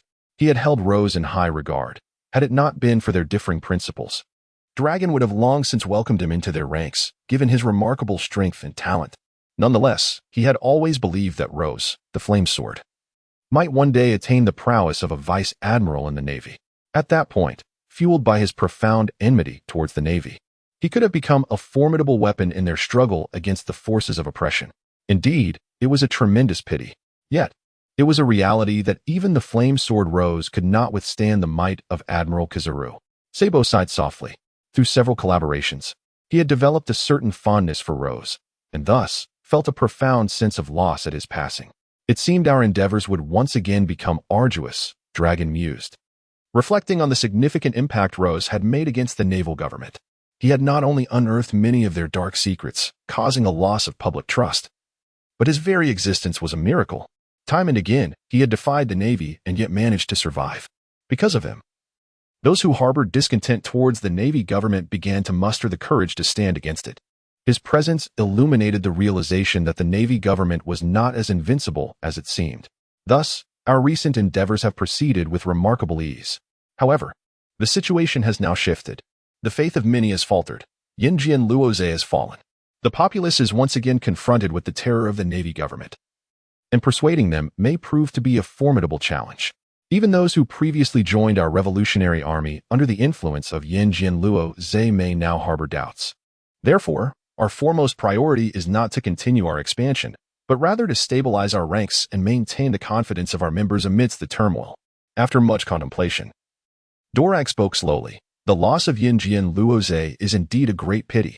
Chapter 140, Reactions from All Sides, Part 2. The news of Yinjian Luozhe's demise sent ripples of shock throughout the entire pirate world. Not only the revolutionary forces led by Dorag, but many others across the vast seas reacted in varied ways. Today, at the entrance of the Grand Line, on the upside-down mountain, in the Red Soil continent, Kurokas reclined comfortably under a large sunshade, basking in the refreshing sea breeze. A newspaper? Just as he was savoring the gentle caress of the wind, a yellowed newspaper suddenly drifted down from the sky, landing squarely on his face and causing him considerable discomfort. He reached for the paper to discard it, but was drawn in by some striking headlines.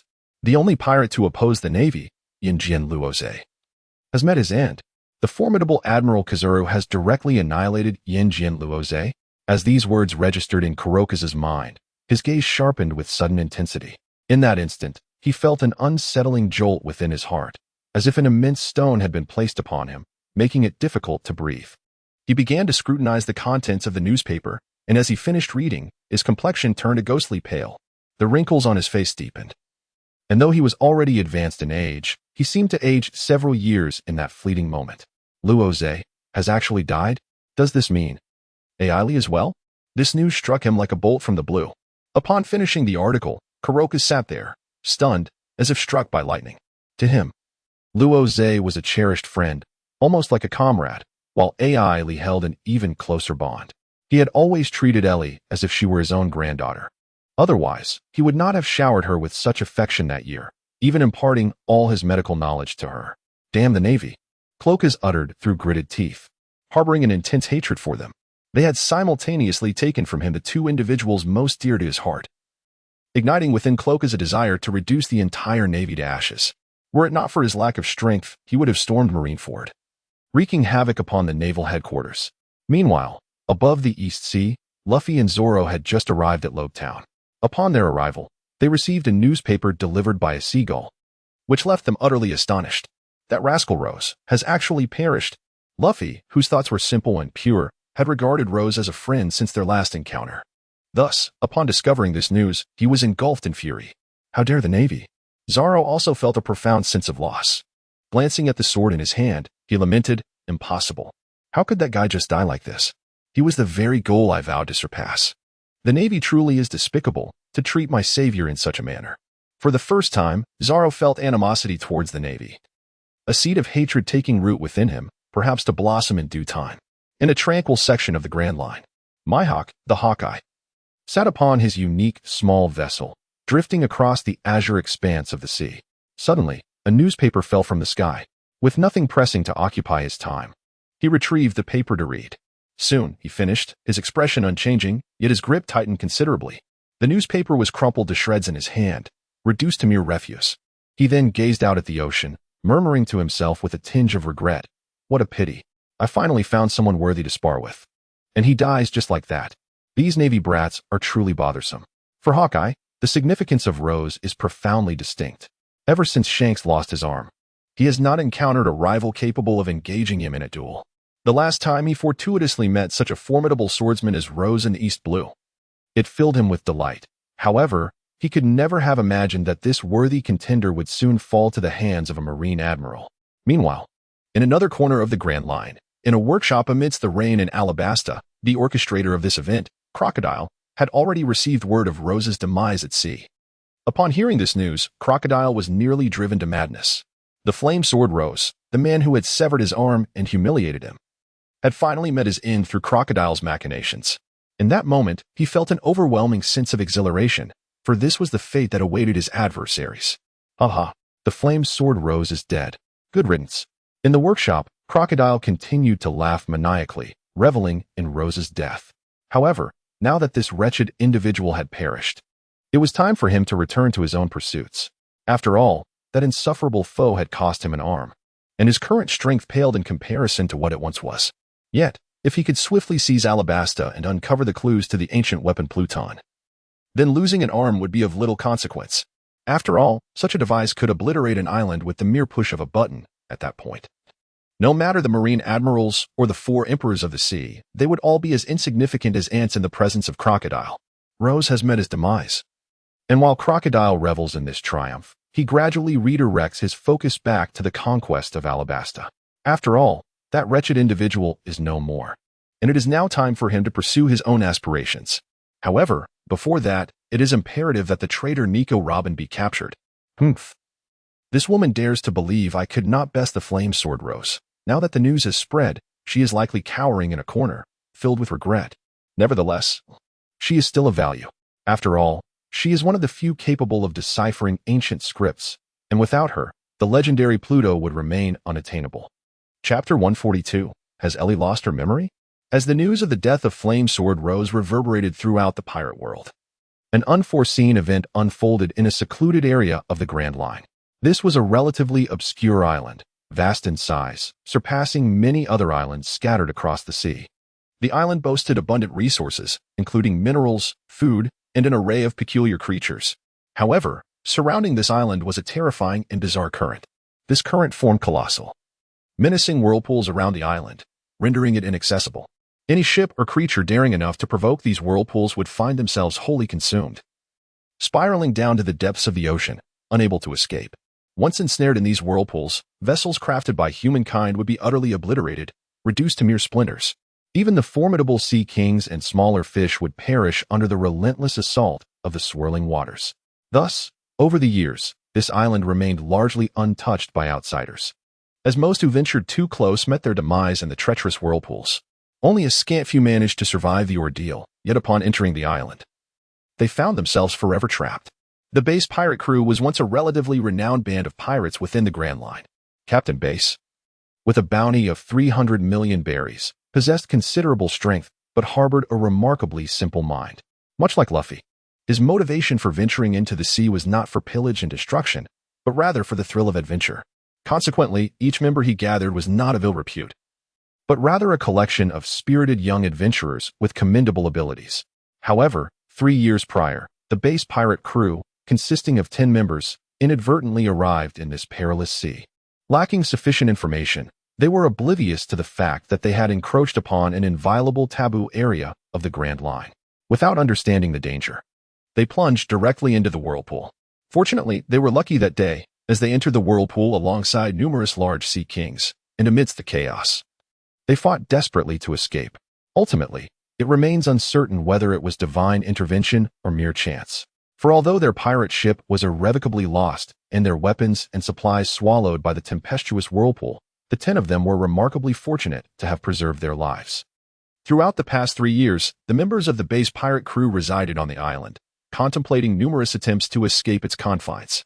However, the perilous nature of the whirlpool outside deterred them, as each endeavor culminated in failure, with several close encounters of being drawn into its depths. Eventually, the group relinquished their impractical aspirations.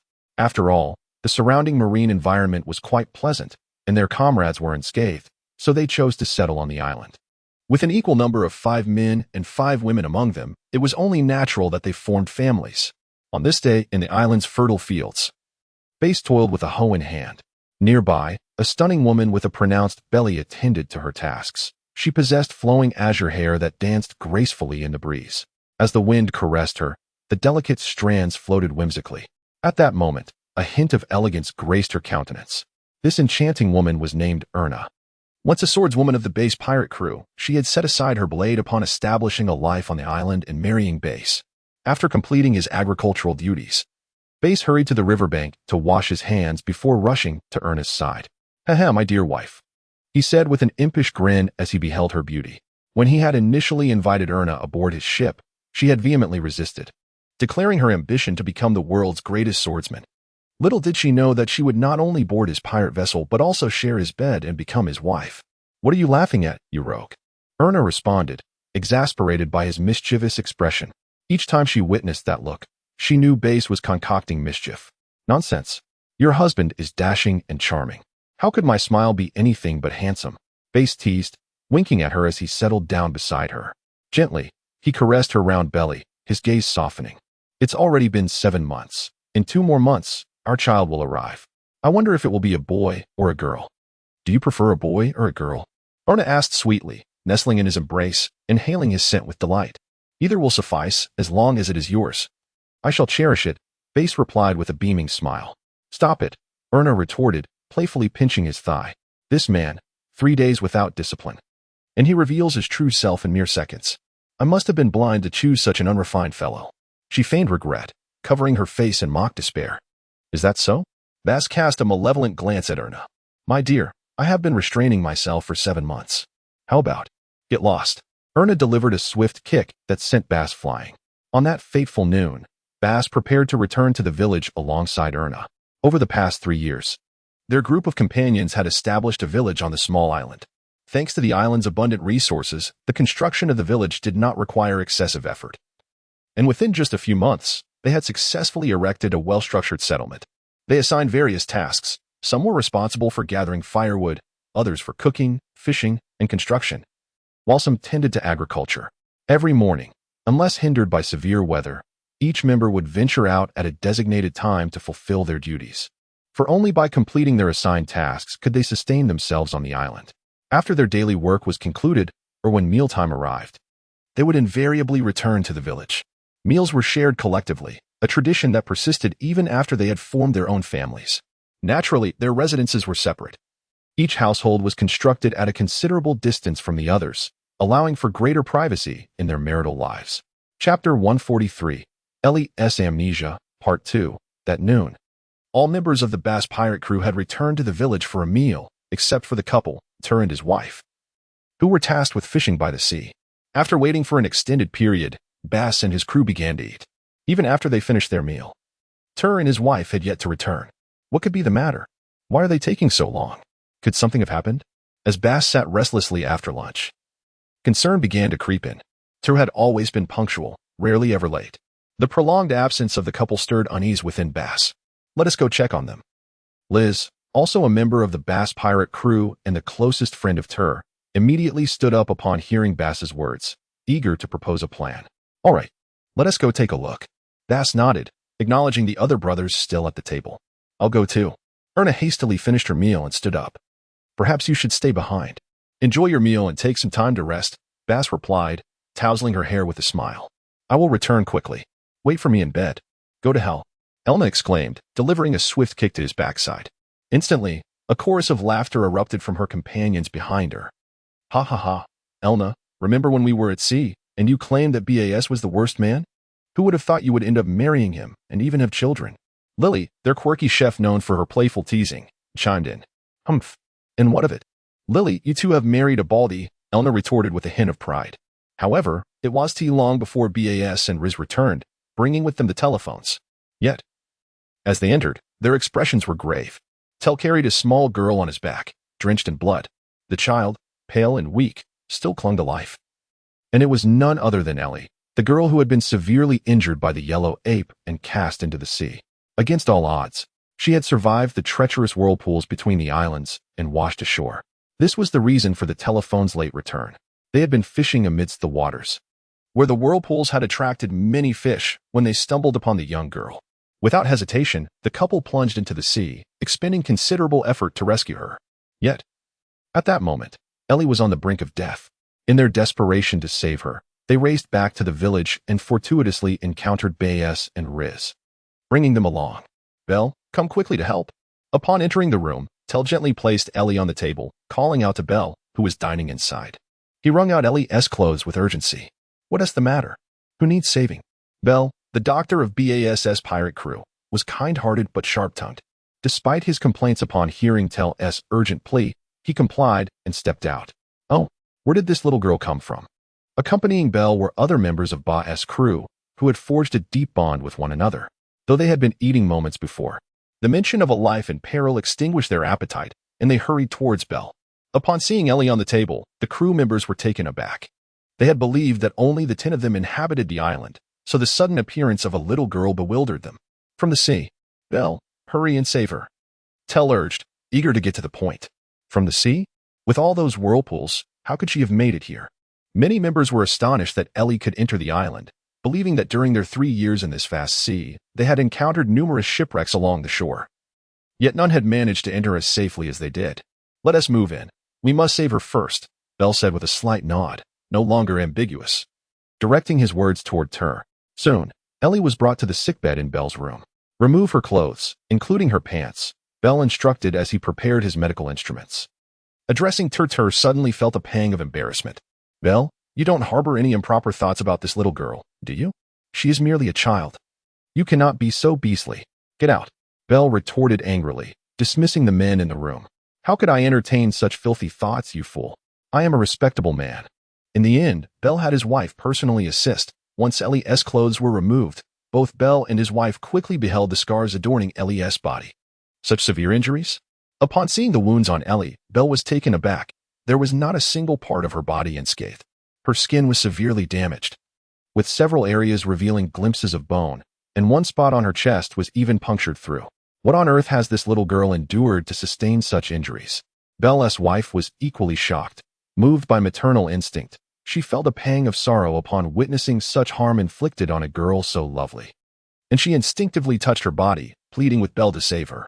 Do not worry. Although her injuries are grave, they are not beyond my capabilities. Belle replied with a soft chuckle, nodding slightly. His medical skills were exceptional. He had saved those with even more severe injuries, so he felt confident. All right.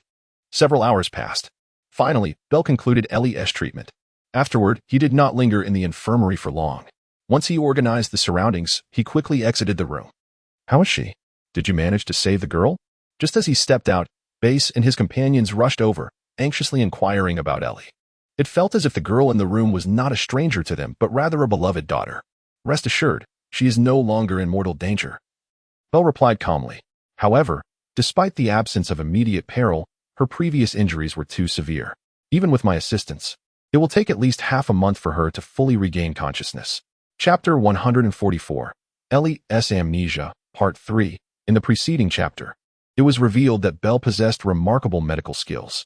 True to his reputation, after saving Ellie, she finally awakened from her slumber 20 days later. Throughout this period, Base and his 10 companions diligently cared for Ellie, even reducing their work hours daily to attend to the injured girl. When Ellie finally emerged from her deep sleep, the excitement among Base and his group was palpable. Belle personally summoned his comrades from their various tasks on the island to gather around her bedside. As Ellie slowly stirred on her pristine white bed, she was greeted by the unfamiliar faces of men and women, causing her to shrink back in trepidation. Hey, you bald-headed fellow, don't crawl so close. You're frightening the poor girl, Base exclaimed. And you, Base, could you refrain from grinning so lecherously? The girl has just awoken. She can hardly bear such stimuli. What's with that ghastly expression you're wearing?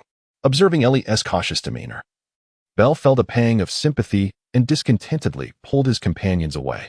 Belle's wife sat beside Ellie, gently stroking her head and inquiring, Dear child, what is your name? Perhaps due to Belle's wife's striking beauty and warm presence, Ellie felt less intimidated this time.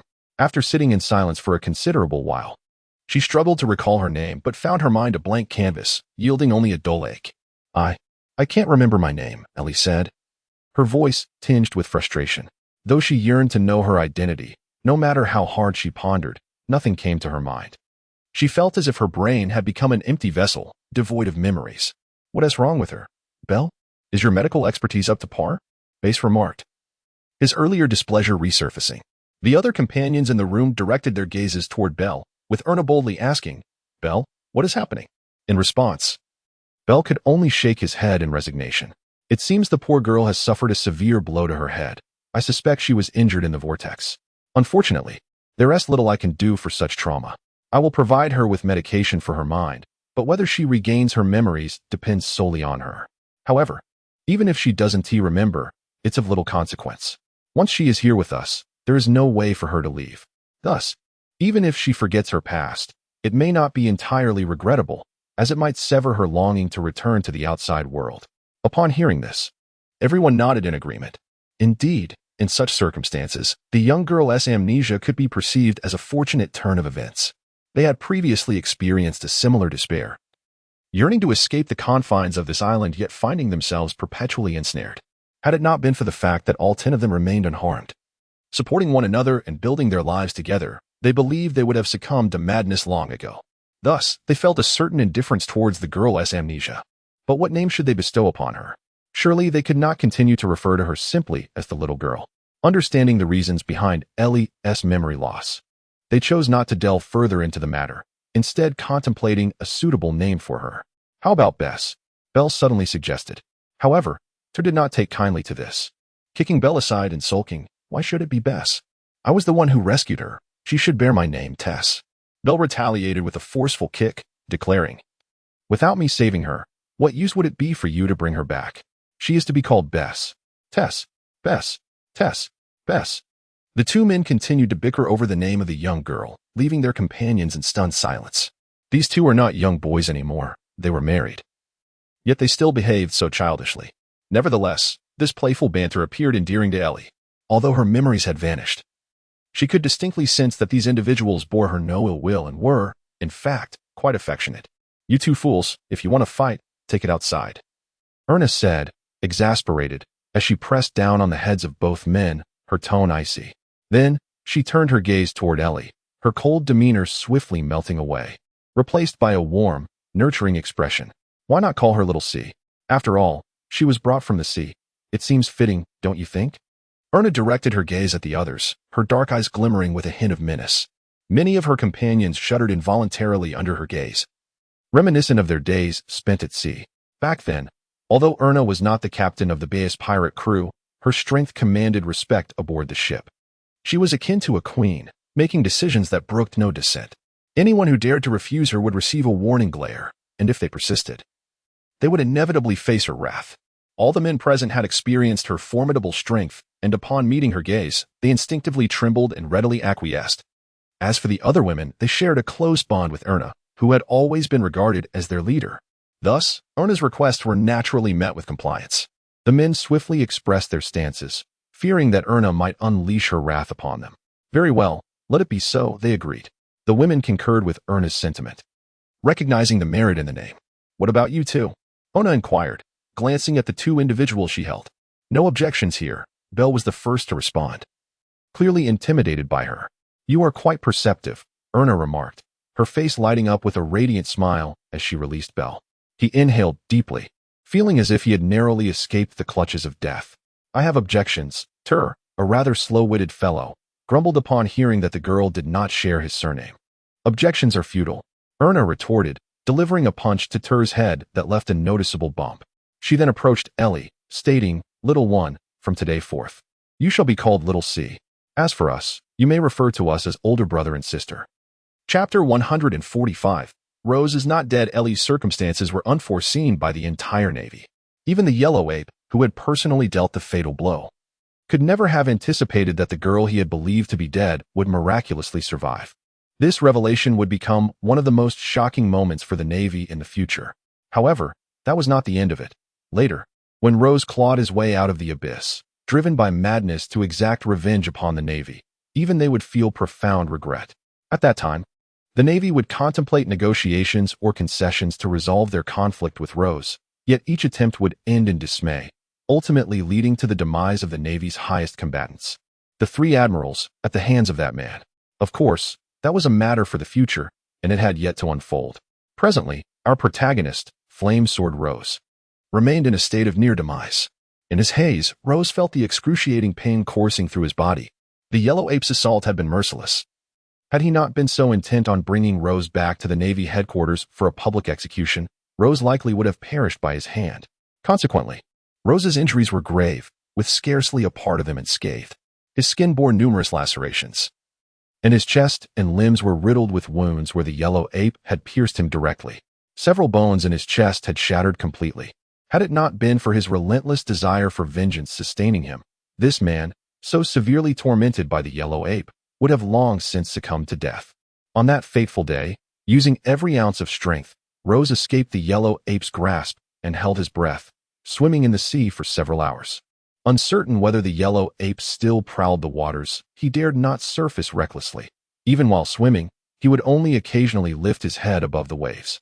Each time he successfully took a breath, he would cautiously immerse himself in the depths of the sea. Due to the severity of his injuries, Rose found himself lacking the strength to employ his usual technique, the moonstep. What was once a spontaneous maneuver had now become an exhausting endeavor for his battered body. Moreover, even swimming through the ocean had become a formidable challenge for him, not solely due to the presence of fish in the water, but because his grievous wounds had sapped him of his energy. Thus, after several hours, Rose had only managed to cover a meager distance before being engulfed whole by an enormous predatory fish. At that moment, as he felt the pain coursing through his body, Rose awoke in torment. Upon awakening, he sensed a peculiar discomfort enveloping him. His body felt warm, akin to a mass of cotton, as if anything that brushed against him could easily crush him. The environment he found himself in was equally strange. He was drenched, and the surface upon which his head rested was sticky, emanating a faint yet repugnant odor. The stench was revolting, yet Rose lacked the strength to voice his disdain, let alone muster the energy to retch. For him, the prospect of survival was uncertain, and his condition was dire. He even contemplated whether it was necessary to continue living in such a grievous state. Closing his eyes and succumbing to the inevitable seemed like a viable option. However, each time he attempted to shut his eyes, the haunting image of Ellie being pierced by the yellow ape and cast into the sea would flash before him, replaying like a relentless slideshow. He found himself unable to close his eyes, as his mind was consumed by a tumult of hatred, helplessness, despair, and regret. In this moment, if his serendipitous survival held any purpose, it was to seek revenge. Since he was still alive, he could not allow his existence to be in vain. A fervent desire for vengeance swirled within him, prompting him to engage in self-dialogue. Yet, he couldn't shake the feeling that his condition was far too dire. How could he possibly endure in such a state? Rose fell into a deep contemplation. He no longer wished for death. At least, that was his intention before he successfully exacted his revenge. I recall struggling to swim through the vast ocean. Gradually, my strength waned, and my movements became increasingly sluggish. It was at this moment that the large black fish approached and swallowed me whole. It seems fortune favored me, as I was spared the torment of its teeth. Otherwise, I would have undoubtedly been ground to bits. However, considering this predicament, I must now be within the belly of that great fish.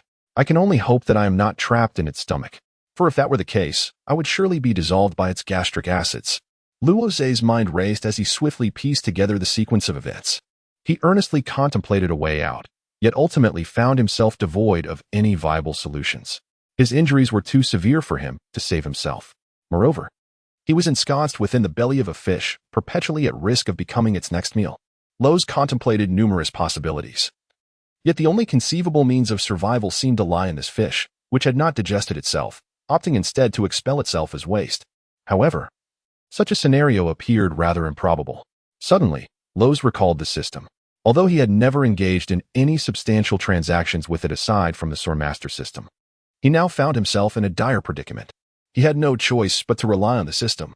With a mindset of tentative hope, he swiftly accessed it. System, is there any way to resolve my dilemma? Rose swiftly addressed the system in his mind.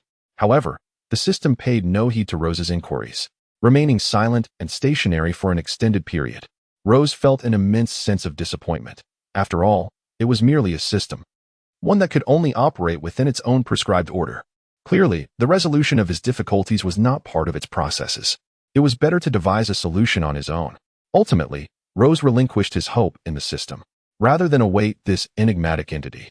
He would much prefer to exert his intellect and ponder the situation, for who knows, he might just conceive a way to extricate himself from his predicament. Ding. However, just as Rose had completely abandoned his belief in the system, a peculiar sound suddenly resonated. Rose's eyes suddenly sparkled with brightness. Chapter 146, Self-Healing. This voice was remarkably familiar to Rose. Having interacted countless times with the system, he instinctively understood its implications the moment the voice resonated. He subconsciously calmed his mind and began to observe the system, meticulously probing its forthcoming actions. During his scrutiny, the system commenced its dialogue. Ding. Congratulations, host. You have activated a special achievement, Surviving Calamity. The reward for this achievement is the initiation of the self-healing talent. Self-healing. a remarkable ability that incurs no cooldown or consumption. Whenever the host's body sustains damage, the self-healing talent will autonomously initiate treatment. The self-healing capability has now been acquired and is commencing the restoration of the host's body. The system's announcement was swift, concluding in but an instant. Yet, the words fell upon Rose's ears like a divine revelation, filling him with exhilaration. Truly, just when he needed it most, the system had provided him with a solution. Bearing grave injuries, he was unexpectedly granted the gift of self-healing. This was indeed fortuitous. If this self-healing could aid Rose in mending his wounds, then surviving this ordeal would be entirely within his grasp. Although this colossal fish was a formidable sea creature, Rose was not someone to be underestimated. While he may not yet be able to contend with a Navy admiral, what challenge could a mere fish pose? Regrettably, the pace of recovery was somewhat sluggish, unable to promptly heal all his injuries. Nevertheless, even at this rate, I believe I will soon regain my mobility.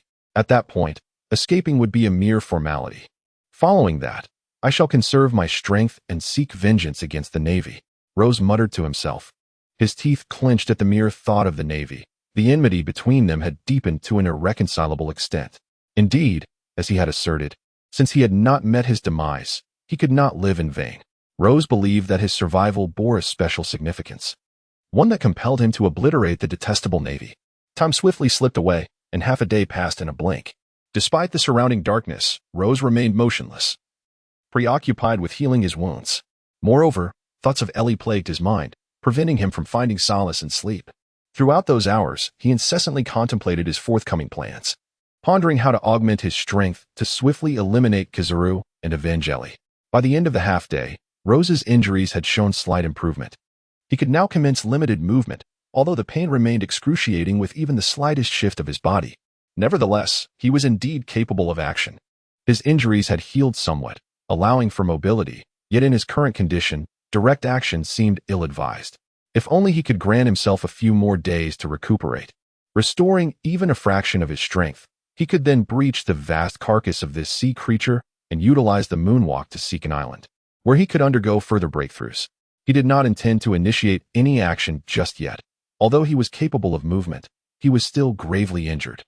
While he could effortlessly dispatch the Sea King, venturing into the open sea in such a precarious state and employing the moonwalk for travel would be perilous. If there were other islands nearby, he might find a sanctuary to heal, but should there be none, the search for a safe haven would be arduous and untenable. Even with his healing aptitude activated, Rose lacked the capacity to traverse a vast expanse of ocean under such dire circumstances. Tick-tock, clatter, clatter, clatter. However, just as Rose was about to resume his healing, a massive drop of water fell from above. The droplet was intensely warm, although it did not land upon him. Rose's keen senses allowed him to distinctly perceive the energy it contained in that fleeting moment. What could that possibly be? Rose began to adopt a serious demeanor, sensing that he had indeed arrived within the belly of this colossal creature. Otherwise, he would not have encountered such perilous substances dripping down moments ago. The droplets he had just experienced felt distinctly like gastric acid. To ascertain his safety, he decided to employ his observation haki. The instant his haki enveloped the area, everything within his vicinity fell under his vigilant oversight. At that moment, every inch of the surrounding environment, down to the most intricate tissues of the Sea King, was meticulously monitored by Rose. Through this scrutiny, he swiftly discerned the nature of his surroundings. It appeared that the substance was indeed gastric acid. Rose murmured to himself. Through his observation and the power of observation haki, he comprehended the circumstances surrounding him. He found himself within the belly of this sea beast, where an accumulation of corrosive acid lay at the bottom, poised to surge upwards at any moment. This highly caustic gastric fluid, upon contact with Rose, could undoubtedly dissolve him in an instant. He could no longer linger. If he were to be splashed by this gastric acid, the consequences would be utterly disastrous. Rose no longer intends to remain within the belly of the Sea King. In retrospect, while this sanctuary allowed for better recuperation, it was undeniably perilous. The corrosive nature of the acidic liquid was exceedingly potent. A mere misstep could lead to exposure, and without the defense of armed haki, he would swiftly be dissolved. Therefore, Rose was reluctant to risk further entanglement. He gradually rose from the flesh of the sea creature, his palm pressing against the oily, slippery surface. First, he must satiate his hunger. Once he emerges from the ocean, opportunities to replenish his strength may become scarce. Moreover, it had been several days since he last consumed sustenance. Resolute in his decision, Rose once again communicated with the system. Due to the fact that his sword was forged by the system, the supreme great knife, black charcoal, could be stored within its repository. Previously, after his defeat in battle against Kizaru, Rose had deposited this formidable blade into the warehouse, intending to retrieve it when needed in the future. Now, the moment had come for Rose to reclaim the supreme great knife, black charcoal. Rose let out a low growl, and with a swift motion, he retrieved the unparalleled great blade, black carbon, from the depths of the system's repository. In that fleeting moment when black carbon was grasped, Rose clutched the hilt and drew it forth with determination. As he unsheathed the unparalleled great blade, a profound and familiar sensation washed over him. One that was etched deeply in his memory, impossible to forget. Even though he was gravely injured at that moment, the instant he seized the unparalleled great blade, a wave of satisfaction surged through his spirit. For a swordsman, the sword is the most vital possession, irreplaceable and sacred. Thus, despite the pain coursing through his body, as he grasped the unparalleled great blade, Rose's arm instinctively moved. He raised his arm slightly, lifting black carbon high, the dark, razor-sharp blade suspended in the air, emanating an aura of lethal intent. Subsequently, with a subtle exertion of his right arm, he tightened his grip on the hilt, causing the unparalleled great blade to emit an exhilarating song, its body quivering with anticipation. The fiery core blazed at 2,000 degrees Celsius. As Rose inhaled the unique atmosphere, a subtle smile crept upon his lips, and he exhaled comfortably, whispering to himself in quiet contemplation. In that moment, the Supreme Sword Master System sensed Rose's call, and a series of mystical programs flickered rapidly, instantly activating the function of the flame core. The emergence of the flame core exuded an imposing aura. Although Rose was gravely injured at present, the flame core was devoid of cooldown and consumption, rendering this formidable technique a burdenless endeavor for him. He merely lifted his arm, and the searing heat of 2,000 degrees Celsius emanated from the supreme great blade, a dark carbon entity in his grasp. Gradually, the supreme great blade began to glow a fierce red as it was engulfed by the intense heat of the flame core. The blistering warmth radiated from the dark carbon, relentlessly corroding the surrounding air. In an instant, the belly of the colossal sea titan was enveloped in a terrifying wave of heat. Yet, amidst this oppressive warmth, Rose remained unaffected. The flame core was a manifestation of the system's power, and as its host, he was exempt from its wrath. However, the massive sea creature was not as fortunate. Exposed to the 2,000 degrees Celsius of the flame core, it felt its very flesh begin to wither. As if it were on the verge of being roasted alive, roars erupted from the creature as it swam freely through the ocean, suddenly beset by an overwhelming sensation of searing heat from within, which caused it immense discomfort. In a desperate attempt to release the pent-up heat, it bellowed, sending waves of hot air cascading into the ocean, nearly vaporizing the seawater into scalding steam. Yet, this did little to alleviate its suffering, failing to relieve even a fraction of the internal heat. At that moment, the enormous sea titan was almost thoroughly cooked, with a fierce golden glow emanating from its belly, radiating outward. This golden luminescence was a testament to the flame core's prowess within Rose's Supreme Sword Master System. The extreme temperature was not only capable of incinerating the fearsome giant, but even the lingering heat alone was sufficient to bring about its demise. Yet, this sea titan seemed to possess a semblance of intelligence. Sensing the inferno within its body, it began to take measures for its own salvation, not merely expelling the heat within its body. After this method proved futile, the colossal sea creature resorted to an alternative means of self-preservation. It began to rapidly open its immense dark maw, and in that fleeting moment, its white fangs were unveiled against the backdrop of the ocean. It frantically devoured the seawater, along with the small fish and shrimp within it, which were helplessly consumed and swallowed whole. As for those unfortunate fish and shrimp, they entered the belly of this gigantic marine monarch without comprehending the reasons behind their fate.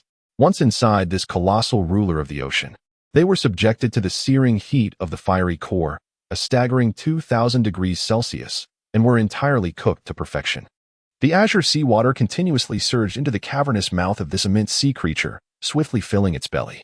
At that moment, this gigantic leviathan resembled a massive balloon, its belly distended and saturated with seawater, as if the slightest prick with a needle would trigger a tremendous explosion. Having ingested such an abundance of water, it seemed to sense something amiss. Inside the belly of the beast, Rose felt the sudden shift as the tumultuous seawater flooded in, though it could not inflict direct harm. The sword in Rose's hand, enhanced by the fiery core, radiated a temperature of 2,000 degrees. The mere contact of the seawater with Rose's formidable black blade resulted in an immediate transformation, as the water seemed to boil and become unimaginably hot. Rose was enveloped by the surging seawater, acutely aware of the intense heat, feeling as though he were on the verge of being simmered alive by the core's searing temperature. How scorching, this wretched fish! Rose furrowed his brow in dissatisfaction, swiftly swimming atop the vast abdomen of the colossal sea creature. He drew his long sword, empowered by the core of flames at an astonishing 2,000 degrees Celsius, and aimed it at the creature's belly, thrusting with tremendous force. The might of this strike was utterly terrifying. Not only could the massive sea beast not withstand it, but even the admirals of the Navy headquarters would find themselves powerless against such a formidable attack. The temperature of the flame core was simply too high. Even if the admirals employed their hockey to defend, they would be utterly helpless against such overwhelming heat. Rose had previously tested this during his battle with the ghost spider. While the latter's swords might not shatter immediately, they would undoubtedly be rendered useless. Chapter 148, Slaying the Sea Beast, Part 2, Ultimately. Beneath the force of Rose's strike, the flesh of the gigantic sea creature began to deteriorate. The searing heat of Rose's flame core was indeed fearsome. Under such extreme temperatures, even the most resilient materials would crumble like paper. Furthermore, what Rose had struck was merely the flesh of this vast sea creature. Thus, its flesh was swiftly cooked by the 2,000 degrees of the flame core. Even the presence of seawater within could not counteract the overwhelming force of the flames. Having resolved the issue, Rose's supreme blade, the black charcoal, followed suit and plunged directly into the cooked flesh. In no time, the internal mass of the creature was utterly obliterated. While its exterior remained intact, its insides were hollowed out by Rose's strike. Moments later, a brilliant flash of fire erupted from the creature's abdomen, and a gaping sword wound appeared, accompanied by a torrent of seawater and blood. The seawater and blood gushed forth from the gaping wound, quickly staining the surrounding waters a deep crimson. A faint, fishy odor wafted from the seawater, rendering the area overwhelmingly foul. Rose had just emerged from the gaping wound of the colossal sea creature, trailing behind him a mixture of seawater and blood. He was acutely aware of the foul stench enveloping him. As he surfaced, he engaged in a series of graceful leaps through the air, his stomach churning, and he involuntarily spat. Coughing, he mused, "I never expected to walk away from this." After a moment, the nausea began to dissipate. He lingered in the void, feeling his innate regenerative abilities working tirelessly to mend his body, and he found himself whispering, "Navy, just wait. One day, you shall all accompany Ellie to the grave." Suddenly, he cast his gaze skyward, recalling the little girl who had once been his anchor, a smile unintentionally gracing his lips.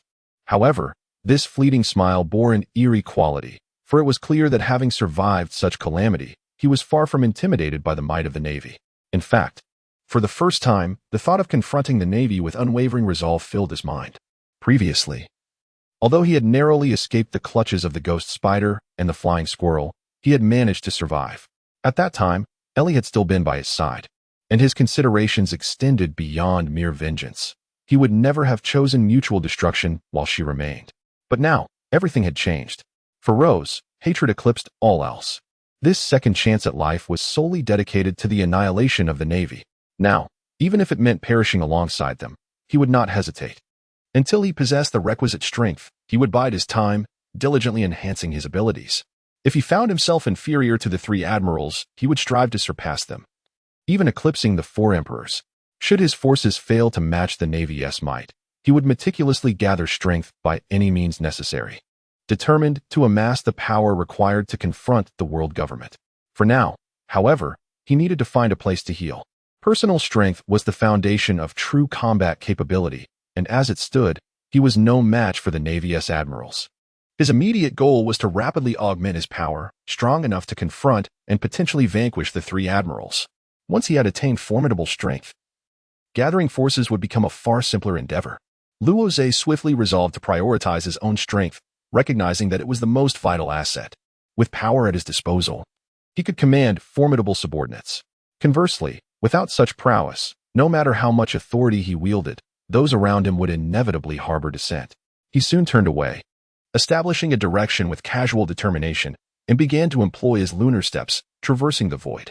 Half a day elapsed swiftly, during which Rozé covered considerable distance. However, the maritime expanse he found himself in was exceedingly remote. After half a day of soaring over the vast ocean, he had yet to encounter even a single vessel. Undeterred, Rozé remained resolute, having prepared himself mentally prior to his departure. The ocean is vast and unpredictable. It is not uncommon to go a month or two without sighting a ship. Several hours later, as the crimson sun began its descent in the sky, the azure heavens gradually succumbed to a red hue. A chill crept into Rozé's heart, yet he did not halt his pace. He understood better than anyone the perilous nature of his situation, should he fail to locate a refuge or a ship before darkness enveloped the sky. His predicament would become dire.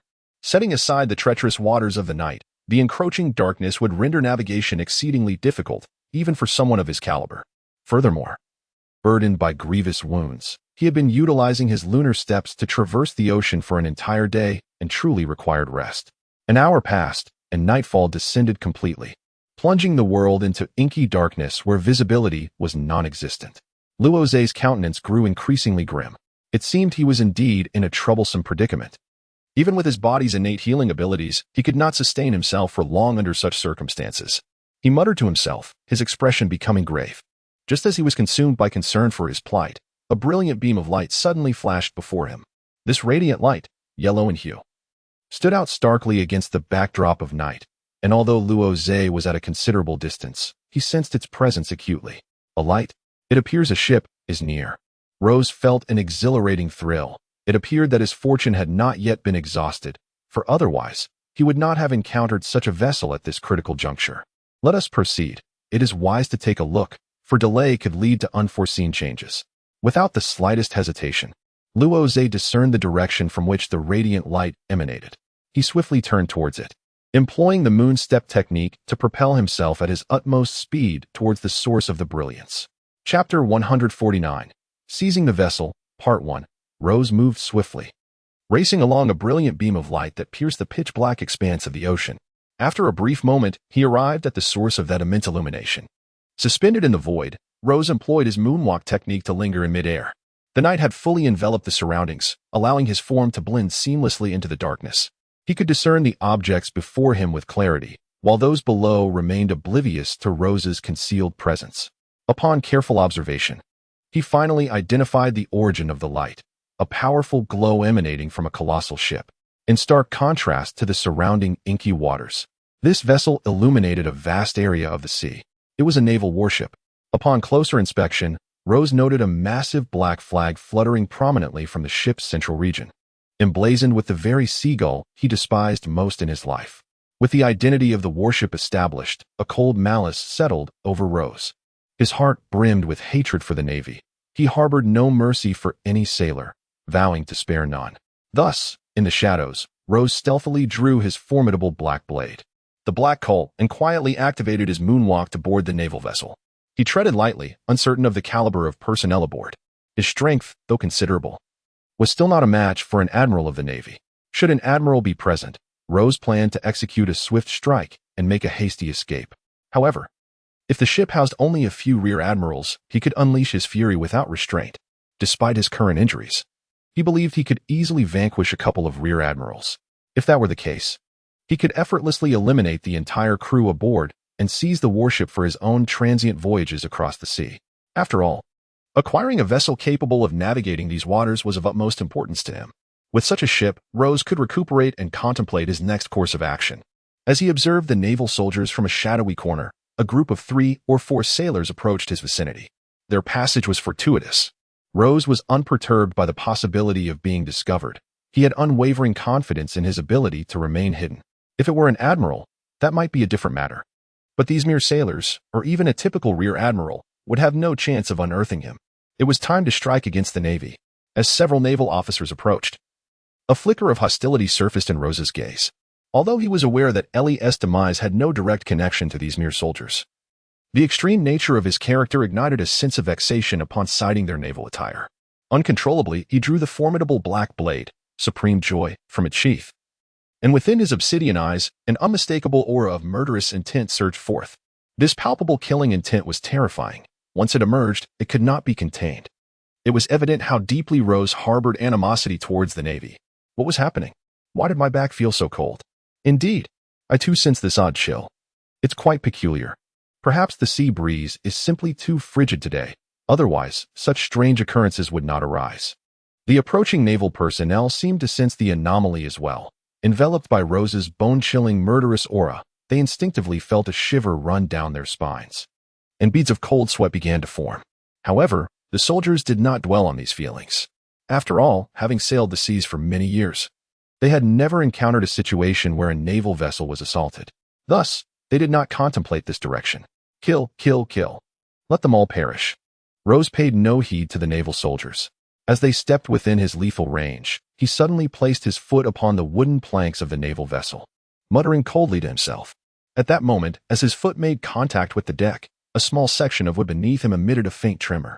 However, due to Rose's deliberate control of his strength, the disturbance was minimal. Then, before the naval soldiers could fully comprehend the situation, Rose sprang into action, moving with the swiftness of lightning. The soldiers, witnessing a dark shadow dart past them, followed its trajectory for a fleeting half-second before each fell still. In that instantaneous moment, 3 highly trained naval soldiers had already met their demise. What they had perceived as a glimmer of light was merely the reflection cast by Rose's blade. The supreme great knife, black charcoal, as it moved in unison with his arm. Otherwise, given Rose's speed and the soldiers' reaction times, they would have never been able to respond in time. He could not afford to leave any evidence behind. It was imperative to deal with them swiftly, lest he attract the attention of more naval forces aboard the ship. Rose muttered to himself, uncertain whether there were admirals aboard the naval vessel, and thus he was reluctant to reveal his identity too hastily. Consequently, his previous actions were executed with remarkable swiftness and precision. The several naval soldiers scarcely had time to register any pain before Rose dispatched them with a single stroke of his sword. As a result, they were unable to emit even the slightest sound that might alert the other naval personnel. Cast into the sea, Rose cast a meticulous glance around, and upon discovering the absence of other naval soldiers, he effortlessly hoisted several corpses of the sailors, skillfully controlling his strength, and swiftly cast them into the depths below. Thanks to Rose's deft control, the bodies made scarcely a sound upon entering the water. The splashes that followed were minimal. Furthermore, the lack of other naval personnel in the vicinity ensured that Rose's covert assassination went entirely unnoticed. Chapter 150. Seizing the Ship, Part 2. After a brief moment, having disposed of the corpses, Rose delved deeper into the naval vessel. His observations revealed no traces of additional sailors. It appeared that the Navy seldom faced pirate attacks at sea, allowing them to retire for the night without deploying substantial forces for defense. Perhaps those few naval soldiers were merely the sentries on duty this evening. However, their insufficient prowess and lack of vigilance rendered them easy prey for Rose, eliciting not even the slightest ripple of alarm. Given this situation, I can proceed to investigate further inside. With the naval soldiers' vigilance so alarmingly low, should fortune favor me, I might eliminate them all, and they would merely believe they were still in slumber. With this realization, Rose's audacity swelled considerably. After all, these sailors were all fast asleep. As long as he kept his movements discreet, even if he were to dispatch them all, they would remain utterly oblivious to their demise. If the circumstances were such, and if Kizaru were present, Rose muttered to himself, and the mere thought of Admiral Kizaru ignited a fervent desire for vengeance within him. The events of that fateful day lingered incessantly in his mind, leaving him utterly tormented. He even contemplated the possibility that if Kizaru were to be aboard this naval vessel, slumbering in a deep sleep, a successful ambush might indeed lead to his demise. After all, despite the formidable prowess of Admiral Kizaru, he remained, ultimately, a mere mortal. To suggest that he could withstand a strike from Rose in such a clandestine encounter would be utterly implausible.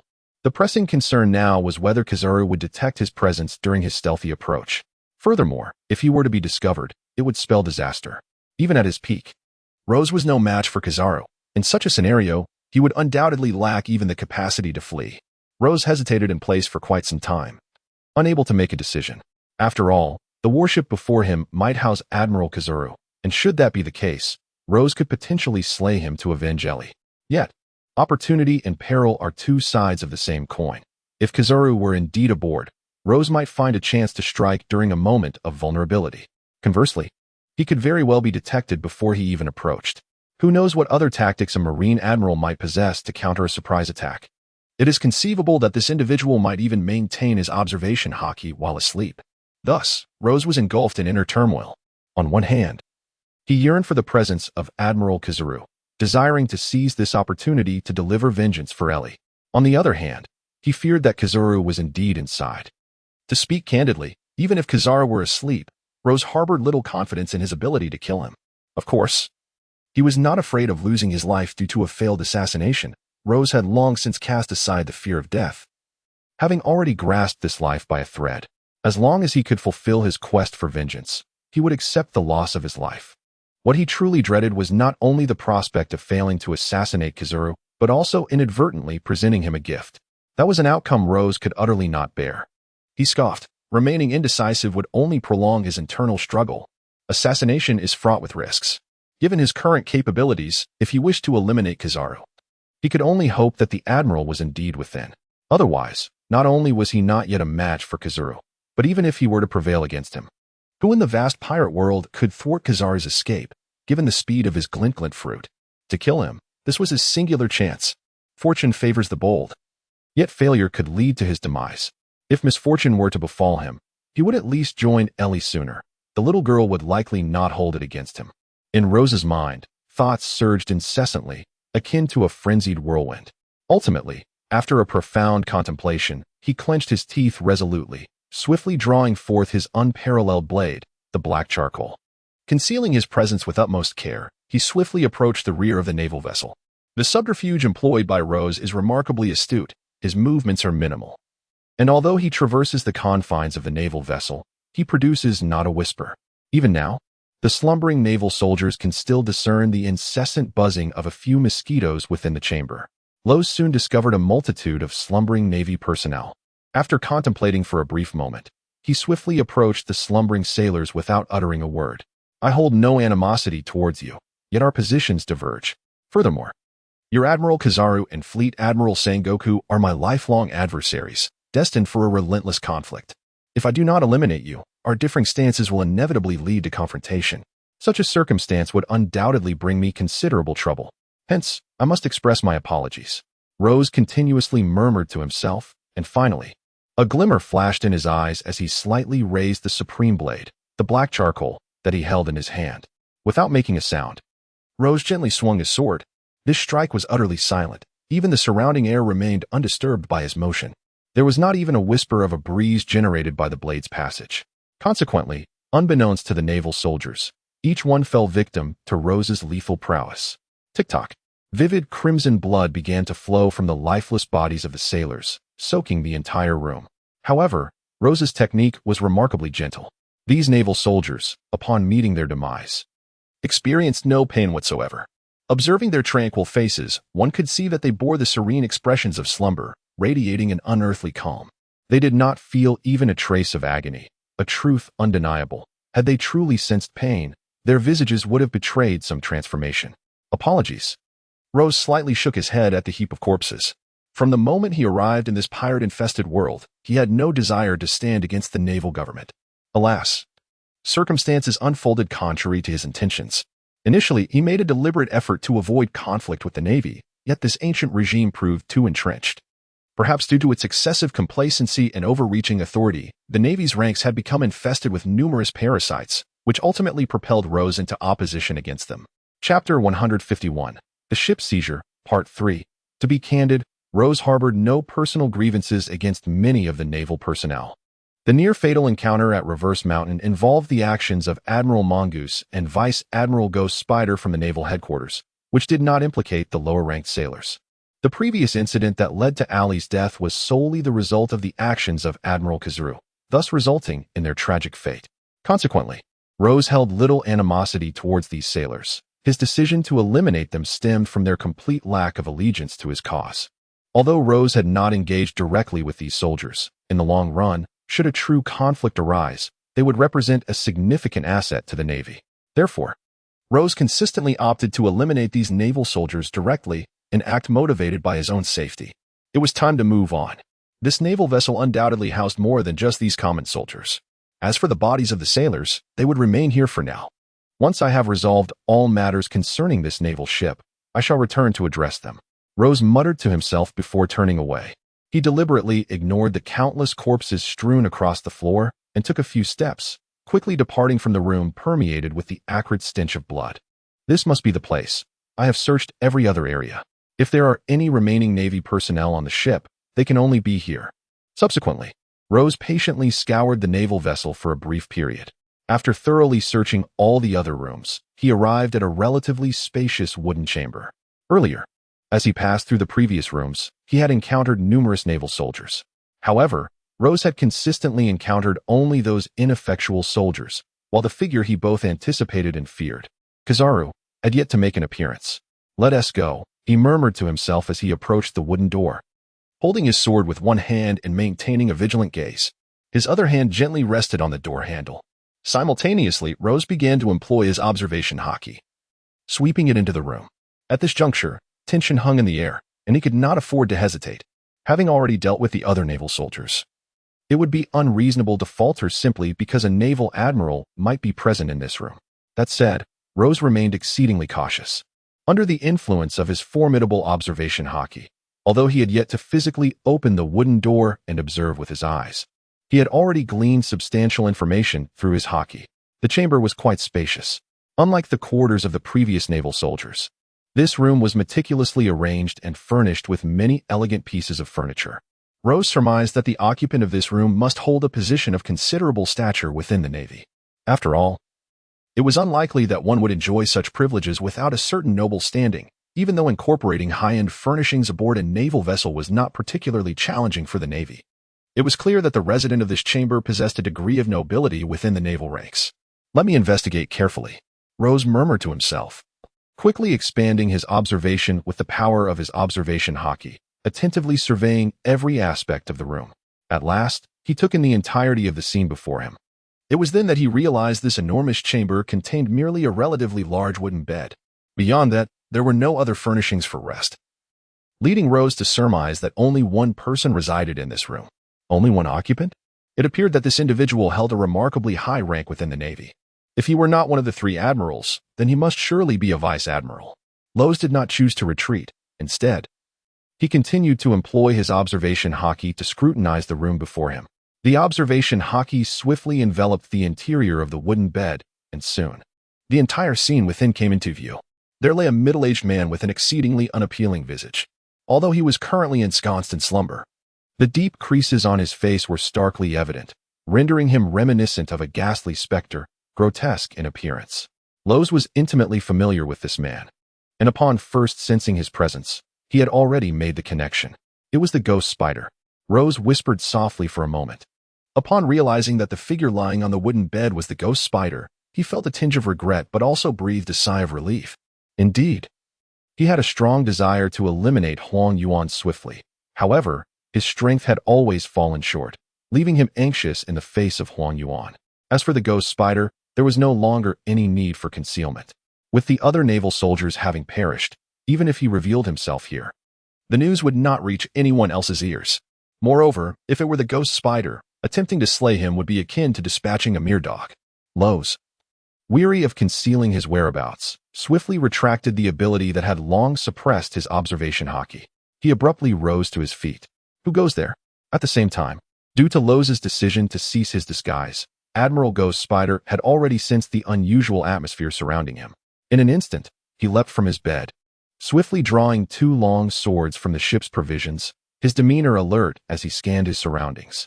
Truly, as a vice admiral of the Navy headquarters, his vigilance was commendable. Even in slumber, he remained armed with his blades. Rose paid no heed to the ghost spider's vigilance. He leisurely stepped forward and pushed open the wooden door, addressing the ghost spider before him with an air of nonchalance. With unwavering confidence in his abilities, Rose exhibited an effortless demeanor. Flamesword Rose. However, the demeanor of the ghost spider was entirely different. Upon catching sight of Rose's face, he stood frozen, his expression one of sheer astonishment, as if struggling to comprehend the reality before him. Eventually, after repeatedly confirming the identity of the man before him, he reluctantly chose to accept the truth, though his countenance remained as grim as the foulest of visages. Chapter 152, The Death of the Ghost Spider, Part 1. After a brief moment, the ghost spider's expression softened slightly, no longer resembling the ghastly pallor of a corpse. Yet, his gaze turned increasingly frigid, as the inky blackness of his eyes betrayed a palpable menace. He coldly unsheathed his twin swords, thrusting his foot into the ground and launching himself towards Rose with remarkable speed. He dared not underestimate Rose, harboring an unspoken trepidation. Although years prior, at Reverse Mountain, the ghost spider had decisively subdued Rose, that was a distant memory. More than a year ago, even when he and 5 other Navy vice admirals attacked simultaneously, they could not best the flame sword Rose. From that moment onward, he recognized the chasm that separated him from the man before him. They were no longer on the same plane of existence. Nevertheless, as a vice admiral of the Navy, the ghost spider, despite his ruthless tendencies, was without reproach when it came to the eradication of pirates. He did not allow the superiority of Rose's strength to render him weak or retreat. Instead, he chose to confront Rose head-on, launching a frenzied assault. Flame sword Rose, why are you still alive? The force of the ghost spider's advance was formidable. His foot struck the ground with such intensity that it threatened to shatter the entire naval vessel. Fortunately, the ship was constructed of sturdy materials, allowing it to withstand the blow. Nonetheless, the sheer impact caused the vessel to sway precariously, as if on the verge of collapse. Coldly, he leveled his twin swords, aiming for Rose's head, and with a speed that was almost blinding, he unleashed a ferocious downward strike, akin to a tiger pouncing on its prey. Death, indeed. I came perilously close.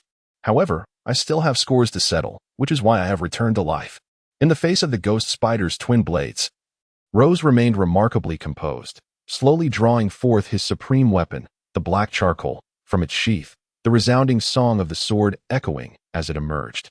Then, as the ghost spider lunged at him with the ferocity of a wild beast, Rose appeared utterly unfazed. He gently grasped the hilt of his sword, known as black charcoal, casting a sidelong glance at the towering ghost spider above him. Without hesitation, he executed a casual yet forceful horizontal slash. In the face of the ghost spider's assault, Rose exhibited utter disdain, opting neither to defend nor evade. His speed far surpassed that of the ghost spider, as did his attacking prowess. Thus, there was no necessity for him to dodge the ghost spider's onslaught. Even though he had successfully seized the initiative, such an advantage was trivial in Rose's eyes. He unleashed his sword with a speed that eclipsed that of the ghost spider. Before the ghost spider's twin longswords could even reach Rose's head, his formidable blade, black charcoal, had already found its way to the ghost spider's chest. At this rate, within a mere breath, Rose's longsword would precisely cleave through the ghost spider's torso, leading to a gruesome wound and a profusion of blood. The ghost spider would undoubtedly meet a tragic end beneath Rose's strike. However, his attack would forever remain suspended in midair. Damn! Judging by his aura, he appeared to be significantly injured, yet how could his sword strike be so swift? The ghost spider's gaze turned frigid. Through this brief exchange, he discerned Rose's grave injuries, likely inflicted by Admiral Kizuru on that fateful day. Yet, he remained oblivious to the reasons behind Rose's fortunate escape from Kizaru's clutches. What astonished the ghost spider was that, despite sustaining such severe wounds, the speed of Rose's strikes remained astonishingly rapid.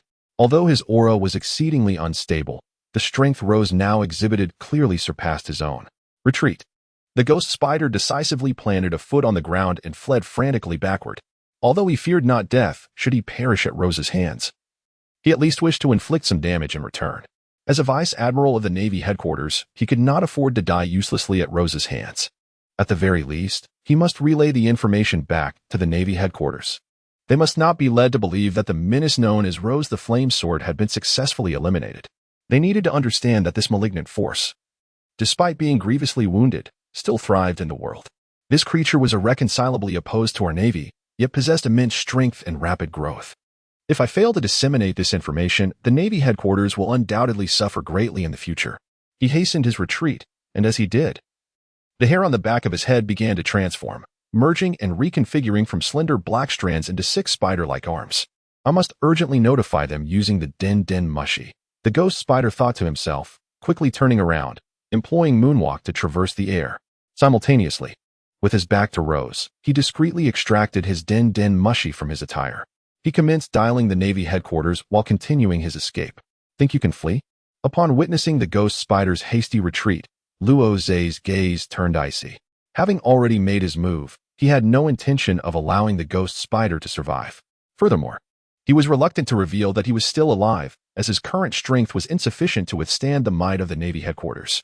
Thus, at this moment, He sought to use his own demise as a guise to enhance his power to the greatest extent possible. Therefore, the ghost spider must not leave alive. Absolutely not. Leave him to me. With a frigid gaze, Rozé confronted the spectral spider, suspended in midair, effortlessly unleashing a sword strike that transformed into a tempest of fiery sword energy. This infernal blade aura was a fusion of the 2000 degrees Celsius flames from the Supreme Swordmaster system and the sword chi derived from his breakthrough sword technique.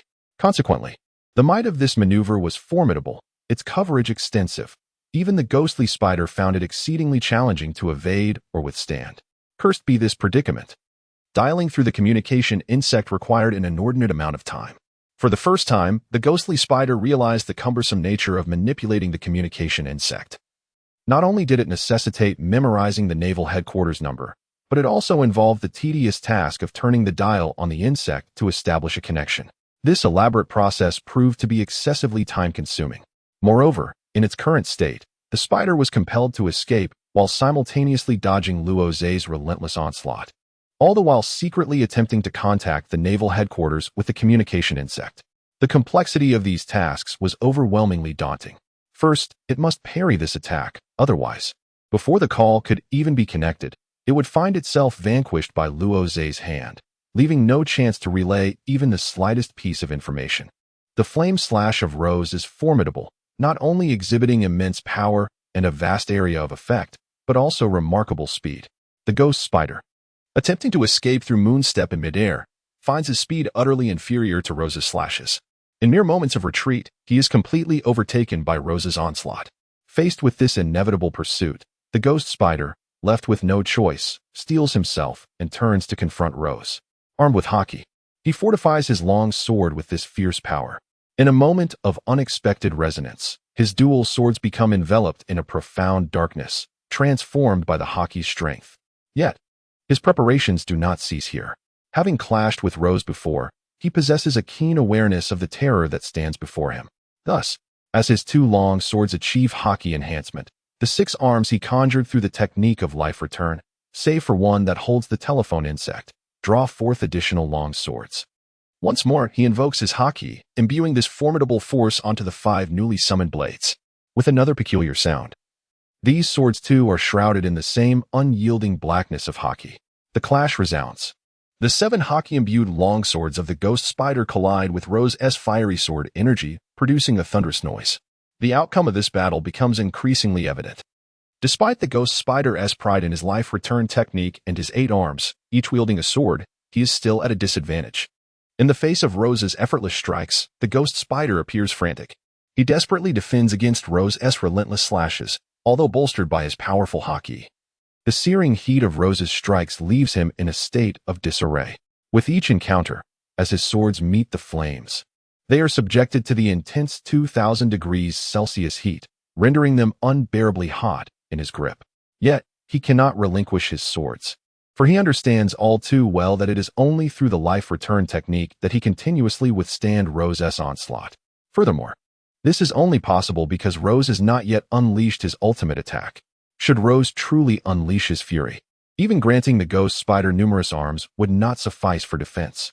I must not let him know I am contacting the headquarters. Damn it, this cursed telephone insect. Why hasn't the call gone through yet? If this continues, I will be completely exposed. I am on the brink of collapse. Chapter 153. The Death of the Ghost Spider, Part 2. As Ghost Spider faced Rose's relentless assaults, he could not help but curse internally. On one hand, he was utterly no match for Rose, even with his life return technique and the hardened blade of his sword enhanced by armament haki.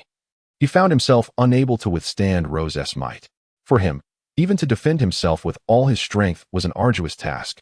Furthermore, he had to spare one arm to discreetly protect the snail phone that was attempting to connect to the Navy headquarters, complicating matters further. This predicament was particularly vexing. He was already at a disadvantage against Rose, and now he had to divert an arm to make a phone call. But he managed to dismiss this inconvenience.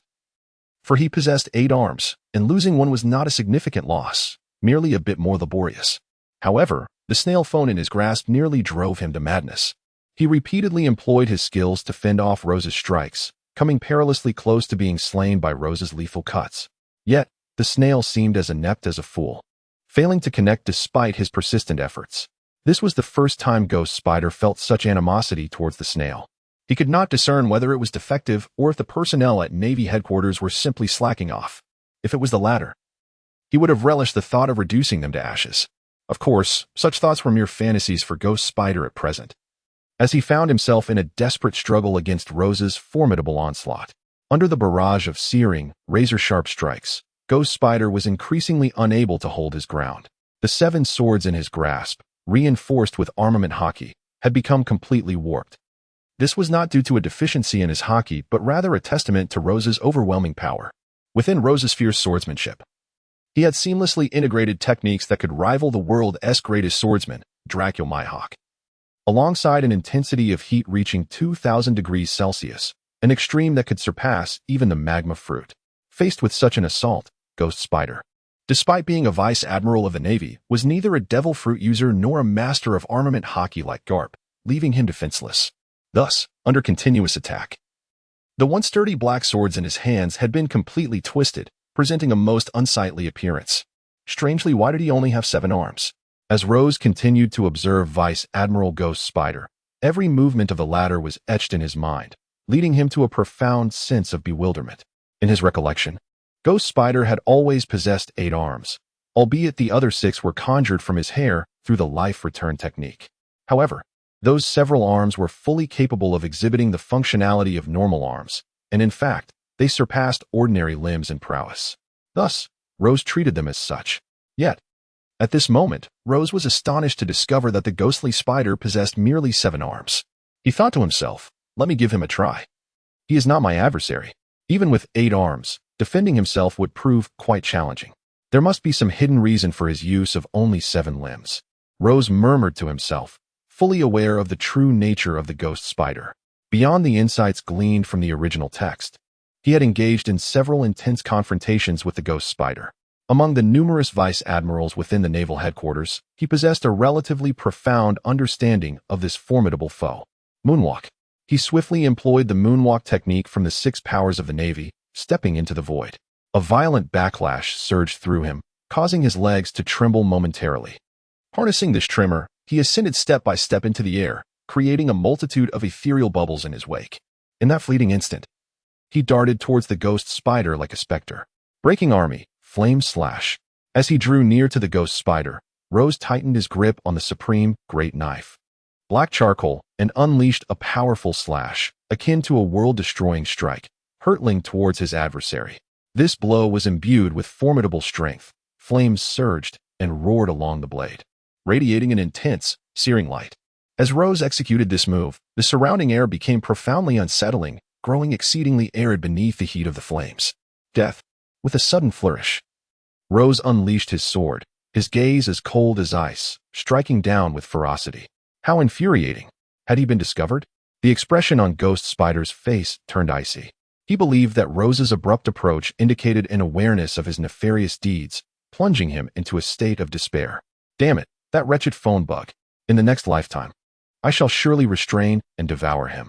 Ghost Spider bellowed in rage, swiftly drawing forth his arm, and in an instant, all 8 of his limbs emerged, glistening with a dark, armed haki. Meanwhile, the incessantly dialing phone bug was hastily cast into his clothing in that very moment. The sword strike from Rose was undeniably terrifying. Even if he were to rely solely on his life force and the hardened blades of his sword infused with armament haki for defense, he would still be unable to withstand it using merely 7 arms. Ghost Spider, 8 sword kill. Thus, Ghost Spider swiftly drew forth his 8th arm. With all 8 arms now unleashed, his aura transformed into something utterly menacing. A surge of formidable armament haki and observation haki erupted from within Ghost Spider, amplifying his presence to its zenith. Suddenly, in response to Rose's flaming slash, Ghost Spider unleashed a vicious 8-sword strike. This technique resembled a black spider, with the 8 swords in his hands acting as its 8 fangs, ferociously slicing towards Rose's blade. Along the way, Ghost Spider exuded a faint aura of death. It turned out to be a telephone bug. I hadn't anticipated that you possessed one of those. Fortuitously, I discovered it in time. Otherwise, it could have led to a disastrous outcome. Rose's expression shifted slightly. Although he dared to confront the Navy, he was clearly reluctant to reveal that he was still alive, as his strength was insufficient to withstand the might of the Navy headquarters. At this moment, he sought to remain hidden for a while, in order to enhance his power to the greatest extent. Thus, this phone call absolutely must not be allowed to be made by the ghost spider. Hand it over, Rose stated coldly. If you managed to make that call, even I would find myself greatly troubled. Subsequently, Rose's slash collided with the ghost spider's 8-sword kill. And in that instant, the entire sea seemed to lose its hue. A tremendous sound erupted from the two, reverberating outward. The two formidable auras clashed like a dragon and a tiger, relentlessly tearing and intertwining in the realm of heaven and earth. What a beautiful thought! The ghost spider let out a cold snort. While he was unafraid of death, he resolved that if he were to perish at Rose's hands, he at least intended to inflict some damage in return. As a rear admiral of the Navy headquarters, he could not allow himself to die without purpose at the hands of Rose. Therefore, he was determined to make that phone call to the Navy headquarters. Moreover, he was resolute in successfully conveying the message that Rose was still alive. He knew he was undoubtedly facing death today. He was not so arrogant as to believe he could survive Rose's assault. Yet, this task was one he must accomplish. Failing to do so would render his death meaningless. A thought that the ghost spider found utterly intolerable, but that would require you to possess the necessary capability. Rose let out a cold, disdainful smile. In this world, lacking strength renders one akin to a mere pile of refuse. In the past, when his power was inferior to that of Kizaru, he had endured various humiliations and had suffered grievous injuries at his hands. Ultimately, even his sister, Ellie, met her demise at the hands of the Navy. Now, with his prowess surpassing that of Ghost Spider, he would naturally subject him to a similar fate. Under such circumstances, whatever he desired from Ghost Spider would inevitably be demanded, for his strength could utterly dominate him. Begone! Rozé swiftly unleashed the entirety of the power contained within his recent strike, sending the malevolent spider soaring through the air. In the very instant that he dispatched the creature, he leaped into the void, racing towards the spider with fervent determination. Damned! He was utterly outmatched. The spider, reeling from the blow, felt an incessant tingling in its limbs, as though the bones within its claws had been shattered by Rozé's formidable strike. Pain coursed through its body, yet there was no time for respite.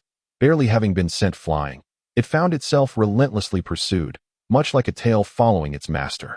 Why can't I escape?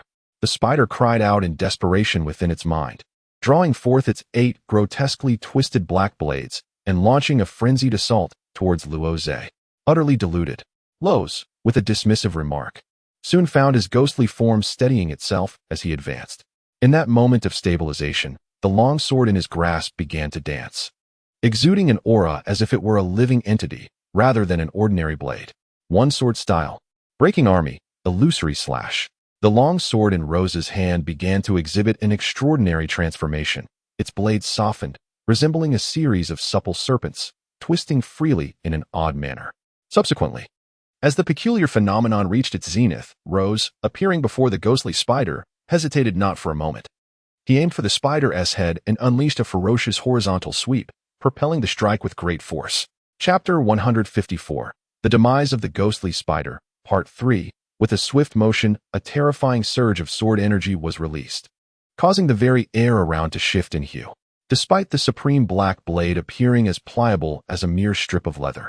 This was merely a characteristic of his technique. While the sword seemed exceedingly soft, the moment it was unleashed, it bore an undeniable ferocity. Such an enigmatic swordplay it was. The ghostly spider remained acutely vigilant, observing Rose's sword with keen interest. As a vice admiral of the Navy, he had encountered an array of peculiar techniques. Yet Rose's approach was unlike any he had previously witnessed, given that the sword was forged of iron, a material synonymous with hardness. It was unfathomable for it to adopt such a flexible form. Thus, the ghostly spider scrutinized Rose with utmost caution, doubting that the peculiar appearance of this assault was merely superficial. Clang! In no time, the ghostly spider brandished his 8 rusted blades to retaliate against Rose.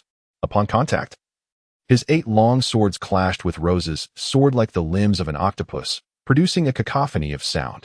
Indeed, the collision was thunderous. However, the ghostly spider found it curious that Rose's attack felt rather mundane. Despite its initial ferocity, once it struck against his blade, it bore no extraordinary qualities. The ghostly spider's 8 swords easily countered Rose's technique. Yet, this did not bring the ghostly spider any sense of relief. In fact, the ease with which he parried Rose's strike intensified his apprehension.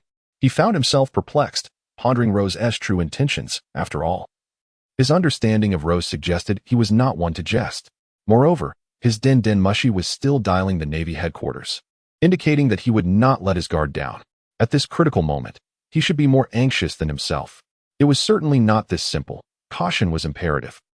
The ghostly spider muttered to himself, widening his eyes in alarm, fixating intently on Rose's sword. And indeed, the reality was as he suspected. The techniques of Rose are anything but mundane. Under the weighty gaze of the ghost spider, Rose's movements, as supple as a grass snake, truly unleashed his formidable power. Beneath the intense scrutiny of the ghost spider, the pitch-black longsword, resembling ebony, trembled incessantly, akin to a black python gracefully coiling around the 8 swords of the ghost spider. In but an instant, he felt as though the long sword in his grasp was being relentlessly tugged by this black serpent, on the verge of being twisted into a pretzel. What? Such an ability exists? The ghost spider was genuinely astonished, for he had never witnessed such an uncanny style of combat. At this juncture, it became apparent that even with the application of armament hockey to harden his 8 swords, a mere moment of contact with Rose's enigmatic black blade could render them utterly useless. Alternatively, he feared that the horrifying twisting power might contort his 8 swords into an irreparable state. Damn it, retreat. The ghost spider's expression shifted dramatically as he hastily withdrew his long swords. For a warrior, weapons hold immense significance.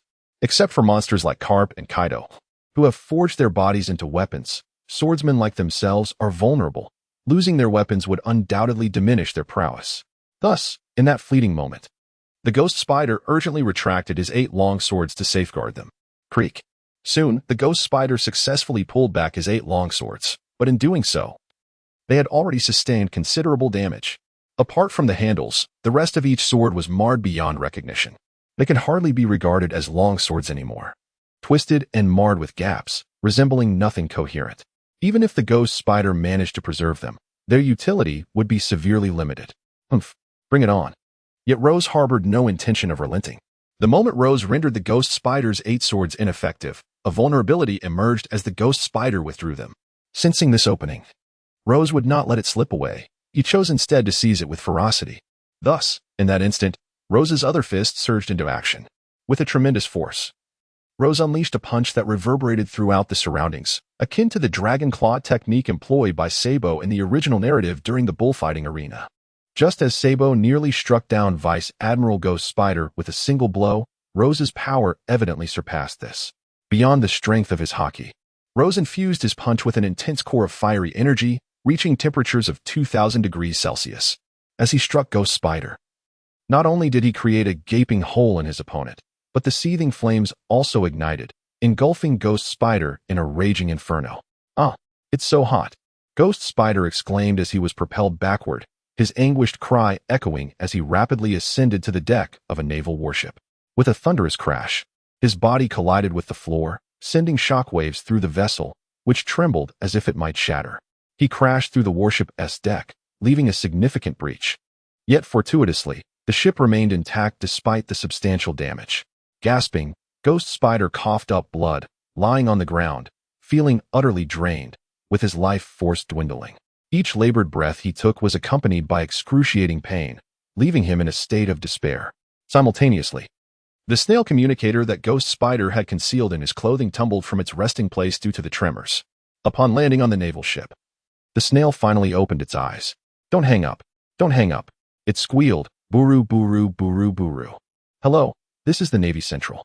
I am Admiral Doberman from the Marine Headquarters, came the urgent voice from the other end. Recognizing the gravity of the situation upon seeing the snail's depiction of Ghost Spider's dire state, Admiral Doberman spoke rapidly. Coughing. Ghost Spider felt a surge of hope at hearing Doberman's voice. Despite his severe injuries and impending demise, the call was worth it. If he could successfully relay the information about Rose still being alive, even in death, he would find solace. Coughing again, he struggled to maintain his composure as he prepared to deliver his message. I am the Ghost Spider, cough cough cough. However, the injuries sustained by the Ghost Spider are exceedingly grave, although uttering a mere phrase could resolve the matter in his current state. Each word he attempts to speak is accompanied by a fit of coughing. Thus, what should be a simple sentence becomes an arduous struggle for him, extending into a lengthy ordeal. Ghost Spider, what has befallen you? Why are your injuries so severe? I shall dispatch aid immediately. Upon hearing the name of the Ghost Spider, Vice Admiral Doberman's expression turned grave. As a fellow vice admiral within the Navy headquarters, he was deeply astonished. These vice admirals represent the very backbone of the Navy. Apart from the admirals, they are the most formidable force. Hence, losing one of them would be a significant blow to the Navy's strength. Cough, cough, cough. Inform. Admiral Sengoku, the flames. The ghost spider was on the verge of losing consciousness. Each word he uttered was a Herculean effort. As a searing pain coursed through his entire being, akin to a knife cutting his throat, making him feel as if he were on the brink of suffocation. Nevertheless, the ghost spider was a remarkably tenacious individual. Even in such dire circumstances, he resolutely continued to convey his message. Crack. Yet, just as he managed to articulate part of his message, Rose's attack arrived. Although he was moved by the ghost spider's spirit, he showed no mercy. He would not permit the ghost spider to relay his vital information. In that instant, Rose swiftly employed his moonstep technique, descending with his blazing sword poised in hand. Without a hint of hesitation, he brought it down upon the ghost spider's head with ruthless precision. Simultaneously, Rose's foot showed no leniency either. Almost concurrently with the slaughter of the Vice Admiral Ghost Spider, Rose's foot descended. He crushed the snail phone beneath his heel, shattering it completely. It is crucial to understand the extent of Rose's power. With a single step, he could obliterate not just a snail, but also crush weaker pirates and Navy personnel underfoot without a trace. Thus, under Rose's foot, the unfortunate snail met the same fate as its master, the Ghost Spider. Damn it! Vice Admiral Ghost Spider. On the other side, Vice Admiral Doberman of the Navy headquarters, having only heard half of the conversation, realized that his telephone bug had fallen silent. There were two possibilities for this silence. Either the caller on the other end had hung up, or the device itself had ceased to function. Chapter 155. The Wrath of the Warring States. After ending the call, Vice Admiral Doberman swiftly departed from his office. Vice Admiral Ghost Spider was one among the numerous vice admirals in their navy, and from the brief conversation, it became alarmingly evident that his situation was dire. Thus, Doberman had no choice but to report to Marshal Sengoku's office. After all, the incident involved a vice admiral from the Navy headquarters, a matter of considerable gravity. Upon entering Marshal Sengoku's office, Doberman found the marshal comfortably sipping tea. Reclining on a plush sofa, he held a large white cup and savored delicious rice crackers. Enjoying his afternoon tea. Since the last encounter where Admiral Kazara had dealt with the menace known as Fire Sword Rose, few dared to oppose the Navy headquarters along the first half of the Grand Line. Previously, the absence of repercussions had led them to mistakenly believe that the Navy was composed of inept individuals. However, with the elimination of the malignant threat posed by Fire Sword Rose by Admiral Kazuru, the pirates of the Grand Line's initial stretch had settled down. They finally understood that even someone as formidable as Fire Sword Rose, capable of defeating 5 vice admirals single-handedly, met a tragic end upon encountering Admiral Kazuru. The terror of the Navy once again washed over them like a tide. No longer could they brazenly seek trouble with the Navy. With the demise of Fire Sword Rose, they now found themselves anxious about their own circumstances. Would the Navy, now unburdened, turn its attention to them, the previously untroubled pirates? Consequently, many pirates began to tread cautiously, developing a newfound fear of the Navy. After all, if someone of Fire Sword Rose's stature could fall, what were they, mere small-time pirates, in comparison? Vice Admiral Doberman. Upon recognizing his visitor, Marshal Sengoku slightly adjusted his posture, setting aside his food to regard Doberman, though it was a relatively quiet time for official duties. Allowing Sengoku a moment of respite, the arrival of Doberman signaled an important matter. Thus, the pressing nature of Doberman's business took precedence over his afternoon tea. Marshal Sengoku. Doberman nodded in acknowledgement. He paused momentarily, his expression turning grave as he addressed the Marshal. Marshal Sengoku, Vice Admiral Ghost Spider has encountered a serious incident. Perhaps he has already met his demise in the depths of the ocean. As the words fell, Admiral Sengoku seemed to be struck by a heavy blow, his gaze suddenly turning grave. The earlier sense of relaxation and comfort dissipated entirely, replaced by an icy demeanor. What on earth is happening? How could the Ghost Spider be involved? Admiral Sengoku found himself at a loss, unable to comprehend why, at such a critical juncture, there were pirates who dared to act so recklessly. Moreover, the Ghost Spider was formidable in his own right. Unless he encountered a quasi-admiral or a full admiral-level pirate, he would be more than capable of defending himself. Who could possibly possess the power to eliminate him so decisively? Just moments ago, they had dealt with Flame Sword Rose. and now another pirate had emerged from the shadows. Doberman shook his head, admitting his own confusion regarding the specifics of the situation, as he had merely received a phone call. Were it not for the fact that the calling snail was specifically designated for Admiral Ghost Spider, he would have found it hard to believe the unfolding events. Unfortunately, I am not well versed in the particulars. However, just moments ago, the Ghost Spider-'s calling snail transmitted a message to headquarters. When I answered the call, the snail exhibited signs of severe distress. At that moment, I sensed something was amiss. He sighed deeply. Subsequently, I heard the last words of Admiral Ghost Spider. Upon hearing those few phrases, I realized he was gravely weakened, persistently coughing and seemingly spitting blood. Yet, he appeared intent on conveying some crucial information to the Navy headquarters. Regrettably, he could only utter half of his message before he fell silent, and the calling snail seemed to have perished as well. Doberman meticulously recounted the events that had transpired in the office to Admiral Sengoku, detailing every aspect with great care. He felt that the circumstances surrounding the Ghost Spider were exceedingly peculiar, although he could not ascertain whether the Ghost Spider was indeed in peril. Admiral Sengoku was renowned for his sharp intellect at Navy headquarters. While he had no leads to follow, entrusting this matter to Sengoku might yield some vital clues. Thus, he elaborated meticulously to Admiral Sengoku. After listening to Doberman's account, Admiral Sengoku fell into a deep contemplation. He pondered for a considerable time, his expression fluctuating between light and shadow. Ultimately, as he processed his thoughts, Admiral Sengoku's countenance darkened significantly. He gravely articulated his analysis to Doberman. Since the call was made using Admiral Ghost Spider's calling snail, it indicated that the caller indeed had a connection with him. There are two possibilities here. Firstly, it is conceivable that this individual is a particularly skilled thief. During a confrontation with Admiral Ghost Spider, he cunningly seized the opportunity to pilfer the Admiral's communication device while the latter was distracted, subsequently orchestrating the scene we just witnessed. However, this possibility seems rather slim, as such an act would yield no tangible benefit for him, nor could he inflict any substantial harm upon us. At most, he could merely instill a sense of unease among the ranks. Furthermore, and most crucially, they could not possibly be privy to the naval communication codes. Thus, I assert that this possibility is quite negligible. As I spoke, the expression of Fleet Admiral Sengoku grew notably grave. Yet, if we consider the second possibility, it appears considerably more plausible.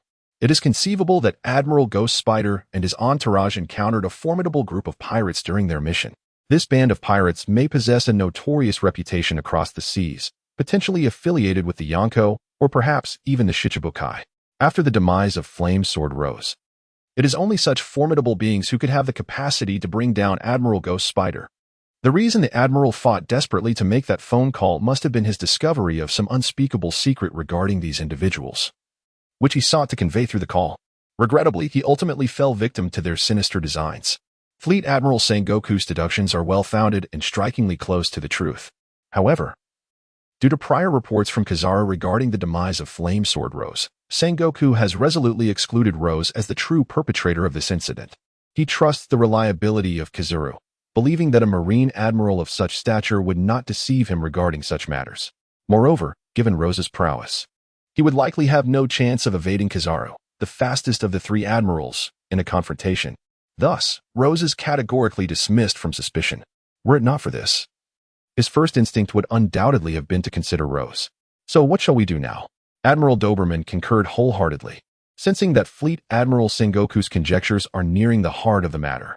Regardless of the circumstances, Admiral Ghost Spider has been a senior figure within our Navy, having rendered distinguished service over the years. Whether alive or deceased, we, as the Navy, bear the obligation to spare no effort in recovering Admiral Ghost Spider's body, so that we may honor him with a proper burial in Marineford. Fleet Admiral Sengoku stated earnestly. Although he harbored doubts regarding the Admiral's survival, he was unwilling to accept the grim reality of a colleague suffering such a fate before the truth was firmly established. Admiral Doberman, please investigate thoroughly the recent activities of General Ghost Spider, including the individuals he has engaged with, the specific maritime region where his operations took place, and whether he has offended anyone.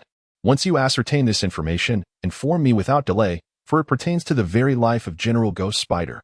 The Doberman saluted the warlord Sengoku with military precision before swiftly departing. I shall attend to it at once. After his departure, Warlord Sengoku picked up one of the many telephone bugs before him. He dialed the number and soon grasped the microphone on the back of the device. "This is Warlord Sengoku. Relay my orders. Vice Admiral Ghost Spider has mysteriously vanished. Mobilize naval forces from around the globe to investigate and search for him. Should his location be discovered, bring him back at all costs." With that, Sengoku hung up the phone decisively. He then took up the teacup and rice crackers from his desk, yet at that moment, even the taste of tea and snacks offered him no solace. His brow furrowed deeply, a pronounced frown marring his forehead. Gazing out the office window at the vast ocean, Sengoku muttered to himself in a grim tone. Having just dealt with the fiery swordsman Rose, where did such a character emerge from? And, General Ghost Spider, are you still alive? Chapter 156, Island of Death. The search for Ghost Spider by the Navy spanned an entire month. During this time, the Navy scoured the entirety of the pirate world. From the four seas before entering the Grand Line to its first half, and even the latter half known as the New World. Every corner was meticulously examined within this brief period. Now, the entire world was aware that following the death of the pirate fiery swordsman Rose at the hands of Admiral Kazuru, a significant figure within the Navy, Vice Admiral Ghost Spider had also perished at the hands of pirates. In response, the pirates rejoiced in secret, reveling in the misfortune of the Navy. Their audacity grew. Emboldened by the news of Ghost Spider's demise, which served as a clarion call to remind the arrogant Navy that despite their victory over Rose, they were not to be trifled with or underestimated. In a moment, all pirates silently praised the mysterious powerhouse who dared to slay Vice Admiral Ghost Spider. For he had avenged those who had long suffered under the Navy's oppression, though his actions paled in comparison to the man who had once boldly confronted the Navy. To slay an admiral was indeed a rare feat. The Navy, incensed by the pirates' reactions, felt a surge of fury. However, what further incensed them was that after a month of inquiries, they had not only failed to ascertain the fate of the Ghost Spider, but they had also been unable to retrieve his corpse. Consequently, the morale of the entire naval town had plummeted. They were almost certain that their vice admiral, the Ghost Spider, was indeed deceased. Otherwise, given the Navy's extensive efforts to locate him, it was inconceivable that he would not respond. During this month, the perpetrator of the incident, Flame Sword Rose, had been aimlessly drifting upon the sea. The naval vessel was abundantly stocked with provisions, allowing Rose to indulge in lavish feasts, and there remained sufficient supplies to sustain him for several more months. During this period, thanks to his innate regenerative abilities, Rose had completely healed from his injuries. He now bore no scars and had returned to his peak condition. Furthermore, during this month, Rose unexpectedly received a task from the system. According to its description, this was a hidden mission triggered solely because he happened to traverse this particular maritime region. If Rose were to leave this area, the mission would not activate again. The details of the task were scant, with the system merely instructing him to proceed westward. At the far western end lay an island known as Death Island, which was Rose's intended destination. The reward for this mission was exceptionally generous, amounting to a staggering 2 billion berries. Thus, Rose opted to journey to this so-called Death Island. Given his current precarious status, he was wary of exposing himself to the Navy, fearing a frenzied assault if he were to be recognized. Therefore, until he possessed the strength to contend with an admiral, he had no intention of revealing himself again. Now, Rose was en route to Death Island. Along the way, with nothing else to occupy his time, he dedicated all his energy to honing his physical abilities and swordsmanship. For Rose, revenge was paramount, and strength was his greatest asset in pursuing it. He was unwilling to squander even a moment, as doing so would feel like a betrayal to Ellie. Thus, throughout this month, Rose devoted himself to relentless training, engaging solely in eating, sleeping, excreting, and practicing. Unfortunately, his ghost sword had been destroyed by his own hand. While he diligently trained aboard the naval vessel, it was merely an ordinary ship, lacking the gravity system that could facilitate his training, resulting in less significant progress. At this moment, on the expansive deck of the naval vessel, Rose was engaging in his training, with his upper body exposed to the elements. He persistently engages in rigorous physical training, and the occasional caress of the sea breeze brings him a refreshing sense of relief. He continues to train according to the descriptions found in those earlier texts. Maintaining the hardened form of armament hockey for extended periods serves as an excellent exercise for the practitioner. It not only enhances the intensity of their armament hockey, but also improves their stamina, allowing them to sustain their prowess more effectively during combat. During his confrontation with Admiral Kizaru, Rose became acutely aware of his deficiencies. This inadequacy was not confined to a specific aspect, but was a comprehensive shortcoming. The Admiral's abilities, Particularly his light fruit powers endowed him with a speed that was utterly unattainable for Rose. Moreover, Kizaru's mastery of observation haki, physical prowess, and armament haki far surpassed Rose's own capabilities.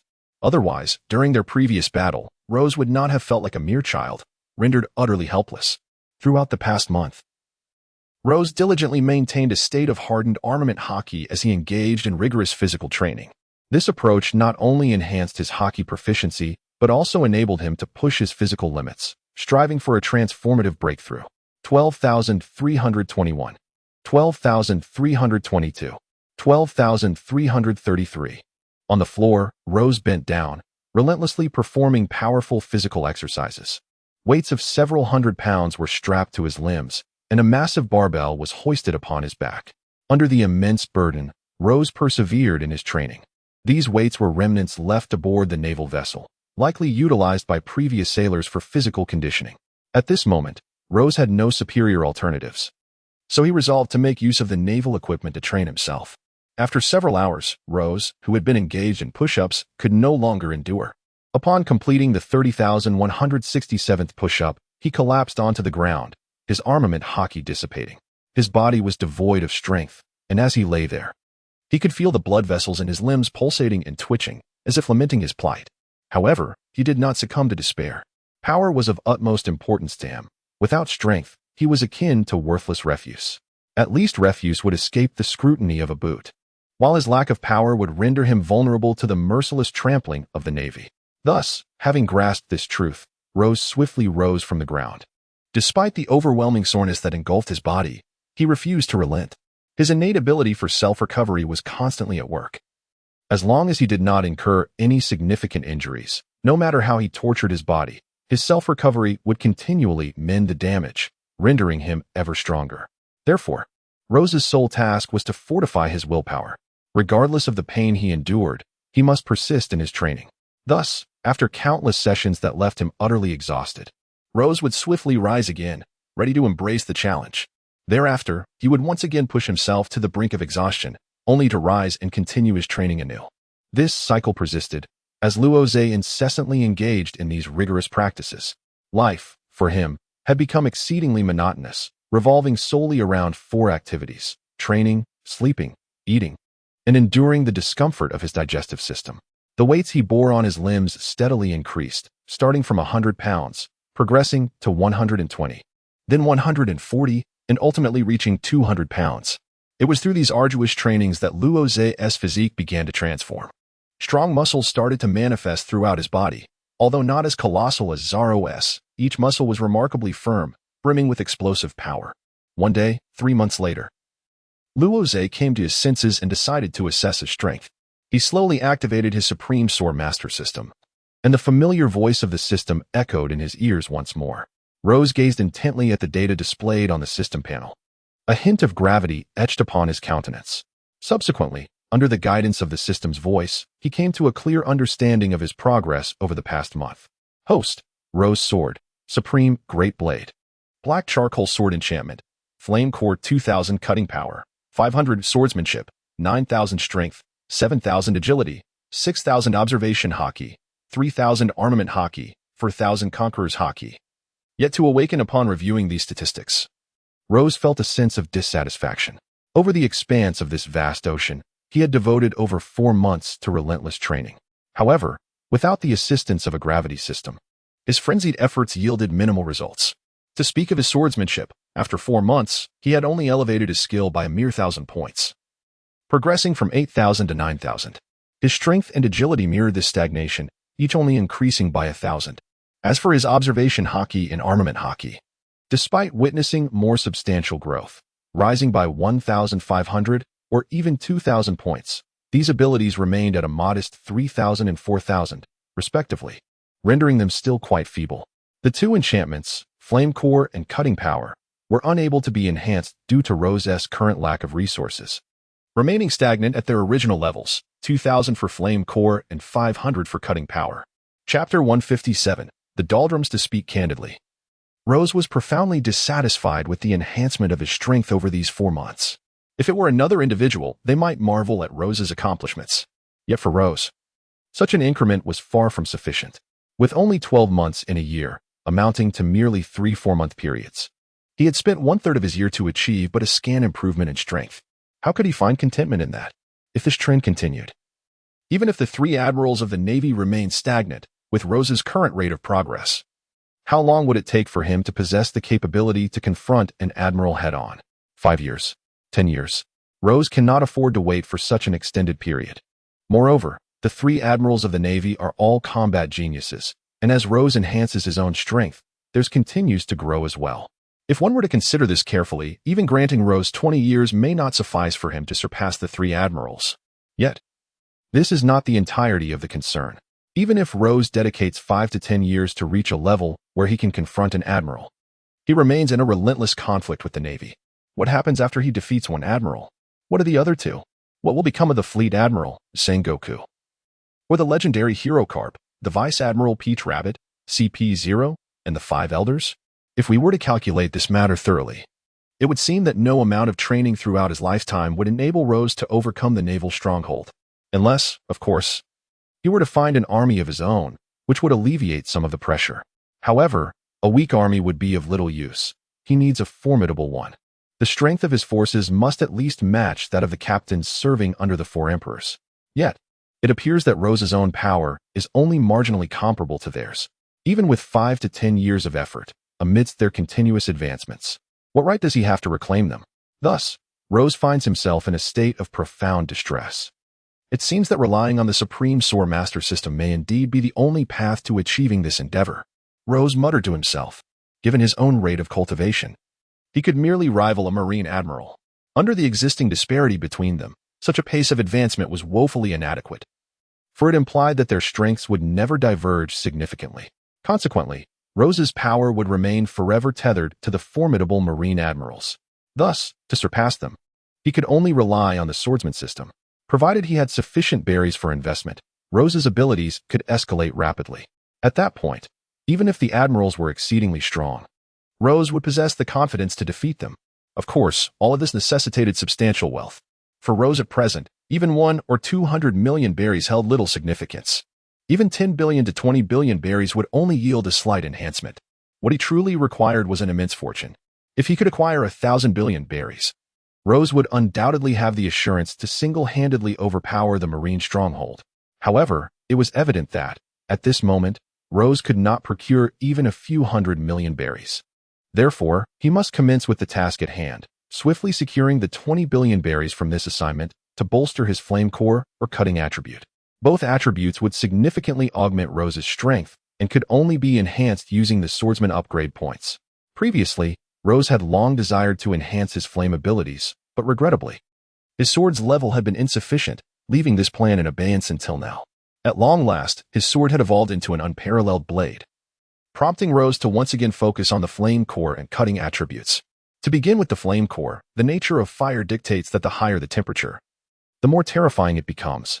Frankly speaking, although Rosé's flame core currently reaches 2,000 degrees Celsius, this is not the pinnacle of high temperature. Should his flame core one day ascend to 10,000 degrees Celsius, then any haki that comes into contact with his flames would surely be reduced to char. Similarly, the cutting attribute follows suit. If Rosé's cutting prowess were sufficiently formidable, the so-called haki would become a mere jest before him, with a cutting power exceeding 10,000 points. He could effortlessly dispatch those who rely solely on physical combat and haki with a single strike. It appears imperative for him to hasten his journey to Death Island. Only thus can his strength undergo a rapid metamorphosis. Moreover, if feasible, he would also require a devil fruit. Naturally, Zoan-type devil fruits would offer him little advantage, unless it were the rarest mythical Zoan series, which would be of substantial benefit. The devil fruits of the Superman category necessitate careful selection. However, encountering a space-type devil fruit would be truly remarkable. Should I come across a natural-type devil fruit, it would undoubtedly be the pinnacle of fortune. The significance of a natural-type devil fruit for its wielder is vividly illustrated by the 3 admirals of the Navy. Although it is said that armament haki can capture the physical form of a natural-type devil fruit user, with further development of the fruit's abilities, one can evade even the most formidable strikes by elemental transformation. During my previous encounter with Kizaru, he adeptly demonstrated this principle to me. Rozé muttered to himself. contemplating the allure of acquiring the powers bestowed by a devil fruit. After all, such an extraordinary item, particularly a formidable devil fruit, could significantly enhance one's strength. At this moment, were Rose to possess a Logia-type devil fruit, he might not triumph over the likes of Kizaru, yet should they ever clash, the outcome would undoubtedly differ drastically. Nevertheless, he decided to focus on his training. Should the opportunity arise, he would remain vigilant. For the time being, his priority must be to elevate his own prowess. The tasks assigned by the system are unlikely to be easily accomplished for otherwise. The reward of 200,000 berries would not be so substantial. Rose swiftly gathered his thoughts, shedding his upper garment to resume his training. He continued to employ his previous methods, maintaining the hardened form of his armament haki while engaging in physical conditioning. This approach not only enhanced his mastery of haki, but also allowed his physical capabilities to rapidly reach their limits, facilitating a breakthrough in his progress. Thus, after a month, Rose experienced a notable increase in strength. However, to him, this slight enhancement felt almost negligible. Undeterred, Rose relentlessly pursued his training. Yet, during one such session on the deck, he suddenly sensed that his naval vessel had come to a standstill. A wave of perplexity washed over him. He quickly sprang to his feet and dashed to the bow for inspection. Upon examination, Rose discovered that his warship had not collided with any maritime objects, nor had it run aground or encountered any impediments. Yet, the ship seemed inexplicably anchored in place, leaving Rose utterly astonished. He began to survey his surroundings, and at first, nothing seemed amiss. However, as time passed, an unsettling realization dawned upon him. To his astonishment, he noticed that despite having lingered in this desolate location for quite some time, not a single breeze had graced him. This sensation was particularly pronounced at sea. Throughout the day, the waters in the vicinity appeared eerily calm, devoid of any waves, with the surface displaying a uniform azure hue. A windless zone? Rose's gaze turned serious at this thought. He had followed the directives of the Sword Master system to arrive here. How could he have inadvertently drifted into a windless zone? Was he meant to traverse this area devoid of wind? If that were the case, it could spell trouble. Rose spoke with a solemn expression. If I were to employ my previous phantom sword, with the craftsmanship of the old artisan, I could navigate freely even in this windless zone. However, the naval vessel lacks such capabilities. Once it enters the calm belt, this naval ship becomes akin to a mosquito ensnared in a spider's web, utterly immobilized. Let us inquire further. Rose murmured to himself softly, swiftly activating his system and inquiring. Is the destination ahead? This area is known as the doldrums. Rozé inquired of the system, is that so? Indeed, host. The destination lies within this windless zone. The system replied calmly. Death Island is situated at the very heart of this windless expanse. At your current velocity, with utmost effort, you shall reach it in merely half a day's time. However, it is imperative for you to exercise caution, as this area is teeming with numerous sea kings. When you approach the central region of the windless zone, be vigilant of the sea kings above the waters. I see, Roz murmured, nodding lightly before retracting his system interface. He casually entered a chamber aboard the naval vessel, depositing a change of clothes and some provisions into his storage. Shortly thereafter, he emerged once more. Although this naval ship was rendered immobile in the windless zone, he was fortunate enough to possess the moonwalk technique, enabling him to traverse the waters with ease. Rose muttered to himself, fortunate that the distance to Death Island was not far. A mere half-day's journey would suffice for a successful arrival. Otherwise, if the journey were prolonged, even I would find it challenging to reach my destination. However, the Sea Kings present a certain degree of trouble. Chapter 158. The entrance in the world of pirates. Although there exists a multitude of Sea Kings, they can be categorized into various types. The aforementioned categories do not refer to the differing appearances of these Sea Kings. It is not a matter of one being a fish, another a shrimp, and yet another a squid beast. Instead, the focus lies on the issue of their size. Despite all being Sea Kings and rulers of the deep sea, some are immensely colossal, with a single strand of their hair surpassing the size of a human. In contrast, others are considerably smaller, while still significantly larger than humans.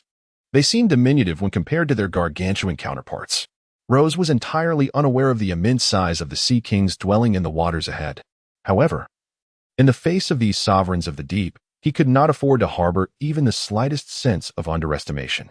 During his previous voyages across the ocean with Ellie, he had encountered the formidable prowess of these colossal sea creatures on more than one occasion. Each of these monsters possessed an astonishingly vast physique. Although Rose was a swordsman capable of effortlessly cleaving these sea kings into pieces with his long sword, the prospect of confronting those of unimaginable enormity filled him with trepidation. This was not to imply that Rose lacked strength. Rather, it was the undeniable truth that when an adversary reaches a certain magnitude, even the most formidable attacks become futile. For instance, a robust ant may stand out among its kin, demonstrating remarkable strength by vanquishing dozens or even hundreds of its fellow ants. Yet, should this singular ant face a mountain, even the mightiest ant king would find his efforts utterly in vain. The relationship between Rose and the colossal sea kings is thus defined. Although Rose possesses immense offensive power and is highly skilled in combat, his attacks against these gigantic creatures are perceived as nearly negligible by them. Consequently, every encounter with these titanic sea kings proves to be a significant challenge, even for him. Nevertheless, there is no alternative. Despite the daunting prospect of facing such monsters, the promise of a reward of 2 billion berries compels him to press on. Otherwise, relying solely on his arduous training, he fears that even a lifetime of effort would not suffice to surpass the 3 admirals of the Navy. Yet, Rose finds himself with no other choice. If he were content to merely strengthen his own abilities and forsake revenge for Ellie, he could easily emulate the Dark King Rayleigh, choosing instead to retreat into obscurity and live a life of anonymity. As long as he refrains from provoking the Navy, they would be wary of his strength and would not instigate any trouble. However, his pursuit of vengeance alters the stakes entirely.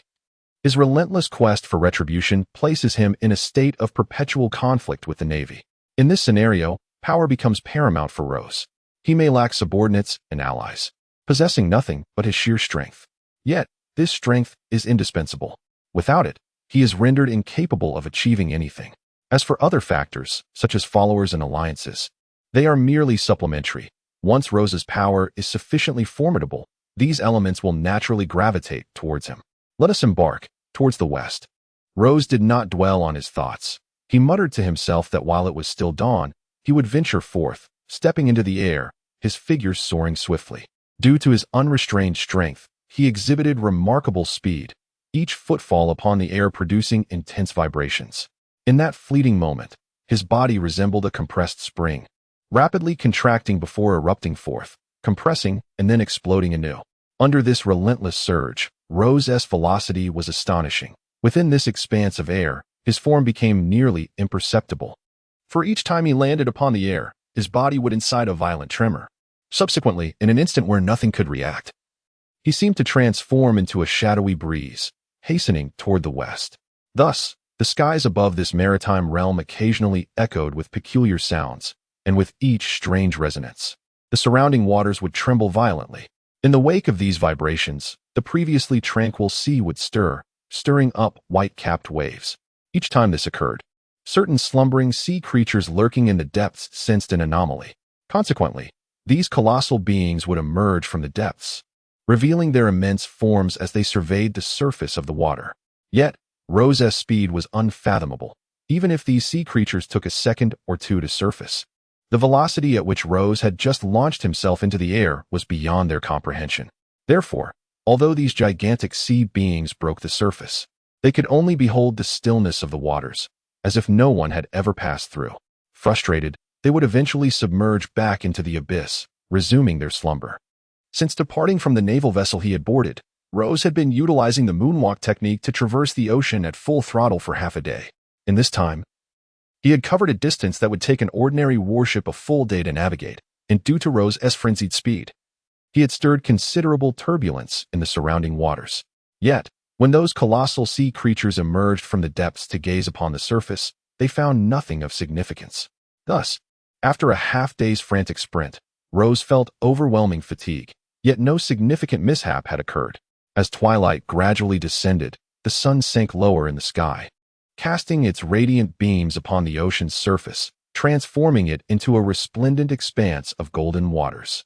Was it not said that one could reach the destination within half a day? Having sprinted with such fervor, logic dictated that he should have arrived by now. Could this system be toying with him? Observing the dimming horizon, Rose felt a flutter of anxiety in his heart. Uncertain, he began to mutter to himself, casting a perplexed glance at the surrounding waters. Initially, the sea appeared unremarkable under his scrutiny, but gradually, the waters began to swell ominously, and the once golden hue darkened into an inky black, exuding a faintly foul odor. What could this possibly mean? Hovering aloft with the moonwalk technique, Rose perceived this unsettling scene with acute clarity, his expression growing somber.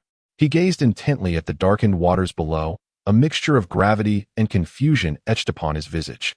What could be rising to the surface, rendering the waters so murky and opaque?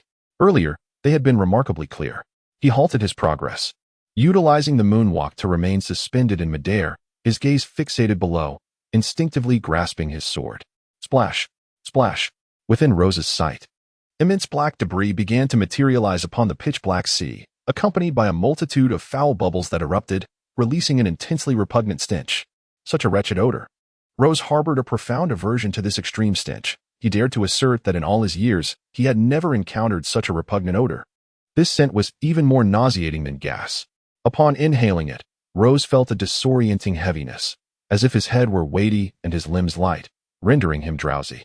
Yet, this sensation did not lull him into a stupor. On the contrary, he felt remarkably alert, albeit on the verge of suffocation from the noxious aroma. What could it be? Teeth. He fixated intently on the expanse of the pitch-black sea. Then, under his gaze, enormous shards of black debris emerged, accompanied by a series of murky white bubbles that burst one after another. In their place materialized a colossal yellowish-white entity. This object was immense and appeared exceedingly sharp, but it was also incredibly filthy. Atop its pointed edges were numerous yellowish cavities, the surfaces of which were uneven and mottled, some containing translucent fat, while others emitted scattered debris. It was utterly revolting. It seems I must ascend to a greater height, otherwise, I shall inevitably be suffocated by this abomination. Rose could no longer endure the situation. Ever since this colossal entity had emerged, the surrounding waters had become overwhelmingly foul. The sensation was utterly horrifying. Even someone as resolute as Rose found it utterly intolerable. He thrust his foot into the air, exerting all his strength to create a tremor. Through this vibration, Rose's entire being soared swiftly toward the heavens, finally escaping the noxious environment. Ugh, what a grotesque sight. Rose abruptly exhaled a breath of impure air. The atmosphere at this elevation remained untainted by the foul creature below, allowing him to breathe with remarkable ease, filling him with a sense of refreshing vitality. It reeked terribly. Undoubtedly indicative of something sinister, it would be prudent to steer clear of this cursed locale. Rose, unwilling to endure the wretched stench any longer, turned away, preparing to depart. However, just as he was about to leave, the voice of the system abruptly echoed in his ears. Host. The entrance to the island of death lies within the maw of the creature below. You must traverse through its mouth to reach your destination, the island of death. Upon hearing this, Rose stood frozen in place for an extended moment, his complexion paling as the gravity of the situation sank in. Not only was the odor repugnant, but the system audaciously proposed that he enter the creature's gaping jaws. Chapter 159. Punishment. Rose harbored a profound aversion to the colossal beast beneath him. Setting aside its grotesque appearance, the mere scent was sufficient to instill dread within him.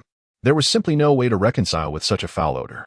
Earlier, while utilizing the moon step to float above the surface of the sea, Rose had already inhaled several whiffs of the noxious air, which left him dizzy and disoriented.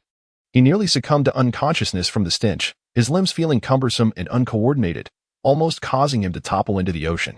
Fortunately, Rose's willpower was commendable. Despite the overwhelming stench, he persevered through sheer determination. Subsequently, he employed the moon step once more to ascend to greater heights, and upon inhaling the refreshing air, he felt rejuvenated. Thus, the notion of entering that creature's mouth was an absolute impossibility for him. Was there truly no other entrance? Rose took a deep breath, striving to avert his gaze from the repulsive object below. He composed himself and directed his inquiry towards the system. As soon as his voice faded, the system's response swiftly followed. However, the tone of the system was unequivocal. It assured Rose with utmost certainty, no. If he wished to access Death Island, the host could only enter through that particular gateway. Of course, should the host choose not to proceed, he could forego the task entirely. Rozé stood in contemplation for a considerable time before abruptly inquiring of the system. Will there be any penalties for abandoning the mission? It was no wonder he felt this way. The grotesque entity below was utterly repulsive. Entering its maw felt akin to shoving one's face into a cesspit, an ordeal he could scarcely endure. To abandon the mission would be deemed a failure, and the consequence of such failure was a deduction of 1,000 points from the host's various attributes. It seemed that the system's tone turned somewhat chilling, perhaps due to Rozé's intention to forfeit the task. As a system, it thrived on the completion of transactions or missions, enabling it to receive rebates from its higher-tier counterparts, facilitating its own advancement to a more sophisticated level. Thus, Luoze's refusal incited discontent within the system, causing even its typically indifferent demeanor to take on a more ominous quality. It coldly articulated the repercussions of such a decision. Damn, to think there would be such a punishment. Upon hearing the system's response, Luoze's expression darkened. He had not anticipated that failing to fulfill the mission would incur penalties. For him, enhancing his strength was of utmost urgency. Abandoning the mission meant forfeiting the 20 billion berries, which was already a significant blow. Now, the system informed him that it would also deduct 1,000 points from each of his attributes, a prospect he found utterly intolerable. A deduction of 1,000 points equated to 10 billion berries. Considering Luoze's myriad attributes, his flame core, strength, agility, swordsmanship, observation haki, and armament haki, if each were to suffer a reduction of 1,000 points, it would amount to a staggering loss of 70 billion berries. Consequently, his power would undoubtedly diminish significantly, and even if he sought to recover, he could not fathom the time it would require. This, he could absolutely not abide. I had not anticipated that this system would possess such a human-like aspect. It appears to harbor its own thoughts. However, it had previously deemed my words unworthy of its attention. Rose muttered to himself, reflecting on the unexpected implications gleaned from the earlier tone of the system. It appeared that completing the task or engaging in a transaction with him would yield some benefit. Otherwise, the system's demeanor would not have been so displeased. Very well. If it must be so, then so be it. To avoid the deduction of his attributes, he felt compelled to proceed. Ultimately, Rose clenched his teeth and resolved to accept the task. After all, the penalties for failure were exceedingly severe. At this juncture, he needed to seize every ounce of strength available, yet the system threatened to deduct a staggering 7,000 points from his attributes, a fate worse than death itself. Thus, he acquiesced. But how does one gain entry? With no other choice, Rose consented. He promptly directed a query towards the system. Previously unaware of the system's sentient nature, he had relied solely on his own judgment. However, now that he understood the system possessed its own consciousness, Rose resolved to make full use of this invaluable ally. After all, such a remarkable assistance should not be squandered. Furthermore, he believed that the system would not hesitate to answer straightforward queries to facilitate his task. The enormous white fangs below served as the entrance. The sea beast, known as the death beast, was a colossal monster of the deep. Despite the fact that its exposed teeth were merely the size of a naval ship, should the entire creature rise to the surface, it would dwarf even 50 naval vessels. It seemed that upon Rose's acceptance of the task, the system's tone softened considerably, and it began to respond to his inquiries with newfound patience. To gain entry, one must sever the monster's teeth. However, the creature is exceptionally sensitive. Should an attack be initiated, it would undoubtedly sense the disturbance, causing its massive form to breach the surface and retaliate. Your objective is to cleave through its sharp fangs and enter the belly of the death beast, where the Isle of Death awaits. Upon hearing this, Rose was filled with profound perplexity. Having traversed the world of pirates for many years, he had never encountered such an extraordinary creature. The notion that an island could reside within the belly of this beast was utterly bewildering. Could it be that this monster possessed no digestive system? Would entering its maw pose no peril? The very idea of an island nestled within its belly seemed preposterous. Surely, this could not be a jest. Rose gazed solemnly at the formidable fangs below and couldn't help but inquire. There can't be any danger. This beast is a manifestation of a hidden task triggered by the host. Such an occurrence is rare in the entire pirate world, happening but once. Moreover, only the host can encounter it. Should this opportunity be missed, the death beast will vanish from the realm of pirates. Fearing that Rose might misunderstand and abandon the task, the system patiently elucidated. "Ah, I see." Rose nodded thoughtfully. According to the system's description, he was merely a pawn, entering the pirate world with the system's assistance. This colossal sea creature was a hidden boss introduced by other powerful entities to enrich this game. The emergence of hidden bosses is exceedingly rare, and completing such a task is quite troublesome. Given that it is a hidden task, the reward should surely exceed a mere 2 billion berries. I suspect that your superiors must have allocated more than just 2 billion berries as a reward. I wonder if you have withheld any additional benefits. Rose expressed his skepticism, for since he had come to understand the true nature of the system, his trust in it had waned. After all, every being possesses a degree of self-interest, and the system was no exception. Rose found it hard to believe that the system would unreservedly bestow upon him the entirety of the task's rewards. It was entirely plausible that it might claim the lion's share for itself, leaving him with merely a meager portion. Such a scenario was utterly implausible. The system categorically dismissed Rose's doubts. Such matters could never be acknowledged. To do so would undermine its capacity to negotiate with those who might demand exorbitant fees, thereby drastically reducing the potential gains it could secure. I demand a remuneration of 5 billion. Roz disregarded the system's denial and spoke directly. Impossible. 2 billion belly is not a penny more. The system gritted its teeth, resolutely refusing to relent. It understood that at this critical juncture, it could not afford to show any signs of weakness, for doing so would allow Roz to uncover its secrets. If that were to happen, its future would become exceedingly difficult. Regardless, I demand a reward of 50 billion. If you refuse, I shall simply walk away. Rozé, with a determined intent to extract resources from the system, spoke in a subdued tone. He was resolutely confident in his conjectures and sought to maximize his gains. For he was unwilling to toil endlessly only to have the system reap the fruits of his labor. Refusing to comply would lead to punishment. The system's demeanor turned chillingly austere as it replied coldly. Bailey had often inquired about the possibility of promotion, and thus, he was adamant about not conceding. Moreover, he held a unique authority and, in the face of Rosé's threats, felt no trepidation. Instead, he planned to employ the penalties for mission failure against Rozé. If it comes to the worst, let us perish together. Should I meet my demise, you shall never again lay claim to even a fraction of Bailey. If my strength wanes, rendering the naval branch incapable of seizing anything, I might as well retreat to a secluded place, living out my days in idleness until fate takes its course. Rose, in a moment of reckless abandon, began to adopt a somewhat obstinate demeanor. Regardless, he was determined to extract a significant sum from the system today. Otherwise, the loss would be far too great. Judging by the system's intention to deduct 70 billion berries, he surmised that the forthcoming reward would undoubtedly exceed 20 billion berries. To be candid, Rose felt that a demand of 50 billion berries was rather modest. However, as it was his inaugural negotiation with the system, he displayed a certain restraint. Were he accustomed to such transactions, a figure of 70 or 80 billion would scarcely seem excessive. Let us wait and see, he thought, confident in his stance. The system, however, remained steadfast, impervious to Rose's elaborate entreaties. After all, having accompanied Rose for so many years, it possessed an intimate understanding of his character. It knew all too well the essence of Yin Jian Rose. He placed immense importance on familial bonds, which fueled his desire for vengeance against the Navy. For the sake of his sister, he could never resign himself to a life of idle existence.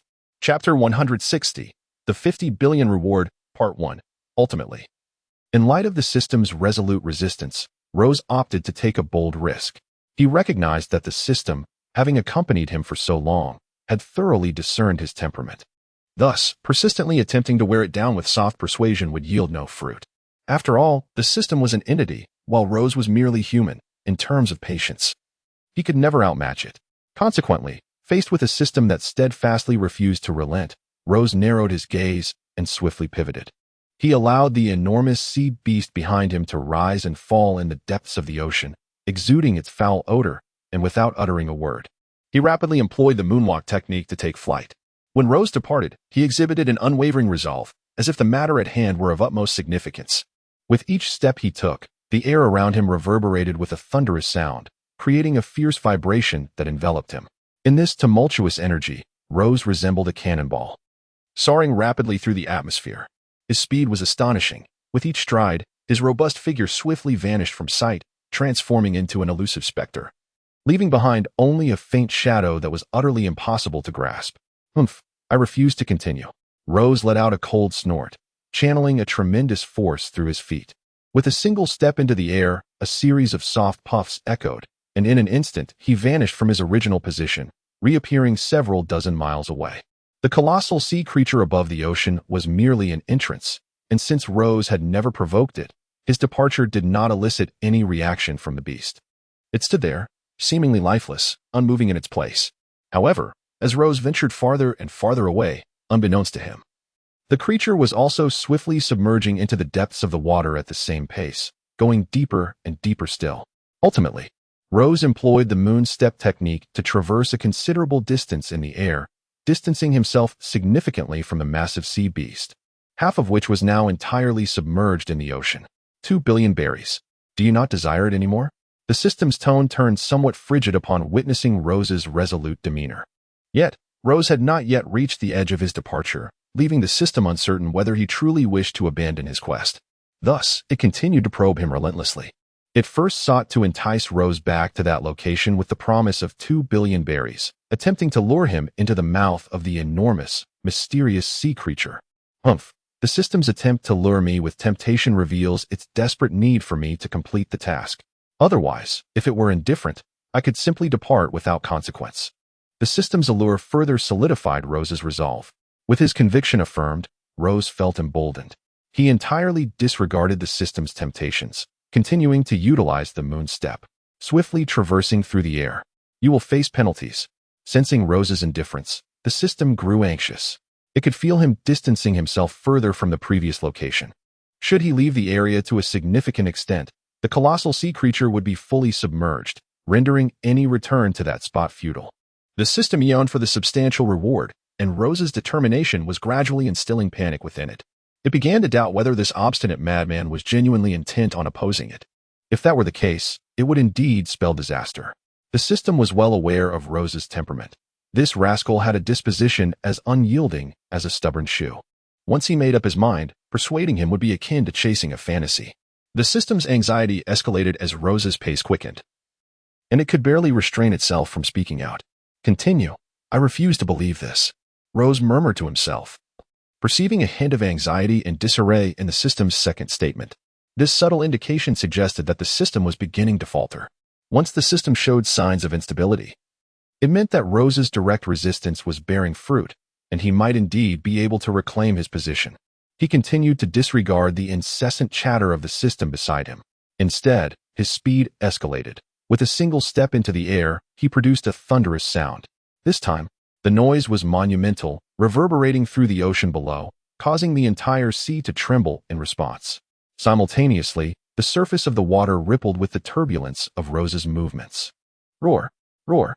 It seemed that the colossal denizens of the deep, the Sea Kings, were disturbed by Rose's tremendous commotion. They swiftly surfaced, their massive forms breaking the water's surface, rolling amidst the vast expanse of the ocean. In that instant, the azure sea erupted with countless towering waves, and the Sea Kings let out resounding howls, seemingly opposing Rose's presence. However, Rose's velocity was astonishing. As his voice echoed, his body had already launched like a cannonball into the distance. The immense sound was merely the result of friction between his power and the air, creating a tremendous vibration. Thus, the great Sea Kings could only gaze up at the blue sky, entirely oblivious to Rose's figure. Faster, faster. On the other hand, Rose, utilizing the sixth style of the Navy and executing the moonwalk with increasing swiftness across the ocean, could now distinctly hear the voice of the supreme swordsman system in his mind, growing ever more frequent. At this point, with each step he took using the moonwalk, he could clearly comprehend the words of the system. It seemed to grow increasingly anxious, its demeanor becoming frantic. It began to lower its standards, even offering Rose greater rewards in an attempt to compel him to complete the tasks. 2.5 billion berries. What do you say? I offer you 2.5 billion. At the utterance of this phrase, the system realized it had already lost. There was no choice. This madman was too unpredictable, and the initiative lay firmly in his hands. He could easily bring about mutual destruction at any moment. Consequently, the system had no recourse but to adhere to Rose's wishes, allowing him to accrue even more wealth. However, this system was also quite avaricious. Although Rose desired 50 billion berries, it was entirely capable of fulfilling that request according to the remuneration for the task at hand. However, he is indeed avaricious, let alone 50 billion, if given the chance. He would not part with a single coin. Thus, as Rozé presses forward with urgency in his heart, he desperately probes the edges in a frenzied attempt to accrue even greater wealth. 50 billion belly is non-negotiable. Upon hearing the system relent, Rozé finally breathed a quiet sigh of relief. It seems his audacious gamble was not in vain. Compared to him, this system appears far more eager to fulfill its task, which explains its willingness to raise the stakes. Yet, what Rozé desires transcends a mere 25 billion belly as a reward. For him, while 25 billion is not insignificant, it hardly suffices, even if added to his abilities. The enhancement would be minimal at best. What about 30 billion belly? The system was aware that Rozé would outright refuse, yet it still ventured to inquire. Upon hearing Rozé's firm stance of 50 billion belly being the only option, a heaviness settled in the system's heart as it tentatively probed again. 50 billion belly. Rozé remained unperturbed by this cunning system. He sensed that, given its miserly nature, countless belly had been siphoned from his previous transactions. Otherwise, his strength would have likely already ascended to the level of a general. Indeed, Rozé suspected that the exchange rate for converting belly to his sword master upgrade points had also been manipulated by this system. How could it be that 100 points could only be exchanged for 1 billion belly? Previously, he had been oblivious to how much belly had been lost to the system's machinations. After all, belly is a substantial sum, especially when it surpasses 100 million.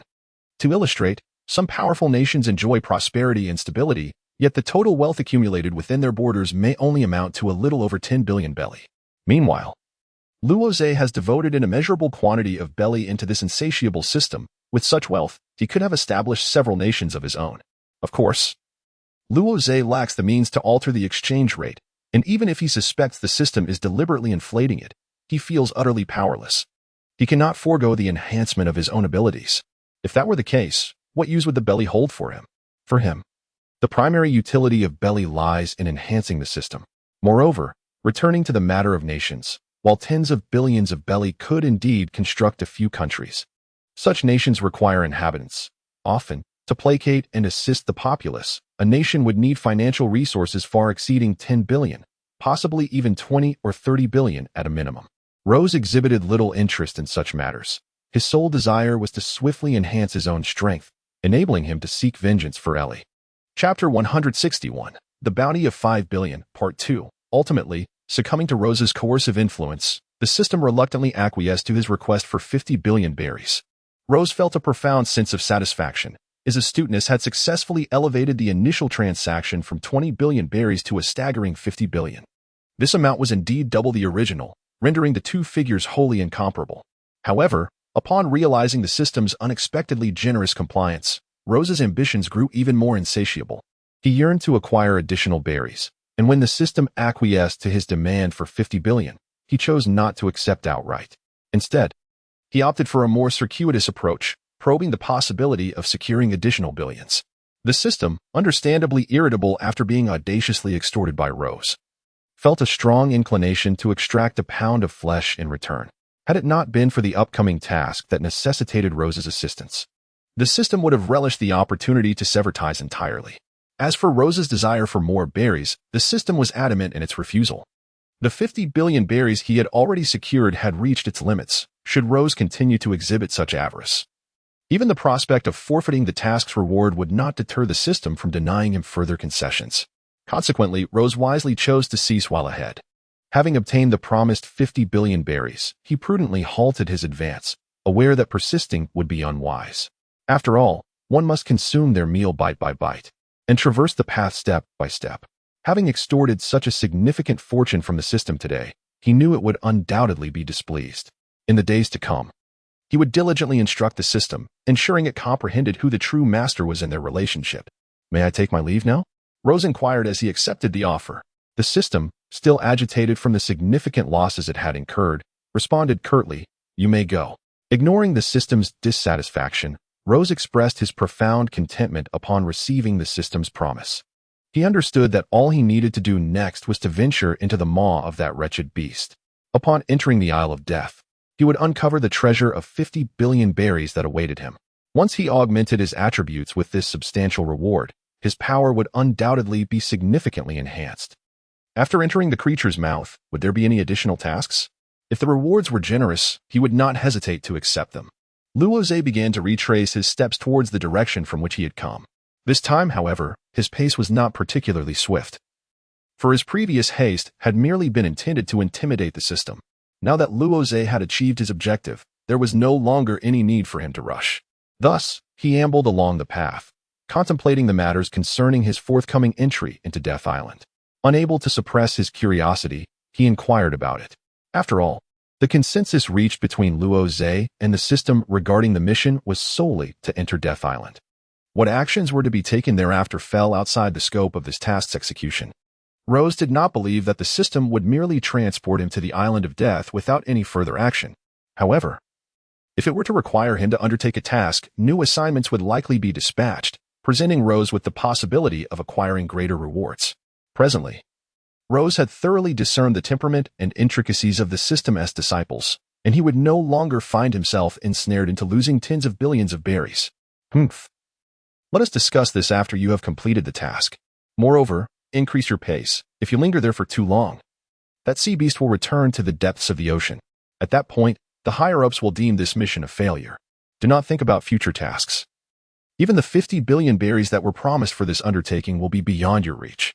The system was currently quite displeased with Rose, and upon hearing his inquiry, it could hardly muster the inclination to respond.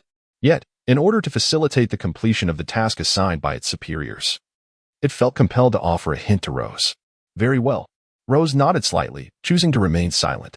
Nevertheless, he secretly quickened his pace. After all, having painstakingly secured the promise of 50 billion berries from the system, he was unwilling to let that fortune slip away due to his own negligence. He finally began to earnestly hasten his journey. Since he had committed himself fully to the task, each step he took resonated with a thunderous sound, creating powerful vibrations in the air. In the midst of this turbulence, Rose resembled a cannonball, soaring swiftly through the skies. His speed was remarkable, with each stride. His robust figure rapidly faded from sight, transforming him into an elusive specter, leaving behind only a fleeting shadow that was impossible to capture. Ultimately, after approximately 10 minutes of relentless advancement, Rose returned to the very expanse of ocean where he had previously found himself. When Rose arrived at that expanse of ocean, the immense sea creature had already vanished from sight. At this moment, the sea lay tranquil and serene, appearing utterly ordinary, as if the colossal beast had never graced its waters. As Rozé gazed intently, a tremor coursed through his heart. Could it be that the system's description was indeed accurate? Was that wretched sea creature truly about to plunge into the depths of the ocean? Rose gazed intently at the vast expanse of the sea before him, his heart heavy with trepidation. After all, he had labored diligently to secure the system's agreement to his request. The thought of losing his 50 billion berries would be a devastating blow. At the very least, had he adhered to the previous agreement, there would still be 20 billion berries to gain, but now it seemed he might end up with nothing at all. Damn it. I cannot afford to fail. Rose murmured to himself, swiftly drawing forth his unparalleled greatsword, black charcoal, from its sheath. The moment it was extracted, a terrifying heat surged forth from the core of flames, causing the elongated blade to glow a brilliant red. The air in contact with the sword flickered with a faint light, accompanied by a series of crackling sounds along its path. One sword style. Cremation. He began to channel the terrifying 2,000 degrees Celsius of heat from the flame core into his great sword, black charcoal. As this intense temperature infused the blade, its heat intensified, radiating an aura of formidable power. Simultaneously, he infused his body's formidable armament haki into the sword, merging it with the searing heat of the flame core. This fusion had always been Rose's signature move. However, the recently unearthed cutting attribute had remained somewhat neglected due to Rose's lack of time for study. At present, it seemed that the flame core, armament haki, observation haki, slashing techniques, and cutting attributes could not harmoniously integrate. While Rose had achieved a temporary fusion of the flame core, armament haki, observation haki, and slashing abilities, it still appeared somewhat forced, lacking the perfection he sought. As for the newly revealed cutting attribute, it struggled to connect seamlessly with other abilities, aside from slashing and observation haki. Thus, in his earlier maneuver, Rose refrained from incorporating the cutting attribute, knowing that employing an incomplete technique would yield more harm than benefit. This had been abundantly validated during his previous battle with Kizaru. The speed at which Rose consolidated various powers was remarkably swift. With his unwavering focus, the momentum of the supreme great blade in his palm intensified to an astonishing degree. Ultimately, upon his completion, the hitherto black blade of the supreme great blade had transformed into a brilliant crimson. Surrounding him, a peculiar dark red light flickered softly, emanating an air of enigmatic danger that was palpable to those nearby. As the long sword in his grasp reached its full manifestation, Rose did not hesitate. Despite his previous spanner with the system, suggesting a withdrawal akin to mutual destruction, he was indeed deeply invested in this mission. The prospect of 50 billion berries was not merely a number. Even 20 billion berries was too significant for him to disregard. For Rose, every fragment of power was invaluable, a vital resource for his future confrontations against the Navy's stronghold. With a resounding roar, Rose's voice echoed as he swung the long sword towards the vast ocean before him. In a single decisive stroke, a dark red slash erupted, radiating a searing and solid brilliance as it cleaved through the waters. It was as though he were slicing through vegetables, effortlessly bifurcating the boundless sea into two halves. Beneath the surface, the tremendous force of the slash surged forth, dividing the water with an unstoppable momentum. Atop the severed waters, black and red flames flickered, exuding a destructive heat. The seawater that came into contact with these flames lacked the strength to extinguish them. Instead, the flames consumed the water's essence, transforming it into vapor that ascended into the sky in wisps of white steam. This spectacle was awe-inspiring, a display of might that was truly beyond the reach of ordinary beings. Chapter 162. Inner. The sword wielded by Rose possesses an astonishing power, its might both fearsome and overwhelming. As he unleashed the strike, an immense aura surged forth, accompanied by crimson flames that seemed capable of annihilating the world. With a sweeping motion, the fiery blaze erupted, scorching through the air. This searing inferno, upon touching the surface of the sea, cleaved the vast waters asunder, rendering them utterly incapable of withstanding such terrifying heat. In mere moments, countless volumes of seawater were obliterated by the ferocity of the flames. Even the boundless expanse of the ocean was visibly diminished beneath the impact of Rose's extraordinary strike. The scorching heat evaporated the seawater, transforming it into wisps of white vapor that ascended into the void, carrying with them a faint, briny essence. Beneath the surface, the sea creature remained entangled in the depths. Under the force of Rose's formidable blow, the waters had parted completely. Although Rose hovered in midair, his obsidian eyes beheld the seafloor with crystal clarity. He could discern even the most minute details of the rocky bottom. At the depths, the enormous tail of the colossal sea beast thrashed about, its massive form quivering in a frenzy as it desperately sought to plunge deeper.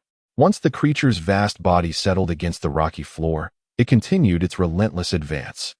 In an astonishing display of determination, the beast, despite its formidable size, managed to inch forward, albeit at a painfully slow pace, colliding with the rocks until, piece by piece, it began to meld into the stone itself. Hurry down, pry open its jaws. It seeks to escape. Should it succeed, your mission shall be deemed a failure. The system, observing this unfolding scene, grew increasingly anxious, well aware of the enigmatic sea creature's true nature and its peculiar abilities. Despite its cumbersome appearance, the creature could, given a moment's respite, vanish effortlessly into the rock. This disappearance was not a true vanishing act. Rather, it stemmed from the creature's ability to phase through walls. If allowed the time to fully immerse itself within the depths, it would appear as though it had simply ceased to exist. Rose gently nodded, no longer vague in his intentions. With a swift motion, he stepped into the air, employing the moonwalk technique from the Navy's 6 forms, propelling himself like a vibrating engine towards the depths of the ocean. A sense of gravity weighed upon him. After all, he had painstakingly negotiated terms with the system. Once he entered the maw of that sea beast, a reward of 50 billion berries awaited him. Now, the colossal and enigmatic sea creature loomed before his eyes, and his desire for wealth made it evident that he would not allow such a golden opportunity to slip away. He advanced with fervor, his long legs striking the air with a resounding thud. Initially, when Rose utilized the moonwalk in the air, it merely produced a cacophony of noise and vibrations. However, the situation had changed. He found himself within the vast fissure he had created by cleaving the sea with his sword. This chasm was neither overwhelmingly large nor insignificantly small. It afforded him ample space to stretch himself freely, yet it could accommodate only 2 individuals at a time. Beyond that, it would be impossible. Thus, as Rose unleashed his moonwalk with such grandeur, it triggered a tremendous upheaval around him. The 2 segments of water, previously severed by his earlier strike, began to stir restlessly under the impact of this newfound turbulence. Ultimately, with a thunderous roar, they transformed into countless droplets, cascading from above to below. This was a cause for concern. He needed to hasten his pace. The creature might appear sluggish, but in reality, it was anything but. Rose remained utterly indifferent to the bizarre occurrences surrounding him. Since the moment he set forth, his gaze was unwaveringly fixed ahead. Yet, beneath the intensity of his scrutiny, he was horrified to discover that the colossal sea creature before him, despite its seemingly languid movements, was anything but slow. In the brief span of time that had elapsed, half of the creature's immense form had already become completely ensconced within the rocks beneath. From Rose's vantage point, he could now glimpse only the creature's upper half. It was futile. He could not catch up. It was simply too distant.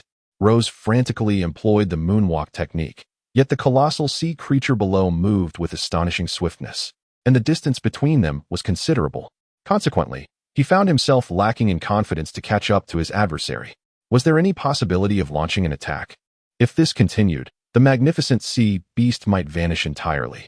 Suddenly, Rose drew forth his supreme great sword, black charcoal.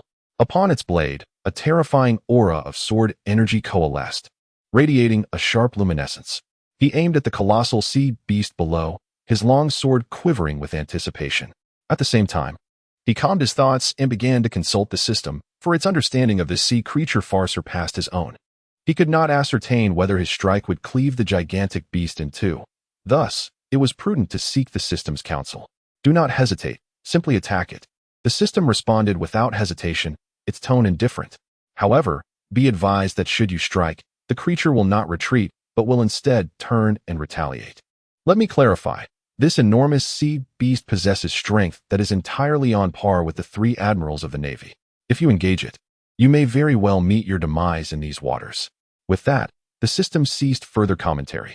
This mission was of paramount importance, yet so was Rose. Without him, the system would lack a new source of income.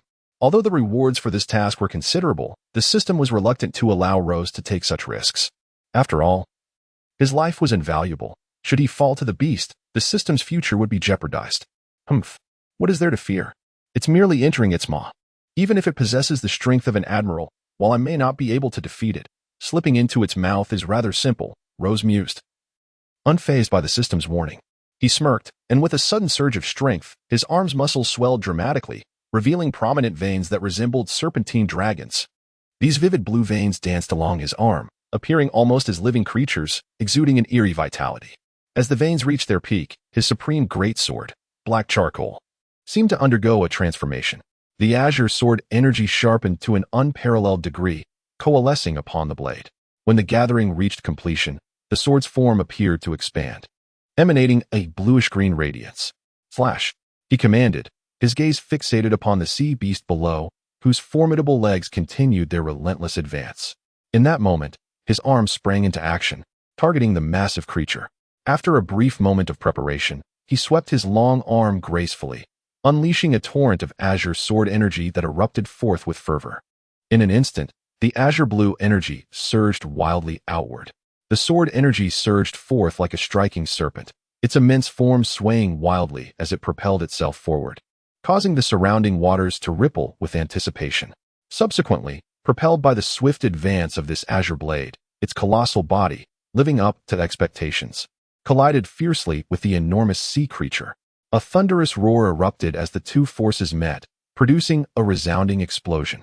In that instant, the once mobile behemoth, which had been swimming towards the rocky wall, came to an abrupt halt, its half-submerged body frozen in place, no longer advancing. Where the sword energy from Rozé made contact with the creature's form, a plume of black smoke swiftly materialized, exuding an aura of distinct and peculiar essence. Had it succeeded? Rose's strides did not waver. The halt of the colossal sea creature elicited a surge of elation within him, regardless of the circumstances. As long as this monster chose to remain stationary, he was certain that he could swiftly close the distance with his remarkable speed. Caution was warranted. It was about to emerge. However, the system did not share Rose's optimism. While Rose reveled in his secret joy, the system's demeanor was decidedly grave. It observed the enormous sea beast, now at rest, and an involuntary flicker of apprehension arose in its mind. Redirecting its gaze, it addressed Rose with a sense of foreboding. Understood. Rose gently nodded, deciding to halt his steps and assume a defensive posture, awaiting the approach of the colossal sea creature. After all, this enormous beast was poised to turn and launch an assault upon him, rendering any further expenditure of energy in advancing towards it unnecessary. Indeed, this formidable creature possessed the prowess of a naval admiral. Although Rose had previously spoken lightly of the encounter, he was acutely aware, having faced admirals before, of the true essence of such formidable strength. Even in his current state, he felt a profound trepidation in the face of such power. Chapter 163. Entering Part 2. As Rose awaited with mounting tension, the gigantic and enigmatic sea monster finally revealed its formidable presence. Emerging from behind the vast stone wall, the creature withdrew its immense form, which now appeared even more colossal. Its size surpassed that of ordinary sea kings by a considerable margin. Apart from the formidable fangs Rose had observed earlier, the creature's skin was a deep shade of blue-black, adorned with intricate and mysterious engravings. These markings appeared to be bizarre. At first glance, they seemed like carvings made by human hands, yet upon closer inspection, they appeared to be an innate part of its very flesh, exuding a lifelike quality. However, the creature's underbelly was white, a detail that, from this angle, resembled that of an ordinary whale. Yet Rose was clearly not one to be deceived by such appearances. Having witnessed the strangeness of this colossal sea monster, he dared not underestimate it. Coupled with the earlier warnings from the system, he was acutely aware of the creature's formidable strength, which rivaled that of a naval admiral. This awareness only deepened his apprehension, instilling in him a vague sense of dread as he faced the beast. Roar! Before Rose's gaze, the gigantic and mysterious sea creature finally turned. In that fleeting moment, its grotesque visage was unveiled, evoking a sense of the uncanny. Suddenly, it surged toward Rose with a frenzied speed, cutting through the water with remarkable swiftness. Rose barely had time to react before the creature's massive form appeared before him without warning. As it approached, the monster extended its head, aiming directly at Rose, and then lunged forward with a forceful impact. This collision was immensely powerful, setting aside the sheer size of the creature. The razor-sharp fangs adorning its head were formidable in their own right. Thus, even with Rose's formidable armament haki shielding his body, a direct hit from those vicious fangs would undoubtedly inflict significant harm. Moreover, the colossal sea creatures possess immense physiques. Should they be struck, Rose would not only endure the piercing pain. Such astonishing speed. How can such a cumbersome form move so swiftly? Roz was utterly astonished by the speed of this colossal sea creature. He had never anticipated that such a massive form could move with such remarkable agility, exhibiting no trace of clumsiness. It can be stated that while the velocity of this enigmatic marine beast may not rival the speed of light achieved by the yellow monkey, it certainly surpassed Roz in swiftness. Fortunately, there was a considerable distance between Roz and the creature. Despite its incredible speed, this buffer allowed Roz ample time to react. Once he regained his composure, Roz devised a strategy to confront the creature, invoking his armament haki to harden himself. Rose murmured to himself, channeling the formidable powers of armament haki into his longsword. Faced with such a colossal beast, he dared not exhibit even a hint of carelessness. The hardening of armament haki was utterly essential. Otherwise, even if Rose wielded a sword of unparalleled might, it could easily be snapped under the immense pressure of the creature. After all, despite being classified as a supreme blade, it remained a sword, and its designation as such merely indicated a higher quality of material and rank. In the face of a truly fierce assault, lacking the protective shield of armament haki, it would undoubtedly sustain damage. Rose would naturally not allow such a situation to arise. After infusing his formidable armed color domineering into the sword, the entire unparalleled blade, known as the black charcoal, instantly appeared to be drenched in a deep, inky blackness. The core of flames blazed at 2,000 degrees Celsius. Observation color domineering, activate. Confronted with this monstrous entity, Rose dared not hold back in the slightest. Swiftly, he unleashed all the abilities at his disposal. He amalgamated these diverse forces into his sword, and they coalesced upon the blade, transforming it into a deep reddish-brown hue. This aura was immensely powerful. However, due to its overwhelming magnitude, it bore an air of slight insubstantiality. Rose immersed himself in thought, continually compressing this surge of power. Consequently, in his grasp, the once formidable and awe-inspiring blade gradually solidified. The azure radiance receded, while the reddish-brown flames were relentlessly pressed together, becoming increasingly dense. In that fleeting moment, the once raging inferno was entirely absorbed into the sword, transforming it into something unremarkable. At this juncture, the long sword in Rose's hand resembled an ordinary blade, devoid of any extraordinary features, merely emanating a faint reddish-brown glow. However, the sword's potency was undeniably formidable. After Rose concentrated all the energy from the supreme blade into the black carbon sword, its capabilities transcended the realm of superficiality. Although its size had diminished considerably, The sword now possessed an unparalleled sharpness. Should Rose desire it, even his own attacks could be effortlessly severed by this blade. Break the army, a single strike. Rose gazed intently at the colossal sea creature before him. As the beast approached, on the verge of colliding with him, he raised his sword, aiming for its formidable teeth. With a swift motion, he executed the moonwalk technique from the Navy's 6 styles, propelling himself forward with fervor. Upon reaching the immense creature, Rose swung his sword with remarkable speed, delivering a decisive strike. A crisp sound echoed as the blade made contact. This was not the noise of the sword itself, but rather the resonant sound of the mysterious sea creature's teeth being severed.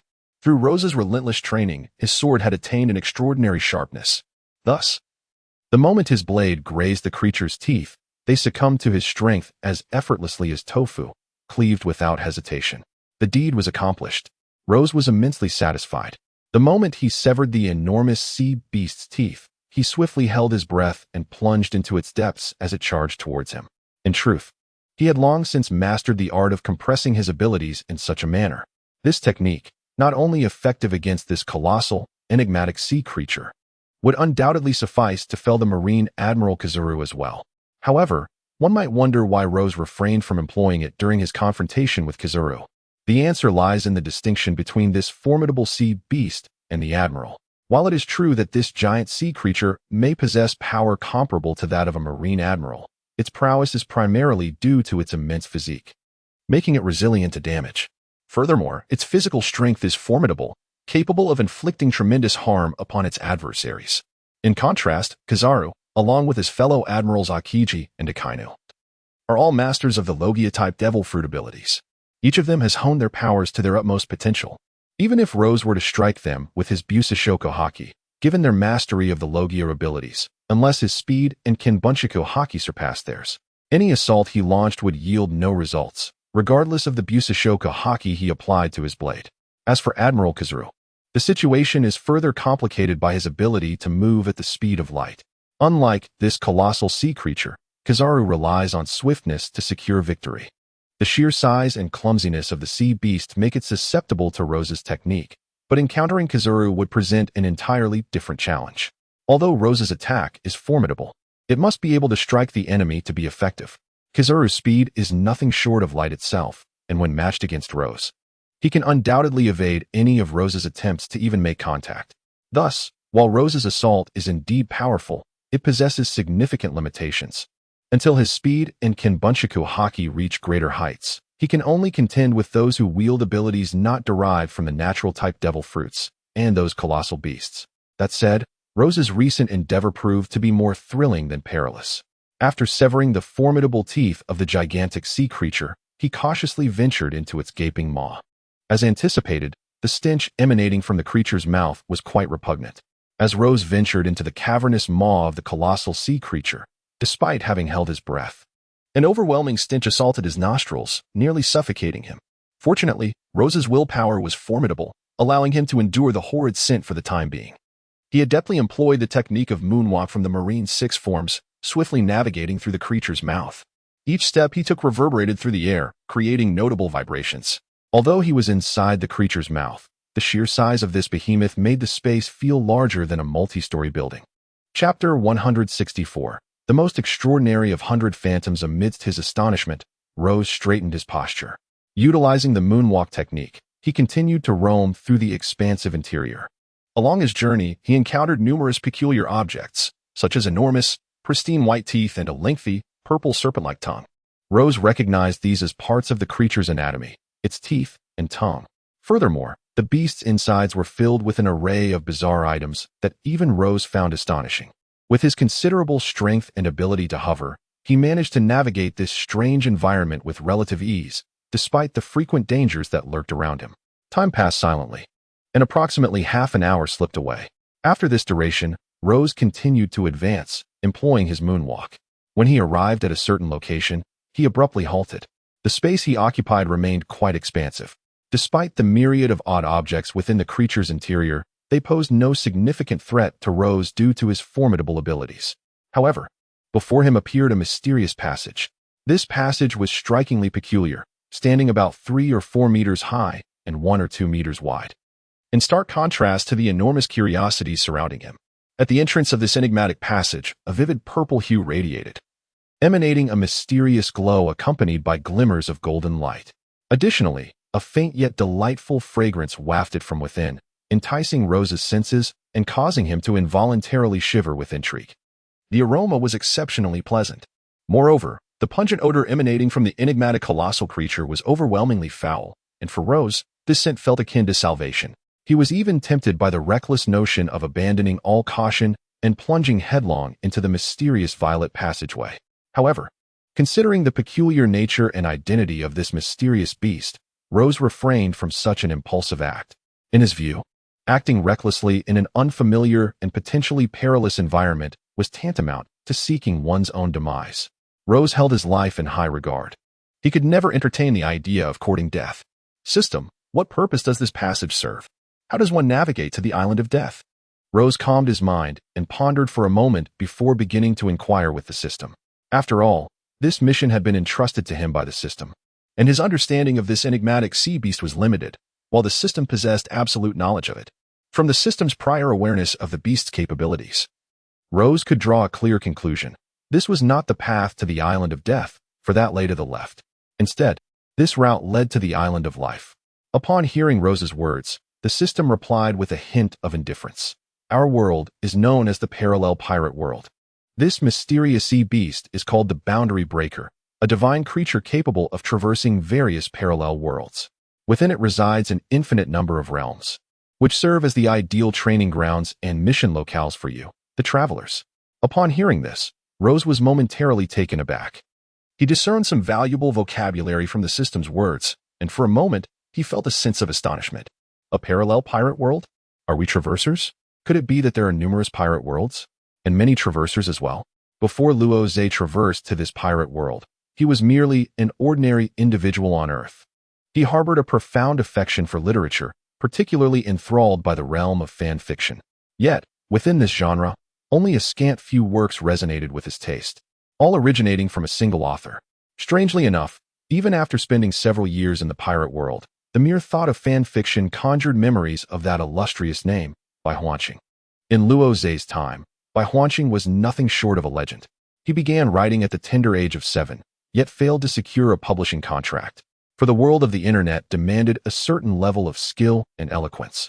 Despite his prodigious talent, he was unable to succeed at such a young age.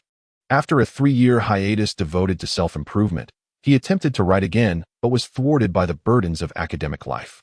Thus, Bai Huanqing diligently pursued his studies, ultimately gaining admission to one of the most prestigious universities on Earth at the age of 19. In his freshman year, he took up his pen once more. And after years of maturation, his writing prowess had evolved remarkably. With a single work, he ascended to greatness, garnering 1 million collections for just 100,000 words. On the day of its release, it attracted 100,000 readers' attention. In a flash, Bai Huanqing became one of the most distinguished figures in the industry. Through his works, Luozé discovered a plethora of captivating pirate fan stories, which ultimately led him to fall irrevocably in love with this literary genre. Thus, when Luozé first traversed into this world, he found himself in a state of bewilderment, astonished to discover he had arrived in the very realm he had longed for. However, the system soon informed him that he was not the sole traveler, a revelation that struck him with considerable impact. Indeed, it is only natural. There exist countless parallel pirate worlds. Apart from the original pirate world created by the Japanese manga artist Eiichiro Oda, there are innumerable others. The pirate world in which we reside is the 6,788th parallel pirate world, and you are but one among a myriad of travelers. The system, somewhat disdainful of Luozé's astonishment, remarked indifferently, "Then, have you heard of a person named Bai Huanqing?"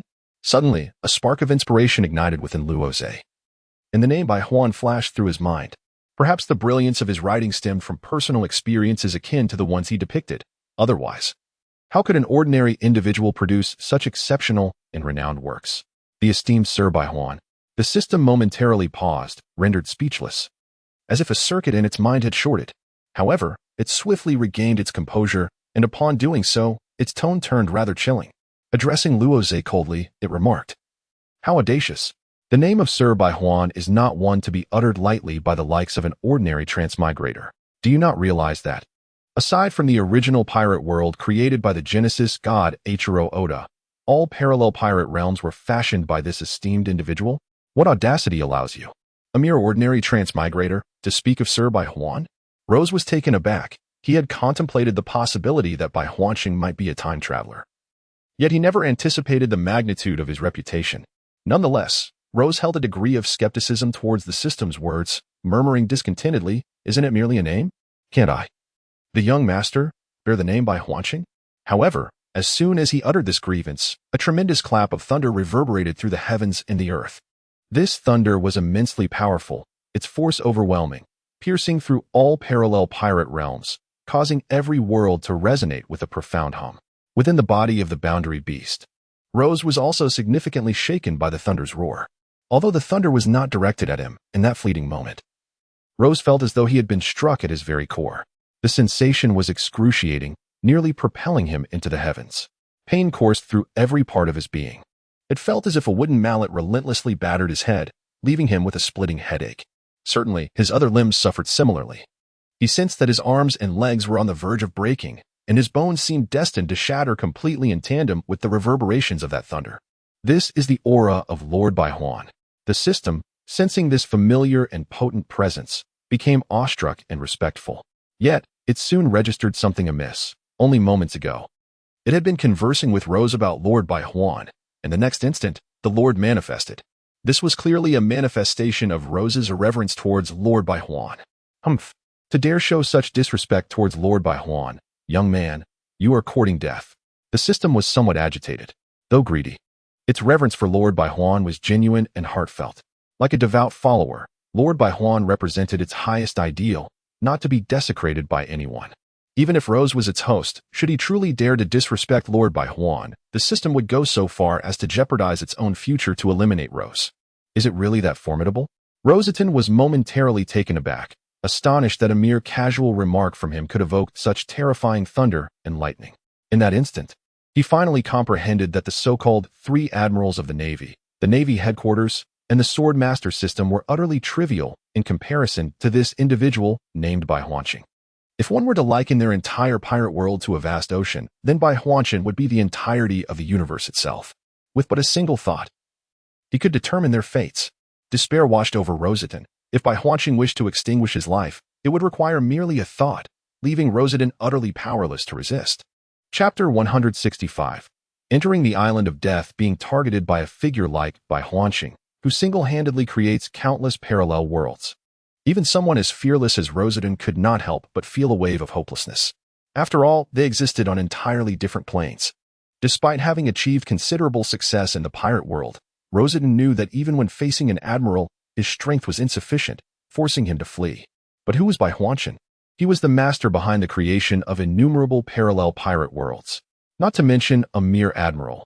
Even thousands or tens of thousands combined would be no match. A mere spit from him could drown them all.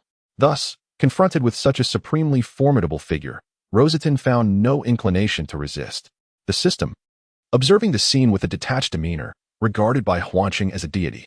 Within its construct, this divine entity was beyond reproach. Should anyone dare to desecrate this sanctity? Unless forgiven by the deity himself, the system would not hesitate to stand firmly by the side of Lord Bai Huanqing, even at a great personal cost. However, both Roseton and the system were perplexed that although Lord Bai Huanqing had previously locked onto Roseton with his aura, he had not taken any significant action. It felt akin to an adult imparting a minor lesson to a mischievous child. The mischief of the child may sometimes venture too far, yet a mature adult, having reached the level of Lord Bai Huanqing, would not be so petty as to hold every infraction against another. Therefore, Lord Bai Huanqing would not resort to any excessive measures against Roseton. The discomfort he had felt was merely a warning, devoid of any real danger. Saved at last. After a brief moment, the aura of Lord Bai Huanqing gradually dissipated, the resounding thunder fading swiftly, as though it had never existed at all. Upon witnessing this, Rose could not help but exhale a sigh of relief. It seemed that Lord Bai Huan was unwilling to hold grudges against someone as insignificant as himself. In light of his previous transgressions, it appeared that he had underestimated the grandeur of his superior. Now, having witnessed the prowess and realm of Lord Bai Huan, Rose felt a profound respect emerge within him. He could not harbor even the slightest animosity towards Lord Bai Huan. Instead, what lingered in his heart was a deep admiration and an ardent desire. He yearned for the day when he might attain the same level of strength as Lord Baihuan. Perhaps, at such a pinnacle, resurrecting Ellie would be a trivial matter. It is good to acknowledge. Although the system was quite displeased with Rose's earlier actions, since Lord Baihuan had refrained from directly eliminating him, it hesitated to contravene the wishes of its master.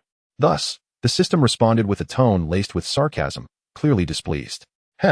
Rose could only manage a sheepish smile, feeling a profound sense of shame for his earlier audacity. Thus, he refrained from countering the system's sardonic remarks.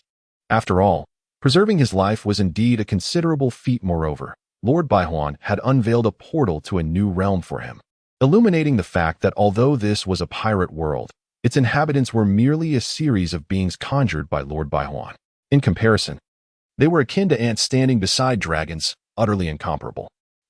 Let us proceed to the left. The green passageway leads to the Isle of Death. Just as the system intended to elaborate further, a sudden communication from Lord Baihuan caught it off guard. Consequently, it dutifully directed Rose towards the correct path, though its tone remained notably frosty. Very well. Rose nodded slightly and turned to leave. In that fleeting moment, he gained a new insight. He felt his future should aspire towards the lofty heights of Lord Baihuan, rather than becoming a mere ant in the small world he had created. Thus, Rose suddenly adopted a more humble demeanor. It was truly remarkable. It seems that this boundary-breaking beast is also a masterpiece of Lord Baihuan. It is truly unfathomable to imagine that Lord Baihuan possesses such earth-shattering abilities. As he journeyed, observing the various wonders within the boundary-breaking beast, even Rose could not help but be awestruck. Previously, unaware of Lord Baihuan's prowess, he felt somewhat bewildered, but now, having come to understand, his admiration for Lord Baihuan surged like an unending river. It's good that you know. The capabilities of Lord Baihuan are beyond the comprehension of mere ants like us. Hearing Rose extolling Lord Baihuan, the system suddenly felt a sense of pride and was less averse to Rose, even interjecting. It smugly remarked, "You have no idea of Lord Baihuan's prowess. Lord Baihuan wields a pen as his weapon, and this pen is formidable indeed. It can create worlds, forge humanity, and design the journeys of traversers like you with just a stroke. Even the naval strongholds in this parallel world, if Lord Baihuan so desired. With a mere flick of his wrist, any naval headquarters would be reduced to ashes in an instant." What pen? Such power? Rose felt profoundly shocked. Indeed, the magical abilities of Lord Baihuan were beyond the grasp of someone like him. While in his hands, a pen might merely serve to scribble. In Lord Baihuan's grasp, it could manifest such divine wonders. Truly, Lord Baihuan is deserving of his esteemed reputation. His capabilities cannot be understood by ordinary reasoning. Naturally, Lord Baihuan is a being who can be compared to the creator god, Oda. In this vast universe, only these two mighty beings possess such extraordinary powers. The system proclaimed with pride. Well then, that is the passage. Proceed. Once you enter, you will have departed from the body of the boundary-breaking beast. Afterward, if you wish to return to the world of pirates, you must complete the assigned tasks. As Rose approached the location the system had previously described, the system decided to refrain from further words, merely gesturing for Rose to proceed. So this is the entrance. Once I enter, my reward of 5 billion berries should be credited, right? Hearing this, Rose nodded slightly. Inspired by Lord Baihuan, he became increasingly aware of his own strength. Recalling the agreement he had made with the system regarding the 5 billion berries upon mentioning Death Island. Away with you. The system let out a displeased growl. Just moments ago, it had found this young man rather commendable. However, after just a few exchanges, his true nature was laid bare. Now, it harbored a profound discontent towards Luoze's actions. 50 billion berries, do not even think about evading your debts. However, Rose was relentless, refusing to take a step forward. If the system had no intention of fulfilling its promises, then Rose had no desire to enter this world. Although he held great respect for Lord Baihuan, he believed that even brothers ought to settle accounts fairly. He would not assist the system in vain. A single coin was too much to ask. He felt it best to walk away. The system, feeling a twinge of annoyance, realized it had indeed made a poor choice in selecting such a calculating host. Not only did Rose show no gratitude towards the system that had continuously aided him, but he also quibbled over every last cent like a miser. At that moment, the system inexplicably thought of the neighboring system. Its host, who ran a restaurant, was equally meticulous with finances, and thus, the neighboring system's situation was far more pitiable than its own. Reflecting on this, The system's mood lightened considerably. Although it faced its own hardships, it was not the most unfortunate. At least it had managed to accumulate a fair amount of currency, unlike the other host, who had to scrape together even a single copper coin, to the extent of being forced to sell clothes and tables. That was truly a dire situation. Upon hearing the system's agreement, Rose nodded. No longer hesitating in place, he boldly stepped into the green passage. Had he already escaped the boundary beast? As Luoze stepped into the verdant passage, the surrounding scenery transformed into an expanse of emerald hues. The ground beneath was cloaked in green, and the sky above mirrored this vibrant shade, enveloping everything in a lush, verdurous ambience. Rose's feet made contact with the ground, where a soft and sticky sensation enveloped him. This feeling was profoundly comforting, prompting Rose to instinctively take a few more steps, nearly letting out a sound of delight. However, this exquisite sensation did not endure for long. Moments later, the scene around him began to shift incessantly, initially transitioning from green to red, then from red to black, and subsequently from black to white. Ultimately, as a series of bizarre and vibrant colors flickered before his eyes, the wondrous sights surrounding him faded away, and that delightful tactile sensation completely dissolved into nothingness. Have you emerged? As Rose emerged from the enigmatic passage, a chill enveloped his entire being, eliciting a profound sense of bewilderment. How could it be so frigid? With a hint of confusion, he opened his eyes, the dark irises scanning his surroundings intently, as he murmured softly to himself. It was through Rose's inquisitive exploration that the myriad elements of his environment began to reveal themselves. At that moment, he was astonished to discover that he was submerged in the depths of an azure sea. The water was unbearably cold, a sensation more chilling than a millennium of ice, sending a shiver coursing through him. Chapter 166. The Mysterious Sea Shark, Part 1. Due to the unbearable chill of the azure waters, Rose refrained from lingering in this icy expanse for too long. After surveying his surroundings, he chose not to ponder excessively, but rather to employ the moonwalk technique to hasten his departure. After all, the waters were far too cold, and even Rose could not withstand their biting chill. Moonwalk, he whispered to himself, initiating the moonwalk from the Navy's 6 styles, propelling himself through the ocean. Although the moonwalk is primarily a technique for floating displacement in midair, its essence lies in generating vibrations that allow for brief levitation, utilizing immense force to traverse the atmosphere.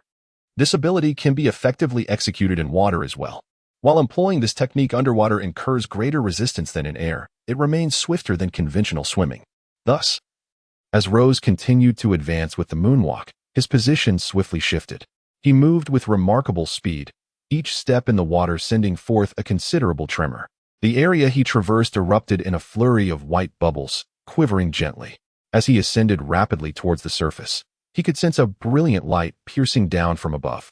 Though still submerged, the radiance was blinding, prompting him to quicken his pace in a desperate bid to escape this frigid abyss. What is this? A sea king? No. It lacks the immense size of a sea king. Nevertheless, it is a formidable creature. Just as Rose was on the verge of escaping the depths, he was confronted by enormous sharks looming above him. Each shark was colossal, adorned with menacing fangs and covered in razor-sharp crimson spines. The reason why Rose was able to identify them as a shark was due to the enormous, razor-sharp teeth behind him. It was merely a matter of cutting through. A solitary shark, albeit of a rather peculiar appearance, was evidently insufficient to impede my position. Without a moment's hesitation, Rose unsheathed his longsword, black charcoal, and charged fiercely towards the colossal shark. Although his prowess paled in comparison to that of formidable figures like Lord Baihuan, within the realms of these parallel worlds, he was still considered quite formidable. At the very least, beneath the ranks of the admirals, few could hope to best him. With a single sword style, he executed a swift strike aimed at the belly of the massive shark. His grip tightened around the hilt of black charcoal, producing a sharp, creaking sound. In the chilling depths of the ocean, Rose steadied his sword, focusing intently on the enormous creature, and unleashed a powerful slash. Given that his opponent was merely an ordinary shark, Rose refrained from exerting his full strength, deeming it an excessive display. Thus, he infused only 50% of his sword energy into this strike. Nevertheless, even this fraction of his power was formidable. Unless an admiral of the Navy intervened, any vice admirals present would likely find themselves cleaved in twain, as if slicing through tofu. Thud, thud, thud. The sword energy of Rose collided swiftly with the enormous shark, producing a resounding explosion at the moment of impact. The sound was tremendously powerful, reverberating throughout the vast ocean, causing even Rose, submerged in the water, to feel a sense of precariousness. However, what utterly astonished Rose was that his formidable strike, capable of effortlessly slaying a naval vice admiral, failed to yield any effect against this peculiar shark. This was indeed disconcerting. In the parallel pirate world where Rose resided, such a shark would likely surpass those naval vice admirals in strength. It was rather impressive. Who would have thought that my technique could be thwarted by such a seemingly insignificant shark? Rose himself felt a tinge of astonishment. He had never anticipated that his technique would be thwarted by a mere shark. He began to reassess his expectations of this newly arrived world. It seemed that this task would not be one that could be accomplished with ease.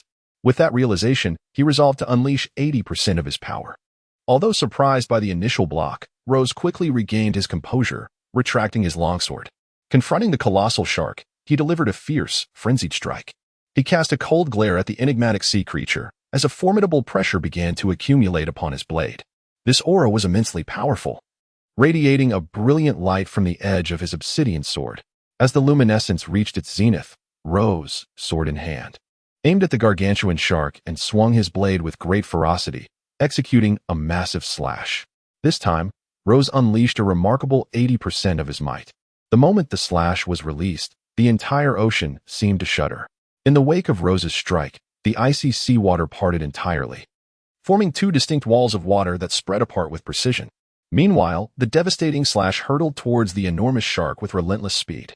The formidable presence of Rose soon captured the attention of the enigmatic sea shark. Upon discerning Rose's intentions, the creature's gaze transformed into one of peril. It emitted a fierce roar directed at Rose before charging at him with frenzied speed.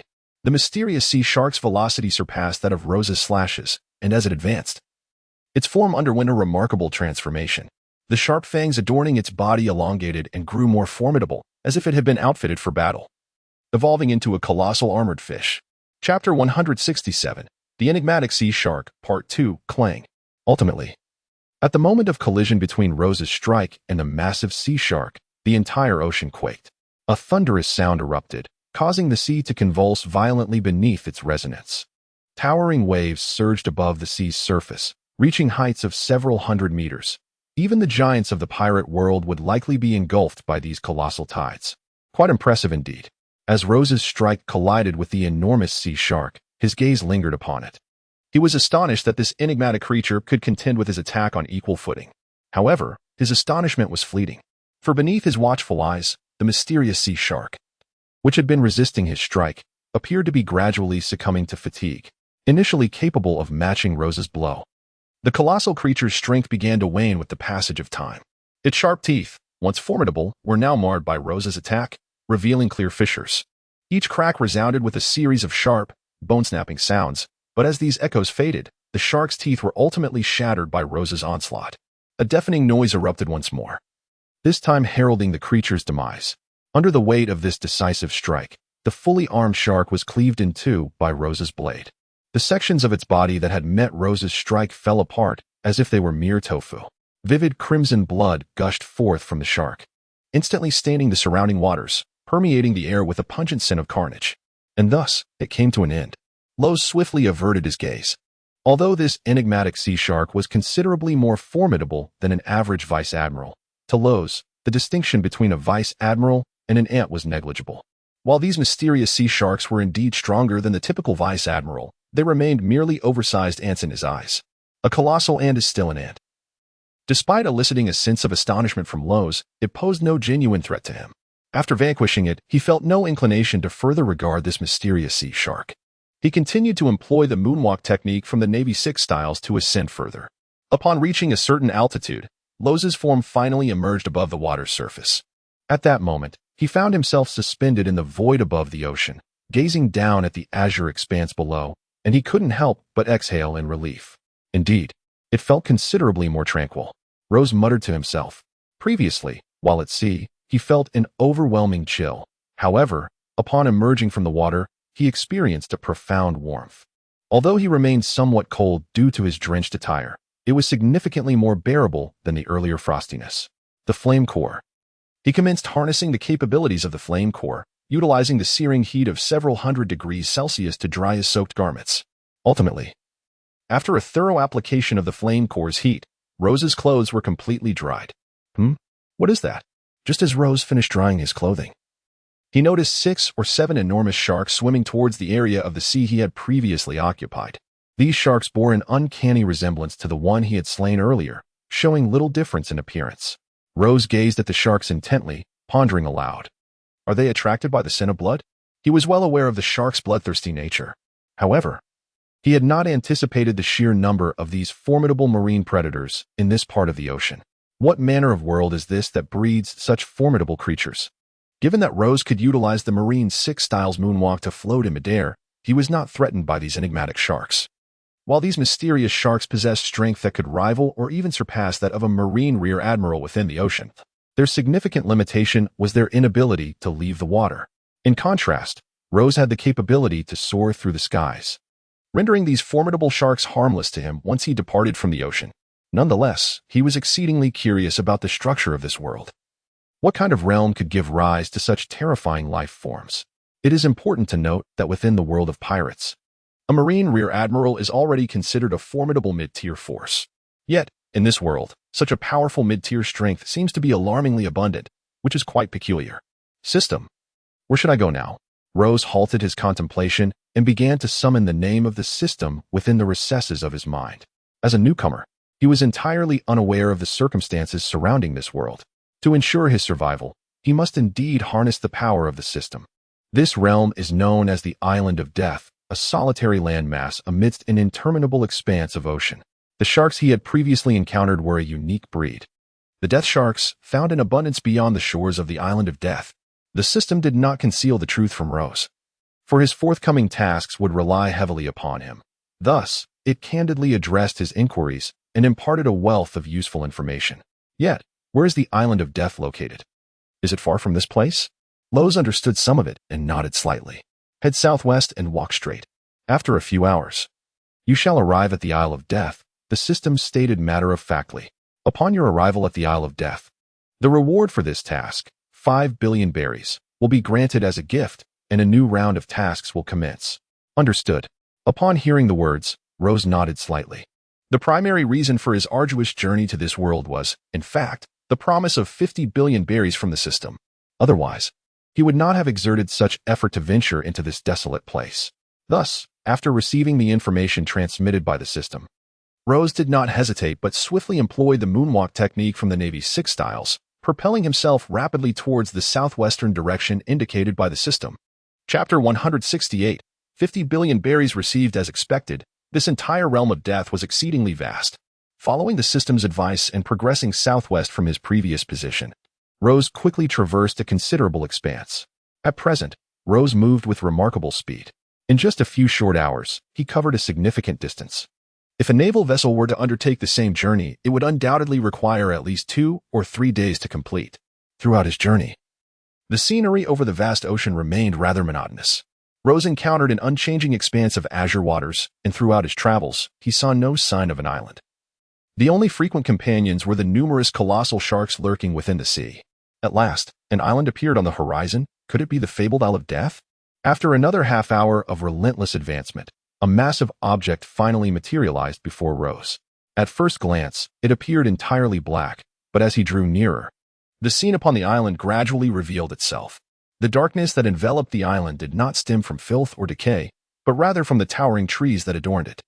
These trees, unlike anything Rose had encountered in either of his lives, were entirely black from trunk to leaf.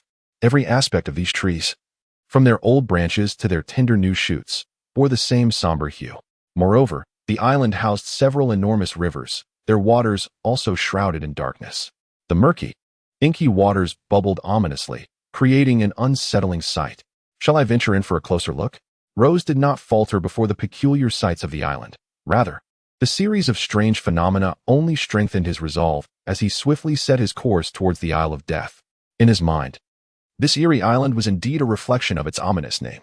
The very word death carries a foreboding essence, and if the island appeared vibrant and enchanting, Rose would surely question whether he had strayed from his path. Moments later, employing the moonwalk technique from the Marine 6 styles, his elongated legs tread upon the void, causing a slight tremor in the air before he gracefully descended upon the uppermost edge of the Isle of Death. As his feet touched the ground, Rose paused momentarily. Speaking to himself, "System, I have arrived at the Isle of Death. You may come forth and verify my arrival." Upon reaching the Isle of Death, Rose's foremost thought was to reclaim the rewards he had earned. After pondering briefly, he addressed the system with a calm demeanor. "If there are no complications, please transfer to me the 50 billion berries I am owed, and convert it into 5,000 points for the Swordsman upgrade. I require them immediately." Upon hearing Rose's request, the system surveyed the surroundings before confirming that he had indeed arrived at the correct destination. After a brief moment of stillness, it discreetly reported to its superior. "System 1234 has completed the task. Host Rose has arrived at the Isle of Death and requests the allocation of rewards." The system proceeded to issue the rewards. Reward distribution initiated, task level D, a total of 1,000 currency units granted. Once the transaction was complete, the system transitioned to convert a portion of this currency into berries of the pirate world. "Damn it, I could have earned so much more. Now, needing to convert 50 billion berries has diminished my gains," the system mused. "To exchange for 1 billion berries, I require 100 currency units. Hence, for 50 billion berries, a total of 500 currency units is necessary." Initially, the system intended to grant Rose 1/5 of the currency as a reward, while reserving 800 currency units for itself. However, Rose's relentless persistence unexpectedly secured him a quarter of the reward, ultimately elevating it to half. This left the system quite vexed. "Very well," it conceded. "Allowing this lad to enhance his strength more rapidly may qualify him for superior tasks, thereby enabling me to reap greater rewards in due course." Reflecting on this, the system's inner workings have indeed become considerably more agreeable. The rewards he has acquired are intricately linked to Rose's prowess, although it seems a loss for him to earn less. Investing in Rose is bound to yield returns in due time. The exchange of 500 reward coins commenced.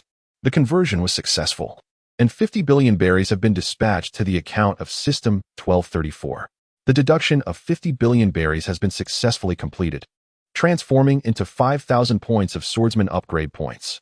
These 5,000 upgrade points have been credited, allowing the host to allocate them for personal enhancement. Having completed a multitude of processes, the system finally converted 5,000 Swordsman upgrade points for Rose. Subsequently, he added these points to Rose's account, merely offering a reminder before falling silent. "Has it finally arrived? I have long anticipated this."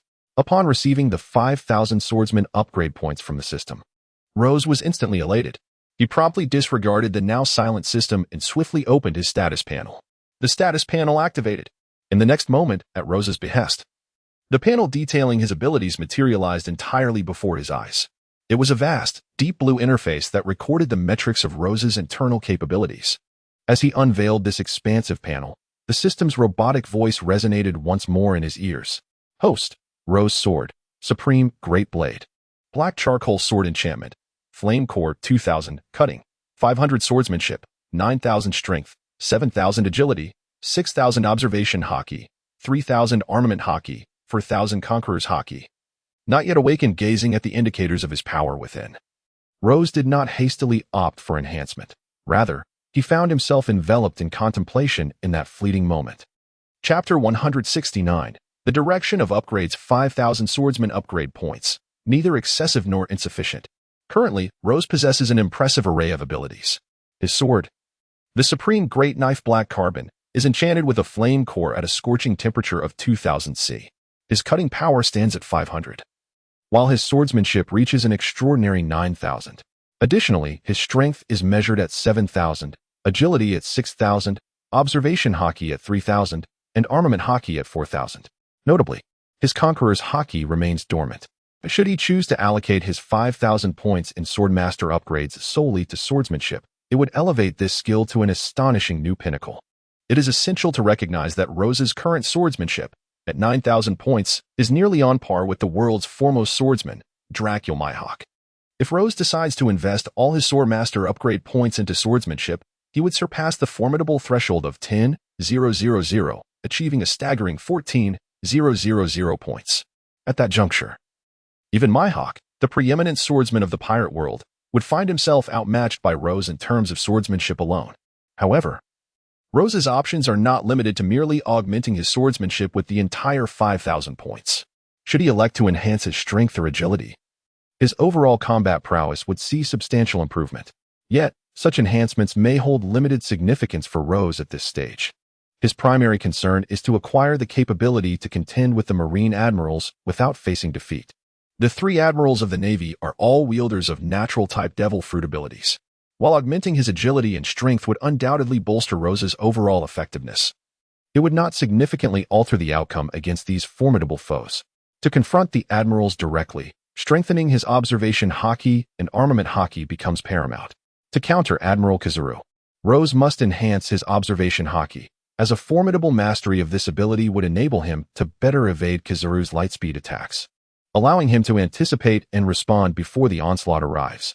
Conversely, in facing Admiral Akainu, Rose must fortify his armament haki. Unlike Kizaru, Akainu excels in raw power rather than speed. While his velocity may not rival that of Kizaru, the devastating force of his punches is formidable. Amplified by the powers of the magma fruit, a superior natural-type devil fruit that surpasses the flame fruit in both temperature and destructive capability. Akainu's own armament haki is also exceedingly potent, merging with the destructive force of his magma to create a terrifying new level of devastation. As for Admiral Akiji, his abilities are relatively balanced. His speed exceeds that of Akainu but falls short of Kizaru's remarkable swiftness. His strength surpasses that of Kizaru, yet falls short of Akainu. Kazan stands as a figure among the three admirals of the Navy, possessing a balanced array of abilities. Currently, Rose lags significantly behind Kazan in all aspects. And to triumph over him, he has but two avenues. The first involves comprehensive suppression. Kazan's capabilities are remarkably proficient. Thus, to conquer him, Rose must ensure that his own attributes are commendable across the board. The second option is to select a singular ability and exert absolute dominance over Kazan with that one strength. In the original narrative, Kazan and Akainu once clashed. Although Akainu's speed is considerably inferior to Kazan's, his offensive power is formidable. Hence, despite facing numerous disadvantages in comparison to Kazan, his strength is undeniable. Leveraging this irreplaceable advantage, Akainu gradually expanded his lead and ultimately triumphed over Kazan after a fierce battle lasting 10 days and nights. Therefore, should Rose excel in one particular aspect, overcoming Admiral Kazan would not pose a significant challenge. Of course, Rose could also opt to directly enhance his Flame Core. The Flame Core offers immense assistance to Rose. Prior to his encounter with Crocodile in Alabasta, he had long contemplated upgrading it. Each advancement of the Flame Core bestows substantial enhancements to his flames.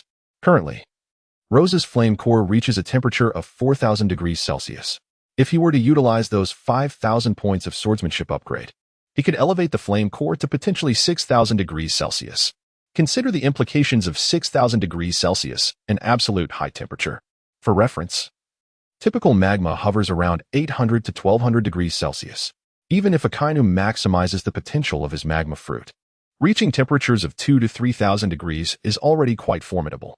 However, if Rose's flames could indeed reach 6,000 degrees Celsius, then, when confronting Akainu, while he may not achieve a complete rout, he would certainly exert overwhelming pressure in terms of flame temperature alone.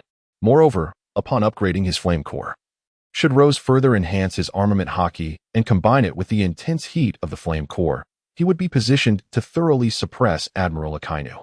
At that juncture, battling Akainu would feel as effortless as kicking a ball. Ultimately, he resolved to prioritize the enhancement of the Flame Core. Standing still and contemplating, Rose concluded that infusing all 5,000 upgrade points into observation haki at this stage would yield limited benefits. The same rationale applies to his swordsmanship, which has already reached an adequate level. Continuing to infuse points into the art of swordsmanship may elevate one's skills to unprecedented heights. However, if the other attributes do not keep pace, such efforts would be in vain.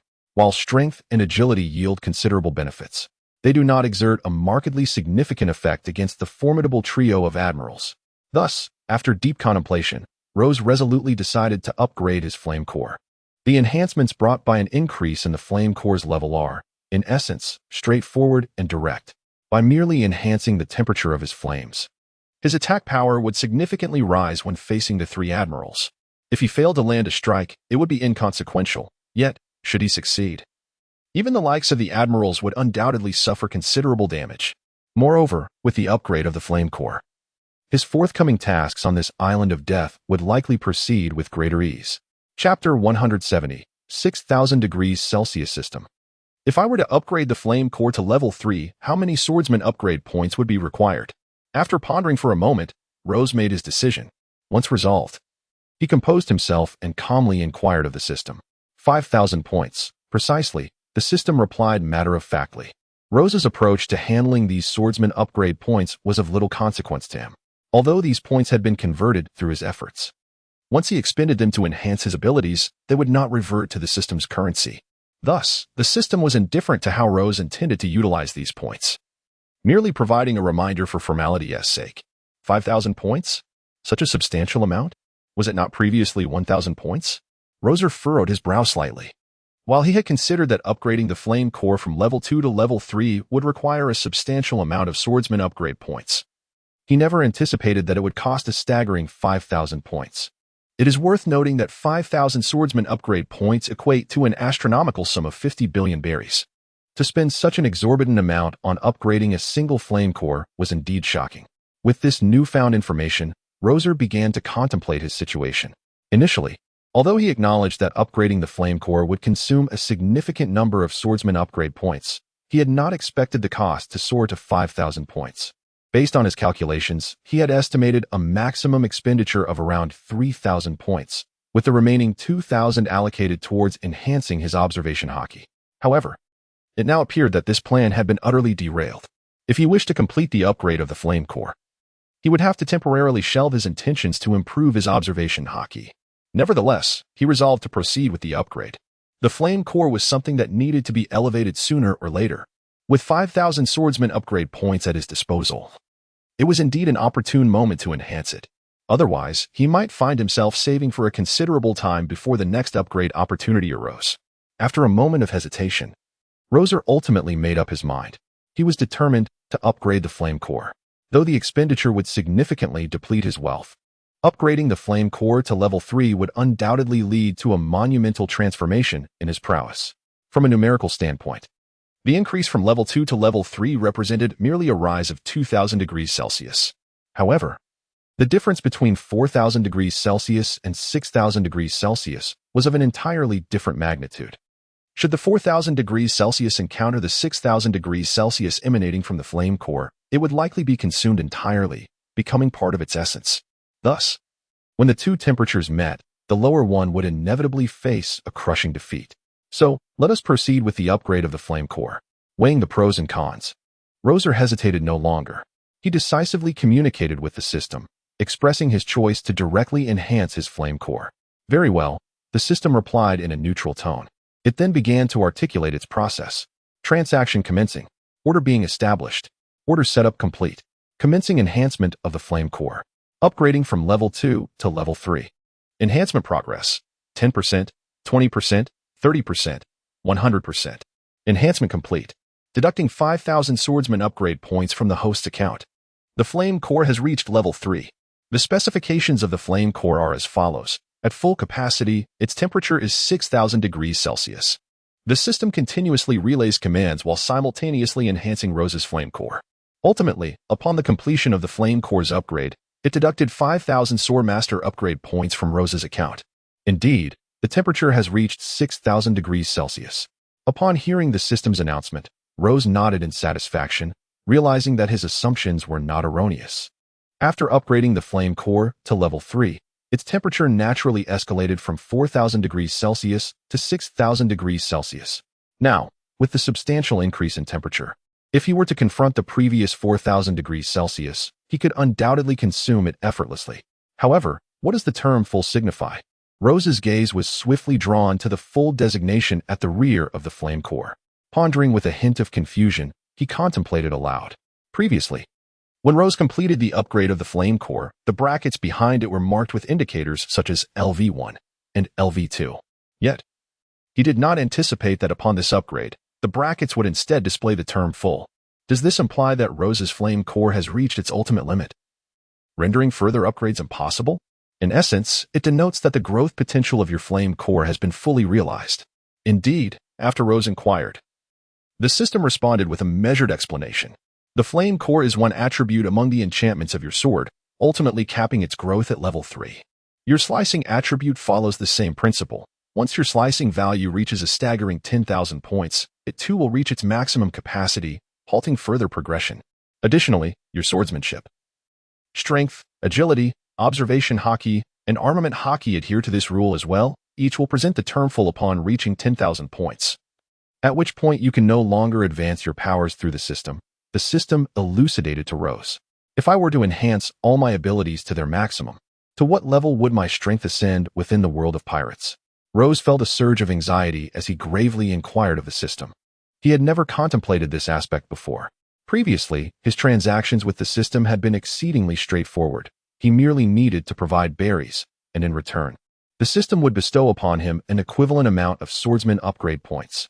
Thus, he had not given much thought to the system's inherent nature.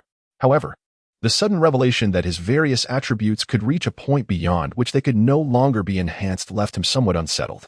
If this were the case, Rose's strength would stagnate at a certain level, and should that threshold prove insufficient to dominate the world of pirates, resisting the Navy's stronghold would become a formidable challenge. Above the admirals, yet below the four emperors, the system remarked coolly. It was merely an ordinary system. Despite possessing certain powers, those powers were not without limitations. At most, it could only enable Rose to ascend to a tier above the Navy admirals, yet beneath the four emperors. To advance further, Rose would need to invest a substantial amount of currency to upgrade himself, transforming into a high-level system.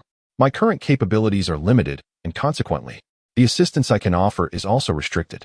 However, if you could procure 1,000 billion berries to facilitate my upgrade, I could significantly enhance your abilities.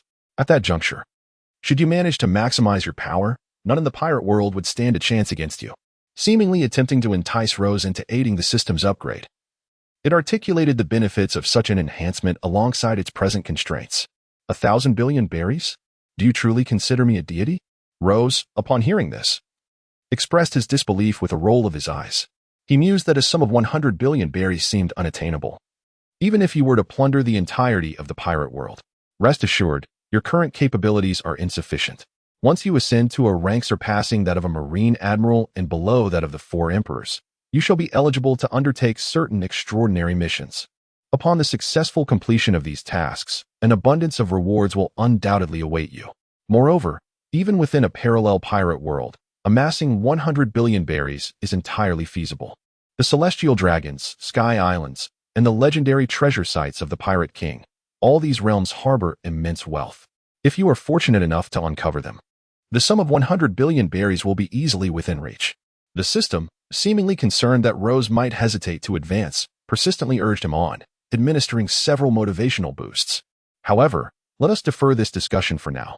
I have yet to fully enhance my other attributes, and contemplating such ambitions at this juncture feels somewhat premature. Roselle was well aware of the intentions harbored within the system.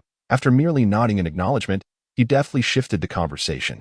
If you wish for me to expedite your upgrade, it would be prudent for you to wholeheartedly assist in enhancing my own prowess. In due course, to bolster my own strength, I shall naturally aid you in achieving your upgrade. Rose has also begun negotiating with the system. He is a person of strong opinions, unwilling to be led by the nose by the system, as that would be utterly humiliating. Now, let us set aside this matter. What is my current task? And where am I to go? Roz did not linger on the topic, but rather chose to directly inquire about his current task from the system. His mission this time is to lead the human inhabitants of this island of death and to become the chief of the human tribe. What lies before him is a journey northward across the island, where countless peaks rise. And within the caverns of these mountains dwell the human residents of the island of death. Chapter 171. Another 50 billion. Upon hearing Roz's question, the system, though reluctant in spirit, felt compelled to provide answers, recognizing the necessity of Roz's future assistance in upgrading. It dutifully elucidated the dynamics of the major factions on this island of death. There are 4 principal factions on this island. The first, naturally, is the human race that the system previously mentioned, which constitutes Roz's primary mission.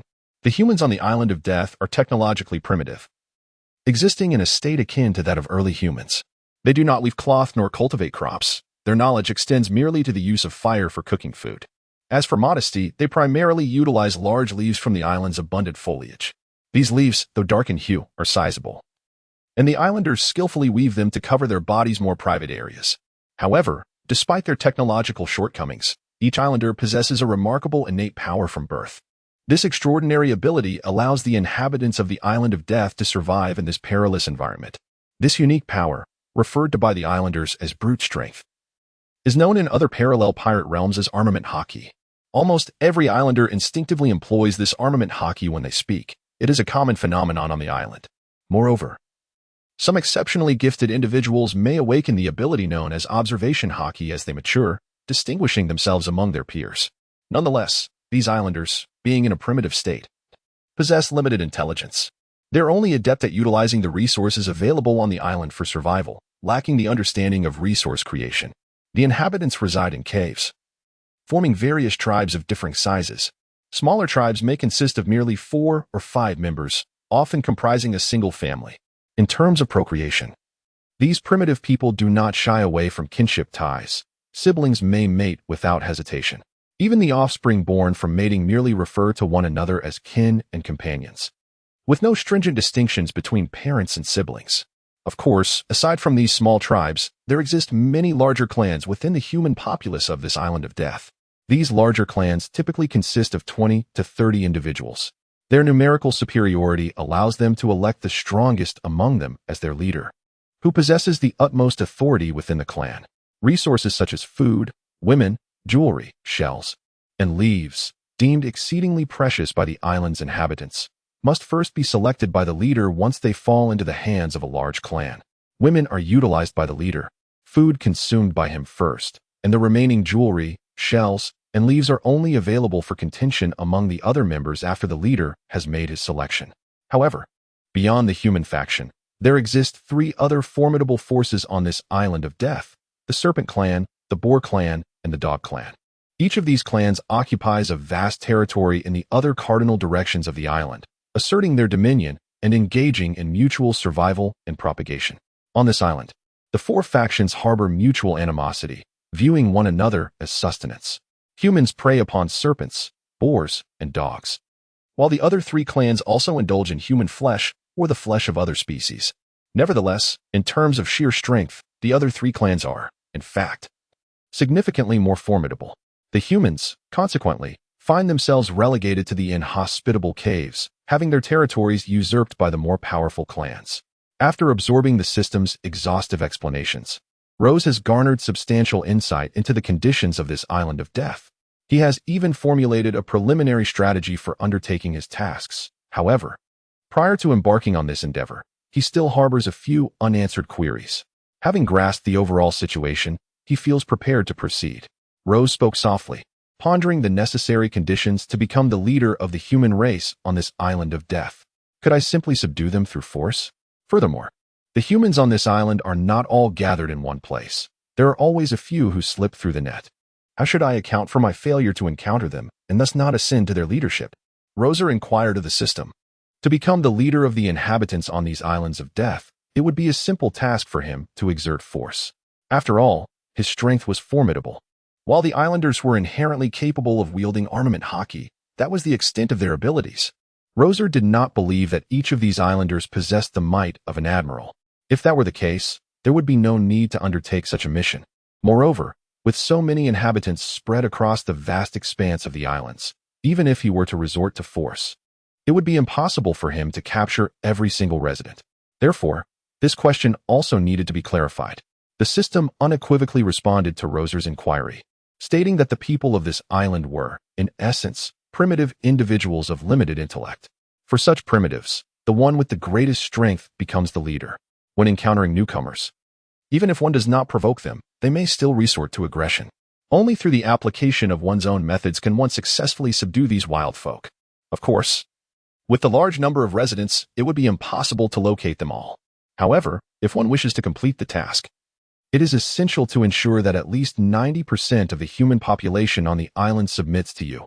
Otherwise, the mission cannot be accomplished. The system conveyed this information to Roser with utmost clarity, recognizing his growing significance, and thus refrained from any ambiguity. So it is, this approach is indeed acceptable. Roz nodded slightly, feeling quite content with the system's arrangement. If such a course of action could be pursued, it would undoubtedly alleviate many of his troubles. However, aside from these considerations, there remained one final, and indeed the most crucial, question. How should the remuneration for this endeavor be calculated? After pondering for a moment, Rose inquired of the system regarding the execution of the task.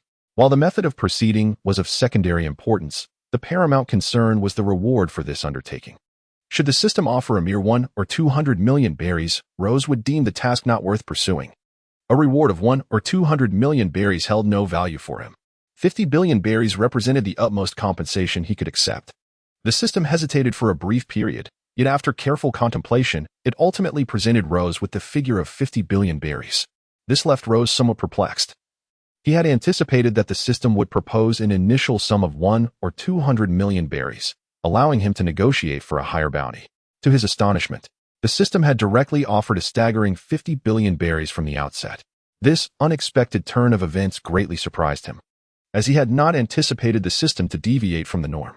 It appeared that this opportunity was indeed quite lucrative.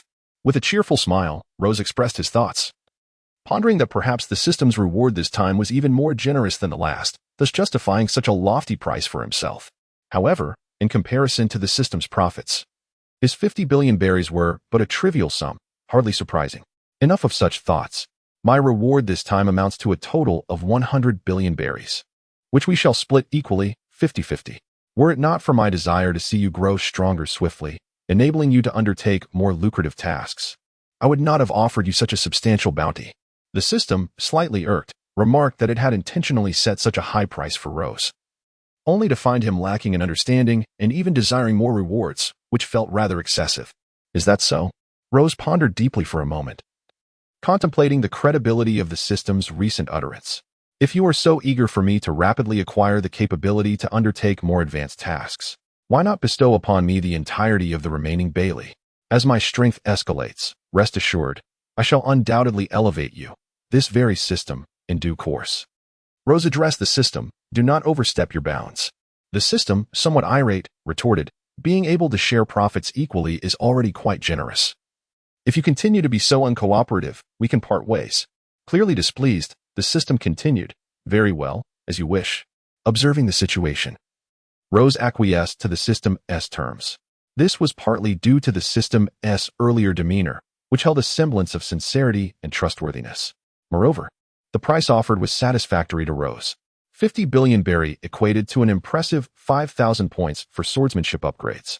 Having previously utilized 5,000 points to enhance the flame core, Rose envisioned that this time, with another 5,000 points dedicated to martial arts, he could significantly bolster his observation haki. When he eventually returned to the pirate world and encountered a marine admiral, he would not merely be a target to be easily vanquished, rather, he would stand his ground, potentially only faltering against Admiral Kizaru. Nevertheless, Rose was confident in his abilities to evade capture should he find himself in dire straits. Chapter 172. The Canine Tribe having accepted the mission, Rose was determined to act swiftly. He was exceedingly eager for the 50 billion berry bounty. Driven by a desire for vengeance for Ellie and a yearning to ascend to the pinnacle of the pirate world, leaving him with no alternative, he casually inquired with the system about various useful tidbits concerning Death Island, and once he comprehended the state of affairs on this island, he ceased communication with the system, focusing his thoughts as he made his way northward towards the mountains, as previously instructed by the system. At this moment, Rose found himself in the southern region of Death Island. To reach the northern mountains, he needed to traverse a vast expanse of the southern territory. According to the system's descriptions, this considerable southern area was under the dominion of the Canine Tribe, one of the 4 major races inhabiting Death Island. Rose's movements within this extensive region would inevitably attract the attention of many from the Canine Tribe. With their acute sense of smell, the canines would quickly detect an outsider like Rose, who was neither a native of Death Island nor a member of their tribe, and any scents lingering in the air would surely draw their notice. Rose pondered for a moment, muttering to himself. Yet, it was of little consequence. His strength was formidable, and unless he encountered an adversary of the caliber of a marine admiral, he would face no real peril. He could scarcely believe that even the wild dogs on this island of death possessed the prowess of marine admirals. However, Rose remained unfazed. Although his power paled in comparison to that of Lord Baihuan, and he still had a significant gap when measured against marine admirals, his current opponents were merely a pack of wild dogs. If a mere pack of dogs were truly as powerful as an admiral, then Rose's existence would be less than that of a dog. Such musings were futile. He resolved to forge ahead.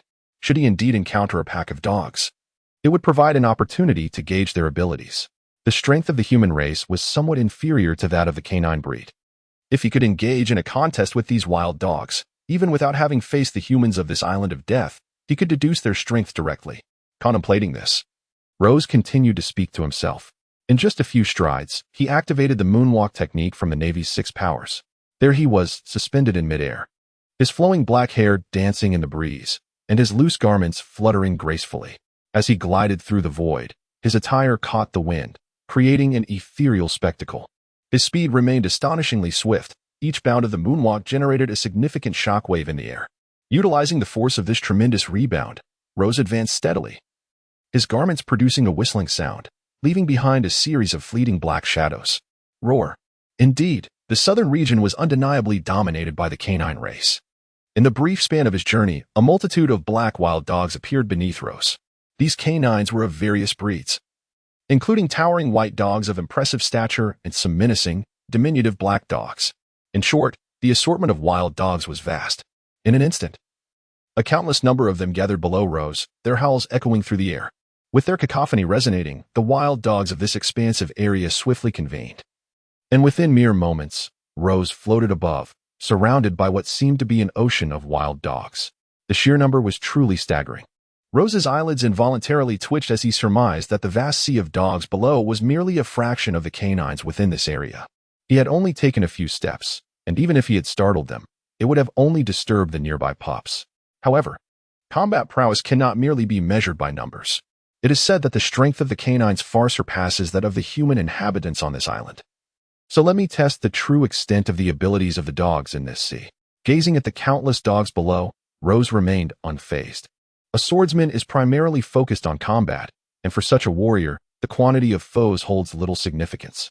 What truly matters is their quality. While other martial artists might be overwhelmed by the onslaught of thousands of wild dogs, as they would need to deal with each one individually, Rose's perspective was entirely different. As previously mentioned, a swordsman thrives on slaughter. Rose's unique sword technique, however, is characterized by aggressive offense rather than adequate defense, resulting in formidable attacks. Moreover, aside from his swordsmanship, Rose possesses the powerful technique known as the flame core. This ability is devoid of cooldowns and consumption. As long as Rose desires, he can unleash hundreds or even thousands of fireballs at will. When these fireballs collide with the dogs, they will undoubtedly be reduced to charred remnants. Thus, let us first employ this technique to test these little pups. Rose ceased to ponder further, halting his steps and choosing instead to linger in the void above.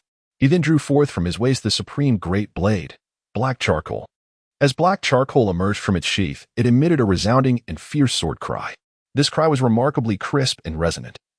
Akin to 100 birds soaring towards a phoenix, its momentum awe-inspiring. It resonated like a clap of thunder, nearly causing the hounds below to perish in shock. Yet, this was merely the beginning. The instant Rose unsheathed the supreme great blade, the edge gleamed with an extraordinary radiance. Subsequently, a faint flame flickered into existence upon the blade. Initially, this flame was but a pale yellow, yet as time progressed, it swelled in size and intensity. The hue of the flame transformed from yellow to purple, a change indicative of its temperature soaring to 6,000 degrees Celsius. It is only when the heat of the flame reaches a certain threshold that its color alters.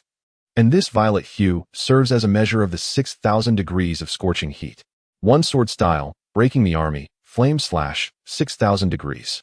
Rose did not allow his move to brew for long, for this technique was now as effortless as a mere flick of the wrist. The essence of this maneuver.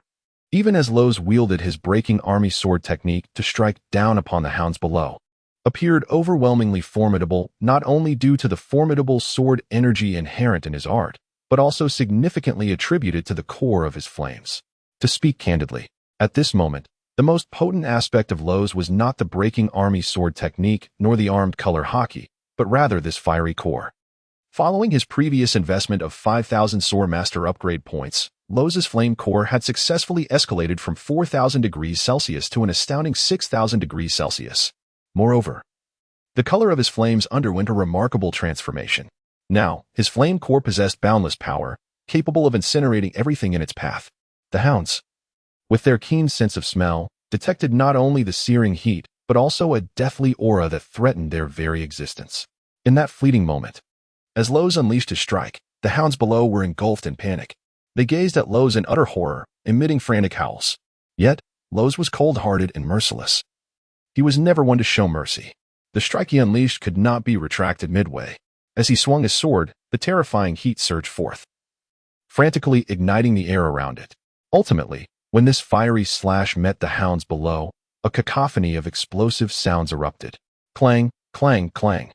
Rosemingley's discovery revealed that this pack of canines was indeed capable of wielding armament hockey. As his slash was about to strike these dogs, each one, in a final moment of desperation, summoned the armament hockey within them to shield their bodies. Consequently, many of the dogs emerged unscathed from Rosemingley's formidable attack, with no signs of burns or cuts. However, several others succumbed instantly, unable to withstand the searing heat of 6,000 degrees Celsius. Despite their formidable armament hockey, they could not completely negate the damage. The intense heat was sufficient to roast them without even direct contact. Thus, those slightly weaker dogs found themselves swiftly vanquished by Rosemingley's strike. Countless dogs, upon meeting their demise, could no longer maintain their armament hockey, allowing it to dissipate. At that moment, their skin was fully exposed, revealing to the world the grim reality that many of the fallen dogs had been thoroughly cooked by Rosemingley's attack. The charred paw pads emitted a rich aroma of roasting meat. Was that all there was to it? It seemed that the species inhabiting this island of death were far from remarkable, especially when compared to the mysterious sea sharks lurking in the depths. Witnessing this scene, Rosemingley shook his head slightly, having formed a clear assessment of the dog's abilities, and decided against further testing. Chapter 173. The Black Dog General Retrieving His Supreme Blade. The black charcoal, Rosemingley prepared to depart for the mountains in the northern part of the Death Island. He felt he had enough understanding of the dog's strength and saw no need to continue his evaluations. However, just as Rosemingley was about to take his leave, a series of fierce howls erupted once more. Suddenly, a massive black dog, towering in stature, soared through the air towards him. Oh, what breed of dog is this? Rosemingley found himself taken aback by this sight. In all his years, he had never encountered such a peculiar canine. This dog was enormous, standing nearly 2 meters tall. And when it faced Rosemingley, he felt as though he were standing before a diminutive beast, needing to look up to meet its gaze. This imposing black dog sported a pair of large black wings, from which emanated wisps of dark gas, intertwined with flickering red flames. Rosemingley estimated that this was likely real fire. At that moment, this extraordinary dog stood before him, barking loudly with apparent fury. Though Rose felt a tinge of curiosity towards the words spoken by the dog, he was, after all, a human and not a canine. Therefore, even though he yearned to understand, he could not fathom the dog's thoughts. To facilitate communication for the host, the system graciously bestowed upon him a translation function. However, just as Rose prepared to seize his weapon and engage in battle, the system unexpectedly uttered a phrase in his mind. Before Rose could even respond, it promptly activated the aforementioned translation feature. Now, within his mind, he could distinctly comprehend the content of the earlier utterances from the large black dog. What are you, daring to act against our canine kin? Do you wish for death? This was the exact phrase spoken by the black dog moments ago. Rose felt a flicker of surprise. How could it not recognize him? He was clearly a human, and this black dog had resided on this island for so long, surely it must have encountered humans before. Yet, little did Rose know, he was unlike any human the inhabitants of this island had ever seen. Roser's attire is exquisite and resplendent, crafted from the finest fabrics. His features are delicately refined, exuding an undeniable handsomeness that starkly contrasts with the disheveled appearance of the island's untamed inhabitants. Though they are the same species, the wild residents of this isle present a disarrayed visage and unkempt bodies, rendering any comparison with Roser utterly inconceivable. Thus, Roser and the group of savages seem to belong to entirely different realms, which explains why this great wild dog would pose such an extraordinary question. Your appearance is so remarkable. You must surely be the leader of this pack of canines. Rose did not directly respond to Dogsy's inquiry. Instead, he employed the newly acquired translation system to address Dogsy. I am one of the 3 great generals of our canine tribe. Should you slay one of my kin, may death be your fate, the general of the canine tribe coldly declared. With a swift motion, he stomped upon the air, his ebony wings unfurling as he propelled himself rapidly towards Rose. In that fleeting moment, the immense black dog became enveloped in darkness, exuding a plume of black smoke. Suddenly, he materialized before Rose, and upon his arrival, his elongated claws extended, targeting Rose's head with lethal precision, striking with astonishing speed. Rose had not anticipated the astonishing speed of the black dog, and thus, when it launched its attack, he was caught completely off guard. It was only when the creature's paw was about to strike his face that he was overwhelmed by the noxious black smoke. In that instant, he swiftly drew his long sword from his waist. With the blade now in hand, Rose aimed for the paw of the black dog and executed a swift strike. The formidable creature, which had been moving with an eerie grace, finally found its footing. In that fleeting moment of stability, Rose's long sword began to move with a life of its own, exuding an essence far beyond that of an ordinary blade. One sword style, breaking the army, phantom slash. The long sword in Rose's hand began to behave peculiarly. Its blade softened, resembling a supple serpent, twisting freely in an unusual manner. Subsequently, when the sword's anomaly reached its zenith, Rose, appearing before the formidable black dog, hesitated not for a moment. He aimed at the creature's head and unleashed a fierce horizontal strike with great force. With a sizzling sound, as the blade lashed out, Rose infused it with the power of the flame core. Given the agility exhibited by the black dog, Rose recognized that this creature was no ordinary foe. Its speed surpassed his own significantly. Thus, he accorded it due respect, deploying the full might of the flame core. What is this? It seems rather perilous. The black dog, having resided on this island of death, had never encountered anything like it. Thus, it remained oblivious to Rose's supreme black blade. In its recollections, the humans dwelling in the northern caves favored sticks for combat, yet those were woefully fragile, easily shattered by a mere swipe of its paw. It assumed Rose's weapon would be similarly feeble and, without a second thought, resolutely struck at the approaching sword with a claw. However, this claw brought the black dog a bitter lesson. The instant it made contact with the obsidian blade, the creature experienced despair for the first time. It had never encountered anything so searingly hot. Though its claws were incredibly sharp, they swiftly melted upon contact, reducing to a pool of black residue. Meanwhile, Rose effortlessly severed one of the black dog's paws, which floated lightly in the air as he mused to himself. It seems that is all there is to it. Though swift, its strength and lethality leave much to be desired. This level of offensive capability remains at the rank of a naval vice admiral. The black dog was indeed quick, outpacing Rose considerably. However, it paled in comparison to the speed of the yellow ape's light. Thus, Rose felt no significant concern. Moreover, its lack of power, merely that of a naval vice admiral, rendered it incapable of inflicting harm upon him, despite its swiftness. Damn it, this thing is exceedingly hot. However, the subsequent scene left Rose feeling somewhat astonished. Contrary to his expectations, after he severed one of the large black dog's paws, it did not suffer significant injury. Instead, it remained stationary for a brief moment, rolling about before transforming into a thick cloud of black smoke. Following this billowing mass of darkness, its form once again shifted, and the black paw emerged alongside the apparition of the smoke. Could it possess the remarkable ability of regeneration? As Rose observed, his eyes flickered slightly. He had not anticipated that this black dog, despite having its paws severed by him, still possessed the ability to regenerate. It seemed prudent to attempt an assault utilizing armament hockey.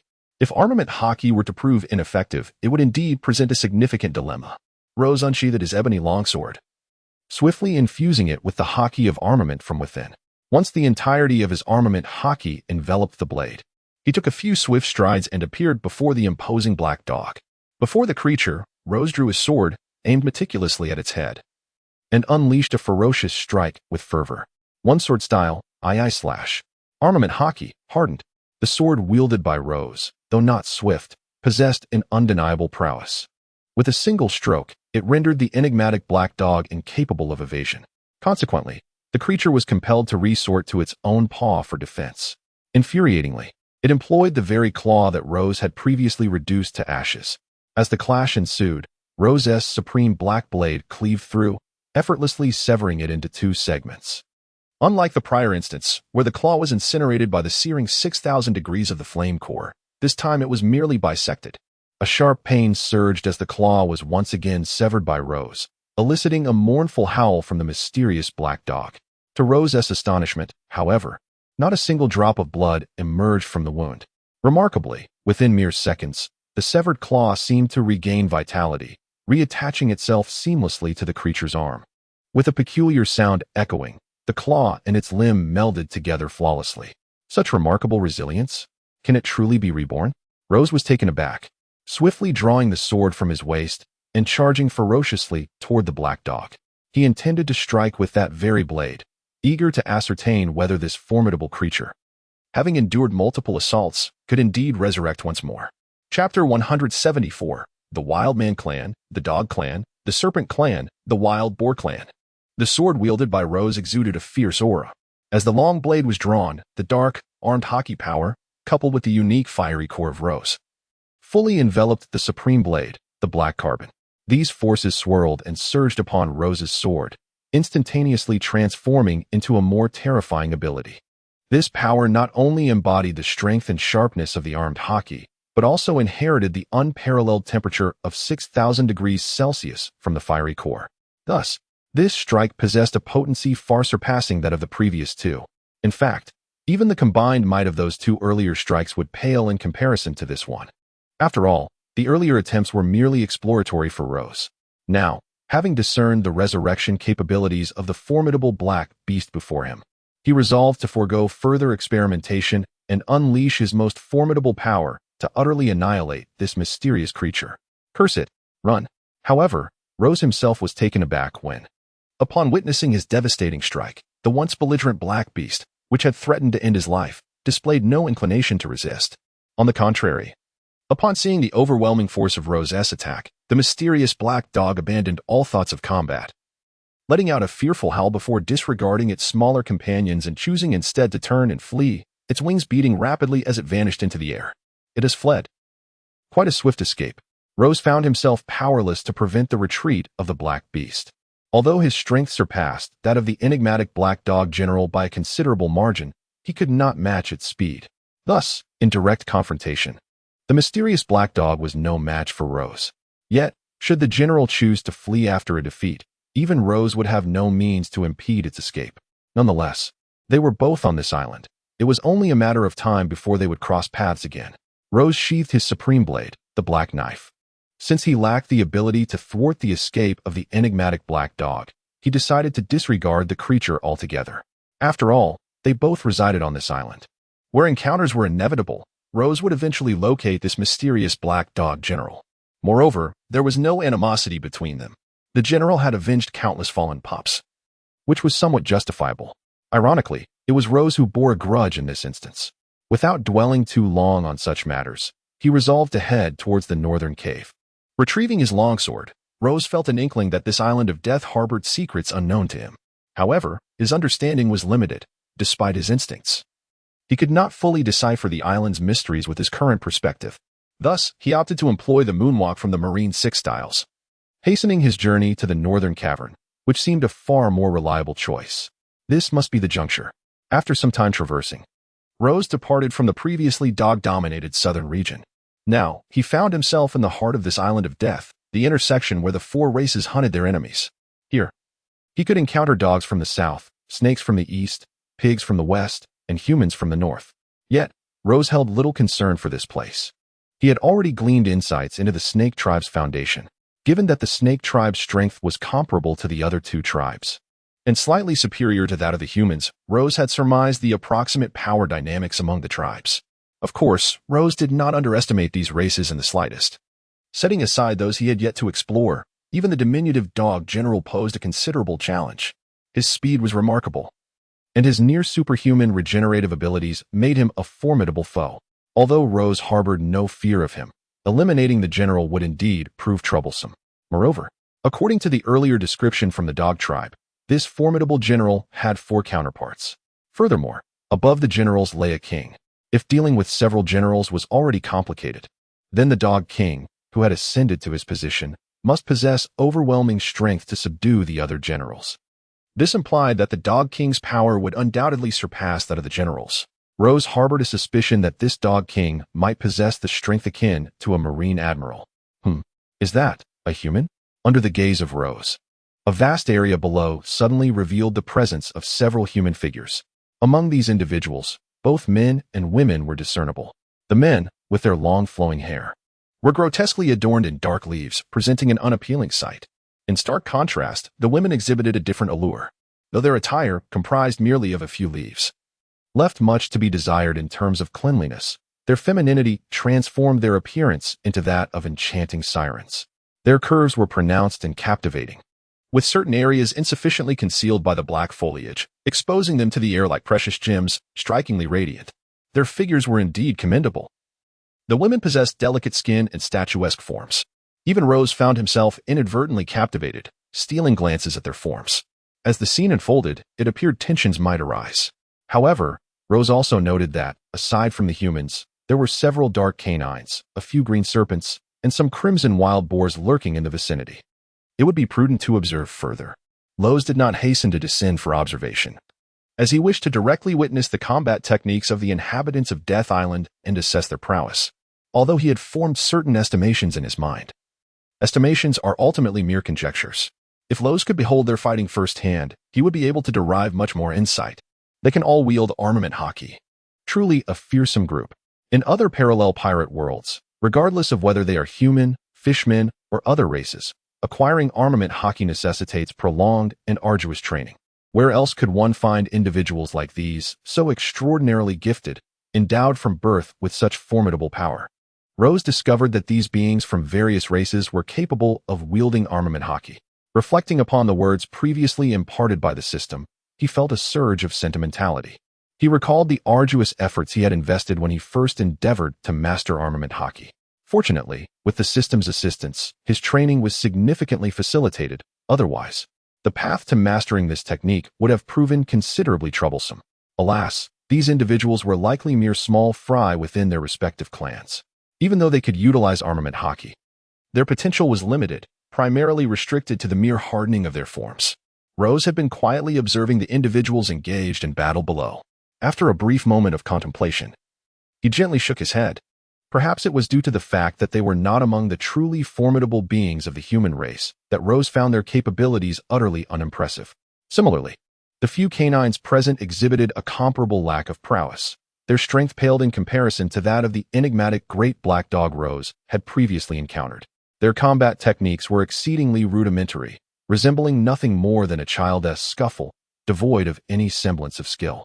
Rozier had lost all desire to continue watching. From these insignificant little creatures, he could discern not a shred of value. Very well, it seems prudent to take action and eliminate those individuals. Subsequently, he would employ force to subdue these human beings, compelling them to guide him to the nearby tribes. Rose pondered for a moment, deciding against continuing his perusal. He swiftly exited, resolute in his determination. He had made up his mind to follow the guidance of these few human tribes, step by step, in search of other tribal communities, ultimately intending to gather them all into his fold. Only then could he fulfill his mission. With a firm stomp of his foot upon the ground, without any prior indication, a shadowy figure abruptly manifested before several races. He appeared like a specter. In the instant he emerged, every onlooker was taken aback. What are you, a dog? What are you, a pig? What are you, a snake? What are you, a human? Upon witnessing Rose's sudden appearance, the creatures of the various tribes were both startled and intrigued, directing their inquiries toward him in the dialects of their respective races.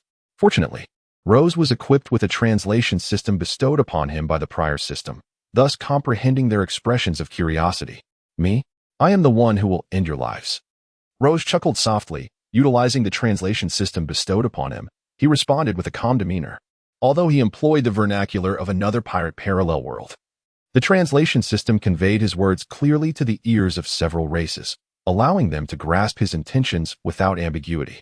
In the ensuing moment, the beings from the four races regarded Rose with disdain, their laughter laced with scorn. This peculiar individual of unknown origin displayed an audacious arrogance upon their first encounter. Even daring to contemplate their demise, it was utterly foolish. Bark, bark, bark. I say we eliminate this fellow first. Do you have any objections? The small black dogs from the canine race were the first to voice their stance upon hearing Rose's declaration. The little dogs exchanged accusatory glances, nodding in agreement before addressing the other beings of the human, serpent, and wild boar races. Sounds like a plan. No objections here. But we claim the flesh of this fellow for ourselves. The inhabitants of the Death Islands showed no opposition to the proposal from the small dogs. However, due to a scarcity of food, they were keenly interested in any potential sustenance, eager to feast upon Rose's flesh to satiate their hunger. Hiss, hiss, hiss. But you must be alive to claim it. After I dispatch this fellow, The next to fall will be you humans. A few serpents, their tongues flickering ominously, cast a cold gaze upon the human residents, their dark eyes reflecting a hint of disdain. Clatter, clatter, clatter. Let us see who prevails. After we vanquish this one, we must determine a victor among ourselves. Only those who survive will earn the right to the meat. The wild boars also expressed their opinions, exuding a palpable confidence in their impending triumph. Huh, do you all perceive me as a mere soft target? You fools. Rose possesses a translation system within the Supreme Swordmaster system. Although he does not comprehend the languages of the four races, the translation system enables him to effortlessly grasp the intentions of this motley group of humanoids and beasts. Upon overhearing their discussion, even Rose could not help but chuckle in disbelief. This assembly of beings truly seems to lack any sense of their own insignificance. They audaciously engage in discourse about their fates before him, leaving Rose perplexed as to what emboldens them to act so brazenly in his presence.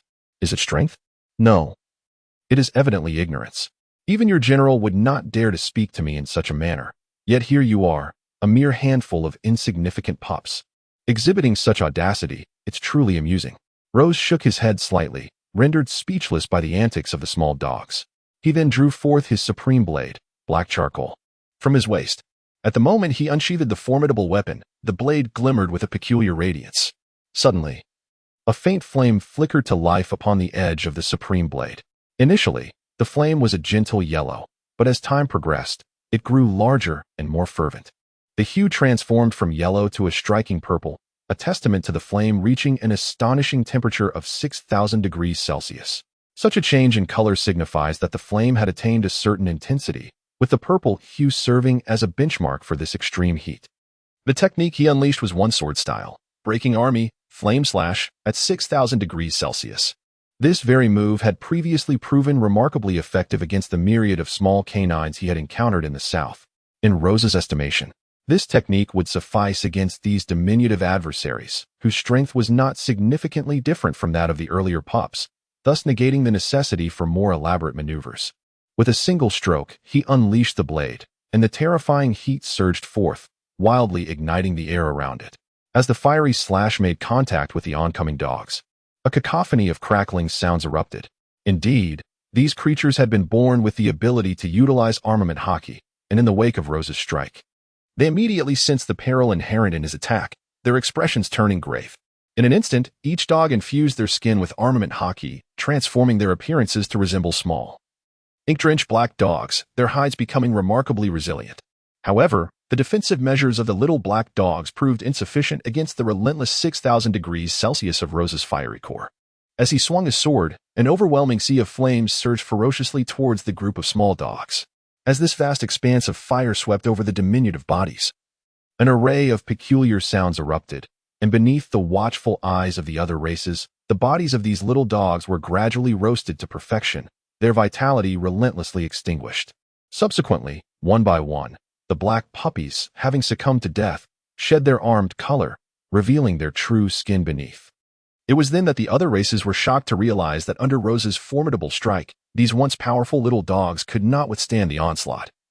Being reduced to mere charred remnants, the enticing aroma wafted through the air, eliciting an involuntary reaction from a few pink wild boars.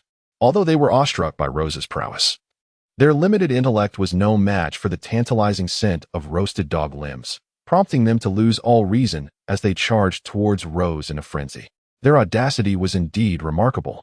Rose felt somewhat astonished. He truly had not anticipated that after unleashing such formidable thunderous prowess, these little pigs, who had been merely spectators, would still dare to challenge him head-on, attempting to snatch food from his jaws.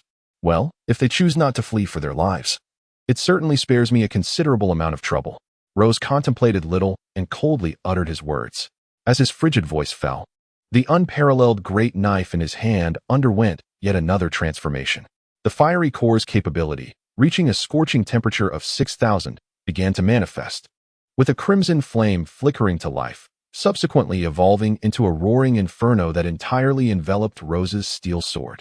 The instant the flames emerged, the surrounding atmosphere became sweltering, and wisps of translucent white smoke began to drift through the air, distorting it as if the very essence of the air itself had warped.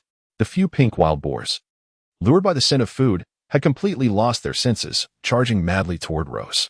Meanwhile, Rose, wielding his longsword, regarded the oncoming pink wild boars with an icy gaze. With each calculated and chilling glance directed at the creatures, he awaited their approach. When they were within reach, he swung his long sword with fierce intent. Clang! A resounding crash echoed suddenly. To Rose's astonishment, his formidable strike was unexpectedly thwarted by one of the wild boars. Moreover, he felt an unsettling sense of vulnerability in that moment. This revelation left Rose rather perplexed, as he had not anticipated that such a seemingly insignificant wild boar could unleash such formidable combat prowess. Its power was quite significant.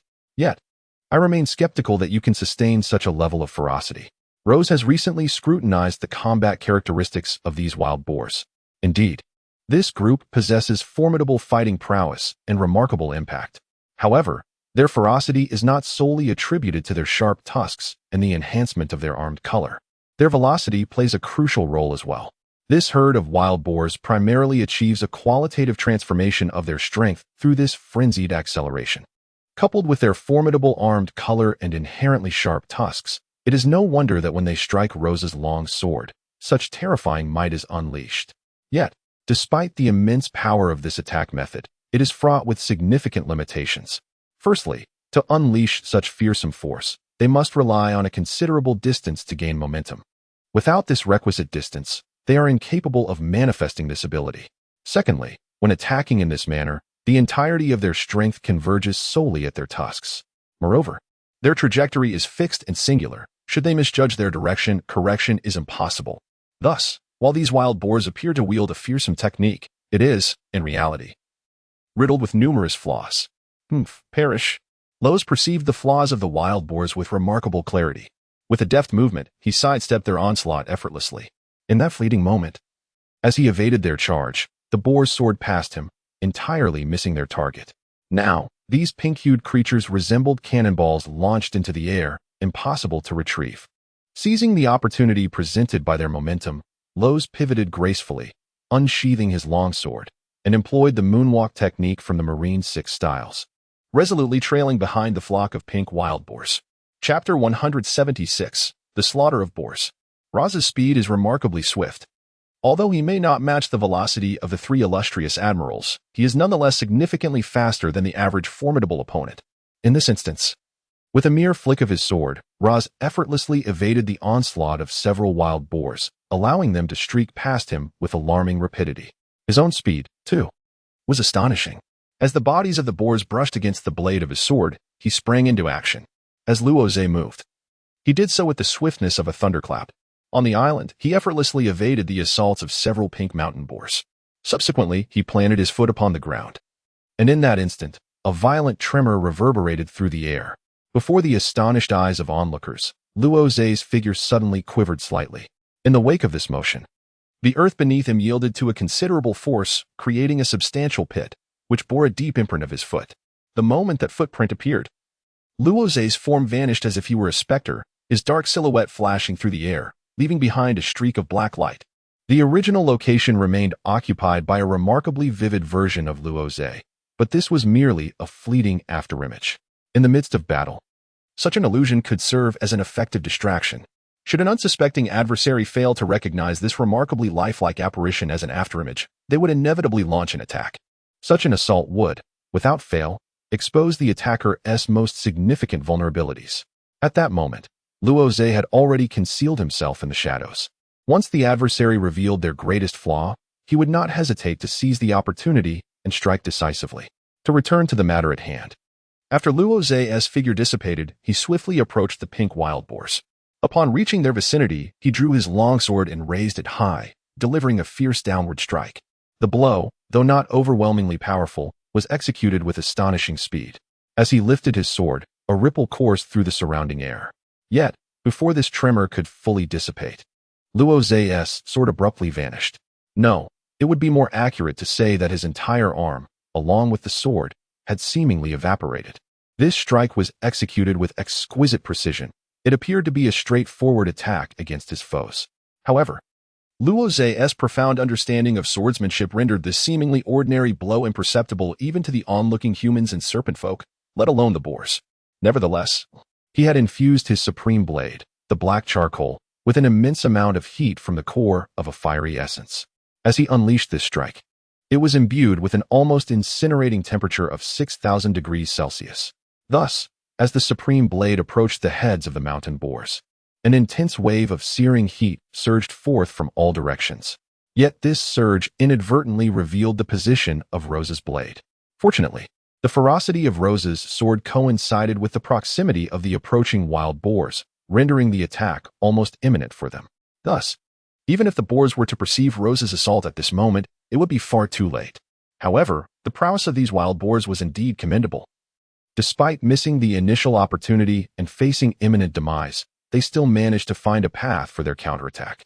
As Rose's sword was poised to strike the heads of the pink wild boars, they instinctively craned their necks. In that fleeting moment, under Rose's watchful gaze, several pink boars fiercely struck Rose's blade with their sharp tusks. The clash produced a resounding clang, reverberating through the air. The impact was immense, and as the two forces collided, a tremendous shockwave ensued, causing the very ground beneath them to shatter. The cacophony of sounds echoed relentlessly, and the fearsome gusts of wind spiraled chaotically. The sheer force of the sword's oar etched countless black fissures into the earth, not intentionally wrought by Rose or the wild boars, but a byproduct of their overwhelming power. Even without intending to cause destruction, the residual energy of their battle was sufficient to obliterate everything in its wake. In that instant, the landscape around them was irrevocably altered by the clash between Rose and the wild boars, rendering the ground pockmarked with numerous craters and devoid of life. I have triumphed yet. This assault from the wild boars was ultimately executed in haste, lacking the supportive force to amplify their attack. Their efforts fell short compared to Rose's earlier onslaught. Conversely, with the pivotal elements of their assault diminished, Rose's strike emerged victorious without contest. Moreover, the ferocity of the collision had entirely depleted the wild boars' haki, leaving them defenseless. As their haki dissipated, their formidable white tusks were laid bare in the open air. With the loss of their protective aura, the boars' defenses crumbled, facing Rose's searing core of flames, which reached temperatures of 6,000 degrees Celsius. Before they could even blink, their prized tusks were severed in twain by Rose's blade. Furthermore, the severed tusks were wholly consumed by the flames that engulfed them. Die! With a swift strike, Rose severed the antennae of the pink wild boars, yet he did not cease his assault. A wild boar devoid of its antennae resembled a swordsman stripped of his blade. Its prowess significantly diminished. Rose was determined to eliminate these creatures, and such an opportune moment was not to be squandered. Thus, the instant he dispatched the antennae, his longsword moved once more. Breaking army, vacuum slash. This time, Rose's assault was characterized by an emphasis on swiftness. Thanks to the substantial enhancement of his flame core, his offensive capabilities were formidable. Even without employing the breaking army technique to exploit any specific vulnerabilities of his foes, the searing heat of his flame core, exceeding 6,000 degrees Celsius, rendered these adversaries utterly incapable of defense. Under these circumstances, Rose forsook finesse in favor of sheer velocity, instilling a sense of despair in his opponents. With a piercing sound, reality indeed reflected this despair. Rose's meticulously orchestrated attack left the wild boars in utter hopelessness. His strike was not only exceedingly swift, but also imbued with the power of the flame core, making it devastatingly effective.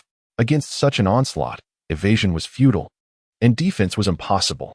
The pink wild boars found themselves at a loss, unable to fathom a way out. Consequently, they were left with the grim choice of meeting their demise at Rose's hand. Suddenly, a sound of crackling flames erupted, and in that fleeting moment, the bodies of the pink wild boars were cleaved in twain by Rose's sword. However, due to the intensely elevated temperature of his flame core, as he sliced through the bodies, the overwhelming heat not only severed them, but also incinerated their blood entirely. Now, the once pink wild boars had transformed, their skins entirely crimson. A mere sprinkle of scallions atop the charred flesh would yield a delectable roasted pork dish, a culinary triumph achieved. Hiss! Such strength? We must flee. The serpents, known for their cunning and treachery, recoiled in fear upon witnessing Rose's unparalleled might. They dared not entertain thoughts of engaging him directly. In an instant, they reached a consensus, exchanging glances before scattering in various directions to escape. This method of retreat not only heightened their chances of survival but also that of their companions, showcasing a remarkably sophisticated means of evasion. Alas, they encountered Rose, a master of area attacks. Humph! You shall not escape. Upon witnessing several small snakes slithering away in different directions, Rose's gaze turned icy. He cast a fleeting glance at the serpents, then unsheathed his long sword, allowing the 6,000 degrees Celsius heat of the flame core to engulf the blade in flames. Once the temperature reached its zenith, Rose aimed at the fleeing snakes and, with a casual flick of his wrist, unleashed 5 or 6 crimson fire slashes. Boom, boom, boom. This time, Rose consciously intensified the force behind his fiery strikes. Compared to the previous assaults on the small dogs and pigs, these slashes bore significantly greater power. Thus, the moment Rose unleashed these fire slashes, he sheathed his supreme sword, the black charcoal, with unwavering confidence, believing wholeheartedly that he could annihilate the snakes with a single blow. As anticipated, the power of Rose's attack was terrifying. When the slashes struck the ground, the dark earth was entirely ignited by the purple flames emanating from his flame core. Countless purple flames erupted from the 6 or 7 slashes he had previously unleashed, swiftly engulfing the entire terrain. In that moment, the ground was consumed by Rose's fire, becoming desiccated as all moisture was evaporated, leaving it cracked and as hard as bedrock. The small snakes, despite their attempts to escape in various directions, found themselves utterly unable to evade Rose's onslaught. Each of his strikes landed perfectly upon the serpents, and when they did, the terrifying 6,000 degrees Celsius purple flames erupted, mercilessly scorching the snakes. Although the serpents attempted to defend themselves with haki, the sheer intensity of Rose's heat rendered their defenses futile. Consequently, the fate of these snakes mirrored that of the earlier small dogs and pigs, as they were left lifeless, transformed into charred snake meat. Having eliminated the snakes, Rose approached the remains of both the snakes and the small dogs and pigs, seizing their cooked flesh and depositing it directly into his system. According to the system's prior description, food was scarce on this death island, and survival necessitated the continuous hunting of other species for sustenance. Thus, Rose's relentless pursuit of their destruction was driven by this very concern. Now, it was your turn. Rozar cast the chunks of flesh from the animals directly into the system and briskly approached the group of human inhabitants. As he stood before them, his gaze remained indifferent, and he uttered calmly, "How detestable. Has it come to an end?" Upon witnessing Rozar's approach, the human residents felt their spirits plummet. They had previously witnessed the prowess he displayed and comprehended all too well that this formidable individual possessed strength rivaling that of the leaders from their 4 great tribes. Thus, they realized they stood no chance against him. They could only fervently pray within their hearts for Rozar to harbor no intentions of slaughtering them and to spare their lives. However, it was abundantly clear that this powerful man had no such inclination, plunging them into a state of utter despair. You are presented with 2 choices. First, submit to me. Second, face death. Yet, Rozar did not immediately execute these individuals. He approached them merely to exert pressure, facilitating their eventual submission. For Rozar, becoming the leader of the human tribe on this island of death and fulfilling any associated rewards was of utmost importance. Eliminating these individuals would yield him no benefit. The group of humans, upon hearing Rozar's words, were taken aback. They had initially believed he intended to roast and consume them, only to discover that he did not wish to kill them, but rather sought to recruit them as subordinates. This revelation filled them with astonishment and joy. They were a band of insignificant nomads who had long desired to join the ranks of the more powerful tribes. However, their lack of strength had rendered them unwelcome, as those formidable tribes viewed the addition of another individual merely as an extra mouth to feed. Not only would they need to provide a new living space, but the leaders would also be responsible for their sustenance. Consequently, these weaker nomads were perceived as burdens by the strong tribes, dissuading any inclination to accept them. Thus, they had persistently sought to join a tribe, yet their aspirations had remained unfulfilled. Now, before them stood this unexpectedly powerful man who proposed their submission. For these nomads, it was nothing short of a stroke of fortune. They have all witnessed Rose's formidable strength. If they could truly submit to him, they would enjoy his protection in the future, ensuring their sustenance without the constant struggle against the minions of the other 3 clans. What? Will you not agree? Upon observing the continued silence of the wild individuals, Rose initially presumed they were inclined to refuse. His brow furrowed in dissatisfaction as he remarked, "Agree. We are willing to submit. Henceforth, you shall be our leader." It was only then that the wild individuals acquiesced, both men and women alike kneeling on the ground, reverently bowing their heads to Rose, their eyes brimming with gratitude. "System, what is the matter with these individuals? Why do they seem so eager to submit to me?" Rose found the scene before him to be quite peculiar. He glanced at the wildlings with a sense of incredulity and inquired within his mind to the system. These diminutive wildlings possessed feeble strength and were utterly isolated on this island. To secure their daily sustenance, they risked their lives by venturing into the territories of other races to hunt. They had long yearned to join a tribe, as that would enable them to embark on collective expeditions, thereby significantly enhancing their chances of survival. However, their inherent weakness rendered them unwelcome by other tribes, leaving them perpetually solitary. Now, with his formidable strength, he did not disdain them, and thus they were immensely grateful. The system, unfazed by this dynamic, responded to Lowe's with a hint of indifference. It was well aware of everything pertaining to the Isle of Death, having comprehensive data within its database, and understood the circumstances surrounding it. "Ah, I see," Lowe's murmured, nodding gently.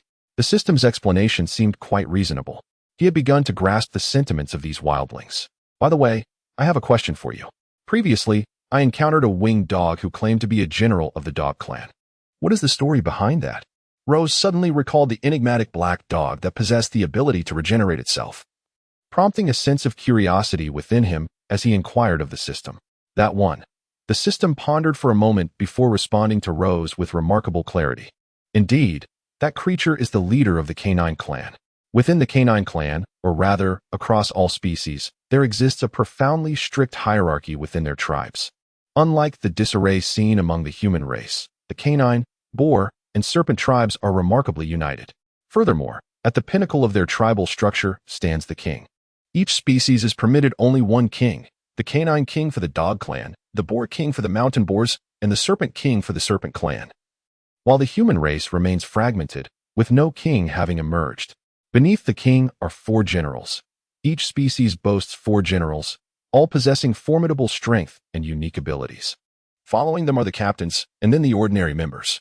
The system patiently elucidated to Rose. "Most of the generals are quite comparable in strength, none of whom pose a challenge to me. But what of the strength possessed by those kings?" Suddenly, Rose inquired of the system. He had previously engaged with a general. Although Rose could not eliminate him, in a conflict, his strength would overwhelmingly dominate them, rendering defeat impossible. The king's prowess is slightly inferior to that of the host, yet not significantly so. It can be asserted that if the host were to confront those kings in a one-on-one battle, after a fierce struggle, the host would emerge victorious. However, if the host were to single-handedly challenge a king alongside several generals, that would be an insurmountable task. The host would not be their equal. Furthermore, if confronted by 2 kings simultaneously, the host would find escape utterly impossible. The system assessed Rose's current capabilities and addressed him directly. "Is that truly so formidable? What of the 4 chieftains of the human tribes? How does their strength compare?" Lowe's felt a sense of astonishment, not anticipating that the strength of these animal kings would be comparable to his own. Fortunately, he had upgraded his flame core. Otherwise, if his temperature had remained at 4,000 degrees Celsius, he would likely have found himself merely on par with those kings. The leaders of the 4 tribes were all of general rank, as the system replied matter-of-factly. These general-level inhabitants, be they human, canine, boar, or serpent, each possessed their own unique abilities. For instance, there was the enigmatic large black dog that the host had encountered earlier. Its powers included flight and self-regeneration, endowing it with remarkable vitality and swiftness, placing it in the middle tier among those kings. Rose nodded gently. Indeed, that enigmatic black dog was remarkably formidable. However, it stands to reason that the creature's self-restoration must possess its limits. Otherwise, its prowess would transcend mere kingship. Rozier harbored doubts regarding the enigmatic black dog's capacity for infinite resurrection. After a moment of contemplation, he directed his inquiries towards the system. Indeed, while the mysterious black dog possessed the ability for self-rebirth, its limitations were quite pronounced. Within a single day, it could only resurrect thrice. Exceeding this number rendered it incapable of revival. Furthermore, even upon the arrival of a new day, any lethal wounds sustained the previous day could not be healed. Chapter 178. Self-resurrection. Upon hearing the system's elucidation, Rozier nodded in agreement, understanding the rationale. It was no wonder that during his previous confrontation with the black dog, when he had severed its claws twice, the creature had fled without regard for its own dignity. It became clear that this black dog was not endowed with boundless resurrection. It could only revive 3 times a day. Should it perish beyond this limit, its demise would be irrevocable. Thus, in a certain sense, the black dog was merely robust. lacking the true essence of immortality. Nonetheless, possessing 3 lives was indeed a formidable ability. If such a skill were bestowed upon Rozier, he would then be worthy of engaging the 3 admirals of the Navy in direct combat. To possess 3 lives within a single day would alleviate many concerns in battle, allowing for a strategic exchange of injuries. With 3 lives at his disposal against an adversary's single existence, trading one of his lives for that of his foe would undoubtedly be a significant advantage. What, then, are the unique abilities possessed by the leaders of the human race? Rose pondered for a moment, opting not to further inquire about the enigmatic black dog, but instead choosing to gather information regarding the 4 leaders within the human tribes. After all, the mysterious black dog was not directly linked to his current mission. What he truly needed to understand were the details concerning the 4 tribal leaders.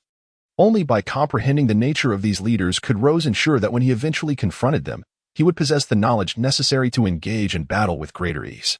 The task imposed certain restrictions on communication. He could not divulge information unless one had either engaged in combat with the 4 leaders or witnessed their abilities firsthand. This was a fundamental rule of his current assignment. The system, however, flatly refused to assist Rose in answering his queries. Although it harbored a desire to share vital information regarding the 4 human leaders, the constraints of the rules prevented it from doing so. Regardless of its inclination to assist Rose. "Very well, if that is the case, I shall let it be," Rose remarked, gently shaking his head. He recognized that the system had its own dilemmas. Now, due to their shared interests, he had gradually begun to align himself with it, rather than engaging in the previous machinations of manipulation and deceit. Thus, Rose had come to place a degree of trust in the system. With dusk approaching, Rose turned to the few wild men beside him. "Please, lead me to your dwelling." Having realized that he could no longer extract further information from the system, he ceased his conversation and gestured for the wild men to take the lead after exchanging a few words. "Certainly, Chief, please follow us," responded one of the wild men, who had witnessed Rose's formidable prowess. Among these wild men, there existed a profound respect and deference for those possessing great strength. Thus, they held Rose in high esteem. Upon hearing his directive, the leaders swiftly acquiesced and began to guide Rose forward. "What do you call yourselves?" Rose gazed upon the 3 or 4 wild men before him, noticing their disheveled physiques and long hair, which rendered their identities utterly indistinguishable to him. "What shall I call you?" he inquired, as the leader of the group seemed momentarily taken aback. "During my tenure as their chief, they referred to me as their leader. However, now that I am no longer in that role, I find myself, like them, devoid of a name." The leader of the wild men shook his head slightly. In truth, these wild men possess no names at all. Among them, only those holding special positions are afforded specific titles. The rest, existing in a state of equality, are merely the lowest of the low, lacking any appellations. No name? How cumbersome it must be to address each other. Rose frowned, observing that these wild men were filthy, rendering them nearly indistinguishable from one another. Apart from the evident distinction between the sexes, Rose found it exceedingly difficult to discern their identities. Consequently, he deemed it necessary to assign them specific names. Otherwise, it would pose considerable challenges in the future when he needed to summon them. "You shall be designated as numbers 1 to 4. You shall be called 1. You are 2. You are 3. And you 4. Rose pondered for a moment and, feeling disinclined to assign them names, opted to label these savages with numbers instead, which would simplify matters when addressing them later. "Number 1? How delightful. That is a splendid name. Thank you, Chief. I shall henceforth be known as Number 1, he exclaimed. "Ha ha. Then I shall be called Number 2, responded Number 2, equally elated. Having grown up without a name of their own, these wild men were overjoyed at the gift of identity bestowed upon them by Rose, which made them feel unique. Despite their savage disposition, they were remarkably simple-minded. Merely receiving a name brought them immense joy. Observing the jubilant expressions of these wild men, Rose couldn't help but smile, muttering to himself in delight. Subsequently, under the guidance of these savages, Rose ascended to the northern mountains. However, due to the meager strength of these wild men, their dwelling was exceedingly remote. Though they were in the mountains, some areas flourished with flowers and grass, trees and timber, while others lay barren and parched. Certain locales boasted clear, sweet springs, yet others were devoid of even a single drop of water, littered with crumbling stones. Some caves were spacious and well-kept, while others were dilapidated and cramped, accommodating 3 or 4 individuals in a small space. Regrettably, These feeble wild men occupied the inhospitable regions of the mountains, spaces that the larger tribal savages scorned. This area was desolate and barren, lacking flora and fauna, trees and timber, and entirely devoid of fresh springs. As a result, these wild men rarely had the opportunity to bathe. Moreover, when night fell, the chill was palpable.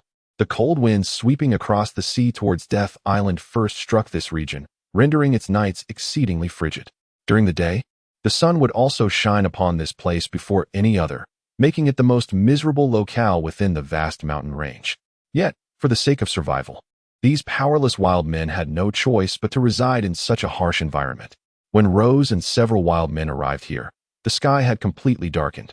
This place was barren, devoid of any vegetation, leaving no wood available to provide light for the wild men during the night. Fortunately, Rose possessed a flame core, rendering fire an inexhaustible resource for him. Thus, he utilized the flame core to illuminate the surroundings for the wild men. Through the introductions by these wild men, Rose gained a basic understanding of their dwelling. After the wild men led Rose into this diminutive cave, they eagerly removed some dry grass from within and promptly scampered outside. What is the reason for this? Upon witnessing this scene, Rose was momentarily taken aback. The chilling wind outside was particularly harsh. How could these wild men, clad merely in leaves, possibly endure the frigid night? The chief should be permitted to sleep indoors. As is our custom, the finest accommodations are reserved for the leader. For us subordinates, having any shelter at all is already a privilege. The wild men exchanged shy smiles and waved at Rose, awkwardly offering their words of modesty. What they uttered mattered not. Having chosen to follow me, they could no longer remain as they once were. Rose furrowed his brow, for he has always treated his subordinates and kin with fairness. Since these wild men have opted to submit to him, they are, in essence, half family and should be treated as such. Thus, Rose would never commit such an egregious act. However, I shall not permit my followers to underestimate themselves. We may impose upon others, yet we shall not allow ourselves to be oppressed. If there is no shelter, we shall seize it. If water is scarce, we shall claim it. Those who accompany me shall not be neglected. Rozé gently shook his head, unwilling to allow these wild men to sleep outside under the cover of night. He inquired once more, are there any nearby locations with a water source? Even if others reside there, we shall seize it for ourselves. Should they resist, we shall eliminate them. No one shall be wronged. My subordinates must not suffer. Upon uttering these words, Rozé pulled the wild men in from outside and spoke calmly. Chief. The wild men felt an inexplicable sense of gratitude. They had followed other tribes before, yet never had a leader shown them such kindness. To the west, there lies a splendid cave, abundant with pure spring water. Furthermore, that area remains untouched by the sea winds at night. However, one of the 4 major tribes of our kind resides within. Gaining access may not be straightforward. Upon hearing Rozé's words, one wild man pondered for a moment before responding. One of the 4 tribes? Rozé murmured, filled with determination. That shall be our destination. Guide me there, and tonight, we shall take refuge in that splendid place. Initially, Rozé had intended to visit the wild tribes on this small island the following day. However, given their inability to resolve even the simplest of living arrangements, he resolved to exert himself a bit more and raid a wild tribe instead. Let us set forth immediately. It should not be far from here. With his mind made up, Rozé wasted no time. He called upon the wild man who had provided the information to assist him in reaching the tribe he mentioned. Indeed, it is not far. We are positioned to their upper left, and their territory is quite comfortable due to the shelter we provide from the cold winds. The wild man nodded gently, addressing Rozé. At that moment, the wild men felt they had chosen the right leader. This chief was not only powerful but also cared for his subordinates, even contemplating warfare with one of the 4 major tribes of humankind for their sake. Such thoughts deeply moved them. Very well, lead the way. Rose gently nodded, uttering no further words. Very well, chief, please follow me. The wild man also respectfully nodded, and then, under Rose's gaze, he took the lead, swiftly running ahead to guide the way. Rose naturally quickened his pace to follow suit. However, despite the notion of haste, he exerted little effort, for his speed far surpassed that of the wild men, and should he choose to accelerate, he would likely leave them trailing far behind. Although Rose could have easily grasped these wild men with his arms, their filthy appearance dissuaded him from doing so. Their grimy and darkened forms extinguished any desire he had to travel alongside them. Thus, he opted to slow his pace, trailing behind them instead, under their guidance. Half an hour passed quietly. Night had now descended. The bright moon emerged in the sky, casting a gentle and pure glow. Tonight, the moon was in its crescent phase, resembling a white scimitar, sharp enough to slaughter all in its path. As they traversed numerous peaks under the direction of the wild men, Rose and his companions finally beheld a flicker of light ahead. There lay a vast encampment, with numerous caves nestled within. Outside these caves, the wild men gathered around stones, where heaps of grass and wood were ignited into flames. The roaring fires were adorned with countless pieces of meat from various other species, sizzling and emitting an intoxicating aroma. This, indeed, must be the tribe you spoke of. Rose and the wild men paused in a relatively secluded spot. Upon witnessing the revelry of the wild men below, he inquired casually, "Indeed, this is the tribe we previously mentioned." The wild men nodded emphatically at Rose, acknowledging him with a grunt, yet they awkwardly swallowed, seemingly quite enticed by the tantalizing meat below. "Rest assured, once we secure our claim, there will be a share of the food for you as well." Observing this, Rose couldn't help but chuckle softly. These wild men were truly amusing. Furthermore, I noticed that the bodies of the wild men here are remarkably clean, suggesting that the nearby water sources are plentiful. Rose's attention was drawn to the wild men at the lower end. At this moment, the wild men below him, though clad in black garments made of leaves, were entirely distinct in their physique and hair from the few wild men behind him. Each of them was remarkably clean, in stark contrast to the filthy and disheveled appearance of the wild men following him. They were indeed well-formed, possessing commendable figures. Rose unexpectedly noticed some women among the wild people and was astonished to discover that most of these women possessed remarkable beauty. Perhaps due to their lives spent in relentless struggle and combat, these wild women appeared remarkably robust, their physiques exhibiting an exquisite proportion. As Rose beheld them, he felt a sense of both grandeur and allure. "Chief, how shall we proceed with our assault? Should we wait until the wild people below have all succumbed to slumber before launching our surprise attack?" The few wild men envied those living in such an environment, yearning to eradicate the wild people below and secure a similar existence for themselves. However, they were acutely aware of the overwhelming numbers of the wild people below. Since they had pledged their allegiance to Rose as their leader, they could harbor no treachery and must wholly embrace his directives. "No need to wait, we can strike now." Rose gently shook her head and spoke softly. This tribe of savages, despite its considerable numbers, comprised mostly individuals with the strength equivalent to that of a rear admiral. Given Rose's formidable prowess, eliminating this vast horde of savages, all of whom possessed the capabilities of rear admirals, would be exceedingly simple. Furthermore, the most powerful leader of these tribes was, in fact, only comparable in strength to the 4 great generals of other races. Previously, Rose had engaged in a fierce battle against a general-level canine adversary. Despite the mysterious abilities of this creature preventing Rose from delivering a fatal blow, he maintained a dominant position throughout the confrontation, ultimately forcing the canine to retreat in disgrace. Thus, although Rose remained unaware of the specific powers possessed by this human leader, he held no fear. After all, in the face of true strength, such abilities are but fleeting illusions. Let us proceed. Without uttering a word, Rose firmly planted his foot on the ground and swiftly executed the moon step from the Navy's 6th style. Subsequently, his long legs gracefully traversed the air, causing a subtle tremor beneath him, while his figure rapidly surged forward. Although several wild men harbored reservations about Rose's plan, he was nonetheless their leader, and as such, his opinions were to be unconditionally obeyed by his subordinates, regardless of how absurd his commands might appear. Before long, after taking a few steps through the air, Rose arrived at the vast encampment of the wild men below. He slowed the rhythm of his moon step, gently descending from the void. Following him, the wild men who had pledged their allegiance to Rose began to trail behind, yet their arrival was far from the serene experience Rose had enjoyed. Setting aside the psychological pressure imposed by the throng of wild men ahead, the relentless journey had left them utterly exhausted, panting and devoid of any remaining strength to engage in battle. "Who are you? Do you not realize you have entered the territory of our leader?" The reveling wild men abruptly halted their merriment, their gazes shifting coldly toward Rose and his companions as they inquired with an icy demeanor. "Indeed, we are aware," Rose replied with a smile.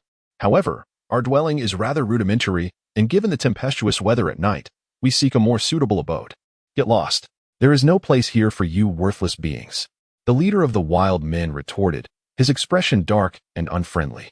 Although the wild men possessed limited intelligence, their desire to possess was fervent.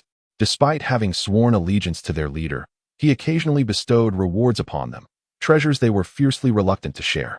The prospect of Rose and his companions residing in their territory would undoubtedly infringe upon their interests, prompting all present to cast hostile glances in Rose's direction, some even brandishing their weapons. It seems there has been a misunderstanding regarding my intentions. Rose gently shook his head, recognizing the wild men's lack of comprehension. Allow me to reiterate, my aim is to become the leader of your tribe. You have but two paths ahead of you. First, to submit to me as they have. Second, to perish by my hand. With a smile, Roser gazed at the wild men before him, awaiting their ultimate decision. How audacious of you to aspire to be our leader.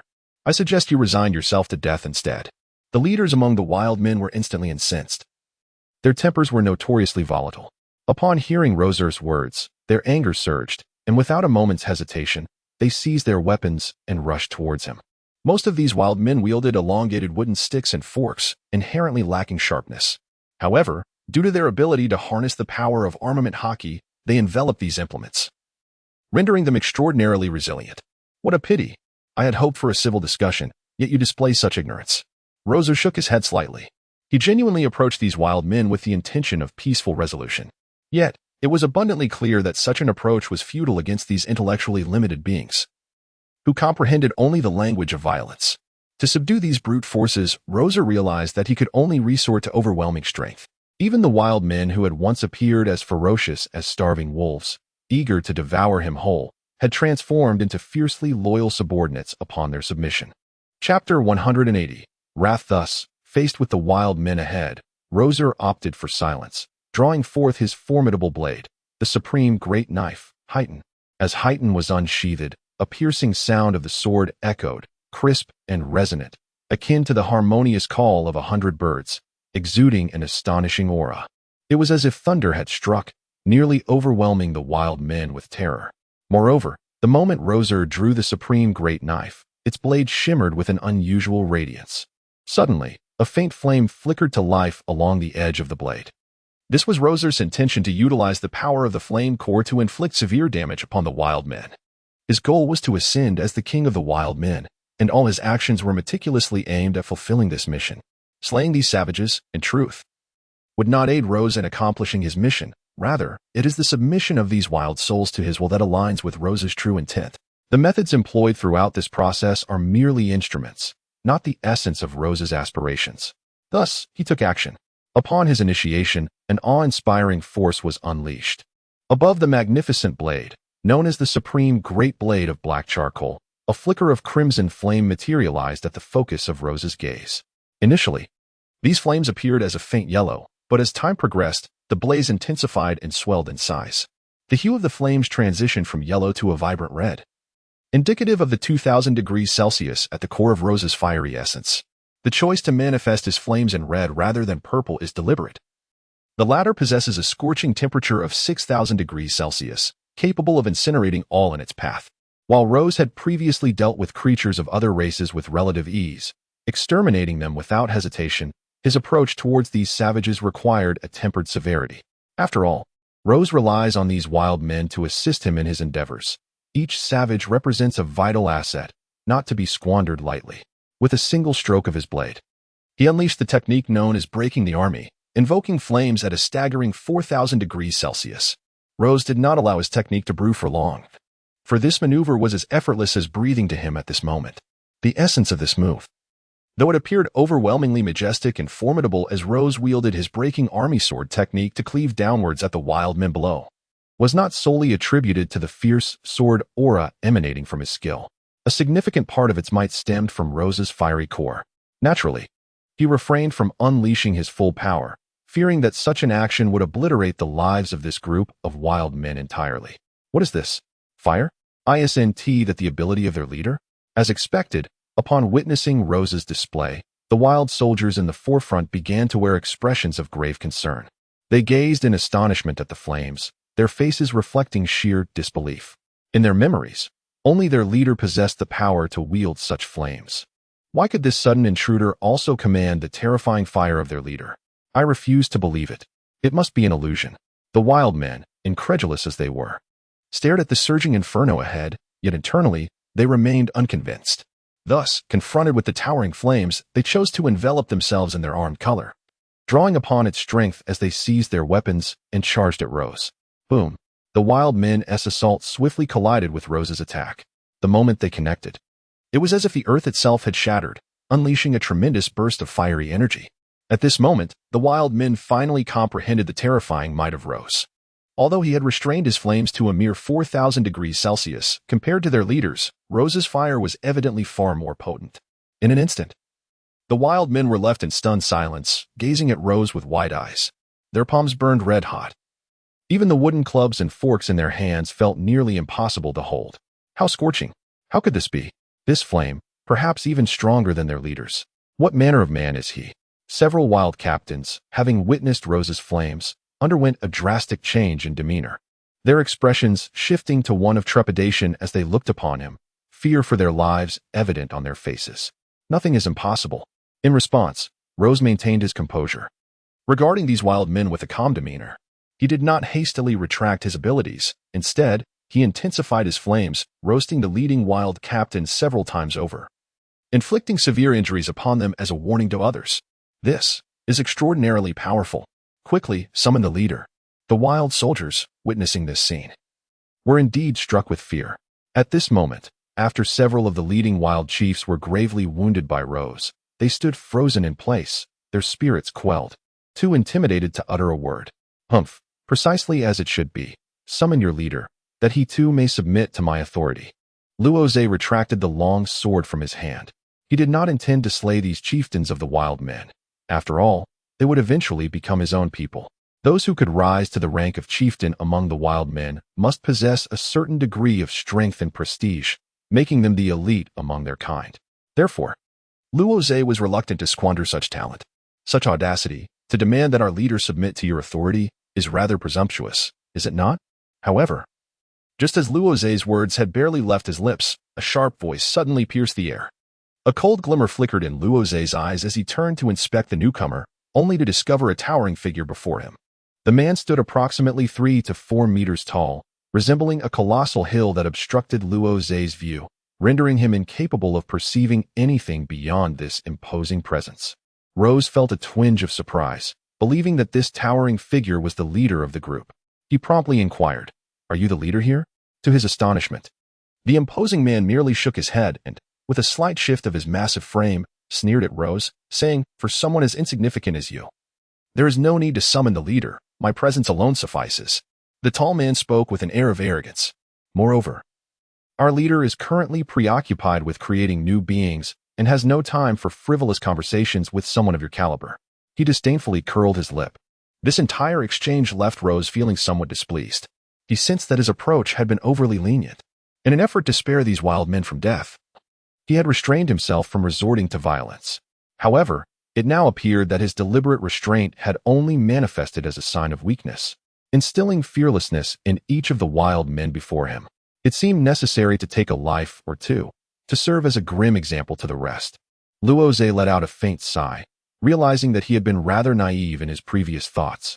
Even if this group of savages might one day become his subordinates, there was no need for him to exercise excessive leniency. After all, a monarch who is overly indecisive is truly difficult to command respect. With that in mind, "You shall perish first," Rozé stated calmly. "To refuse to heed my commands while continuing to create chaos here is a crime deserving of the utmost punishment." Rose cast a fleeting glance at the wild men before him, his pitch-black eyes suddenly glinting with a chilling intent to kill.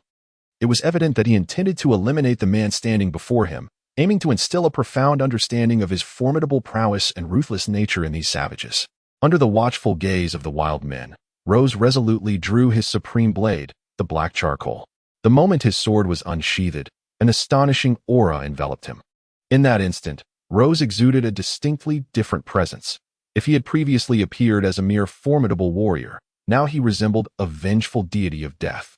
Even the intellectually challenged wild men could unmistakably perceive the palpable aura of malevolence and bloodlust emanating from him. Such an essence is not forged overnight. It is the result of countless lives extinguished by Rose's hand, one by one, within the grasp of the naval authorities. "Die, foolish savages," he thought. As Rose unleashed this frenzied aura, even the surrounding air seemed to wail in despair. The atmosphere was terrifying. It felt as if countless souls had emerged from the depths of hell, swirling around his long sword. These spirits clung to Rose's blade, instilling a relentless and overwhelming presence. The wild soldiers, oppressed by Rose's aura, turned ashen, their faces resembling that of something grotesque and unhealthy. He chose to disregard the other wild men's gazes, focusing instead on the massive figure before him. Suddenly, he drew his longsword and struck out at the towering wild man. In Chapter 181, Skin Hardening. Fueled by the desire to intimidate these wild men, Rose showed no mercy this time. Confronting these savages, he understood the need for a merciless approach. He must employ a thunderous force to subjugate them, instilling fear and reverence. Thus, he acted. In that moment, as he unsheathed his sword, an unparalleled sword energy surged forth from its scabbard. With the emergence of the black charcoal's obsidian blade, a dangerously potent aura erupted wildly outward. With a slight exertion of force, Rose grasped the hilt of the supreme blade, black charcoal, and in an instant, he subdued the restless energy surging within him. Subsequently, his arm tensed abruptly, the muscles at the upper part swelling explosively, revealing prominent veins that resembled the sinuous form of a dragon. These vivid blue veins undulated along Rose's arm, akin to living creatures, exuding an eerie aura. As the veins reached their zenith, the supreme blade, black charcoal, seemed to undergo a transformation of its own. The azure sword energy, sharp and unparalleled, coalesced upon the blade. At last, when the gathering was complete, the blade appeared to enlarge, radiating a luminous azure-blue glow. With a calm gaze fixed upon the colossal figure before him, Rose's arm sprang into action. He aimed for the head of the towering man below, and after a moment of preparation, he gracefully swept his elongated arm, unleashing a torrent of azure-blue sword energy. In that fleeting moment, the sword energy surged forth like a striking serpent, its enormous form swaying violently, causing the very air around to tremble. As this azure-blue energy surged forward with fervor, it collided fiercely with the massive figure of the man. A resounding boom echoed as the two forces met, producing a tremendous explosion. The surrounding wild tribesmen stood in stunned silence, their eyes wide with astonishment as they beheld Rose's display of power. It was evident that this formidable giant held a position of great esteem within their tribe. In this moment, Rose's strike drew significant attention. This immense man was the strongest among the tribe, second only to the leader. If he fell before Rose, it would indeed require the leader's intervention to resolve the situation. As the sword energy struck the giant, a plume of black smoke swiftly erupted, emanating a unique aura. At this moment, everyone could clearly observe that the massive man had fortified his skin with armament hockey. Yet, despite this defense, Rose's formidable strike had left a distinctly visible scar upon the giant's body. Although the wound was not deep, thanks to the protective hockey, it undeniably indicated that Rose had inflicted injury upon this colossal adversary. How could this be possible? This man is astonishingly formidable. It is utterly unbelievable that, aside from the leader, there exists another individual capable of inflicting harm upon the colossal figure. Who exactly is this man? Witnessing the towering giant sustain injuries has left many of the wildlings in a state of shock. They never anticipated that this sudden appearance would possess such remarkable strength. It is important to note that the formidable giant has his own unique abilities. While his powers may not rival those of the leader, they are significantly superior to the capabilities of the powerless among them. Moreover, the towering man possesses the ability of hardened skin, which fortifies his defenses. This skill allows his skin to solidify, thereby enhancing his defensive capabilities. Consequently, the strength of this man's defenses is indeed considerable, as the defense afforded by armed color hockey is already exceptionally robust. When combined with this extraordinary ability to further harden his skin, his defensive prowess reaches near legendary levels. To speak candidly, even their leader would struggle to inflict damage upon this giant in a brief encounter. However, the mysterious man who suddenly appeared managed to leave a significant scar upon the giant's formidable frame with a mere casual stroke of his sword. What does this signify? Could it be that this enigmatic figure surpasses even the leader in strength? Such a notion is truly unfathomable. Who are you exactly? The expression of the massive man has turned grave, for he is acutely aware of his own physicality. He understands better than anyone the extent of his formidable defenses. In all honesty, his only flaw lies in his insufficient stamina. Due to this limitation, although he can utilize his unique ability of hardened skin, it cannot be sustained for long. This is the reason he faltered during the contest for leadership against the tribe's chief. Were he to possess boundless stamina, allowing him to continuously employ both hardened skin and armed color haki. Even the current leader would stand no chance against him. Yet, when he faced this mysterious man, despite having activated his hardened skin and armed color haki, he still suffered injuries without any doubt. What does this imply? This implies that, purely in terms of offensive capability, the man before them possesses a strength that surpasses that of the current leader of their tribe. The warriors of the barbarian clan hold a deep reverence for the formidable. In their eyes, the weak are inconsequential. However, if he is indeed a strong individual, he ought to receive the respect he deserves within the barbarian community. This principle is a cornerstone of their tribe and a key reason for their enduring presence on this island of death. Their defensive prowess is notably impressive as well. Rose was taken aback by the formidable defense of the towering man before him. Although he did not exert his full strength with this strike, it should have been more than sufficient to deal with adversaries of mere Vice Admiral caliber. However, to his surprise, the Vice Admiral's confident attack inflicted only minimal damage upon the colossal figure. Could it be that this individual possesses some extraordinary ability? Suddenly, Rose posed a question to the system. According to the system's prior explanations, after he engaged with other adversaries, or rather, after witnessing their abilities firsthand, he was indeed entitled to inquire about relevant intelligence pertaining to them. Thus, out of curiosity regarding this particularly formidable opponent with robust defenses, Rose directed his query towards the system. The system confirmed without hesitation that this individual possessed a special ability, the fortification of his skin. This ability, akin to the armament haki, was so potent that it even surpassed it. Consequently, when this imposing figure utilized both the armament haki and his hardened skin abilities, his defensive capabilities experienced a substantial enhancement, enabling him to withstand Rose's previous strike. However, that feat had already pushed him to his limits. The disparity in their strengths was vast. Had Rose infused his sword strike with the intense heat of 6,000 degrees Celsius from his fiery core, even this formidable opponent would have been incapable of withstanding his assault. Moreover, the hardened skin ability bore a significant drawback. It was exceedingly taxing on stamina. Given the size and strength of this giant, he could maintain his hardened skin technique for no longer than 10 minutes. After that duration, he would be utterly drained, completely devoid of combat capability. Upon hearing Rose's inquiry, the system responded candidly, devoid of any reservation. "Ah, so it is hardened skin," Rose mused, nodding slightly in acknowledgement, yet refraining from further comment. While he had previously held some intrigue regarding this towering figure, the revelation of his limitations diminished Rose's interest. After all, despite the giant's exceptional defensive prowess, it paled in comparison to Rose's own offensive capabilities. This imposing figure, a colossal presence, ultimately embodies the rank of a vice admiral. The chasm that separates a vice admiral from an admiral is indeed vast, a fact that becomes abundantly clear when one observes Rose. Previously, Rose possessed the remarkable capability to confront 5 vice admirals simultaneously and emerge unscathed. Yet, despite this formidable strength, he suffered a crushing defeat upon encountering one of the 3 admirals, Kizaru. Thus, the disparity in power between vice admirals and admirals is akin to a profound abyss.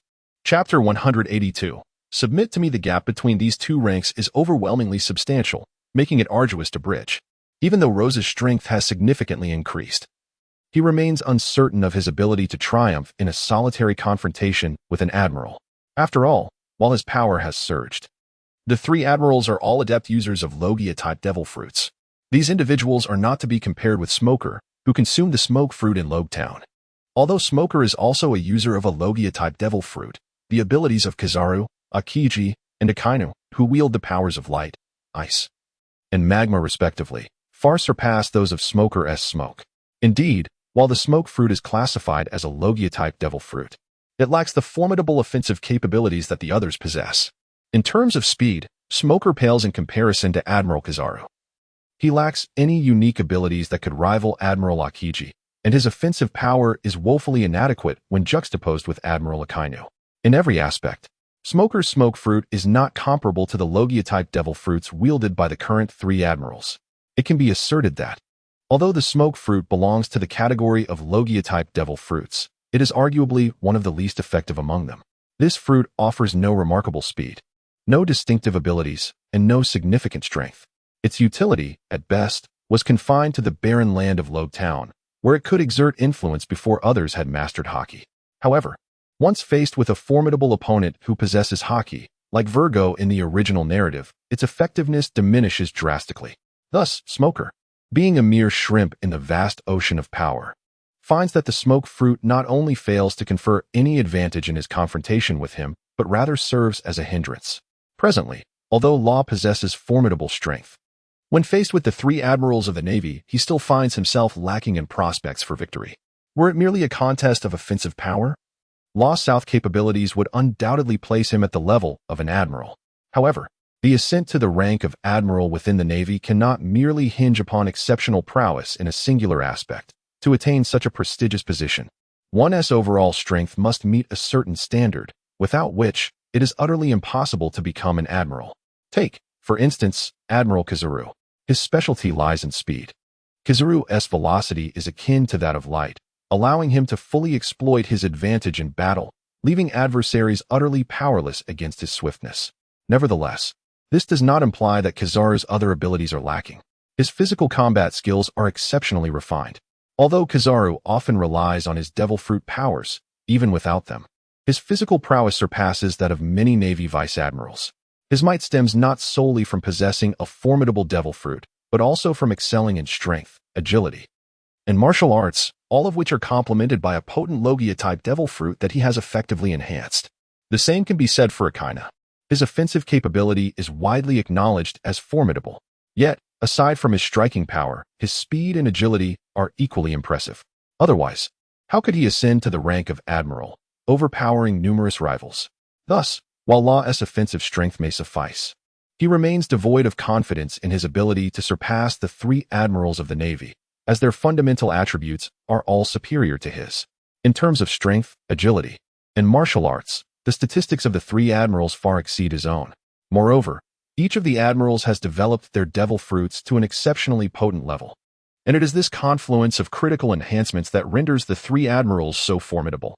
In contrast, Law's singular strength and offense clearly renders him incapable of contending with them. According to Law's estimates, to attain the strength necessary to triumph over one of the admirals, he would conservatively require several thousand points in swordsmanship upgrades. His observation haki is currently too feeble. When battling an admiral, the inherent advantage of the latter's Logia-type devil fruit compounded by Law's inferior observation haki leaves him with no viable chance of victory. Furthermore, his necessary attributes of strength and agility must also be significantly bolstered. Only by enhancing these essential abilities to a formidable level of 10,000 points can Rose truly be deemed worthy to engage in a one-on-one duel with an admiral of the Navy and emerge victorious. Of course, this is merely a preliminary estimation. Rose aspired to triumph over a formidable naval commander, yet it seemed that his initial resources were insufficient for such an endeavor. Thus, he would be compelled to enhance both his haki and other vital attributes. At this moment, the towering figure before him was a stark reminder of the vast chasm between them. Akin to the disparity Rose faced against the naval admiral, the gulf was immense, leaving little room for victory. Within the tribe, Rose suddenly unsheathed the long sword from his waist. With unwavering focus, he aimed for the back of the colossal man. He seamlessly fused the powers of his haki, the core of flames, and his sword aura into one harmonious force. As these three abilities converged to their zenith, Rose acted without hesitation. He planted his foot firmly on the ground, triggering a violent tremor beneath him. In response to this upheaval, he swiftly vanished from his previous position, leaving behind an impressively deep footprint, at least 30 to 40 centimeters in depth, surrounded by numerous large, distinct cracks radiating outward. Rose emerged like a specter, suddenly materializing behind the towering figure of a giant. Shadows danced ominously around his form as he raised the long sword in his grasp, allowing the flames upon its blade to surge and writhe. With unwavering focus, he aimed for the broad back of the colossal figure and unleashed a frenzied strike. Delivering a devastating blow, an onslaught of the broken army, a cleaving slash. Rose's gaze was remarkably serene, and with a single stroke of his sword, an overwhelming force reverberated through the air. As the blade swept through the atmosphere, a terrifying pressure descended, accompanied by a tremendous tremor in the area he had struck. The surrounding air, scorched by the flames emanating from Rose's sword, became arid and desiccated. Every drop of moisture within the air was drawn out by the fiery essence of his blade.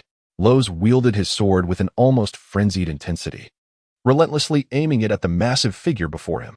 How swift, The towering giant, faced with Rozé's formidable assault, felt an immense trepidation. However, due to his sluggish speed, he could only sense the potency of Rozé's attack without the ability to evade it. Helplessly, he stood rooted in place, awaiting the fatal blow that Rozé was poised to deliver. Despite his desperate desire to flee, he was utterly incapable of doing so. It was over. As Rozé's sword approached the giant's skin, despair washed over him. He sensed the chilling aura of death emanating from the blade. Even the mere heat radiating from Rozé's sword was enough to invoke a sharp sting upon his hardened skin, which had been fortified by his own haki.